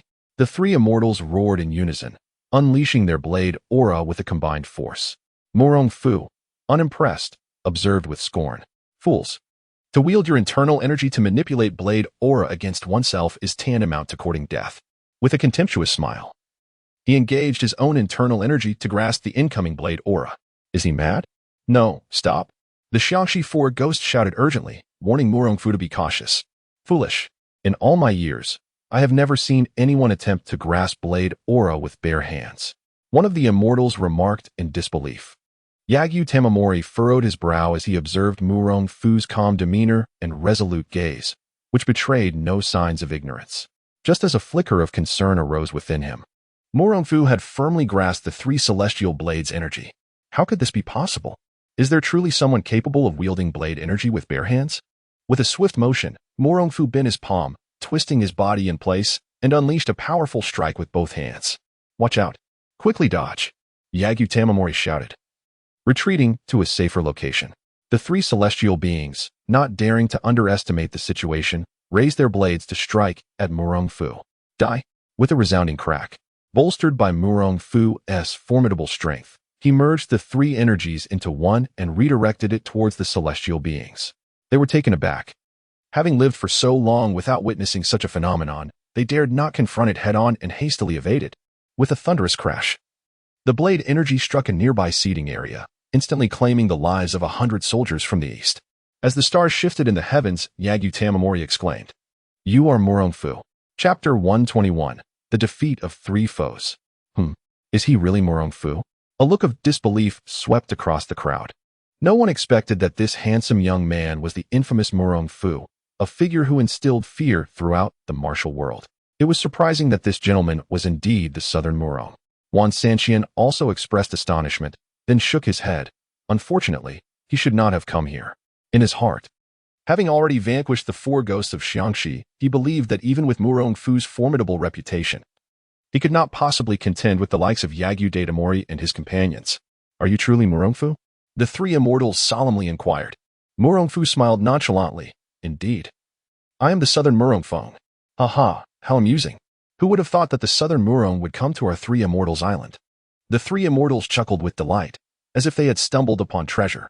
With a derisive snort, Murong Fu retorted, "You three worthless beings dare to call yourselves immortals? That old turtle might as well be your father. You insolent brat dare to speak such arrogance." The three immortals were incensed, having lived a long life. It was the first time they were openly insulted in front of so many. "Three old dogs, enough of your prattle." With a mighty surge of energy, Murong Fu charged toward the four. The crowd was momentarily stunned, some even questioning the state of Murong Fu's mind. Clearly, he was outnumbered 4-1. What audacity drove him to charge recklessly? Clang! Yagyu Datamori unsheathed his blade, a chilling aura emanating as he advanced toward Murong Fu. The three immortals, rather than showing any leniency due to Murong Fu's youth, were even more cautious than when they faced the four ghosts. As the saying goes, the young are to be feared. Many martial heroes have fallen at the hands of their juniors. Murong Fu remained unperturbed, brandishing his heavenly mechanism staff in a sweeping motion. Clang! As both sides held their breath, the clash of staff and blade erupted in a shower of sparks, producing a sound that resonated through the air. Yagyu Datamori and the three immortals felt their arms tingle from the shock, as an overwhelming force surged through their blades. The four were struck as if by lightning. Unable to withstand the onslaught, staggering backward in disbelief, acutely aware of Murong Fu's formidable strength. This young man possesses innate divine power. He must not be underestimated. "Three of you, focus on him while I take the lead." Yagyu Datamori bellowed as he surged forward, transforming into a torrent of blade shadows aimed directly at Murong Fu. The three immortals, upon witnessing this, hastily drew their blades, not seeking glory, but merely aiming to entangle their foe. Instantly, a whirlwind of blade light dazzled the eyes. The heavenly mechanism staff twirled rapidly, creating a deluge of strikes that descended upon the four, seemingly chaotic, yet revealing an underlying order, transcending complexity into simplicity. Yagyu Datamori shifted his footing several times, concealing himself behind Murong Fu, then suddenly lunged, targeting his opponent's back. Not good. Young Master Fu is in danger. Sui, the steward, in a moment of urgency, still referred to Murong Fu as young Master Fu. Despicable. This man is resorting to treachery. Song Tianer shouted in outrage. The onlookers at the auction stage, nearly captured, could not bear to watch. Alas, the Easterners were indeed treacherous, leaving no recourse. Hua Jingyin, sensing the danger, summoned his inner strength to shout a warning, but the surrounding chaos rendered his voice inaudible to the stage. Wan Sanqian could not help but sigh for Murong Fu, lamenting the waste of such a fine youth. Die, Murong Fu. Yuxing Danmishu wielded his blade with all his might, striking Murong Fu's back without hesitation. A chill swept through the crowd, for they all knew Murong Fu was doomed. No. Hua Jing, clutching her nails into her chest, shut her eyes tightly, unwilling to witness Murong Fu's demise. How foolish to abandon the Central Plains at such a tender age, only to seek death on an island. The three immortals showed no mercy, launching a relentless assault on Murong Fu from all directions. Surrounded, Murong Fu remained undaunted. His century of inner strength erupted from his dantian, enveloping him in a haze of purple energy. Just as the blade was about to pierce his flesh, he roared, "Get lost!" Yuxing Danmishu and the three immortals felt an invisible wall of energy manifest before Murong Fu, forcefully sending them staggering back half a zhang. Before they could comprehend the situation, a shadow of a staff flickered forth with the swiftness of lightning, aiming a fierce strike at the second of the three immortals. Bang! The second immortal's head burst like a ripe watermelon, instantaneously vanquished. Blood mist swirled and scattered into the void. The crowd was utterly bewildered by such a counterattack. How could this be possible? The remaining two immortals exchanged incredulous glances, whispering in disbelief. How could someone with such formidable power be a mere youth under 30? Everyone was left dumbfounded, especially Wan Sanqian, whose mouth gaped in shock, large enough to fit a duck egg. How could I have overlooked this? The esteemed #1 merchant in the world failed to discern such prowess. Who would believe it? Who would dare to believe it? How could you be this strong? Yuxing Danmishu gazed in astonishment at the fallen second immortal. Murong Fu replied coldly, "It is not that I am too strong, but that you are too weak. You dare to slay our second? The three immortals' island will not rest until we exact vengeance." The second immortal declared. "Silence," Murong Fu retorted, striking the second immortal with his staff.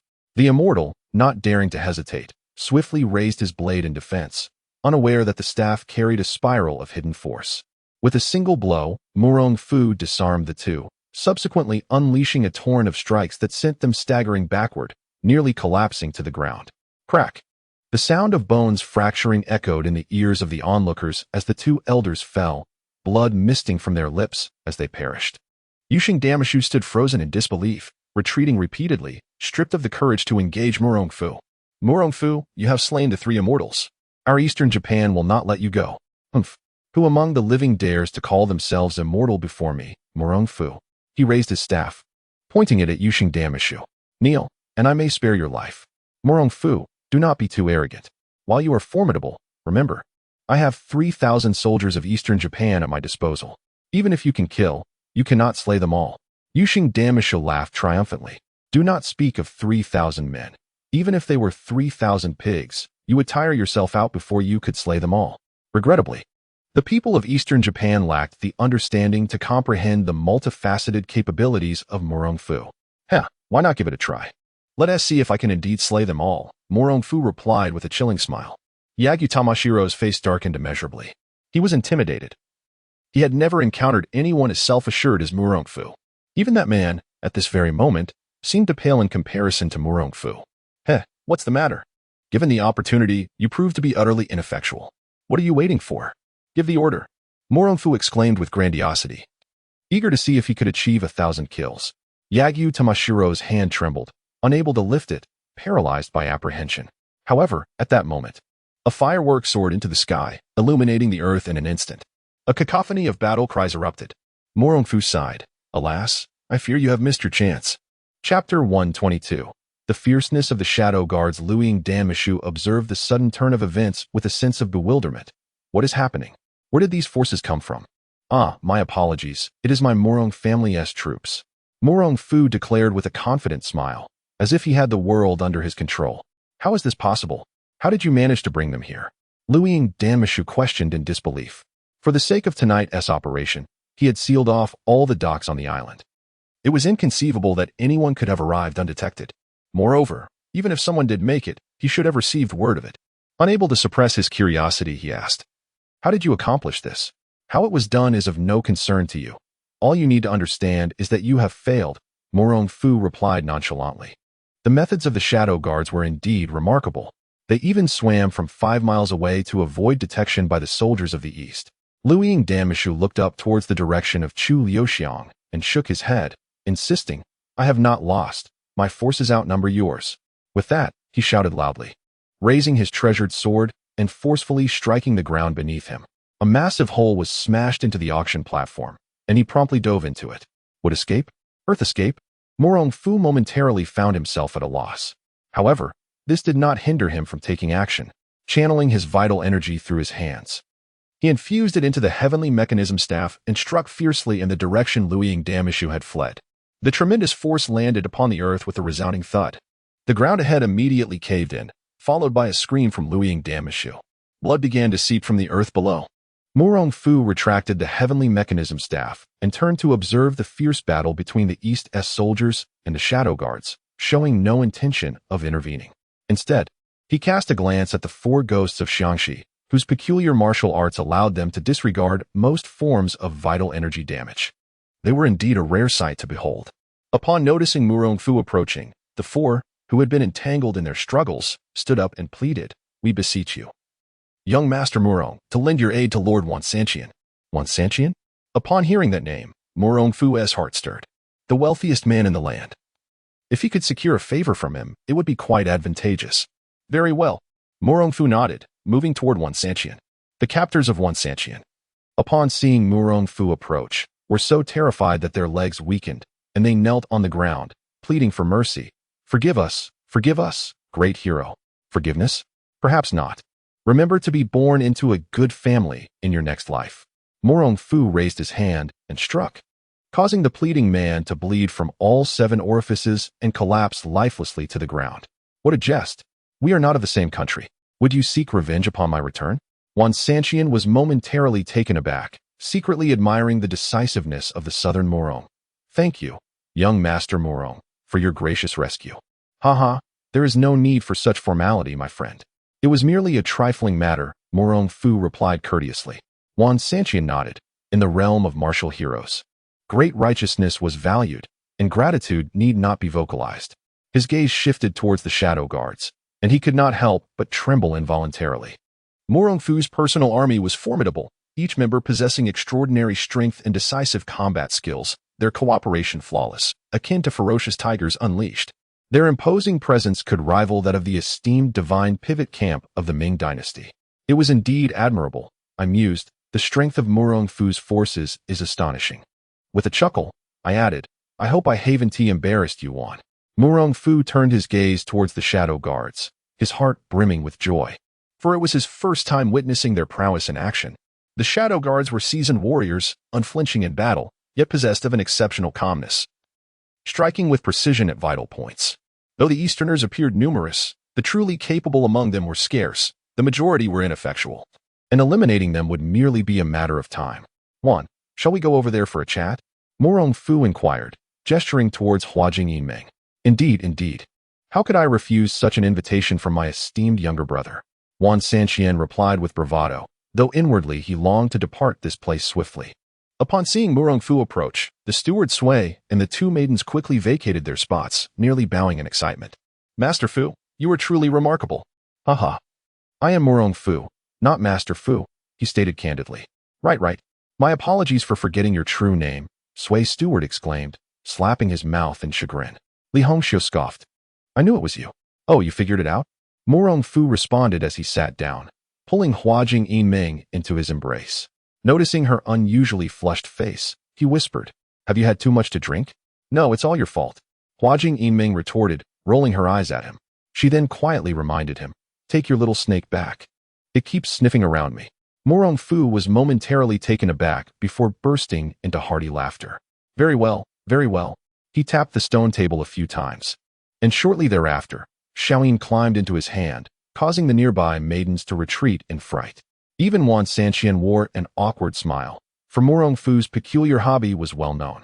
Su Rongrong huffed. I can't believe the illustrious Murong Fu enjoys raising snakes. Haha, of course. Do you have any objections, my lady? Despite her beauty, Su Rongrong held no special allure for Murong Fu, and thus he saw no need to indulge her whims. Song Tian'er pleaded urgently, Master Murong, please save Brother Chu. Only then did Murong Fu recall that Chu Liuxiang and Hu Taihua were engaged in a confrontation with the flowerless monk. This old villain was also from the east and harbored grand ambitions. Today a spectacle was likely orchestrated by him. Glancing towards the battlefield, he observed that the flowerless monk had evidently reached the pinnacle of mastery, far surpassing the likes of Lu Shengban Masaru, wielding his blade with unparalleled finesse. Yet, Chu Liuxiang and Hu Taihua were no slouches either. The former, despite being poisoned, exhibited no diminishment in his formidable prowess. He would not succumb in the short term. Conversely, seeing his eastern soldiers falter, the flowerless monk was already contemplating retreat. Should he sense any movement from their side, he would depart without hesitation. Going would be futile.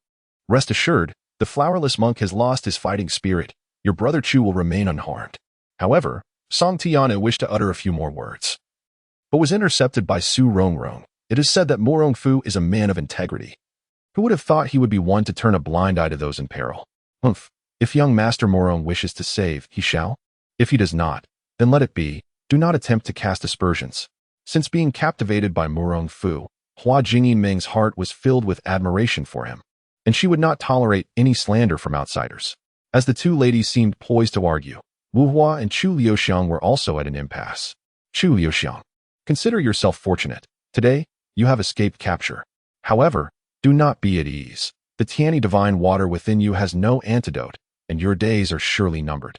Wu Hua scoffed coldly before turning and fleeing, leaving no trace of sentiment behind. He could never have anticipated that today's meticulously crafted trap would be disrupted by the sudden emergence of Murong Fu. Hatred surged within him, and he yearned to remember Murong Fu's face. Yet, as he turned his head, he sensed a piercing gaze fixed upon him, causing a shiver to run down his spine. And in an instant, he vanished from sight. Chapter 123. Gratitude to Murong Fu. Humph, coward. Hu Taihua intended to intercept the other party, but was called back by Chu Liuxiang. Let it be, he cannot be caught. The dead monk has fled. How will you resolve your poison? Hu Taihua exclaimed anxiously. He, did he not say that he had no antidote? Chu Liuxiang chuckled, appearing indifferent. Does he mean there is none just because he said so? Hu Taiwa, infuriated, wished to educate him properly. Chu Liuxiang shook his head and pulled Hu Taiwa along. Enough, let us return first. Hu Taiwa, frustrated by the lack of resolve, reluctantly followed Chu Liuxiang back. Brother Chuyu. Upon seeing Chu Liuxiang, Song Tian rushed over with concern. How is your health? I'm fine. Chu Liuxiang gently patted Song Tian's head and bowed to Murong Fu. Today, I owe a debt of gratitude to Brother Fu. There is no need for such formality, Brother Chu. Murong Fu replied with a smile. Hu Taiwa also bowed respectfully to Murong Fu. He was not foolish. He understood that their survival today was due to Murong Fu's thwarting of Wu Huai's scheme.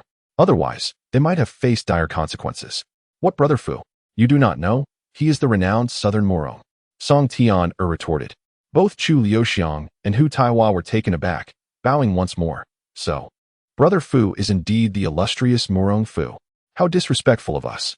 No wonder, old Hu, I found you agreeable.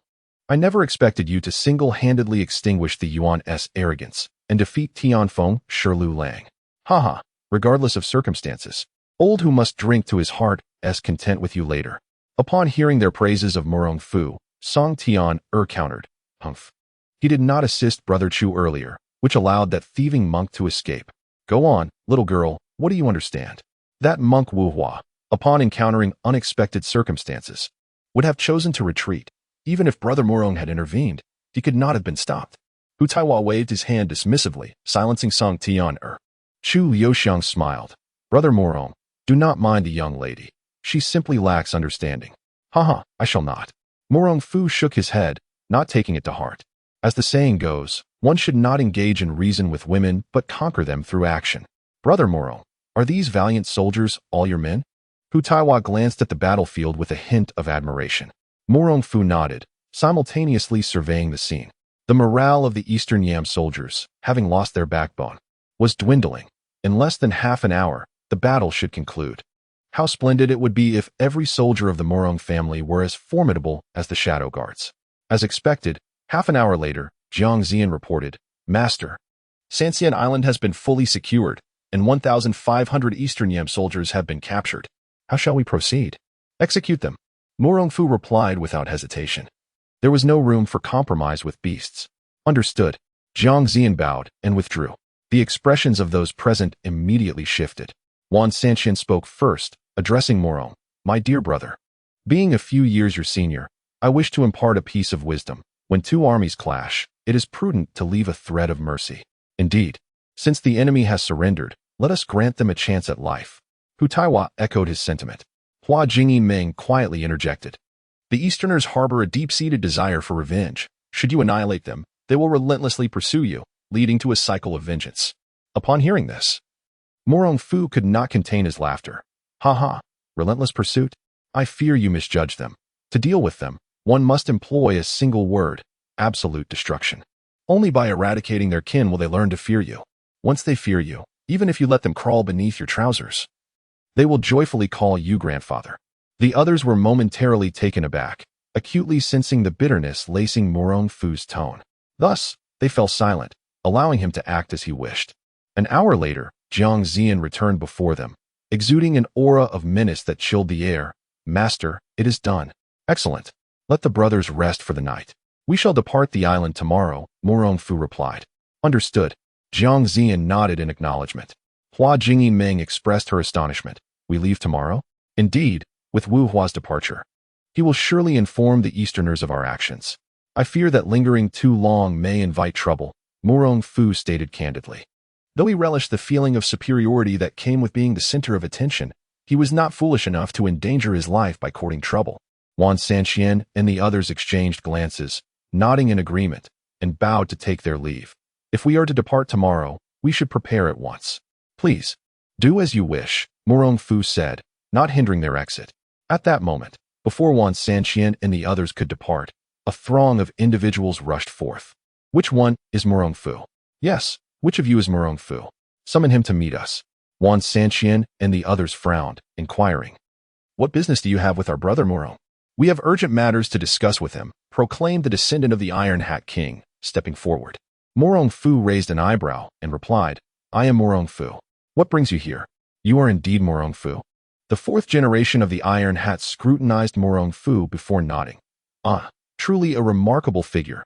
No wonder you are our savior. Please allow me to pay my respects. The others accompanying him also bowed deeply to Murong Fu. Wan Sanxian and his companions found themselves at a loss for words, bemused by this peculiar display of gratitude that felt akin to preparing for battle. Gentlemen, please, there's no need for such formality, Murong Fu said with a smile. The admiration reflected in their eyes, bringing him great satisfaction. No, you saved me, Jiao Yangyang. I must express my gratitude. Here, take my token in the future. Whenever you require assistance, the 30,000 men of the Blue Banner will heed your command, Jiao Yangyang declared, thumping his chest. I am the 6th of Mo Bay. Should the brave Murong venture to Mo Bay in the future, simply utter a word, and I will procure anything that exists in the desert for you. The 6th of Mo Bay proclaimed loudly. Others, upon witnessing this, eagerly proclaimed their names. Hua Jing, in a hushed tone, discreetly introduced the strength and backgrounds of each individual to Murong Fu. Thus, from all corners of the world, a legion of admirers emerged for Murong Fu. He clasped his hands in a gesture of respect and addressed the assembly. Esteemed guests, what is the purpose of our martial pursuits? While it is indeed our duty to uphold justice and aid those in distress, there is no need for formality. Young Master Murong's noble intentions command our admiration. One among them remarked. Indeed, allow me to pay my respects once more to young Master Murong. In unison, the crowd positioned themselves artfully, each leaving ample space, and bowed deeply in reverence. Murong Fu, genuinely humbled, let out a hearty laugh and returned the gesture with a bow of his own. Chapter 124, The Purple Weeping Scripture. After sending everyone away, Murong Fu felt a secret satisfaction within. Hua Jingyin, emboldened by a dream, bestowed a gentle kiss upon his cheek and whispered in his ear. Follow me. I have something delightful to show you. Delightful? Murong Fu appraised Hua Jingyin from head to toe, chuckling. Let us see what this delightful treasure entails.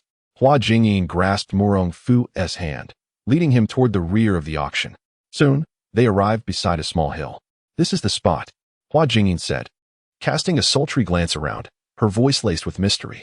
Murong Fu raised an eyebrow, his mind already comprehending. He was taken aback by Hua Jingyin's audacity, reveling in such playful antics. Just as he was about to take action, Hua Jingyin located an iron ring and, with a gentle tug, the hill erupted with a rumbling sound. A cave appeared on one side of the hill. What is this? Murong Fu gazed at Hua Jingyin in confusion. This is the treasure trove of the three immortals, accumulated over many years. Hua Jingyin replied with a smile. Murong Fu chuckled. I always thought those three old fellows left nothing behind upon their demise. Turns out they concealed it all here. Let us venture inside. Those three old men were always so cautious. I doubt they ever dared to explore this place, Hua Jingyin suggested. Haha, let us descend. Murong Fu declared as he took Hua Jingyin into the cave. The cave stretched about 10 miles, not overly spacious, lined with rows of wooden chests. It appeared that the three old fellows had not amassed much treasure over the years, Hua Jingyin remarked with a hint of disappointment. Murong Fu too felt perplexed. Under normal circumstances, if there were no treasures, the three old men would not have taken the trouble to excavate a cave. He reached for one of the chests before him. Upon opening it, a brilliant golden light flickered in the fire's glow, revealing exquisitely crafted golden leaves, each the size of a palm. Now, this is indeed quite valuable. Murong Fu continued to open several more chests, discovering they all contained golden leaves, worth a staggering 1,000,000 taels of silver. For an ordinary person, it would suffice to live 8 lifetimes. Then, Murong Fu stumbled upon an offering table, atop which lay a book made from an unknown beast's hide, accompanied by a note beneath it. What is this? Hua Jingyin inquired, leaning closer to Murong Fu out of curiosity. As Murong Fu flipped to the first page of the hide, he was struck with bewilderment. He could not decipher a single character. Opening the note, his frustration mounted as he realized it was inscribed in the language of the Eastern Isles. The Purple Weeping Scripture? Hua Jingyin exclaimed. Do you understand the language of the Easterners? Murong Fu asked, intrigued. Yes, during my idle time on the island, I have learned their speech and writing. Hua Jingyin replied. What does it say? Murong Fu was immensely curious about the contents of the hide, yet he could only rely on the translations from the three old fellows. It contains some peculiar phrases, somewhat reminiscent of Taoist scriptures, though I do not fully comprehend it. Hua Jingyin said, shaking her head, then reciting the text aloud. North Dipper extends life, returning to true 4 illuminations. Flowing radiance descends, revealing the natural cave. 7 elements mark the record, solidifying the spirit of the body. Ling Zhan's record was inscribed, and the celestial guard took form. The soul and spirit endure. Unperturbed by the senses, Murong Fu felt increasingly overwhelmed by the unfolding situation. Had he known, he would not have dispatched those 3 old men so swiftly.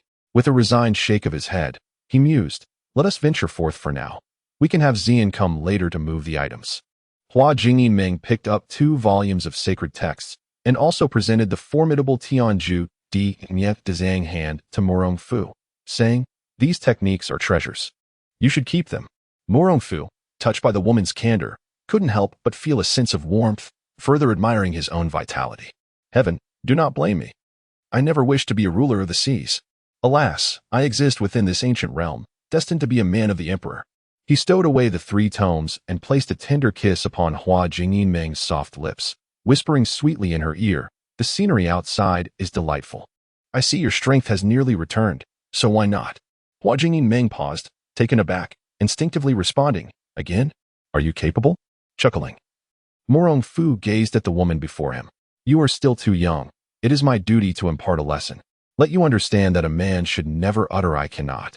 Not long after, from the grove outside the cave, melodious and enchanting sounds echoed.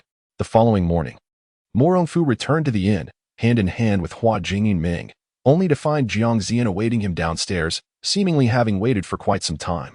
"Ah, Xian. Your timing is impeccable. I have discovered a treasure trove abundant with golden leaves." Murong Fu greeted him with a smile. Jiang Xian was momentarily taken aback. Having awaited Murong Fu's return for so long, he quickly bowed, stating, "Master, I have a matter to report." "What is it?" Murong Fu inquired with curiosity.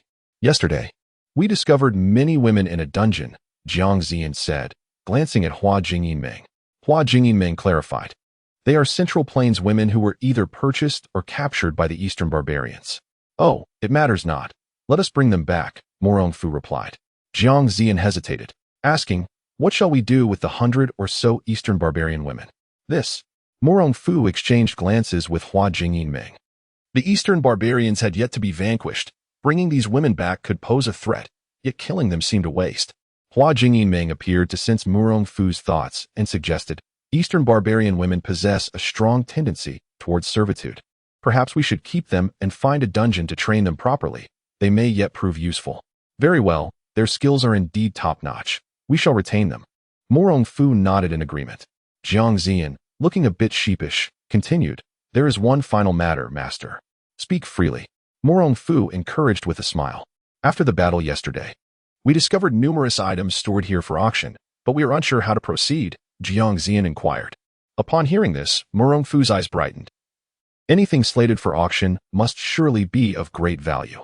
Not to seize these treasures would be an affront to the efforts he had expended in battle. "Ahem. What do you propose we do with them?" Jiang Xian's eyes flickered momentarily, and he swiftly comprehended Murong Fu's intent.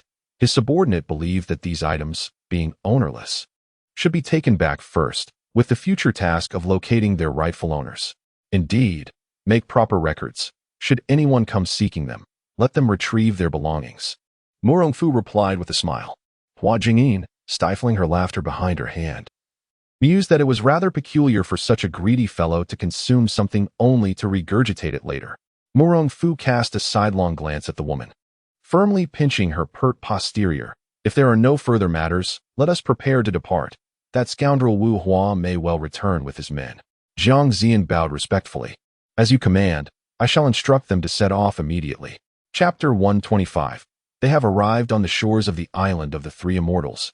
Everyone observed the shadow guards organizing their actions with impressive efficiency, leaving them utterly astonished. The army led by Murong was undeniably remarkable, and no one could fathom how such exceptional soldiers were trained. Wan Sanqian was both curious and admiring. Murong Fu, feigning mystery, chuckled, "Fear not, Brother Wan, you jest. They were not trained by me. Their excellence was evident from the moment they appeared." "That, Brother Murong, your words truly leave me at a loss." Wan Sanqian replied, dumbfounded. "Ha ha, Brother Murong certainly enjoys jesting. I nearly believed you." Chu Liuxiang chimed in with a smile from the side. "Humph, mere boasting. Who can be so formidable upon arrival?" Song Tianer added, joining in the light-hearted banter aimed at Murong Fu. Murong Fu shrugged. Since you all do not believe me, I can only tell you the truth. The crowd perked up, eager to uncover the secret behind his claims.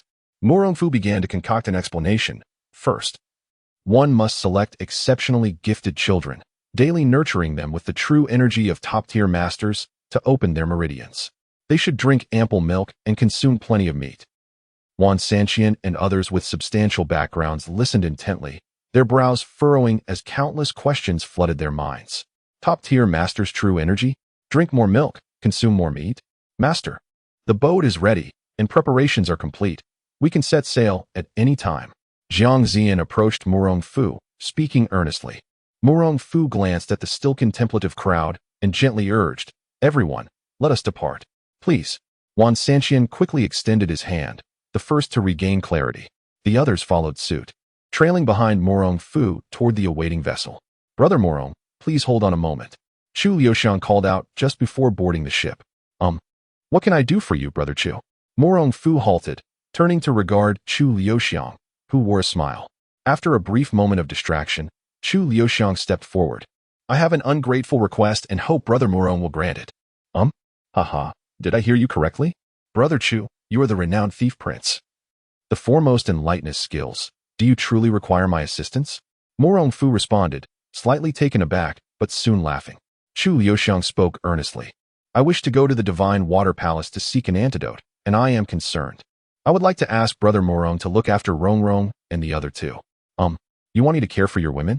Murong Fu shook his head, deeming it an undesirable task. "Brother Murong, you may have misunderstood. While I share a deep bond with them, there has never been anything beyond that," Chu Liuxiang asserted seriously. "The Water Mother and the Shadow Lady are not to be trifled with." Murong Fu expressed his skepticism regarding Chu Liuxiang's chances against them. With a wry smile, Chu Liuxiang replied, "I'm going to seek the antidote, not to engage in battle.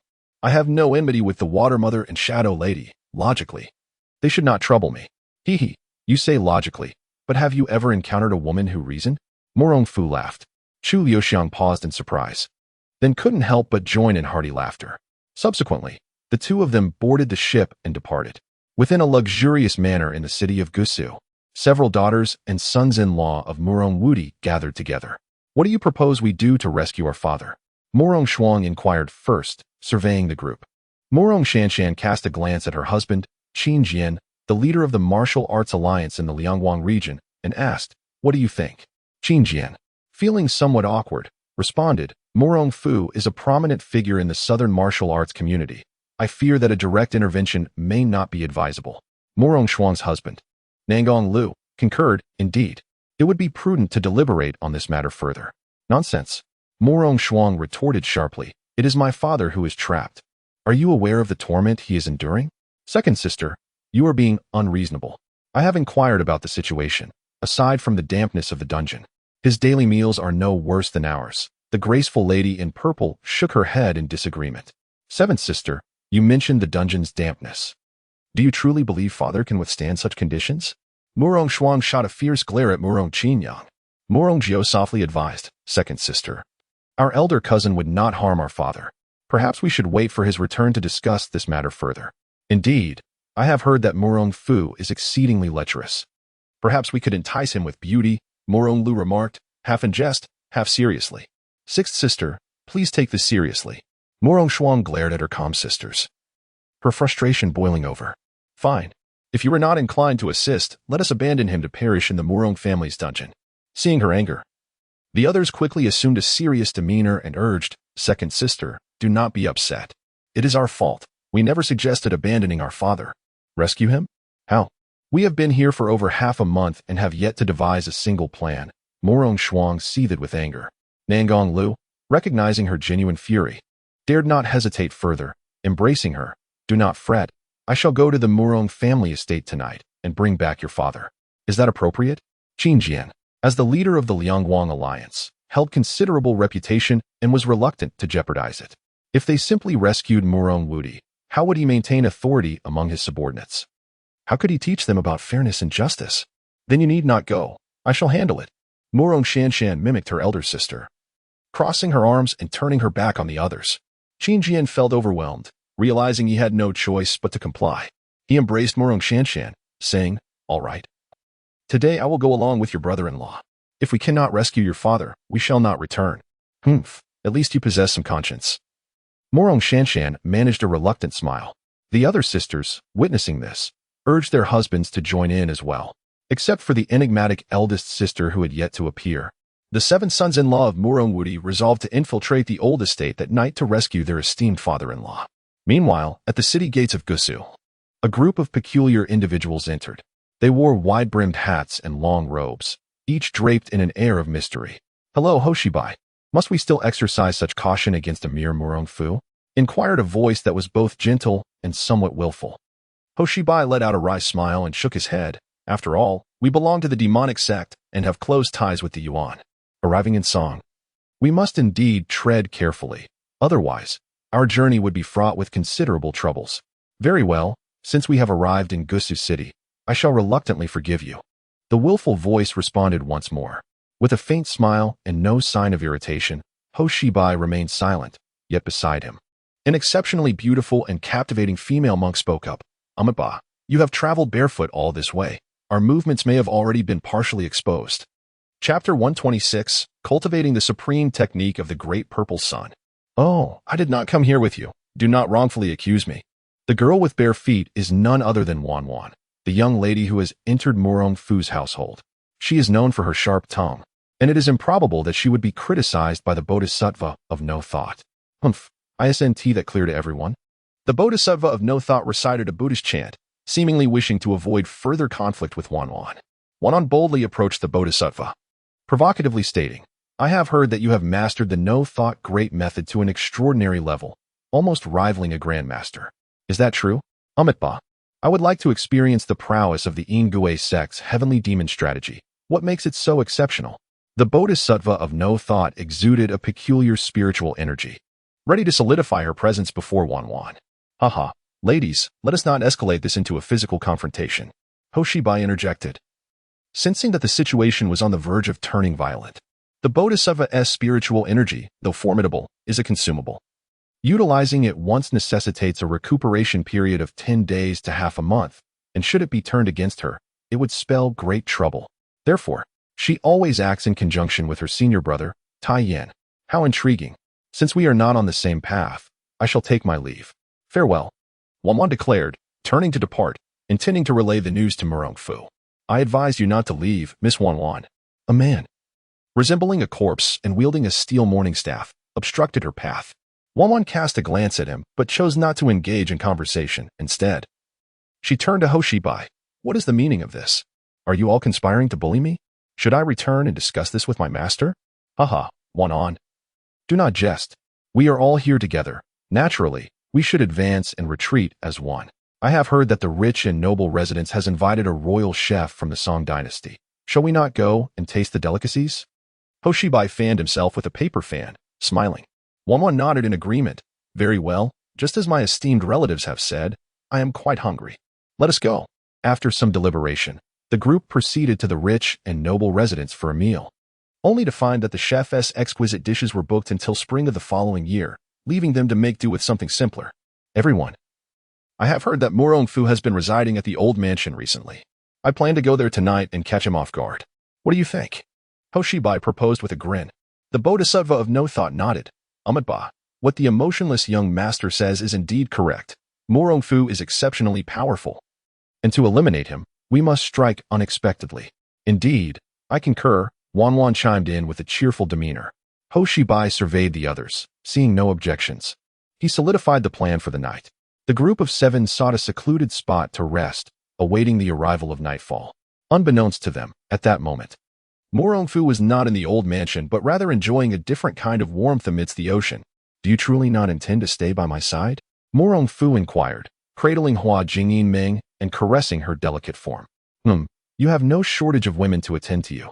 My presence would only serve as a decorative vase. It is far more beneficial for me to venture out and gather intelligence, which is indeed my forte." Hua Jingyin Ming elucidated. "The intelligence I possess is indeed somewhat limited, but if you wish to go, then proceed to Luoyang," Murong Fu explained. "Luoyang?" Hua Jingyin Ming responded, perplexed. "Shouldn't we be heading to Yingtian instead?" Although Yingtian is the capital of the Song dynasty, It is a place rife with chaos, making it difficult to obtain useful information. Thus, Luoyang is far more reliable, Murong Fu elucidated. Hua Jingyin nodded in agreement, saying, "Wherever you wish for others to go, they shall go. You have worked hard." Murong Fu let out a hearty laugh, patting Hua Jingyin gently until she fell asleep. He then rose and moved to the adjacent room, retrieving the Tianju Di Mie de Xiang hand. The Tianju Di Mie de Xiang hand is a technique derived from the profound interplay of yin and yang, a remarkable skill that allows one to conjure purple flames within one's hands. It bears a certain resemblance to the fiery blade of Jamozi. When this technique is unleashed upon a person, it leaves behind a purple handprint. The lighter the impact, the more one suffers from a burning heart, while the severest consequences result in one's vital energy and internal organs being reduced to ashes. Although outwardly there may be no visible scars, in truth, one has been reduced to a mere human skin, evoking dread. Murong Fu marveled at the descriptions, pondering the genius behind such a technique. This skill requires the practitioner to harness the vital energy from their dantian, channeling it into a scorching yang energy, causing their hands to radiate intense heat. This seemingly simple step is, in reality, the most challenging. Most practitioners find their inner strength devoid of attributes. Yet this is a misconception. Each form of internal energy is intertwined with the elements of nature to some degree. For instance, unless you were to disperse her energy and start anew, she would never be able to transform her inner power into yang energy. However, for Murong Fu, this transformation was exceedingly simple. By merely operating the 9-yang true classic, he filled his being with pure yang energy, exuding a mist of purple aura. The true energy coalesced within his dantian, flowing along his meridians to manifest in his hands. Boom! To his astonishment, purple flames erupted from his palms. Murong Fu was taken aback and hastily reined in his inner power, wary of igniting the very vessel he had nurtured for over a century. The subsequent step involved refining his palms with the purple yang energy, necessitating the transformation of all 10 fingers into a crystalline purple hue. Only then could he withstand the might of treasured weapons. With further refinement, the purple hue would gradually fade, returning his palms to their natural flesh tone, signifying mastery. Following this was the release of the yang energy, extinguishing all in its path. As Murong Fu gazed at the flickering flames in his palms, a shadow of distress crossed his mind. Having advanced to this level of mastery, did he truly need to endure self-inflicted burns? The process bore an unsettling resemblance to body refinement akin to the dragon prajna technique. Suddenly, a spark of inspiration ignited within him. If the purple flames could refine the bones of his hands, could it not also purify his entire body? In such a case, he would require no armor, impervious to blades and fire alike. Would he not become invincible in the realm? Lost in contemplation, he glanced downward. What if he could refine that part as well? Would he surpass even the legendary Huangdi? Yet, as one who had often succumbed to his own ambitions, Murong Fu dismissed these futile thoughts, choosing instead to focus meticulously on refining his palms step by step. A towering tree grows from a tiny seed. A 9-story platform rises from a heap of earth. A journey of 1,000 miles begins with a single step. He must be resolute and steadfast in his endeavors, and he must never tread the same path he once walked. That night, while Murong Fu was still aboard the ship honing his skills, the old Murong residents unexpectedly welcomed 2 groups of unwelcome guests. One group sought to take his life, while the other aimed to pilfer valuables from his home. The assailants, lacking any familiarity with the layout of the old residence, quickly found themselves lost within its confines. Meanwhile, Wang Yuan seized the opportunity to slip away unnoticed. "What shall we do? We cannot locate Murong Fu's whereabouts," spoke the zombie man, Xiaoxiangzi. Ho Shibai turned to the Bodhisattva Wuxiang and inquired, "Do you possess any means to uncover Murong Fu's hiding place?" "Please wait. I shall attempt to sense his presence with my mental energy," replied the Bodhisattva Wuxiang, preparing to channel her spiritual power, only to be halted by her elder brother, Tai Yin. "Do not move. The patrols are approaching." Chapter 127. A great blunder. Ho Shibai and his companions fixed their gaze intently on the approaching patrol. As they drew near, they suddenly launched an attack, striking one of them with a powerful blow. "There's an ambush." The patrol members exclaimed in astonishment, their faces paling. Ho Shibai and his group frowned slightly. "Take us to Murong Fu." Looking for Murong Fu? The faces of the patrol transformed dramatically, and without further ado, they charged towards Ho Shibai and his companions. Soon, the 2 factions clashed fiercely. However, the patrol was no match for Hoshibai and his group, and they quickly found themselves overwhelmed. One particularly handsome young man was struck by Darba's fist, shattering his ribs. He collapsed to the ground, blood spilling from his mouth as he murmured, "I never expected Murong Fu to send so many experts to watch over the old residents. I die without regret. Shanshan, you must flee." This handsome man was none other than Qin Jian, the leader of the martial arts community in the Liangguang region and Murong Shanshan's husband. "My husband? No." Murong Shanshan clung desperately to Qin Jian, unwilling to leave. Unfortunately, they had underestimated the ruthlessness of the Yuan and the demonic sect. Aside from Wuxiang Bodhisattva, each of them was a decisive killer. Within moments, cries of despair echoed one after another. Murong Shanshan picked up her treasured sword and lunged at Darba, declaring, "You, Murong Fu's lackey, shall perish by my hand today." "Who is Murong Fu's lackey?" "I, Darba, am here to kill him." Darba seemed devoid of any compassion, raising his spiked club to strike at Murong Shanshan. At this moment, Murong Shanshan and her group fully realized the gravity of their situation. The terrifyingly strong individuals before them were not the protectors of the Murong residents. "Darba? You are with the Yuan?" Nangonglu exclaimed in shock as he recognized the enemy before him. His mind quickly grasped the truth. They were unwittingly assisting Murong Fu in treading through a storm. It was an enormous blunder. Hoshibai, ever perceptive, sensed something amiss from the very beginning and declared with indignation, "You are not people of Murong Fu?" "No. We are here to rescue my father-in-law, Murong Wudi," Nangonglu replied hastily. He had realized that they were no match for these Yuan warriors. Continuing the fight would only lead to more severe losses. "No, they have killed my husband," Murong Shanshan cried, clutching her numbed right arm from Darba's earlier strike. Nangonglu's expression froze, wishing he could slap Murong Shanshan for her blindness. "Can't you see the vast disparity in strength between the two sides?" Hoshibai smiled coldly. "Just as well, I have no desire for reconciliation. You have delayed my opportunity to kill Murong Fu, so you shall perish in his stead. Wait, I am Nangonglu, the fifth son of the Nangong family from Shu. If you dare to kill me, fool, here lies the Murong residence. Your death will only be attributed to Murong Fu, and it concerns us not." Without hesitation, Hoshibai seized Nangonglu by the neck and squeezed lightly. With a sharp crack, the sound resonated in the ears of all present, and Nangonglu fell lifelessly before them. Murong Shuang, witnessing her husband's demise, let out a desperate cry, "No." But alas, death was final. Hoshibai released Nangonglu's body and scanned the surroundings in search of his next target. Just as Murong Shuang and the others were engulfed in despair, the sky erupted with a myriad of fireworks, illuminating the ancient Murong residence. Shortly thereafter, the resounding sounds of drums and warfare echoed. Wuxiang Bodhisattva furrowed his brow, stating, "There are no fewer than 1,000 people, one of whom seems rather extraordinary. I sense a terrifying power. Is it Murong Fu?" "No, it is not Murong Fu." Wuxiang Bodhisattva shook his head. Murong Shanshan pointed at Hoshibai and berated, "You fools. Murong Fu is not even here. He left over half a month ago." "What? He is not here? Where has he gone?" Hoshibai questioned in a low voice. "Get lost. How could I possibly know?" Murong Shanshan shouted in furious indignation. Turning to Wuxiang Bodhisattva, Hoshibai received a nod. "She speaks the truth. Let us depart." With disdain, Hoshibai turned away, not sparing a glance at Murong Shanshan and her companions. With a fierce shout, Murong Shuang pursued the retreating figures of the Yuan people. "Where do you think you are going?" Dalba turned back, delivering a resounding slap that sent Murong Shuang flying, then spat disdainfully before striding away. Not far off, Gong Yeqian approached with his servants. Observing the two factions parting ways, he refrained from a direct pursuit and instead commanded his men to encircle Murong Shanshan and the others. As for the departing Hoshibai and Dalba, he paid them no heed, clearly aware of their formidable strength, which had devastated Murong Shanshan's group so thoroughly. "Why are you not pursuing them?"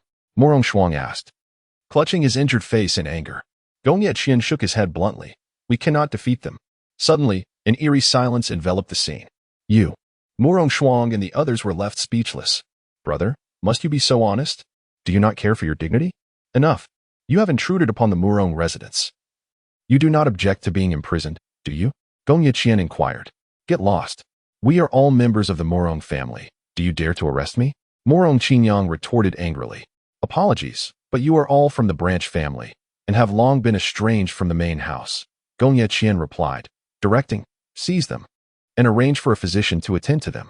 Understood. The soldiers, trained in their camp, acted promptly without unnecessary chatter, subduing Murong Shanshan and her companions. Lord Gongya, what shall we do with these corpses? A captain of the soldiers approached to inquire. Place them in the charity hall. We shall deal with them when the young master returns. Gongya Qian contemplated before sighing. These individuals possess little wit. If they must die, they could have chosen a more distant locale rather than courting death at the Murong residence. Hee, how fascinating. After all this, my dear husband is actually absent. Wang laughed heartily. At least my visit was not in vain. This dog-eat-dog drama has proven to be much more entertaining. Yet, where could my precious husband be at this moment? On the vast ocean, Murong Fu withdrew his internal energy and stepped out of the cabin, realizing he had been cultivating for an entire day and night. His left-hand ring finger had developed a purple line akin to that of a shrimp. Haha. The manual states that it typically requires 6 months to master the basics, yet I accomplished it in merely a day and a night. Indeed, for a genius such as myself, any endeavor is effortlessly achieved. You are awake, Murong Fu. Hua Jing Yiming, blushing from her dreams, approached Murong Fu from behind and draped a coat over him, concerned that he might catch a chill. Ha, Yiming, you are truly considerate. You are indeed my darling. Murong Fu laughed heartily while holding Hua Jing Yiming close. How annoying. You only know how to sweet-talk me. Hua Jing Yiming reminisced about the last time Murong Fu had called her his darling, recalling how he playfully pretended to devour her like a dessert, which made her blush even more. Chapter 128. The return of Musashi Miyamoto upon returning from the island of the Three Immortals aboard a grand ship. The vessel soon docked at the harbor by Huiting. Young master, you have returned. Bao Batong had already received a letter from Murong Fu. As he awaited at the dock, he rushed forward to greet Murong Fu upon his descent. Murong Fu smiled. Ah, third brother, you have worked hard. Where is the hardship when it comes to you, young master? Bao Batong remarked with a double entendre, glancing at the almost cloying presence of Hua Jing Yinshin by Murong Fu's side. Murong Fu offered no further explanation and called over Jiang Ziyan to facilitate the transition with Bao Batong. Find a suitable place to settle these women. If they have families, provide them with some funds for their journey home. Rest assured, young master, I will ensure everything is arranged with utmost clarity, Bao Batong declared, patting his chest in assurance. Murong Fu clapped Bao Batong on the shoulder, saying, I have complete faith in your abilities, third brother. He then turned to Wan Sanqian and the others, everyone. I have instructed the preparation of carriages to take you to Suzhou. Thank you, Murong, my younger brother. Wan Sanqian, eager to treat the injuries of the 4 ghosts of Xiangxi, wasted no time and boarded the carriage, departing promptly. Observing this, the others bid farewell to Murong Fu and each took their leave.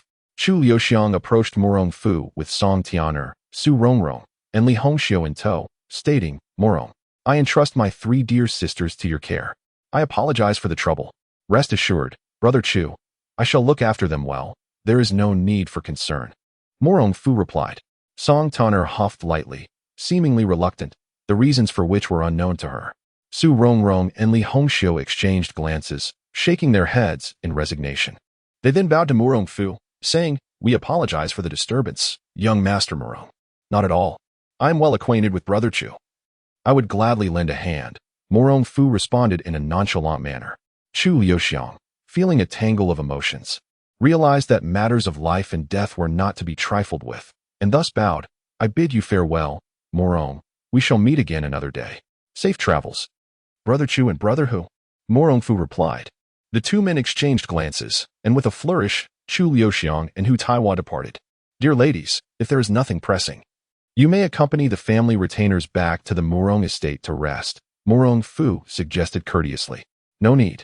Brother Chu has instructed us to stay by your side. So we naturally cannot venture elsewhere, Song Tian'er replied, shaking her head with deliberate emphasis. Murong Fu turned to Su Rongrong and Li Hongxiu. Do you share this sentiment as well? Indeed.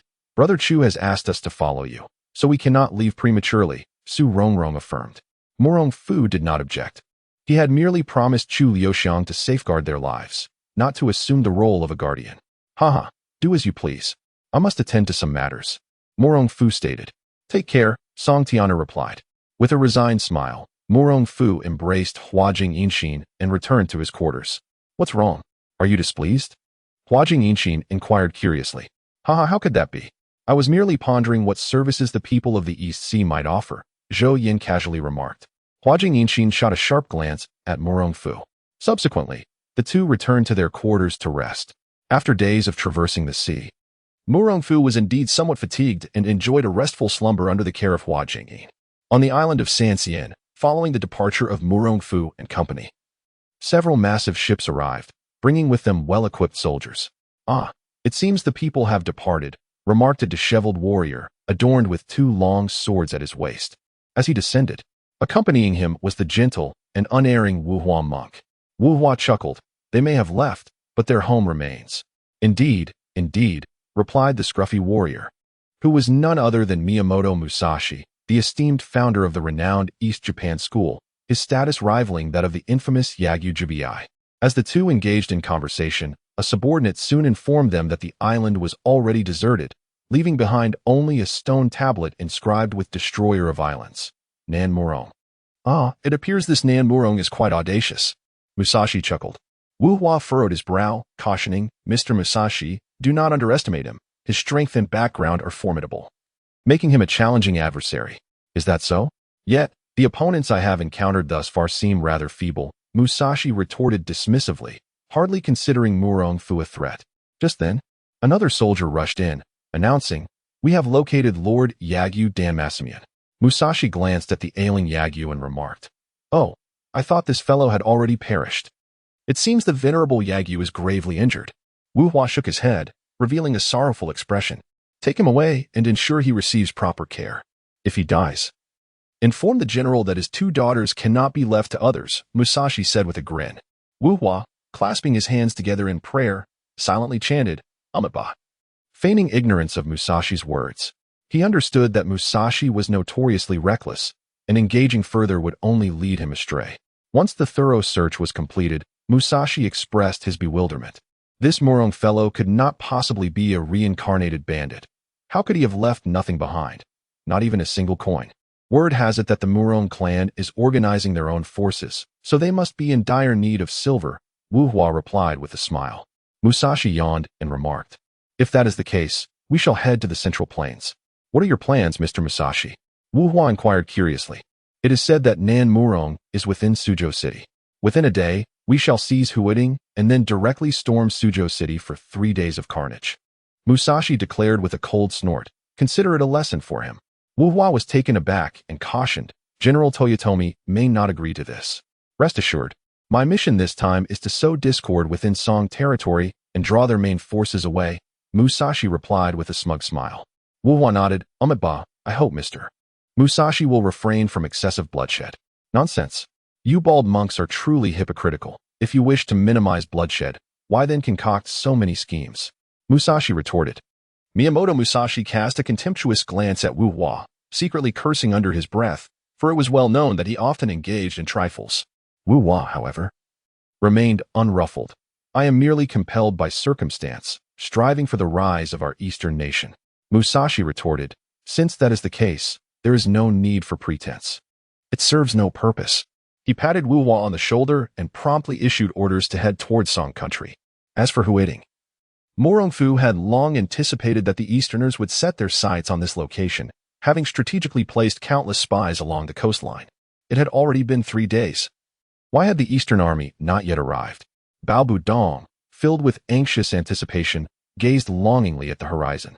Suddenly, a multitude of scouts rushed back through the city gates, each reporting in haste. The 50,000-strong Eastern Army will assault us tomorrow. Chapter 129. 50,000 troops attack Huading. 50,000 troops. Bao Batong gazed at the news above, his mind buzzing with disbelief.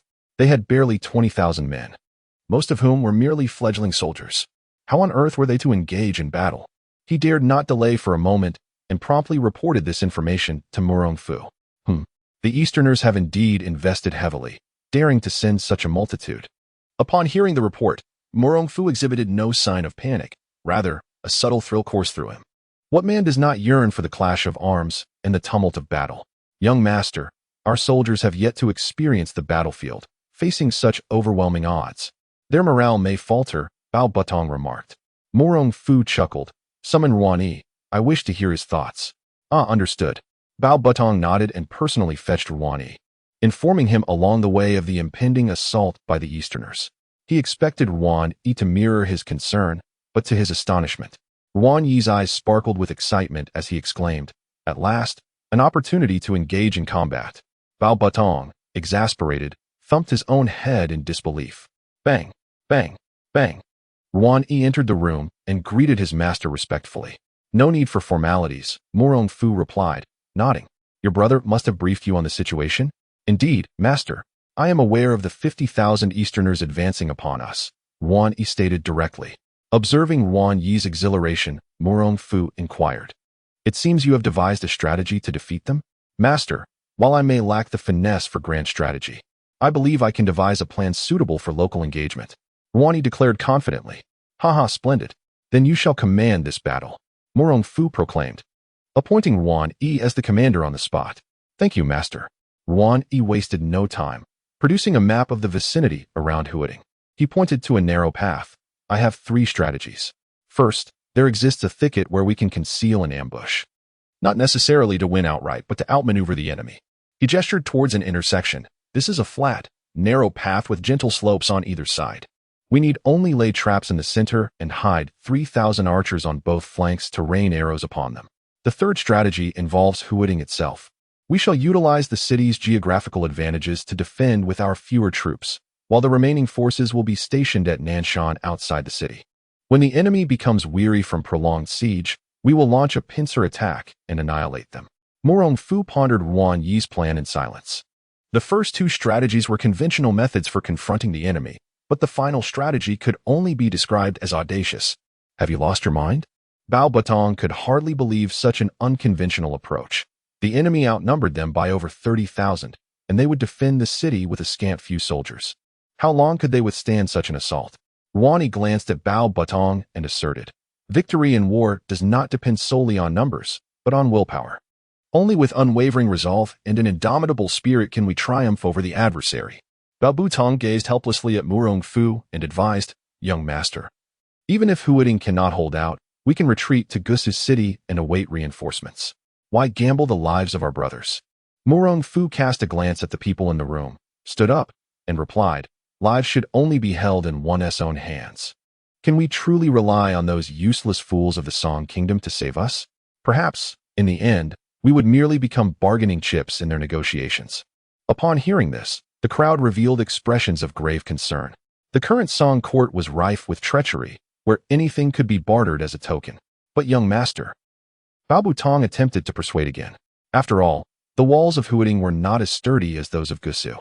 If we were to execute the third plan, it would be far more stable to retreat to Gusu's city. No need for further persuasion. The defense of the city shall be my personal charge," Murong Fu said, patting Bao Butong on the shoulder. Everyone understood that the crux of this final strategy lay in Huading. Whether it could withstand until the Japanese forces became demoralized and weary was of utmost importance, and also the most perilous aspect. A single misstep could lead to the defenders meeting their demise, trapped within the city. As soon as Murong Fu's words fell, 2 voices of dissent rang out simultaneously. "No. No." Upon closer inspection, one voice belonged to Bao Butong and the other to Wang Yi. Wang Yi glanced at Bao Butong and spoke first, "Master, you have a more pressing task at hand, needing to ambush outside the peach forest. Only your formidable combat prowess can instill fear in the enemy, making them believe true reinforcements have arrived." Murong Fu was taken aback for a moment, then nodded. "Who do you believe is more suitable to defend the city?" "I will." Bao Butong interjected before Wang Yi could respond. Murong Fu regarded Bao Butong and nodded. "Very well, then it shall be third brother." After a discussion, Wang Yi and Zhang Ziyan would lead the Shadow Guards and Murong family troops to create disturbances and set ambushes, while Bao Butong would defend the city, and Murong Fu would lie in wait for an ambush. Once the decision was made, everyone swiftly commenced their actions. Zhang Ziyan and Wang Yi each led 5,000 troops out of the city, laying traps along the way until they swiftly reached the first ambush point and concealed themselves. Outside Wulin, Miyamoto Musashi suddenly burst into laughter. "Why do you laugh so suddenly, Mr. Musashi?" Wu Hua inquired curiously. Miyamoto Musashi replied with pride, "I laugh at the foolishness of the Song people, completely unaware of our attack on Huading. Otherwise, With my hidden troops in this Wuling, we could have caught them off guard. Wu Hua glanced at the sky, cautiously suggesting, it is now dark. Perhaps we should hold our position and rest for the night, proceeding tomorrow instead? Haha, there is no need for such caution. Let us move forward. Miyamoto Musashi waved his hand, unconcerned, and commanded to advance. Halfway through, a sudden whistling sound pierced the air. Before they could react, the soldiers began to scream in agony. We are ambushed, Wu Hua shouted alarmingly. Miyamoto Musashi was instantly engulfed in fury, looking up to see a rain of arrows falling from the sky. In the cover of night, the direction was utterly obscured. He shouted, focus on defense. What should we do? Do not panic. Miyamoto Musashi remained unperturbed and promptly commanded his subordinates to advance left and right in search of hidden foes. Shortly thereafter, the sounds of battle echoed through the air. Yet, before they could regroup to pursue, a subordinate returned to report, My lord, the enemy has been repelled. How many have we slain? Musashi inquired in a grave tone. Fewer than 100, the subordinate replied. Musashi dismissed the figure with indifference, just a band of insignificant ruffians. What of our own casualties? The subordinate hesitated, stammering. Not many. Not many what? Musashi's brow furrowed as he rebuked. How many?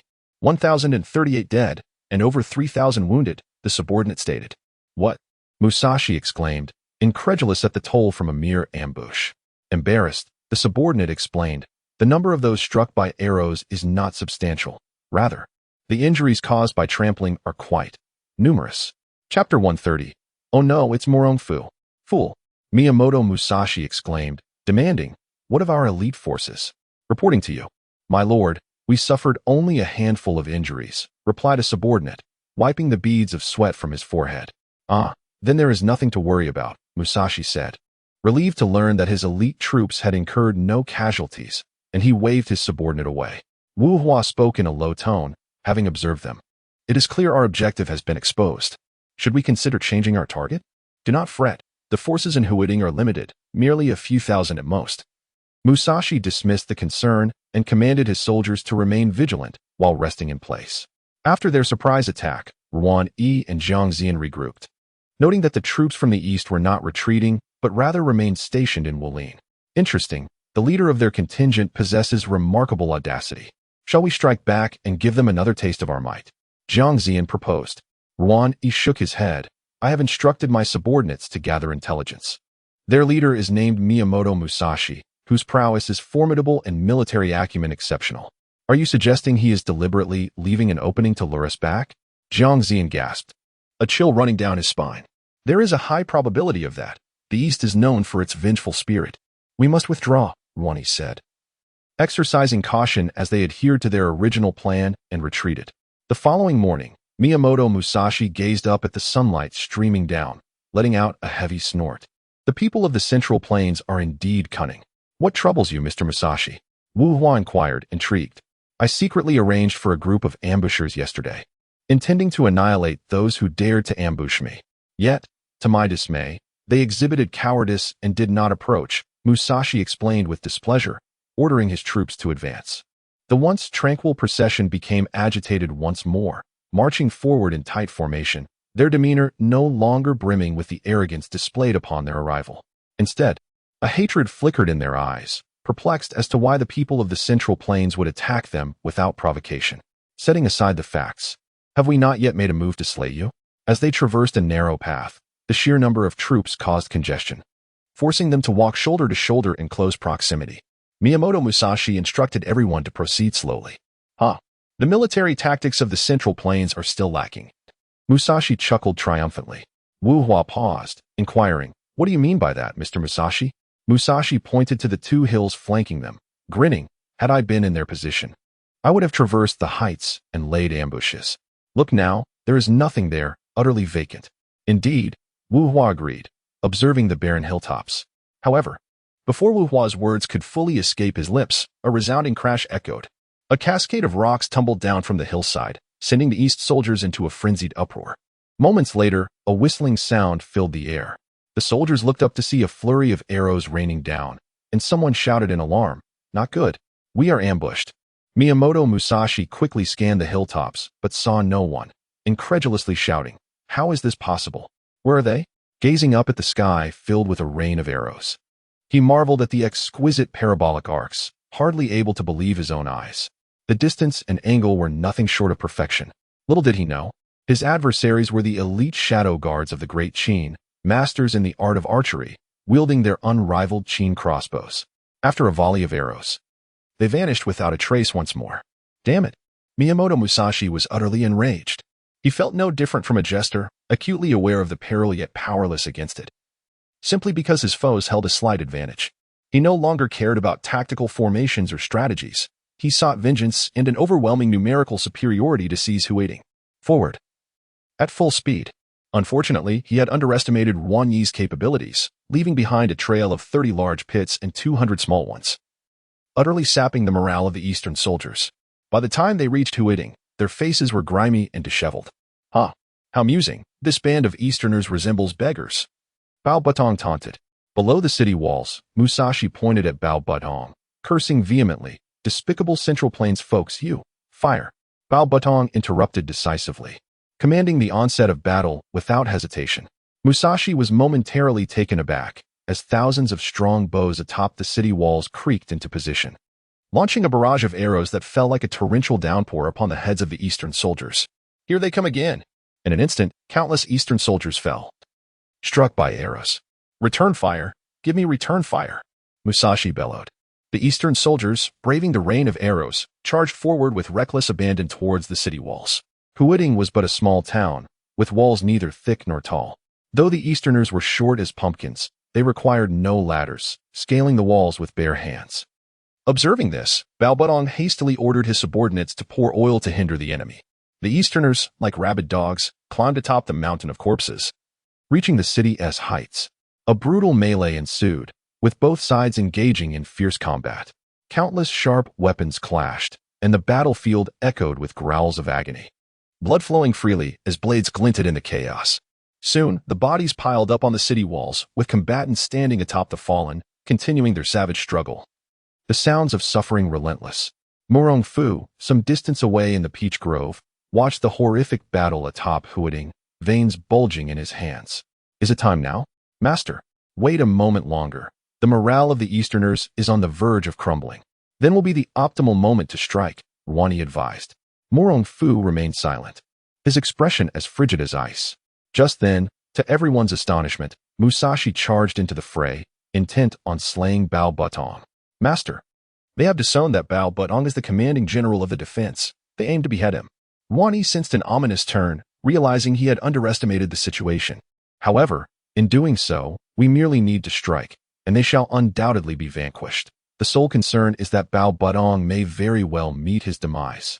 No, you must assault their main camp while I confront Miyamoto Musashi. Murong Fu resolutely rejected the notion, for Bao Butong's unwavering loyalty to him must be preserved at all costs. What? That is the heart of the enemy's forces, fraught with peril. You must absolutely refrain from going. Wang Yi and Jiang Zian implored in unison.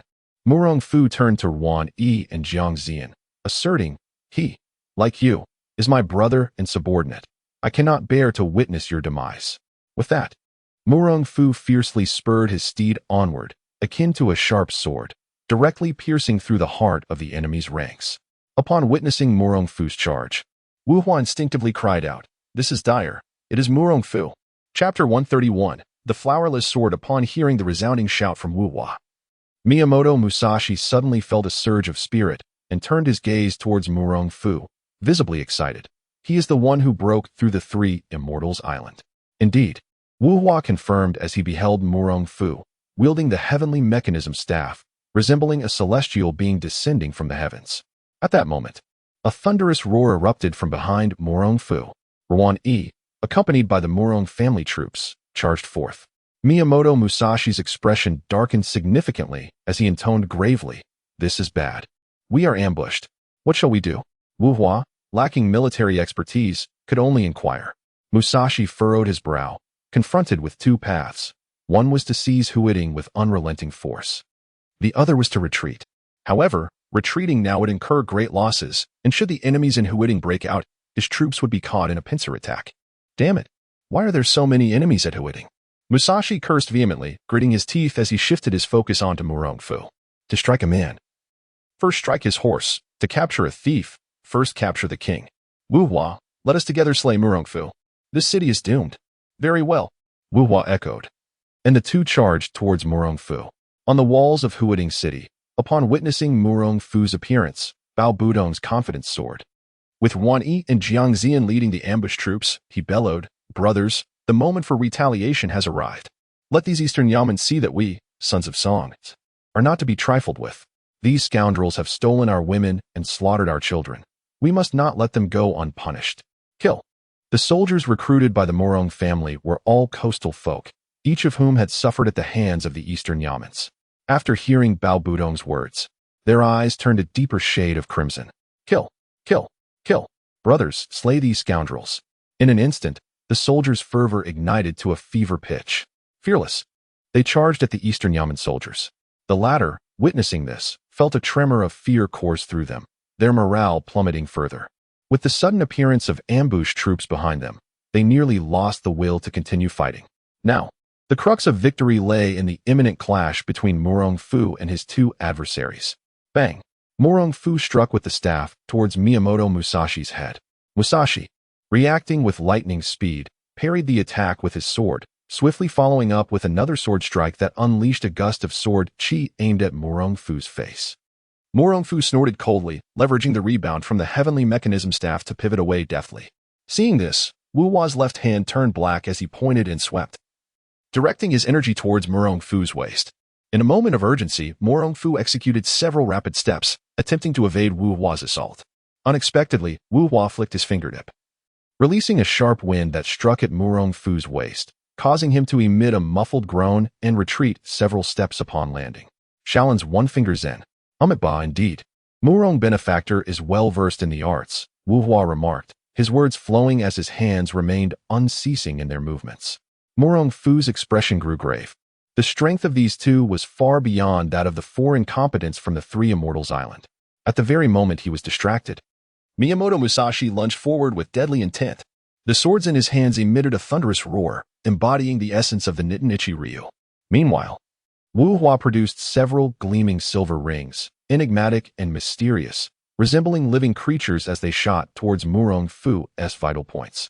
Murong Fu instantly recognized this technique as one of the 9 secret arts of ninjutsu, known as the death attachment technique.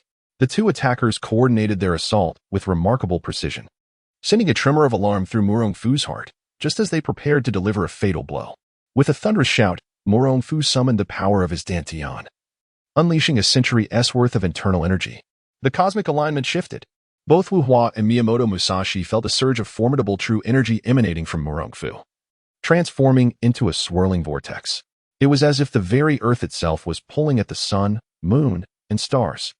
The sword that was meant to cleave Murong Fu's head was abruptly diverted, striking instead towards Wu Hua. Simultaneously, the silver rings shot forth by Wu Hua recklessly altered their trajectory towards Miyamoto Musashi. Both were taken aback.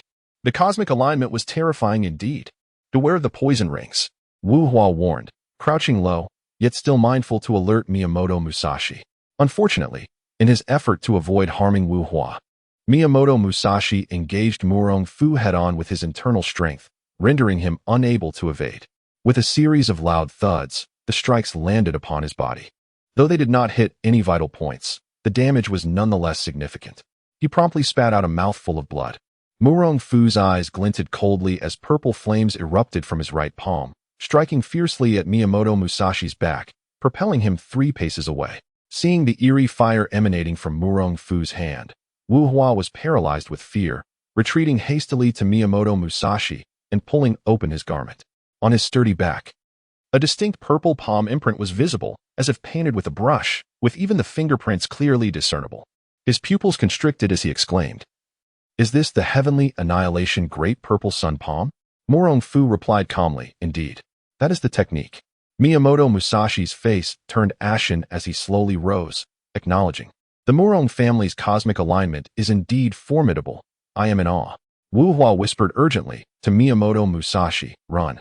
He then seized Miyamoto Musashi's sword, his left hand hanging at his side, while he raised the blade to eye level with his right, its tip directed at Murong Fu.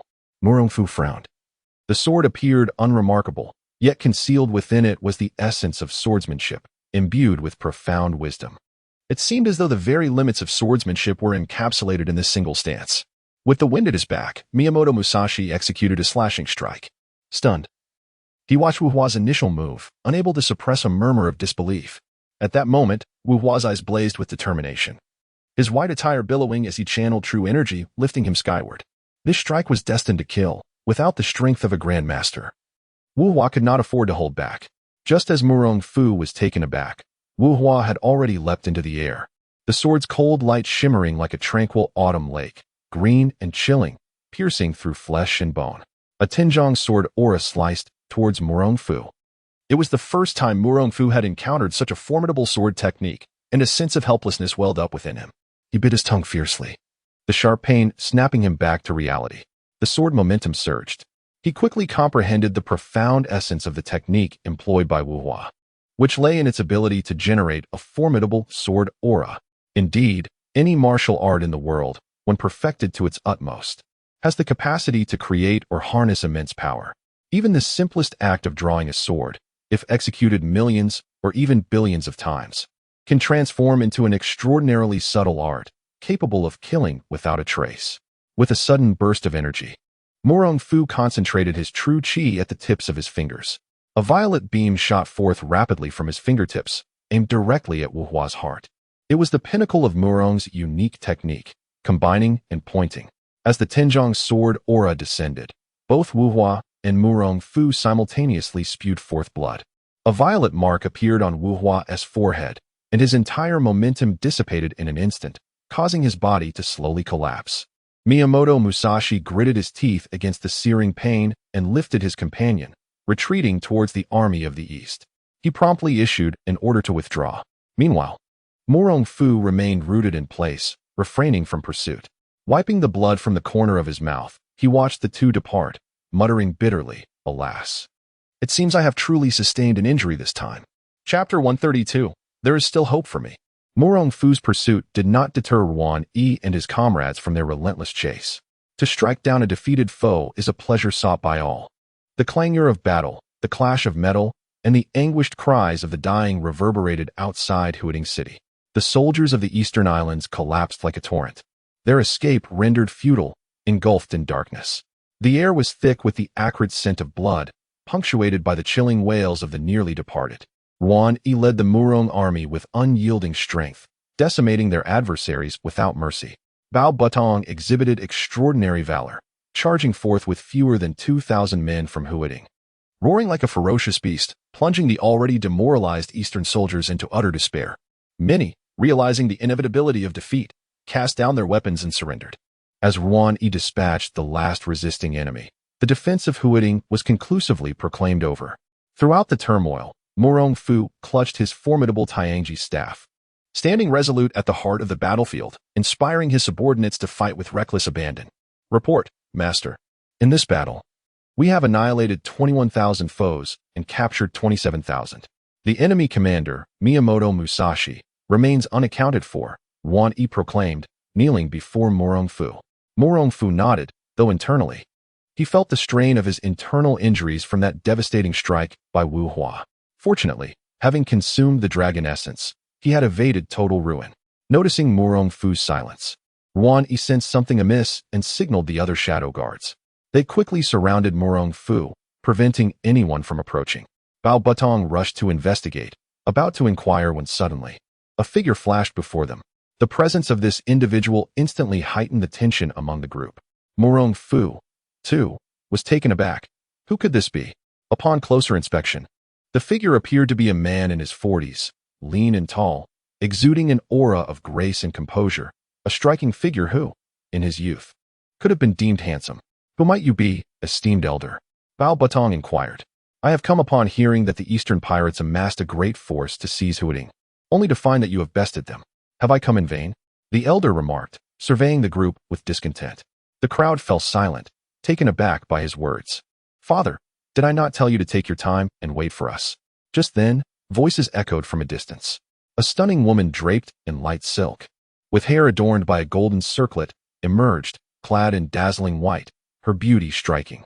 Huangrong, Murong Fu's heart raced with excitement at the unexpected sight. Could this mean that Huang Yaoshi was also present? Young Master Murong, Huang Rong exclaimed, equally thrilled upon seeing him. She started to step forward to pay her respects, but was halted by Huang Yaoshi, who warned, "Do not touch him. He is filled with sword energy and may not have long to live." What? The crowd turned to Murong Fu, their faces etched with disbelief. Murong Fu himself was taken aback, awkwardly pondering, when did I come to be on the brink of death, and why was I unaware of it? Father, Murong is indeed a good person. Could you not save him? Huang Rong implored anxiously. Huang Yaoshi shook his head.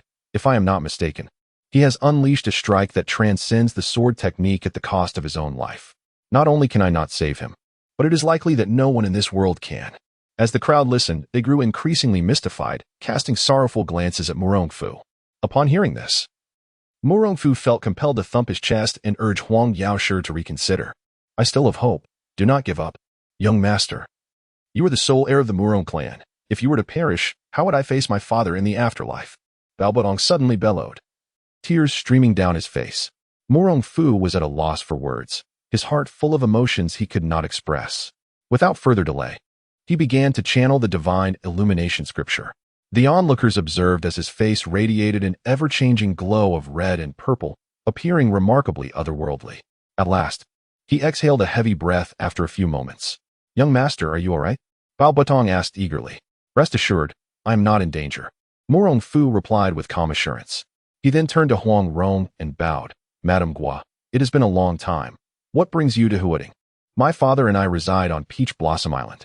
Hearing of the Eastern Expedition's movements, he wished to come and take a look, Huang Rong explained, pulling Huang Yaoshi closer to introduce him to Murong Fu. Murong Fu clasped his hands in greeting. This junior, Murong Fu, pays his respects to Island Master Huang. Do not stand on ceremony. I have had dealings with your father, Murong Bo, in the past. We share a striking resemblance, Huang Yaoshi replied nonchalantly.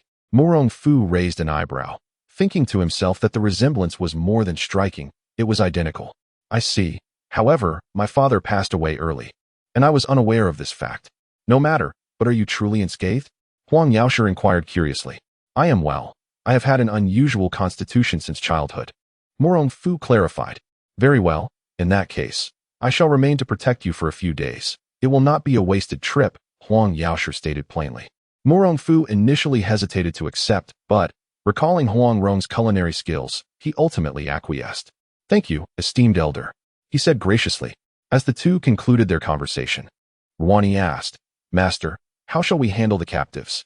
Without a moment's hesitation, Murong Fu replied, Eliminate them. Eliminate them? Bao Batong questioned, confused. It is ill-fated to kill captives, is it not a waste to slay over 20,000? The Easterners are inherently treacherous and harbor no gratitude. Keeping them close poses a significant danger.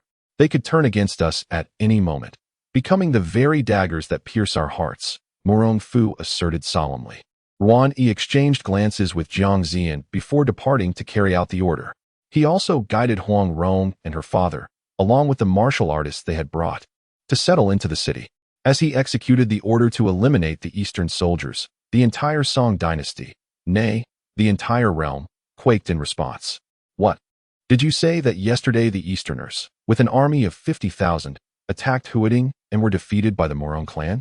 The prefect of Suzhou, Song Yongxi, was almost frightened to death. He thought to himself, how fortunate it is to have Murong Fu.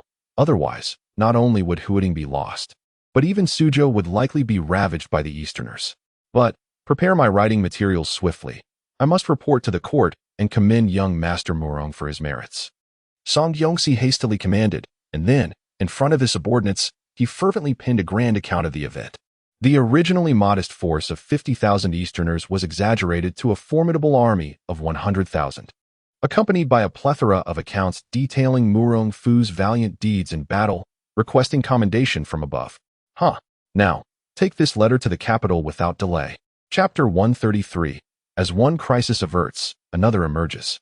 In the battle at Huading, the Murong family army, comprising fewer than 20,000 troops, triumphed over the formidable Miyamoto Musashi, who commanded an army of 50,000, all in the span of just half a day.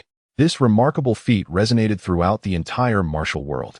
Truly, Master Murong's achievements are nothing short of illustrious. Alas, had I known earlier, I too would have joined the Murong army to fight alongside him. Why wait any longer? Outside the city, the Murong army is recruiting, and it is said that those who join will be welcomed into his trusted ranks. Within the city of Gusu, any gathering of 3 or more individuals inevitably leads to discussions of the battle at Huiting. Murong Fu's ability to conquer 2 opponents single-handedly and defeat the Eastern Masters is indeed a testament to his unparalleled prowess. How intriguing. It appears that fortune favors the diligent. I have finally located you, Murong Fu. On the streets, a young man, wielding a delicate fan, wore a wicked smile upon hearing that Murong Fu was recuperating in Huiting. Just as a concerned elder was about to inquire if he had been provoked, the young man vanished from sight. Alas, such a young age, yet plagued by ill spirits. What a pity. In the city of Huiting, Huang Yaoshe paced restlessly. Strange, truly strange. How can there exist such a potent body-refining elixir in this world? Father, what are you pondering? Huang Rong grasped her father's arm, halting his restless stride. Huang Yaoshe shook his head, unable to contain his thoughts. I am contemplating whether the Murong clan harbors some extraordinary secret. Oh dear, do not let your imagination run wild. Even if there is. It is a secret of the Murong family. They would not divulge it to you, Huang Rong chided with a smile. Huang Yaoshe, dissatisfied, retorted humph. As if I require someone to tell me, I have already concocted it myself. Understanding her father's temperament well, Huang Rong quickly replied, Indeed, you are absolutely correct. Humph. Do not flatter me. I am well aware of your tendencies, Huang Yaoshe remarked, then shifted the conversation. However, it must be said that this Murong Fu surpasses your beloved Jingij by leaps and bounds. Father, Jingij is merely a bit simple-minded. How can you speak ill of him? Huang Rong pouted. Huang Yaoshe chuckled. I did not speak ill of your Jingij. I merely wish to express that Murong Fu is decisive in battle and possesses the qualities of a true hero, destined for greatness. Indeed, Huang Rong pondered for a moment. Murong Fu is undeniably strong. The last time I encountered him, he was only at the first-rate level. Last time, could it be during the Yuan invasion? Huang Yaoshe inquired, astonished. Yes, precisely that time. Huang Rong nodded. In just a few months. He has ascended from first-rate to master level and single-handedly defeated 2 renowned masters. Could it be that Murong Fu has encountered some fortuitous opportunity? Huang Yaoshe nodded in agreement. Were it not for his own ascension to the Grandmaster realm, he might have sought to challenge Murong Fu himself. Huang Rong shook her head, acknowledging that her father was indeed a martial arts enthusiast, unable to cease his musings on the subject. She then gazed toward Murong Fu's chamber, contemplating, if only I could invite him to Xianyang to assist Jingij. Within the room, Hua Jingyin was tending to the almost completely paralyzed Murong Fu. Fu Lang, are your injuries truly not serious? She inquired. Haha, rest assured, I am quite well, Murong Fu replied nonchalantly. He had previously consumed Huang Yaoshe's Jiuhua Yilu pill, which accelerated the recovery of his internal organs. He estimated that in another 2 or 3 days, he would be fully healed. Well, I regret not bringing the monkey wine. Otherwise, your recovery would be swifter. At such a time, you still think of drinking? Aren't you concerned about lingering injuries? Hua Jingyin retorted, somewhat exasperated. Murong Fu gazed at the enchanting beauty before him and playfully asked, Is there still any of the 3-colored wine on the island? You can hardly move. Yet you remain so mischievous. Hua Jingyin shot him a sharp glance. Hee, I may be immobile, but seeing you move brings me great joy, Murong Fu chuckled. Ha! You incorrigible lecher. Focus on your recovery, Hua Jingyin scoffed, preparing to step out to fetch him some food. At that moment, Bao Butong entered, handing Murong Fu a note. Upon receiving it, Murong Fu raised an eyebrow and remarked, At the Murong ancestral residence, 2 groups of formidable uninvited guests have simultaneously appeared. One group comprises Murong Wudi's people, while the other seems to be Yuan individuals. Bao Butong exclaimed angrily, Damn those Yuan people. How dare they cause chaos at the ancestral residence? Aha, do not fret, their brother. It has been reported that the Yuan and Murong Wudi's men have engaged in battle, and several of his cherished sons-in-law have fallen, Murong Fu said. Both amused and exasperated. Bao Butong paused in astonishment. Does this mean that his beloved daughters have now become widows? One might say so, Murong Fu nodded. Bao Butong inquired. Then, Master, how do you intend to handle them? Let them pay a ransom for their release, Murong Fu replied coolly. He had yet to devise a plan regarding Murong Wudi, and as for his daughters, they were of little consequence. Bao Butong nodded and exited the room. Hua Jingyin expressed her concern. The Yuan are formidable and not as easily dealt with as the Easterners. It matters not. The individuals they send are merely grandmasters. Murong Fu replied calmly. Grandmasters were not invincible in this world, and they would not dare to intrude upon a military camp of thousands. As long as he could endure for 3 days, he would regain 70% of his combat capability. Regardless of who approached, he could confront or evade them. And what of the esteemed Huang outside? Did he not assure your safety? Hua Jingyin reminded him.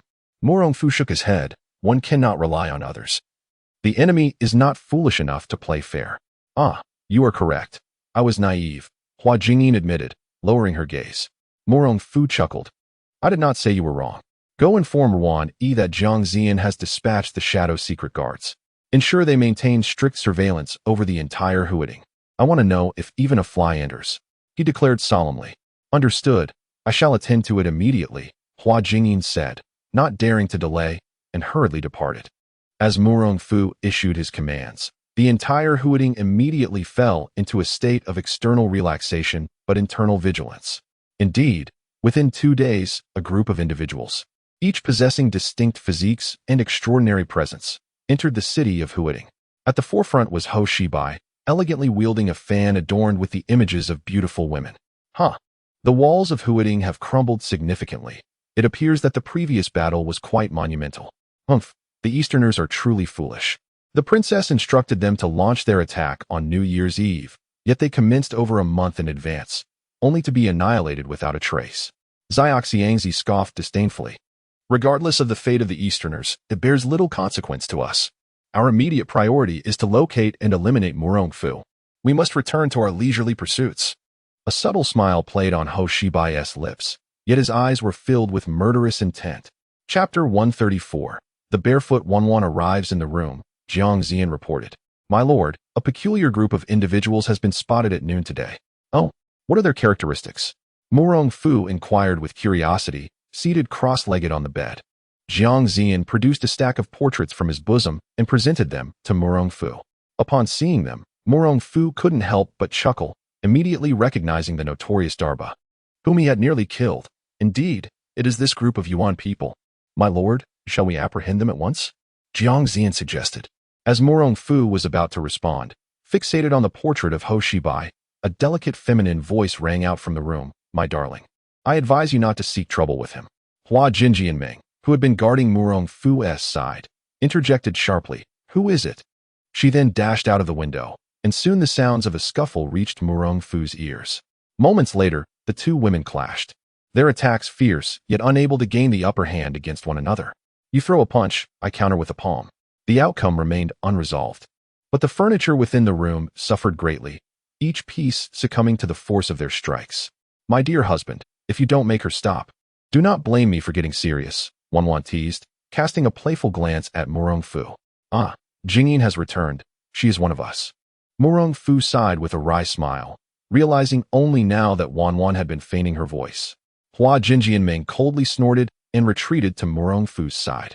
Wanwan, unperturbed, twisted her waist and perched beside Murong Fu, wrapping her arm around his, teasingly asking, My poor darling, how did you end up in such a state?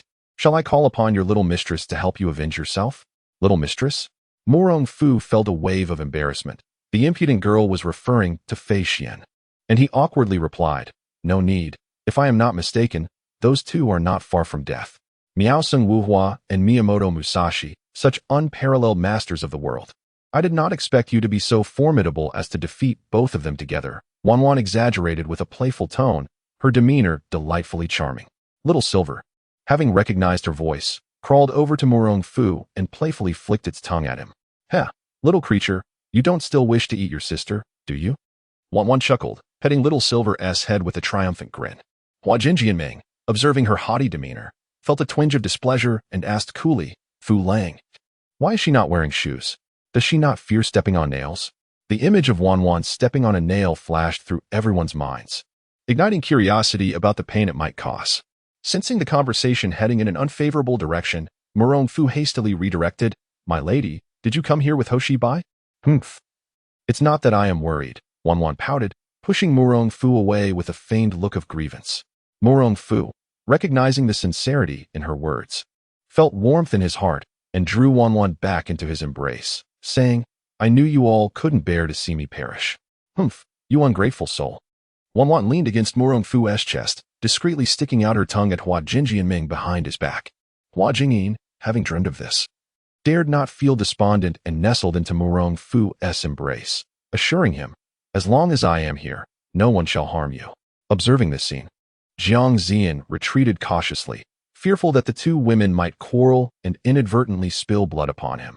After a few moments of tender embrace, Murong Fu inquired, "By the way, what did you mean when you advised me not to seek trouble with Hoshibai? Foolish one, the confines of Huading are too narrow, and your subordinates lack the strength to contend with them.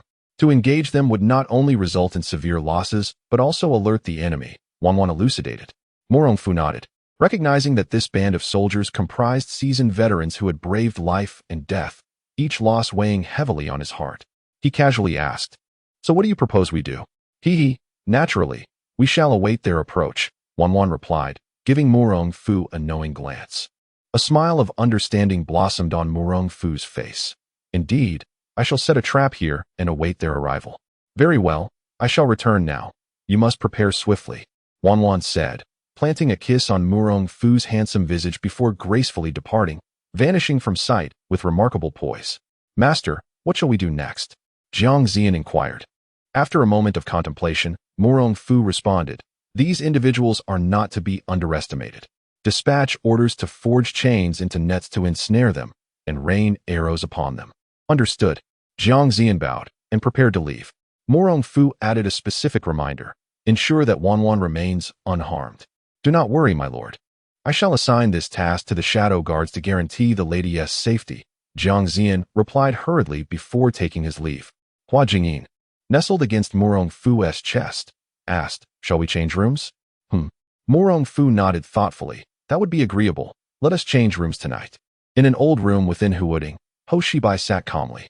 Upon Wan's return, he smiled and inquired, "Did you acquire any insights, Miss Wan?" "Indeed I did," Wan replied with pride. "I knew you would bring good news," Hoshibai said with a smile, as others gathered closer. "Murong Fu's current defenses are formidable. We dare not approach for fear of alarming the enemy. Indeed, those soldiers have just returned from battle, all brimming with vigor. Enough of idle chatter. Let Wan reveal Murong Fu's location to us." The group exchanged words until Hoshibai finally interjected to end the frivolity. "Look." Wan procured paper and ink, sketching a map of Murong Fu's residence. Pointing to his chamber, she declared, "This is his room." "How are the soldiers' defenses?" Hoshibai asked. "Rest assured, this place is tightly secured outside, yet relatively lax within. We may attack without hesitation," Wan replied with a smile. Hoshibai exclaimed, "To avoid prolonged uncertainties, let us make our move tonight." "Agreed. We shall follow your lead." Darba thumped his chest, recalling the previous time he suffered under Murong Fu's hand, enduring embarrassment while his disciple lost a precious treasure. He had long harbored a desire for revenge. Murong Fu must be slain. The others naturally concurred, believing it an effortless task for such skilled individuals to eliminate a wounded Murong Fu. "Tonight?" Wan murmured, her heart laden with concern for the unprepared Murong Fu. "Oh, does Miss Wan have any reservations?" Hoshibai inquired. Wan shook her head, laughter escaping her lips. No, certainly not." Hoshibai elegantly closed his beautiful fan, saying, "In that case, I implore everyone to rest well. Tonight we shall confront the rising star of the south, Murong Fu." Laughter erupted from the others in agreement. Yet, Wan remained anxious, her worries gnawing at her. In the room, Jiang Ziyan reported, "Master, this afternoon, a group of peculiar individuals was spotted." "Oh, what are their distinguishing characteristics?" Murong Fu, seated cross-legged on the bed, asked with curiosity. Jiang Ziyan produced a stack of images from his bosom and handed them to Murong Fu. Upon seeing them, Murong Fu couldn't help but chuckle, instantly recognizing the man he had nearly slain. "Indeed, it is this group of Yuan people. Master, shall we apprehend them immediately?" Jiang Ziyan suggested. Murong Fu was about to respond, fixating on the image of Hoshibai when a delicate, melodious voice interrupted. "My dear, I advise you not to seek trouble with him." Hua Jinjianming, who had been by Murong Fu's side, snapped sharply, "Who?" She then dashed out the window, and soon the sounds of combat reached Murong Fu's ears. The two women clashed fiercely, their techniques sharp yet unable to overcome one another. They exchanged blows, neither gaining the upper hand, leaving the furniture within the room in ruin, shattered by their powerful strikes. My good husband, if you don't intervene, do not blame me for resorting to serious measures, Wang teased, casting a playful glance at Murong Fu. Haha, Jin Jianming has returned. She is one of us, Murong Fu sighed. Realizing why he had not recognized Wan's voice, she had deliberately disguised it. Jin Jianming huffed and retreated to Murong Fu's side. Wan, unperturbed, twisted her waist and nestled beside him, linking her arm through his while jesting. Oh, my poor darling, how did you end up in such a state? Shall I summon your little concubine to assist you in avenging this injustice? Little concubine? Murong Fu felt a wave of embarrassment. This mischievous girl was referring to Fei Xian. He chuckled awkwardly. No need. If I am not mistaken, those two are not long for this world. Miao Seng Wuhua and Miyamoto Musashi, true masters of their craft. I never imagined you to be so formidable, having bested two of them, Wan remarked with exaggerated innocence, her tone adorably playful. Little Silver, sensing her presence, crawled over to Murong Fu and playfully flicked its tongue at him. Hee, little one, you don't still wish to eat your sister, do you? Wan teased, patting Little Silver's head with a triumphant smile. Hua Jingyin, feeling displeased after dreaming of her haughty demeanor, asked lightly, Fu Lang, why is she not wearing shoes? Does she not fear stepping on nails? Instantly, everyone envisioned Wan stepping on a nail, curious about the pain it might entail. Murong Fu, sensing the awkwardness of the situation, quickly diverted the conversation. My lady, did you come here with Hoshibai? Humph, it's not that I care, Wan retorted, pushing Murong Fu away with a pained expression. Aware of the truth in her words, Murong Fu felt a warmth in his heart and embraced Wan protectively, saying, I knew you all couldn't bear to see me perish. Humph, you heartless one, Wan responded, resting her head against Murong Fu's chest and playfully stuck out her tongue at Hua Jingyin. Naturally, Hua Jingyin did not dare to feel disheartened and climbed into Murong Fu's embrace, declaring, as long as I am here, no one can harm you. Jiang Zian, witnessing this scene, retreated repeatedly, fearing a dispute between the two women would result in him being splattered with blood. After a few moments, Murong Fu inquired, by the way, what did you mean when you told me not to provoke Hoshibai? Fool, the architecture of Huading is too constricted, and none of your subordinates can contend with them. If you go, not only will the losses be severe, but it will also alert the enemy, Wan explained. Murong Fu nodded, realizing that this group of soldiers were seasoned veterans who had faced life and death, and he would feel heartbroken even at the loss of one. He casually asked, then what do you suggest we do? Naturally, we wait for them to come knocking, Wan replied with a knowing glance. Murong Fu smiled in understanding. Indeed. I will set a trap here and await their arrival. Well, I shall return now. You prepare swiftly, Wan said, planting a kiss on Murong Fu's handsome face before rising and blowing a kiss as she departed, disappearing before the eyes of the three with an air of grace. Master, what shall we do next? Jiang Zian inquired. After a moment of contemplation, Murong Fu responded, these are not simple characters. You must relay the order to forge the iron chains used to secure the horses into a net, to ensnare them, and then shoot them down with arrows. As you command. Jiang Zian bowed and prepared to leave. Murong Fu specifically reminded him, ensure that Wan is not harmed. Rest assured, my lord. I will have the shadow guards handle this matter, guaranteeing the safety of the lady, Jiang Zian assured before hastily departing. Hua Jingyin leaned against Murong Fu's chest and asked, shall we change rooms? Murong Fu nodded. Very well, let us change rooms for tonight. In an old house within Huading, Hoshibai sat calmly. Upon seeing Wan return, he smiled and inquired, did you gather any information, Miss Wan? Indeed I did, Wan replied proudly. I knew Miss Wan would bring us good news. Hoshibai remarked with a smile. The others also leaned in, saying, Murong Fu is currently under strict guard. We dare not approach, fearing we might alert the enemy. Yes, those soldiers have just come from battle. Each one is formidable and not to be underestimated. Enough of the trivialities. Let us have Wan reveal the whereabouts of Murong Fu. The crowd chimed in with various opinions until Hoshibai ultimately quelled the nonsensical chatter. Look, Wan procured paper and ink, sketching a map of Murong Fu's estate. Pointing to a specific room, she declared, this is his chamber. What are the defenses? Hoshibai inquired. Rest assured, this place is tight on the outside but loose within. We may attack without hesitation, Wan replied with a smile. Excellent, exclaimed Hoshibai. To avoid prolonged uncertainties, we shall proceed tonight. Agreed. We shall follow your lead. Darba pounded his chest, remembering how he had suffered at Murong Fu's hands before, enduring humiliation and losing a precious artifact to his junior. This grudge had long been festering. Murong Fu must be eliminated.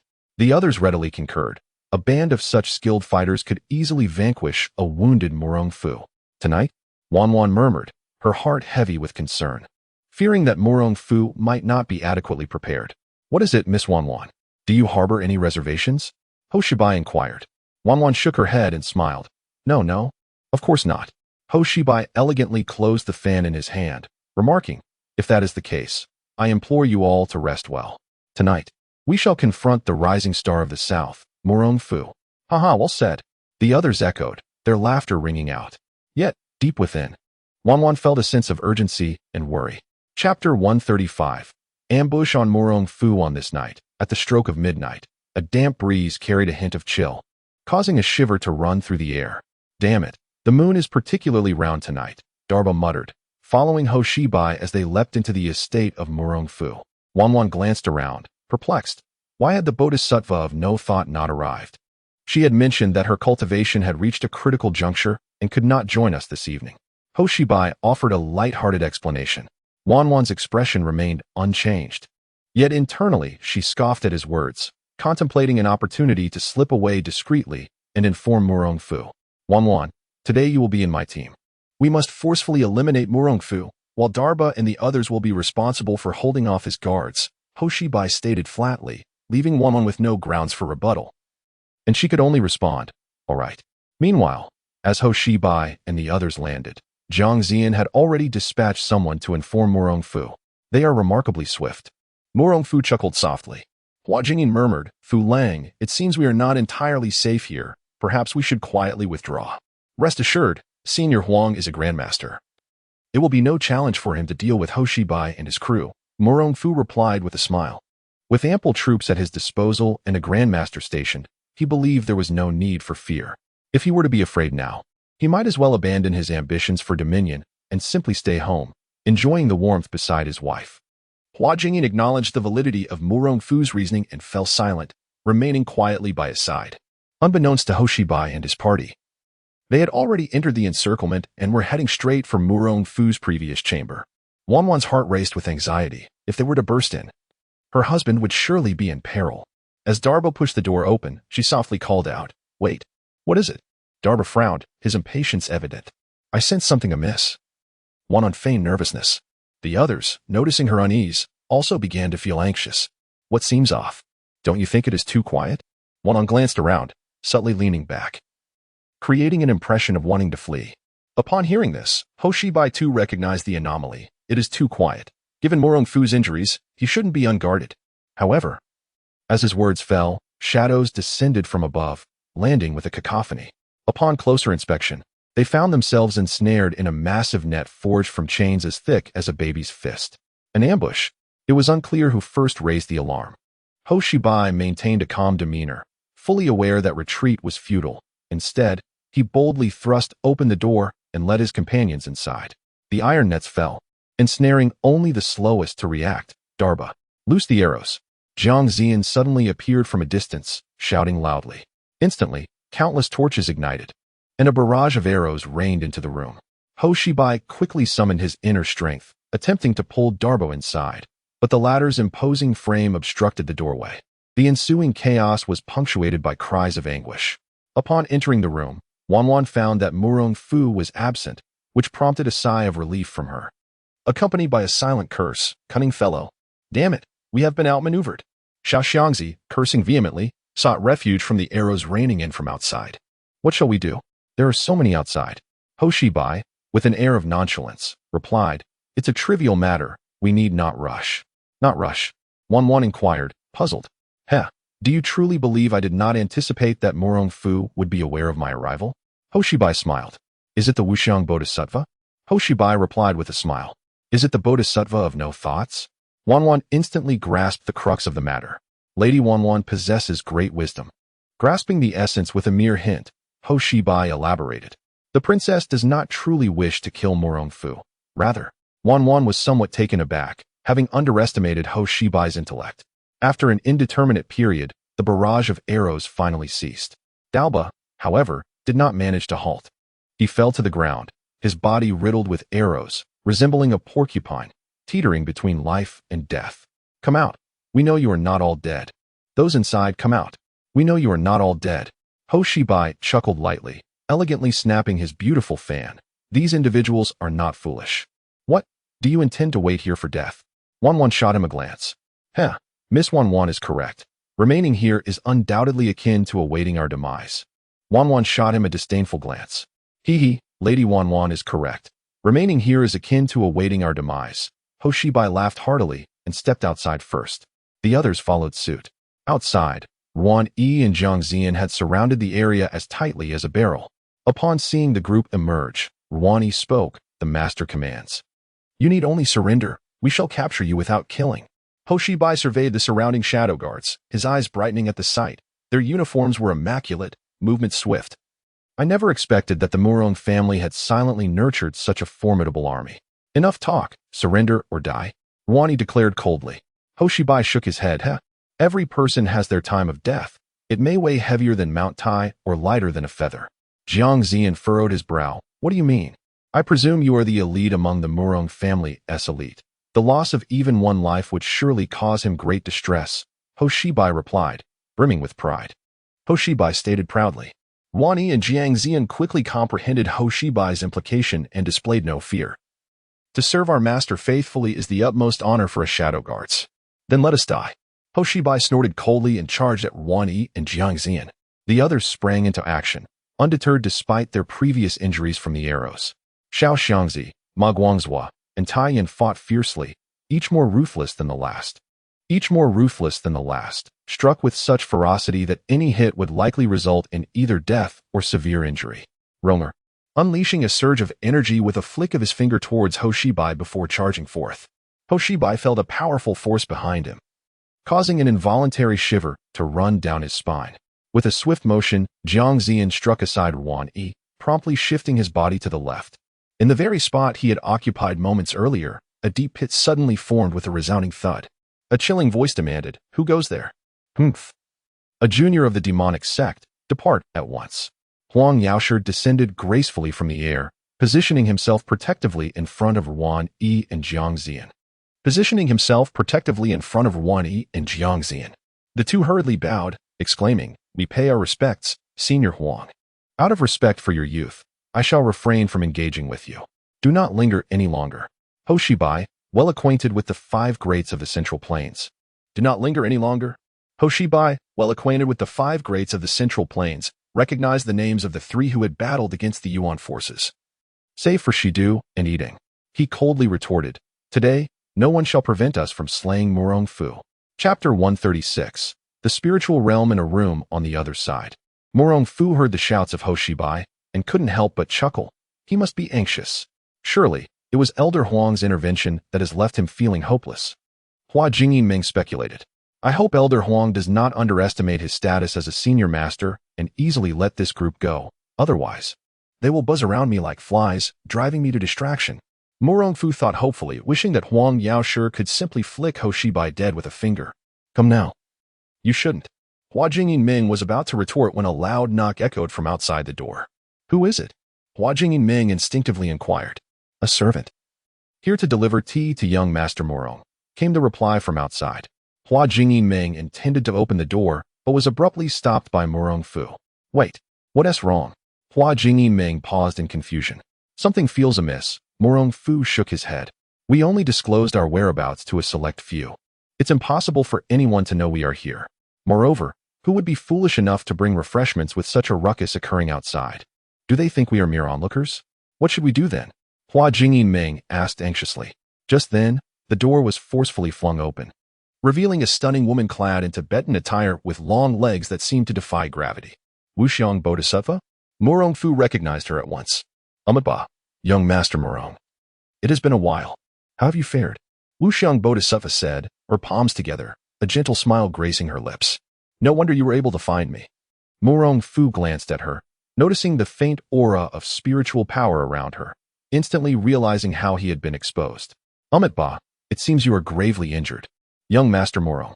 Those Eastern wastrels are not entirely useless after all, Wuxiang Bodhisattva responded, her words evading the question as she gracefully approached the center of the room. Be careful. This woman excels in mental prowess and is quite enigmatic, Murong Fu cautioned. Hua Jingyin nodded, unafraid, as her inner energy surged forth, striking towards Wuxiang Bodhisattva with a palm. Wuxiang Bodhisattva snorted coldly, not adept in close combat. She unleashed her full strength, her eyes emanating an eerie gray hue as she waved her hand towards Hua Jingyin. Before she could react, Hua Jingyin found herself suspended in midair, then suddenly felt an overwhelming force that sent her flying out. Murong Fu gasped, puzzled. How have you grown so strong? Humph, when I last saw you. Had it not been for the critical moment in my cultivation, do you think you would have escaped so easily? Wuxiang Bodhisattva snapped, taking a step forward and pointing decisively at Murong Fu's heart. Bang! Murong Fu's eyes widened in shock, believing his life was in peril when a bamboo stick unexpectedly blocked his path. Humph, Huang Rong. Wuxiang Bodhisattva retreated a step, coldly regarding the newcomer. Huang Rong pivoted gracefully on her toes, positioning herself protectively in front of Murong Fu. How are you? Are you all right? I'm fine. Murong Fu shook his head, glancing at Hua Jingyin. Rest assured, I'm unharmed. Hua Jingyin slowly rose, rubbing her shoulder, cautiously standing beside Murong Fu. Huang Rong cast a glance at Hua Jingyin and reminded him, the Shanyue Wuxiang Bodhisattva possesses an immensely powerful technique known as the Shanyue Wuxiang Great Law. When unleashed, its strength rivals that of the pinnacle masters. Such strength? Murong Fu was taken aback. He had not realized that his opponent could wield such capabilities. Ha, Huang Rong. True to your nature, it's fortunate you are a woman. Otherwise, the men vying for supremacy in this realm would face yet another formidable adversary. The Wuxiang Bodhisattva laughed heartily, exuding a formidable aura of mental power. Since you are all aware of my trump card, let us witness the might of my Shanyue Wuxiang Great Law. The three were startled, utterly perplexed by the Bodhisattva's intentions. However, at that moment, a powerful wave of mental energy enveloped Murong Fu, Huang Rong, and Hua Jingyin. Murong Fu felt a significant relaxation. Although the Wuxiang Bodhisattva's mental force was formidable, the three of them were not weak either. Especially he himself had absorbed the mental energies of countless masters. While he might not be able to overpower the Bodhisattva, he could certainly protect himself. Reassured, he quietly observed the unfolding events. Yet, in the next instant, the tremendous mental force emanating from the Wuxiang Bodhisattva shattered Murong Fu's understanding. It spread like an immense net, slowly enveloping every corner of the room, forcefully invading each person's mental state. The overwhelming pressure compelled the others to retreat step by step. Murong Fu found himself increasingly drowsy, as if he could drift into slumber at any moment. Young Master Murong, be cautious, do not. Before Huang Rong could finish her warning, she collapsed beside Murong Fu's bed. As Murong Fu reached out to assist her, Hua Jingyin succumbed as well. Fear not, they shall not perish. Their mental energies are merely restrained by me. Bai Lianjue stated calmly. Murong Fu's mind raced, seeking a means of escape, yet the immense mental force in the room suddenly bore down upon him like a crushing weight. Darkness enveloped his vision, and he lost consciousness. Time passed, and he gradually awoke, his spirit jolted. He found himself no longer in the previous lavish chamber, but rather amidst a dense black forest, with a crystal-clear lake nearby. Just as Murong Fu pondered his predicament, Huang Rong and Hua Jingyin appeared beside him. Madame Gue, where are we? Huang Rong speculated. It is said that those with extraordinary mental powers can construct a mental realm to ensnare their enemies' spirits. Is it truly so fantastical? Murong Fu responded with astonishment. Wouldn't such a capability render one invincible? The Shanyue Wuxiang Great Law is undoubtedly a secret technique of the esoteric sect. It is derived from the Tibetan Vajrayana's joyful Great Law. It naturally possesses the ability to invade one's mind at will, Huang Rong affirmed. Hua Jingyin concurred. This technique is indeed sinister, far surpassing my own enchanting arts. At that moment, Murong Fu was less concerned about the origins of the Wuxiang Bodhisattva's powers. His sole desire was to escape. I did not expect that both of your mental energies are formidable enough to enter my Wuxiang joyful forest. The Bodhisattva of no thought, at this moment, resembled a true Bodhisattva, seated gracefully above the void, slowly approaching the three individuals. Fear not. We merely need to steadfastly guard our minds. Soon, my father will strike her a blow from outside, and this spiritual realm shall inevitably collapse without resistance. Wang Rong appeared to possess profound knowledge of spiritual power, her countenance never revealing a hint of concern. The bodhisattva of no thought displayed a flicker of astonishment in her eyes, then burst into hearty laughter, saying, Madame Gua speaks wisely. However, if you believe I lack confidence, what emboldens you to venture here alone? What do you mean? Murong Fu inquired. The most formidable aspect of the Chan and no thought great method lies in its ability to ensnare one's spirit at the moment of soul-stirring despair, rendering them a living puppet. The bodhisattva of no thought smiled enigmatically, and suddenly, a wave of primal desire enveloped the entire world. Chapter 137, An Extraordinary Night. Pitter-patter, pitter-patter. In the enchanting woods of Wuxiang, a gentle drizzle began to fall, soaking the diaphanous garments of a few individuals. The Wuxiang bodhisattva, with an air of subtlety, recited a bewitching melody. The ethereal forms of the three maidens emerged, tantalizingly revealed before Murong Fu, igniting a sudden flame of desire within him. A seductive voice echoed incessantly in his mind, urging him to tear away their garments, to rend them apart. Murong Fu's curiosity surged intensely, yearning to savor the beauty before him. This desire took root like a mighty tree in his heart, gradually infiltrating his very soul. Ah, splendid. Do not hold back. Young Master Murong, here, all are at your disposal, free of any burden. The Wuxiang bodhisattva continued her insidious persuasion. Huang Rong was determined to dissuade him, but she too struggled to maintain her composure, fearing the loss of her own purity. With a sudden rip, the Wuxiang bodhisattva boldly tore apart the thin fabric of her sleeve, the sound piercing into Murong Fu's consciousness, causing him to shudder involuntarily. She leaned closer, her icy, delicate hand caressing his face, prompting Murong Fu to glance at Huang Rong, who, in turn, teasingly licked his ear and whispered, Is she beautiful? Murong Fu felt a void in his mind, his gaze fixated on Huang Rong. At that moment, she instinctively crossed her arms in front of her, concealing her most vital attributes, yet inadvertently revealing her firm curves, accentuated by raised elbows that showcased her slender waist, brimming with vitality. Her attire, drenched by the rain, appeared almost fragile under its weight. Amidst the rippling shadows, her long, exquisite legs tantalizingly peeked through. Beautiful. The Wuxiang bodhisattva chuckled lightly, drawing Murong Fu's attention back to her. She swayed like a lotus, exuding an allure that was both primal and wild. Even more enticing was the ambiguous expression on her face, reminiscent of a pure maiden untouched by the world. Am I beautiful? She inquired. Yes, Murong Fu replied mechanically, his entire being radiating an indescribable heat that seemed to evaporate the surrounding drizzle. The Wuxiang bodhisattva, oblivious to this detail, harmonized with her inner realm. Having perfected her seductive art, all she required was for Murong Fu to awaken his primal desires, thus losing his sanity, allowing her to gain complete control over him, transforming him into her most loyal hound. With a sudden motion, she pulled Hua Jing into her embrace, kissing her and caressing her body in front of Murong Fu, deliberately displaying a contemptuous provocation in her gaze. With such unparalleled beauties before him, what was he waiting for? Was he not a man? Murong Fu was momentarily bewildered, his senses wholly captivated by the three maidens. In that instant, it felt as if the world around him had diminished to just himself and these breathtaking beauties. Observing this, the Wuxiang bodhisattva recognized the opportune moment and once more whispered her seductive incantation. Everything that transpires here remains unknown to the outside world. You are free to indulge as you wish. Upon hearing these words, Murong Fu could no longer restrain the tempest within his heart. He emitted a sound resembling a dragon's roar, one that was far from human. He ceased to suppress the desires surging within him and lunged towards the three women, pinning them beneath him, reveling in his licentiousness and possession. The bodhisattva of no thought felt a surge of joy and hastily invoked the supreme feminine heart technique, becoming akin to boundless earth, absorbing the heavenly rain and dew endlessly. However, in the next moment, she realized her miscalculation. Within Murong Fu dwelled an essence of true dragon energy.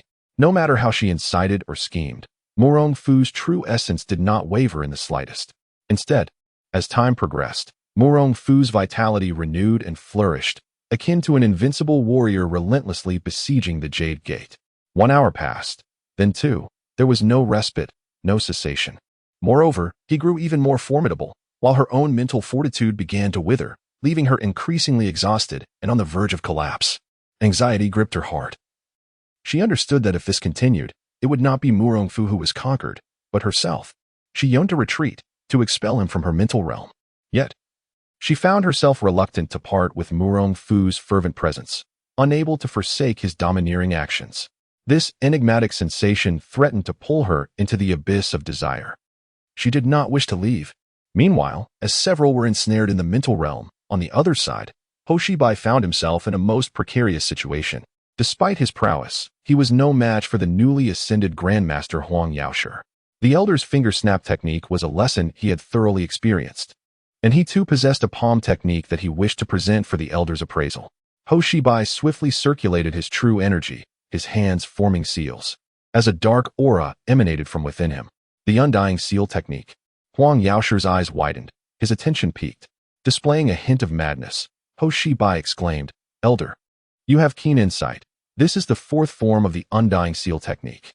Behold, the bridge of forgotten past lives." He then struck forth with a palm, and the black true energy coalesced in the air, propelling towards Huang Yaoshi. The undying seal, created by the evil king Shi Xian, represented a monumental success in the martial arts world. Although he could not rival his master's profound skill, he wielded the technique's deathly energy with remarkable finesse. Huang Yaoshi, noting the peculiarity of the technique, did not let his guard down. He concentrated his inner strength at his fingertips and shouted, "Break!" The finger snap technique was unparalleled. Intricate in its workings, with precise intent, it targeted the opponent's vulnerabilities. The two streams of true energy collided, producing a sound akin to a clap. Huang Yaoshi's inner strength, more refined, shattered the dark energy palm strike, piercing through Hoshibai's body. Yet, the undying seal remained intact, racing towards Huang Yaoshi's form.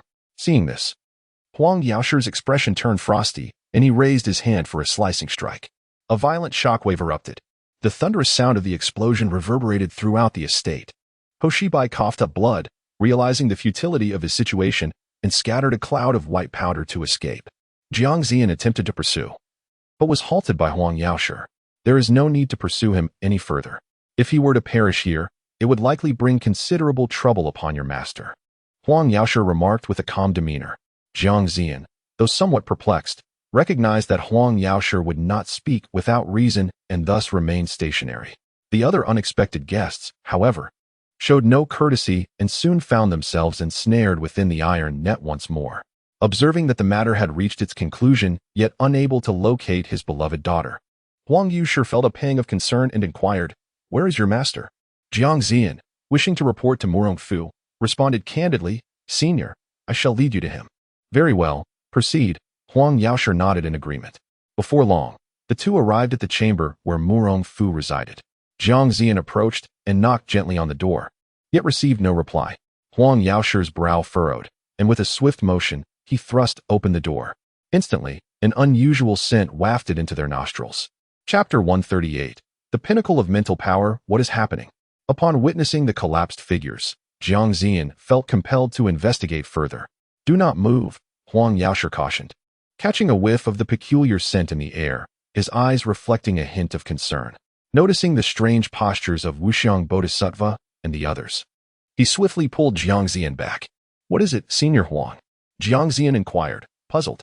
Huang Yaoshi pointed toward Wuxiang Bodhisattva, stating, "This woman employs a formidable mental power with which neither of us is familiar. Should anything go awry, it could easily render them all imbeciles." Is it that serious?" Jiang Ziyan exclaimed in alarm. "What should we do?" "Wait," Huang Yaoshi commanded. "You must immediately instruct someone to cordon off this room, and summon a few maidens to remain here in attendance. Remember, no men are to enter." Seeing Huang Yaoshi's grave demeanor, Jiang Ziyan felt the weight of the situation and nodded in agreement. "Rest assured, I will ensure that no one enters." Huang Yaoshi grunted affirmatively and quickly led Jiang Ziyan outside. He gently closed the door behind them, cautious not to create any noise that might disturb the mental states of the four within. Jiang Ziyan quietly asked, "Senior Huang, what exactly is the situation with my master?" "Well," Huang Yaoshi explained, "I have heard of a powerful technique within the esoteric school, specifically designed for the cultivation of mental strength. It allows one to construct a mental realm, ensnaring individuals within it at their whim. Jiang Ziyan's expression tightened with concern. Does that mean my master is in danger? Fear not, Huang Yaoshe reassured him. My daughter, Rong has practiced similar arts in her youth. She will not allow your master to come to harm. Moreover, given the relatively young age of that esoteric woman, her mental power is likely limited, and she cannot possibly confine 3 individuals for an extended period. Jiang Ziyan exhaled in relief, bowing respectfully. Thank you, Senior Huang, for clarifying. I shall hasten to secure this area. Yes, go on. And remember to have the maidens prepare several changes of clothing, Huang Yaoshe remarked, casting a discreet glance at the door. Do not worry, Senior, I understand, Jiang Ziyan replied, hastily departing. Little did they know that Huang Yaoshe's caution nearly cost the lives of the 3 women. Within the confines of the mental realm, Murong Fu was increasingly filled with mental vigor. Crucially, the passage of time within Wuxiang Bodhisattva's mental world differed from that of the outside. 1 day inside equated to merely 2 hours outside. 10 days within translated to 5 hours without. As Murong Fu released a long howl, the energies surged. Time and space separated, and the mental world began to collapse. After 5 hours, Wuxiang Bodhisattva could no longer maintain her realm of blissful oblivion. Suddenly, her eyes flew open, and she violently coughed up blood before losing consciousness. Huang Rong and Hua Jing, emerging from their dreams, slowly opened their eyes, confusion evident within their gazes. Had they truly spent over 10 days in the mental realm? The distinction between the mental and the real world had blurred. Fu, Lang At, Huang Rong began, reaching out to touch Murong Fu, only to be abruptly seized by the suddenly appearing Huang Yaoshe. With a sudden touch to her Fengqi acupoint, she fainted once more. Huang Yaoshe wasted no time, swiftly gathering 2 garments and instructing 2 handmaidens to accompany him as he departed. Jiang Ziyan lingered apprehensively outside the door, unwilling to enter, and hurriedly sent the 2 maidservants inside to attend to her. Hua Jingyin gazed wearily at the entering maidservants and commanded them not to disturb Murong Fu. Before succumbing to unconsciousness herself, the handmaidens, with no other recourse, found a clean room for Hua Jingyin and the Bodhisattva of non-thought. Murong Fu seemed to have entered an enigmatic state. Time passed, and he felt the true energy within him gradually stabilize. His perception sharpened, akin to having eyes that could clearly discern everything around him, resembling the divine awareness described in Taoist texts. Murong Fu was greatly astonished. This transcended mere martial arts, verging instead on divine powers. He endeavored to utilize this awareness to observe in all directions and discovered, to his surprise, observing in all directions and discovering that it could effortlessly penetrate through any object within a radius of 5 zhang. Surprised, he opened his eyes wide. At that moment, he realized that the world he beheld was distinctly altered from his previous experiences, as if he had just unveiled a layer of the world's enigmatic veil. The complexity of existence far exceeded his imagination. Everything seemed to hint at the presence of something extraordinary. Immortals. There undoubtedly existed practitioners of immortality in this world. Even if they were absent now, they had surely once graced this realm. Elated, Murong Fu rose, ready to depart. Suddenly, he felt a chill below and, upon glancing down, he looked down to find a damp stain on his trousers. His face flushed with embarrassment, and he quietly retreated back to the bed, feigning calm as he cleared his throat. Is Jiang Ziyan available? Young Master Jiang Xianfeng has gone to deal with last night's bandits, came the reply from an attendant outside. Murong Fu inwardly breathed a sigh of relief. It was preferable that the lad was absent, sparing him from incessant inquiries, sparing him the need to answer countless questions. Fetch me a bucket of water.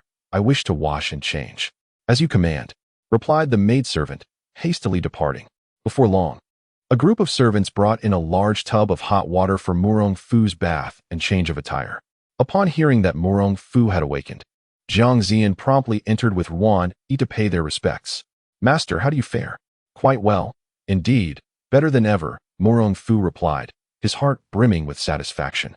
Young master, we captured a total of 6 enemies last night. How shall we proceed? Yuan inquired. Murong Fu tapped his forehead and asked, what of Wan? Is she unharmed? No, second madam is quite well. She chose to stay behind last night and is currently resting in her chamber, Jiang Ziyan quickly assured him. Excellent. That is a relief. Murong Fu exhaled, feeling at ease.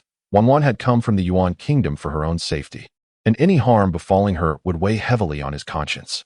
Master, there is also a rotund monk named Dalba. who has sustained multiple arrow wounds and could perish at any moment. Should we attempt to rescue him? Wang asked. Dalba? Murong Fu casually remarked. As you command. Wang and Jiang Zian exchanged glances, realizing there was nothing more to discuss, and they both respectfully took their leave. At that moment, Wang and Jiang Zian exchanged glances, realizing there was nothing more to discuss, and they both respectfully took their leave.